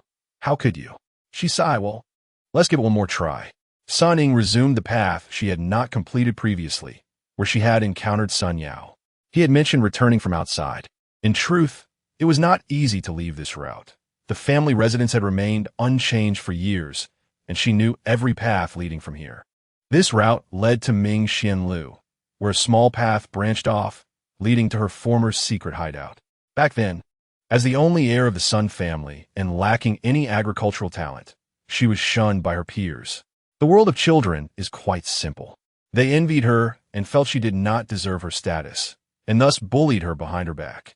Once, she had retreated to a secluded spot behind Ming Xianlu to cry. She heard a voice asking, "Who is there?" Sun Ying quickly lifted her head, wiping her face as if startled, and retorted, "Who are you?" On that rarely traveled path, a boy, a few years her senior, approached her, leading a small child. It was he who had spoken. Sun Ying regarded him warily, instinctively wishing to hide her vulnerability. The boy, holding the child's hand, walked over gently and inquired, "Why are you crying here?" Sun Ying, flustered and embarrassed, exclaimed, "I'm not crying. I merely have a cold." Her red-rimmed eyes and flushed nose rendered her appearance rather pitiable, lacking any semblance of conviction. Yet, even amidst this, the young boy suddenly realized, so that is the case. Is having a cold uncomfortable? Upon hearing this, Sun Ying felt considerably relieved. She made a concerted effort to lift her chin and puff out her chest, resembling a proud peacock. The young child blinked his large, sparkling eyes and inquired, "Sister, are you all alone here with the cold?" "How unfortunate." Irritated and embarrassed, Sun Ying retorted, "I am unwell and prefer tranquility. I simply sent them away." She had initially believed that the little one would possess the same understanding as his elder brother. Instead, he released his brother's hand and dashed over, gently touching her forehead with his small hand, proclaiming, "It doesn't hurt, it doesn't hurt. The pain has flown away." His warm touch momentarily disoriented Sun Ying. By the time she regained her composure, she felt a mix of embarrassment and vexation. Her cheeks flushed as she snapped, "What does it have to do with you? Go away." The young boy was taken aback by her stern words, looking helplessly at his brother. The young man smiled gently, saying, "My little brother has been fragile since childhood, so he empathizes with your discomfort." Sun Ying instantly felt a pang of guilt for having casually concocted an excuse that inadvertently hurt an innocent child. Being naturally kind-hearted, she murmured, "I'm sorry. I didn't mean to. Being sick should be accompanied by play. That way, one can distract themselves. My brother is frail and often lacks company. Would you be willing to play with him?" The young man's tender words felt like a gentle breeze wafting through her heart. In her years of existence, no one had ever extended such kindness toward her. A flutter of trepidation coursed through her as she glanced at the little boy, who stood there with wide, expectant eyes. Sun Ying bit her lip and stamped her foot. "All right, I will play with you, but you must not cry. I detest it when people cry." What shall I call you?" "Sister?" the little boy asked. "My name is Sun Ying. And you?" "I am Sun Liang, and my brother's name is Sun Yao," he replied. "Sun Yao?" Sun Ying looked up at the young man. Children of their age often harbored their own adolescent dreams and idols. To her knowledge, Sun Yao, who was 5 years her senior, was an idol for many. "Have you heard of my brother? He is quite remarkable, isn't he?" The pride in the little boy's voice was palpable. "He's just average," Sun Ying replied nonchalantly, glancing up at the young man again, only to notice a hint of helplessness at his brother's praise. Due to this serendipitous connection, they grew closer. Though Sun Liang was 3 years younger than her, his prolonged illness had rendered him much more mature than his chronological age. Sun Ying, lacking other companions, found a harmonious rapport with Sun Liang. As they matured, Sun Yao became increasingly busy with his studies, while Sun Ying's bond with Sun Liang deepened. Despite Sun Liang's health showing no signs of improvement into his teenage years, he exhibited remarkable aptitude in his studies, distinguishing himself from everyone else in their vicinity. Sun Ying, attributing her own failures to her lack of nurturing towards her pet, pretended not to care, while Sun Liang displayed no interest in raising pets. In his leisure time, he immersed himself in literature related to StarNet and neural technology. Sun Ying could not deny his exceptional talent. As she pondered this, she found herself on a familiar path. This place had remained unchanged over the years. Reflecting on the past, she reminisced about sitting on the steps behind Mingxian Lu with Sun Liang, playing and reading. Time flies. Intrigued, she ascended the steps, wondering how Liang was faring now. She had forgotten to ask Brother Yao for his contact information last time. She resolved to remember to do so upon their next encounter.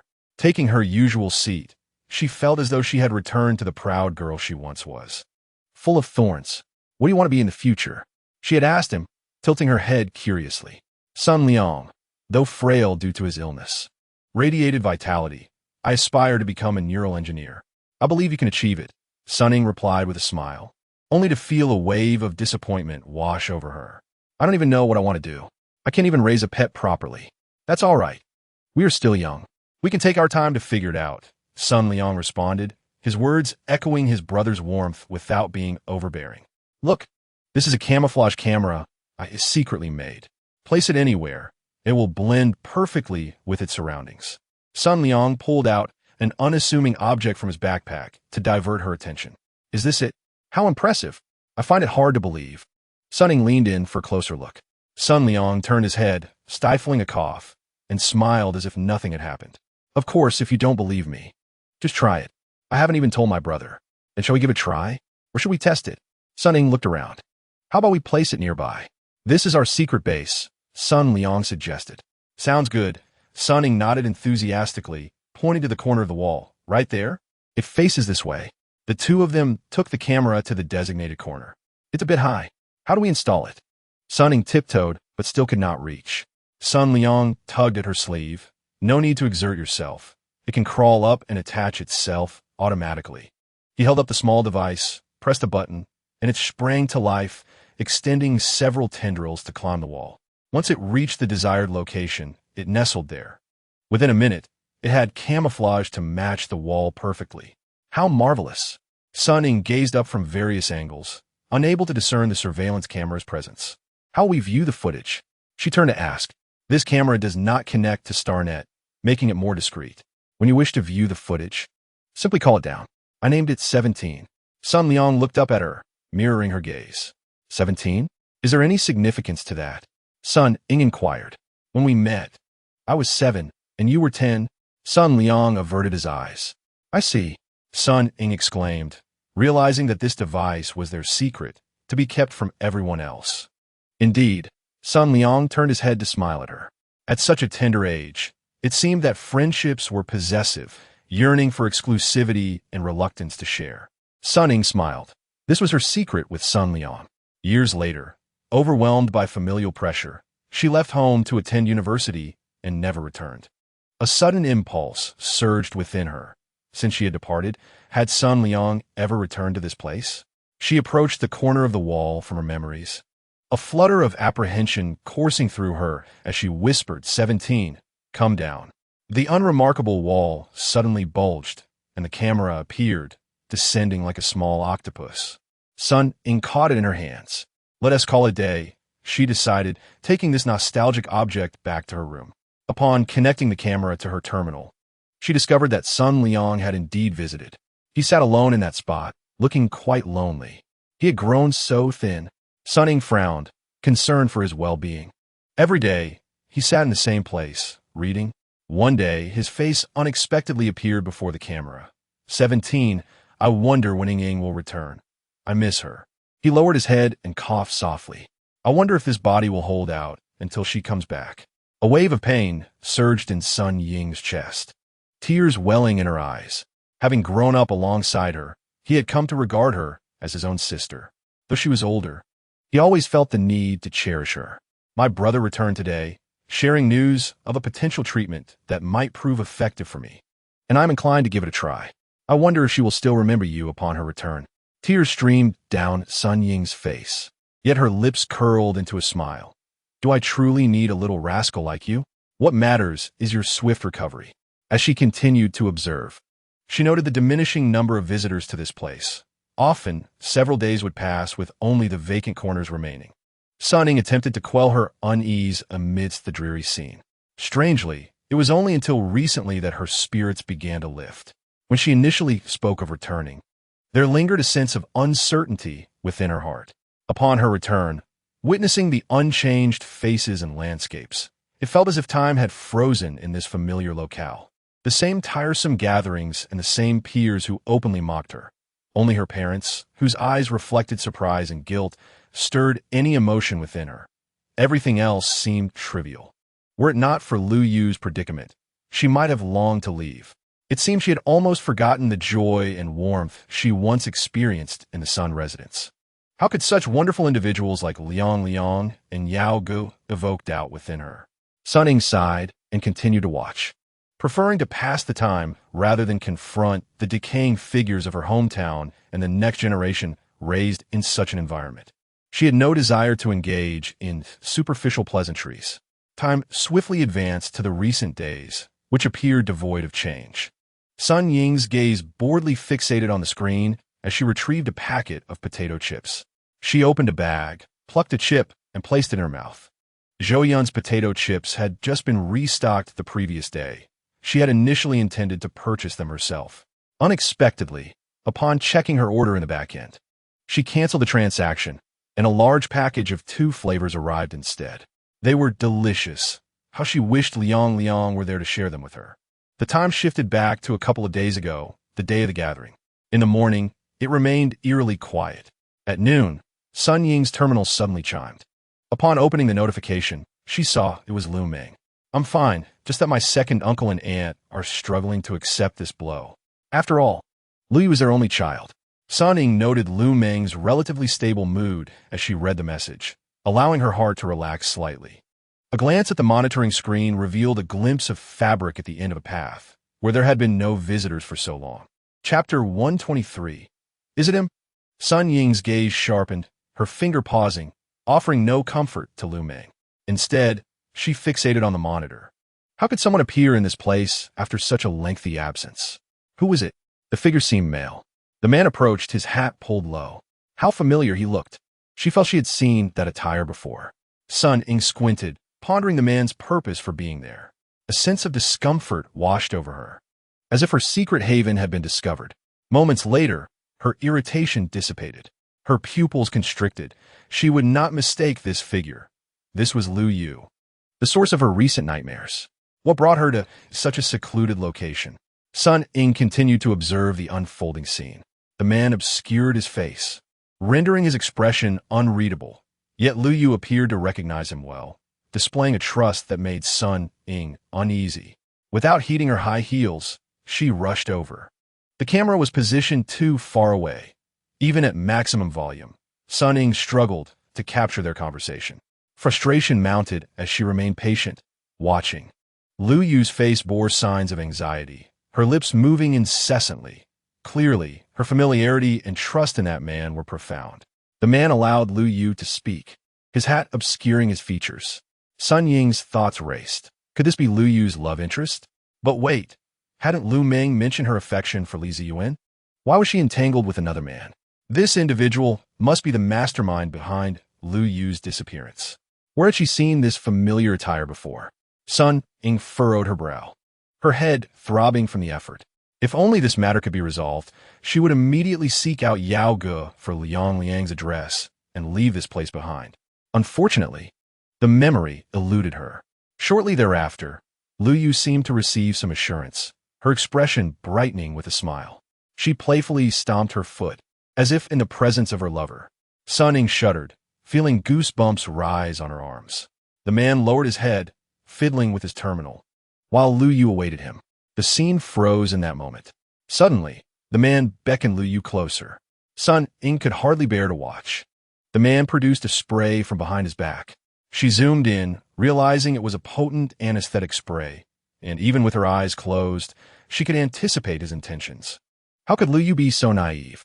Liu Yu obediently stepped closer, and the man sprayed her face. It seemed misdirected, as the dosage was insufficient, causing her to faint instantly. Her expression reflected disbelief. Sun Ying feared she already knew what would follow.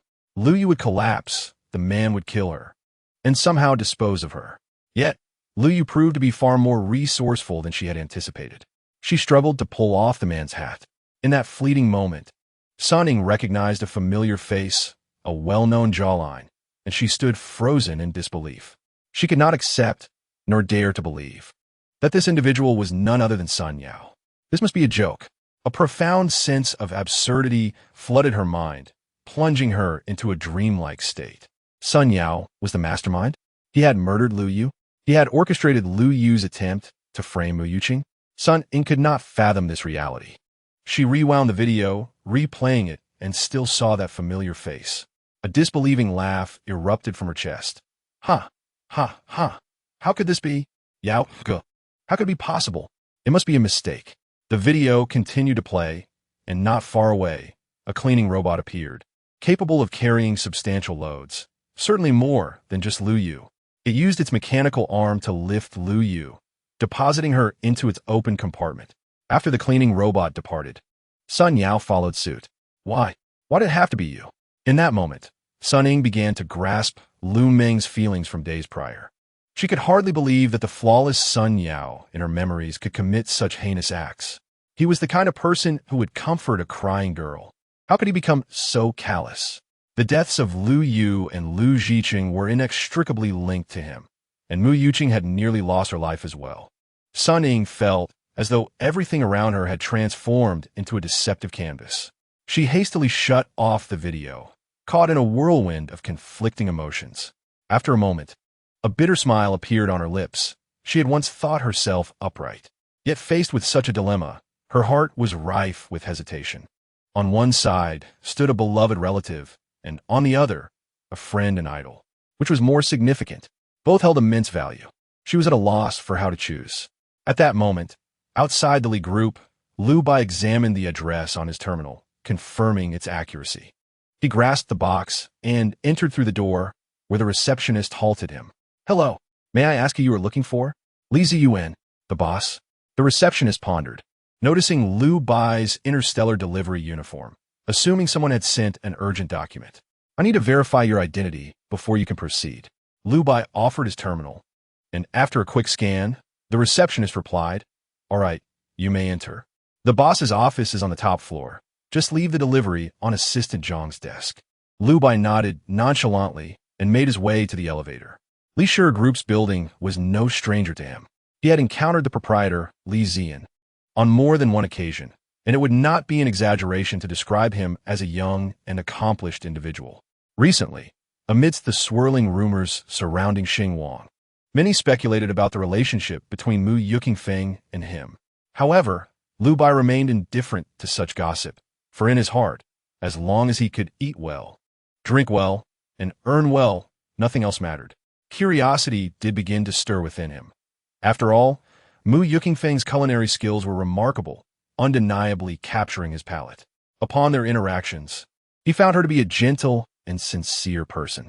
The crisis involving Li Shi Group had reached his ears, and he had heard whispers of Li Ziyan's hurtful words. Yet, that young lady still appeared eager to provide him with food, evoking a sense of sympathy within Liu Bai. It was evident that their relationship could only be described as friends. At the same time, he felt a twinge of dissatisfaction toward Li Ziyan. A good girl had been unjustly sullied, and he was quick to distance himself. How lacking in responsibility. Afterward, he walked past Assistant Jiang's empty desk and knocked on the door of Li Ziyan's office. Who is it? Came a voice from within. Xing Wang delivery, you take out. Liu Bai replied spontaneously. Come in, Li Ziyan responded. Liu Bai opened the door to find Assistant Jiang standing by Li Ziyan's desk. Both were staring at him. The receptionist had already informed Li Ziyan, who believed it to be an important document. However, Liu Bai entered and placed the box directly on the desk before him. This is your takeout. Li Zian's mind was flooded with various thoughts. He had seen Lu Bai a few times before, but why did this visit exude such palpable hostility? Mr. Lu personally delivering what an honor, Li Zian remarked.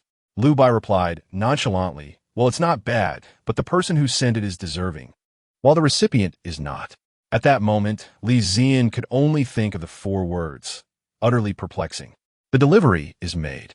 I will not engage in pleasantries with you, Mr. Li, Lu Bai said as he turned to leave. Mr. Lu, aren't you going to take the box? Li Zian called after him, wondering if he was expected to open it himself. It's all yours, including the box, Lu Bai said without looking back, shaking his head regretfully for Mu Yukingfeng. A fine girl had fallen for a scoundrel. After Lu Bai departed, Jiang Chun's report neared its conclusion. Li Zian found himself inexplicably drawn to the box. Who sent this? Doesn't he realize that Xing Wang charges by weight? Sending such a heavy item, could it possibly be a sample? After Jiang Chun finished speaking, Li Zian waved him away. As the door closed softly, he opened the box to reveal beautifully preserved food. On top, beneath a transparent lid, lay a card that read, I made these for you, liangpi and century egg with lean pork congee. I hope you like it. A smile gradually spread across his face, and a somber hue that had clouded his eyes for days lifted, replaced by a newfound brightness. Unconsciously, he murmured, I like it, his tone imbued with a cheerful lilt. Liangpi and century egg with lean pork congee? It had been ages since he had heard such an unusual name. He deftly mixed the condiments, took a bite, and a tangy flavor surged through him. The exhaustion and pain of recent times seemed to dissipate alongside that invigorating taste. Did Zhou Yun still wish to forgive him? To have traveled such a distance to deliver takeout, it made him wonder if there was still a chance for them. He couldn't help but reflect on the constraints he had faced. Had it not been for the contract he signed with the Luo family, withdrawing half of the liquid assets, he wouldn't have found himself in such a passive position. The thought of his own words filled him with trepidation. Would Zhou Yun abandon him? He vowed not to let such a situation arise again.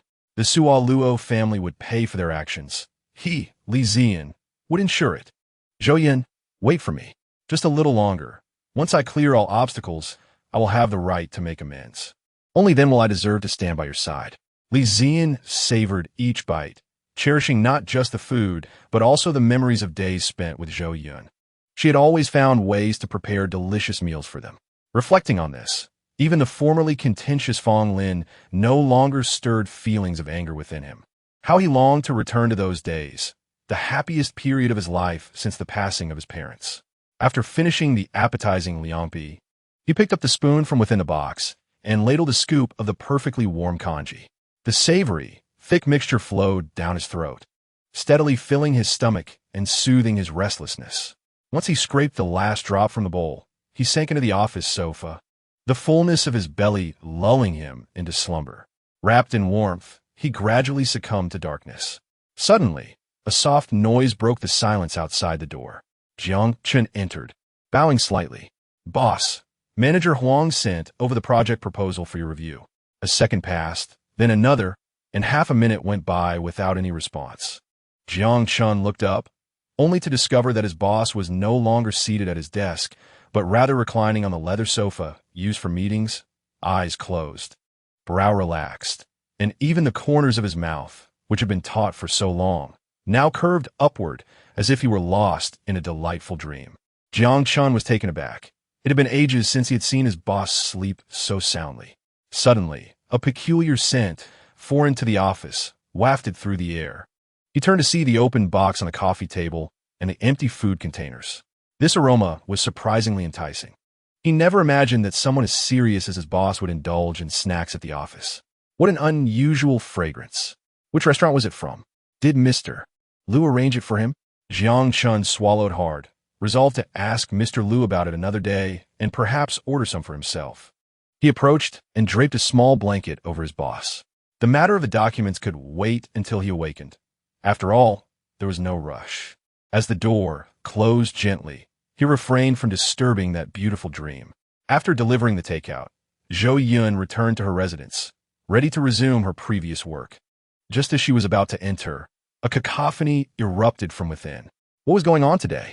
Tang Yuan and Mao Tuan had embarked on a new round of chasing. Stop right there. That S for me. Mean it. Why are you, such a little thing, eating so much? Tang Yuan exclaimed at an unprecedented volume. His movements were clumsy as he panted while pursuing, shouting all the while. Zhou Yun observed the beads of sweat glistening on Tang Yuan's face in the pleasant temperature. She couldn't help but shake her head. She had initially intended to intervene and tell Mao Tuan to stop teasing Tang Yuan. But upon seeing Tang Yuan's physique and the sweat glistening on his forehead, she pondered that perhaps this was not such a bad thing. Tang Yuan's daily exercise was far too insufficient. He had often complained about his weight, but had seen no results, only consuming more. Mao Tuan might just be the catalyst for his weight loss. She hoped he would soon return to the handsome figure she had first met, easing her sense of guilt. Otherwise, she couldn't shake the feeling of raising a pig. Seizing the moment when no one in the living room was paying attention, she quietly slipped back to her room. Today, she planned to finalize the planning map and prepare the requisite quantity of seeds, ready to embark on expanding her farming endeavors in a couple of days. If the upcoming school anniversary was a success, her reputation would not be easily shaken by any petty schemes from behind the scenes. I'll be waiting here. Let us see what tricks you have left, Zhou Yun said to herself, invigorating her spirits while intently focusing on her work. As time passed, the map finally approached its completion. As Zhou Yun stretched languidly, expressing her relief at finally completing her tasks, she casually glanced out the window and was taken aback. How could it be so dark? Had so much time passed? Why had no one called for her? Feeling the pangs of hunger in her belly, she rose and made her way to the kitchen to prepare something to eat. Passing through the living room, where the lights were off, she suddenly noticed a large shadow not far away. Who is it? She called out, and as the light gradually brightened, she realized the motionless shadow belonged to Tang Yuan, who looked at her with a sense of disillusionment. Why didn't you call me to cook? Zhou Yun inquired.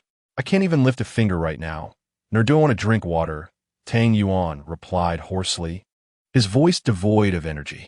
Zhou Yun gestured for the small robot to bring a glass of water, inserting a straw and offering it to his lips. Take your time, she said, then turned and entered the kitchen. Chapter 125. The benefactor. Time passed swiftly as everything was prepared, awaiting their departure. Zhou Yun was not one to remain idle. In this interstellar age, where food was scarce, all alcoholic beverages were industrially synthesized, a taste she was still acclimatizing to. During the past couple of days of leisure, she had busied herself with brewing. After counting the remaining grains and fruits in the warehouse, she selected some to experiment with brewing a few batches. Before brewing, she prepared the yeast, glutinous rice, and fruits for fruit wine, as well as sorghum and wheat for liquor. Grapes had yet to ripen. Otherwise, she would have made some delightful wine, which was not only nourishing for the skin, but also potentially marketable. Zhou Yun chuckled to herself as she directed the intelligent robot to move the necessary materials to their designated spots. As she passed by, she caught a glimpse of something unexpected. Look, she exclaimed, halting her land vehicle and rushing over in 3 quick strides. This plot of land had been cleared but not yet organized. Zhou Yun had casually scattered some seeds there, which had grown similarly, making it difficult to identify the variety. She had neglected it, resulting in a delightful surprise. Hops. Approaching, she plucked a flower, confirming it was indeed the hops used for brewing beer. Beer and fried chicken. Beer and barbecue. During her time on the Earth Star, not only did friends gather to drink beer, but late-night barbecues also called for it. She reminisced about the beer fish and beer duck she had enjoyed while traveling, the mere thought of which made her mouth water. After harvesting some for brewing, she planned to transplant the remainder to a designated spot for easier management. Not knowing what it was before, she now understood its value and felt compelled to treasure it. Zhou Yun hummed a tune as she busied herself throughout the afternoon, preparing everything and storing it in the cellar.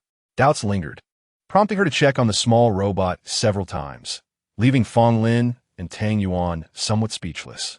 It's artificial intelligence. You doubt its memory? ISNT it's superior to yours? Zhou Yun, how could you think that? The small robot remained gentle, responding to her repeated reassurances. I remember, Master. At dawn the next day, she and Fong Lin set off. Central University was situated on a medium-sized planet adjacent to the central star. possessing not only that planet but also two slightly smaller ones, alongside dozens of mineral-rich energy planets and numerous uninhabited small asteroids. Most of these were larger than the planet Zhou Yun owned. When she first arrived in the interstellar realm, she believed herself to be quite wealthy, able to purchase a star. Yet, after buying a barren, resource-scarce, uninhabited star, she had depleted nearly all her fortune. Even so, she felt a sense of pride. Look, who on Earth could afford a small asteroid? Upon reaching Central University and receiving a substantial package from Hefei, filled with various planets for her selection, she realized how naive her understanding of wealth had been. Choose one of these planets? You mean to give it to me once I finish? Zhou Yun still couldn't quite believe it. Hefei chuckled and nodded. Yes, I negotiated for you. These are all relatively close to the small asteroid you currently possess. They should be larger as well. Moreover, the facilities on these planets are exceptionally complete, and they also have some energy resources. Ownership will belong to you. Wasn't this her dream, celestial body? Zhou Yun felt an urge to make something of herself. After all, it was just a planet, wasn't it? Excuse me, but such a grand planet is indeed beyond my means, she said, feeling slightly embarrassed. Hefei shook his head. Not at all. This is based on the equivalent price of the plant creatures and other ingredients you provided. And don't blame the school. They even took advantage of your labor costs. Not at all. Until Zhou Yun stepped into the lounge, her steps still somewhat unsteady.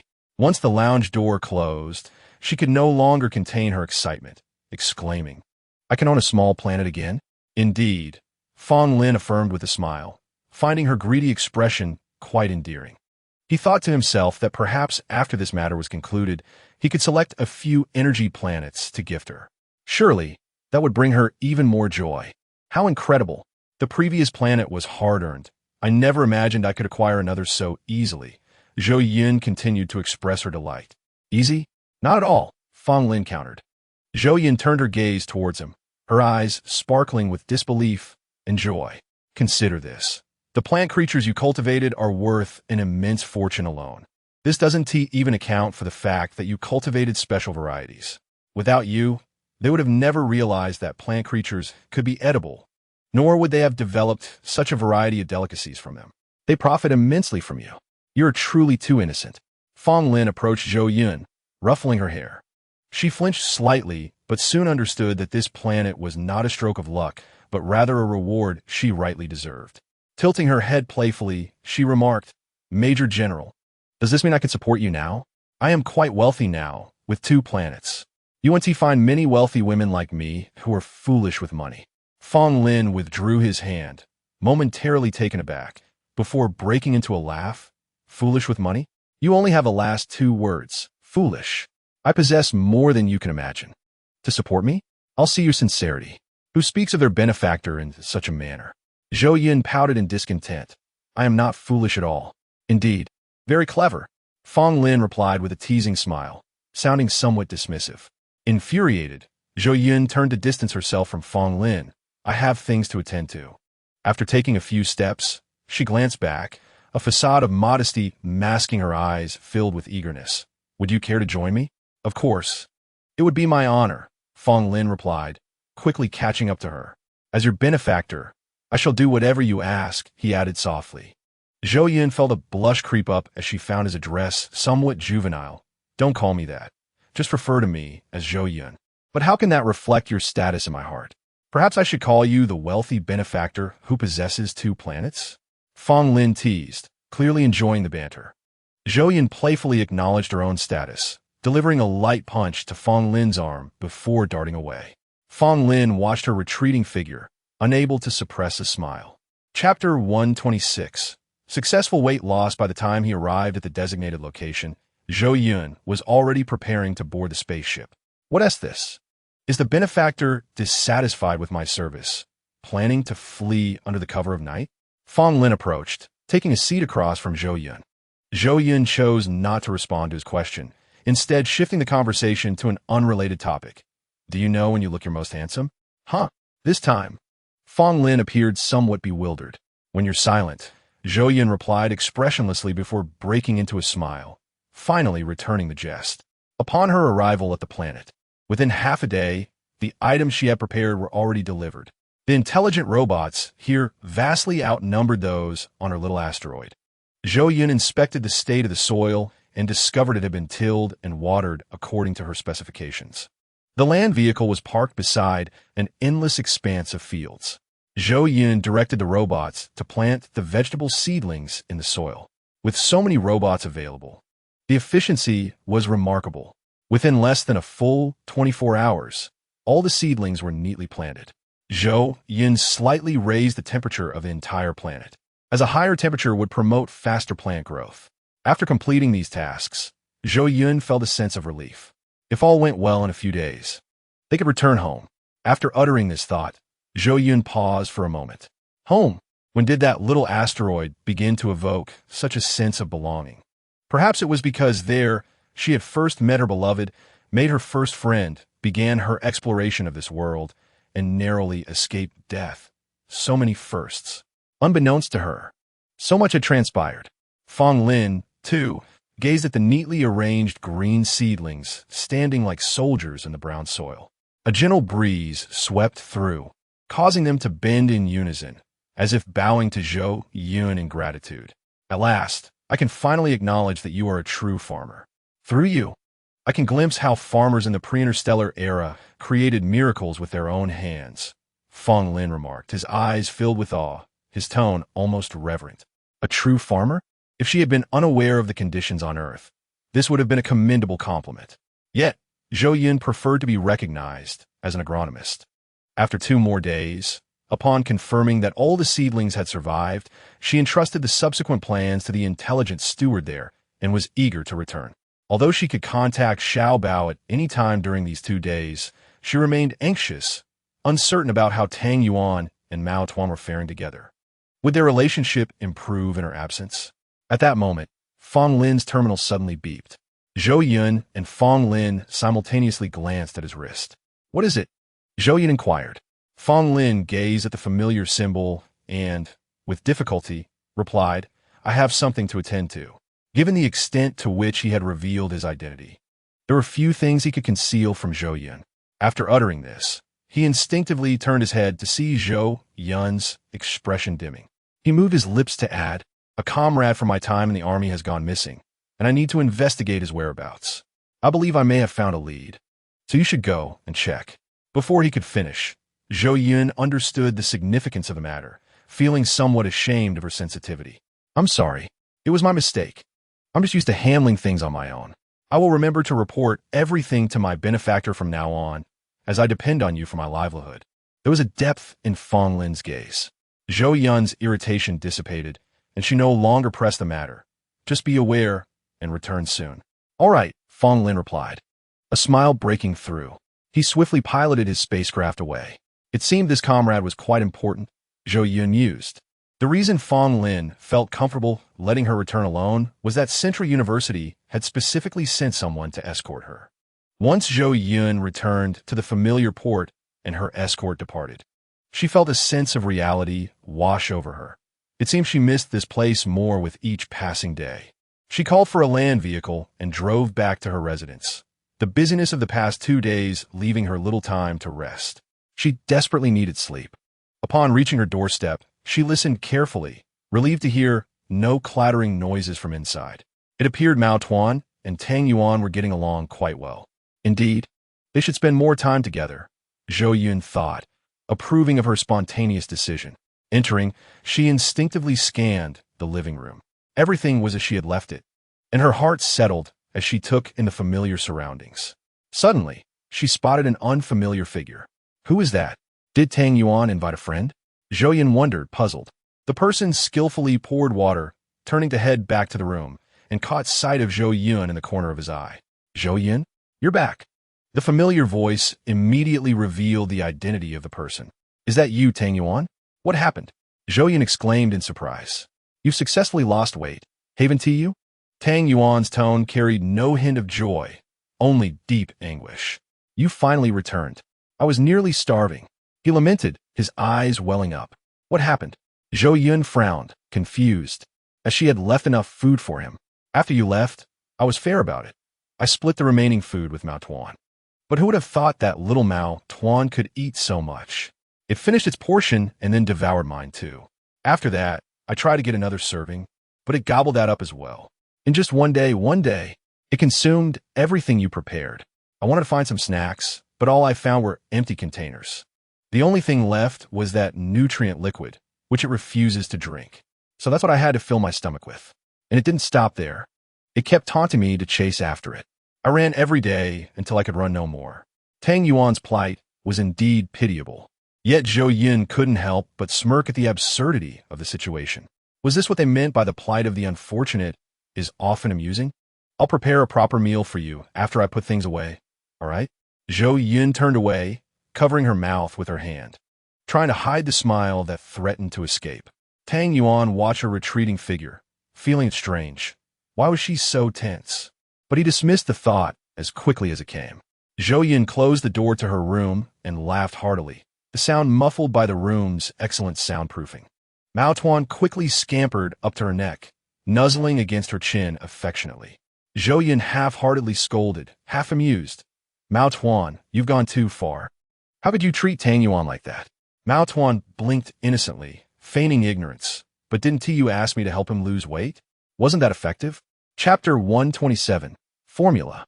She had never felt so swiftly embraced by slumber, her mind blank. Meanwhile, Fong Lin arrived at their agreed-upon location, the Xingla Bar in the A-Star Forest area.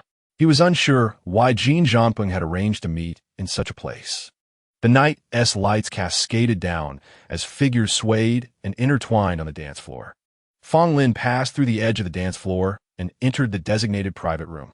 Upon pushing the door open, he found it utterly empty. What's going on? Is Jin Zhangpeng really this unreliable? Suppressing his displeasure, Fong Lin sat in the room, waiting. After a while, a waiter entered. Sir, here's your drink. I didn't order anything, Fong Lin replied tersely. The waiter stepped back and checked the room number, returning to say, no mistake. This room placed the order. The payment has already been made. Could you enlighten me on the whereabouts of the individual who procured the wine?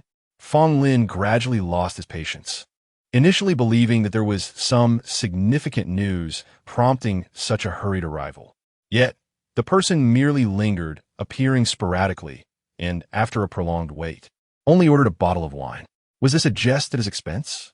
As Fong Lin observed the attendant withdraw, he picked up his terminal and dialed Jin Zhangpeng's number. What is going on? You summoned me. Yet where are you? Fong Lin's tone was tinged with irritation.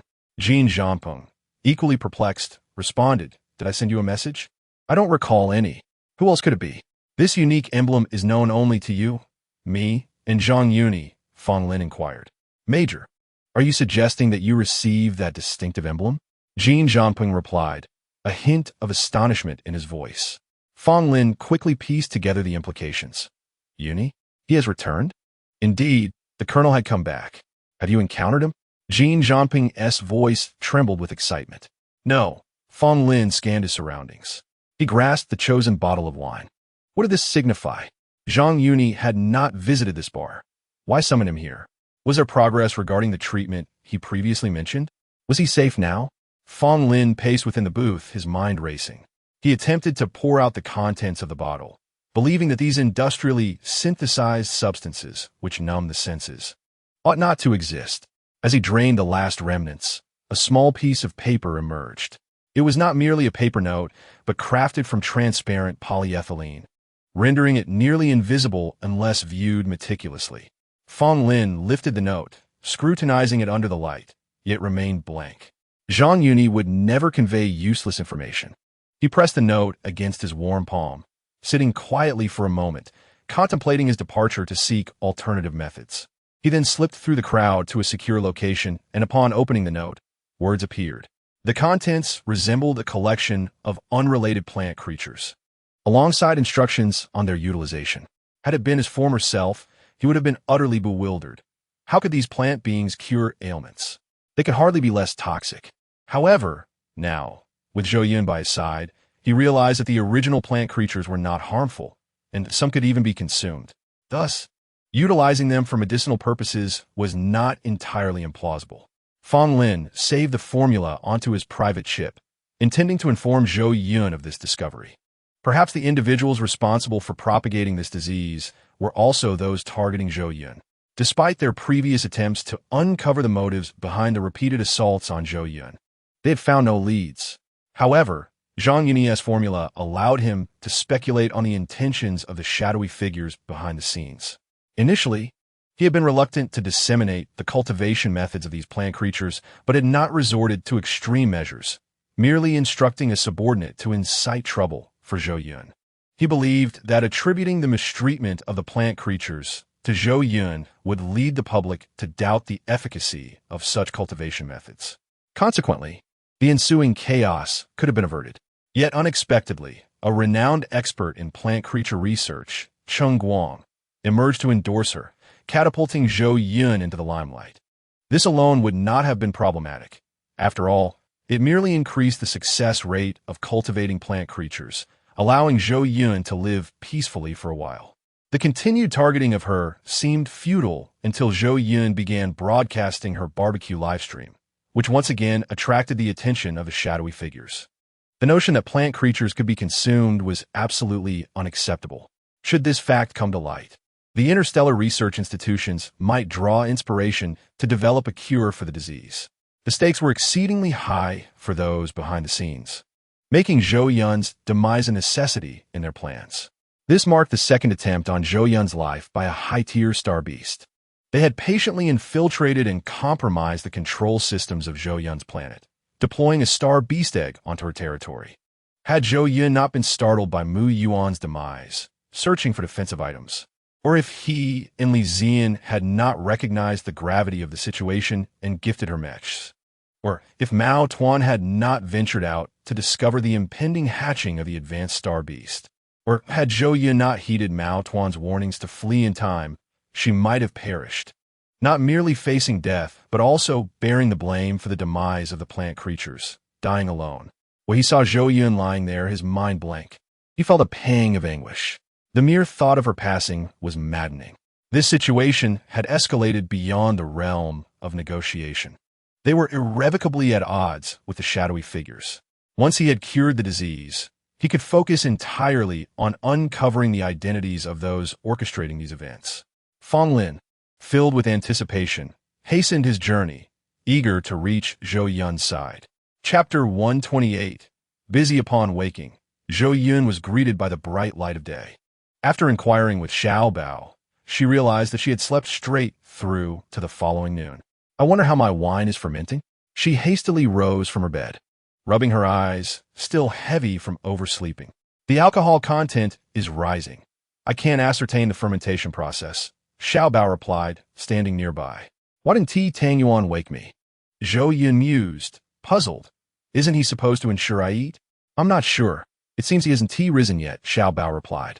With Tang Yuan's absence from her thoughts, Zhou Yun decided to set that concern aside, knowing that checking on the wine would be a quick task, and she could prepare a meal upon her return. She dashed to the cellar, opened a small jar, and inhaled its aroma.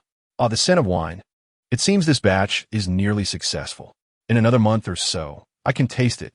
Whenever Fong Lin mentioned wine, he would scoff, deeming it an industrially synthesized spirit devoid of soul. This time, she intended to show him the true allure of wine. She had drafted a selectable menu for the school anniversary and sent it out. The staff at the school appeared baffled, unable to comprehend the dishes. What is you xiang ro si? What is fo chiao chong? What are fu chi fei pian? The names were utterly unrecognizable. Fei replied succinctly, you decide, but the students insist on having barbecue, hot pot, jigong pot, and lamb offal soup.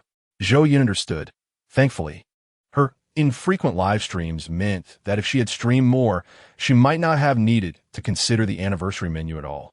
But what sort of feast could be made from barbecue, hot pot, jigong pot, and lamb offal soup? It seemed rather mismatched, which struck her as amusing. Oh well, they wouldn't know any better.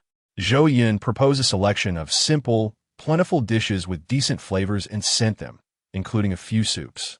With the anniversary spanning several days, she only needed to prepare meals for 3 of them. Setting aside that matter, Chun Jun had successfully opened up sales for his chickens.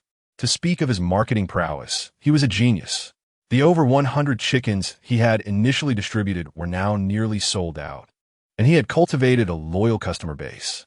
If it weren't for Zhou Yun's production capacity being insufficient, relying solely on selling eggs and chickens could have propelled him to success. Currently, the chicks at the farm had only grown for a little over a month, and they would require at least another 3 months to mature. However, Zhou Yun had noticed something peculiar. "Chenjun, did you purchase whole chickens for me?" she inquired. "Yes." "Then why are the ones you sold like this?" Zhou Yun pointed to the product before her. "The chicken lack feet and neck.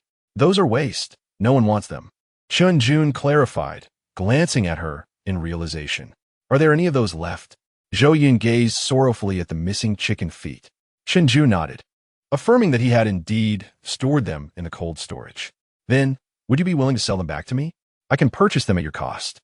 Zhou Yun swallowed at the thought of those chicken feet, envisioning the delightful pairing of braised chicken feet with beer and barbecue, a perfect midnight snack. She was almost ready to indulge.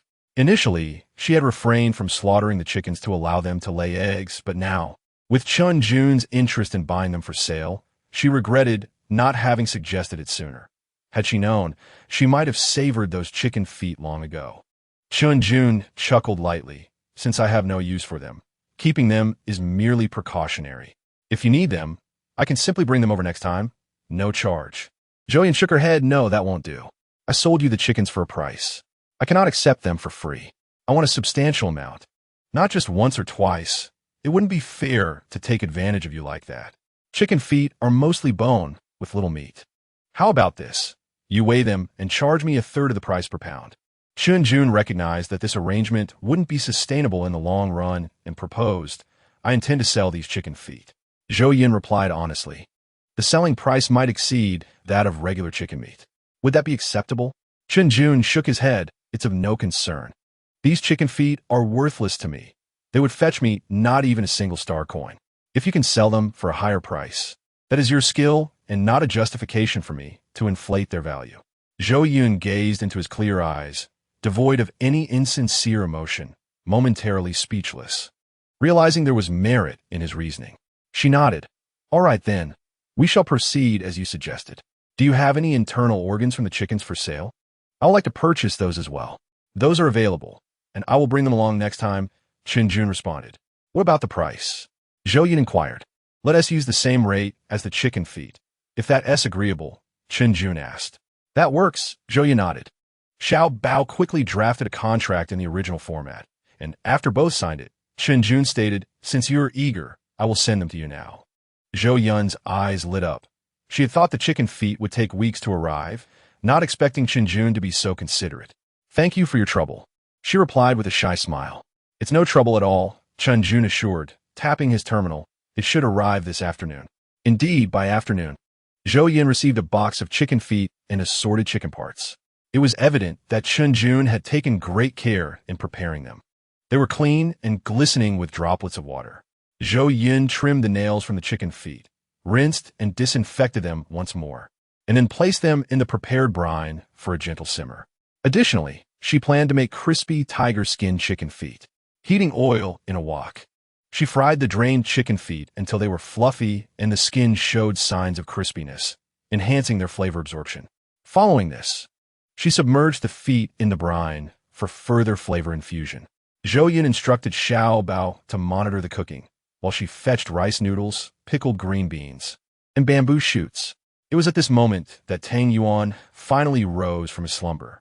Upon entering the kitchen and sniffing the air, he pinched his nose and exclaimed, "Zhou Yun, did you fry something terrible? It smells awful. Why are you only getting up now?" Zhou Yun countered, "After finally eating my fill, I thought I could sleep a bit longer. You have no idea how I was starving. It felt like my stomach was touching my back, and I was having nightmares." Tang Yuan lamented, unable to restrain his complaints. "What are you doing? You still haven't told me how you managed to make the kitchen smell so foul." Cooking," Zhou Yun replied. "That aroma is edible. Tang Yuan questin in sodun. While you were away, that dish forced me to diet. Now that you're back, are you trying to pressure me into dieting with this culinary darkness? If you dare to do that, I will leave and never assist you again," he said, his tone increasingly pitiful, nearly on the verge of tears. "Do you suffer from a persecution complex?" Zhou Yun exclaimed, pressing her forehead in exasperation. Am I really that kind of person? It's quite delicious, I assure you. The pickled bamboo shoots may have a pungent scent, but the flavor is delightful. Just wait and see. Tang Yuan remained skeptical as Zhou Yun ushered him out of the kitchen. The powerful new air circulation system ensured that the unpleasant odor of the pickled bamboo shoots did not permeate into the dining area. Recalling the previous incident with the lamb offal soup, Tang Yuan sat in the dining room, allowing Zhou Yun to work her magic. After sitting for a while, he felt a sense of something missing. Where is Fong Lin? Zhou Yun, is he not back with you? He called out. Zhou Yun, checking on the status of the frying eggs, nearly broke the eggshell upon hearing him. She flipped the spatula and patted her chest. You startled me. He stepped out briefly and will return once he has finished. Oh, Tang Yuan felt a bit downcast. It was true that staying alone in such a place for too long could lead to isolation, lacking avenues for interaction with the outside world. Tang Yuan was not the type to entertain himself easily. There was already a lot to manage here. Perhaps he should consider hiring a few staff members to take care of the planet in his absence. After all, Tang Yuan was a friend, not an employee. Chapter 129, Fragrant. Exquisitely fragrant. After a while, Zhou Yun presented a steaming bowl of snail noodles, topped with a golden fried egg. The dish was visually appealing, with vibrant red chili oil, golden fried tofu skin, green vegetables, and thick, rich broth enveloping the noodles, all of which greatly stimulated the appetite. Tang Yuan swallowed hard, still catching whiffs of the unpleasant aroma. He hesitated, picked up his chopsticks, weighed his options, and ultimately decided to take a bite, pinching his nose as he bravely consumed it. Hey, the flavor seems quite nice. He released his grip on his nose, realizing that the posture was hindering his ability to eat. With the first bite, the savory broth soaked the springy rice noodles. Tang Yuan savored the meal slowly, eagerly taking a bite of the fried egg. This special soft-boiled egg, crafted by Zhou Yun, had a crispy exterior yet a gooey, molten center reminiscent of a jelly-like consistency. Paired with the tangy and appetizing pickled beans and bamboo shoots, Tang Yuan soon cast aside his initial doubts. He immersed himself in the bowl, eating heartily while mumbling. So fragrant, so fragrant. At that moment, Mao Tuan appeared, not particularly hungry. Wrinkling its tiny nose in disdain, it approached to sniff. Upon discovering that the source of the aroma was Tang Yuan's bowl, and hearing his enthusiastic remarks, it was taken aback, nearly dropping its jaw in disbelief. It hurriedly retreated, panicking at how to explain to Zhou Yun that it wasn't responsible for this bizarre situation. Had its pressure on Tang Yuan to diet finally driven him mad?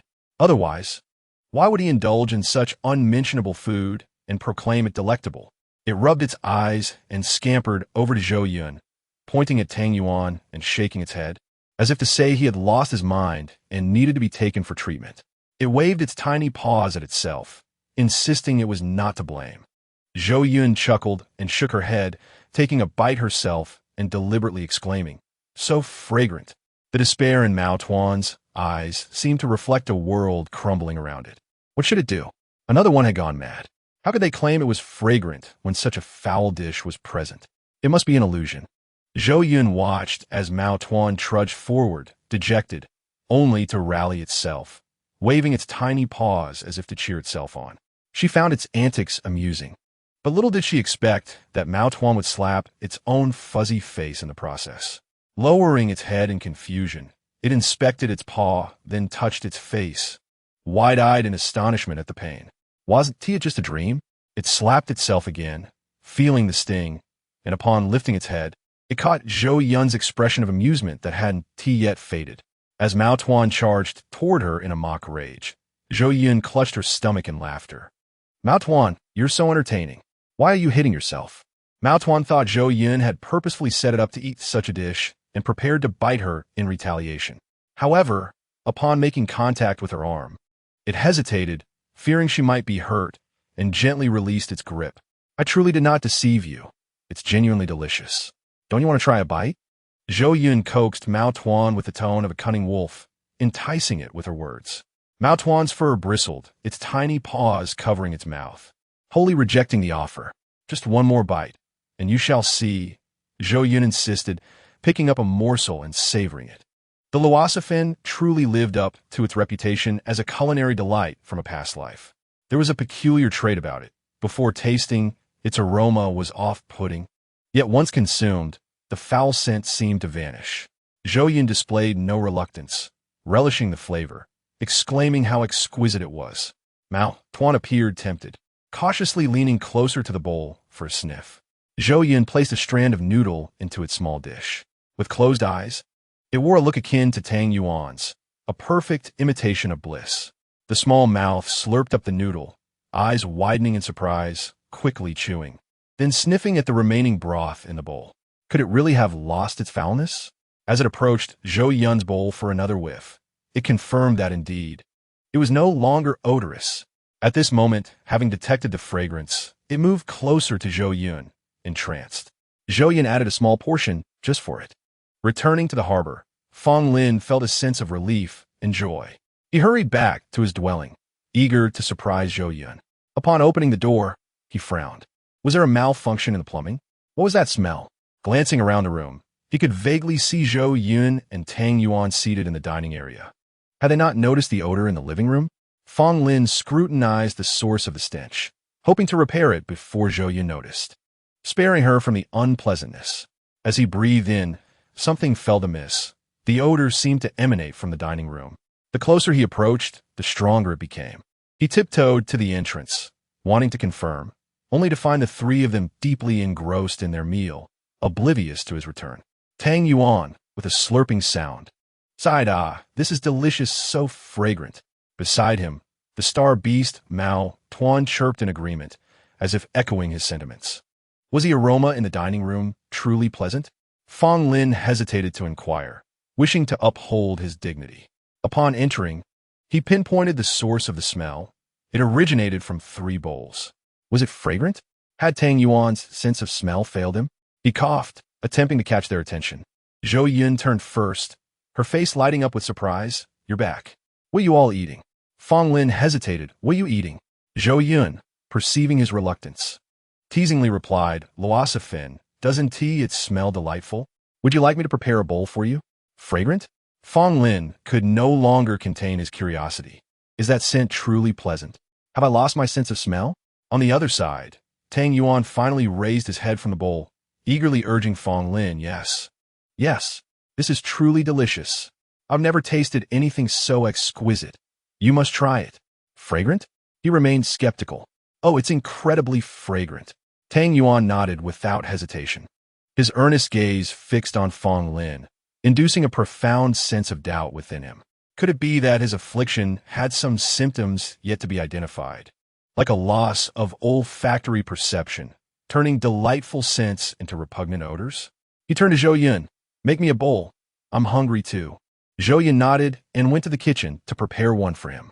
At that moment, the chicken feet in the pot had simmered down, and Zhou Yun turned off the heat, allowing them to soak in the broth, enhancing their flavor over time. She took out a few, intending for Fong Lin and Tang Yuan to taste and assess their marketability. This time, she prepared a variant infused with a stronger scent, laden with pickled bamboo shoots. The flavor unmistakable. Tang Yuan, already accustomed to the aroma, instinctively swallowed hard as the scent wafted through the air, prompting Fong Lin to glance at him. Why does it smell even worse than before? He felt all his composure focused solely on maintaining a neutral expression, internally distressed. What if his sense of smell was indeed compromised, leaving him incapable of enjoying Zhou Yun's cooking in the future? What would happen when she inquired about it? Never mind. Zhou Yun's cooking was always delightful. He resolved to praise it boldly. "Is it fragrant?" Zhou Yun asked playfully. "Yes, more fragrant than before," he replied, noting the scent was indeed richer than prior attempts. Chapter 130, Good Person Card. Fragrant? Now, it was Tang Yuan's turn to be astonished, questioning how this could be fragrant. Zhou Yun must have added even more pickled bamboo shoots this time. He felt his earlier description had been exaggerated, but now it was no hyperbole. It truly resembled a foul odor. "Are you sure your nose isn't broken? This is revolting. You call it fragrant?" Tang Yuan directly inquired. "Revolting?" Fong Lin glanced at Zhou Yun, noticing a mischievous smirk at the corner of her mouth, and instantly comprehended. Shaking his head in resignation, he addressed Tang Yuan. Didn't you say it was fragrant before? I was referring to the taste, not the smell. Tang Yuan countered, realizing his misunderstanding. Zhou Yun playfully offered, here. You said it was fragrant, right? Take a good whiff. I didn't know you had such unique tastes. Fong Lin sighed in exasperation, accepting the bowl of luosafen. What is this? The keen-eyed Tang Yuan spotted the brown, broth-soaked chicken feet that seemed ready to fall off the bone. Chicken feet? Without a second thought, he blurted out, "Can we eat this?" Only then did he realize that his remark echoed a previous statement he had heard. Turning, he found Zhou Yun looking at him with a triumphant expression. Zhou Yun then feigned surprise, taking a deep breath. So fragrant. How is it so delicious? Although Tang Yuan did not grasp the joke, he felt a twinge of embarrassment. He struggled to explain, I was merely reacting out of habit, not intentionally. I know, Zhou Yun replied, her expression devoid of emotion. The more she behaved this way, the more Tang Yuan feared she was upset, leading him to panic. I truly didn't mean it. My mouth just moves too quickly. As he spoke, he raised a hand as if to strike his own mouth. Zhou Yun chuckled lightly. It's all right, I know you well. Just eat. Fong Lin and Tang Yuan gazed at the meal set before them. How should they express it? It wasn't that Zhou Yun lacked effort. Yet why did her recent dishes either smell foul or appear unappetizing? Regardless, taste was paramount. Tang Yuan picked up a chicken foot, placing it in his mouth, and with a gentle suck, the flavorful meat separated from the delicate bones. The mere morsel of meat from the chicken foot became increasingly delectable with every chew. He savored it so much he wished to gnaw on the bones multiple times, finishing with an insatiable desire, licking the sauce from his fingers. After devouring the first, he felt a keen hunger for the remaining chicken feet. Suddenly, a small figure appeared like a nightmare. In less than 30 seconds, the plate was left with nothing but bones. Tang Yuan nearly shed tears. He had lived this reality mere days ago. Every time he brought out food, that little creature devoured it in a flash. He couldn't chase it down, nor could he catch it. In less than 10 days, he lost 15 pounds. Today, the nightmare returned. Mount Wan, how could you finish it all again? How rude. We haven't even had a taste. Zhou Yun scolded. Mao Tuan spun around next to Zhou Yun, acting adorably, tilting its head and exposing its belly, hoping to earn her forgiveness. No, look at you. It's not that I want to feed you, but everything has its limits. You've gone too far. Zhou Yun remained unmoved. Tang Yuan's eyes brimmed with tears of joy. Finally, someone could reign in this little tyrant. Seeing Zhou Yun's expression still stern, Mao Tuan followed her dejectedly. Zhou Yun returned to the kitchen and served up another plate. This time, no attention was given to Mao Wan. After Tang Yuan indulged in his meal, he finally noticed Mao Wan curled up in a corner, looking pitiful. Compassion overwhelmed him, and he urged Zhou Yun, forget it. Mao Wan is just a child. Besides, it's merely a plate of chicken feet. It's not a grave matter. Please forgive it. Zhou Yun glanced at Mao Wan and coolly replied to Tang Yuan, now that you're pleading for it, don't blame me if it bullies you in the future. Tang Yuan hesitated, but nodded. It is still young. I won't hold it against it. A little leniency is all that's needed. These words brought tears to Mao Wan's eyes as it felt deeply touched. Pongzi, you truly are a good person. I shall never tease you again. Unbeknownst to Tang Yuan, he had just received a good person card from Mao Wan. Zhou Yun stole a glance at Mao Wan and realized she had achieved the desired effect. So she relented, saying, all right, I won't punish you this time, but you mustn't behave like this again. Mao Wan vigorously nodded, signifying that it would never dare to do so again. Zhou Yun nearly burst into laughter at its timid demeanor, then turned to release her feelings, only to meet Fong Lin's meaningful gaze after he had finished eating luo sifen. The breath she was about to exhale became stuck in her throat. She glared at Fong Lin and silently complained, you think you're so impressive, returning everything. You never give in to me.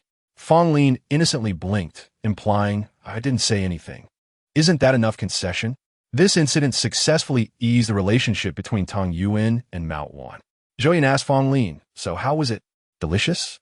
Fong Lin nodded, hesitantly adding, are you planning to sell this kind of food? Zhou Yun replied, nonchalantly, of course. Fong Lin gently hinted, the first impression is hard for most people to endure. Who am I? Can it compare to me? He said proudly, raising his chin. Fong Lin concurred. Indeed, Mu Qingfeng has the credentials. Recently, during a live broadcast, viewers have been vehemently disabused of their misconceptions about it. I have prepared my samples and will launch them today. I haven't checked for buyers yet, Zhou Yun mused. There should be some. Fong Lin speculated. What about those chicken feet? Zhou Yun inquired again. They make for a delightful snack, Fong Lin replied. Tang Yuan interjected. The more you eat, the more addictive they become. How can you make something so delicious from unwanted ingredients? She clarified. These chicken feet are for us to enjoy. The subsequent ones are meant for sale. I feel as though I need to stretch each minute into two, Zhou Yun said, somewhat anxiously combing her hair. Did you have any good news from your trip? She sighed, turning to Fong Lin. Yes, Fong Lin nodded. I contacted that friend who went missing before and obtained some items that need your insight. Really? Zhou Yun's expression brightened. As she had intended to utilize resources from Zhongyang Dashue after the school celebration to search for any herbs matching those components previously researched by Qingguan. Fong Lin produced a list, which Zhou Yun took. It contained names such as Shu Di Huang, Gan Cao, Huang Qi, Luo Le Ye, and Mingxiang Cao. Most of these herbs were traditional Chinese medicine. Aside from the last one, which she had never heard of, the others seemed to have been copied from some compendium of herbs on the planet. How did you acquire these? Zhou Yun asked, somewhat puzzled. Tang Yuan leaned in, glancing at the list without comprehending its significance. What are these? They are plant pets, Zhou Yun succinctly replied. All plant pets? So many? Do you recognize them all? Tang Yuan observed the lengthy list of over 30 names. Zhou Yun studied it for a moment. I recognize some, but there's one I do not. Which one? Tang Yuan inquired, intrigued that there was something in the realm of plant pets unknown to Zhou Yun. Mingxiang Cao, Zhou Yun exhaled. I have not heard of this plant pet. The others I am somewhat familiar with. Zhou Yun frowned as she scrutinized the list. Fong Lin couldn't help but smooth out the crease in her brow. It's all right. I'll take this list to consult my teacher. Perhaps my teacher has encountered it. Is this significant? Tang Yuan asked, confused. It is very significant. Both Zhou Yun and Fong Lin replied in unison, then exchanged knowing smiles. Tang Yuan felt as though he had just swallowed an entire lemon, overwhelmed with sourness. He wore a face of despair. I knew it would be a blow to me as a single dog. Why must I suffer so? Fong Lin shot him a sidelong glance. Not satisfied? Why don't you find yourself a partner? It's not that I can't, Tang Yuan retorted defiantly. The number of people I have rejected over the years could circle this planet. Yet I have seen none, Zhou Yun interjected. Tang Yuan, in a moment of frustration, grabbed Mount Wan and playfully wrestled with it. At that moment, he and Mount Wan had formed a bond akin to brothers. Mount Wan protested with squeaks, yet it retracted its teeth and claws, lacking any semblance of menace. Tang Yuan vented his frustrations in a huff. Fong Lin continued. I may have discerned why the mastermind is targeting you. Zhou Yun looked at him in surprise. Is it not because my talents are extraordinary, making me a target of jealousy? Both Fong Lin and Tang Yuan burst into laughter. This was the first time they had witnessed Zhou Yun's serious yet absurd musings. Perhaps it relates to my illness, Fong Lin said, his laughter fading into seriousness. What do you mean? Zhou Yun inquired, also adopting a serious tone. Tang Yuan felt lost amidst their conversation, wondering why he was the only one left in the dark. What illness? He thought, noticing how healthy Fong Lin appeared. How could illness be connected to a murder plot? Why did he feel like a fool? Nonetheless, he refrained from voicing his questions, deciding to let them clarify matters first. Do you recall what you did the first time you were targeted? Fong Lin prompted. Zhou Yun touched her chin. I merely informed everyone that plant pets do not grow in nutrient solution, but in soil. Indeed, how coincidental. If you examine the few plant pets I know well, their survival rates are quite low. Do you know why? Fong Lin provocatively posed more questions. Zhou Yun reconsidered the recipe. Some of these herbs require extremely arid conditions to thrive. Thus, if you do not understand that plant pets can be grown in soil, you may never cultivate those particular types. Fong Lin nodded. Do you remember what you did before they attempted to murder you for the second time? Zhou Yun recalled that time with a cold smile. I was frightened by Mu Yuan's death and intended to teach them a lesson by revealing that plant pets can actually be non-toxic. For thousands of years, the common belief was that plant pets were poisonous and inedible. Some had even paid for this misconception with their lives. If you kept silent, No one would realize that plant pets could be consumed. The mastermind spread of this epidemic must serve a certain purpose. Fong Lin thought of the torment he endured because of it, his gaze growing increasingly cold. If you hadn't appeared, no one would have thought of the treatment for this illness. Even if they obtained the formula, they would doubt its authenticity. Following the recipe with the listed plant pets would lead to a dead end. One would either die from the illness or from the toxins in the plant pets. Zhou Yun followed Fong Lin's reasoning, shivering at the realization. This is akin to a galactic version of a biohazard crisis. If everyone contracts the illness, it means the mastermind holds all lives in his hands. Every life and death rests upon his whim. Does he wish to be an emperor? Thus, your existence is an accident. He seeks to eliminate this unforeseen variable. Fong Lin instinctively glanced at Zhou Yun, fearing this revelation would terrify her. Is this the reason I am doomed? Zhou Yun was not frightened. Rather, she experienced a moment of clarity. It is indeed the unknown that evokes the greatest fear. Once the veil of mystery is lifted, the chilling essence dissipates, leaving behind only the greed and ugliness inherent in humanity. She recalled the relentless nightmares of that period, the overwhelming terror of a shadowy claw, and the inescapable fear that accompanied it. Many nights, she awoke from such dreams, remaining wide awake until dawn. Tang Yuan found this increasingly perplexing. Fong Lin and Zhou Yun, both privy to the situation, communicated with an efficiency and understanding that rendered outsiders unable to interject, as if everything was understood without words. For those involved, it spared them the need for superfluous conversation. However, for an observer, it was shrouded in confusion. Why was Fong Lin's illness connected to Zhou Yun? Why was Zhou Yun's presence deemed an accident? What was the true motive behind the attempt on her life? Why was her demise seemingly inevitable? He could not comprehend nor dare to inquire further. Fong Lin, noticing Tang Yuan's inquisitive expression, considered his capabilities valuable. If he understood the full circumstances, his efficiency would undoubtedly increase. He gave Tang Yuan a glance, signaling him to step outside to avoid disturbing Zhou Yun. At that moment, Zhou Yun was absorbed in her own emotions and remained oblivious to their departure.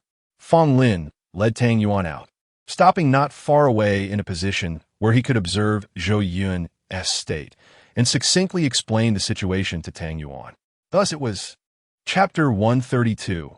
I have something to say to you. Tang Yuan listened in stunned silence, his mouth agape, gradually forming an O shape.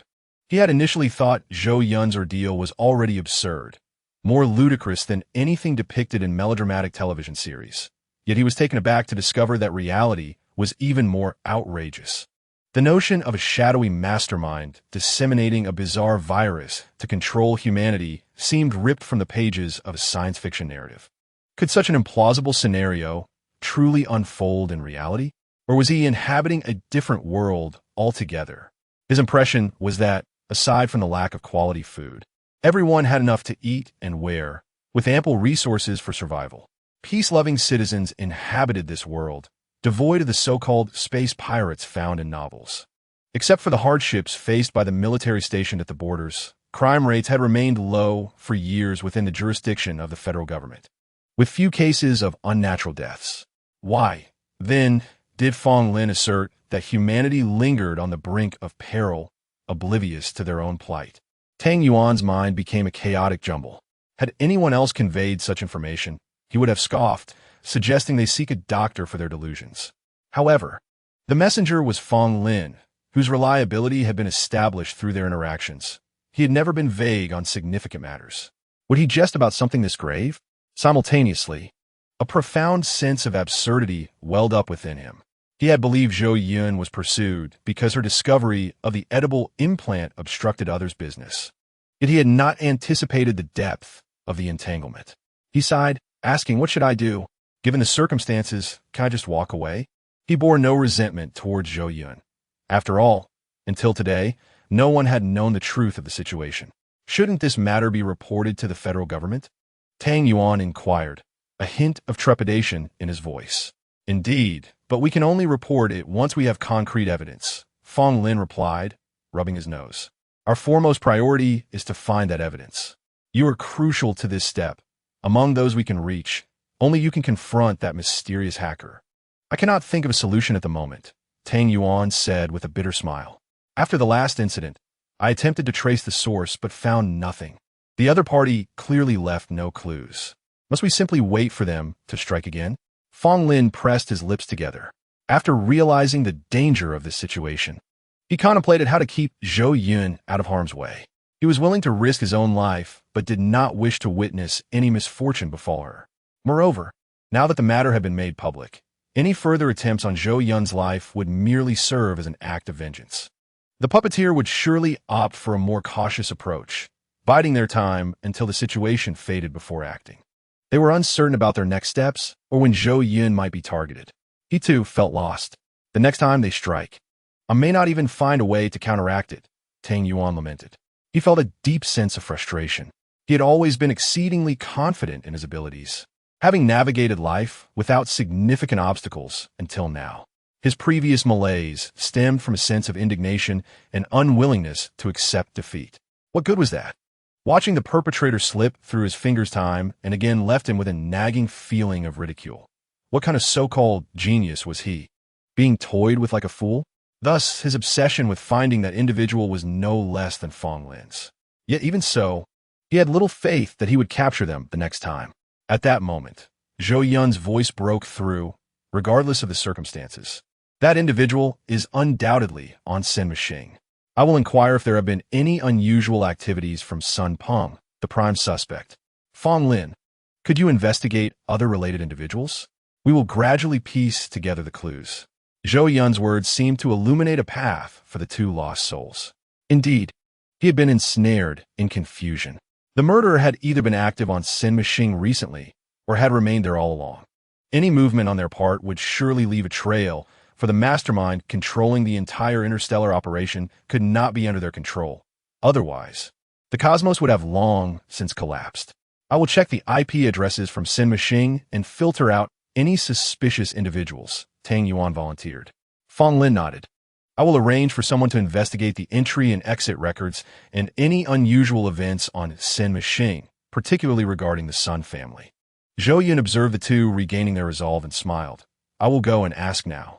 She had initially thought she would not seek answers from Sun Ing. Yet here she was, returning to the starting point. Sun Ing, this is Zhou Yun. How does it feel to be home?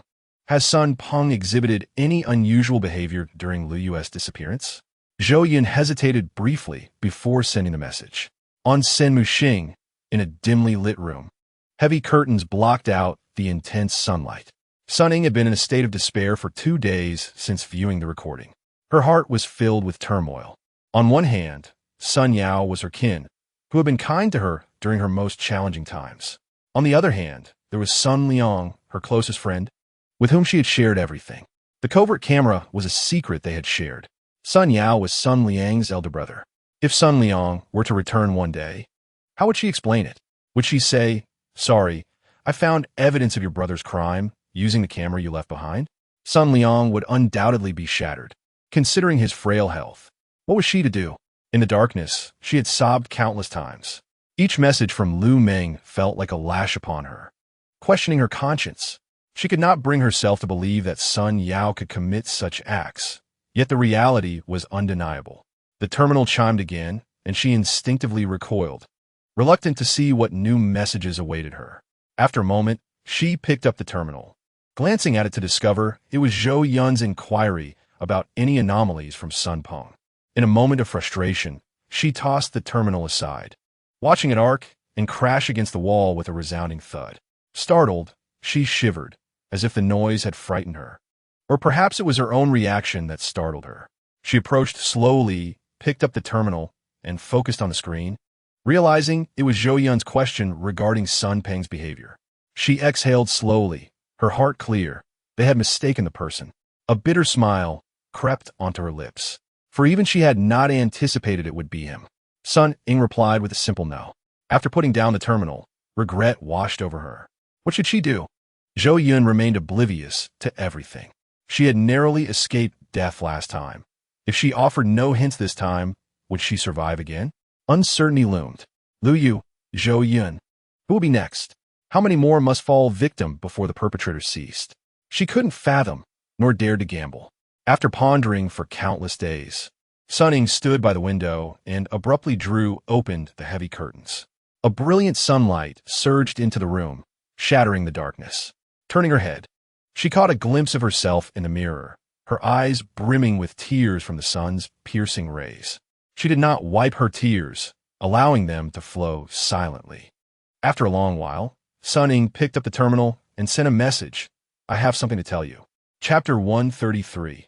This stinks a bit after a brief wait. Zhou Yun received the message. No. She sighed, knowing the situation would not resolve easily. The killer was so well hidden. How could they reveal such a flaw? To prevent Sun Ying from feeling guilty, she replied, It's all right. I will find other methods. Zhou Yun recalled the last time she had said this to Sun Ying, feeling somewhat assured, but this time was different. She had no confidence at all. The longer they delayed, the easier the clues would vanish. If they continued down this path, they might end up with no leads whatsoever. She turned to return to the room to inform Fong Lin and Tang Yuan of the outcome. Suddenly, her terminal chimed again. She clicked to see the virtual screen and found it was Sun Ying. Had something happened to her? Zhou Yun felt a surge of anxiety as she opened the chat box. If anything had befallen her, she would never forgive herself. After all, she had returned because of her own issues. Upon opening the message, she saw the words, I have something to tell you. Zhou Yun breathed a sigh of relief. Pondering what it could be, another message appeared. If a beloved relative of yours committed a wrongdoing, what would you do? Would you cover for them? Zhou Yun contemplated the implications of Sun Ying's predicament. She typed back, Everyone makes mistakes. It's unnecessary to dwell on minor issues. Family should support one another. Had she had a falling out with a relative upon her return? What if they had committed a grave error? Sun Ying pressed on with her inquiries.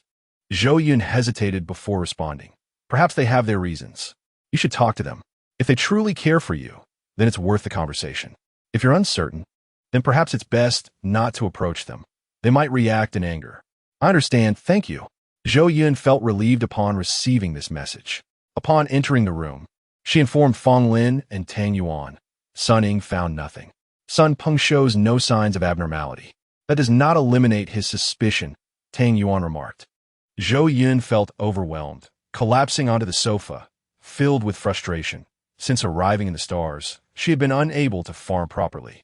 Each day, suspicion loomed over this person and that. She had once believed farming to be the safest profession in the world, untouched by human disasters aside from natural calamities. Who could have foreseen that her simple act of cultivation could lead to others conspiring against her, with no way to identify the culprit? Do not worry, Fong Lin reassured her, standing nearby. At least for now, the situation is relatively safe. You can focus on completing the school celebration. Exactly. Tang Yuan nodded. I will expedite the investigation. It should progress swiftly. You should first check with Cheng Wang to see if there are any leads on Meng Xiangchao. I am fine, as long as you can recover. We have plenty of time for revenge, Zhou Yun said weakly. In fact, she had already asked Tang Yuan to send the pet plant list to her master. He said he would keep a close eye on it. Fong Lin replied with a smile, though he refrained from placing a hand on Zhou Yun's shoulder. She remained strong, unyielding in the face of adversity. Next time I visit Central University, I intend to apply for access to the library. After so many years, there must be ancient texts that could hold clues. Meng Xiangchao, Zhou Yun pondered, having scoured the entire stock of plant species on Gudi Xing and all the interstellar flora she knew, but none bore that name. She paused momentarily. What troubles me now is that the mastermind has likely entirely seized control of the cultivation channels for Meng Xiangchao. If we cannot trace its whereabouts, we will be unable to cure this ailment. Fong Lin seemed to have considered this as well, yet he sought to alleviate Zhou Yun's concerns. Smiling as he said, At least a year ago, I was unaware that pet plants could be grown in soil, that they could be consumed, or that there existed medicinal recipes. Knowing this, I believe I will live longer. This illness is not as terrifying as you imagine, and I'm not as fragile as you think. He stepped forward to embrace Zhou Yun, gently patting her back in comfort. All right, do not dwell on it too much. Aren't you supposed to do a live stream today? The fans on Xingwang are clamoring for it, especially for the Luossifen you sold. Luossifen? Zhou Yun's attention was momentarily diverted. Were they saying? Tang Yuan, standing nearby, said, Let me read some comments for you. One netizen said, For the first time, I suspect the product I bought from Mu Yu Qing Feng is spoiled. Otherwise, how could it smell worse than a toilet after I followed the steps to cook it? No, even a toilet doesn't smell this bad. Others questioned, can this actually be eaten? Who will dare to challenge it? I will send up a big firework. Can this really be consumed? I didn't dare to buy it. My neighbor bought it, and after cooking, his mother kicked him out. Tang Yuan chuckled, finding the comments increasingly amusing. Ultimately unable to continue reading as he doubled over with laughter. I will go check it out, Zhou Yun said, her curiosity piqued. Less than 24 hours had passed since the sale of luozifen began, and no one had yet mustered the courage to taste it during the live stream. Zhou Yun first logged into Mu Yu Qing Feng's main account, posting, luozifen is meant to be eaten. She then switched to her secondary account to observe the excitement. Some sharp-minded individuals had received Mu Yu Qing Feng's approval. If it could be consumed, it at least posed no poison, merely an unpleasant taste. As long as the live stream commenced, its popularity was assured. Within 5 minutes of posting this update, various food live streams featuring luozifen began to emerge. One channel boldly declared, the first person on the internet to eat luozifen, while another had an array of quirky titles. Zhou Yun randomly clicked on one, recognizing the familiar host, Zhang Daguan, the same one she had watched during the challenge of making sheep offal soup, leaving a strong impression on her. Tall and confident, he could easily bend down and call someone boss. As she entered, Zhou Yun couldn't help but smile. Welcome, everyone, he greeted enthusiastically, still clad in his familiar attire. I'm starting to cook the noodles now. The instructions say to put them in cold water. He brought the noodles close to his nose for a sniff, then smiled at the camera. These noodles have no smell. As he approached the end of the noodles, he clamped them between his lips and mumbled, Mu Chu Shan said this stuff is edible. People who bought it on Xinguang said it smelled terrible and were too scared to eat it. I'm here to take the risk for everyone. Zhou Yun then realized that these food streamers were incredibly versatile, multitasking effortlessly. While cooking, they could also sing, interact with fans, and chat casually. He glanced at his watch. All right, time's up. Let us rinse the noodles in cold water. The instructions say this will make them more elastic. He then added more water. The soup packet brought it to a boil, added the noodles, and after 3 minutes, mixed in the other ingredients, declaring it ready to eat. It's quite simple. If you're making it at home, you can let a domestic robot take care of it. The steps are clearly outlined. His hands were busy, and his mouth was incessantly chattering. Before adding the soup seasoning packet, he took a whiff. This doesn't smell bad. I began to ponder. If all these ingredients were odorless, why did some claim the final dish was foul? During the sequential addition of ingredients, he opened the package of pickled bamboo shoots and sniffed. This one had a slight odor. Chapter 134, Borrowing Books. Before the pickled bamboo shoots enter the pot, the entire kitchen was filled with a delightful aroma. The comments flooded in. Just smelling it makes my mouth water. With such a fragrant scent, how can anyone spread rumors about its stench? This was utterly absurd, perhaps a ploy to suppress our competitiveness. How insidious. When the pickled bamboo shoots were still in the bag, the odor was not as overwhelming, but once they hit the boiling pot, everyone was taken aback. The host stirred with chopsticks, and the scent intensified rapidly. A wave of foul odor struck him unexpectedly, catching him off guard. He had initially appeared relaxed and content, but suddenly his face turned pale. A wave of nausea surged within him. He tossed aside the chopsticks, bent over, and cupped his hands over his mouth, maintaining that position for nearly half a minute. After what felt like an eternity, he straightened up. I finally recovered. That moment truly caught me off guard. I hope I didn't embarrass myself. The comments were merciless. Did you just toss in something rotten? Why does it smell so bad? Didn't you say it only had a slight odor? Can't you handle even that? Zhang Daguang ignored the nitpicking comments, nervously eyeing his pot. Could this really be edible? Surely, the culinary expert wouldn't deceive him. Soon, the pot of luozifen was ready, and he brought it to the table, still battling the urge to vomit. Just a moment, he said before turning to leave. The comments exploded with question marks. Is Daguang backing out? Is the smell really that terrifying? Thank goodness I didn't buy it. Didn't Mu Yu Qing say it was edible? Why is the aroma so repulsive? It's ruining my appetite. What bad taste? Zhou Yun couldn't help but smile at these comments. This was truly not a matter of bad taste. Even she found the scent of pickled bamboo shoots hard to bear. To this day, she had sent intelligent robots to handle the storage room where the pickled bamboo shoots were kept, as they lacked the capacity to perceive the foul smell. She herself lacked the courage to confront it. Within 2 minutes, Zhang Daguang reappeared on camera, now sporting a nose clip. I had no choice. The smell was too distracting for my performance. I had to find a way to seal my nose. Zhang Daguang endeavored to lighten the atmosphere, demonstrating professionalism as a host. The mood in the live stream was unfavorable, and he could not let it continue. With a nose clip on, his voice sounded peculiar, and Zhou Yun feared he might choke while eating. Who knew you, Daguang, could be so clever? Zhou Yun muttered to herself. Zhang Daguang picked up a chopstick, blew on the noodles, and, feeling the temperature was just right, took a bite. His eyes brightened. Initially, he refrained from sharing sensory feedback, intending to avoid providing a poor experience for the viewers if the dish turned out unpleasant, especially after the previous mishap. The million viewers in the live stream awaited his response, and it wasn't until he finished a serving and let out a satisfied burp that he looked up. Upon lifting his head, he was met with a barrage of question marks. Daguang, what are you doing? You've been devouring your food without acknowledging us.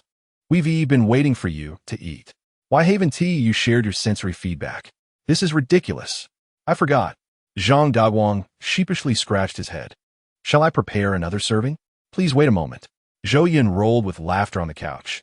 This Zhang Daguang is truly a character. Last time he was so confident, and now he is so comical. Regardless, his performance indicated that the luosafen was indeed delicious. She opened her shop and discovered that the luosafen, which had been stagnant in sales, had been snatched up mere moments ago. Feeling rejuvenated, Zhou Yun stretched and encouraged herself. You can do this, Zhou Yun. 2 days later, as she prepared to set off to inspect the growth of her crops, Cheng Guang finally responded to Fong Lin's inquiry.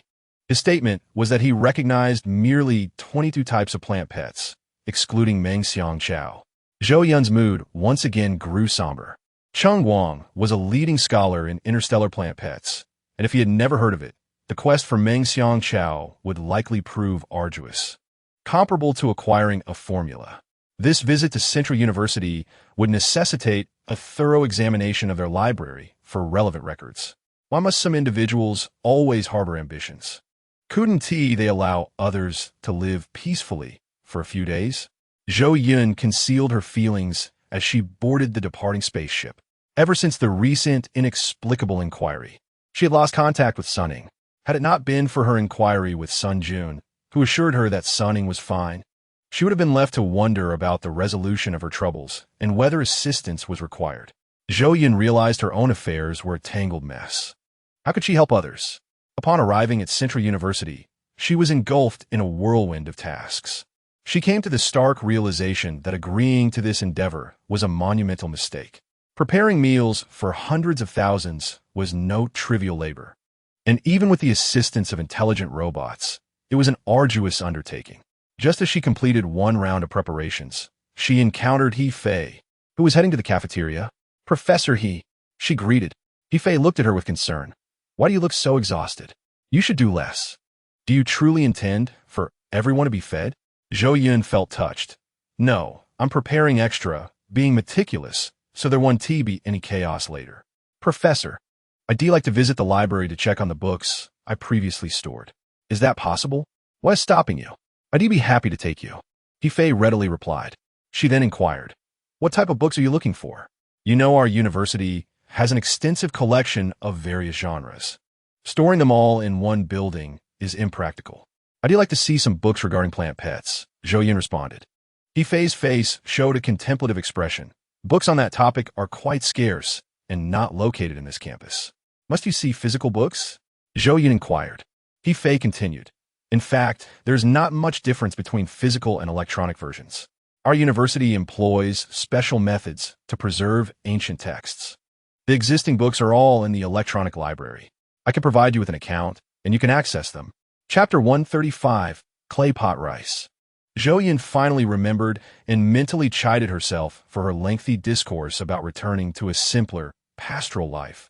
Her thoughts had regressed further.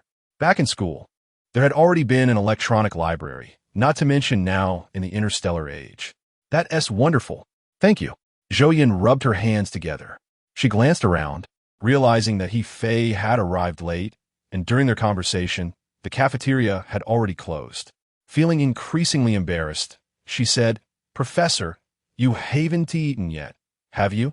I'm truly sorry for delaying your meal." "It's fine." He Fei waved her off, appearing quite easygoing. "I have some nutritional supplements. They'll fill me up." Seeing her demeanor ignited a spark within Zhou Yun. She grasped He Fei's arm as she turned to leave. "Professor, you've helped me so much. If you don't mind, I would love to cook for you." "Really?" He Fei turned back. "I wouldn't mind at all. I'd consider an honor." Zhou Yun led He Fei into the kitchen prepared for them at the school. He Fei gazed at the large, rumbling machines and the various colorful powders stored in jars, curiously asking, "What is this? Chemical reagents?" Zhou Yun glanced at the ingredients and casually replied, "This is a seasoning." "Is it made from jichong?" "Yes." "Then why are some of them viscous, while others are a mixture of solid and liquid? And some are a blend of solid and oil, while others are purely solid. The methods of preparation vary, and thus, the flavors differ." At this moment, Zhou Yun seemed to assume the role of a teacher, while He Fei resembled an eager student, asking numerous questions. The jichong she had brought this time was primarily for making seasonings with little fresh vegetables to speak of. Zhou Yun sighed as she looked at the refrigerator filled with meats. "How about we make a clay pot rice dish?" she suggested. She had yet to taste the cured meats and sausages she had prepared, and it would be a refreshing change for her. Zhou Yun measured out a suitable amount of rice, added some corn and green peas, and sliced 2 sausages. She then picked up various jars and began to add seasonings into a small bowl, spooning them in carefully. He Fei chuckled at the sight, saying, "You're cooking as if you're conducting a chemistry experiment. The only difference is that chemistry is more precise than what you're doing." Zhou Yun smiled and placed equal amounts of rice into 2 small pots, poured in the appropriate amount of water, added the seasonings, and finally layered the sausages and other ingredients on top. She covered the pots, turned on the heat, and patiently waited for the rice to cook. "Is that all there is to it?" He Fei asked, recalling her previous live stream where the process seemed quite complex. "The steps are similar. I'm just introducing a variation that you haven't seen before," Zhou Yun explained. He Fei, always eager to try new things, nodded in delight. As the gentle heat simmered, Zhou Yun and He Fei sat nearby, waiting. During the waiting period, Zhou Yun eagerly logged into her terminal, preparing to search for texts related to Meng Xiangchao. She found it hard to believe that in the long course of human development, there would be no information on a particular plant. Summoning the search assistant, she filtered through all the books and opened them one by one. Meng Ling Chao, Meng Luo Hua, Yi Xiang Chao. She discovered over 3,000 entries related to dream, fragrance, and grass, yet could not find an exact match for the plant's name. However, she reasoned that it could be due to name changes over time. This, however, broadened the scope of her search. If only the recipe included the characteristics and images of the plant, she might recognize it directly. One step at a time, she thought, first eliminating the irrelevant entries. Her fingers lightly touched the virtual screen, and although He Fei was unaware of what she was searching for, he adhered to the basic etiquette of not interrupting someone who was focused. Time flew by swiftly. Gradually, hazy steam began to rise from the 2 pots, accompanied by a distinctive aroma. Drawn in by the enticing scent, He Fei stood up and curiously circled around the pots. After some time, his stomach growled, prompting Zhou Yun to rise and walk over to turn off the heat. She then turned to He Fei and said, "It's ready, teacher. We can eat now, but it's a bit hot. Let us let it cool for a moment." He Fei nodded and, together with Zhou Yun, returned to the table with their small pots. "How do we eat this?" she asked, somewhat puzzled. Zhou Yun lifted the lid, revealing the glistening white rice, shimmering with oil, topped with slices of meat that radiated an unusual aroma. She picked up her chopsticks and mixed the ingredients evenly, inhaling the savory scent of the meat before looking up at He Fei. "Teacher do you need my help?" "No," He Fei replied, imitating her actions to mix the contents. "Is it done this way?" "Yes, it's ready to eat," Zhou Yun confirmed. She first picked up a slice of cured meat, which exuded the aroma of pine wood from its smoking process, with a translucent fat that was chewy and delightful. Then she took a bite of the rice, which was slightly sweet, enriched by the fat and the freshness of the vegetables, making it utterly delicious. He squinted in enjoyment, finally saying after a while, "I didn't expect Zhicheng to taste this good. The meat here seems different from what we usually eat. What kind of meat is this?" "It's cured meat, made from pork," Zhou Yun briefly explained, wanting to avoid any misunderstandings like the previous incident with lunch meat. He nodded. "So it turns out that not only Zhicheng is edible. Meat can also be prepared in various ways."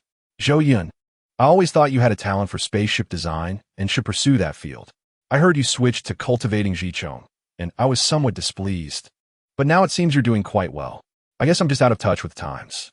She finished every grain of rice in her pot, feeling both exhausted and satisfied. "Teacher, Zhou Yun, feel a bit guilty. If the original owner were here, she would surely have persevered in her original profession. It's nothing. I'm just feeling a bit sentimental. This is truly delicious. If you need anything, just contact me. Thank you for your hard work during the school anniversary," He said as she stood to take her leave. Zhou Yun continued her search for Meng Xianghua amidst the sounds of the machine. Time passed swiftly in her busy schedule, with Yifei occasionally dropping by for a meal and no one else bothering her. Zhou Yun had eliminated over 2,000 entries, leaving just over 1,000 as the school anniversary approached. Chapter 136. The first day of the school anniversary, colorful banners were hung throughout the school, and ornamental zhicheng were placed on various staircases. As the number of people in the school increased, Zhou Yun finally realized that the school anniversary had arrived. On the first day of the celebration, Central University held a meeting in a grand auditorium capable of accommodating hundreds of thousands of people. Zhou Yun sat among the alumni, listening to the stirring music and watching generations of distinguished alumni as photographs hanging above, their smiles shimmering through tears. 10 minutes before the meeting concluded, she discreetly slipped out through the back door during the president's speech, heading to the dining hall to prepare. Indeed, once the meeting ended, students surged out with clear intentions. Where are all these people going? Su Zhenxing wondered as he observed the throng of younger students pushing past him. He inquired of an alumnus returning alongside him. The alumnus struggled to push his way out, momentarily surprised by the question, "You don't know?" There has been a lot of buzz on the Xinhuang lately about Mu Yuqing Feng attending this Central University anniversary and cooking for 3 days. "I know." Su Zhenxing, a journalism major, was quite attuned to trending topics on Xinhuang. "Then why are you asking me?" The alumnus shrugged him off and continued out, and Su Zhenxing was swept along with the crowd. Mu Yuqing Feng was using zhicheng to cook, yet elementary school textbooks claimed zhicheng was unpalatable and toxic. Even if the zhicheng she cultivated were non-toxic, how could they possibly taste good? Su Zhenxing shook his head, walking against the flow of people. He had heard that the school had acquired a premium star beast for this anniversary, which would surely have exquisite meat. Only those naive younger students would fervently chase after Mu Yuqing Feng. Upon arriving at the designated dining hall, he indeed found a considerable number of people outside. A well-groomed man, slightly older with a protruding stomach, spotted him and called out, "Hey Zhenxing, you're here too. Have you seen Li Quan?" He went another way, claiming he was off to eat the food made by Mu Yuqing Feng. Su Zhenxing replied. The man chuckled casually, "I've heard about it too. Kids are drawn to new things. Isn't he a bit old for that? I've heard that meal over there is hot pot," Su Zhenxing remarked. "I still think premium star beast meat is tastier. I haven't had it many times, and it's only thanks to the school that I might get to try it this time," Su Lang replied with a modest smile. The door opened. "Let us go in," Su Zhenxing suggested upon seeing the dining hall door open. Once inside, they found the dining area quite empty. Curiously, he asked, "Doesn't it seem like some people at the school don't know their star beast meat today?" The chef at the other end frowned at the sparse tables. "That shouldn't be the case. This news has been out for days. Everyone who needs to know should already know." At this moment, a staff member entered and greeted the chef. "Lao Lu, have you finished here?" Lao Lu skillfully completed the final dish and, seizing a moment of respite, inquired, "Don't mention it. Our few restaurants are rather quiet. Yours is the busiest. They have all flocked to Mu Yuqing Feng for hot pot, claiming it's the first day for green bean soup." The staff member waved his hand dismissively. "I can see if you were done, so we could go eat together. Just a moment. Once this table leaves, I'll head over Lao Lu replied calmly, leaning against the table. Su Jinxing and Su Lang exchanged glances and, in unison, stood up. Shall we go take a look? Sure. Su Lang note that the premium star beast meat is indeed delectable. Yet each person is served only a few slices as thin as a cicada's wing.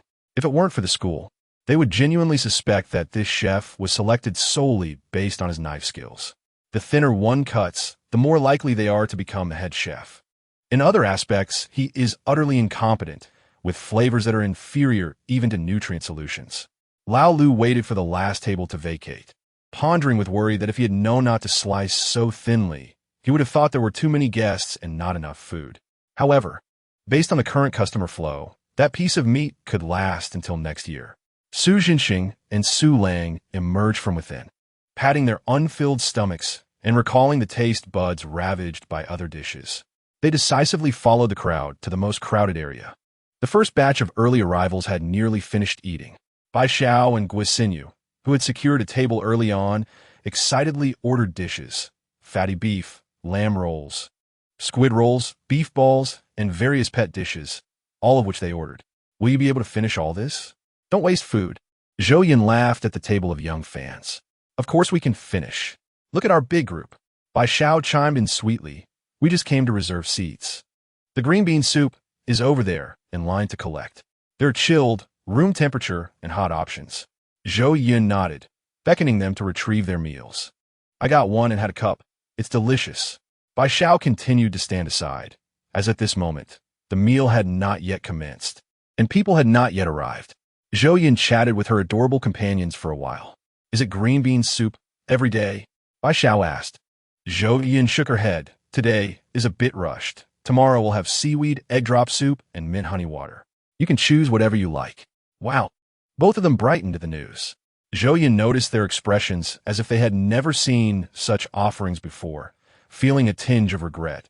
For indeed, green bean soup and sour plum soup are the quintessential summer delights. Alas, the ingredients for sour plum soup have yet to be harvested. What type of broth do you want? Guo mustered the courage to inquire. Besides spicy, are there other broth options? Zhou Yun replied, of course. Look at the bottom of the menu. There are various broths available. Bai Xiao and Guo flipped to the end of the electronic menu and, indeed, found options for spicy, fragrant spicy, 3-flavor, and tomato broths.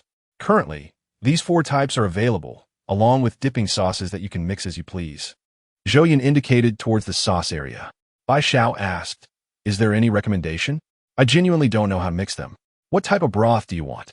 Zhou Yun countered. I want a fragrant spicy one, Bai Xiao stated.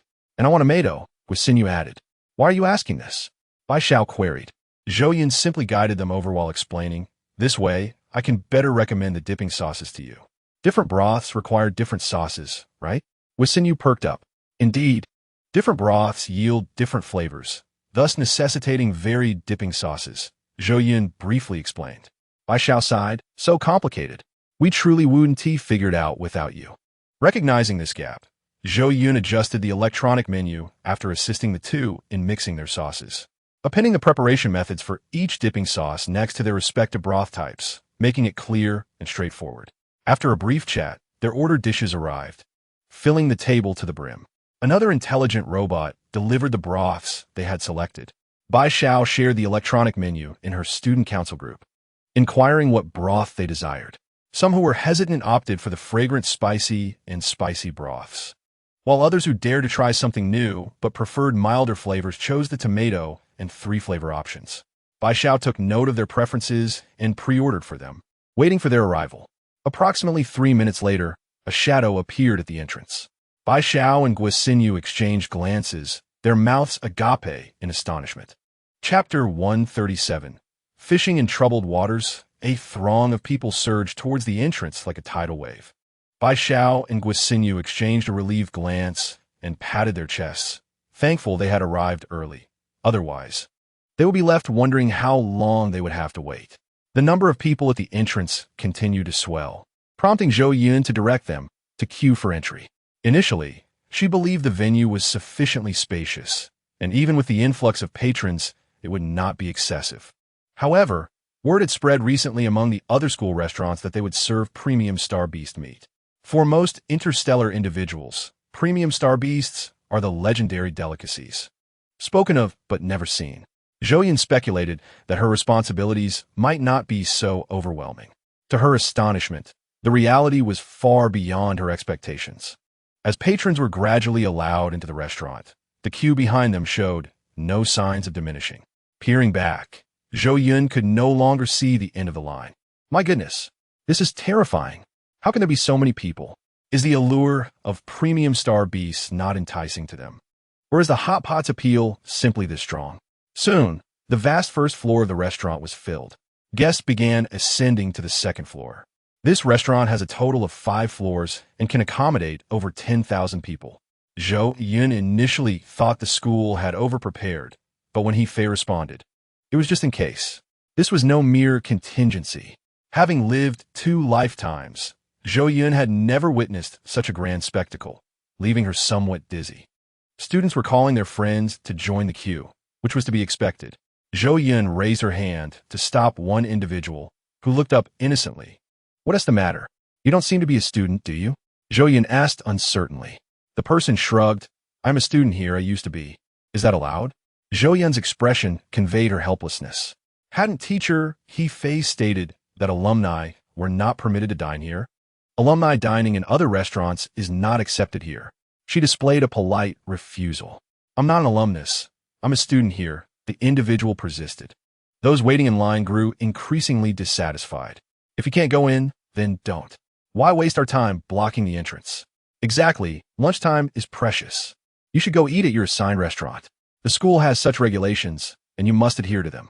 The individual, now flushed with embarrassment, had no choice but to stand to the side, watching helplessly as students entered, swallowing hard. It turned out that the desire to fish in troubled waters was not limited to just him.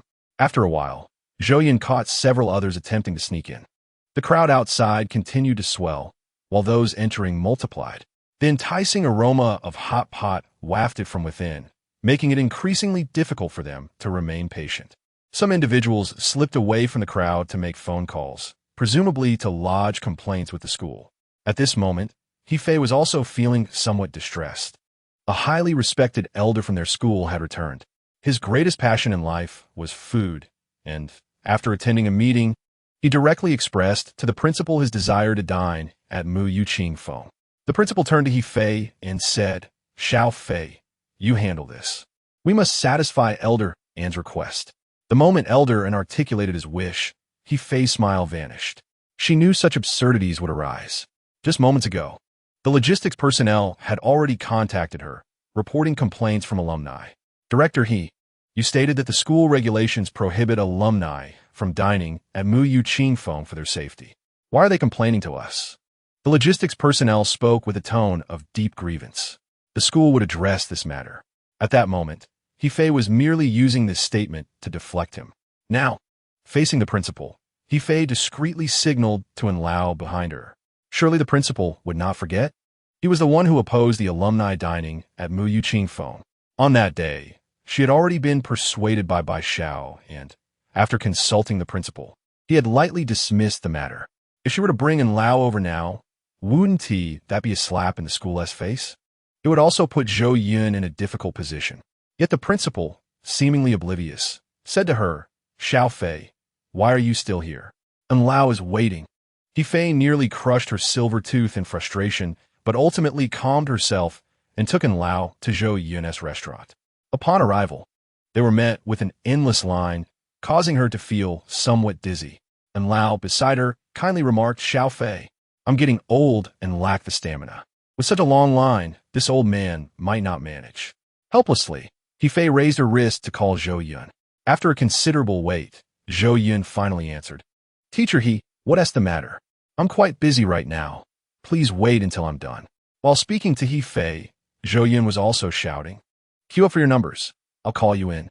If you can't wait, feel free to eat elsewhere. The cacophony around them was extraordinarily lively. He-Fei felt a headache coming on, and her face burned with embarrassment. She turned to Lao with pleading eyes, but he averted his gaze, the meaning unmistakable. Wait. She interrupted Zhou Yun's attempt to hang up. I have a senior who is particularly eager to taste your cooking. The principal instructed me to bring him over. Could you arrange a seat for him? Zhou Yun was struck as if by a thunderbolt. What? She instinctively glanced at the group of people she had turned away outside. It was easy to imagine that if Fei brought that senior in, those individuals would surely surge in with their seemingly valid reasons. Why? Why was she subjected to such a predicament? It felt like a nightmare. Thankfully, it was only for 3 days. If this continued, she could only describe her feelings with one word: unimaginable. Previously, she had even considered opening a restaurant. Now, if asked whether she still wanted to pursue that dream, she would scoff with disdain. A restaurant? What is that? I've never heard of it. It's terrifying. Despite her reluctance, what could she do? The principal had spoken, effectively nullifying that regulation. She could only watch as Fei brought in Lao inside. The first alumni who had been turned away by Zhou Yun spotted Lao and called out, Lao, long time no see. Lao turned towards the familiar face. Xiao Wu, Lao, may I dine with you? The man asked, having recognized Lao. Zhou Yun looked helplessly at Fei, who dared not make eye contact, feeling her face flush. Indeed, after Lao entered, others attempted to follow suit. Lao isn't a student. He is also an alumnus. Why can he enter while we cannot? Is this regulation solely targeting us, ordinary alumni? We demand an explanation. Zhou Yun raised her hand to quiet them, shouting, Enough! You may all go in. The crowd behind them began to express their discontent. What is going on? I waited so long to get in. Why is this happening? How can the school go back on its word? After a while, Fei emerged and informed Zhou Yun. The school owes you an apology. They will compensate you for this. This was of little solace. Zhou Yun rubbed her forehead, stating, However, the people in line behind us are indeed at a disadvantage. I've already informed the logistics team. In a few minutes, they will clear out the adjacent building for dining purposes. Fei pressed her temples. That's good. Zhou Yun sighed in relief, hoping for a quicker resolution. Sure enough, within 10 minutes, the adjacent building was ready. Zhou Yun took a few more minutes to prepare, allowing those at the front of the line to dine. There were still many people waiting behind. Zhou Yun checked the queue on the terminal and gasped, Oh my, there are still 50,000 people waiting. What do we do? At this rate, some might not even get lunch until the afternoon. Teacher, what should we do about all the people still waiting? Zhou Yun showed Fei the waiting numbers on the shared screen. Fei inhaled sharply. Why are there so many? Zhou Yun looked at her with a pleading gaze. I understand. I will clear out the other 2 adjacent buildings as well. Fei gritted her teeth. That should suffice. By the time Su Jinxing and Su Lang arrived, most people had already been seated. Outside, a robot was announcing, If you want hot pot, go to building 3. If you want hot pot, go to building 3. They exchanged glances, puzzled. Wasn't Timu Yu Qing Feng's cafeteria in building 1? Why was there hot pot in building 3? Shall we go ask? Su Lang suggested. Su Jinxing nodded in agreement. They approached the intelligent robot to inquire, Why do you need to go to building 3 for hot pot? ISN Timu Yu Qing Feng's cafeteria located in building 1? The robot quickly clarified the situation. Yet they still found it hard to believe. Are you saying that buildings 1, 2, 3, and 4 all serve hot pot? Indeed, the line was unexpectedly long, and those who entered have not yet come out. The robot patiently explained. Su Jinxing and Su Lang were intrigued. Humans are inherently social beings. Seeing others enjoy a meal while they themselves do not create a sense of loss. They exchanged glances, each reflecting the newfound excitement in their eyes. Almost instinctively, they stepped towards building 3. Upon entering, they found most of the seats already filled, with only a few corners left unoccupied. A tall individual nearby waved them over, calling out, Jinxing, Su Lang, over here we have 2 seats. They followed the voice and recognized Liquan. Once seated, amidst the ordering, the intelligent robot inquired, Would you like your mung bean soup hot, at room temperature, or chilled? Before they could respond, Liquan interjected, 2 cups of chill mung bean soup, please. Then he turned to them, Trust me, chill mung bean soup pairs perfectly with hot pot. The robot opened its chest compartment and dispensed 2 cups of chilled mung bean soup. Where have you 2 been? Liquan chided while welcoming them. He ordered the hot pot base and mixed the dipping sauces, pointing at Su Jinxing, especially you. You sat next to me during the meeting, and then I lost sight of you afterward. Didn't I tell you we were coming for hot pot? The hall was filled with the enticing aroma of boiling hot pot. Isn't the school prohibiting us from dining at Mu Yuqing Feng?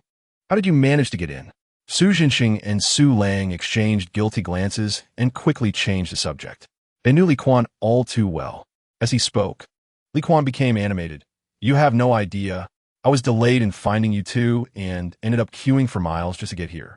I even heard that the alumni ahead were turned away by Mu Yuqing Feng due to that school regulation. And then what? How did you manage to get in? Su Lang in Guit? It was because Lao came. He personally requested to eat hot pot. The principal had no choice but to have director he bring Lao over. Which Lao? Su Jinxing and Su Lang were taken aback. Which Lao has such clout? The one who is the federal Dinghai Xinjiang. The one who truly developed top-tier mechas capable of combating advanced star beasts. Li Quan elaborated passionately. Where is Lao? Su Jinxing asked. He is, of course, in Building 1. It is said that Mu Yuqing Feng served him an array of hot pot broths, and he indulged in 4 distinct flavors all by himself. Unlike me, who has to resort to others' pots to sample different tastes. As Li Quan spoke, his eyes sparkled with excitement. Su Zhensheng and Su Lang exchanged glances, as if Li Quan's assertion that Lao could relish 4 flavors of hot pot was something to be envied. As they conversed, the broths arrived. One of them ordered a spicy broth, while the other opted for a 3-flavor mix. Following Li Quan's instructions, they first immersed slices of fatty beef and lamb into the pot. Once the meat had completely changed color, they retrieved it and dipped it into the sauce. After a gentle blow, they savored it. An unprecedented wave of stimulation surged through Su Zhansheng's mind. He had always prided himself on his appearance, yet at that moment, he couldn't help but let out a hissing sound as he explored the delightful flavors. The spiciness that should have deterred him was soothed by the rich aroma of sesame sauce, creating a paradoxical allure that was hard to resist. He continued to savor each bite. Li Quan patted his shoulder, suggesting he take a sip of the chilled mung bean soup beside him. He gulped it down, exclaiming in delight, refreshing. Li Quan raised an eyebrow at him and said, So what do you think? My recommendation isn't too shabby, is it? Su Zhensheng nodded, remaining silent as he picked up another slice of meat. At that moment, he had completely forgotten the few slices of premium star beast meat he had consumed earlier, regretting not coming to enjoy the hot pot sooner. After finishing the meat, they moved on to the plant pets. The precious plant pets, meticulously cared for a home, were now cleaned and laid out on the table. Su Zhensheng's hands trembled as he picked them up. Despite his quivering hands, he resolutely selected one and placed it in his pot. When it began to boil, he took a piece of semi-transparent plant pet and tasted it. The skin of the radish, coated in the hot pot broth, had a slight spiciness, but once bitten into, it released a crunchy, refreshing sweetness. Goodness, he had thought the previous meat was exquisite, but upon tasting the plant pet, the only words that filled his erudite mind were simply exceptional. Chapter 139. The debate. Su Zhensheng was sweating profusely, his face flushed. Although his stomach felt full, his mouth still craved more. The more he ate, the more difficult it became to stop. It was then he understood why Li Quan bypassed the premium star beast meat and headed straight here. The previous star beast meat had been quite delightful, yet the dishes served in the school cafeteria were a disgrace, hardly fit for consumption. In contrast, the hot pot was uniformly delectable. The meat was delicious, the plant pets were delightful, and even the accompanying mung bean soup was enjoyable. He regretted that he had forced himself to eat those inferior dishes that had filled his stomach, preventing him from indulging further. After he could eat no more, Su Zhensheng sighed and set down his chopsticks. He glanced over and noticed that Li Quan was still there, comfortably seated beside him. Why are you still sitting here? He wondered, questioning his own sanity for thinking Li Quan had remained for so long. Li Quan, unabashed, replied, Where else would I go? Nowhere is as comfortable as here. I'm just digesting for a bit before I can eat more. Is that even allowed? Su Zhensheng asked, astonished. Why not? Li Quan gestured around at the others. They all feel the same way. Following his gaze, Su Zhensheng noticed that everyone around them had indeed stayed, engaged in conversations and playful banter, refusing to vacate their seats. Some were animatedly discussing topics, taking sips of mung bean soup to refresh their throats before continuing. So how long do you plan to eat? Su Zhen Sheng in Guit? Li Quan clenched his fist, declaring, "Until I no longer wish to eat."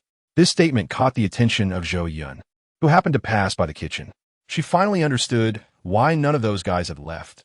Nearly 2 hours had passed, and she was left wondering how they had not finished eating. Goodness, she thought to herself, this was shaping up to be an overnight stay. No wonder the cafeteria owner back on Dixing had to impose a dining time limit. With such a bounty, who could resist? People kept coming in while others remained seated. Zhou Yun sighed, pondering her options. Should she kick them out? If she could have done that, they would have left long ago.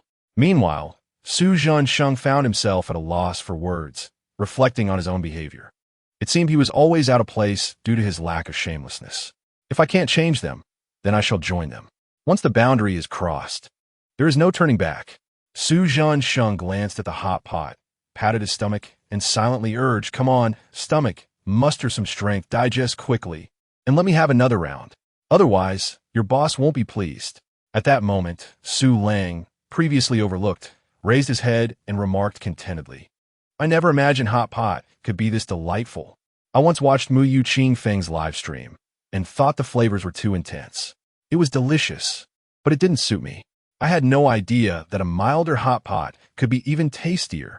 He was more straightforward than Su Zhensheng, patting Li Quan on the back, and when Li Quan turned, gave him a thumbs up. "Brother, I like your idea.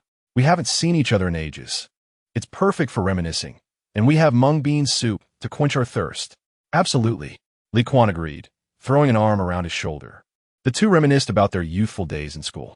It had been a long time since they had gathered like this. Surrounding them were familiar faces. At every other gathering, someone always had an obligation to attend to. Li Quan stood up, raised his mung bean soup, and declared, "I propose a toast to our school." He drank it down in one go. Nearby, someone enthusiastically echoed, "Cheers," and stood to join in. It was just a cup of mung bean soup, yet they drank until their faces were flushed. "Another cup to celebrate our reunion." "Cheers to our reunion." "One last cup to honor this hot pot." After finishing 3 cups, he burped contentedly and sat back down. Zhou Yun, noticing the commotion, attuned her ears to the sounds, relieved to discover it was not a fight. As for the queue outside, she thought, let He Fei handle that. She had already broken the rules, so it was on her to manage the aftermath. The school may have been lacking in some areas, but there were plenty of buildings, and everyone deserved a good meal, right? Throughout the afternoon, Zhou Yun felt utterly drained and numb. At that moment, she felt that even the most significant issue could unfold before her, and she would remain unfazed.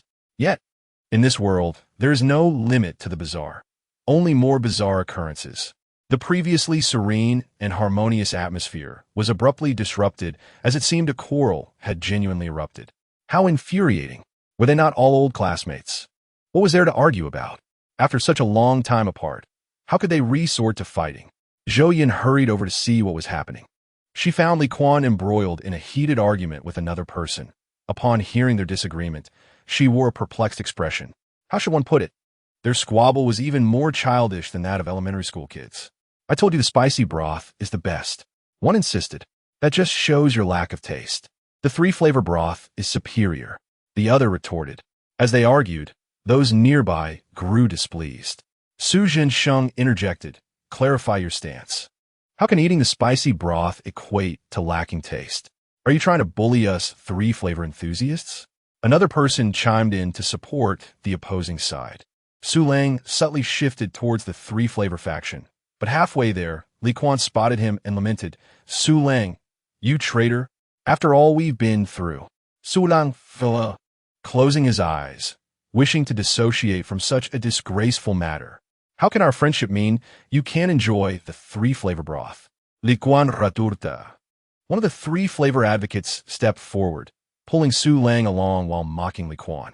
The remaining tomato faction could no longer stay silent. "You really think we don't exist, huh? In our establishment, the variety of plant-based ingredients for hot pot is unparalleled, truly embodying the essence of a noble dining experience." Is this a common sentiment? Li Quan, determined not to be outdone, thought to himself, surely the spicy hot pot boasts the most plant-based ingredients, right? Just look at those numerous red lanterns. The spicy hot pot supported by a multitude of patrons, saw its rivals, the three-flavor and tomato broths, unite in solidarity against it. Zhou Yun, feeling perplexed, wondered what was happening. How could a simple hot pot meal escalate into such a quarrel? And what a green bean soup, which was left feeling quite aggrieved. You all sip it throughout the day, relying on it when needed, yet disregard it as a mere side dish when it is not. Zhou Yun shook her head, dismissing this dreadful thought. She strode forward and shouted, "Stop! Take it outside. The school has both virtual and actual mecha combat arenas for your choosing. Do not engage in conflict here." Li Quan provocatively glared at the leader opposite him. "Are you daring enough to step outside for a duel? What is there to fear?" The leader raised an eyebrow. "You watch our spot, and we'll be back shortly." With that, the two turned and walked away. A throng of onlookers, unable to remain seated, swiftly followed suit, leaving a vast expanse of empty space inside. Chapter 140. 3 days Zhou Yun watched the newly vacated area with quiet delight. Was this not fortuitous? It would allow those waiting outside to come in. How could anyone endure sitting for 3 days? She felt an urge to promote this notion further, to incite others in different locations to leave as well. In the span of a single lunch, the consumption of ingredients had already exceeded her estimates. The bustling 3-day school celebration finally drew to a close, and all Zhou Yun longed for was a bed to collapse into. Yet, even in her exhaustion, she inquired with He Fei about gaining access to the library for her research. She had not yet completed her findings. He Fei, observing her near collapse, could only chuckle. Is this truly such a pressing matter? Just leave a message on the terminal. You look utterly drained. Why not return to rest? Zhou Yun insisted, forcing herself to stay awake. Those who are overly fatigued often feel as though they are intoxicated. Fong Lin extended his long arm, retrieving the incessantly nodding fool. He understood why Zhou Yun was in such a state. Do not overexert yourself. I would feel pained. His hand brushed against Zhou Yun's smooth cheek, and upon noticing the dark circles under her tightly shut lashes, he felt a pang of concern. During this time, it was not only Zhou Yun who was busy. Two had been occupied, as the individual lurking on Senmu Xing had yet to reveal themselves and had already visited several times. His mentor, Cheng Guang, had also been tirelessly sifting through data, yet that particular medicinal ingredient remained elusive. Zhou Yun found herself enveloped in a familiar aura, her consciousness growing increasingly hazy. Yet she continued to mumble, "No, I must cure you. I fear you might vanish." Fong Lin froze, feeling a twinge of sorrow deep within, so intense that he struggled to maintain his expression. Ultimately, he had become a burden to Zhou Yun. Rest well. Recuperating your strength is essential for your tasks. He softly reassured the unsettled Zhou Yun, gently placing her on the bed. His own affliction tugged at Zhou Yun's nerves like a thread, preventing her from finding peace in sleep. Once he believed he could safeguard Zhou Yun's well-being, yet now she was the one shielding him.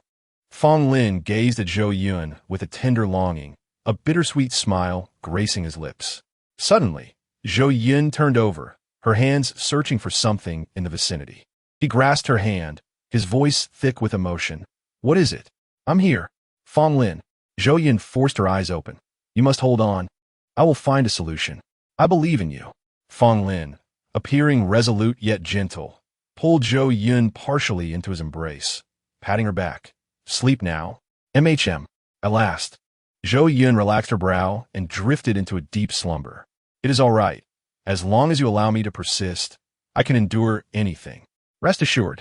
Fong Lin held Zhou Yun in a protective embrace, ensuring her peace. Zhou Yun felt as though she had not slept so soundly in ages. Upon opening her eyes, she was greeted by a familiar chest, next to her ear, where she could hear a steady heartbeat. Suddenly, she felt no urge to move. She lay there quietly, listening, a sweet sensation blooming within her heart. She lifted her gaze, catching sight of Fong Lin's chin, then his prominent nose, and the shadows beneath his closed eyes. Unable to resist, she reached out to touch him, wary of waking him. "Indeed, how long have I slept? How long has he been here?"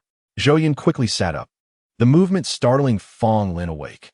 He opened his eyes abruptly, feeling his body stiff and immobile, particularly his arms, which felt foreign. He furrowed his brow but did not move, gazing at Zhou Yun. Have you awakened? Did you sleep well? Is this how I slept? You held me the entire time? Zhou Yun looked at him, both anxious and bewildered. No, I only held you for a brief moment. Fong Lin feigned indifference, retracting his arms. Then, with a teasing glance at Zhou Yun, he continued, I would have preferred not to hold you, but someone was dreaming, calling out, Fong Lin, I miss you so much. I really like you. Although Zhou Yun felt such words were beyond her, the exaggerated tone and cheesy phrasing made her flush with embarrassment as she quickly covered his mouth. Fong Lin twisted his body, embracing Zhou Yun, and with the force of the motion, they tumbled onto the bed, their entwined forms unable to conceal the racing of their hearts. Thump, thump, their breaths mingled, and their gazes intertwined. Zhou Yun attempted to rise, only to be held back by Fong Lin. The words just spoken were what I truly wished to convey to you. Zhou Yun, I really like you, I miss you. He paused before adding, I love you. Zhou Yun could not help but lower her head, her lips brushing against those tender, love-filled petals. What to do? I too cherish him, yearn for him, and love him. As their lips intertwined, the atmosphere thickened with intimacy, as if the very air was infused with a fragrant allure. Yet, Fong Lin suddenly stiffened. Despite his best efforts to restrain himself, Zhou Yun noticed. She rolled over, moving closer, her voice urgent. What is it? Is the pain returning? Fong Lin initially intended to deflect, as usual, but looking into her anxious eyes, he found himself unable to utter his usual teasing remarks. He gently drew Zhou Yun closer, placing a soft kiss on her forehead, as if to soothe the crease furrowing her brow. It's all right, there is no pain. His suppressed voice was hoarse and low. Zhou Yun fought back tears threatening to spill, mustering a smile. I will stay with you. You must endure. You should go out, just for a moment. I will call for you when it's time. Fong Lin's eyes shimmered with unshed tears, yet his voice remained gentle and restrained. Zhou Yun could not bear to dismiss him in such a state, holding back her own tears as she stepped outside. Once the door closed, her body slumped weakly to the ground. Inside, Fong Lin stifled any sounds, fearing that revealing his pain might lead Zhou Yun to worry. Outside, Zhou Yun clenched her teeth, silent tears streaming down her face, unwilling to betray a single sob. After a time, muffled sounds of suffering emerged from within. Zhou Yun's grip on the doorknob tightened, refusing to turn it. She understood that Fong Lin wished to avoid seeing her in such a state. If she entered, he would endure even greater pain. Zhou Yun attempted to distract herself, opening her terminal to continue her investigation into Meng Xianghua. Through her blurred vision, the words became indistinguishable, each tear that fell creating silent ripples upon the floor. After what felt like an eternity, the sounds within subsided. Chapter 141. Discovery of abnormalities. Zhou Yun wiped her tears, though her nose still bore a lingering redness that refused to fade. She entered the room to find Fong Lin drenched in sweat, having fainted. A trace of anguish remained etched upon his face, yet his body was relaxed. Zhou Yun held a warm towel, meticulously wiping away the sweat from Fong Lin's body, changing his damp clothing and gently laying him down on the bed. Upon exiting, she glanced out the window, realizing she was nearing her own celestial body. Zhou Yun often exhaled deeply, reminding herself that she must have faith. Only then could she heal Fong Lin. Suddenly, her terminal chimed, and she looked down to see a message from Li Ziyuan. It's been a long time. May I come over to your place? Zhou Yun hesitated, clearing her throat softly in response. When will you arrive? I need to prepare. No need for such trouble. For some reason, Zhou Yun felt as if she were circling back to the feeling she had before their first meeting, somewhat unfamiliar and slightly anxious. I will come in 3 days. There is no need to rush. All right. Beyond this, Zhou Yun found herself at a loss for words. The events that had transpired were indelible. Whether it was his words or the messages he had sent, they were like chisels, leaving marks on her heart, whether intentionally or unintentionally. She claimed to be indifferent, yet subconsciously she was affected. While guilt lingered in her mind, fear of being hurt remained. Perhaps they could interact as friends. When time truly smooths over the scars, they might return to their original state. The spacecraft had docked for quite some time, and darkness enveloped the surroundings by the time Fong Lin awoke. The terminal sensed his consciousness returning and sent him a message from Zhou Yun. The spacecraft has arrived. I will head back first to prevent Tang Yuan and Mao Tuan from dismantling the house. Imagining Zhou Yun's expression while typing those words, Fong Lin couldn't help but smile. Though he should have felt sticky all over, he seemed to have been tended to, his clothes pristine. His spirits lifted, feeling less constricted than before. He sprang from the bed and called for a terrestrial flyer upon leaving the spacecraft. It was in the bustling noise that he felt at home. As he sped along, familiar residences, lights, and faces came into view, along with the enticing aroma of food. Strangely, he felt elated. "Why didn't you wait for me to start eating?" he exclaimed, noticing the hoarseness in his own voice. Both the humans and the creature turned in unison, a synchronized response akin to that of family. "Why are you just back?" Tang Yuan inquired. "Iya," Mao Tuan chimed in. "Awake?" Zhou Yun's voice, though the softest, resonated most clearly in Fong Lin's ears. He grinned in reply. Then everyone burst into laughter, the room illuminated by bright lights and filled with joyous chatter. Zhou Yun surveyed those around her, wishing time could freeze so that nothing would change. Yet, the lurking dangers and Fong Lin's ailment hung over her like the sword of Damocles, urging her to remain alert and move forward. After dinner, everyone settled together. Tang Yuan glanced across the table, his expression tinged with guilt. "I still haven't found any trace of that individual. It seems he vanished after that incident." Zhou Yun shifted her gaze to Fong Lin, who solemnly shook his head. It appeared that the trio's mission had made no progress, and the atmosphere in the living room grew tense. Mao Tuan obediently curled up beside Zhou Yun. After a moment, Fong Lin broke the silence. "I believe we needn't worry too much. We still have ample time. Regardless of what the mastermind intends, we possess the ability to counteract. They will inevitably leave traces once they act." Zhou Yun sighed. "That's all we can do." Following dinner, everyone dispersed. Fong Lin accompanied Zhou Yun outside, while Mao Tuan attempted to follow, but was restrained by Tang Yuan. "Why are you tagging along? To be a third wheel?" he grumbled through clenched teeth. Upon hearing this, Mao Tuan ceased its struggle. At that moment, a light from a terminal caught Tang Yuan's attention. He looked at his wrist, realizing that his terminal was still securely in place. "Not mine?" he muttered. "Whose is it?" The masteress, Xiao Bao's voice, suddenly chimed in, startling Tang Yuan. "Do you know where she is? Aren't you going to deliver it to her?" Tang Yuan asked. Xiao Bao replied matter-of-factly, "Based on my analysis, the master is currently in a state unsuitable for my interference." Tang Yuan paused, then ruffled Mao Tuan's head. "Look at you. So foolish that even an AI knows better than you." Outside, in a pavilion, Zhou Yun stood alone beside the flowering vines, lost in thought until footsteps approached from behind. Turning around, she saw a tall figure bathed in moonlight. Specifically, half of him was illuminated. The silvery moon cast a frost-like glow onto Fong Lin's face, highlighting his chiseled features and striking jawline, rendering him exceptionally handsome.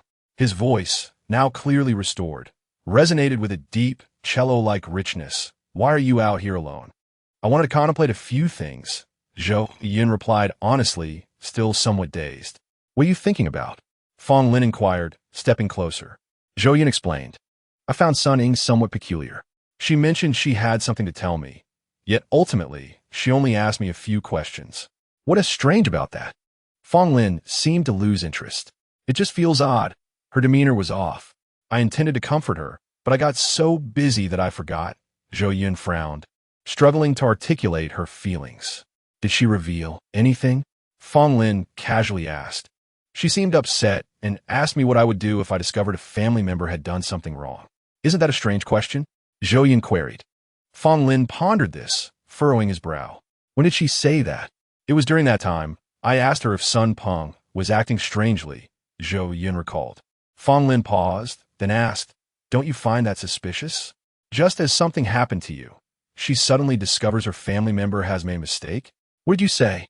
Zhou Yun, not sensing any oddity, replied straightforwardly, "I suggested she talk to that family member to see if there were any underlying issues."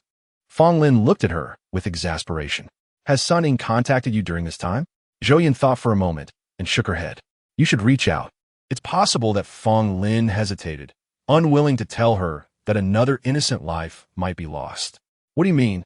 Zhou Yun's expression shifted. Are you suggesting that her family member could be the mastermind? Then I should ask her to verify, but no. Fong Lin gently embraced the distraught Zhou Yun, soothing her back. Perhaps it's not that serious. I might be overthinking. Zhou Yun raised her wrist to call Sun Ying, but realized, my terminal is missing. In a flurry, she dashed back to her residence, certain she had left it there. Upon returning, she found Tang Yuan sitting there. He noticed Zhou Yun had returned pale and weary, casting a reproachful glance at Fong Lin, who ignored him. What's wrong? Tang Yuan asked as he rose. Where's my terminal? Zhou Yun inquired urgently. At that moment, Xiao Bao presented the terminal. Zhou Yun opened it to find a message. Her expression suddenly serious. Chapter 142. Capture Sun Yao. Zhou Yun opened the message, her demeanor becoming grave. It was a simple statement from Sun Ying. I'm sorry. In addition, there was an attachment. Zhou Yun disregarded the attachment and dialed Sun Ying's number. After a series of busy signals, no one answered. She continued to call, one after another, but still no response. At that moment, Fong Lin intervened, stopping her almost frantic actions. Zhou Yun, perhaps she has found a moment of respite. Let us first examine what she has sent you. His calm and steady words provided Zhou Yun with a sense of support, and she murmured to herself, a moment of rest, as she trembled while opening the attachment. It was a clear and concise video. Time-stamped on the day Lu Yu went missing 2 months ago. Zhou Yun's pupils constricted as she watched the video frame by frame. Ultimately recognizing the face, it was Sun Yao's face. It was indeed Sun Yao. How could it be Sun Yao? Zhou Yun recalled her visit to Senmishing, where Sun Yao, not even acquainted with her, had recommended her to his family. Later, Tang Yuan had mentioned, I possess absolute authority over this planet, as long as I remain. He cannot steal it. Had there been a plan to eliminate her even then? Hence, Lu Yu sought him out the moment the situation was exposed, only to meet with tragedy. What a Sun Ying. How did she discover this video? Is she still alive? Tears streamed down Zhou Yun's face as she trembled uncontrollably. Fong Lin contacted the police academy on Senmishing, as well as Xia Yun from the Yingyan Galaxy, who had handled the Lu Yu case, briefly relaying the entire situation. The mastermind had been identified. He caught Zhou Yun, who was on the verge of collapse, reassuring her, do not fear. Once we apprehend him, all will be well. Zhou Yun gazed through her tear-filled eyes, clutching Fong Lin's hand as if it were a lifeline. Sun Ying will be fine, won't she? Surely, she will be fine. She will be fine. Fong Lin comforted her. I have been monitoring the situation on Senmishing closely. No incidents of death or disappearance have occurred. She is likely just temporarily avoiding contact. Zhou Yun nodded, a glimmer of hope igniting in her eyes. This was reassuring. Upon Fong Lin's communication, Xia Yun immediately alerted her colleagues on Senmishing, determined to prevent any recurrence of an incident like Lu Yu's. However, to their astonishment, Sun Yao seemed to anticipate their arrival, sitting calmly and waiting. Xia Yun brought him back to the police academy, and although she held little hope, she dutifully inquired, where is Lu Yu? Sun Yao replied coldly, she is in the basement beneath my house. When Xia Yun dispatched officers to investigate, she had already prepared herself to discover a corpse. To her surprise, when the officer finally pried open the basement door, they found a lively Lu Yu. Upon seeing the police, Lu Yu exhibited a mix of fear and joy, exclaiming, you found me. I would rather return to prison than remain in this dreadful place.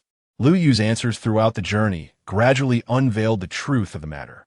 At that time, Lu Yu had been terrified and hastily sought out Sun Yao, who proposed a solution. If she disappeared and the police could not locate her, she would avoid imprisonment. She deemed this a suitable plan and was transported to his basement by one of his robots. That place offered even less freedom than prison. I do not know how long I shall remain here, Lu Yu lamented, pouting and shedding tears without a hint of ladylike composure. I miss home, I miss my parents. Wawa. The surrounding officers recounted the events to Xia Yun, hardly paying attention to Lu Yu's emotional state. Xia Yun was left dumbfounded upon hearing this. So, you did not kill her? Well, that is quite evident. Officer, Sun Yao replied with a smile. as if seated not in a dark interrogation room, but in a resplendent palace. Then why did you attempt to harm Zhou Yun? Zhou Yun questioned. For my brother, Sun Liang. At that time, that individual claimed he could cure my brother, which is why I agreed to assist him.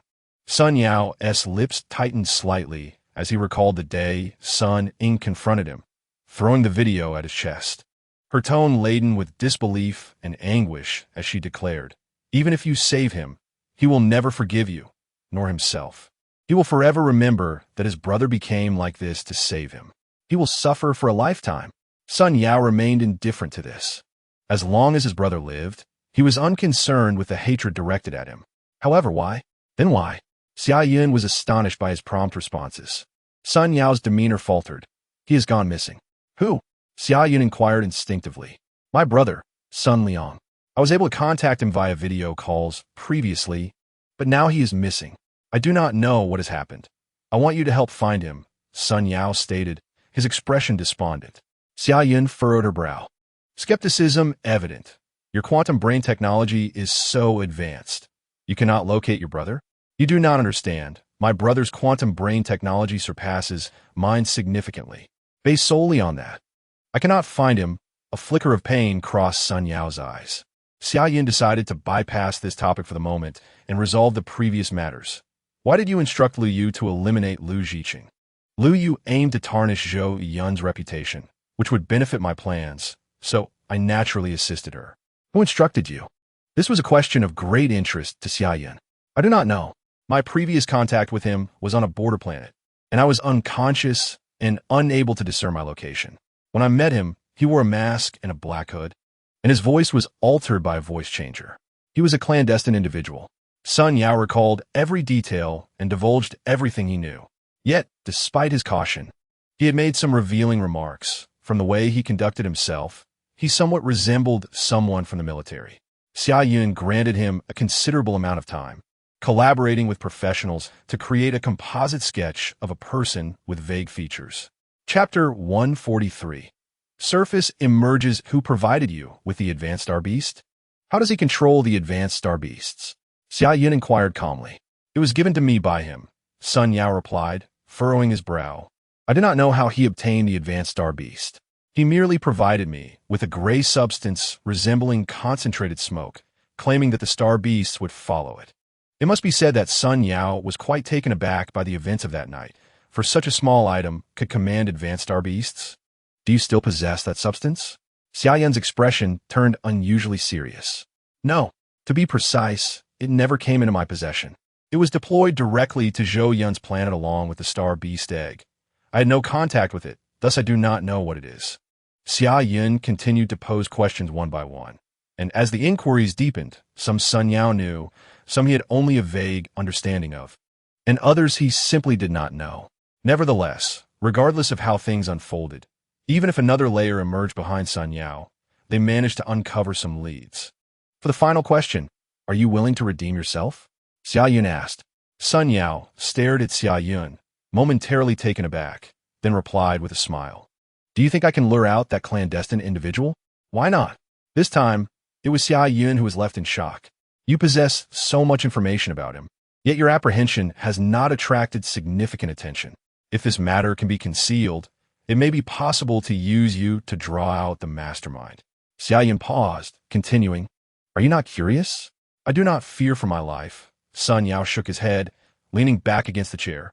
You know far too little. What I have come to understand is merely an insignificant portion. He certainly will not expend effort to rescue me. I do not believe your plan is flawed. Rather, your bait is too small. That is a big fish. He would not be interested in such a trivial matter. At this, he self-deprecatingly smiled. My collaboration with him is limited to this incident. I am unaware of his prior arrangements or subsequent plans. If you wish to learn more, I apologize, but I am powerless. With that, he tilted his head back and closed his eyes, leaving Zhou Yun with no choice but to relent. If what Sun Yao claimed was true, that the force behind this was scheming on a grand scale, it was all the more imperative to locate him swiftly. The revelation of this matter has already sufficiently shocked the federal government. She tentatively spoke, If we assist you in locating your brother, would you be willing to act as bait to help us capture the big fish? Officer, It's not a matter of willingness. It's a question of my qualifications. He does not trust me. Sun Yao shrugged. My brother hasn't committed any illegal acts. Isn't it your responsibility to protect every citizen? Zhou Yun found herself at a loss for words in response. Well then, how much time do you typically spend there? Zhou Yun attempted to narrow down the scope based on this. I don't know, but I have recorded the time from when I leave until I return. In total, it's been less than 5 times, each lasting between 10 to 15 days, varying in length. Sun Yao was forthcoming with the knowledge he possessed. 10 to 15 days? That expands the range significantly, nearly encompassing the entire Federation, Zhou Yun remarked with a wry smile. I also have no idea how long they traveled. They do not allow me to carry any electronic devices. I even concealed biological chips and micro-robots in my body, yet they proved ineffective. They were damaged as I passed through the hatch where they picked me up. Sun Yao had made numerous attempts himself and was willing to share. Zhou Yun felt utterly lost regarding the situation. She thought that since Zhou Yun was already involved, it would be best to inform her directly. She called Zhou Yun, explaining, "This is the situation. Can you think of any clues we might have missed? Is Sun Ying all right?" Zhou Yun blurted out. Zhou Yun's expression changed slightly as she turned to Sun Yao and asked, "Where is Sun Ying? Is she safe? How would I know where she is? If it weren't for our argument, my brother wouldn't have gone missing. She left right after we fought," Sun Yao replied, feeling somewhat annoyed at the mention of her name. At that time, he had thought Sun Ying was too young and felt sorry that Sun Liang had no peers to play with, so he encouraged them to play together. He never anticipated that their bond would grow so strong that Sun Liang would go missing because of Sun Ying. It was truly unfortunate. Did he not consider who his brother's actions were meant to protect? The more he pondered, the more frustrated he became. Now look, you've landed your brother in prison. Are you satisfied? Are you living it up, you heartless little brat? Zhou Yun assured Zhou Yun that Sun Ying was fine. And only then did Zhou Yun find the composure to reflect on what had been said earlier. She never expected that the person Sun Ying referred to was Sun Yao, who had been caught in a bind because of his brother. What she thought was a big catch turned out to be just a small fry. The psychological disparity was indeed quite significant. She relayed their conversation verbatim to Fong Lin and Tang Yuan. "Do you have any thoughts?" she inquired. Tang Yuan's focus was rather peculiar. He mentioned that both the chips and micro-robots fail after passing through that hatch. This indicates the latest development in electronic jamming technology. Even our team hasn't reached that level of research yet. How did they accomplish this? "I have no idea," Zhou Yun replied. "Why is your focus so different from ours?" Tang Juan, if all we're discussing are such questions, we cannot even begin to imagine. They must have a genius in quantum computing. Who could it be? There are only a handful of individuals I can name, Tang Yuan muttered as he moved towards another area. Fong Lin stood there, and Zhou Yun's gaze swept over him. "What about you? What are your thoughts?" The mist that can attract the star beasts should be the strange white fog at the border. But why does it hold such a lure for the star beasts? Fong Lin's words left Zhou Yun somewhat stunned. You haven't been influenced by Tang Yuan, have you?" She stammered. "No." Fong Lin replied, lifting his eyelids slightly and stating earnestly, "It can now be reasonably concluded that my previous hypothesis is mostly correct. Stripping away the minutiae, the 2 tasks we must complete are, first, locate him and prevent him from executing his plan. Second, find the Meng Xiang Hua and develop an antidote so that we won't be at his mercy and can remain in an invulnerable position. However, at present, we have no clues whatsoever." Zhou Yun felt somewhat despondent. She reflected that if this were a series of nesting dolls, would her entire life be spent unraveling them? The thought alone was despairing. Chapter 144. Farewell to Li Ziyuan. Fong Lin watched as Zhou Yun sulked in a corner, pondering aloud. "Perhaps I need to return to the military to see if there are any new developments." Zhou Yun's breath caught. Did this mean they would separate again so soon after their reunion? To be frank, she felt a twinge of reluctance. "I still have some matters to attend to and won't be leaving," Fong Lin added upon noticing Zhou Yun's downcast gaze. Moreover, he wished to invite her to join him, but he kept that thought to himself, planning to ask when the time came to depart. 2 days later, early in the morning, Zhou Yun awoke, hazily recalling an important event for the day, though it seemed to slip her mind. As she prepared breakfast, it struck her, Li Ziyuan was coming today. She should make it a lavish affair. Zhou Yun instructed Xiao Bao to gather some vegetables for the occasion. Li Ziyuan's spacecraft arrived punctually. Neither too early to catch Zhou Yun off guard, nor too late to keep her waiting. Upon their first encounter, Zhou Yun gasped, her voice trembling slightly. "Ziyuan, what has happened to you during this time?" It was evident he wished to conceal any signs of alteration, yet those embellishments did not mask his gaunt figure. He had lost considerable weight since his last visit. Li Ziyuan maintained his usual demeanor, his amber eyes radiating warmth, akin to a gentle breeze sweeping across a lake. "I'm fine. How about you?" Zhou Yun nodded, a sense of speechlessness enveloping her, as if her throat were stuffed with cotton. Gazing at Li Ziyuan in this state, she could not bring herself to cast blame. Her heart was filled with guilt. They boarded the land vehicle in silence, and after a while, Zhou Yun finally found her voice, softly saying, "You don't need to feel this way. I don't blame you. If I were in your position, I might have made the same choice. You do not know my circumstances. I have been unreachable for such a long time." Li Ziyuan interrupted her before she could finish. "But regardless, I ultimately hurt you, didn't I?" Zhou Yun suddenly looked up, her gaze locking with his clear amber eyes. Confronted with such a look, she found it difficult to utter that it was all right. She stammered, I was wrong, Zhou Yun. I failed to fulfill the promises I made to you, and I did not protect you well." Li Ziyuan spoke words that seemed incongruous with his identity and character. Zhou Yun could not help but wonder, if she were in his position, would she have done better? No. Who could surpass his kindness, thoughtfulness, and patience? For her, Li Ziyuan had reached the pinnacle of care, and she could not fault him. There was no justification, nor any grounds to do so. "I do not blame you. You need not apologize. This is not your fault." Zhou Yun looked at him earnestly. Li Ziyuan observed her expression, gradually softening. "Please, let us not continue this cycle of I was wrong. You are not wrong. It will never end. Can we change the subject?" Zhou Yun was momentarily at a loss for words. Li Ziyuan initiated a new topic. "The cold noodles you sent me last time were quite delicious. I initially had no appetite, but after eating them, I felt much better." "Really? Should I make some more for you?" Zhou Yun engaged him in conversation over this topic. "Also, I bought that loasafen you were selling." Zhou Yun looked at him in surprise, genuinely impressed with Li Ziyuan. She could hardly envision him eating loasafen. Unable to resist, she asked, "How did it taste? Did you like it?" Li Ziyuan's face turned slightly flushed, but seeing her interest, he replied, "I made it in the company, and the aroma was so overwhelming that I was stunned. My assistant thought there was a leak in the restroom and came in to investigate." Zhou Yun imagined the scene and burst into laughter. Li Ziyuan paused his narration, casting a glance at Zhou Yun, who smiled back at him, and he too broke into laughter. How delightful it was to finally smile. Before entering the house, Zhou Yun had briefed him about Tang Yuan's situation to preempt any recurrence of previous issues. "You can stay in the same place as last time for as long as you wish. However, I will be rather busy in the coming days and may not be able to look after you," she explained while opening the door. "That is perfectly fine. You focus on your tasks," Li Ziyuan replied. Upon entering, he was taken aback by the sight inside the house. The two individuals and one creature within all turned to look at him.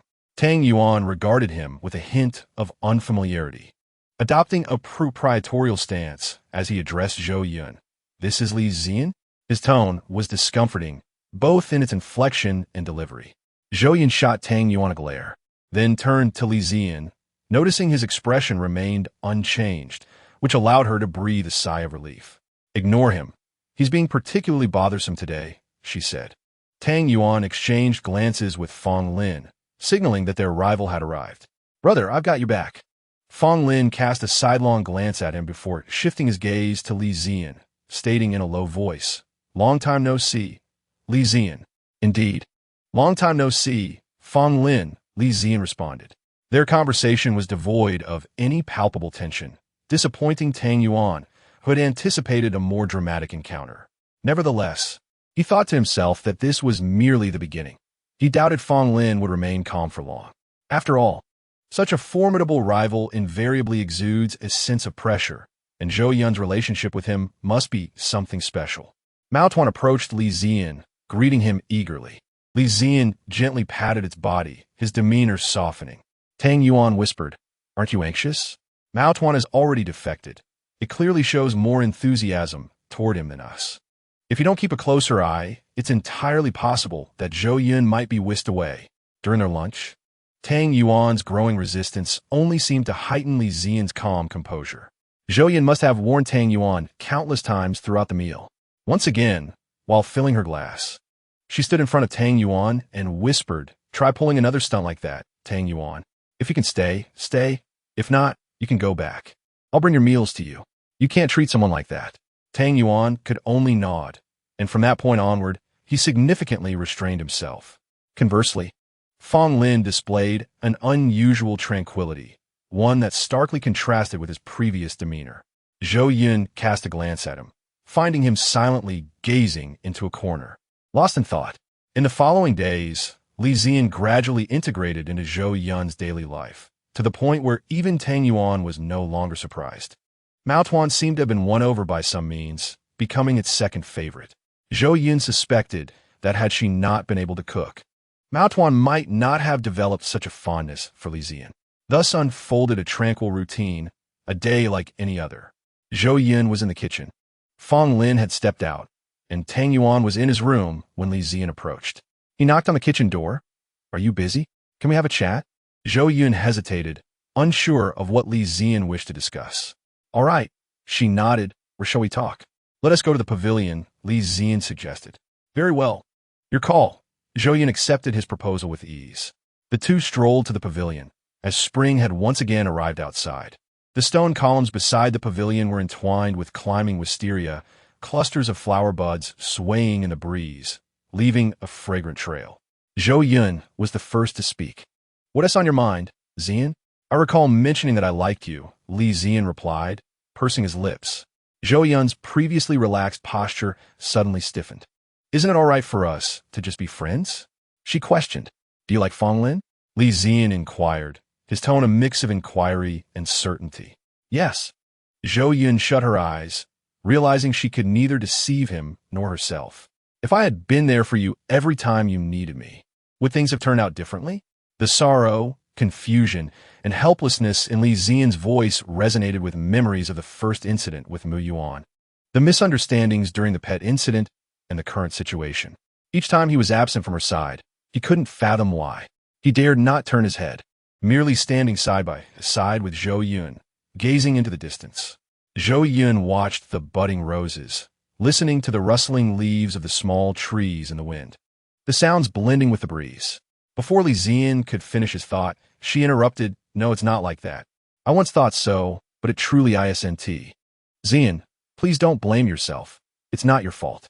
We simply aren't suited for each other." Zhou Yun paused. "You always want to shoulder everyone else's burdens. You've already carried enough. I don't want to become an additional weight on your shoulders. Why not take a step back and let us be good friends?" If possible, Zhou Yun truly wished to spare him any hurt. Yet, the day-to-day reluctance would ultimately manifest as a greater pain. If they did not clarify their feelings now, both would suffer in the end. There was no going back. The option of being merely friends had never existed. "I have always liked you, did you know?" Li Ziyan could no longer contain himself, the calm facade crumbling as he uttered those words. He forced Zhou Yun to turn and face him, his amber eyes shimmering with unshed tears, resembling shattered jewels. "If Fong Lin weren't in the picture, would you like me?" Zhou Yun couldn't turn away. She merely shut her eyes, unable to utter any cruel, definitive words. She trembled as she replied, "Perhaps. Who could resist liking Li Ziyan?" Yet, after encountering the right person, even the best option could transform into the wrong answer. In the shadow of the wisteria trellis, another shallow breath went unnoticed by the two. Fong Lin stood there, fingers gripping the flower vine, his knuckles nearly white. He had returned without any success. He was unaware of how long he would search or how long he could endure. As Fong Lin arrived there, he overheard Li Ziyan's confession.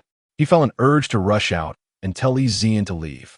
He wanted to strike Li Ziyan, ensuring he would no longer covet Zhou Yun. But thinking of his own condition, he felt as if invisible ropes had bound his hands and feet. Upon hearing that question, "If Fong Lin weren't in the picture, would you like me?" a rush of blood surged to his head, only to transform into icy shards of agony at Zhou Yun's affirmative reply. causing him unbearable pain, even more than when he was unwell. If it weren't for him, Zhou Yun could have lived the stable life she desired. Li Ziyan must have liked her too. Was it possible that without him, Zhou Yun would be happier? He couldn't help but spiral into those thoughts. Zhou Yun, standing in the pavilion, had freed herself from Li Ziyan's grasp. She took a step back, creating distance, regaining her composure. But Ziyan, there are no ifs. So my lack of feelings for you stands as it is.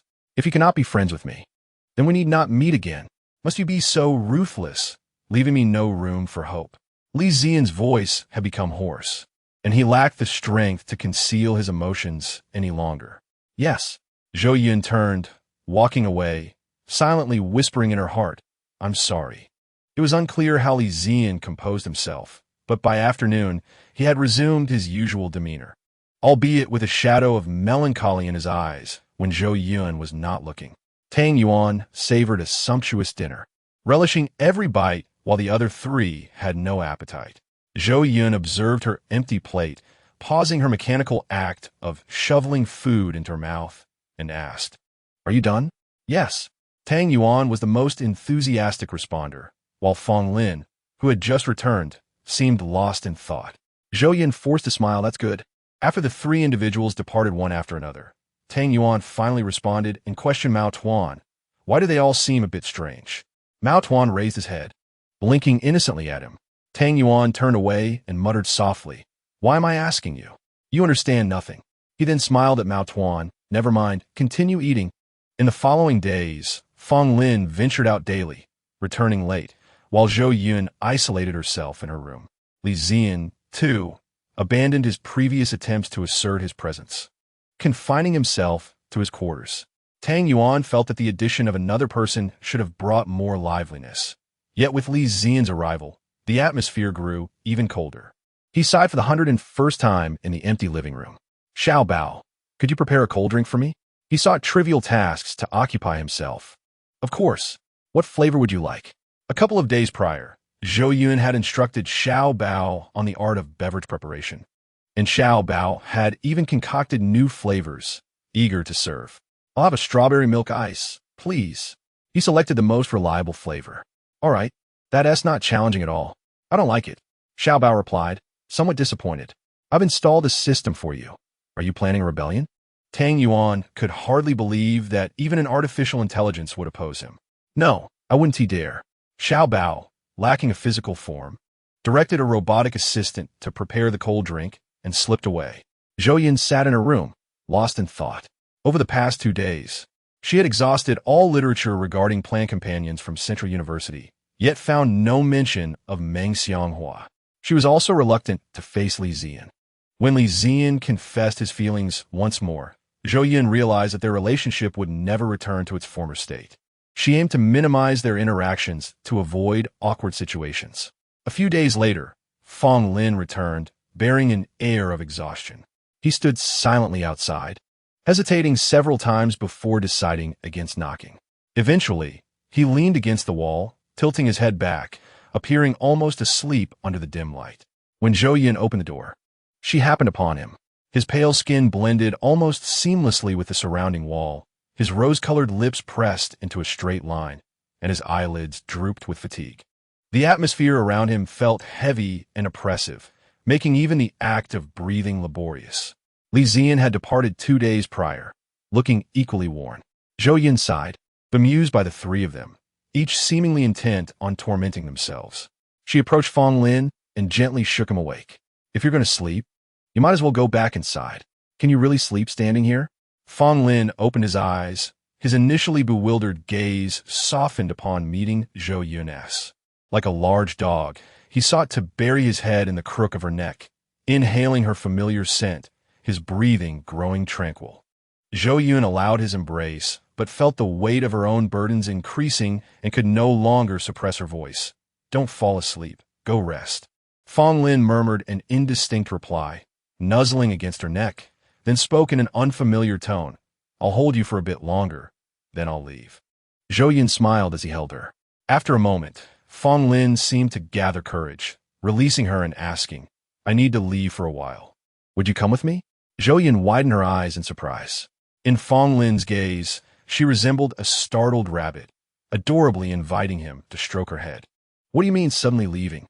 Where are you going? For how long? Indeed, Zhou Yun's first reaction was not to accompany him, but to remain and await his return. Fong Lin raised a hand to touch his stiff neck. I'm going to the military. This time, I don't know when I'll be back.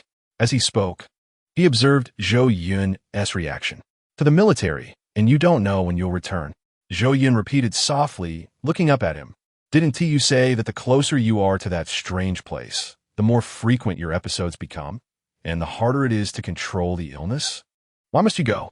Fong Lin could not help but caress Zhou Yun's face, smiling. There are too few clues here. I must go there to gather relevant information. Moreover, over the past 2 years, we have been researching this illness and have made some progress. We can effectively curb its progression. Is that so? Zhou Yun placed her hand over Fong Lin's, squeezing it gently. Then I'll accompany you. Her tone was so natural, as if discussing what to have for lunch that day. Fong Lin instinctively covered Zhou Yun's eyes, feeling the same fluttering sensation in his palm as in his heart. His eyes growing warm. Do you know what you're saying, Zhou Yun? Fong Lin's voice trembled with a husky quality. This departure might mean we won't return for a long time. Everything you've worked for over the past 2 years is here.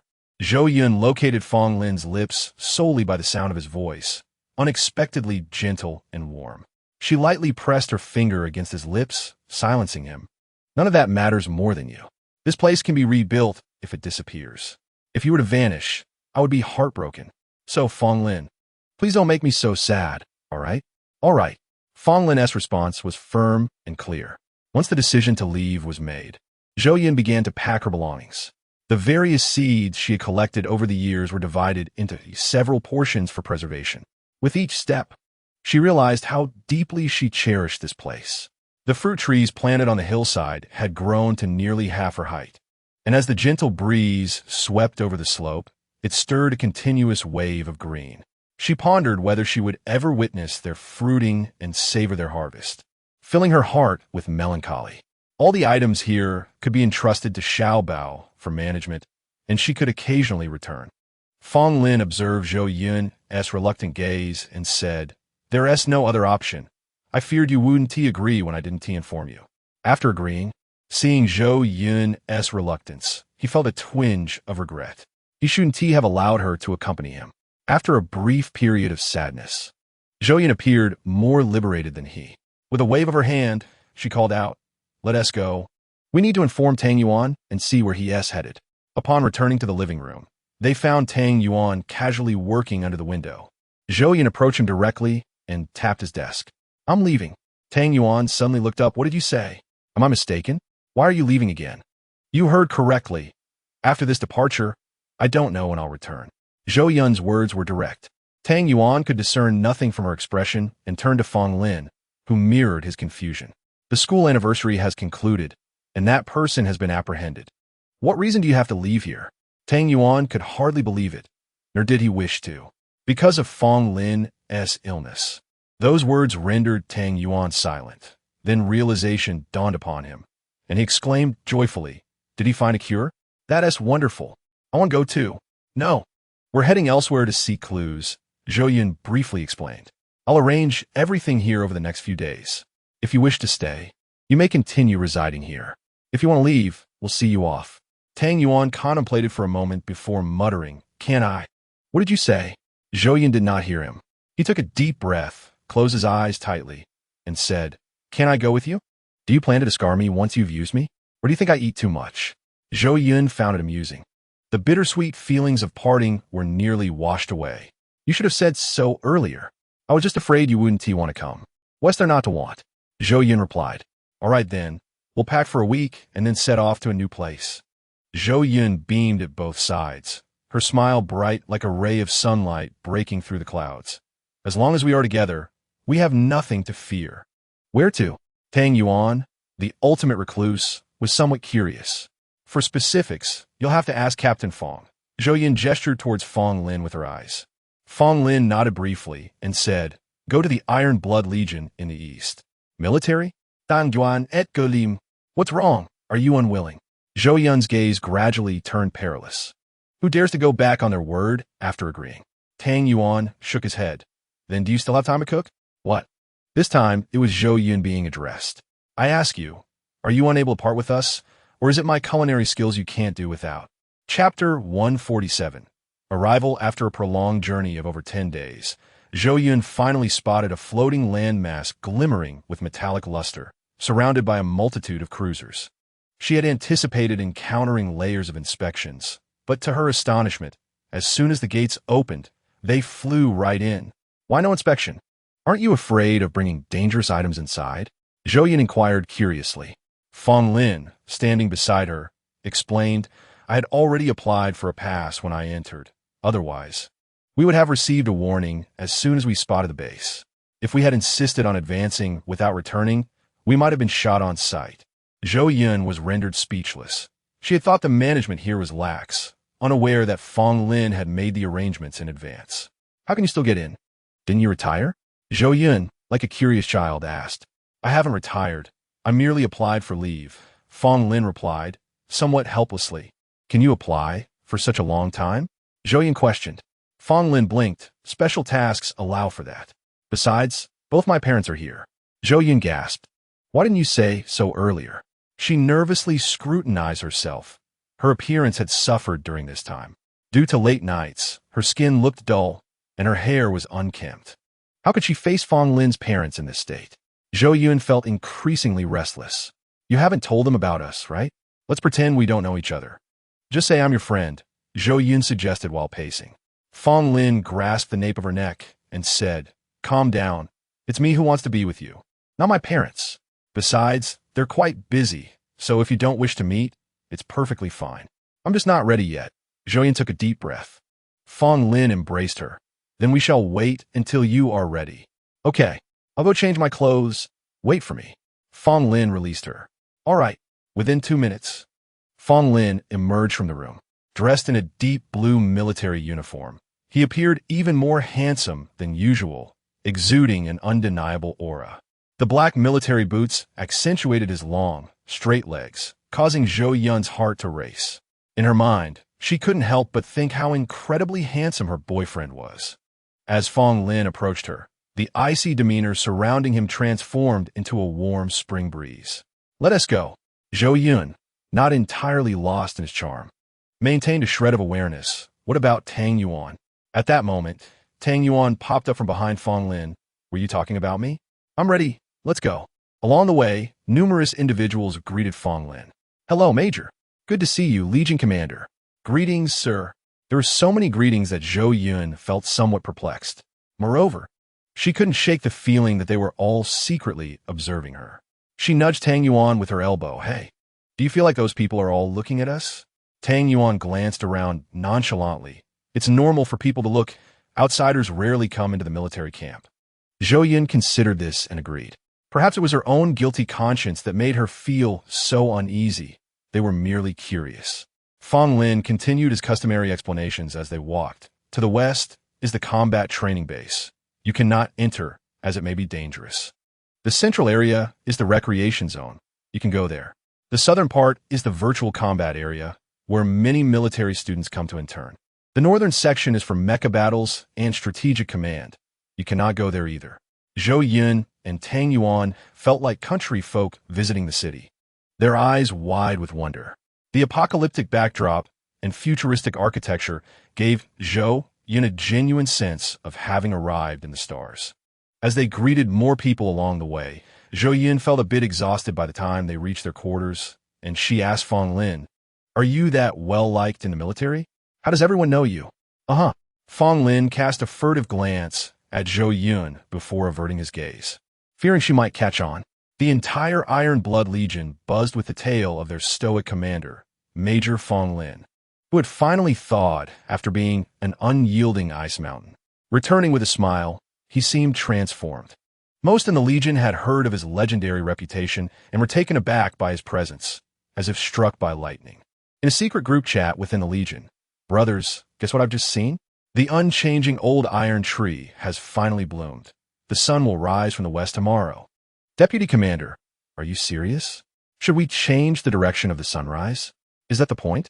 Brothers, Major Fong actually smiled, and he returned. Moving the military defense base here. Springtime has come from Major Fong.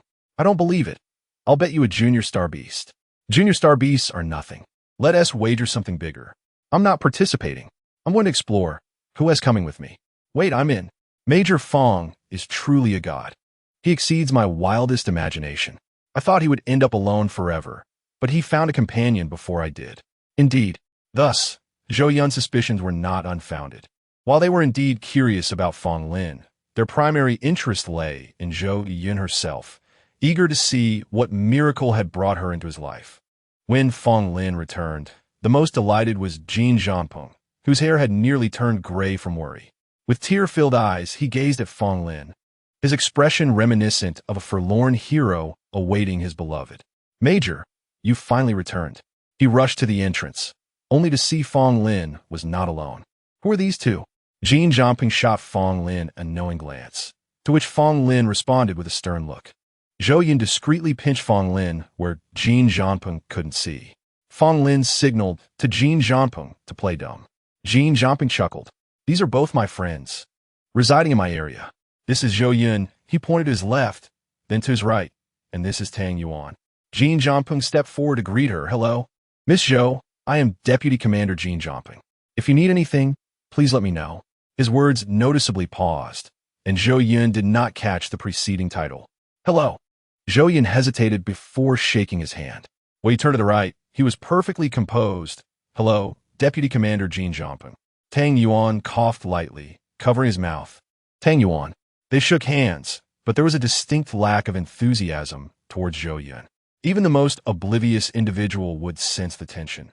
Moreover, Tang Yuan had already heard Fong Lin refer to them as friends, while Jin Zhangpeng almost slipped and called her sister-in-law. Fong Lin was deftly navigating the situation. Promising Zhou Yun he wouldn't disclose their relationship, while instructing his subordinates not to let Zhou Yun know they were already aware. At that moment, Zhou Yun's backpack shifted, and she suddenly remembered something. She unzipped it and pulled out a fluffy creature, saying, "This is Mao Tuan, my star beast.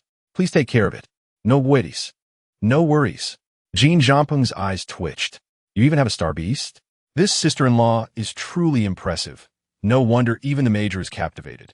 Chapter 148. Strolling. Once Zhou Yun had tidied up her room, she felt inclined to explore her surroundings. Fong Lin had already left, and she, with Mao Tuan perched on her shoulder, asked Tang Yuan, "Are you coming with me?" Tang Yuan shook his head vigorously, so much so that Zhou Yun feared he might injure his neck. She raised her hand. All right, I understand your meaning. I'll just go out for a stroll. As she stepped outside, everyone she encountered greeted her warmly. Zhou Yun quietly pondered. Could it be that Jin Zhangpeng has sent out a group message with photos of himself and Tang Yuan, announcing to all that they are friends of Fong Lin? Do you know me?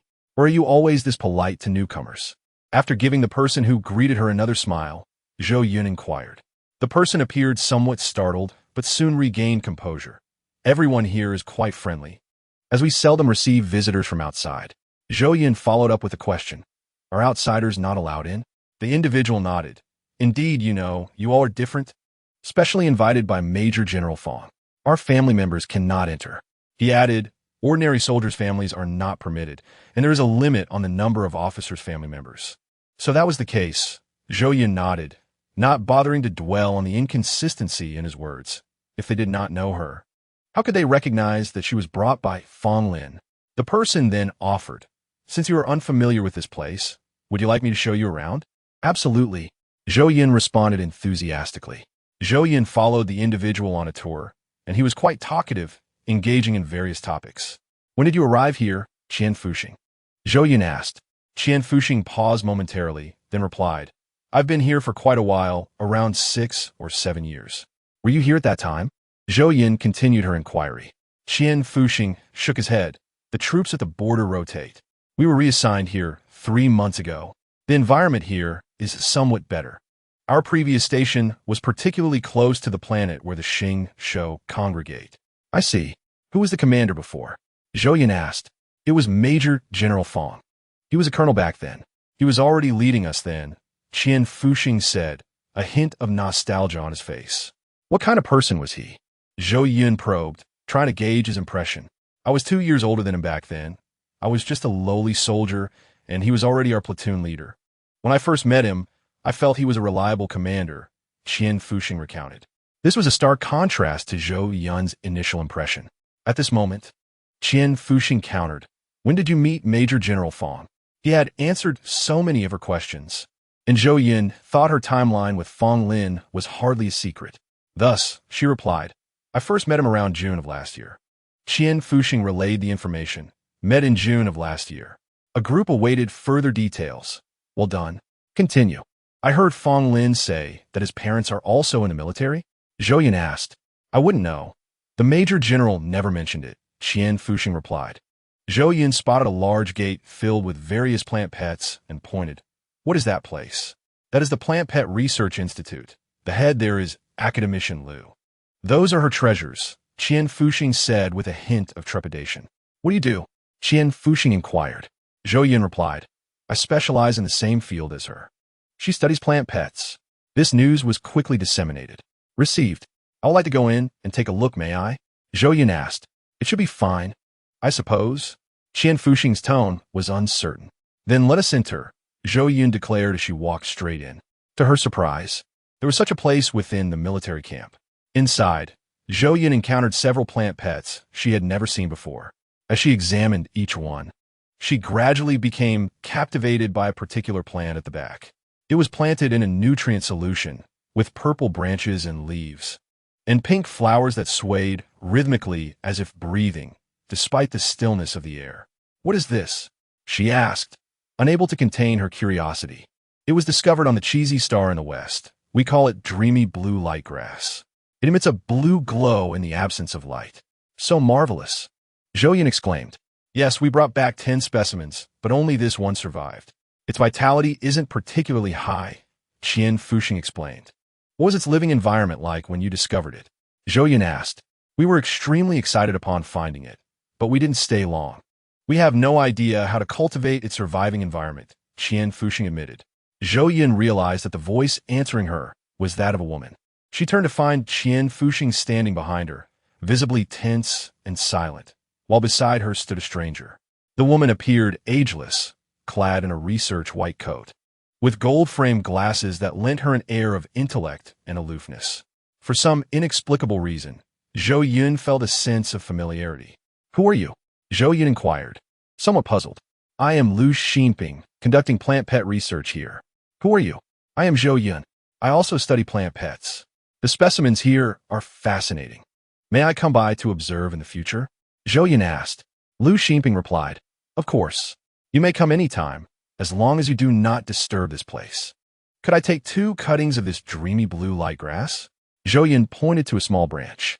Liu Xinping hesitated momentarily, but eventually said, "Yes. But if you make any discoveries regarding this, could you inform me?" "Certainly." Zhou Yun nodded excitedly. Today had already proved worthwhile with this acquisition. Zhou Yun, content, cradled her newly acquired treasure and prepared to leave. "Can you carry that? Where do you live? I can bring it to you," Liu Xinping observed as Zhou Yun struggled. "Thank you. I reside in the 6th building of Block B in the Central District," Zhou Yun said, feeling the weight of the plants. Upon hearing the familiar address, Liu Xinping glanced at Qian Fuxing, who was trying to diminish his presence. Qian Fuxing nodded with his eyes closed. "I see. Then I will take you back," Liu Xinping remarked, discreetly assessing Zhou Yun with a hint of satisfaction in her gaze. "I'll provide you with an identity ID if you need to conduct experiments. I have many instruments here that you can use whenever they are available." Liu Xinping extended her offer. Chapter 149. Mu Yu Qing Feng is my idol. "That sounds wonderful." Zhou Yun's eyes sparkled. The quantity and quality of instruments she possessed were clearly inferior to those here. "Please wait a moment. I will record your information. You can explore freely, without the burden of carrying items back." Zhou Yun continued her leisurely exploration. "What is that?" She pointed to the plant pets in the soil. Liu Xinping looked up at her indication and explained, "That area is the experimental zone. Within the Federation, there is a plant pet research expert named Mu Yu Qing Feng, who discovered that as long as a plant pet is free of domini, the fruits of some species are edible. Our researchers here want to verify this. This belongs to researcher Zhang. He is quite meticulous, so it's best not to disturb his test plots." Lu Xinping cautioned as she noticed Zhou Yun crouching down to examine the soil and attempting to touch it. That person cannot handle being mentioned. Lu Xinping's warning had barely left her lips when a sharp voice rang out. Hey, what are you doing? Zhou Yun jumped in surprise as a relatively short man, wearing retro black-rimmed glasses, rushed over from a nearby passage and attempted to push her. Lu Xinping swiftly grasped his arm, coldly stating, What are you doing? Speak properly without using your hands. The man's anger transformed into respect upon seeing Lu Xinping. Academician Lu, it's not that I'm stingy. This soil cost me a considerable amount from Mu Yuqing foam. It was very expensive. You bought it from Mu Yuqing foam? Zhou Yun interjected. Is it her store? The man initially hesitated to answer Zhou Yun's question, but due to Lu Xinping's presence, reluctantly explained. She doesn't have a store. I had a friend buy it for me, and after bringing it back, indeed worked well. So the wilted plant pets regained their vitality. Which friend did you have buy it? As far as I know, Mu Yuqing Feng has never sold soil, Zhou Yun remarked, eyeing the obviously dubious soil. Researcher Zhang, somewhat impatient, adjusted his slipping glasses. What do you know? According to your knowledge, my acquaintance, Zheng Xiao, is a dear friend of Mu Yuqing Feng. He expended considerable effort to acquire it. Zhou Yun comprehended that the researcher Zhang had been deceived by his friend. Have you conducted any soil tests since you brought it back? Zhou Yun inquired further. Zhang shook his head. No, the state of the plants I planted then was poor. So I simply replaced them. If Mu Yuqing Feng can even turn plants into food, the soil there must be impeccable. I suggest you conduct a test nonetheless. Zhou Yun's expression shifted. The soil, clearly a mixture of parent material and nutrient solution, might suffice for ornamental plants. However, if edible plants were grown, the dosage could potentially be lethal to many. Why should I listen to you? Zhang retorted defiantly. Just conduct a test. It's not difficult, Lin Xian Ping interjected. Gulme, Xiao Fu, fetch the testing equipment. We shall test it now, Lin Xian Ping commanded. Understood. A nearby researcher departed. Both Zhou Yun and Zhang were perplexed. Zhou Yun found it curious that despite this being their first meeting, Lin Xian Ping showed her considerable concern. Moreover, observing Lin Xian Ping's demeanor, features, and tone evoked a sense of familiarity, though she could not recall where they had met. Zhang was puzzled as well. While Lin Xian Ping typically wielded authority, she seldom opposed their wishes. Why was she so resolutely supporting Zhou Yun this time? Regardless, they maintained a peculiar atmosphere until researcher Fu arrived. He retrieved a container, sampled some soil, and placed it into the instrument for analysis. Shortly thereafter, it was confirmed that the soil contained Domi-Ni. Zhang's complexion shifted, and further analysis of the plants revealed varying concentrations of Domi-Ni in the roots, stems, leaves, and fruits. Zhang's face turned pale. These were seeds of plants devoid of Domi-Ni that the Institute had painstakingly sourced. He had confidently vowed to cultivate them successfully, only to now face this oversight, resulting in the complete loss of the plants. His anxiety manifested as sweat, and he anxiously turned to Lin Xian Ping. Director Lu, Lin Xian Ping, sensing the gravity of the situation, gestured for him to remain calm. The entire batch of seeds was ruined. Had Zhou Yun not pointed this out, severe consequences would have arisen once the crops were harvested. With this thought, her gaze towards Zhou Yun softened slightly. Indeed, Fang Lin had an excellent eye, she mused. Zhou Yun, feeling generous as she possessed seeds from the Institute, declared, I have some seeds on hand. I can give you a few of these varieties. Zhang's expression transformed as if he had encountered a miraculous boon. He hastily expressed his gratitude. Thank you. Thank you. Lin Xian Ping was curious about how Zhou Yun had acquired these seeds, but she quickly became serious, addressing Zhang, given the situation. I believe. Her words were interrupted by Zhang's plea. Director Lin, could you grant me another chance? I assure you I will be meticulous from start to finish and will prevent any recurrence of such issues. Zhou Yun was intrigued. Under normal circumstances, when faced with such a predicament, a researcher would typically relinquish the experiment. Why was Zhang so adamant about continuing? What drive your desire to proceed? Zhou Yun could not restrain herself from asking. Zhang's eyes lit up. Mu Yuqing Feng is my idol. I wish to follow in her footsteps. Zhou Yun felt a twinge of discomfort as she heard the rigid man speak with such dreamy admiration. She glanced at Lin Xianping, uncertain how to address her. Should she refer to her as Director Lin, or Lin Xianping, or perhaps even Xianping? You may call me Aunt Lu, Lin Xianping suggested. Huh, isn't it somewhat odd to be asked to call someone Aunt upon first meeting? Moreover, is Aunt Lu really that old? Lin Xinping, perceiving her confusion, clarified, I believe I'm older than you. I am in my 60s. In the realm of interstellar beings, aging occurs slowly, with ordinary lifespans exceeding 500 years. Yet, in Zhou Yun's perspective, someone in their 60s was already considered elderly. This Lin Xianping appeared only a few years her senior. How could she be that old? Furthermore, how did she ascertain that she was younger? Lin Xinping, noticing Zhou Yun's scrutinizing gaze, realized she might have been too hasty. She quickly remedied her statement. I am a generation older than Fong Lin. You and he are of the same generation. Zhou Yun's mind swiftly adapted, processing that she was a colleague of Fong Lin's parents, leading her to exclaim, Aunt Lu, how about this? I will guide researcher Zhang in cultivating the plants. You can leave this matter to me. Zhang's incredulous gaze shifted towards her. You can cultivate plants? No, even if you could, you lack experience in seed cultivation. Zhang repeatedly shook his head. Zhou Yun chuckled inwardly, confident that she was perhaps the most adept in the entire Federation at seed cultivation. The competition was simply too weak, lacking even fundamental knowledge. I am Mu Yuqing Feng, she stated with an air of nonchalance. The declaration reverberated in their ears like a thunderclap. This is Mu Yuqing Feng? What is your real name? Zhang queried. Zhou Yun, you can search for me on the Star Network. If all goes well, you will find my interview in the latest updates from Central University. Why did she say this? It was because she had been interviewed by Central University just days prior. As a fervent admirer of Mu Yuqing Feng, Zhang was well-versed in her news and updates. Indeed, Mu Yuqing Feng had recently attended Central University's 3,000-year anniversary celebration. Upon searching the official website, Zhang discovered Zhou Yun's interview, matching both her name and face. He felt a wave of embarrassment wash over him.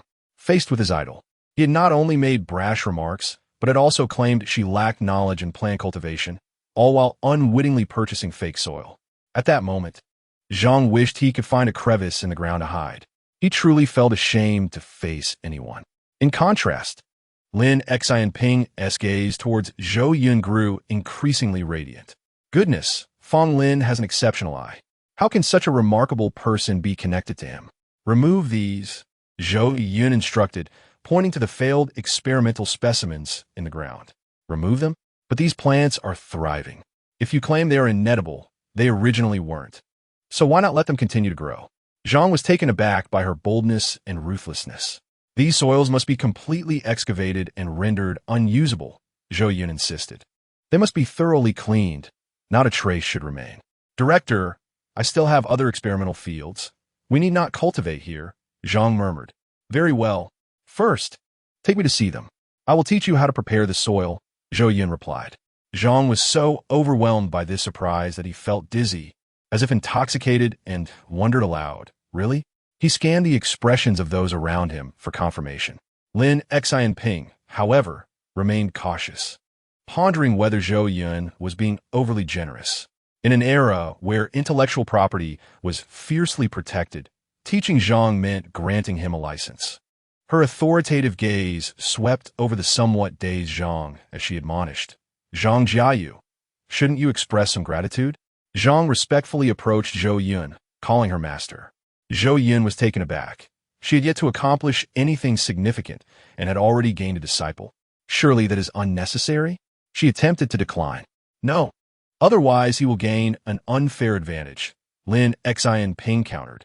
As Zhou Yun toured the facility, she gradually familiarized herself with the Institute's basics. Eventually, the fluffy creature on her shoulder dozed off, nearly tumbling from its perch. Cradling the creature in her arms, Zhou Yun expressed her gratitude to Lin Xianping, saying, Thank you, Aunt Lu. Her tone carried a slight pause, but Lin Xianping was clearly delighted. As she returned, she encountered Fong Lin, who was also coming back. She inquired, Why are you back so early? From which direction did you come? Fong Lin asked. I took a stroll, Zhou Yun replied. Fong Lin remarked, I had intended to take you on a tour. Did you know there is actually a plant pet research institute within this base?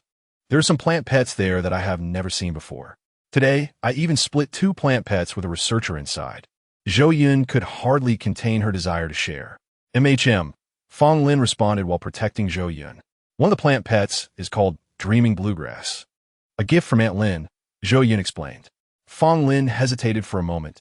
Aunt Lin? Oh, she mentioned she is a colleague of your parents. Are your parents also researching plant pets? Zhou Yun asked. Fong Lin cautioned, be careful, and continued, my mother researches plant pets. What is that Aunt Lin's name?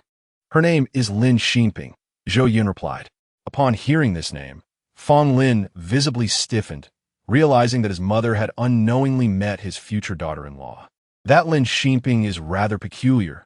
She didn't even ask my age and insisted I call her aunt. Zhou Yun frowned. Fong Lin's arm relaxed around her. Is that so? How does she treat you? She's really kind to me. I don't understand why she was so nice during our first meeting, Zhou Yun said. Is it not good that she treats you well? Fong Lin felt relieved, knowing his mother was satisfied with Zhou Yun. That was a good sign. Although her discontent would not influence his choice, a harmonious family was something no one desired to disrupt. She even showed me around all the plant pet laboratories. My future research has a foundation now. Furthermore, I asked her to help me find dreaming grass, and she agreed without hesitation. Zhou Yun continued to share. Fong Lin could already envision himself being teased by his mother after meeting her. He had initially planned to respect Zhou Yun's wishes and wait until she felt comfortable before visiting his mother together. He had already informed his parents about having someone he liked through video, but he was not ready for a formal visit. Nonetheless, he had already made up his mind about her. He never anticipated that Zhou Yun would share such a special connection with his mother. Having met on her very first day here, he wondered how Zhou Yun would react upon discovering this. After some contemplation, he decided not to disclose it to her yet, allowing her some time. Simultaneously, he requested his mother not to disturb Zhou Yun. Upon returning, Zhou Yun placed the fluffy creature on the sofa, where the 2 plant pets were already arranged at the entrance. Fong Lin helped her move them into the research area before stepping inside. Once inside, he saw Tang Yuan lounging on the sofa, snacking on chips. The fluffy creature was awakened by the crunching sounds and angrily swatted Tang Yuan's face with its 4 paws. Due to its light weight and the cushioning on its paws, it posed no threat, and Tang Yuan simply lay back, allowing the creature to strike. Where's Zhou Yun? Fong Lin asked. Tang Yuan replied, what a coincidence you are. You both arrived almost simultaneously. She went to the kitchen to stir-fry a couple of dishes. Fong Lin nodded and sat down to wait with him. After dinner, Zhou Yun rushed to the research area to study the dreaming bluegrass. Fong Lin received a phone call and left, leaving Tang Yuan and the fluffy creature staring at each other. The 2 small plant pets were housed in glass boxes, resembling sleeping infants. Zhou Yun adjusted the control group and began searching through a new batch of ancient texts. In the following days, Zhou Yun neglected to visit the Research Institute. She guided Zhang Jiayu on soil cultivation via video and examined texts. Until one day, she stumbled upon a line of familiar square characters nestled within the texts. The opening read, Dreaming Grass, Chapter 1, 51. Fong Lin, am I a fool? This was written in ancient clerical script, a form of writing that no one recognized today. Zhou Yun had encountered it before and was somewhat familiar. As she carefully deciphered, she discovered it read, Dreaming Grass, its height 2 feet, leaves 9, flowers 9 petals, light purple in color, with a faint yet extraordinary fragrance. Effective in calming the spirit and stabilizing the soul. It thrives in extremely shady areas, often accompanied by purple stem orchid grass. The purple stem orchid grass, standing 1 zhang tall, emits blue light in dark places, hence its name. Zhou Yun compared the purple stem orchid grass to the dreaming bluegrass, pondering whether the place where Lin Xinping discovered the dreaming bluegrass might also yield dreaming grass. Suddenly, she sprang to her feet and headed for the door, colliding with Fong Lin, who was coming to find her. Zhou Yun furrowed her brow, wincing in pain. Fong Lin hurriedly approached to massage her. Why are you so reckless? Why the rush? What brings you here? Zhou Yun dismissed. That's not important, she said, pulling away the hand, still rubbing her forehead. I found a record of dreaming grass. Fong Lin felt an unreal sensation at her words. He had been searching for a long time, including his mother, his master, and Zhou Yun. The prolonged search had gradually diminished his hopes. Where did you find it? Fong Lin inquired. Zhou Yun pointed to the ancient book just a couple of days ago. At that research institute, I saw many books related to plant pets. Lu Xinping mentioned those were found from ruins, with some characters unfamiliar and needing translation. I took a few back to look through, and now I've finally found it. Zhou Yun's cheeks flushed, her eyes shimmering with joy like two exquisite gems. Fong Lin recalled the day he told Zhou Yun, when she repeatedly insisted, "Trust me, I will find a way to cure you." Since that day, she had rarely relaxed, tirelessly researching day after day without a moment's peace. Today, there was finally a glimmer of hope. He picked up the paper and glanced at it through the thin sheet. It seemed as if he could see hope. "Is this a treasure map?" he asked. Zhou Yun shook her head. "It is an ancient script. It describes the appearance of dreaming grass and where it grows." "Where does it grow? I will go retrieve it." Fong Lin's excitement was undeniable. "I don't know," Zhou Yun replied. Fong Lin's expression shifted from joy to confusion. "How can you not know, but say you know where it is?" "Someone knows where it is," Zhou Yun added. "Who knows?" Fong Lin was even more puzzled. Lu Xinping. This dreaming bluegrass is a companion plant to dreaming grass. She knows the exact location of this bluegrass. I only remember her saying that the bluegrass was discovered on Cheesy Star. Upon learning this definitive news, Fong Lin grabbed his terminal and dialed his mother's number. The video connected, revealing Lu Xinping in her pajamas, without glasses, yawning as she said, "You better have something important, or you know the consequences of disturbing my sleep, my dear son." Just as Fong Lin was about to speak, another voice chimed in, "Son?" His heart sank, sensing trouble. Zhou Yun glanced back and forth at the two figures on the screen, finally realizing where her familiarity with Lu Xinping stemmed from. Upon closer inspection, she noticed the resemblance between Lin Xinping and Fong Lin. Previously, she had naively told Fong Lin how well Lu Xinping treated her, only to discover it was merely out of consideration for her son. Everyone else knew, except for her, who felt foolishly oblivious. Was she being played as a fool? How did Fong Lin perceive her? Zhou Yun felt the urge to flee, as if she were a clown, the source of amusement. She turned and walked away. Lu Xinping, realizing her words had caused the trouble, remarked, "Aren't you going to chase after her?" Fong Lin forgot to even end the call and rushed out the door. By the time he arrived, Zhou Yun had already entered her room. He knocked on the door. "Zhou Yun, open the door. Can you let me explain?" Zhou Yun, inside, did not want to open the door or acknowledge him. After all her heartfelt efforts, it felt like she had been made a fool of this time. Some things could not withstand scrutiny. Perhaps everyone in the military camp had known her identity before she even arrived. She had thought Fong Lin would respect her.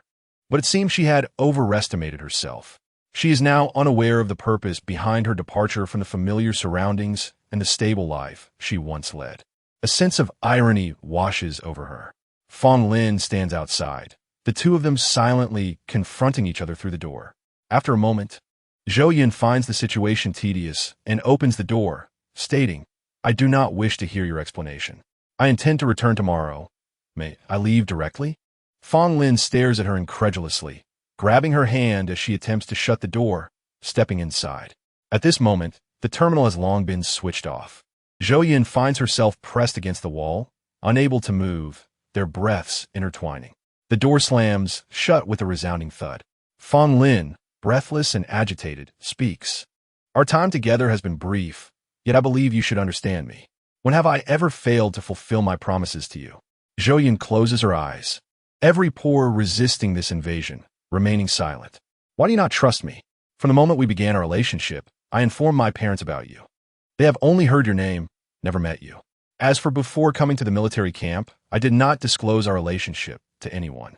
So why does everyone come seeking information about me? When I inquire about your parents' occupations, they refuse to tell me." The recollection of recent experiences overwhelms Zhou Yun with despair. She opens her eyes, fixing her gaze unwaveringly on Fong Lin. He reciprocates. "Do you question how they could know? How could they not? I have never brought anyone here. Bringing you signifies your importance. I had no choice.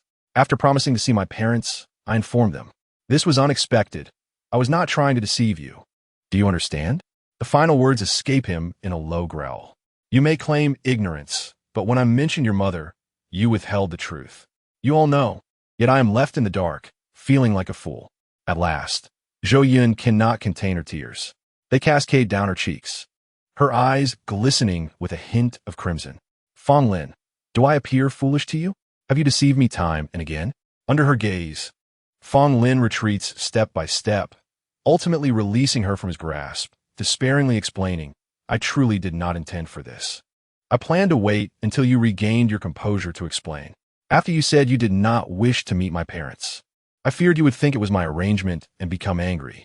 Zhou Yun rubs her reddened wrist and walks past him, her face still streaked with tears. Chapter 152. He is in the intensive care unit. Fong Lin's heart aches as he reaches out, yearning to embrace her as he once did. Yet he understands that she does not need him now. You should return. I will leave tomorrow. I do not wish to hear your explanation. Zhou Yun seeks to end this entanglement, fearing that her carefully constructed fortress might crumble at any moment. Do not go, please. Fong Lin's voice is barely a whisper, thick with desperation. Zhou Yun turns to see his eyes reddened, brimming with pleading. Do not leave. The refrain of his plea echoes in the air. I was wrong. Do not go. It is unsafe for you to leave. I will move out. Is that acceptable? Tears well in the corners of Fong Lin's eyes.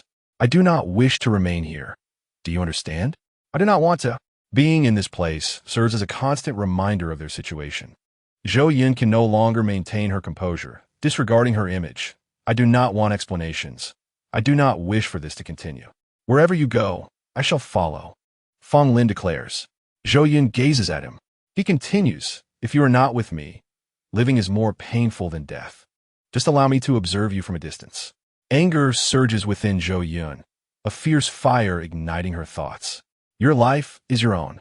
You may choose as you please. I will not be coerced. Regret washes over her after uttering those words, as she cannot bear to face the hurt and despair reflected in Fong Lin's eyes. After a moment, he indeed departs. Alone, Zhou Yun confronts the emptiness, tears flowing freely at last. No matter how she wipes her eyes, she cannot cleanse the sorrow.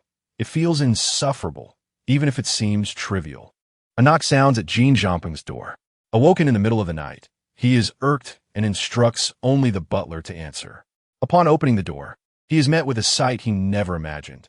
His superior, the young war god and pillar of their iron-blooded regiment, the youngest major general, Fong Lin, appears utterly disheveled.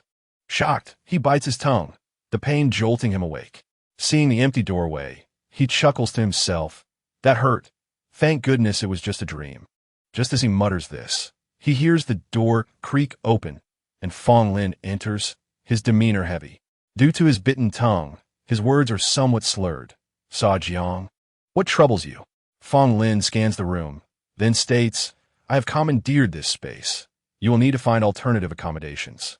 Jean Jiangping, sensing Fong Lin's grim expression, can only comply. He hastily dresses and approaches the door, but Fong Lin calls out, wait.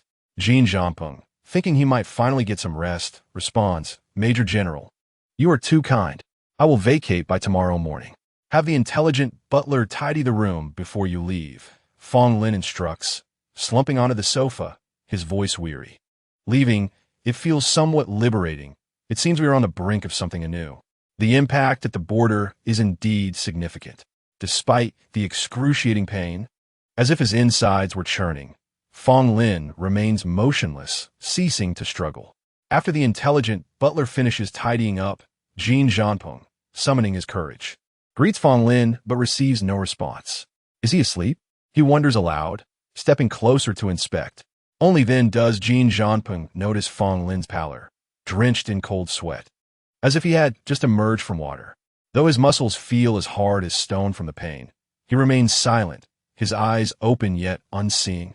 Alarmed, Jean Jiangping's complexion pales, and he calls for a medical capsule, swiftly transporting Fong Lin inside. What happened? He seemed in good spirits this afternoon. How could he deteriorate so drastically in just a few hours? Fong Lin lies within the capsule, surrounded by blinding white. though the chamber has released sufficient anesthetic gas. He feels nothing. Pain radiates throughout his body, as if he is in hell itself. He curses himself for his hesitation, for not being more forthright.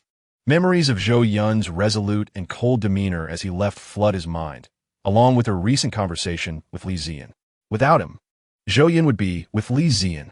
If he were to die, would Zhou Yun find greater happiness? Zhou Yun remains at the window from dusk until dawn, resembling a statue. Thoughts of Fong Lin's explanations replay in her mind, recalling the final gaze he cast upon her. As dawn breaks entirely, she gathers her belongings, preparing to knock on Tang Yuan's door. Just then, the door swings open unexpectedly.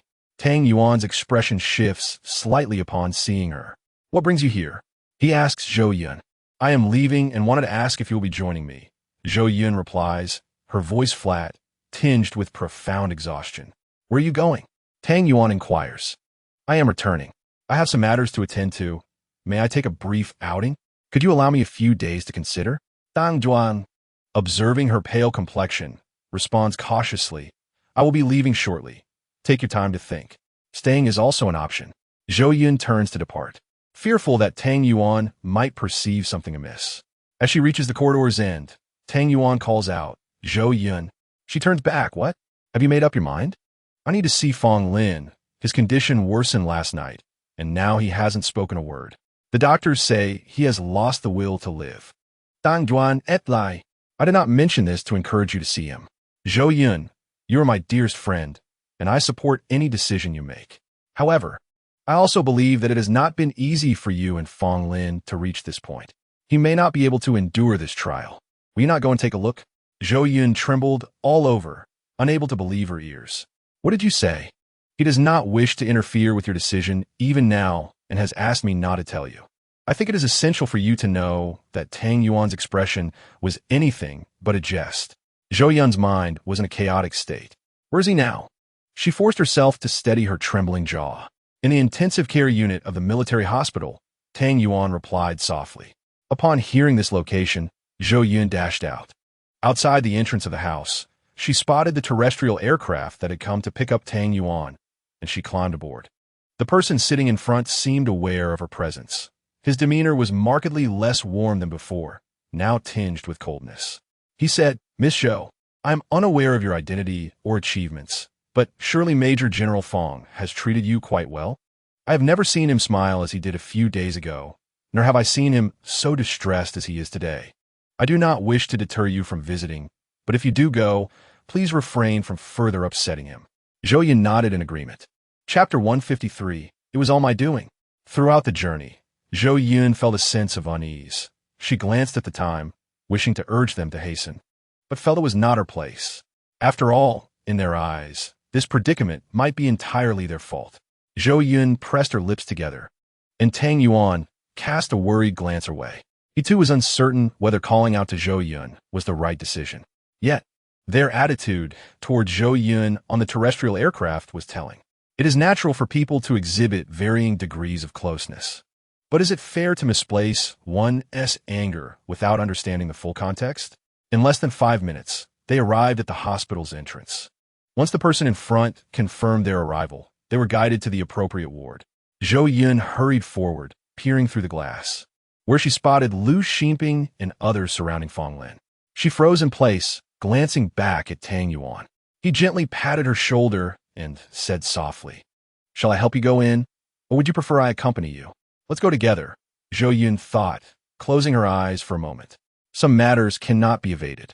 She stepped inside, with Tang Yuan by her side. Zhou Yun had anticipated cold remarks upon entering, but to her surprise, none were forthcoming. Lu Xinping turned to her and rose to approach, looking far less refined than before, without her glasses, her brow furrowed with concern for Fong Lin. "Zhou Yun, I owe you an apology. I should not have kept this from you. My son said nothing, only revealed your name." She paused, recalling Fong Lin, and added that day, "I saw an officer bring you in alongside Fong Lin. When you introduced yourself as Zhou Yun, it dawned on me that you might indeed be the person Fong Lin mentioned. I empathize with your feelings, and I thank you for coming to see him today." Jean Jiangping approached and said, "I too share the blame. I failed to rein them in. In truth, Major General Fong said nothing. However, your association with him seems quite unusual to us, which is why those individuals. His voice trailed off. Beside him, Qian Fuxing lowered his head, filled with remorse. I am sorry. I recognized you that day and intended to take you out for a stroll. However, when I saw your keen interest in the plants, I refrained from speaking out to avoid any misunderstandings. Tang Yuan listened intently, and it became apparent to him that these individuals were apologizing to Zhou Yun, indicating that the root of this matter did not lie with her, but rather with Fong Lin. Yet they had manipulated the situation, claiming Fong Lin was gravely ill, while he foolishly attempted to persuade Zhou Yun that their lengthy association had not been easy. Zhou Yun remained rooted to the spot, her expression icy. Who among you called Tang Yuan to bring me here? Was it one of you, or was it the one lying there? Jin Zhampeng bowed his head. It was my suggestion. Zhou Yun slowly surveyed each face before her. Lu Xinping appeared astonished, believing Zhou Yun had come of her own accord. Qian Fuxing looked equally bewildered. Jin Zhampeng looked at her and said, It was I. The Major General would not act in such a manner, and he is currently unable to do so. The Major General is truly in a coma, and the doctors say he lacks the will to survive. Zhou Yun walked toward the hospital bed. Witnessing the man with whom she had spoken just yesterday, now lying motionless, his complexion blending with the sheets, appearing as if he might vanish at any moment. She recalled Fong Lin's words from the previous night, when he had said that without her, he had lost the will to live. Fong Lin, she lamented, are you punishing me or yourself? I believe I have done nothing to deserve this. Do you wish for me to suffer sleepless nights for eternity? As Zhou Yun approached the bedside, everyone else had already retreated. Tears, large and hot, welled up in her eyes, falling slowly onto Fong Lin's hand. Why is it that you are in the wrong, yet I am the one facing punishment? Is it truly so difficult to speak the truth, Fong Lin? Zhou Yun wept profusely, the world around her growing hazy. In the midst of her tears, a hand reached out, and she heard a low voice nearby. Do not cry. It pains my heart. She wiped her face, and upon looking at the bed, she found Fong Lin, resembling a sleeping beauty, had opened his eyes. I was wrong. If you wish to leave, then go. Do not think I will give up. I will return for you. His eyes were a mingling of guilt, sorrow, pain, and reluctance. Zhou Yun glanced at him before diverting her gaze. How can I leave like this? Fong Lin lay there, fragile, and she could not depart without a burden. He stirred slightly, feeling a dull ache throughout his body, the pain lingering longer than before. Do not worry about me. I shall be fine. I will come looking for you. He struggled to muster a smile, not wanting to cause Zhou Yun any concern. Zhou Yun remained silent, turning to leave.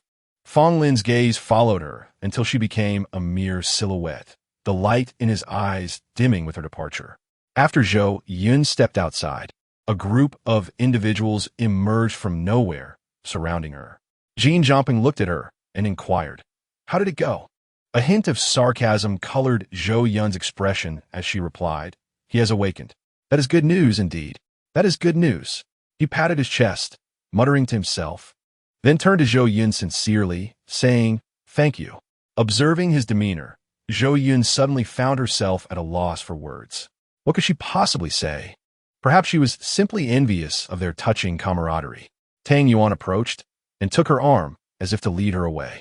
Let's return and tidy up. We should be on our way, he suggested. Zhou Yun sighed. Let's wait a moment longer. You have changed your mind again? Tang Yuan asked, somewhat perplexed. Zhou Yun gazed at him, countering his words. Did you not say that it has not been easy for Fong Lin and me to reach this point? Shouldn't I take some time to ponder? Why is it that now, upon my change of heart, you seem displeased? I was unaware of the extent of their wrongdoings towards you and was deceived into bringing you here. Tang Yuan expressed his indignation. You have been so kind to him. How could he do this to you? Perhaps it was unintentional, Zhou Yun defended Fong Lin. The situation had escalated to this point, and she resolved to wait until he recovered to depart. Tang Yuan too glanced at Fong Lin and concurred, Yes, I believe Fong Lin is a good person. The real troublemaker is Jin Zhampeng. The root of the issue is undoubtedly him. Fong Lin's condition is rather serious, Tang Yuan added after a pause. If it is not a matter of principle, give him some space. Once he understands his mistakes, he will be fine. If you remain tense, it will not be beneficial. Life is meant for happiness. When you are well, he too shall be well. I understand, Zhou Yun replied. You, the theorist, should find someone to practice your wisdom on to alleviate my troubles. Tang Yuan protested. I am merely a clear-sighted observer. Chapter 154. Only the two of us upon returning. Zhou Yun finally let out a long sigh of relief. Regardless of the circumstances, the fact that Fong Lin was recovering seemed to lighten her heart. Zhou Yun ceased to visit him or inquire about his condition, while Tang Yuan had been leaving early and returning late these days. Observing Zhou Yun with a look of hesitation, Zhou Yun understood that with Tang Yuan's emotional intelligence, he would probably count the money for Jin Jiangpeng even if he had been sold out. Just a few days ago, he had been cold and aloof, but now he was acting as if they were brothers.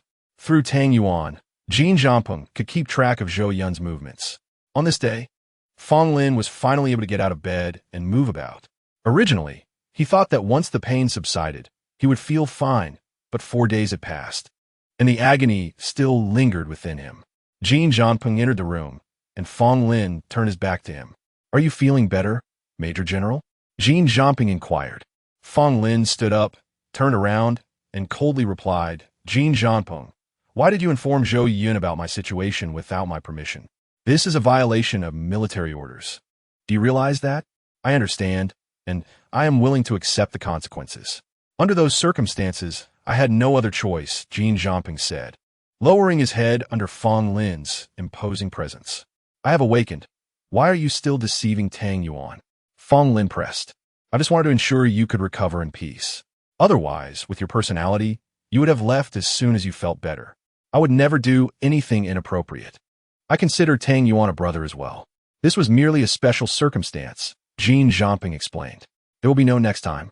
You will take the punishment this time, Fong Lin stated, leaving after delivering his words. Jin Jiangpeng wiped the sweat from his forehead, exhaling deeply. In the past few days, Zhou Yun had immersed herself in the laboratory, researching the dreamlike blue grass to avoid thinking about Fong Lin. Only by fully dedicating herself could she forget everything else. It was not until she opened the door to prepare a meal for Tang Yuan that she saw a familiar figure at the entrance. Are you ready? She paused to ask. Upon hearing the barely audible response, Zhou Yun turned and walked in another direction. Fong Lin followed her closely like a large dog. When Zhou Yun reached Tang Yuan's room, she knocked on the door. What's wrong? Tang Yuan asked, groggy as he opened the door. Let us go, Zhou Yun said, glancing intentionally at the figure behind her. Tang Yuan was momentarily confused. Didn't you say you would wait until Fong Lin returned to leave? ISNT back. Zhou Yun stepped aside. She initially thought Tang Yuan would object to leaving, but he simply responded with an "oh" and turned to go inside. What are you doing? Zhou Yun asked. Packing my things. At this, Fong Lin's expression changed. He quickly stepped around Zhou Yun and pulled Tang Yuan back, closing the door in front of her. Zhou Yun raised an eyebrow and went to wait on the sofa in the living room. Before long, Tang Yuan emerged, looking appeased. He approached Zhou Yun and said, I won't leave just yet. Please don't go either, all right? No. Then that's good. Tang Yuan still didn't grasp the situation. Hey, wait, why not? He grabbed Zhou Yun's arm. We agreed to leave, Zhou Yun replied, though in her heart, she thought that she was the one who owed an apology. Yet she had spoken so long with Tang Yuan without hearing him say he wanted her to stay. Fong Lin knows he was wrong. Please forgive him this once. It's not a big deal, Tang Yuan earnestly persuaded, while Fong Lin put on a pitiful expression to support his case. Over the past few days, Zhou Yun had reflected on the matter, realizing that it was indeed awkward for her to be in Fong Lin's position, whether to speak or remain silent. The situation was not entirely his fault. It was largely coincidental. Zhou Yun turned to ask, did you find out the specific location of the dream fragrance grass? I didn't ask. That day, I was too focused on explaining to you and just ran off. After that incident, I completely forgot, Fong Lin replied, lowering his gaze. Zhou Yun's brows furrowed again. How can you neglect your own health? Fong Lin averted his eyes, tilting his head slightly. When will you set off? I would like to accompany you. She was eager to learn about the dream fragrance grass and the growing conditions of the dreamlike bluegrass, as it would help her understand their traits. At the first sentence, Fong Lin thought Zhou Yun was telling him to leave, but upon hearing her second sentence, he realized his misunderstanding and was filled with joy, a smile spreading across his face. I'll arrange everything right away. We'll depart as soon as possible. Lin Xinping was astonished upon hearing the news. What did you say you found it? It was in the ancient text you lent her, Fong Lin explained. Lin Xinping murmured to herself, I've had those ancient texts for 2 years and couldn't decipher the characters inside. I gave them to Zhou Yun when she wanted to look, never expecting she would actually manage to decode them. If it weren't for her, how could I have found the answer to save you? I'm going to find the dream fragrance grass. Once I do, I'll be cured, Fong Lin said, feeling lighthearted and elated. Go ahead. I hope when you return, not only will you have regained your health, but you'll also bring back a wife, Lin Xinping said, feeling content. Of course, Fong Lin replied confidently, sensing that Zhou Yun's heart was softening. Once he cured his ailment, he would have ample time to seek Zhou Yun's forgiveness. He meticulously planned the itinerary and later went to find Zhou Yun. We depart tomorrow morning at 8, he informed her. Zhou Yun nodded. All right. The next morning, Zhou Yun was waiting at the door when Fong Lin arrived unexpectedly early. The two walked silently to the designated boarding area, where Zhou Yun realized that no one else had come. Where is everyone? She glanced around, her gaze resting on Fong Lin. Fong Lin pretended to ponder for a moment before saying, This is our plan. The two of us will go first, and then the second team will rendezvous with us along the way. So it's just the two of us? Zhou Yun asked. Yes. If it weren't for your request, I wouldn't have needed to participate in a mission of this level. Fong Lin teased her seriously. Zhou Yun wanted to voice her intention to withdraw, but fearing that leaving it to someone else might result in oversight. She gritted her teeth and boarded the spaceship for the sake of her research. However, she noticed something flash by. It was the little fur ball that had gone missing the day before. It jumped onto Zhou Yun's shoulder and nuzzled her. Nearby, Tang Yuan was seated on the sofa. Zhou Yun froze, turning to Fong Lin. Fong Lin smiled at her and said, I knew you wouldn't get along with Jin Zhangpeng and the others, so I didn't bring them on this spaceship. This way, you can relax a bit. Zhou Yun shifted her gaze, responding flatly, which is my room. Just the one you used to stay in. Fong Lin's voice lowered slightly, tinged with a hint of grievance. Zhou Yun entered the room with her luggage. Fong Lin knocked on the door from outside. The spaceship will reach the designated location in 4 days. Remember to come out. I know, Zhou Yun replied, unable to contain herself behind the door. That annoying Fong Lin. How did he know she wasn't planning to go out? Chapter 155, Forget Me Outside. Fong Lin's laughter echoed. Nevertheless, Zhou Yun was resolute in her decision not to go out. The 4 days passed swiftly, eerily tranquil. On the morning of the 4th day, Zhou Yun heard the news that they could see Qi Zixing from outside. She finally stepped out of her room and walked to the observation deck, where she spotted another spaceship quietly waiting nearby. The familiar insignia indicated it belonged to the Federation's military. Jin Zhangpeng's well-known face appeared on the screen, and he transmitted his voice to the spaceship. Major General, we have sent personnel to scout below. Please wait for our team members to board before descending. Understood. Fong Lin nodded in agreement. After a while, Jin Zhangpeng confirmed that Qi Zixing posed no anomalies or dangers and reported this to Fong Lin, indicating that they could proceed. Zhou Yun was filled with anticipation, as was Fong Lin. At that moment, their joy seemed to be infectious. They exchanged a smile and transferred Tang Yuan to the spaceship occupied by Jin Zhangpeng and the others. Their own vessel had landed on Qi Zixing.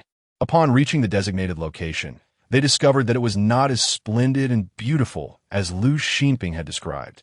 Instead, it was a desolate wasteland. Fong Lin surveyed the surrounding environment, crouched down, and examined the dusty material, expressing his disappointment. This place was destroyed years ago, and there is no Meng Xiang Chao left. Zhou Yun was also somewhat taken aback. This location had been accidentally discovered by Lu Xinping and her group. If the Meng Xiang Hua in such a place had been obliterated, it was likely that other areas had suffered the same fate.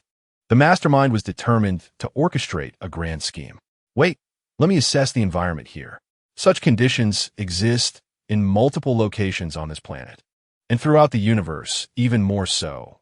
I refuse to believe that he can eradicate all Meng Xiang Hua in the cosmos. Zhou Yun's fighting spirit was ignited. Let us search elsewhere. Fong Lin nodded in agreement. Despite this sentiment, he had little hope left.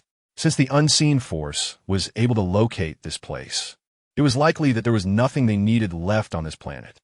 Indeed, following Zhou Yun's guidance, they scoured every corner without finding any trace of Meng Xiangqiao. The greater the hope, the more profound the disappointment. Even someone as mentally resilient as Fong Lin felt as though fate was toying with him. It is all right. We shall search planet by planet. We will find it eventually. Zhou Yun's heart sank. The mastermind had been plotting for who knows how many years, and she was uncertain whether Fong Lin's body could endure until then. What to do? This sense of despair and helplessness loomed before her once more.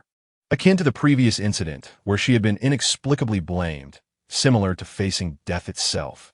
Once outside, Jin Zhongping observed the expressions on their faces and grasped the outcome. All the Meng Xiangqiao here had been harvested.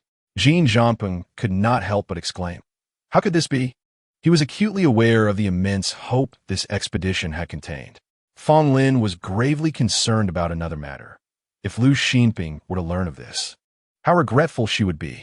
She would undoubtedly lament not having harvested Meng Xiangqiao when she was so close to it. On the return journey, everyone was enveloped in a heavy mood. Zhou Yun was no longer inclined to be angry with Fong Lin. Instead, this ailing individual found ways to cheer Zhou Yun up. However, less than a day later, an ear-piercing alarm blared from the spaceship. Enemy attack. Fong Lin sprang to his feet, gazing out at the vessels floating not far away. Their menacing cannons already aimed at them. If they delayed any longer, they might vanish from this world entirely.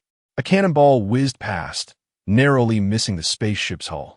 Fong Lin composed himself and retaliated. Zhou Yun, anxious about Tang Yuan's side, stumbled to the observation deck to look over there. She discovered their spaceship had already flown far away, and signals could not be sent. Were there any experts in quantum computing on their side apart from Sun Yao? This thought briefly flashed through her mind before the ship's violent rolling disoriented her. The opposing cannon fire was fierce, and Jin Zhongping and the others had not yet reacted to provide assistance. Zhou Yun glanced at Fong Lin with concern. Fong Lin smiled. "They surely underestimate me. It will be fine. I will bring you back." His fingers deftly maneuvered to avoid the direct cannon fire, destroying a battleship from the side. He then lured another battleship toward their vessel, which lowered its altitude, narrowly passing by and causing a collision between the two enemy ships above. It appeared they had a strong chance of escaping. Zhou Yun cast a glance at Fong Lin, thinking he was indeed not boasting. In less than 2 minutes, 3 enemy battleships had been lost, and the remaining 2 suddenly halted. What was this peculiar behavior? In an instant, the air circulation system within the battleships seemed to fail. Zhou Yun felt a bit of difficulty in breathing. One of the battleships emitted a cloud of pale smoke from its exhaust. Upon seeing the smoke, Fong Lin's expression changed drastically. He turned to Zhou Yun, urgency in his voice. "Zhou Yun, you must go into the escape pod. I worry that you will be tossed around here and unable to act effectively." "Are you all right, Fong Lin?" Zhou Yun acutely sensed that he was concealing something. "I am fine. Quickly get inside. Do not worry me." Fong Lin urged her. Zhou Yun, fearing she would hinder him, quickly climbed into the escape pod. Only then did Fong Lin feel a sense of relief. He had that illness. The virus could be transmitted through this grayish-white mist. He did not want Zhou Yun to suffer. No matter what, he could not drag Zhou Yun down with him to death. The escape pod's air circulation system was independently sealed, preventing contamination from the grayish-white mist. As long as Zhou Yun could leave and live well, that was enough. As the grayish-white mist thickened, the pain lurking within his body began to awaken. Fong Lin suppressed the surging pain within him and dashed outside without hesitation. As long as he could escape them, as long as he left this place, there was hope for survival. At that moment, the 2 battleships loomed like demons guarding hell, brandishing the scythe of death, intent on claiming their lives. Fong Lin shifted direction, relying on his formidable willpower to evade the first round of attacks. Though the rear wing of the spaceship was struck by a cannonball, the alarm on the ship blared sharply. With the last vestiges of his will, Fong Lin sent out a continuous distress signal attached to the escape pod, issuing a command for it to detach. He understood that the enemy's target was undoubtedly on this spaceship, As long as he could hold on a little longer, there was hope for Zhou Yun's rescue. His vision blurred from the pain, and he muttered to himself, "I am sorry. When we return, you and Li Zian should be together. Forget about me." Chapter 156. Who are you looking for? Suddenly, darkness enveloped him, and he lost consciousness. Within the battleship, the crew realized that the spaceship ahead had vanished unexpectedly. "Boss, that spaceship has disappeared. What should we do?" A crew member asked their commander from another battleship. The commander shouted, "Nonsense, I can't see it. Is my eyesight merely for decoration? No, I mean, what should we do?" The subordinate asked, trembling, internally questioning how the commander could miss the point. "What did I do?" "They have vanished. Just report it." He waved his hand. "We're going back." Once the connection was severed, he remarked, "They've gone missing. The mission is considered complete, right? Who would have thought they would fortuitously encounter a spatial wormhole here? Allowing one or two individuals to escape changes nothing." Shin Muqing would not overlook any potential factor that could lead to the failure of his plans. That madman could truly end up ruling the world. However, later, when he received reports from his subordinates Zhang Yuni and Sun Liang, he found himself puzzled. Shaking his head, he concluded that the mission was complete and it was time to rest. Inside the escape pod, darkness prevailed. At some point, Zhou Yun had awakened. The pod sensed that she was unharmed, ceased releasing the sleeping gas, and ejected her from the cabin. Outside, a lush green landscape greeted her, accompanied by the sounds of birds chirping and insects buzzing. Zhou Yun, tears streaming in the glaring sunlight, surveyed her surroundings. It truly resembled the earth in every aspect. Not far off, a river flowed, and in slightly deeper waters, she caught a glimpse of fish darting beneath the surface. Where's this? Zhou Yun's mind raced with questions. And what about Fong Lin? She recalled that amidst the cannon fire, Fong Lin had urged her into the escape pod. But what about his own safety? There seemed to be no one else around. Only her. Even finding someone to ask for directions was impossible. Zhou Yun minimized the escape pod and tucked it into her badge, intending to ascertain the current situation before deciding on her next steps. She traversed mountains and valleys, following the traces of human footsteps downstream along the river. Upon reaching a certain location, she ascended a tree and beheld the faint wisps of cooking smoke ahead. Accompanied by the sounds of children at play, Zhou Yun cautiously peered out, only to discover that the attire of the villagers resembled ancient garb. With most of the houses constructed of thatch and brick, the language spoken was largely incomprehensible to her. Fortunately, her device remained functional, allowing her to record the local dialect and decipher its meanings upon comparison. Contemplating the idea of donning appropriate clothing to mingle with the villagers and inquire about Fong Lin's presence, she spent several days preparing. Zhou Yun adorned herself with synthetic hair to simulate long locks, dressed in the garments she had procured, and dirted her face to blend into the crowd. During this period, luck favored her, and she learned that this region was known as the Li Chao dynasty. The local populace was simple yet civilized, enjoying a relatively prosperous life. However, due to an unprecedented drought in the upstream in June, some refugees had arrived in this area, prompting the authorities to mandate the registration of a portion of the displaced individuals. This presented Zhou Yun with a perfect opportunity to assimilate, acquire an identity, and settle down before searching for Fong Lin.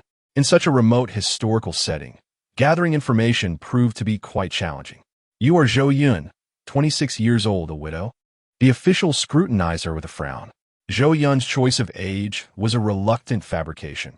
She had learned that in this culture, women who reached 20 without marrying were forcibly assigned spouses by the authorities. Claiming to be 16 was untenable, as she could not bear the humiliation of feigning youth.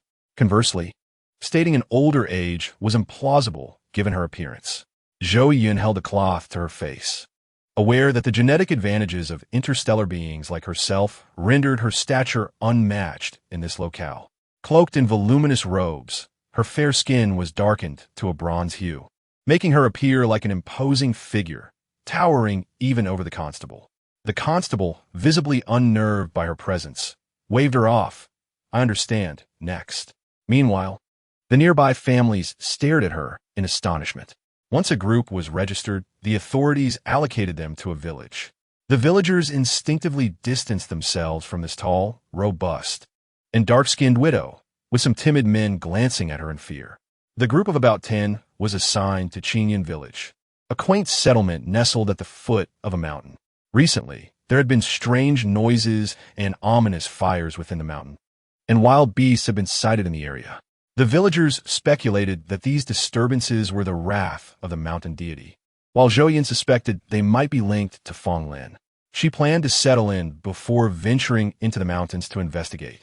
The residents of Zhou Yun village had lived there for generations, seldom encountering novelty or excitement. In recent days, the most intriguing gossip centered around the new arrivals, particularly a widow named Zhou Guafu, rumored to possess extraordinary strength and a fearsome appearance, said to have caused her husband's demise through her unattractiveness. Zhou Yun remained impervious to such rumors, yet the excessive attention posed its own challenges.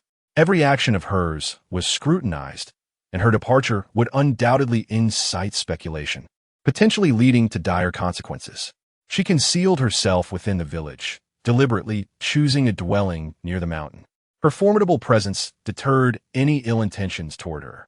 After a couple of days, the villagers' focus shifted to other matters. That night, she set out toward the site of the recent conflagration. The genetic enhancements from interstellar origins proved advantageous, as Zhou Yun swiftly traversed the dense wilderness, unbothered by any ferocious beasts.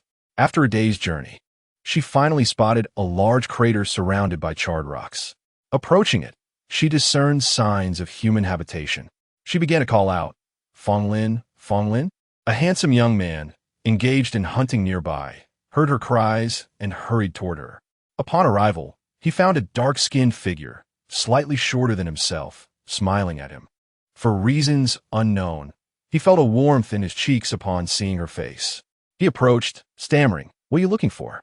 Zhou Yun recognized the familiar voice and turned to see Feng Lin, now in tattered clothing, his pale face flushed. His once inscrutable eyes sparkled with clarity. "I've been searching for you," Zhou Yun replied with a smile. "Why are you looking for me?" Feng Lin appeared somewhat bewildered. "I don't remember anything," he curiously inquired. Zhou Yun was momentarily taken aback. How should she respond? Her eyes darted as she playfully teased, "You are my little husband by marriage. Am I your husband?" Feng Lin asked shyly. This surprised Zhou Yun.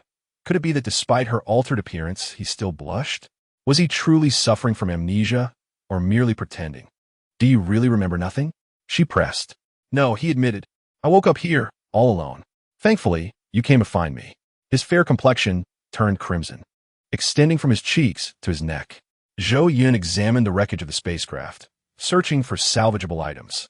Alas, it seemed the rapid descent had rendered all but the core intact. The rest of the shell and living quarters were beyond use. In her rummaging, she discovered her seed vault, which contained some preserved seeds. Feng Lin stood nearby, eager to assist, but unsure how to contribute. She continued searching until darkness enveloped the area, ultimately concealing the remnants in a more secluded spot. With the seeds and the spacecraft's core in hand, she returned with Feng Lin to her current abode, a modest thatched cottage at the foot of the mountain, barely sufficient to shield them from the elements. Zhou Yun contemplated the abundance of resources in the mountains, hoping to gather some for sale to acquire bricks and bedding. The distress signal transmitter had been operational, yet no responses had been received, leaving her uncertain of when help might arrive for the two of them. Feng Lin trailed closely behind her, following her wherever she went, eager to lend a hand. Yet aside from carrying items upon their return, he proved inept at any other tasks. As night fell and they prepared for sleep, Zhou Yun discovered that there was only one bed and a single blanket. What to do? She glanced at Feng Lin and considered her own situation. Should she let him sleep on the floor? That wouldn't do. He was still recovering, and any mishap would be troublesome. Should she sleep on the floor? The cold ground could lead to her own illness, jeopardizing both their well-being. Would it be feasible to deploy the escape pod? She surveyed the cramped quarters and deemed it impractical. Ultimately, she decided against being overly fastidious. After all, sharing a bed was not a significant issue. She lay down first. While Feng Lin hesitated, Zhou Yun patted the space beside her, saying, "Let us make do and sleep. We cannot afford to be choosy at this moment." Finally, With a crimson face, Fong Lin awkwardly settled onto the bed, his heart pounding audibly. Zhou Yun could feel it from her position beside him. "Are you truly my partner?" Fong Lin asked, turning to face her. Exhausted, Zhou Yun barely heard him and mumbled a vague affirmation. Fong Lin lay on his side, pondering how, despite his wife's lack of conventional beauty, he found himself inexplicably drawn to her. The following day, as dawn broke, Zhou Yun awakened. After she got out of bed, she discovered that the yard had already been swept. The table was wiped clean, with only a faint trace of moisture lingering. Fong Lin had found some branches from somewhere and was busy repairing the rickety, thatched house. Upon seeing her emerge, he stood up straight, beaming with a bright smile. "You're up, my dear wife." Zhou Yun was taken aback by his words. "What did you just call me?" "My dear wife. What else should I do? I initially wanted to cook for you, but I couldn't start a fire." Fong Lin scratched his head sheepishly. Zhou Yun arranged her long hair and suggested, "First, let's go register your household and buy some clothes and necessities. Afterwards, we'll purchase timber and bricks to renovate this house." After washing her face and ensuring her appearance was impeccable, she spoke to Fong Lin. Throughout this exchange, Fong Lin's eyes remained wide open, astonished as he noticed how his once plain-looking wife had transformed into a stunning beauty, only to revert back again. "You?" His gaze reflected a hint of shock. Zhou Yun assessed Fong Lin's current appearance. He was even more striking than herself, but being a man, he likely wouldn't attract any trouble, right? "Sit down." Zhou Yun instructed Fong Lin, who obediently complied, his eyes glistening with moisture as he looked at her. "Let us not draw attention. It's not safe for a boy out there." She applied some subtle makeup on Fong Lin, enhancing his looks, yet he no longer stood out as he once did. "Why not make yourself look like me?" The discomfort of one's own face painted on oneself is different from that of seeing it on another. Why bother? She expertly found the constable from a few days prior, who evidently remembered her, saying, "It's you? What brings you here?" Zhou Yun slipped him some items, smiling sweetly. "Sir, my husband has been found. Could you possibly register our household together?" The constable glanced behind her, startled by Fong Lin's appearance, and exclaimed, "This is your husband?" He speculated within, wondering if this man had been lured by the unseemly widow through unscrupulous means. With a friendly demeanor, he turned to Fong Lin and asked, "Young man, what is your relationship with her?" Fong Lin recalled Zhou Yun's words upon their first meeting and replied, "I am her husband, married into her family." Upon hearing Fong Lin's admission, the constable's face fell into a look of regret, as if a beautiful flower had been planted in dung. It was truly unfortunate, and he pondered what misfortune had befallen this young man's family to have him marry into such circumstances. "You must have it tough with a wife like this." The constable patted Fong Lin's back. Zhou Yun's eyes twitched at his display. "Not at all. My wife is quite beautiful," Fong Lin replied earnestly. "Beautiful?" The constable was no longer regretful, realizing that this seemingly godlike figure had a flaw in his judgment. "As long as she is beautiful, that's all that matters." He nodded. "About the household registration?" Zhou Yun interjected at an opportune moment. The constable squeezed the pouch at his waist, chuckling, "No problem. I'll take care of that right away." With this crucial step completed, Zhou Yun took Fong Lin for a leisurely stroll, purchasing various supplies. Upon returning to the village, they agreed on a time to start building a new house. Once all was settled, Zhou Yun treated Fong Lin to a hearty meal at a nearby stall. They might be here for a while, and she wondered when they would be able to send out a distress signal from this place. Fong Lin was equally uncertain of when things would improve. With so many unanswered questions, Zhou Yun couldn't help but feel a bit perturbed. In the afternoon of that very day, the previously quiet Qingyun village was abuzz once more. The village chief had returned with a tall and handsome man. Many young girls in the village looked upon him with fluttering hearts, speculating whether he was related to the village chief, perhaps a nephew or something of the sort. A crowd gathered around Fong Lin, separating him from Zhou Yun. When they reached the large blue stone at the village's entrance, the village chief announced, "This young man is Fong Lin, Zhou Yun's husband. Previously, she believed her husband was lost and claimed to be a widow. Now, her husband has returned." In the crowd, a girl named Xiao Yin, who had been blushing while observing Fong Lin, suddenly turned pale. Just moments ago, when her father brought this man over, She had thought he was a potential suitor for her. She assumed he had suffered some calamity and was forced to settle in their village. In that instant, she contemplated marrying him, thinking that despite his family's misfortune, with her parents' support, they could live well together. To her shock, this man was already married. Following her father's gesture, she searched for Zhou Yun, only to realize that Zhou Yun was the much-rumored, unattractive widow. How could she possibly have such a handsome husband? A flicker of resentment crossed Zhou Yun's eyes, yet she quickly dismissed it, reasoning that he must be a man of little worth. Could she really stoop so low as to compete for a man with such an unattractive woman? After a brief internal struggle, she let go. The villagers murmured among themselves, as the couple's contrasting appearances were the subject of much discussion. However, it ultimately mattered little to them, and they quickly moved on. The materials they had purchased soon arrived, and Zhou Yun coordinated with the village chief to schedule laborers from the village to assist in building a larger, sturdier house. The construction continued until the house was complete, yet Zhou Yun had not received the anticipated rescue.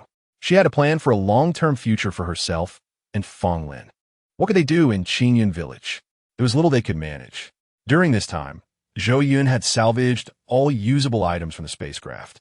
But the severely damaged vessel could not be repaired due to a lack of materials and parts. Having spent time here, Zhou Yun had become well acquainted with the surrounding circumstances, aided significantly by her terminal, which eased her worries. However, this could not continue indefinitely. The farming season had commenced, but they had yet to clear the land assigned to them. Every time Zhou Yun ventured out, she noticed the villagers' gazes upon her had grown peculiar. Regardless, they needed to plant something. Otherwise, they might find it impossible to remain here. Armed with new farming tools, Zhou Yun took Fong Lin to the fields. Being newcomers, they were given barren land lacking nutrients. Zhou Yun first set down her tools and began clearing stones from a field. Fong Lin mimicked her actions, assisting in the labor. An elderly farmer passing by nodded in approval at the sight. Within days, word spread through the village that Fong Lin's wife was quite capable, a skilled hand in the fields. After the two of them had plowed the land twice, they were greeted by the first spring rain. Following the shower, they planted seeds. Zhou Yun also scattered flower seeds along the wall, anticipating that come summer, an array of unknown flowers would bloom beautifully. She even cultivated a vegetable patch in the vacant space beside the wall. After about 10 busy days, they finally completed their agricultural tasks, albeit due to the limited land allocated to them. With the crops sown, Zhou Yun could finally straighten her back and take a moment to rest. At this time, the annual temple fair in Qingyun town was approaching. Zhou Yun learned that the fair was quite grand every year, primarily because the Hejing Temple was the largest and most renowned temple within several hundred miles. Many dignitaries from afar would come to pay their respects and light incense in honor of the temple. Qingyun Mountain lay less than 5 miles from Hejing Temple. Every time Zhou Yun walked along the road outside the village, she would see people of all ages making their way up the mountain to worship. At this moment, individuals from the village were making their way to the temple, peddling their handmade trinkets to earn some additional income. Zhou Yun! Zhou Yun! She was momentarily lost in thought until the shouts from behind roused her, prompting her to turn and look towards the source of the voice. It belonged to the household closest to theirs, where the man bore the surname Yang, leading to the women being referred to as the Yang family. Zhou Yun was more accustomed to calling her by her given name, He Chui. What is it, He Chui? Are you going to the temple fair to sell something? He Chui gazed at her with a hint of shyness. A couple of days ago, He Chui had gone to the temple fair to sell sachets and encountered 2 ruffians, whom Zhou Yun had dealt with while passing by. Now, He Chui habitually inquired if Zhou Yun would accompany her in whatever she did. I have nothing to sell, Zhou Yun remarked, looking at her meager belongings, her face revealing several lines of concern. You could sell the straw crafts you make. No one around here could do it better than you, He Chui insisted, racking her brain, feeling that Zhou Yun must go, as her presence provided her with a sense of security. A couple of days prior, when He Chui had visited with her child, Zhou Yun had nothing to offer and had casually crafted a small grasshopper for the child to play with, a gesture that had left a lasting impression. All right, Zhou Yun relented. Wait for me. He Chui's face lit up with delight. Great. After a brief wait, Zhou Yun emerged, looking tidy, accompanied by Fong Lin. You brought your husband? Each way observed Fong Lin, feeling a bit bashful. Zhou Yun chuckled. He can't stay at home alone. The three of them then set off towards He-Jing-Si. Upon nearing the temple, they found 2 stalls and arranged their items, waiting to see if anyone would buy.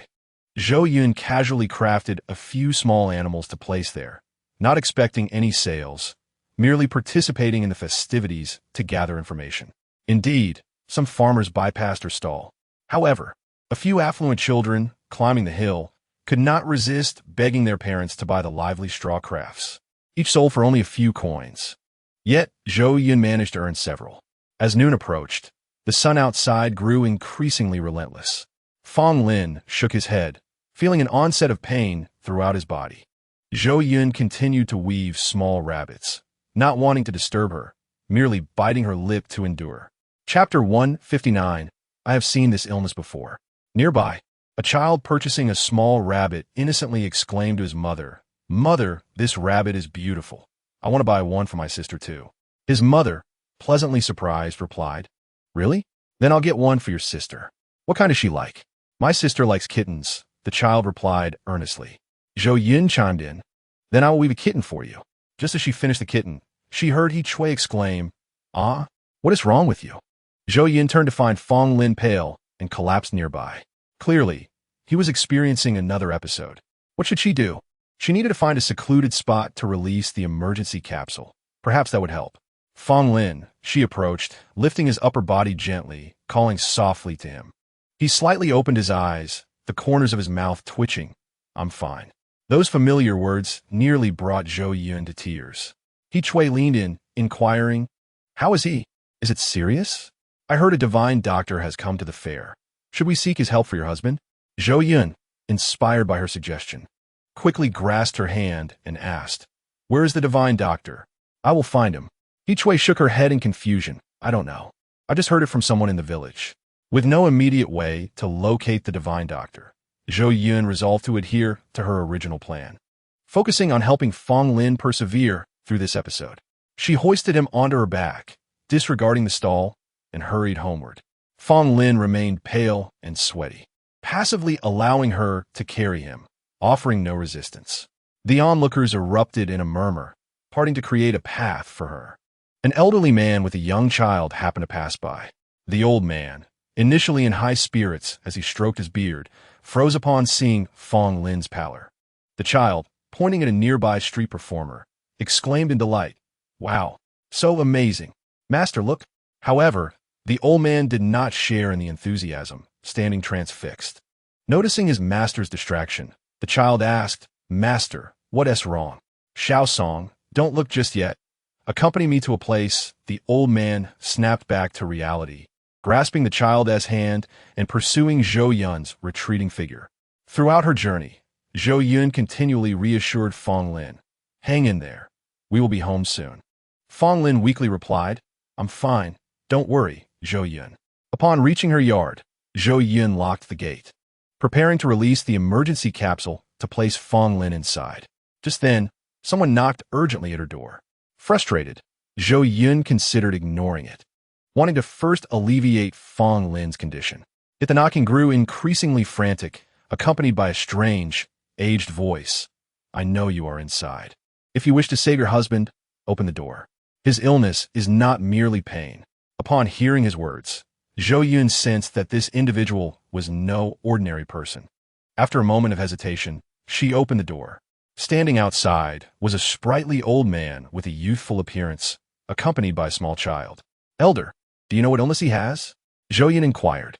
The elder stroked his beard, preparing to speak when the child interjected, "Otherwise, why will my master follow you all this way?" Zhou Yun pondered how these two had followed her, realizing she had been so preoccupied with Fong Lin's condition that she hadn't noticed being tailed. "Xiao Song, mind your manners," the elder admonished the child. "I am a physician and happen to have seen this illness before, so I came to take a look." At that moment, Zhou Yun heard Fong Lin's muffled cries of pain. "Ah." Following that, a thud resounded, prompting Zhou Yun to rush over to check, the elder following closely behind. "May I ask your surname, divine doctor? Is there any way to help him in this condition?" Fong Lin had already fainted, yet his body still endured immense suffering. He must have struck a nearby pillar in his struggle, fortunately a softer wooden one.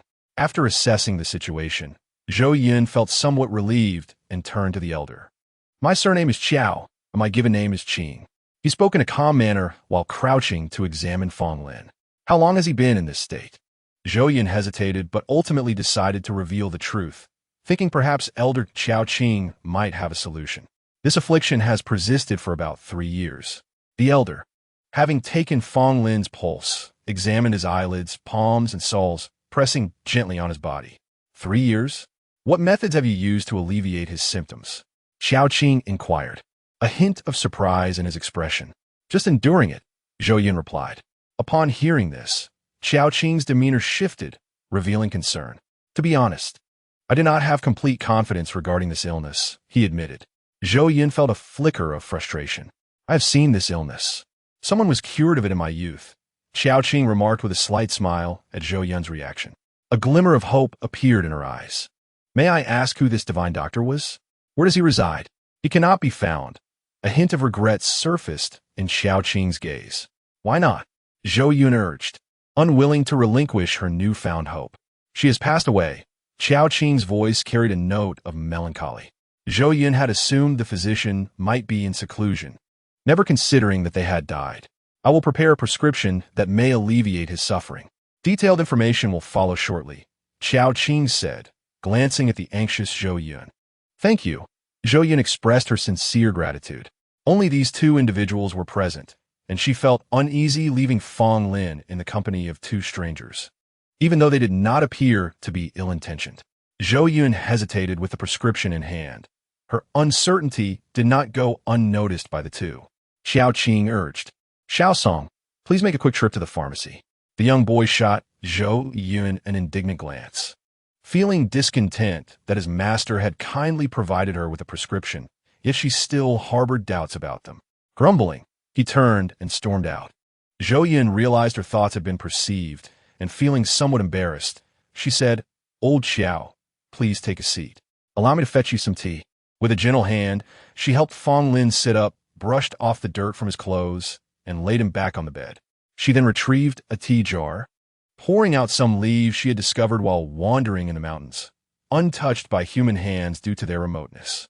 Zhou Yun had gathered some recently to sample for herself, finding the taste quite delightful. The rustic tea, though simple, was to be savored. She poured a cup for him from the coarse pottery teapot.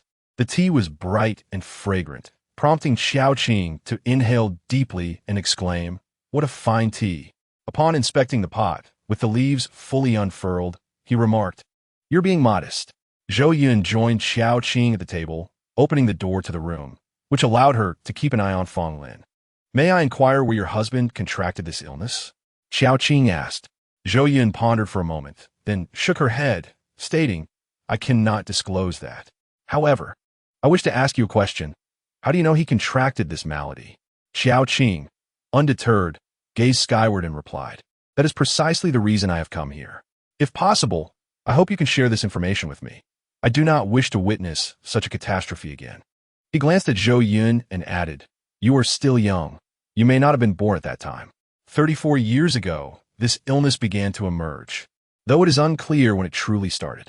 Back then, I was a relatively young physician. One day, a young man, pale as a ghost, came to seek treatment." The elder fell into deep reflection, and Zhou Yun listened quietly, allowing him to continue. "At first, I could not discern his ailment. He seemed normal apart from his pallor. When I inquired, he complained of pain throughout his body. Having never encountered such a condition, I could only prescribe some pain relief and send him on his way. I initially thought it was a minor issue. After all, physicians often confront inexplicable ailments. However, it soon became evident that this was not a mere isolated incident, but a contagious disease. Gradually, more individuals arrived, all presenting the same symptoms of widespread pain. I sought to uncover the source, yet after a few days, I awoke to find myself afflicted by the same agonizing sensation. It was then that I realized the gravity of the situation. 34 years ago, in June, Qing Cheng, after awakening, I was drenched in cold sweat and emitted sharp, short cries. The servants outside, hearing the commotion, attempted to enter but were halted. "Do not come in." After a quarter of an incense stick burned, the sounds within the room diminished, and I instructed the servants to keep their distance. It was at this moment I recognized this was indeed a contagious illness. Initially, the frequency of the outbreaks was low. I focused on my research while ensuring isolation. As time passed, the duration and pain of each episode increased, until one day, I learned that one of my earliest patients had succumbed to the illness. Fear began to take root. As long as this disease persisted, I would be trapped in a cycle of suffering.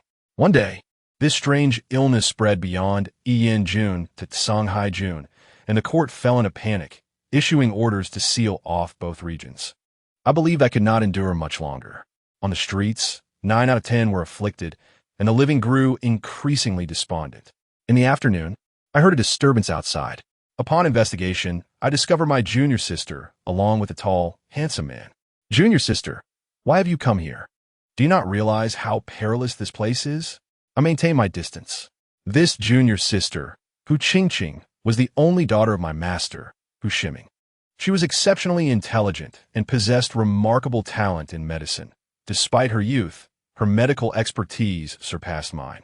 I am aware of the epidemic in this area, and I understand it has spread from nearby. Brother, I have researched this illness and know how to avoid infection. The number of afflicted has grown too high, and the court has given up. If we delay any longer, the consequences will be dire, Hu Qingqing declared resolutely. Without a moment's hesitation, I rejected her proposal. "That is out of the question. It is sheer folly. If something were to happen to you, I would have no way to answer to our master. Since you know how to prevent infection, simply share that information with me and leave at once."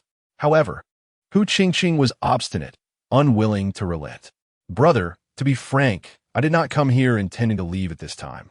Moreover, I cannot leave. The court has stationed heavy guards, allowing no one to enter or exit," she insisted. "My family has been on good terms with the governor for generations. It will not be an issue to let you out." I furrowed my brow, feeling another wave of pain surge within me. My vision blurred, and my body convulsed in agony. Just before losing consciousness, I heard Hu Qingqing's panicked cry, "Brother!" I lamented my predicament, but it was too late to regain awareness. Hu Qingqing had likely conducted research on the epidemic prior to her arrival.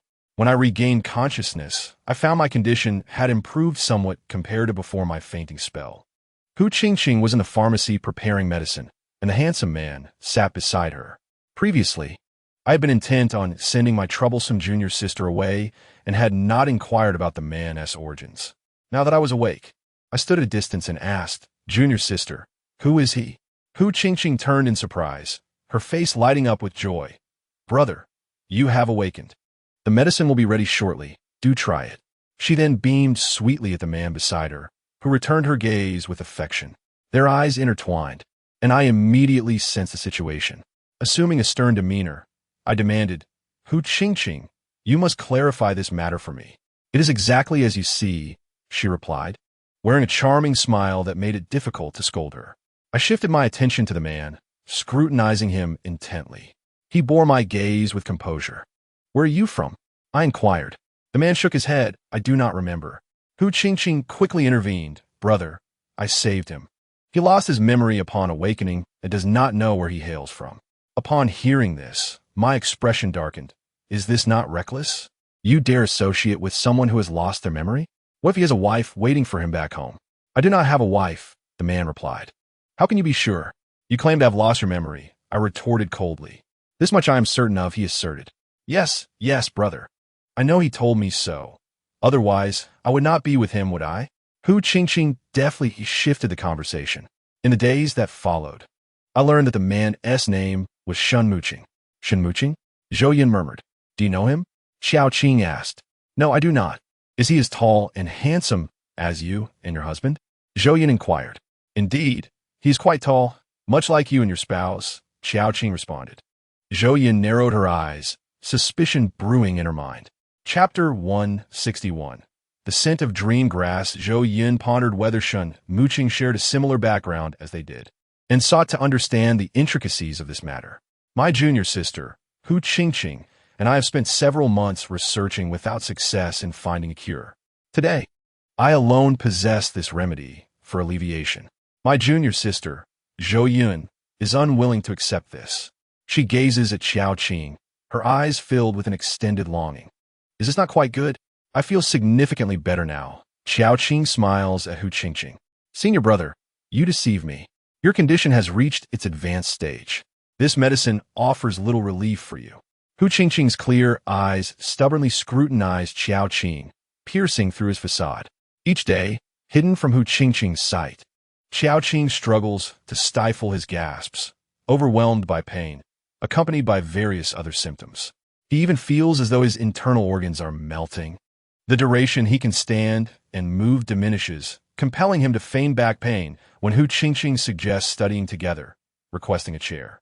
Senior brother, this is unacceptable. Concern fills Hu Qingqing's eyes.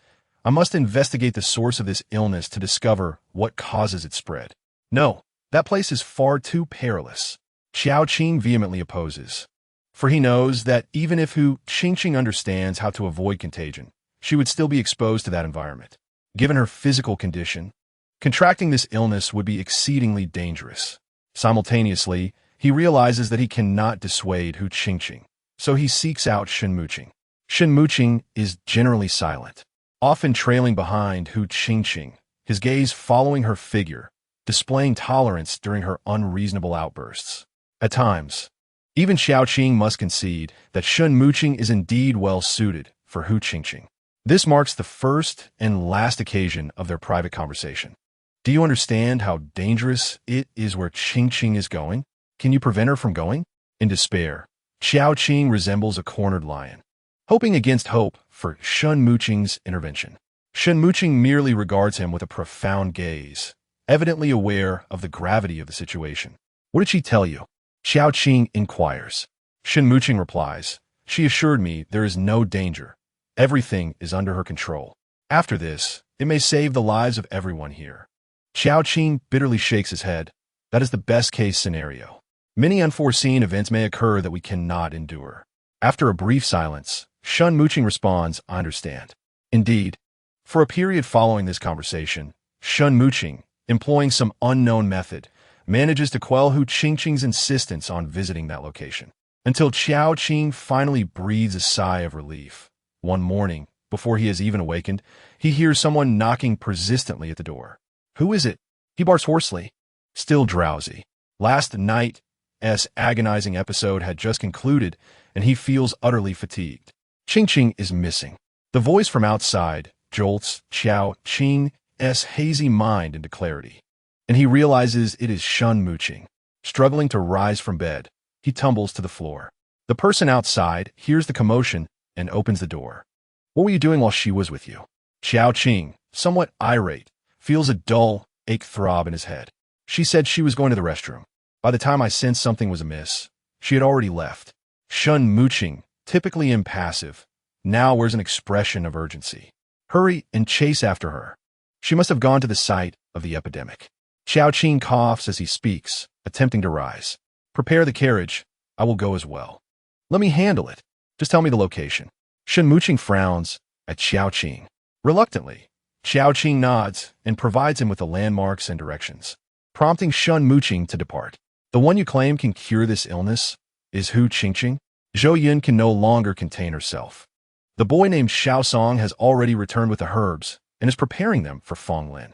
Amidst the hazy steam and a gradually wafting scent of medicine, a fleeting look of excruciating pain crosses Xiao Qing's eyes, yet he nods in affirmation. Was her journey successful? Zhou Yun queries. I do not know. They have been gone for approximately 7 days. I am unaware of the incidents they encountered. Upon their return, everything seemed normal, and I gradually began to relax. Xiao Qing ponders. Senior brother, I told you there was nothing to worry about, yet you still doubt me. Hu Qingqing pouts. Xiao Qing shoots her an exasperated glance. You didn't encounter any trouble, did you? Hu Qingqing shakes her head. I only encountered a grayish-white mist. But isn't it normal to encounter mist in a valley? That is good. Did you gain any insights? Xiao Qing inquires. Indeed. However, I cannot reveal it just yet. I will surprise you, Hu Qingqing declares. Less than a month later, Hu Qingqing achieves a groundbreaking advancement in her research. During that exploration, she discovers a herb known as Meng Xiang Chao, which proves highly effective in treating this illness. Xiao Qing, as the first test subject, consumes the herb, and this time he truly feels his health improving.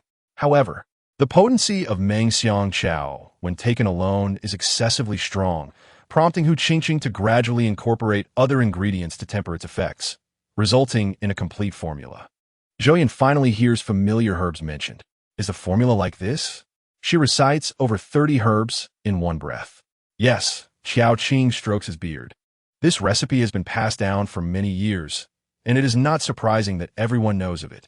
Moreover, this was originally Qingqing's intention. So it is the same illness, the same gray mist. If the remedy for this illness has been discovered, why did your junior sister ultimately perish? A flicker of sorrow and resentment flashes in Xiao Qing's eyes. The publication of this remedy elated everyone, filling their hearts with hope. Many ventured into that valley to gather Meng Xiang Chao to treat their ailments or those of their loved ones. Once the herbs in the valley were exhausted and most had recovered, Qingqing fell ill. He closes his eyes momentarily, his voice trembling at that time. We could not find herbs from elsewhere in time. The illness struck swiftly and ferociously. Zhou Yun dares not contemplate further, questioning how such a benevolent and responsible young woman could succumb to this illness. She lacked the medicine, so at that moment we had seeds. But time did not permit the next batch to mature. Pain laces Xiao Qing's voice. If what you say is true, then I can only grieve. However, there was someone who possessed a Meng Xiang Chao. His illness had already been cured, yet he refused to give it to us. Zhou Yun cautiously probes. Could you not resort to other means? Perhaps theft or something else? We tried. He swallowed the herb in front of us. Xiao Qing closes his eyes. Zhou Yun also feels a pang of compassion. In the end, my junior sister could not endure any longer, and Shun Muqing departed. Upon hearing this, Zhou Yun feels inexplicably melancholic. Where did Shun Muqing go afterward? She asks. I do not know. He took all the seeds of Meng Xiang Chao with him. Xiao Qing replies.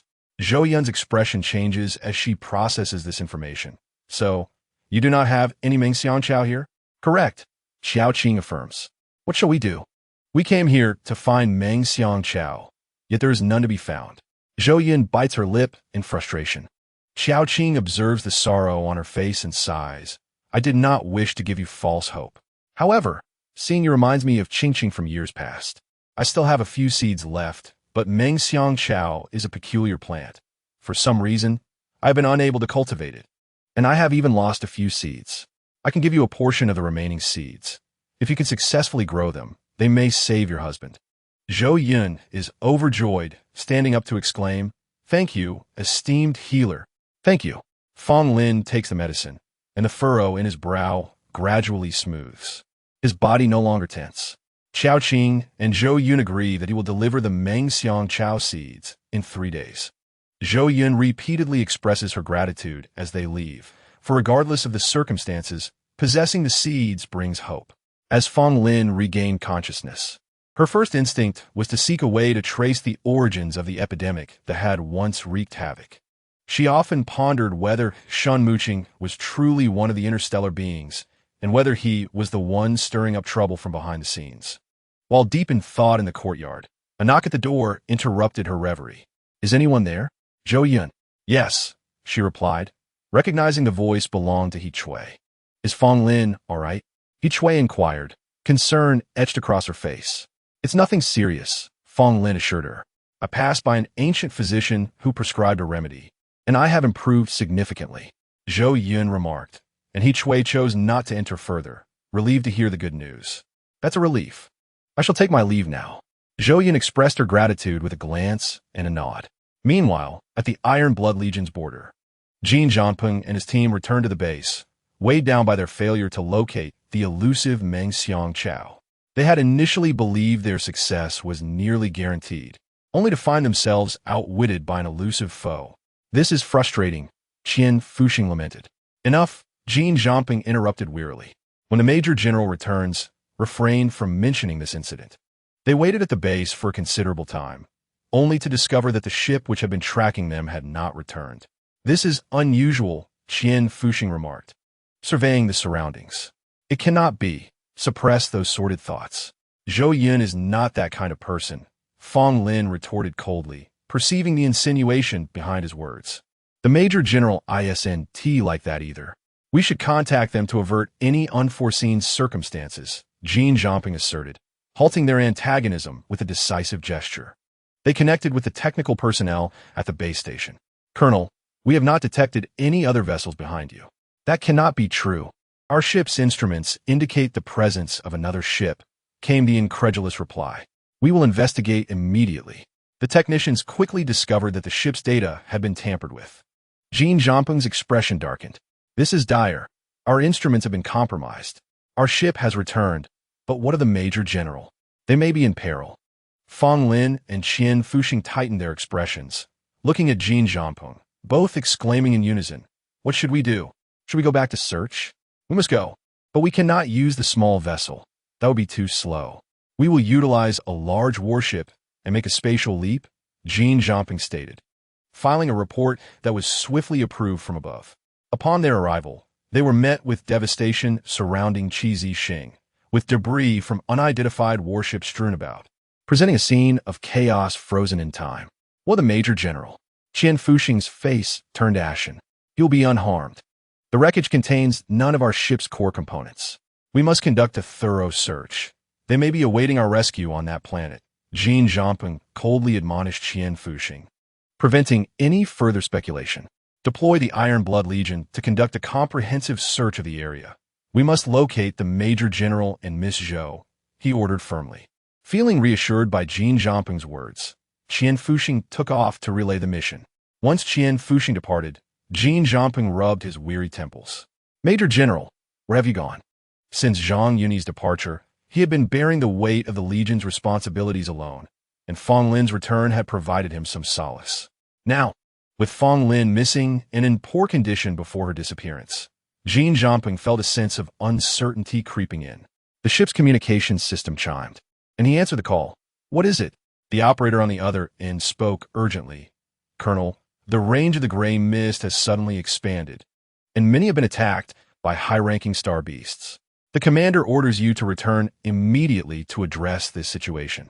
"Understood," Jean Zhamping replied, his expression troubled as he delegated tasks. "Leave one unit to continue search and rescue operations. The rest will return with me. An anomaly has occurred near the base, and we must address it swiftly." "Yes," came the response. Jean Zhamping cast a deep glance at the star field, inhaling sharply, silently urging, "Major General, you must return. You must." Upon returning to the base, he was struck by the severity of the situation. Merely 2 hours after their departure, the gray mist had surged at a speed of 1 light-year per hour. Numerous troops stationed at the border were caught off guard, swept into the mist, falling victim to the frenzied slaughter of the crazed star beasts.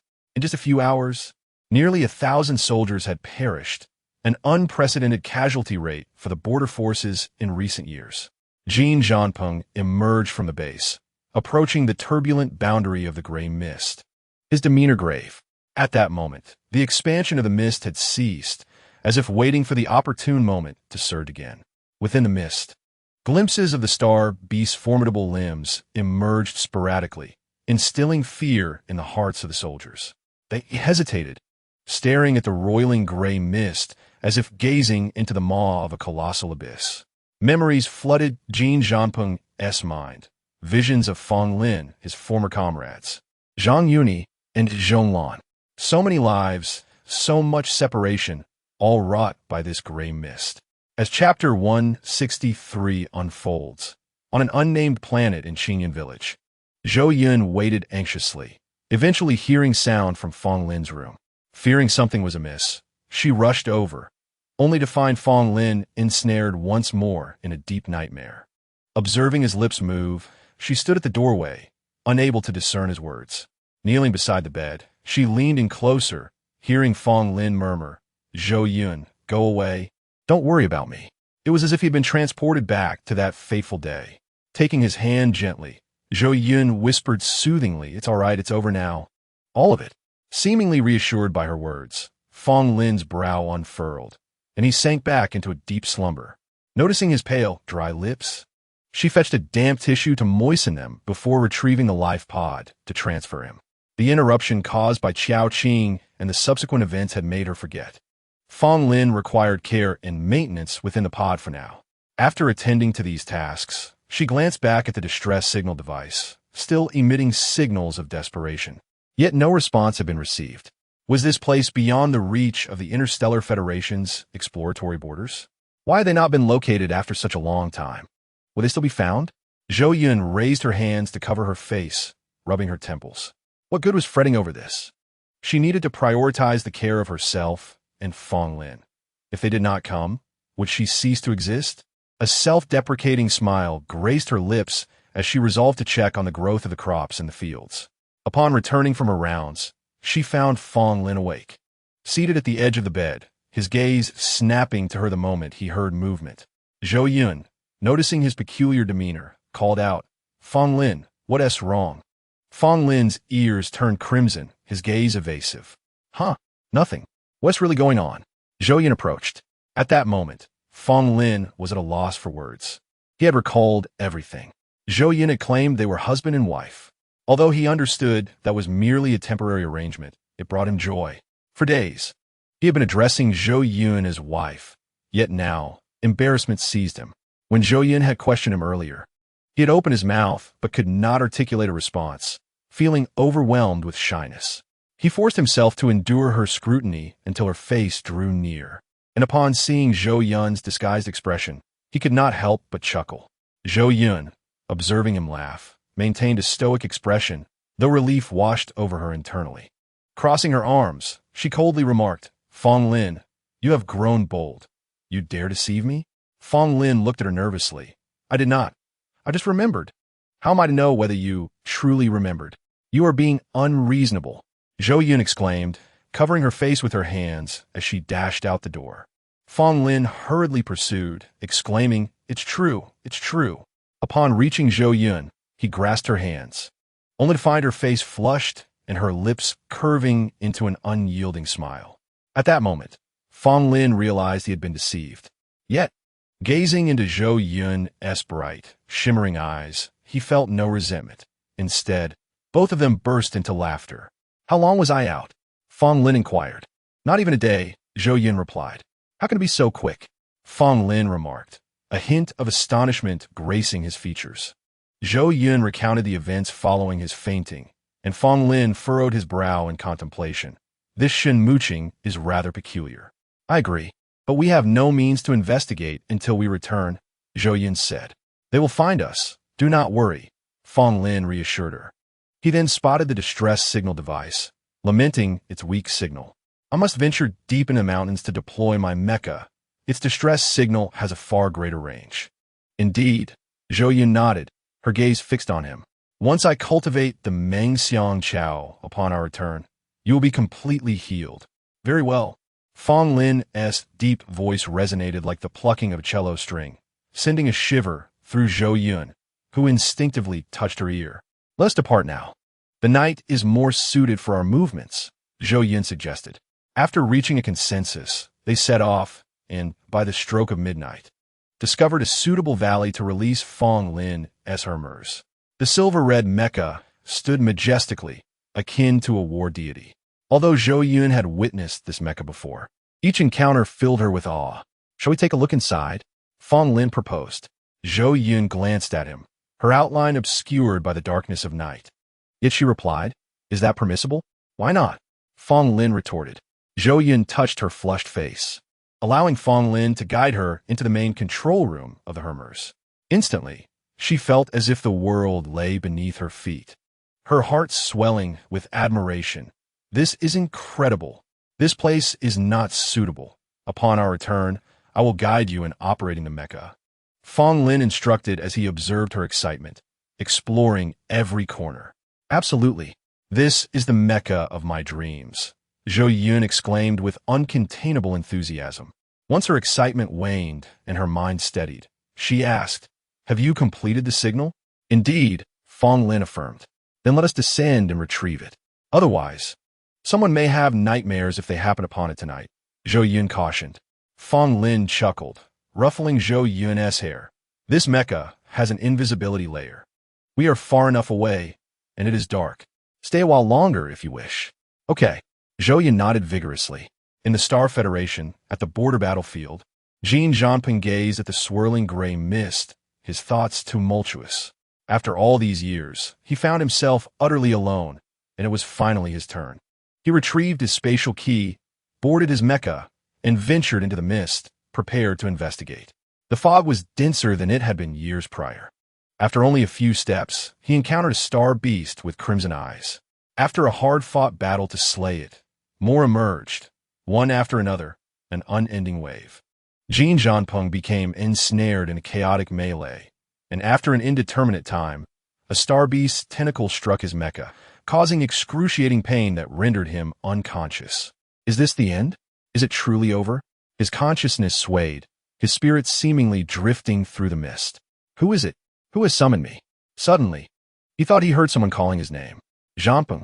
Jean Jianping. Jean Jianping. Who is it? I can hardly manage, yet you keep calling? He mused, forcing a smile despite the effort it demanded. Chapter 164. Will you stay with me? No. A familiar pain began to throb in his waist. Was he not dead after all? Who was it that called him? Why did the voice sound so familiar? With great difficulty, he opened his eyes, dimly perceiving a figure. Zhang Yui. Had he possessed the strength, he would have unleashed a torrent of curses. You bastard. You've abandoned me to suffer alone for so long. Are you even human? As Zhang Yui noticed him awakening, he said, Jianping, I have no time. I know you are awake. The situation is dire. Shen Muqing has cultivated a vast army of advanced star beasts. Their temperament in the mist turns savage, and their levels escalate rapidly. Should the mist expand further, the consequences would be catastrophic. You must return and inform the military that resolving the mist crisis is paramount. Moreover, the disease spreads swiftly within the mist, and Shen Muqing will soon unleash the virus. Jean Jianping wished to curse. What in the world was this? If the mist could be eradicated, action would have been taken long ago. And as for that disease, all for Meng Xiangqiao. Now, Major General Fong was missing. What does he intend to do? Jean Jianping strained to inquire. Zhang Yui shook his head. I do not know, but I sense he has completely lost his sanity. His ambition is vast. He likely seeks to dominate this world. Jean Jianping labored to expel a sprig of herb from his mouth. Was this man living in the ancient past? How long had it been since feudal dynasties had fallen? That is all I have to say. Do not worry about me. I'm safe for now. I will escort you out, and you must remember. Jean Jianping's consciousness faded once more, and when he awoke again, he found himself in a hospital at the border base. The pristine white sheets, the immaculate ceiling, and the visage of Qian Fuxing loomed before him. He could not help but turn away, unwilling to behold it. Colonel, you are awake? Qian Fuxing leaned in, oblivious to Jean Jianping's dismay. Has there been any news from the Major General? Jean Jianping inquired. Qian Fuxing shook his head. We have scoured the vicinity, yet there are no signs. Jean Jianping struggled to rise from the bed, and Qian Fuxing hurriedly supported him. Colonel, the doctor has instructed you to rest for 2 days. I am not incapacitated. Why must I rest? Jean Jianping glared at Qian Fuxing. He then seized his terminal to contact his superiors. After half an hour, he was fully dressed and seated in the conference room. General, this is the situation. Upon his conclusion, a heavy silence enveloped the room. The current predicament left them perplexed. They were at a loss regarding how to dispel the mist or cure the disease. Academician Liu, do you have any insights? Someone posed the question to the expert in botanical research. For reasons unknown, she appeared fatigued. I too have no leads. What shall we do? Have we located Fong Lin? Major General Fong inquired. No, Jean Jianping replied, shaking his head. We have searched for several days without detecting any activity signals or distress calls. The room fell silent, each individual exchanging glances. We shall reconvene once we have results from our discussions. For now, let us prepare our deployment beyond the mist. At this, the atmosphere lightened, and ideas flowed freely. Emerging from the meeting, Jean Jianping's pallor deepened. That damn Zhang Yui. How could he burden him with all of this? What himself? Why had he not returned? The more he pondered, the more his frustration mounted. In Qingyun village, at Zhou Yun's residence, He Chui visited once more while Fong Lin leisurely sat by the bedside, engrossed in a book. He Chui glanced at him, nearly transfixed, before turning to Zhou Yun with a hint of embarrassment. Your man is truly handsome. No wonder you support him despite his inaction. Zhou Yun regarded Fong Lin, nodding in agreement. Indeed, if not for his looks, I would not have allowed him to marry into my family. Fong Lin overheard their chatter, nearly losing his composure at the expression on his face. However, Zhou Yun, I believe your man seems different today. In what way? Zhou Yun inquired. He appears even more handsome. He Chui cast a glance, and then withdrew her gaze. She then turned to Zhou Yun and remarked, I think you'll become more beautiful. What did you do last night? Such a significant change in just one evening. He Chui approached, her expression brimming with curiosity. Zhou Yun, perplexed, responded, I did nothing. He Chui's face fell in disappointment. Fong Lin, unwilling to remain the subject of their discussion, turned to Zhou Yun and said, I'm heading up the mountain to see if I can catch some game. Zhou Yun nodded, go ahead. He Chui found it strange that Zhou Yun, who had always been accompanied by Fong Lin, now allowed him to venture into the mountains alone. Experienced hunters would never take such risks. It's fine. Zhou Yun seemed to read her thoughts and explained, yes, just going to scout the outskirts. The danger is minimal. Understanding dawned on He Chui, who replied, that makes sense. A grown man should not remain idle. You should let him go out for a while. Zhou Yun seized the opportunity to steer the conversation elsewhere, feeling relieved that He Chui had lost interest in the matter. In the afternoon, when Fong Lin returned, he indeed brought back rabbits and mountain chickens he had hunted, along with 2 fish. We'll have a feast tonight, Fong Lin said with a smile. Thanks to Tang Yuan, otherwise I wouldn't have brought any seasoning. And purchasing it now would be costly, Zhou Yun chuckled. The next day, Fong Lin set out again, and Zhou Yun decided to take a stroll. Although the deep mountains posed dangers, they also offered splendid scenery. For those from the interstellar realm, most of the threats here were not particularly perilous, allowing Zhou Yun to leisurely wander alone. As she ventured deeper along a secluded path, Zhou Yun overheard voices. It was Fong Lin, accompanied by another person. Who could it be? Her curiosity piqued. She stealthily approached and caught sight of a girl who seemed to be the village chief's daughter, Xiao Yan. Without the modesty typical of her gender, Xiao Yan was crying, tears streaming down her face. I know you like me. Otherwise, you wouldn't have saved me yesterday. Xiao Yan trembled as she reached for Fong Lin's arm, but he evaded her. I don't like you. I merely acted out of impulse, he replied awkwardly. I don't believe it. Your wife is so unattractive. You must be with her out of necessity. Don't be afraid. I can have my father intervene to have you divorced. Let us be together, shall we? Chapter 165. Departure. Fong Lin swiftly dodged her hand and coldly stated, I saved you only as a matter of convenience. If you continue to harass me, I may come to regret my actions. His dark eyes, sharp as blades, glared at Xiao Yan. She felt a flicker of fear, but was soon overcome by her desires. What is wrong with me? Am I not as good as your ugly old wife? My father is the village chief. Being with me would be better for you. At that moment, Zhou Yun stepped forward, declaring, ugly and old? I may be old and unattractive, but Fong Lin still prefers me over you. Who gave you the right to covet my man? She approached Xiao Yan, whose height was about 5 feet 3 inches, creating a significant sense of intimidation due to Zhou Yun's own height of 5 feet 9 inches. Under such pressure, Xiao Yan shrank back, casting a pitiful glance at Fong Lin. Fong Lin grasped Zhou Yun's arm, and although she frowned, Xiao Yan's expression brightened. I don't care what her name is or who you are. I only love my wife, Zhou Yun, and no one else. She is not ugly or old. To me, she is the most beautiful. Your so-called beauty cannot compare to even a single finger of hers. If you persist in this pursuit, in this place, you might just disappear without anyone noticing. The implication was unmistakable, causing Xiao Yan's face to drain of color as she staggered back 2 steps and then fled as if confronted by a monstrous beast. Zhou Yun cast a glance at Fong Lin, satisfied with his performance. Fong Lin did not release her arm and inquired, What brings you here? I was wandering and came over upon hearing voices, Zhou Yun replied. Good thing I arrived. Otherwise, I might have lost my soul to some romantic encounter, she pouted, casting an annoyed glance at Fong Lin. He smiled, the mist in his eyes dissipating, revealing a clarity akin to sunlight glistening on black gemstones. I'm glad you came. Otherwise, I might have thrown her off this slope. She's incredibly bothersome. Men's words are deceitful. Do you think I would believe you? Zhou Yun retorted, not genuinely angry, but playfully defiant. The two strolled hand in hand through the forest. Honestly, sometimes I wonder if you came from this place, Fong Lin mused. Zhou Yun's heart skipped a beat. What makes you say that?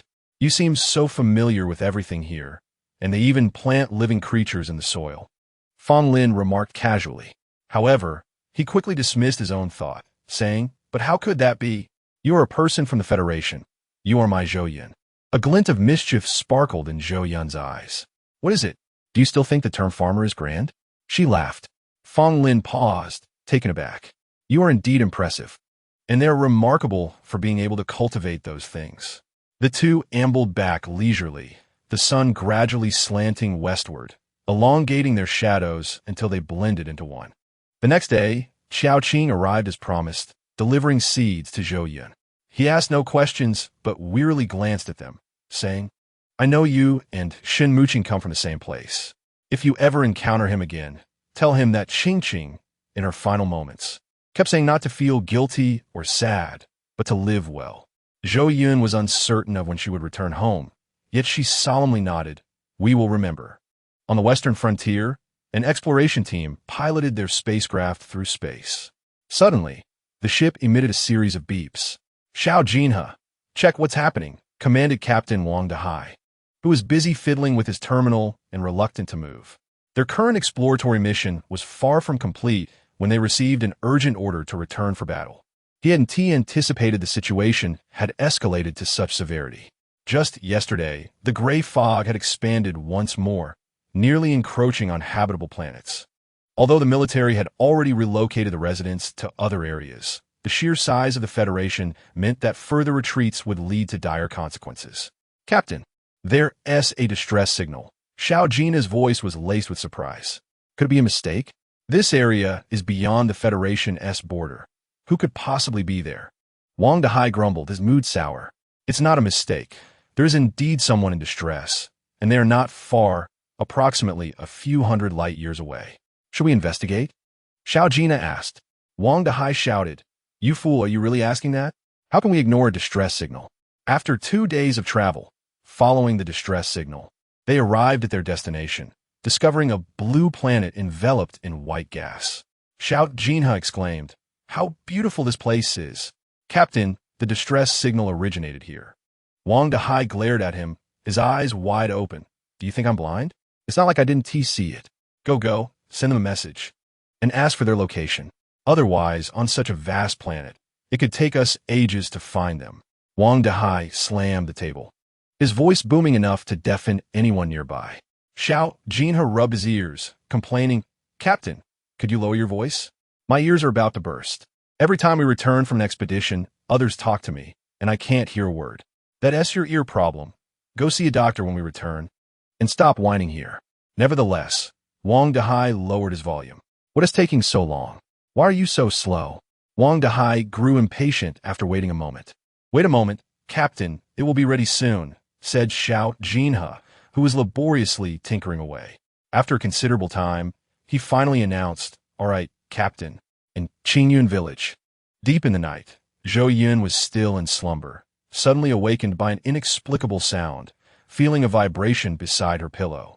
Had someone received their distress signal? Cautiously, she picked up the emergency beacon and hurried over to knock on Fong Lin's door. What's the matter? Fong Lin's voice was alert, as if he had not slept at all. Zhou Yun presented the emergency beacon before him. He examined the vibrating device and pressed a button on it. Someone will come to rescue us shortly. Is there anything else you need to do? He inquired. I should give these items here to He Chui, right? Zhou Yun said, though her tone carried a hint of uncertainty. All right, Fong Lin nodded. Zhou Yun gazed at the makeshift shelter they had built over time and felt an unexpected pang of reluctance. It was hard to fathom that she would feel sentimental toward a place devoid of any electronic devices or entertainment facilities. They knocked on He Chui's door in the dead of night. informing her of their impending departure, entrusting their belongings to her, and drafted a written agreement. Upon returning home, they spotted a spacecraft in the courtyard. Chapter 14, the two of them packed their belongings and boarded the spacecraft, watching as the ground receded farther away. Zhou Jinhe looked at them and exclaimed, "What happened to you? How did you end up in such a remote location? Moreover, your spacecraft is completely broken, isn't it?" "Yes," Zhou Yun replied simply with a nod. "To be honest, I am also unsure why we ended up here," Zhou Yun said with a wry smile and a shake of her head. They had intended to travel to the easternmost Qizixing, but found themselves in the far west, even beyond the borders. Fong Lin remarked, "It seems we encountered a spatial wormhole and inadvertently drifted here." Zhou Jinhe replied with sympathy, "You truly have had a stroke of bad luck." However, he turned and added, "This planet is quite peculiar. The flora and fauna grow from the soil. Let us take note of this planet's coordinates for future exploration and development." Once they exited the planet's atmosphere, they spotted a spacecraft hovering in the starry sky, and their vehicle glided inside like a fledgling returning to its nest. "Captain," Zhou Jinhe shouted, "I have discovered a pair of unfortunate souls. They encountered a spatial wormhole and ended up here. However, this planet is rich in resources, and we can exploit it." Zhou Yun touched her ear, which still throbbed from the vibrations. Feeling dismayed at Zhou Jinhe's lack of decorum in calling them unfortunate in their presence, she wished to see the captain's demeanor. This captain, evidently not the epitome of genetic enhancement, was somewhat short and slightly portly, yet his face bore an expression of righteousness, with sharp eyebrows and fierce eyes. When he glared, he demanded, "Do you have no manners?" This was precisely what Zhou Yun wished to express, but his volume was even greater than Zhou Jinhe's. As she drew closer, the captain's expression shifted. Fong Major General?" he stammered. Zhou Yun turned to Fong Lin, realizing yet another admirer had surfaced. She wondered how Fong Lin maintained his idol's image, even in such a disheveled state. Zhou Jinhe, however, was perplexed. "Fong what?" At that moment, Wang Dehai suddenly sprang up, delivering a slap to Zhou Jinhe's back. "I told you to be polite." Poor Zhou Jinhe suffered a dual blow, both physically and mentally, stars dancing before his eyes. "Is that you, Major General Fong?" Wang Dehai beamed with enthusiasm. "Who are you?" Fong Lin appeared somewhat hesitant. "Reporting in, I am Wang Dehai, captain of the Iron Blood Legion's exploration team, 361. Wang Dehai stood straight and saluted Fong Lin. Fong Lin returned the gesture, understood. "What is your current situation? Where are you headed?" Reporting in, "We have concluded our exploration mission and are receiving urgent orders from the military to return to the border," Wang Dehai responded. Fong Lin furrowed his brow and asked, "What has happened at the military? Why have you been summoned back?" "I'm not entirely sure, but it seems the peculiar gray mist at the borders has been expanding rampantly, nearing habitable stars." Wang Dehai recounted all he knew to Fong Lin. Zhou Yun, listening intently, was astonished that their brief absence had led to such a critical situation. "Can your spacecraft establish contact with the military?" Fong Lin inquired. "Yes," Wang Dehai affirmed. "Immediately contact the military and connect with Colonel Jean Jampong. I need to understand the situation," Fong Lin instructed. Then he turned to Zhou Yun and asked, "Are you tired?" Zhou Yun nodded, and he continued, "Arrange a room for Miss Zhou to rest." "Of course," Wang Dehai nodded vigorously. Zhou Yun, unsure of their circumstances and wishing not to create chaos, preferred to rest, hoping to study how to cultivate dream herb upon returning. Fong Lin had his own tasks to attend to, and they were content to shine in their respective roles. When Zhou Yun finally awoke, the spacecraft had traveled quite a distance. Fong Lin sat at the control console, his brow furrowed in worry. The cabin's atmosphere was so tense that even Wang Dehai dared not speak above a whisper. Ever since Zhou Jinhe realized that the unfortunate he had spoken of was the illustrious Fong Major General, he nearly fainted. Speaking in hushed tones whenever he was near Wang Dehai, Zhou Yun overheard Wang Dehai say, "What should we do? Major General Fong seems very anxious." Zhou Jinhe replied, "Captain, I don't want any water. Are you blind? You don't know?" Wang Dehai retorted, "I don't like shrimp." "Thank you, Captain," Zhou Jinhe replied. Their mismatched dialogue almost made Zhou Yun laugh, but upon seeing Fong Lin at the control panel, she suppressed her amusement. "What is the matter? Is the situation dire?" Zhou Yun asked. Seeing her, Fong Lin forced a smile, but it quickly vanished. Yes, the military is at a loss regarding this matter. The hidden mastermind has been identified. You guessed correctly, it is indeed Shenmuqing. In a couple of days, when I return, I will see how to make the dream herb grow. Everything will be all right. Zhou Yun embraced Fong Lin. Yes, we will talk about it when we return. Fong Lin took a deep breath. Worrying won't help now. You should rest. Zhou Yun brushed her fingers through Fong Lin's short hair, which was dark, shiny, and soft, yet slightly prickly to the touch. Fong Lin nuzzled against her palm and made him. Then he obediently allowed Zhou Yun to guide him away. The two observers were left speechless. The Major General has left, Wang Dahai sighed in relief. Though the Major General was his idol, his presence was overwhelmingly imposing. The Major General has left, Xiao Jinhe also breathed a sigh of relief. Fearing the Major General might recall his earlier insult, Fong Lin lay down beside Zhou Yun and fell into a deep slumber. At this point, they had entered the federal territory, and Zhou Yun's terminal finally regained connectivity. She quickly reached out to Tang Yuan. How'd you been recently? Where are you?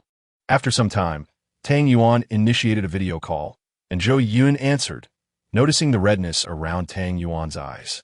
Zhou Yun, are you all right? You're finally back. What happened last time? I was so worried.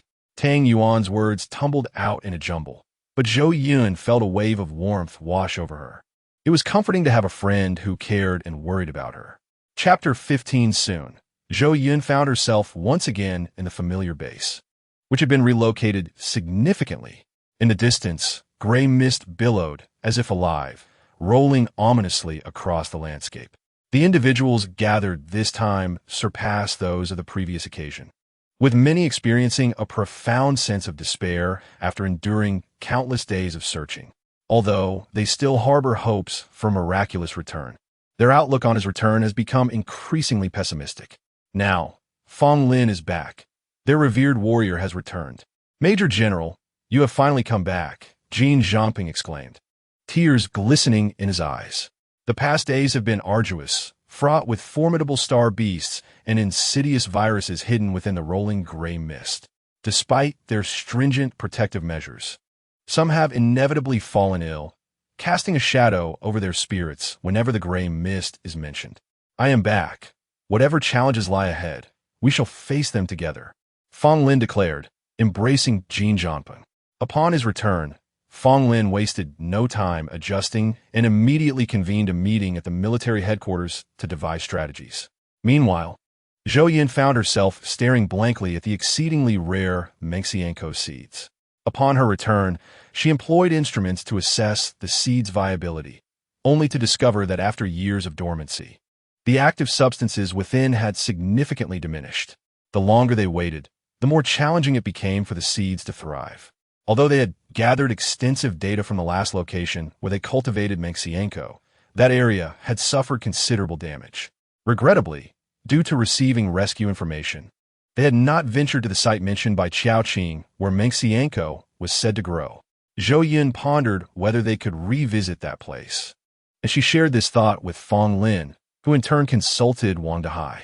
Wang Dahai eagerly returned to check the coordinates, only to find that after the spacecraft departed, the coordinates had vanished, seemingly displaced by the spatial wormhole.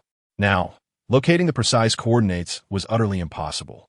Zhou Yun, therefore, had no choice but to cultivate the seeds herself. She simulated various environments to ascertain which conditions would enhance the seed's viability, yet none yielded satisfactory results. After unearthing the seeds, she sighed at the sight of the smooth, round specimens. As the war intensified, Fong Lin's time at home grew increasingly limited, leaving Zhou Yun feeling helpless in the face of her stagnant experiments. She enlisted Liu Xinping's assistance in her research, but even that did not provide any new insights. One day, as she observed the stone-like Mengxiango seeds, a voice startled her. Tang Yuan leaned against the doorway and said, "How long will you continue to stare at those worthless stones? I'm hungry and wish to eat something delicious." Zhou Yun felt somewhat exasperated, yet she understood that comprehending these seeds was not a quick endeavor. She placed the seeds on the table and proceeded to prepare a meal for Tang Yuan. Inadvertently, she tripped over the table's edge, causing one seed to roll into the corner. Preoccupied with her tasks, she did not notice its absence until she returned, only to find one less seed on the table. She searched everywhere, but could not locate it, resigning herself to the loss. Thus, after months of research, she had made no progress.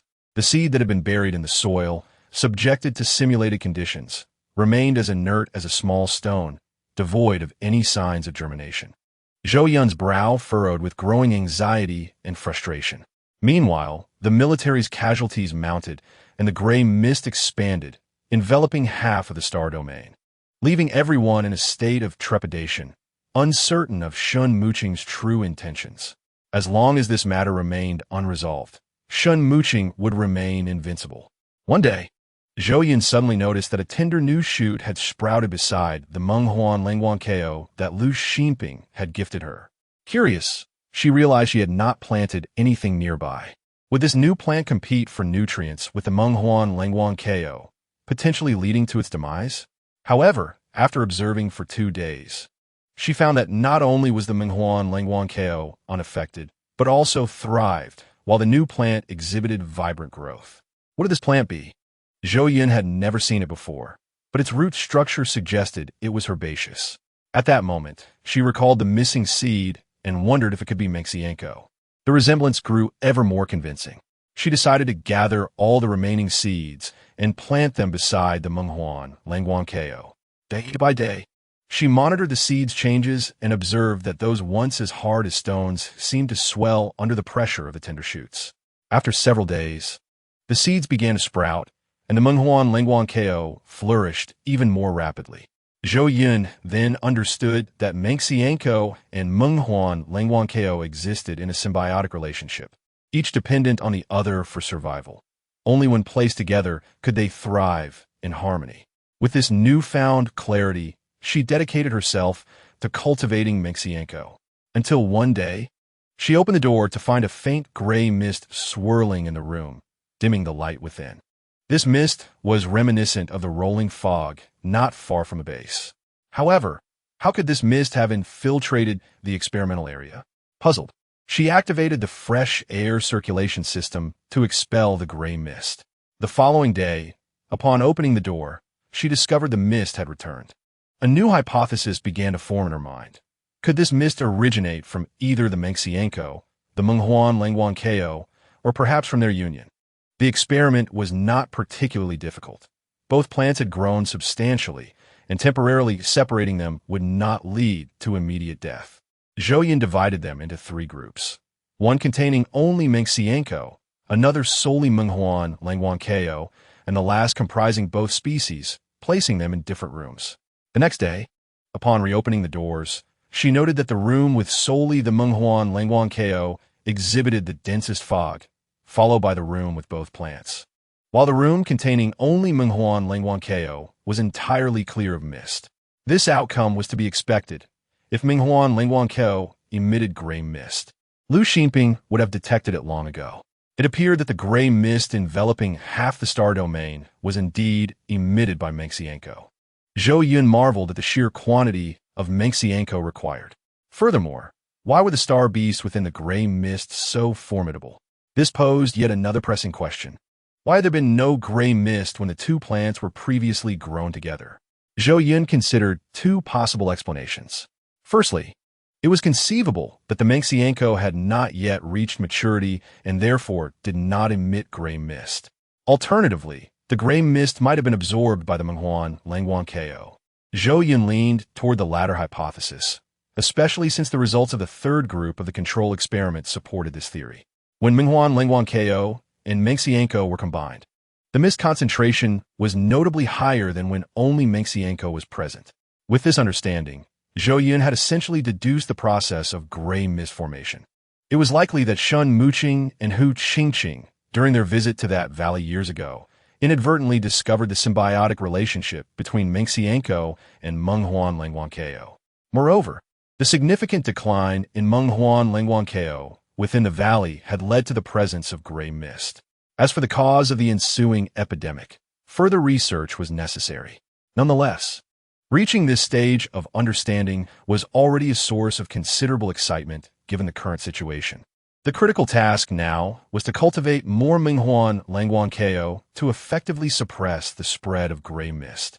When Zhou Yun shared her findings with Fong Lin, he was overjoyed yet looked at her with concern. "Are you all right?" he asked. Zhou Yun, puzzled, replied, "What could possibly be wrong with me?" She could not shake the feeling that Hu Qingqing's unfortunate contraction of the disease, which ultimately led to her demise, might somehow relate to her research on Menghuan Lingguan Ko and Mengxianko. Surely, it couldn't have been the result of Shan Muqing's research, could it? To understand him is to acknowledge that he is an interstellar being. In his original perception, such matters were entirely foreign to him. He has not undergone systematic education. How could he possibly comprehend these concepts? Fong Lin expressed his doubts. Therefore, I suspect there is something amiss. Otherwise, how could Hu Qingqing have fallen ill? Fong Lin's words instilled a sense of fear in Zhou Yun. Yet, she mustered her courage, lifted her head, and gazed resolutely at Fong Lin, regardless of the circumstances. "I cannot passively watch as you suffer casualties. I can shoulder the consequences of this situation. My constitution is not as frail as Hu Qingqing's. Do not worry about me. Proceed with the strategy as planned. As long as we can dispel the gray mist, we are certain to uncover vast fields of Meng Xiang Chao, thus providing ample medicinal resources for all afflicted by this ailment." Fong Lin embraced Zhou Yun tightly, almost as if to merge her with his very being. "I know I should not say this, yet I feel compelled to express it. Zhou Yun, you must take care of yourself. If you cannot value your own life, I will surely come to accompany you when the time comes." His words, though softly spoken, were laden with emotion. Zhou Yun understood that, given his current status, he should not utter such sentiments. One should possess a broader perspective, sacrificing the interests of a few for the greater good. However, Fong Lin was different. In his heart, Zhou Yun took precedence over all others. She was his highest priority. This alone was enough to move Zhou Yun deeply. With Fong Lin's reminder, Zhou Yun sealed the laboratory with an energy shield, exercising utmost caution with each entry and exit, donning a complete protective suit. She minimized her presence in the lab, delegating less intricate tasks to intelligent robots. The number of Meng Huanlan Guang Chao sprouting in the laboratory increased significantly. Fong Lin prepared to transport a batch to the gray mist-enshrouded areas to test its efficacy. He instructed the intelligent robots to carry the sprouted Meng Huanlan Guang Chao to the edges of the gray mist. Whether it was merely an illusion, he felt that a small portion of the gray mist had indeed diminished. A few minutes later, he realized his instinct was not mistaken. In the densest areas of the gray mist, the Meng Huanlan Guang Chao appeared to absorb nourishment at an astonishing rate, growing visibly before his eyes. In less than a day, they had reached a height of over 3 feet. He transported those plants back, and Zhou Yun extracted the viable seedlings for transplantation. Fong Lin then utilized them to absorb the gray mist. This is an excellent method. I have tested it several times, and it seems highly effective. Fong Lin was exhilarated by this promising news. Regardless of the outcome, it appeared that a solution was finally in sight. "As long as it is effective, I will no longer feel helpless in assisting you," Zhou Yun remarked. Fong Lin gazed at her, his black pupils gleaming, his rose-colored lips curving upward. "Your presence beside me brings me immense joy, and moreover, you have helped us resolve such a significant issue. If you claim to be of no use, I would feel utterly ashamed. Then why not come and hold on to my leg?" Zhou Yun jested with him. The phrase "big shot," "you are impressive," escaped Fong Lin's lips. Upon hearing this, Zhou Yun was momentarily taken aback, then burst into laughter. You have left me speechless." She had not anticipated Fong Lin would utter such words. Subsequently, Fong Lin reported this development to the military headquarters. Everyone present was moved. They inquired in unison, "Is this true? Can that plant truly eliminate the gray mist?" "Indeed," Fong Lin nodded. "I have conducted several experiments and can assure you that this method is effective." The commanding officer, seated at the head of the table, regarded Fong Lin intently. "In that case, you shall be responsible for this matter. Organize a team of intelligent robots to utilize the Meng Huanlan Guang Chao to eradicate the gray mist." Fong Lin stood, his unusually long legs coming together in a military salute. "Yes, I will ensure this task is executed meticulously. He cautioned earnestly. This matter is of great significance. You must carry it out diligently. I understand. Also, this discovery was made by Zhou Yun. Do not forget to credit her appropriately. As Fong Lin turned to leave, he seemed to recall something and looked back to say this. Due to the substantial number of Meng Huan Lan Guang Chao cultivated earlier and the readiness of an adequate team of intelligent robots, the eradication of the gray mist proceeded with fervor. Qian Fuxing observed the scene before him in astonishment, muttering, "So Zhou Yun is so capable?" Previously, his understanding of Zhou Yun was merely that she was Major General Fong's girlfriend. He had felt a twinge of resentment. How could such an ordinary woman be worthy of someone as formidable as Major General Fong? Thus, in that context, he had intentionally withheld the truth about Major General Fong's parents from Zhou Yun. However, events had not unfolded as he had anticipated. Major General Fong's mother, Academician Liu, evidently harbored a fondness for Zhou Yun, even before knowing her name, and Major General Fong's feelings were even more pronounced. Later, when Fong Lin was hospitalized, he found himself regretting his actions, realizing that had he known how much Major General Fong cherished her, he should not have acted as he did. Chapter 17, but then he paused, reflecting that as a subordinate of Major General Fong, he had no authority to make decisions for him. Was it based on the fact that the girl he liked did not reciprocate, preferring Major General Fong instead? Or was it because he believed the girl he favored was superior and more suited to the Major General than Zhou Yun? Qian Fuxing sighed in resignation and shook his head. Yet, while they remained utterly perplexed by the gray mist and the affliction it caused, Zhou Yun stepped forward, having devised a method to combat it. Upon returning to the base, he hesitated for a considerable time before stealthily approaching the Central District residence. He knocked on the door, which was opened by Tang Yuan. Upon seeing him, Tang Yuan rolled his eyes and attempted to shut the door, but Qian Fuxing quickly intervened. His hand was caught in the door, and he let out a muffled groan, seizing the moment of Tang Yuan's surprise to push his way inside. Tang Yuan, in a foul mood, demanded, "What do you want?" "I am here to apologize." "Where is Miss Zhou?" Qian Fuxing's expression of contrition was quite sincere. Tang Yuan retorted, somewhat taken aback, "How peculiar today. Should I draft a memo titled Qian Fuxing Apology Day? Zhou Yun is not here. She has gone out." "Where did she go?" Qian Fuxing inquired. "So she's expected to be at your beck and call? You think she should forgive you simply because you apologize?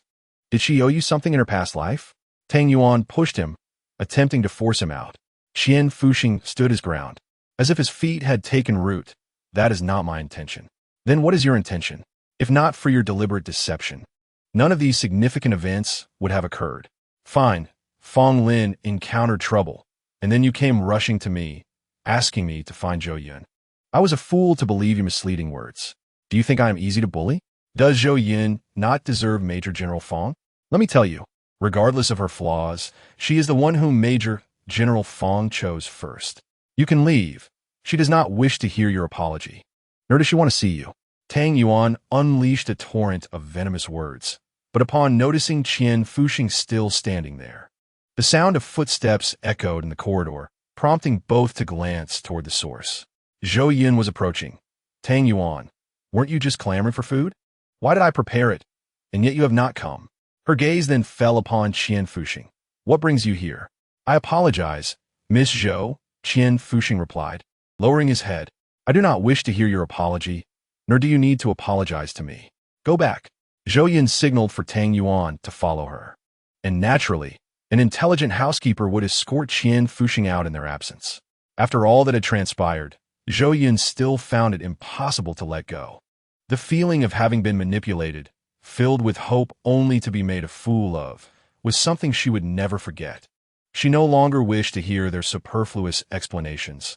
These events had unfolded with their tacit approval, and the rift had already formed, making it impossible to act as if she had not seen it. Zhou Yun arrived gently and departed just as softly. Qian Fuxing watched her disappear down the corridor, leaving him disheartened as he was urged by the intelligent assistant to vacate the premises. Upon returning to the command room, he encountered the flustered Jin Zhanpeng, who called out, "Qian Fuxing, what is the matter? Everyone is busy. What are you doing?" "Nothing, just came by.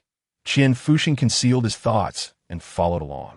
Shen Muqing had not anticipated that the military would discover a method to dispel the gray mist. Once the mist was lifted, the strength of the star beasts within would diminish, gradually regaining their senses and departing.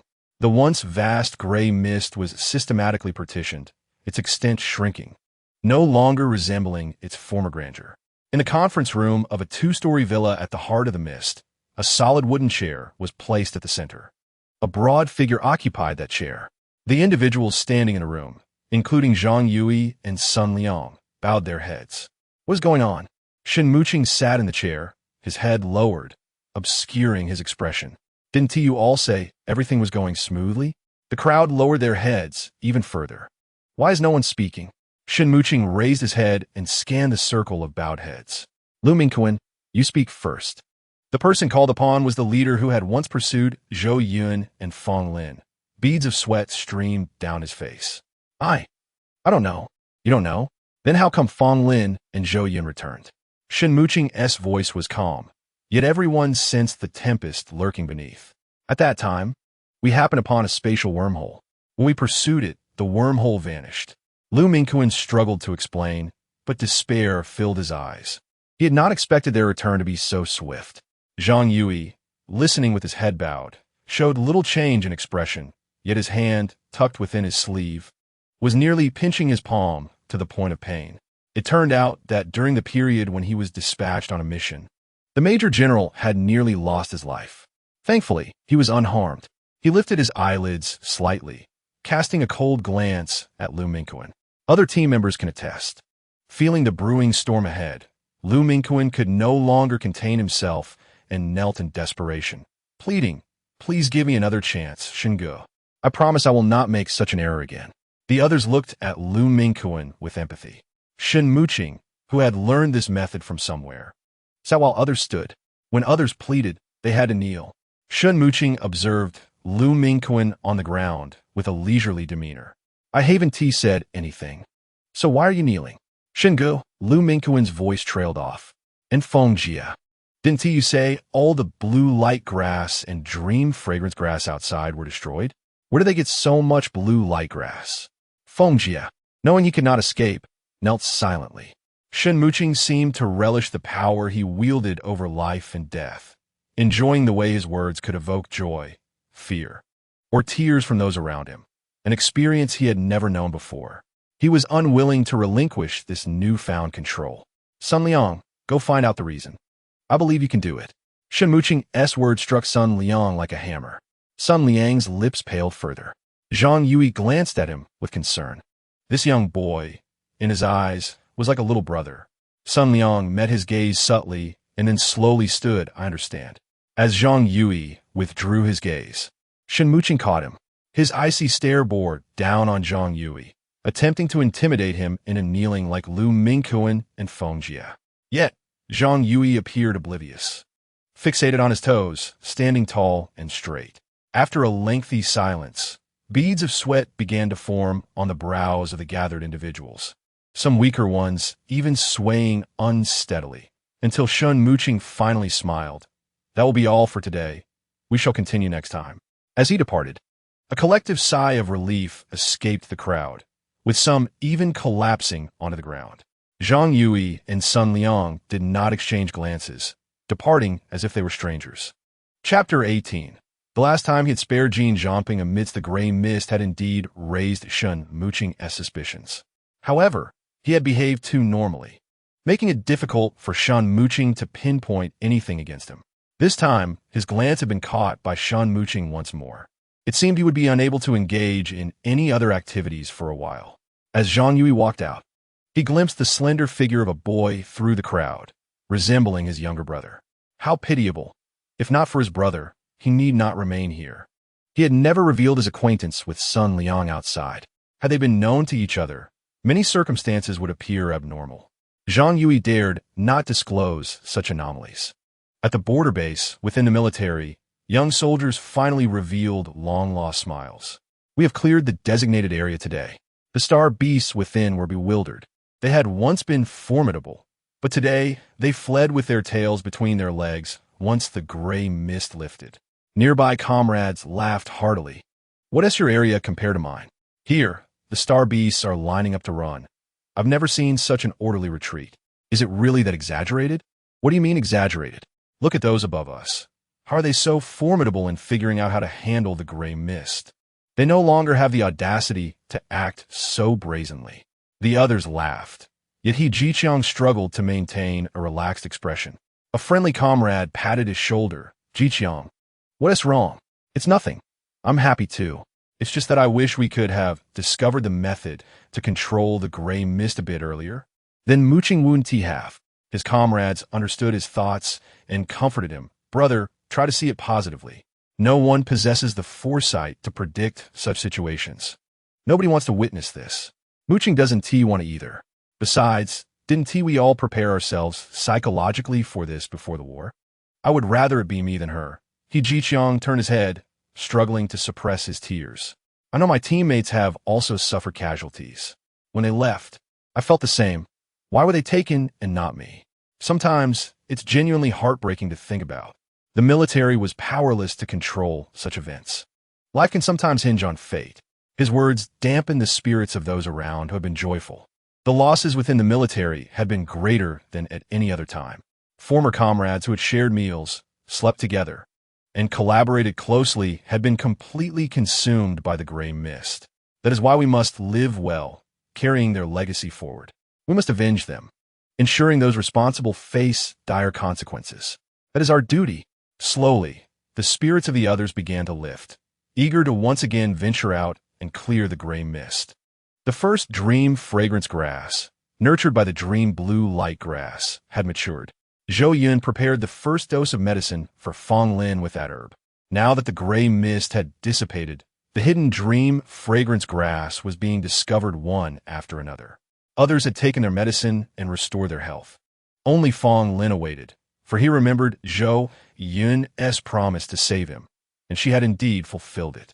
He wished to wait for the meticulously cultivated medicine from Zhou Yun, unwilling to use the dream fragrance grass gathered by others. For this, he endured another cycle of illness. During his episodes, Zhou Yun was exceedingly anxious, trying to feed him medicine but struggling to get it into him. Frustrated, she contemplated striking him, yet her heart softened upon witnessing his pitiful state. Zhou Yun was also counting the maturation period of the Mengxiang Chao on her fingers. Heaven does not forsake those who are earnest. Finally, before Fong Lin's next bout of illness, the first Mengxiang Chao planted by Zhou Yun had matured. Before she could even study the properties of the Mengxiang Chao, she hurriedly prepared the medicine. Regardless of the circumstances, Fong Lin's health was the most critical issue that could not be delayed any longer. A few days after taking the medicine, when the next onset of illness arrived, Fong Lin indeed did not experience that familiar, excruciating pain that had once overwhelmed him. He realized that those days had receded far from him. His health had returned. He stood still, watching Zhou Yun beside him as she asked, "How are you feeling?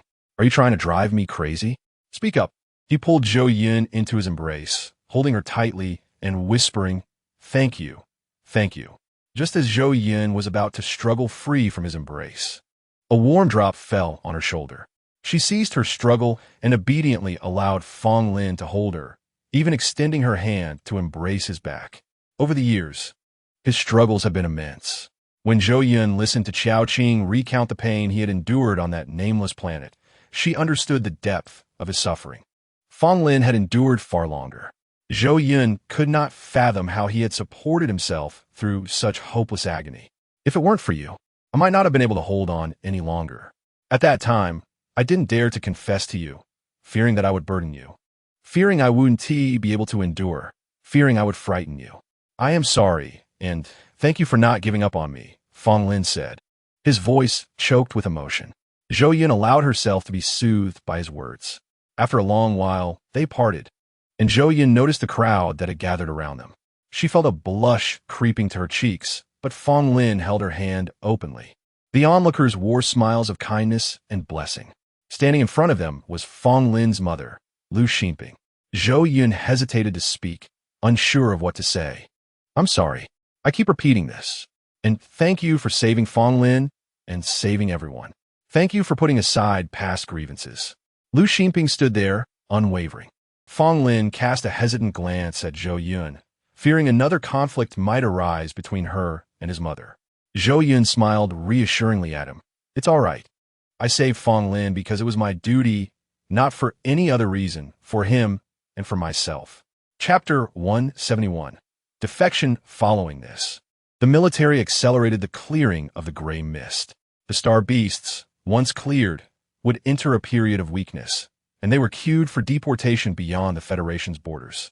Shen Muqing devised many strategies, including the operation plan for tonight.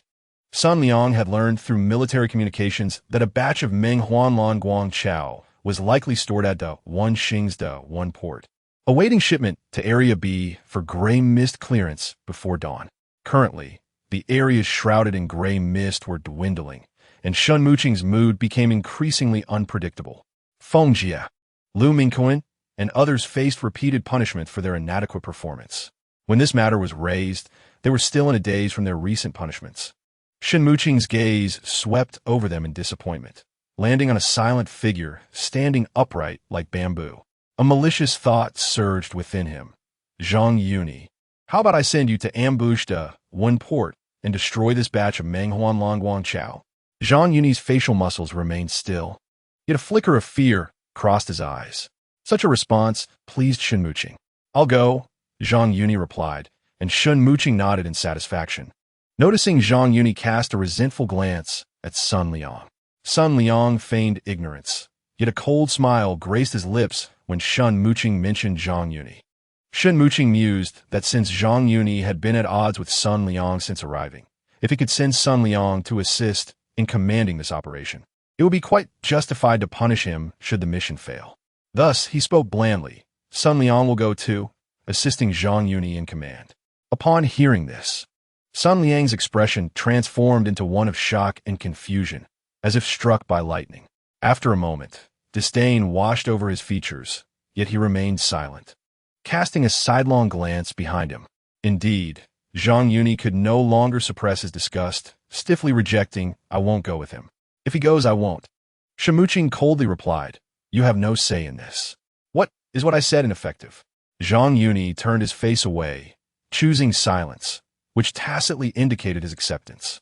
Shen Muqing was quite pleased to achieve such an effect. He confidently dispatched them. On the spaceship, Sun Liang stood there, momentarily relaxed yet somewhat anxious. He glanced at the still composed Zhang Yuni and asked, does the military really trust us? They won't arrest us, right? After all, they won't. I've reported this, and a major general has approved it. You can rest assured. Moreover, your brother is safe now. Shen Muqing can no longer threaten you. Zhang Yuni reassured him. Thank you. At that moment, Sun Liang truly felt the sensation of regaining his freedom. For so many years, he understood that his brother's concern had led to his being sent to such a dreadful place, yet he had endured immense torment. Finally, he could leave today. Where do you want to go when we return? Zhang Yuni inquired. Sun Liang steadied his emotions, responding, I want to go home. I haven't been back for many years. And you? Sun Liang sniffled and asked. I will return to the military. I have been there for many years and have grown accustomed to it. My friends, my memories, everything is there. Zhang Yuni gazed into the distance, his eyes shimmering with hope. As the spaceship docked, it was indeed quiet, and only after they disembarked did they see Fong Lin waiting with Jin Zhanpeng and others. Zhang Yuni's eyes instantly brimmed with tears, as if he had returned to the time when he first enlisted, when his brothers would wait for him like this upon his return from a mission. You're back. Fong Lin smiled. I'm back, was Zhang Yuni's reply. You're finally back. We'll settle accounts in a few days, Jin Zhanpeng remarked. This is Sun Liang. He has secured the exact coordinates of Shen Muqing's location this time. Zhang Yuni introduced the somewhat awkward Sun Liang beside him. Hello. Fong Lin smiled warmly at him. You know me? Sun Liang asked.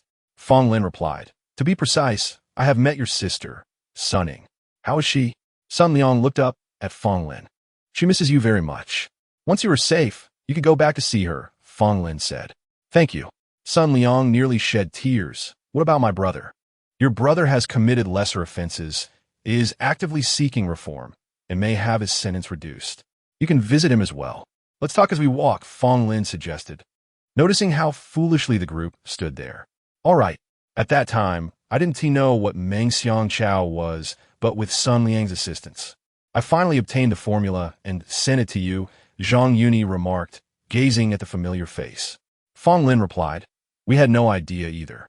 We searched for a long time without success and nearly lost our lives.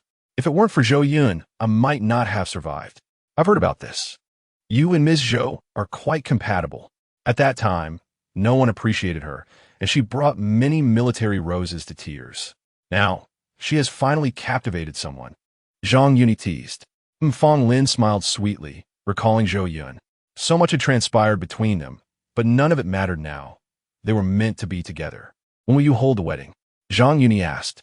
Fong Lin replied, after this time. I want to prepare seriously. Then, Zhang Yuni turned to Jin Zhangpeng and said, I heard you Haven Tea treated Miss Zhou well. Jin Zhangpeng laughed sheepishly. It's all about Qian Fuxing. You shouldn't be too presumptuous either, Fong Lin remarked. What you did, from your perspective, was for my sake. But I don't need it, and neither does Zhou Yun. Everything I have now will be shared with Zhou Yun. If you respect me, then respect her. Fong Lin's words were unusually harsh for the first time.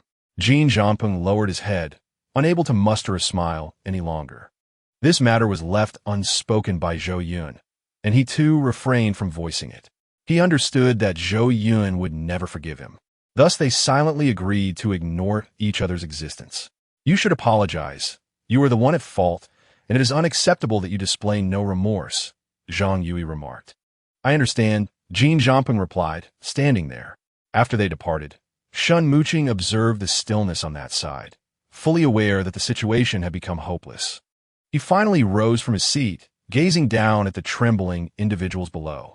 Those people cursed Zhang Yui in their hearts for being cunning, fleeing while leaving them to endure Shun Muqing's wrath, and now they were compelled to join that madman in destruction. Damn it, how did he even contact Sun Liang? Taking that boy with him? When Shun Muqing initially sent them both, he feigned reluctance. They knew that boy, who appeared simple-minded, was in fact incredibly cunning and despicable. Chapter 172 concluded with the betrayal of Zhang Yui and Sun Liang, which directly affected the morale of Shun Muqing's group. The gray mist dissipated rapidly, while the military surrounded its perimeter. They were left with no escape route. Many yearned to connect with Zhang Yui, attempting to reach out to survive.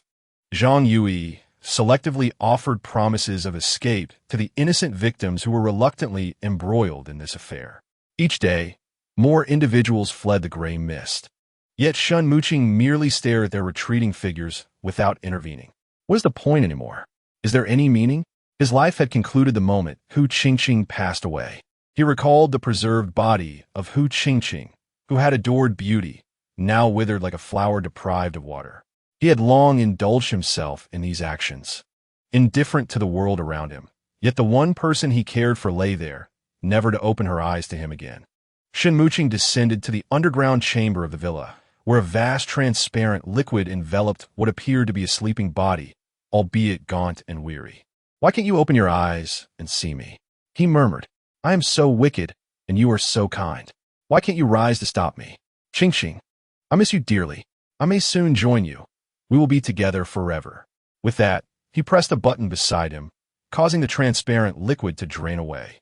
The suspended body gently descended into his embrace, reminiscent of her living form. I hold you like this. When you were here, my past experiences seemed trivial. All that mattered was our togetherness. You have departed, not wishing for my company, and I am left to live in this manner. Those who have wronged me and those who have wronged you will meet their demise. Ultimately, I have failed to fulfill your wish to live well. I can no longer find your homeland. I cannot even return you home. Tears fell drop by drop as he sensed Hu Qingqing's heartache in her gaze, softly saying, Muqing, in my absence, why haven't you taken care of yourself? Suddenly, her expression twisted into one of disdain. Had I known you were such a person, I would never have liked you. You are truly beyond redemption, Shun Muqing. Shun Muqing shook his head while tightly holding Hu Qingqing. As the last remnants of gray mist vanished, the military personnel, including Fong Lin, approached the forest. At the center of the forest stood a two-story villa, silent as if devoid of life. They dared not let their guard down. Inside, Shun Muqing had nearly brought the entire Federation to ruin single-handedly. They could not believe he had no contingency plan. Nonetheless, the situation unfolded remarkably smoothly.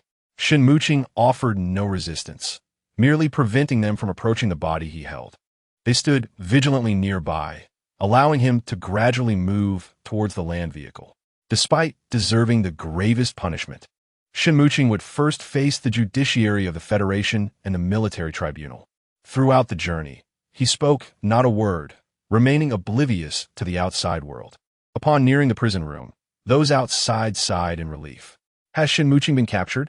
Zhou Yun inquired of Feng Lin. Yes, I want to see. Qiao Qing asked me to relay a message, Zhou Yun stated. That person is too dangerous. I will accompany you, Feng Lin replied, gazing at Zhou Yun. All right. Zhou Yun conceded, not wanting to seem strong. Together they entered, discovering Shin Muqing cradling a female corpse. This is Hu Qingqing, isn't it? Zhou Yun spoke.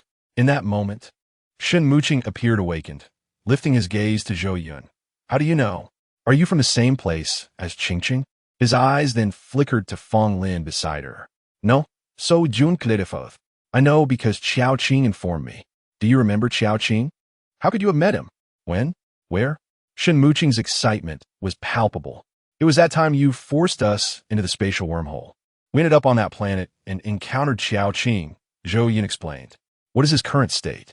Shin Muqing queried. Zhou Yun observed him. He was still young, and the lifespan of interstellar beings was generally long.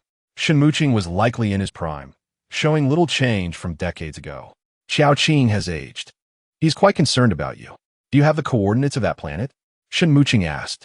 I know I am destined to die, but I still wish to request something from you. That planet lies at the edge of the wormhole. We cannot record its coordinates. When we departed, we lost its location. Zhou Yun shook her head, speaking solemnly. In truth, she desperately wanted to thank Qiao Qing. Without him, Feng Lin could not have been cured, and Shin Muqing would not have been able to confront the issue, leading to the Federation's downfall. Yet now, she could not do so. The expectation in Shin Muqing's eyes flickered like a dim star, gradually extinguishing. Do you wish to send her back? Zhou Yun inquired. Shin Muqing nodded. Qiao Qing also hopes for your return, but it is impossible now. Before meeting him, Zhou Yun had harbored intense resentment towards this man, as his existence had made her life arduous for so long. After meeting him, she found peace. Shin Muqing was merely a person. Just such a person would meet the fate he deserved, unworthy of her further concern. After relaying Qiao Qing's message, Shin Muqing suddenly fell silent, and after a long while, he bitterly smiled. I had always believed that since Qingqing's death, no one remembered me. When no one remembers me, the original Shin Muqing has perished. It turned out that on that distant planet, someone still cared for him. Thus ended Shin Muqing's tale. His survival stemmed from his possession of deeper secrets between Menghuan Longhua and Mengxianko. After Zhou Yun and Feng Lin emerged from the dim prison, they beheld the bright sunlight and solemn flags outside. Is this it? Has it concluded? Zhou Yun asked. It is over. They departed side by side. Approximately 3 months later, Feng Lin orchestrated a sensational proposal that captivated the entire Federation. Furthermore, he had become the youngest major general in the Federation, with an unlimited future ahead. The wedding of him and Zhou Yun became a topic of great intrigue. On planet Li Zian gazed at the blissful photographs of the couple circulating online, revealing a bittersweet smile. He knew Zhou Yun was now happy, though it was not a happiness he had bestowed upon her. Yet, as long as she was content, that was enough. Subsequently, Zhou Yun engaged in the promotion of plant cultivation within the Federation, officially renaming Zhichong to plants. The interstellar inhabitants, while toiling in the fields, experienced a bittersweet existence. They were utterly bewildered by the plethora of delectable dishes that seemed to constantly occupy Zhou Yun's mind, each time leaving them drooling in front of the camera. Not only did they salivate, but they also found themselves consuming dog food. In this era, it seemed there was no respite for food enthusiasts. Yet what could they do? With only this single streamer, they could only continue to indulge her whims.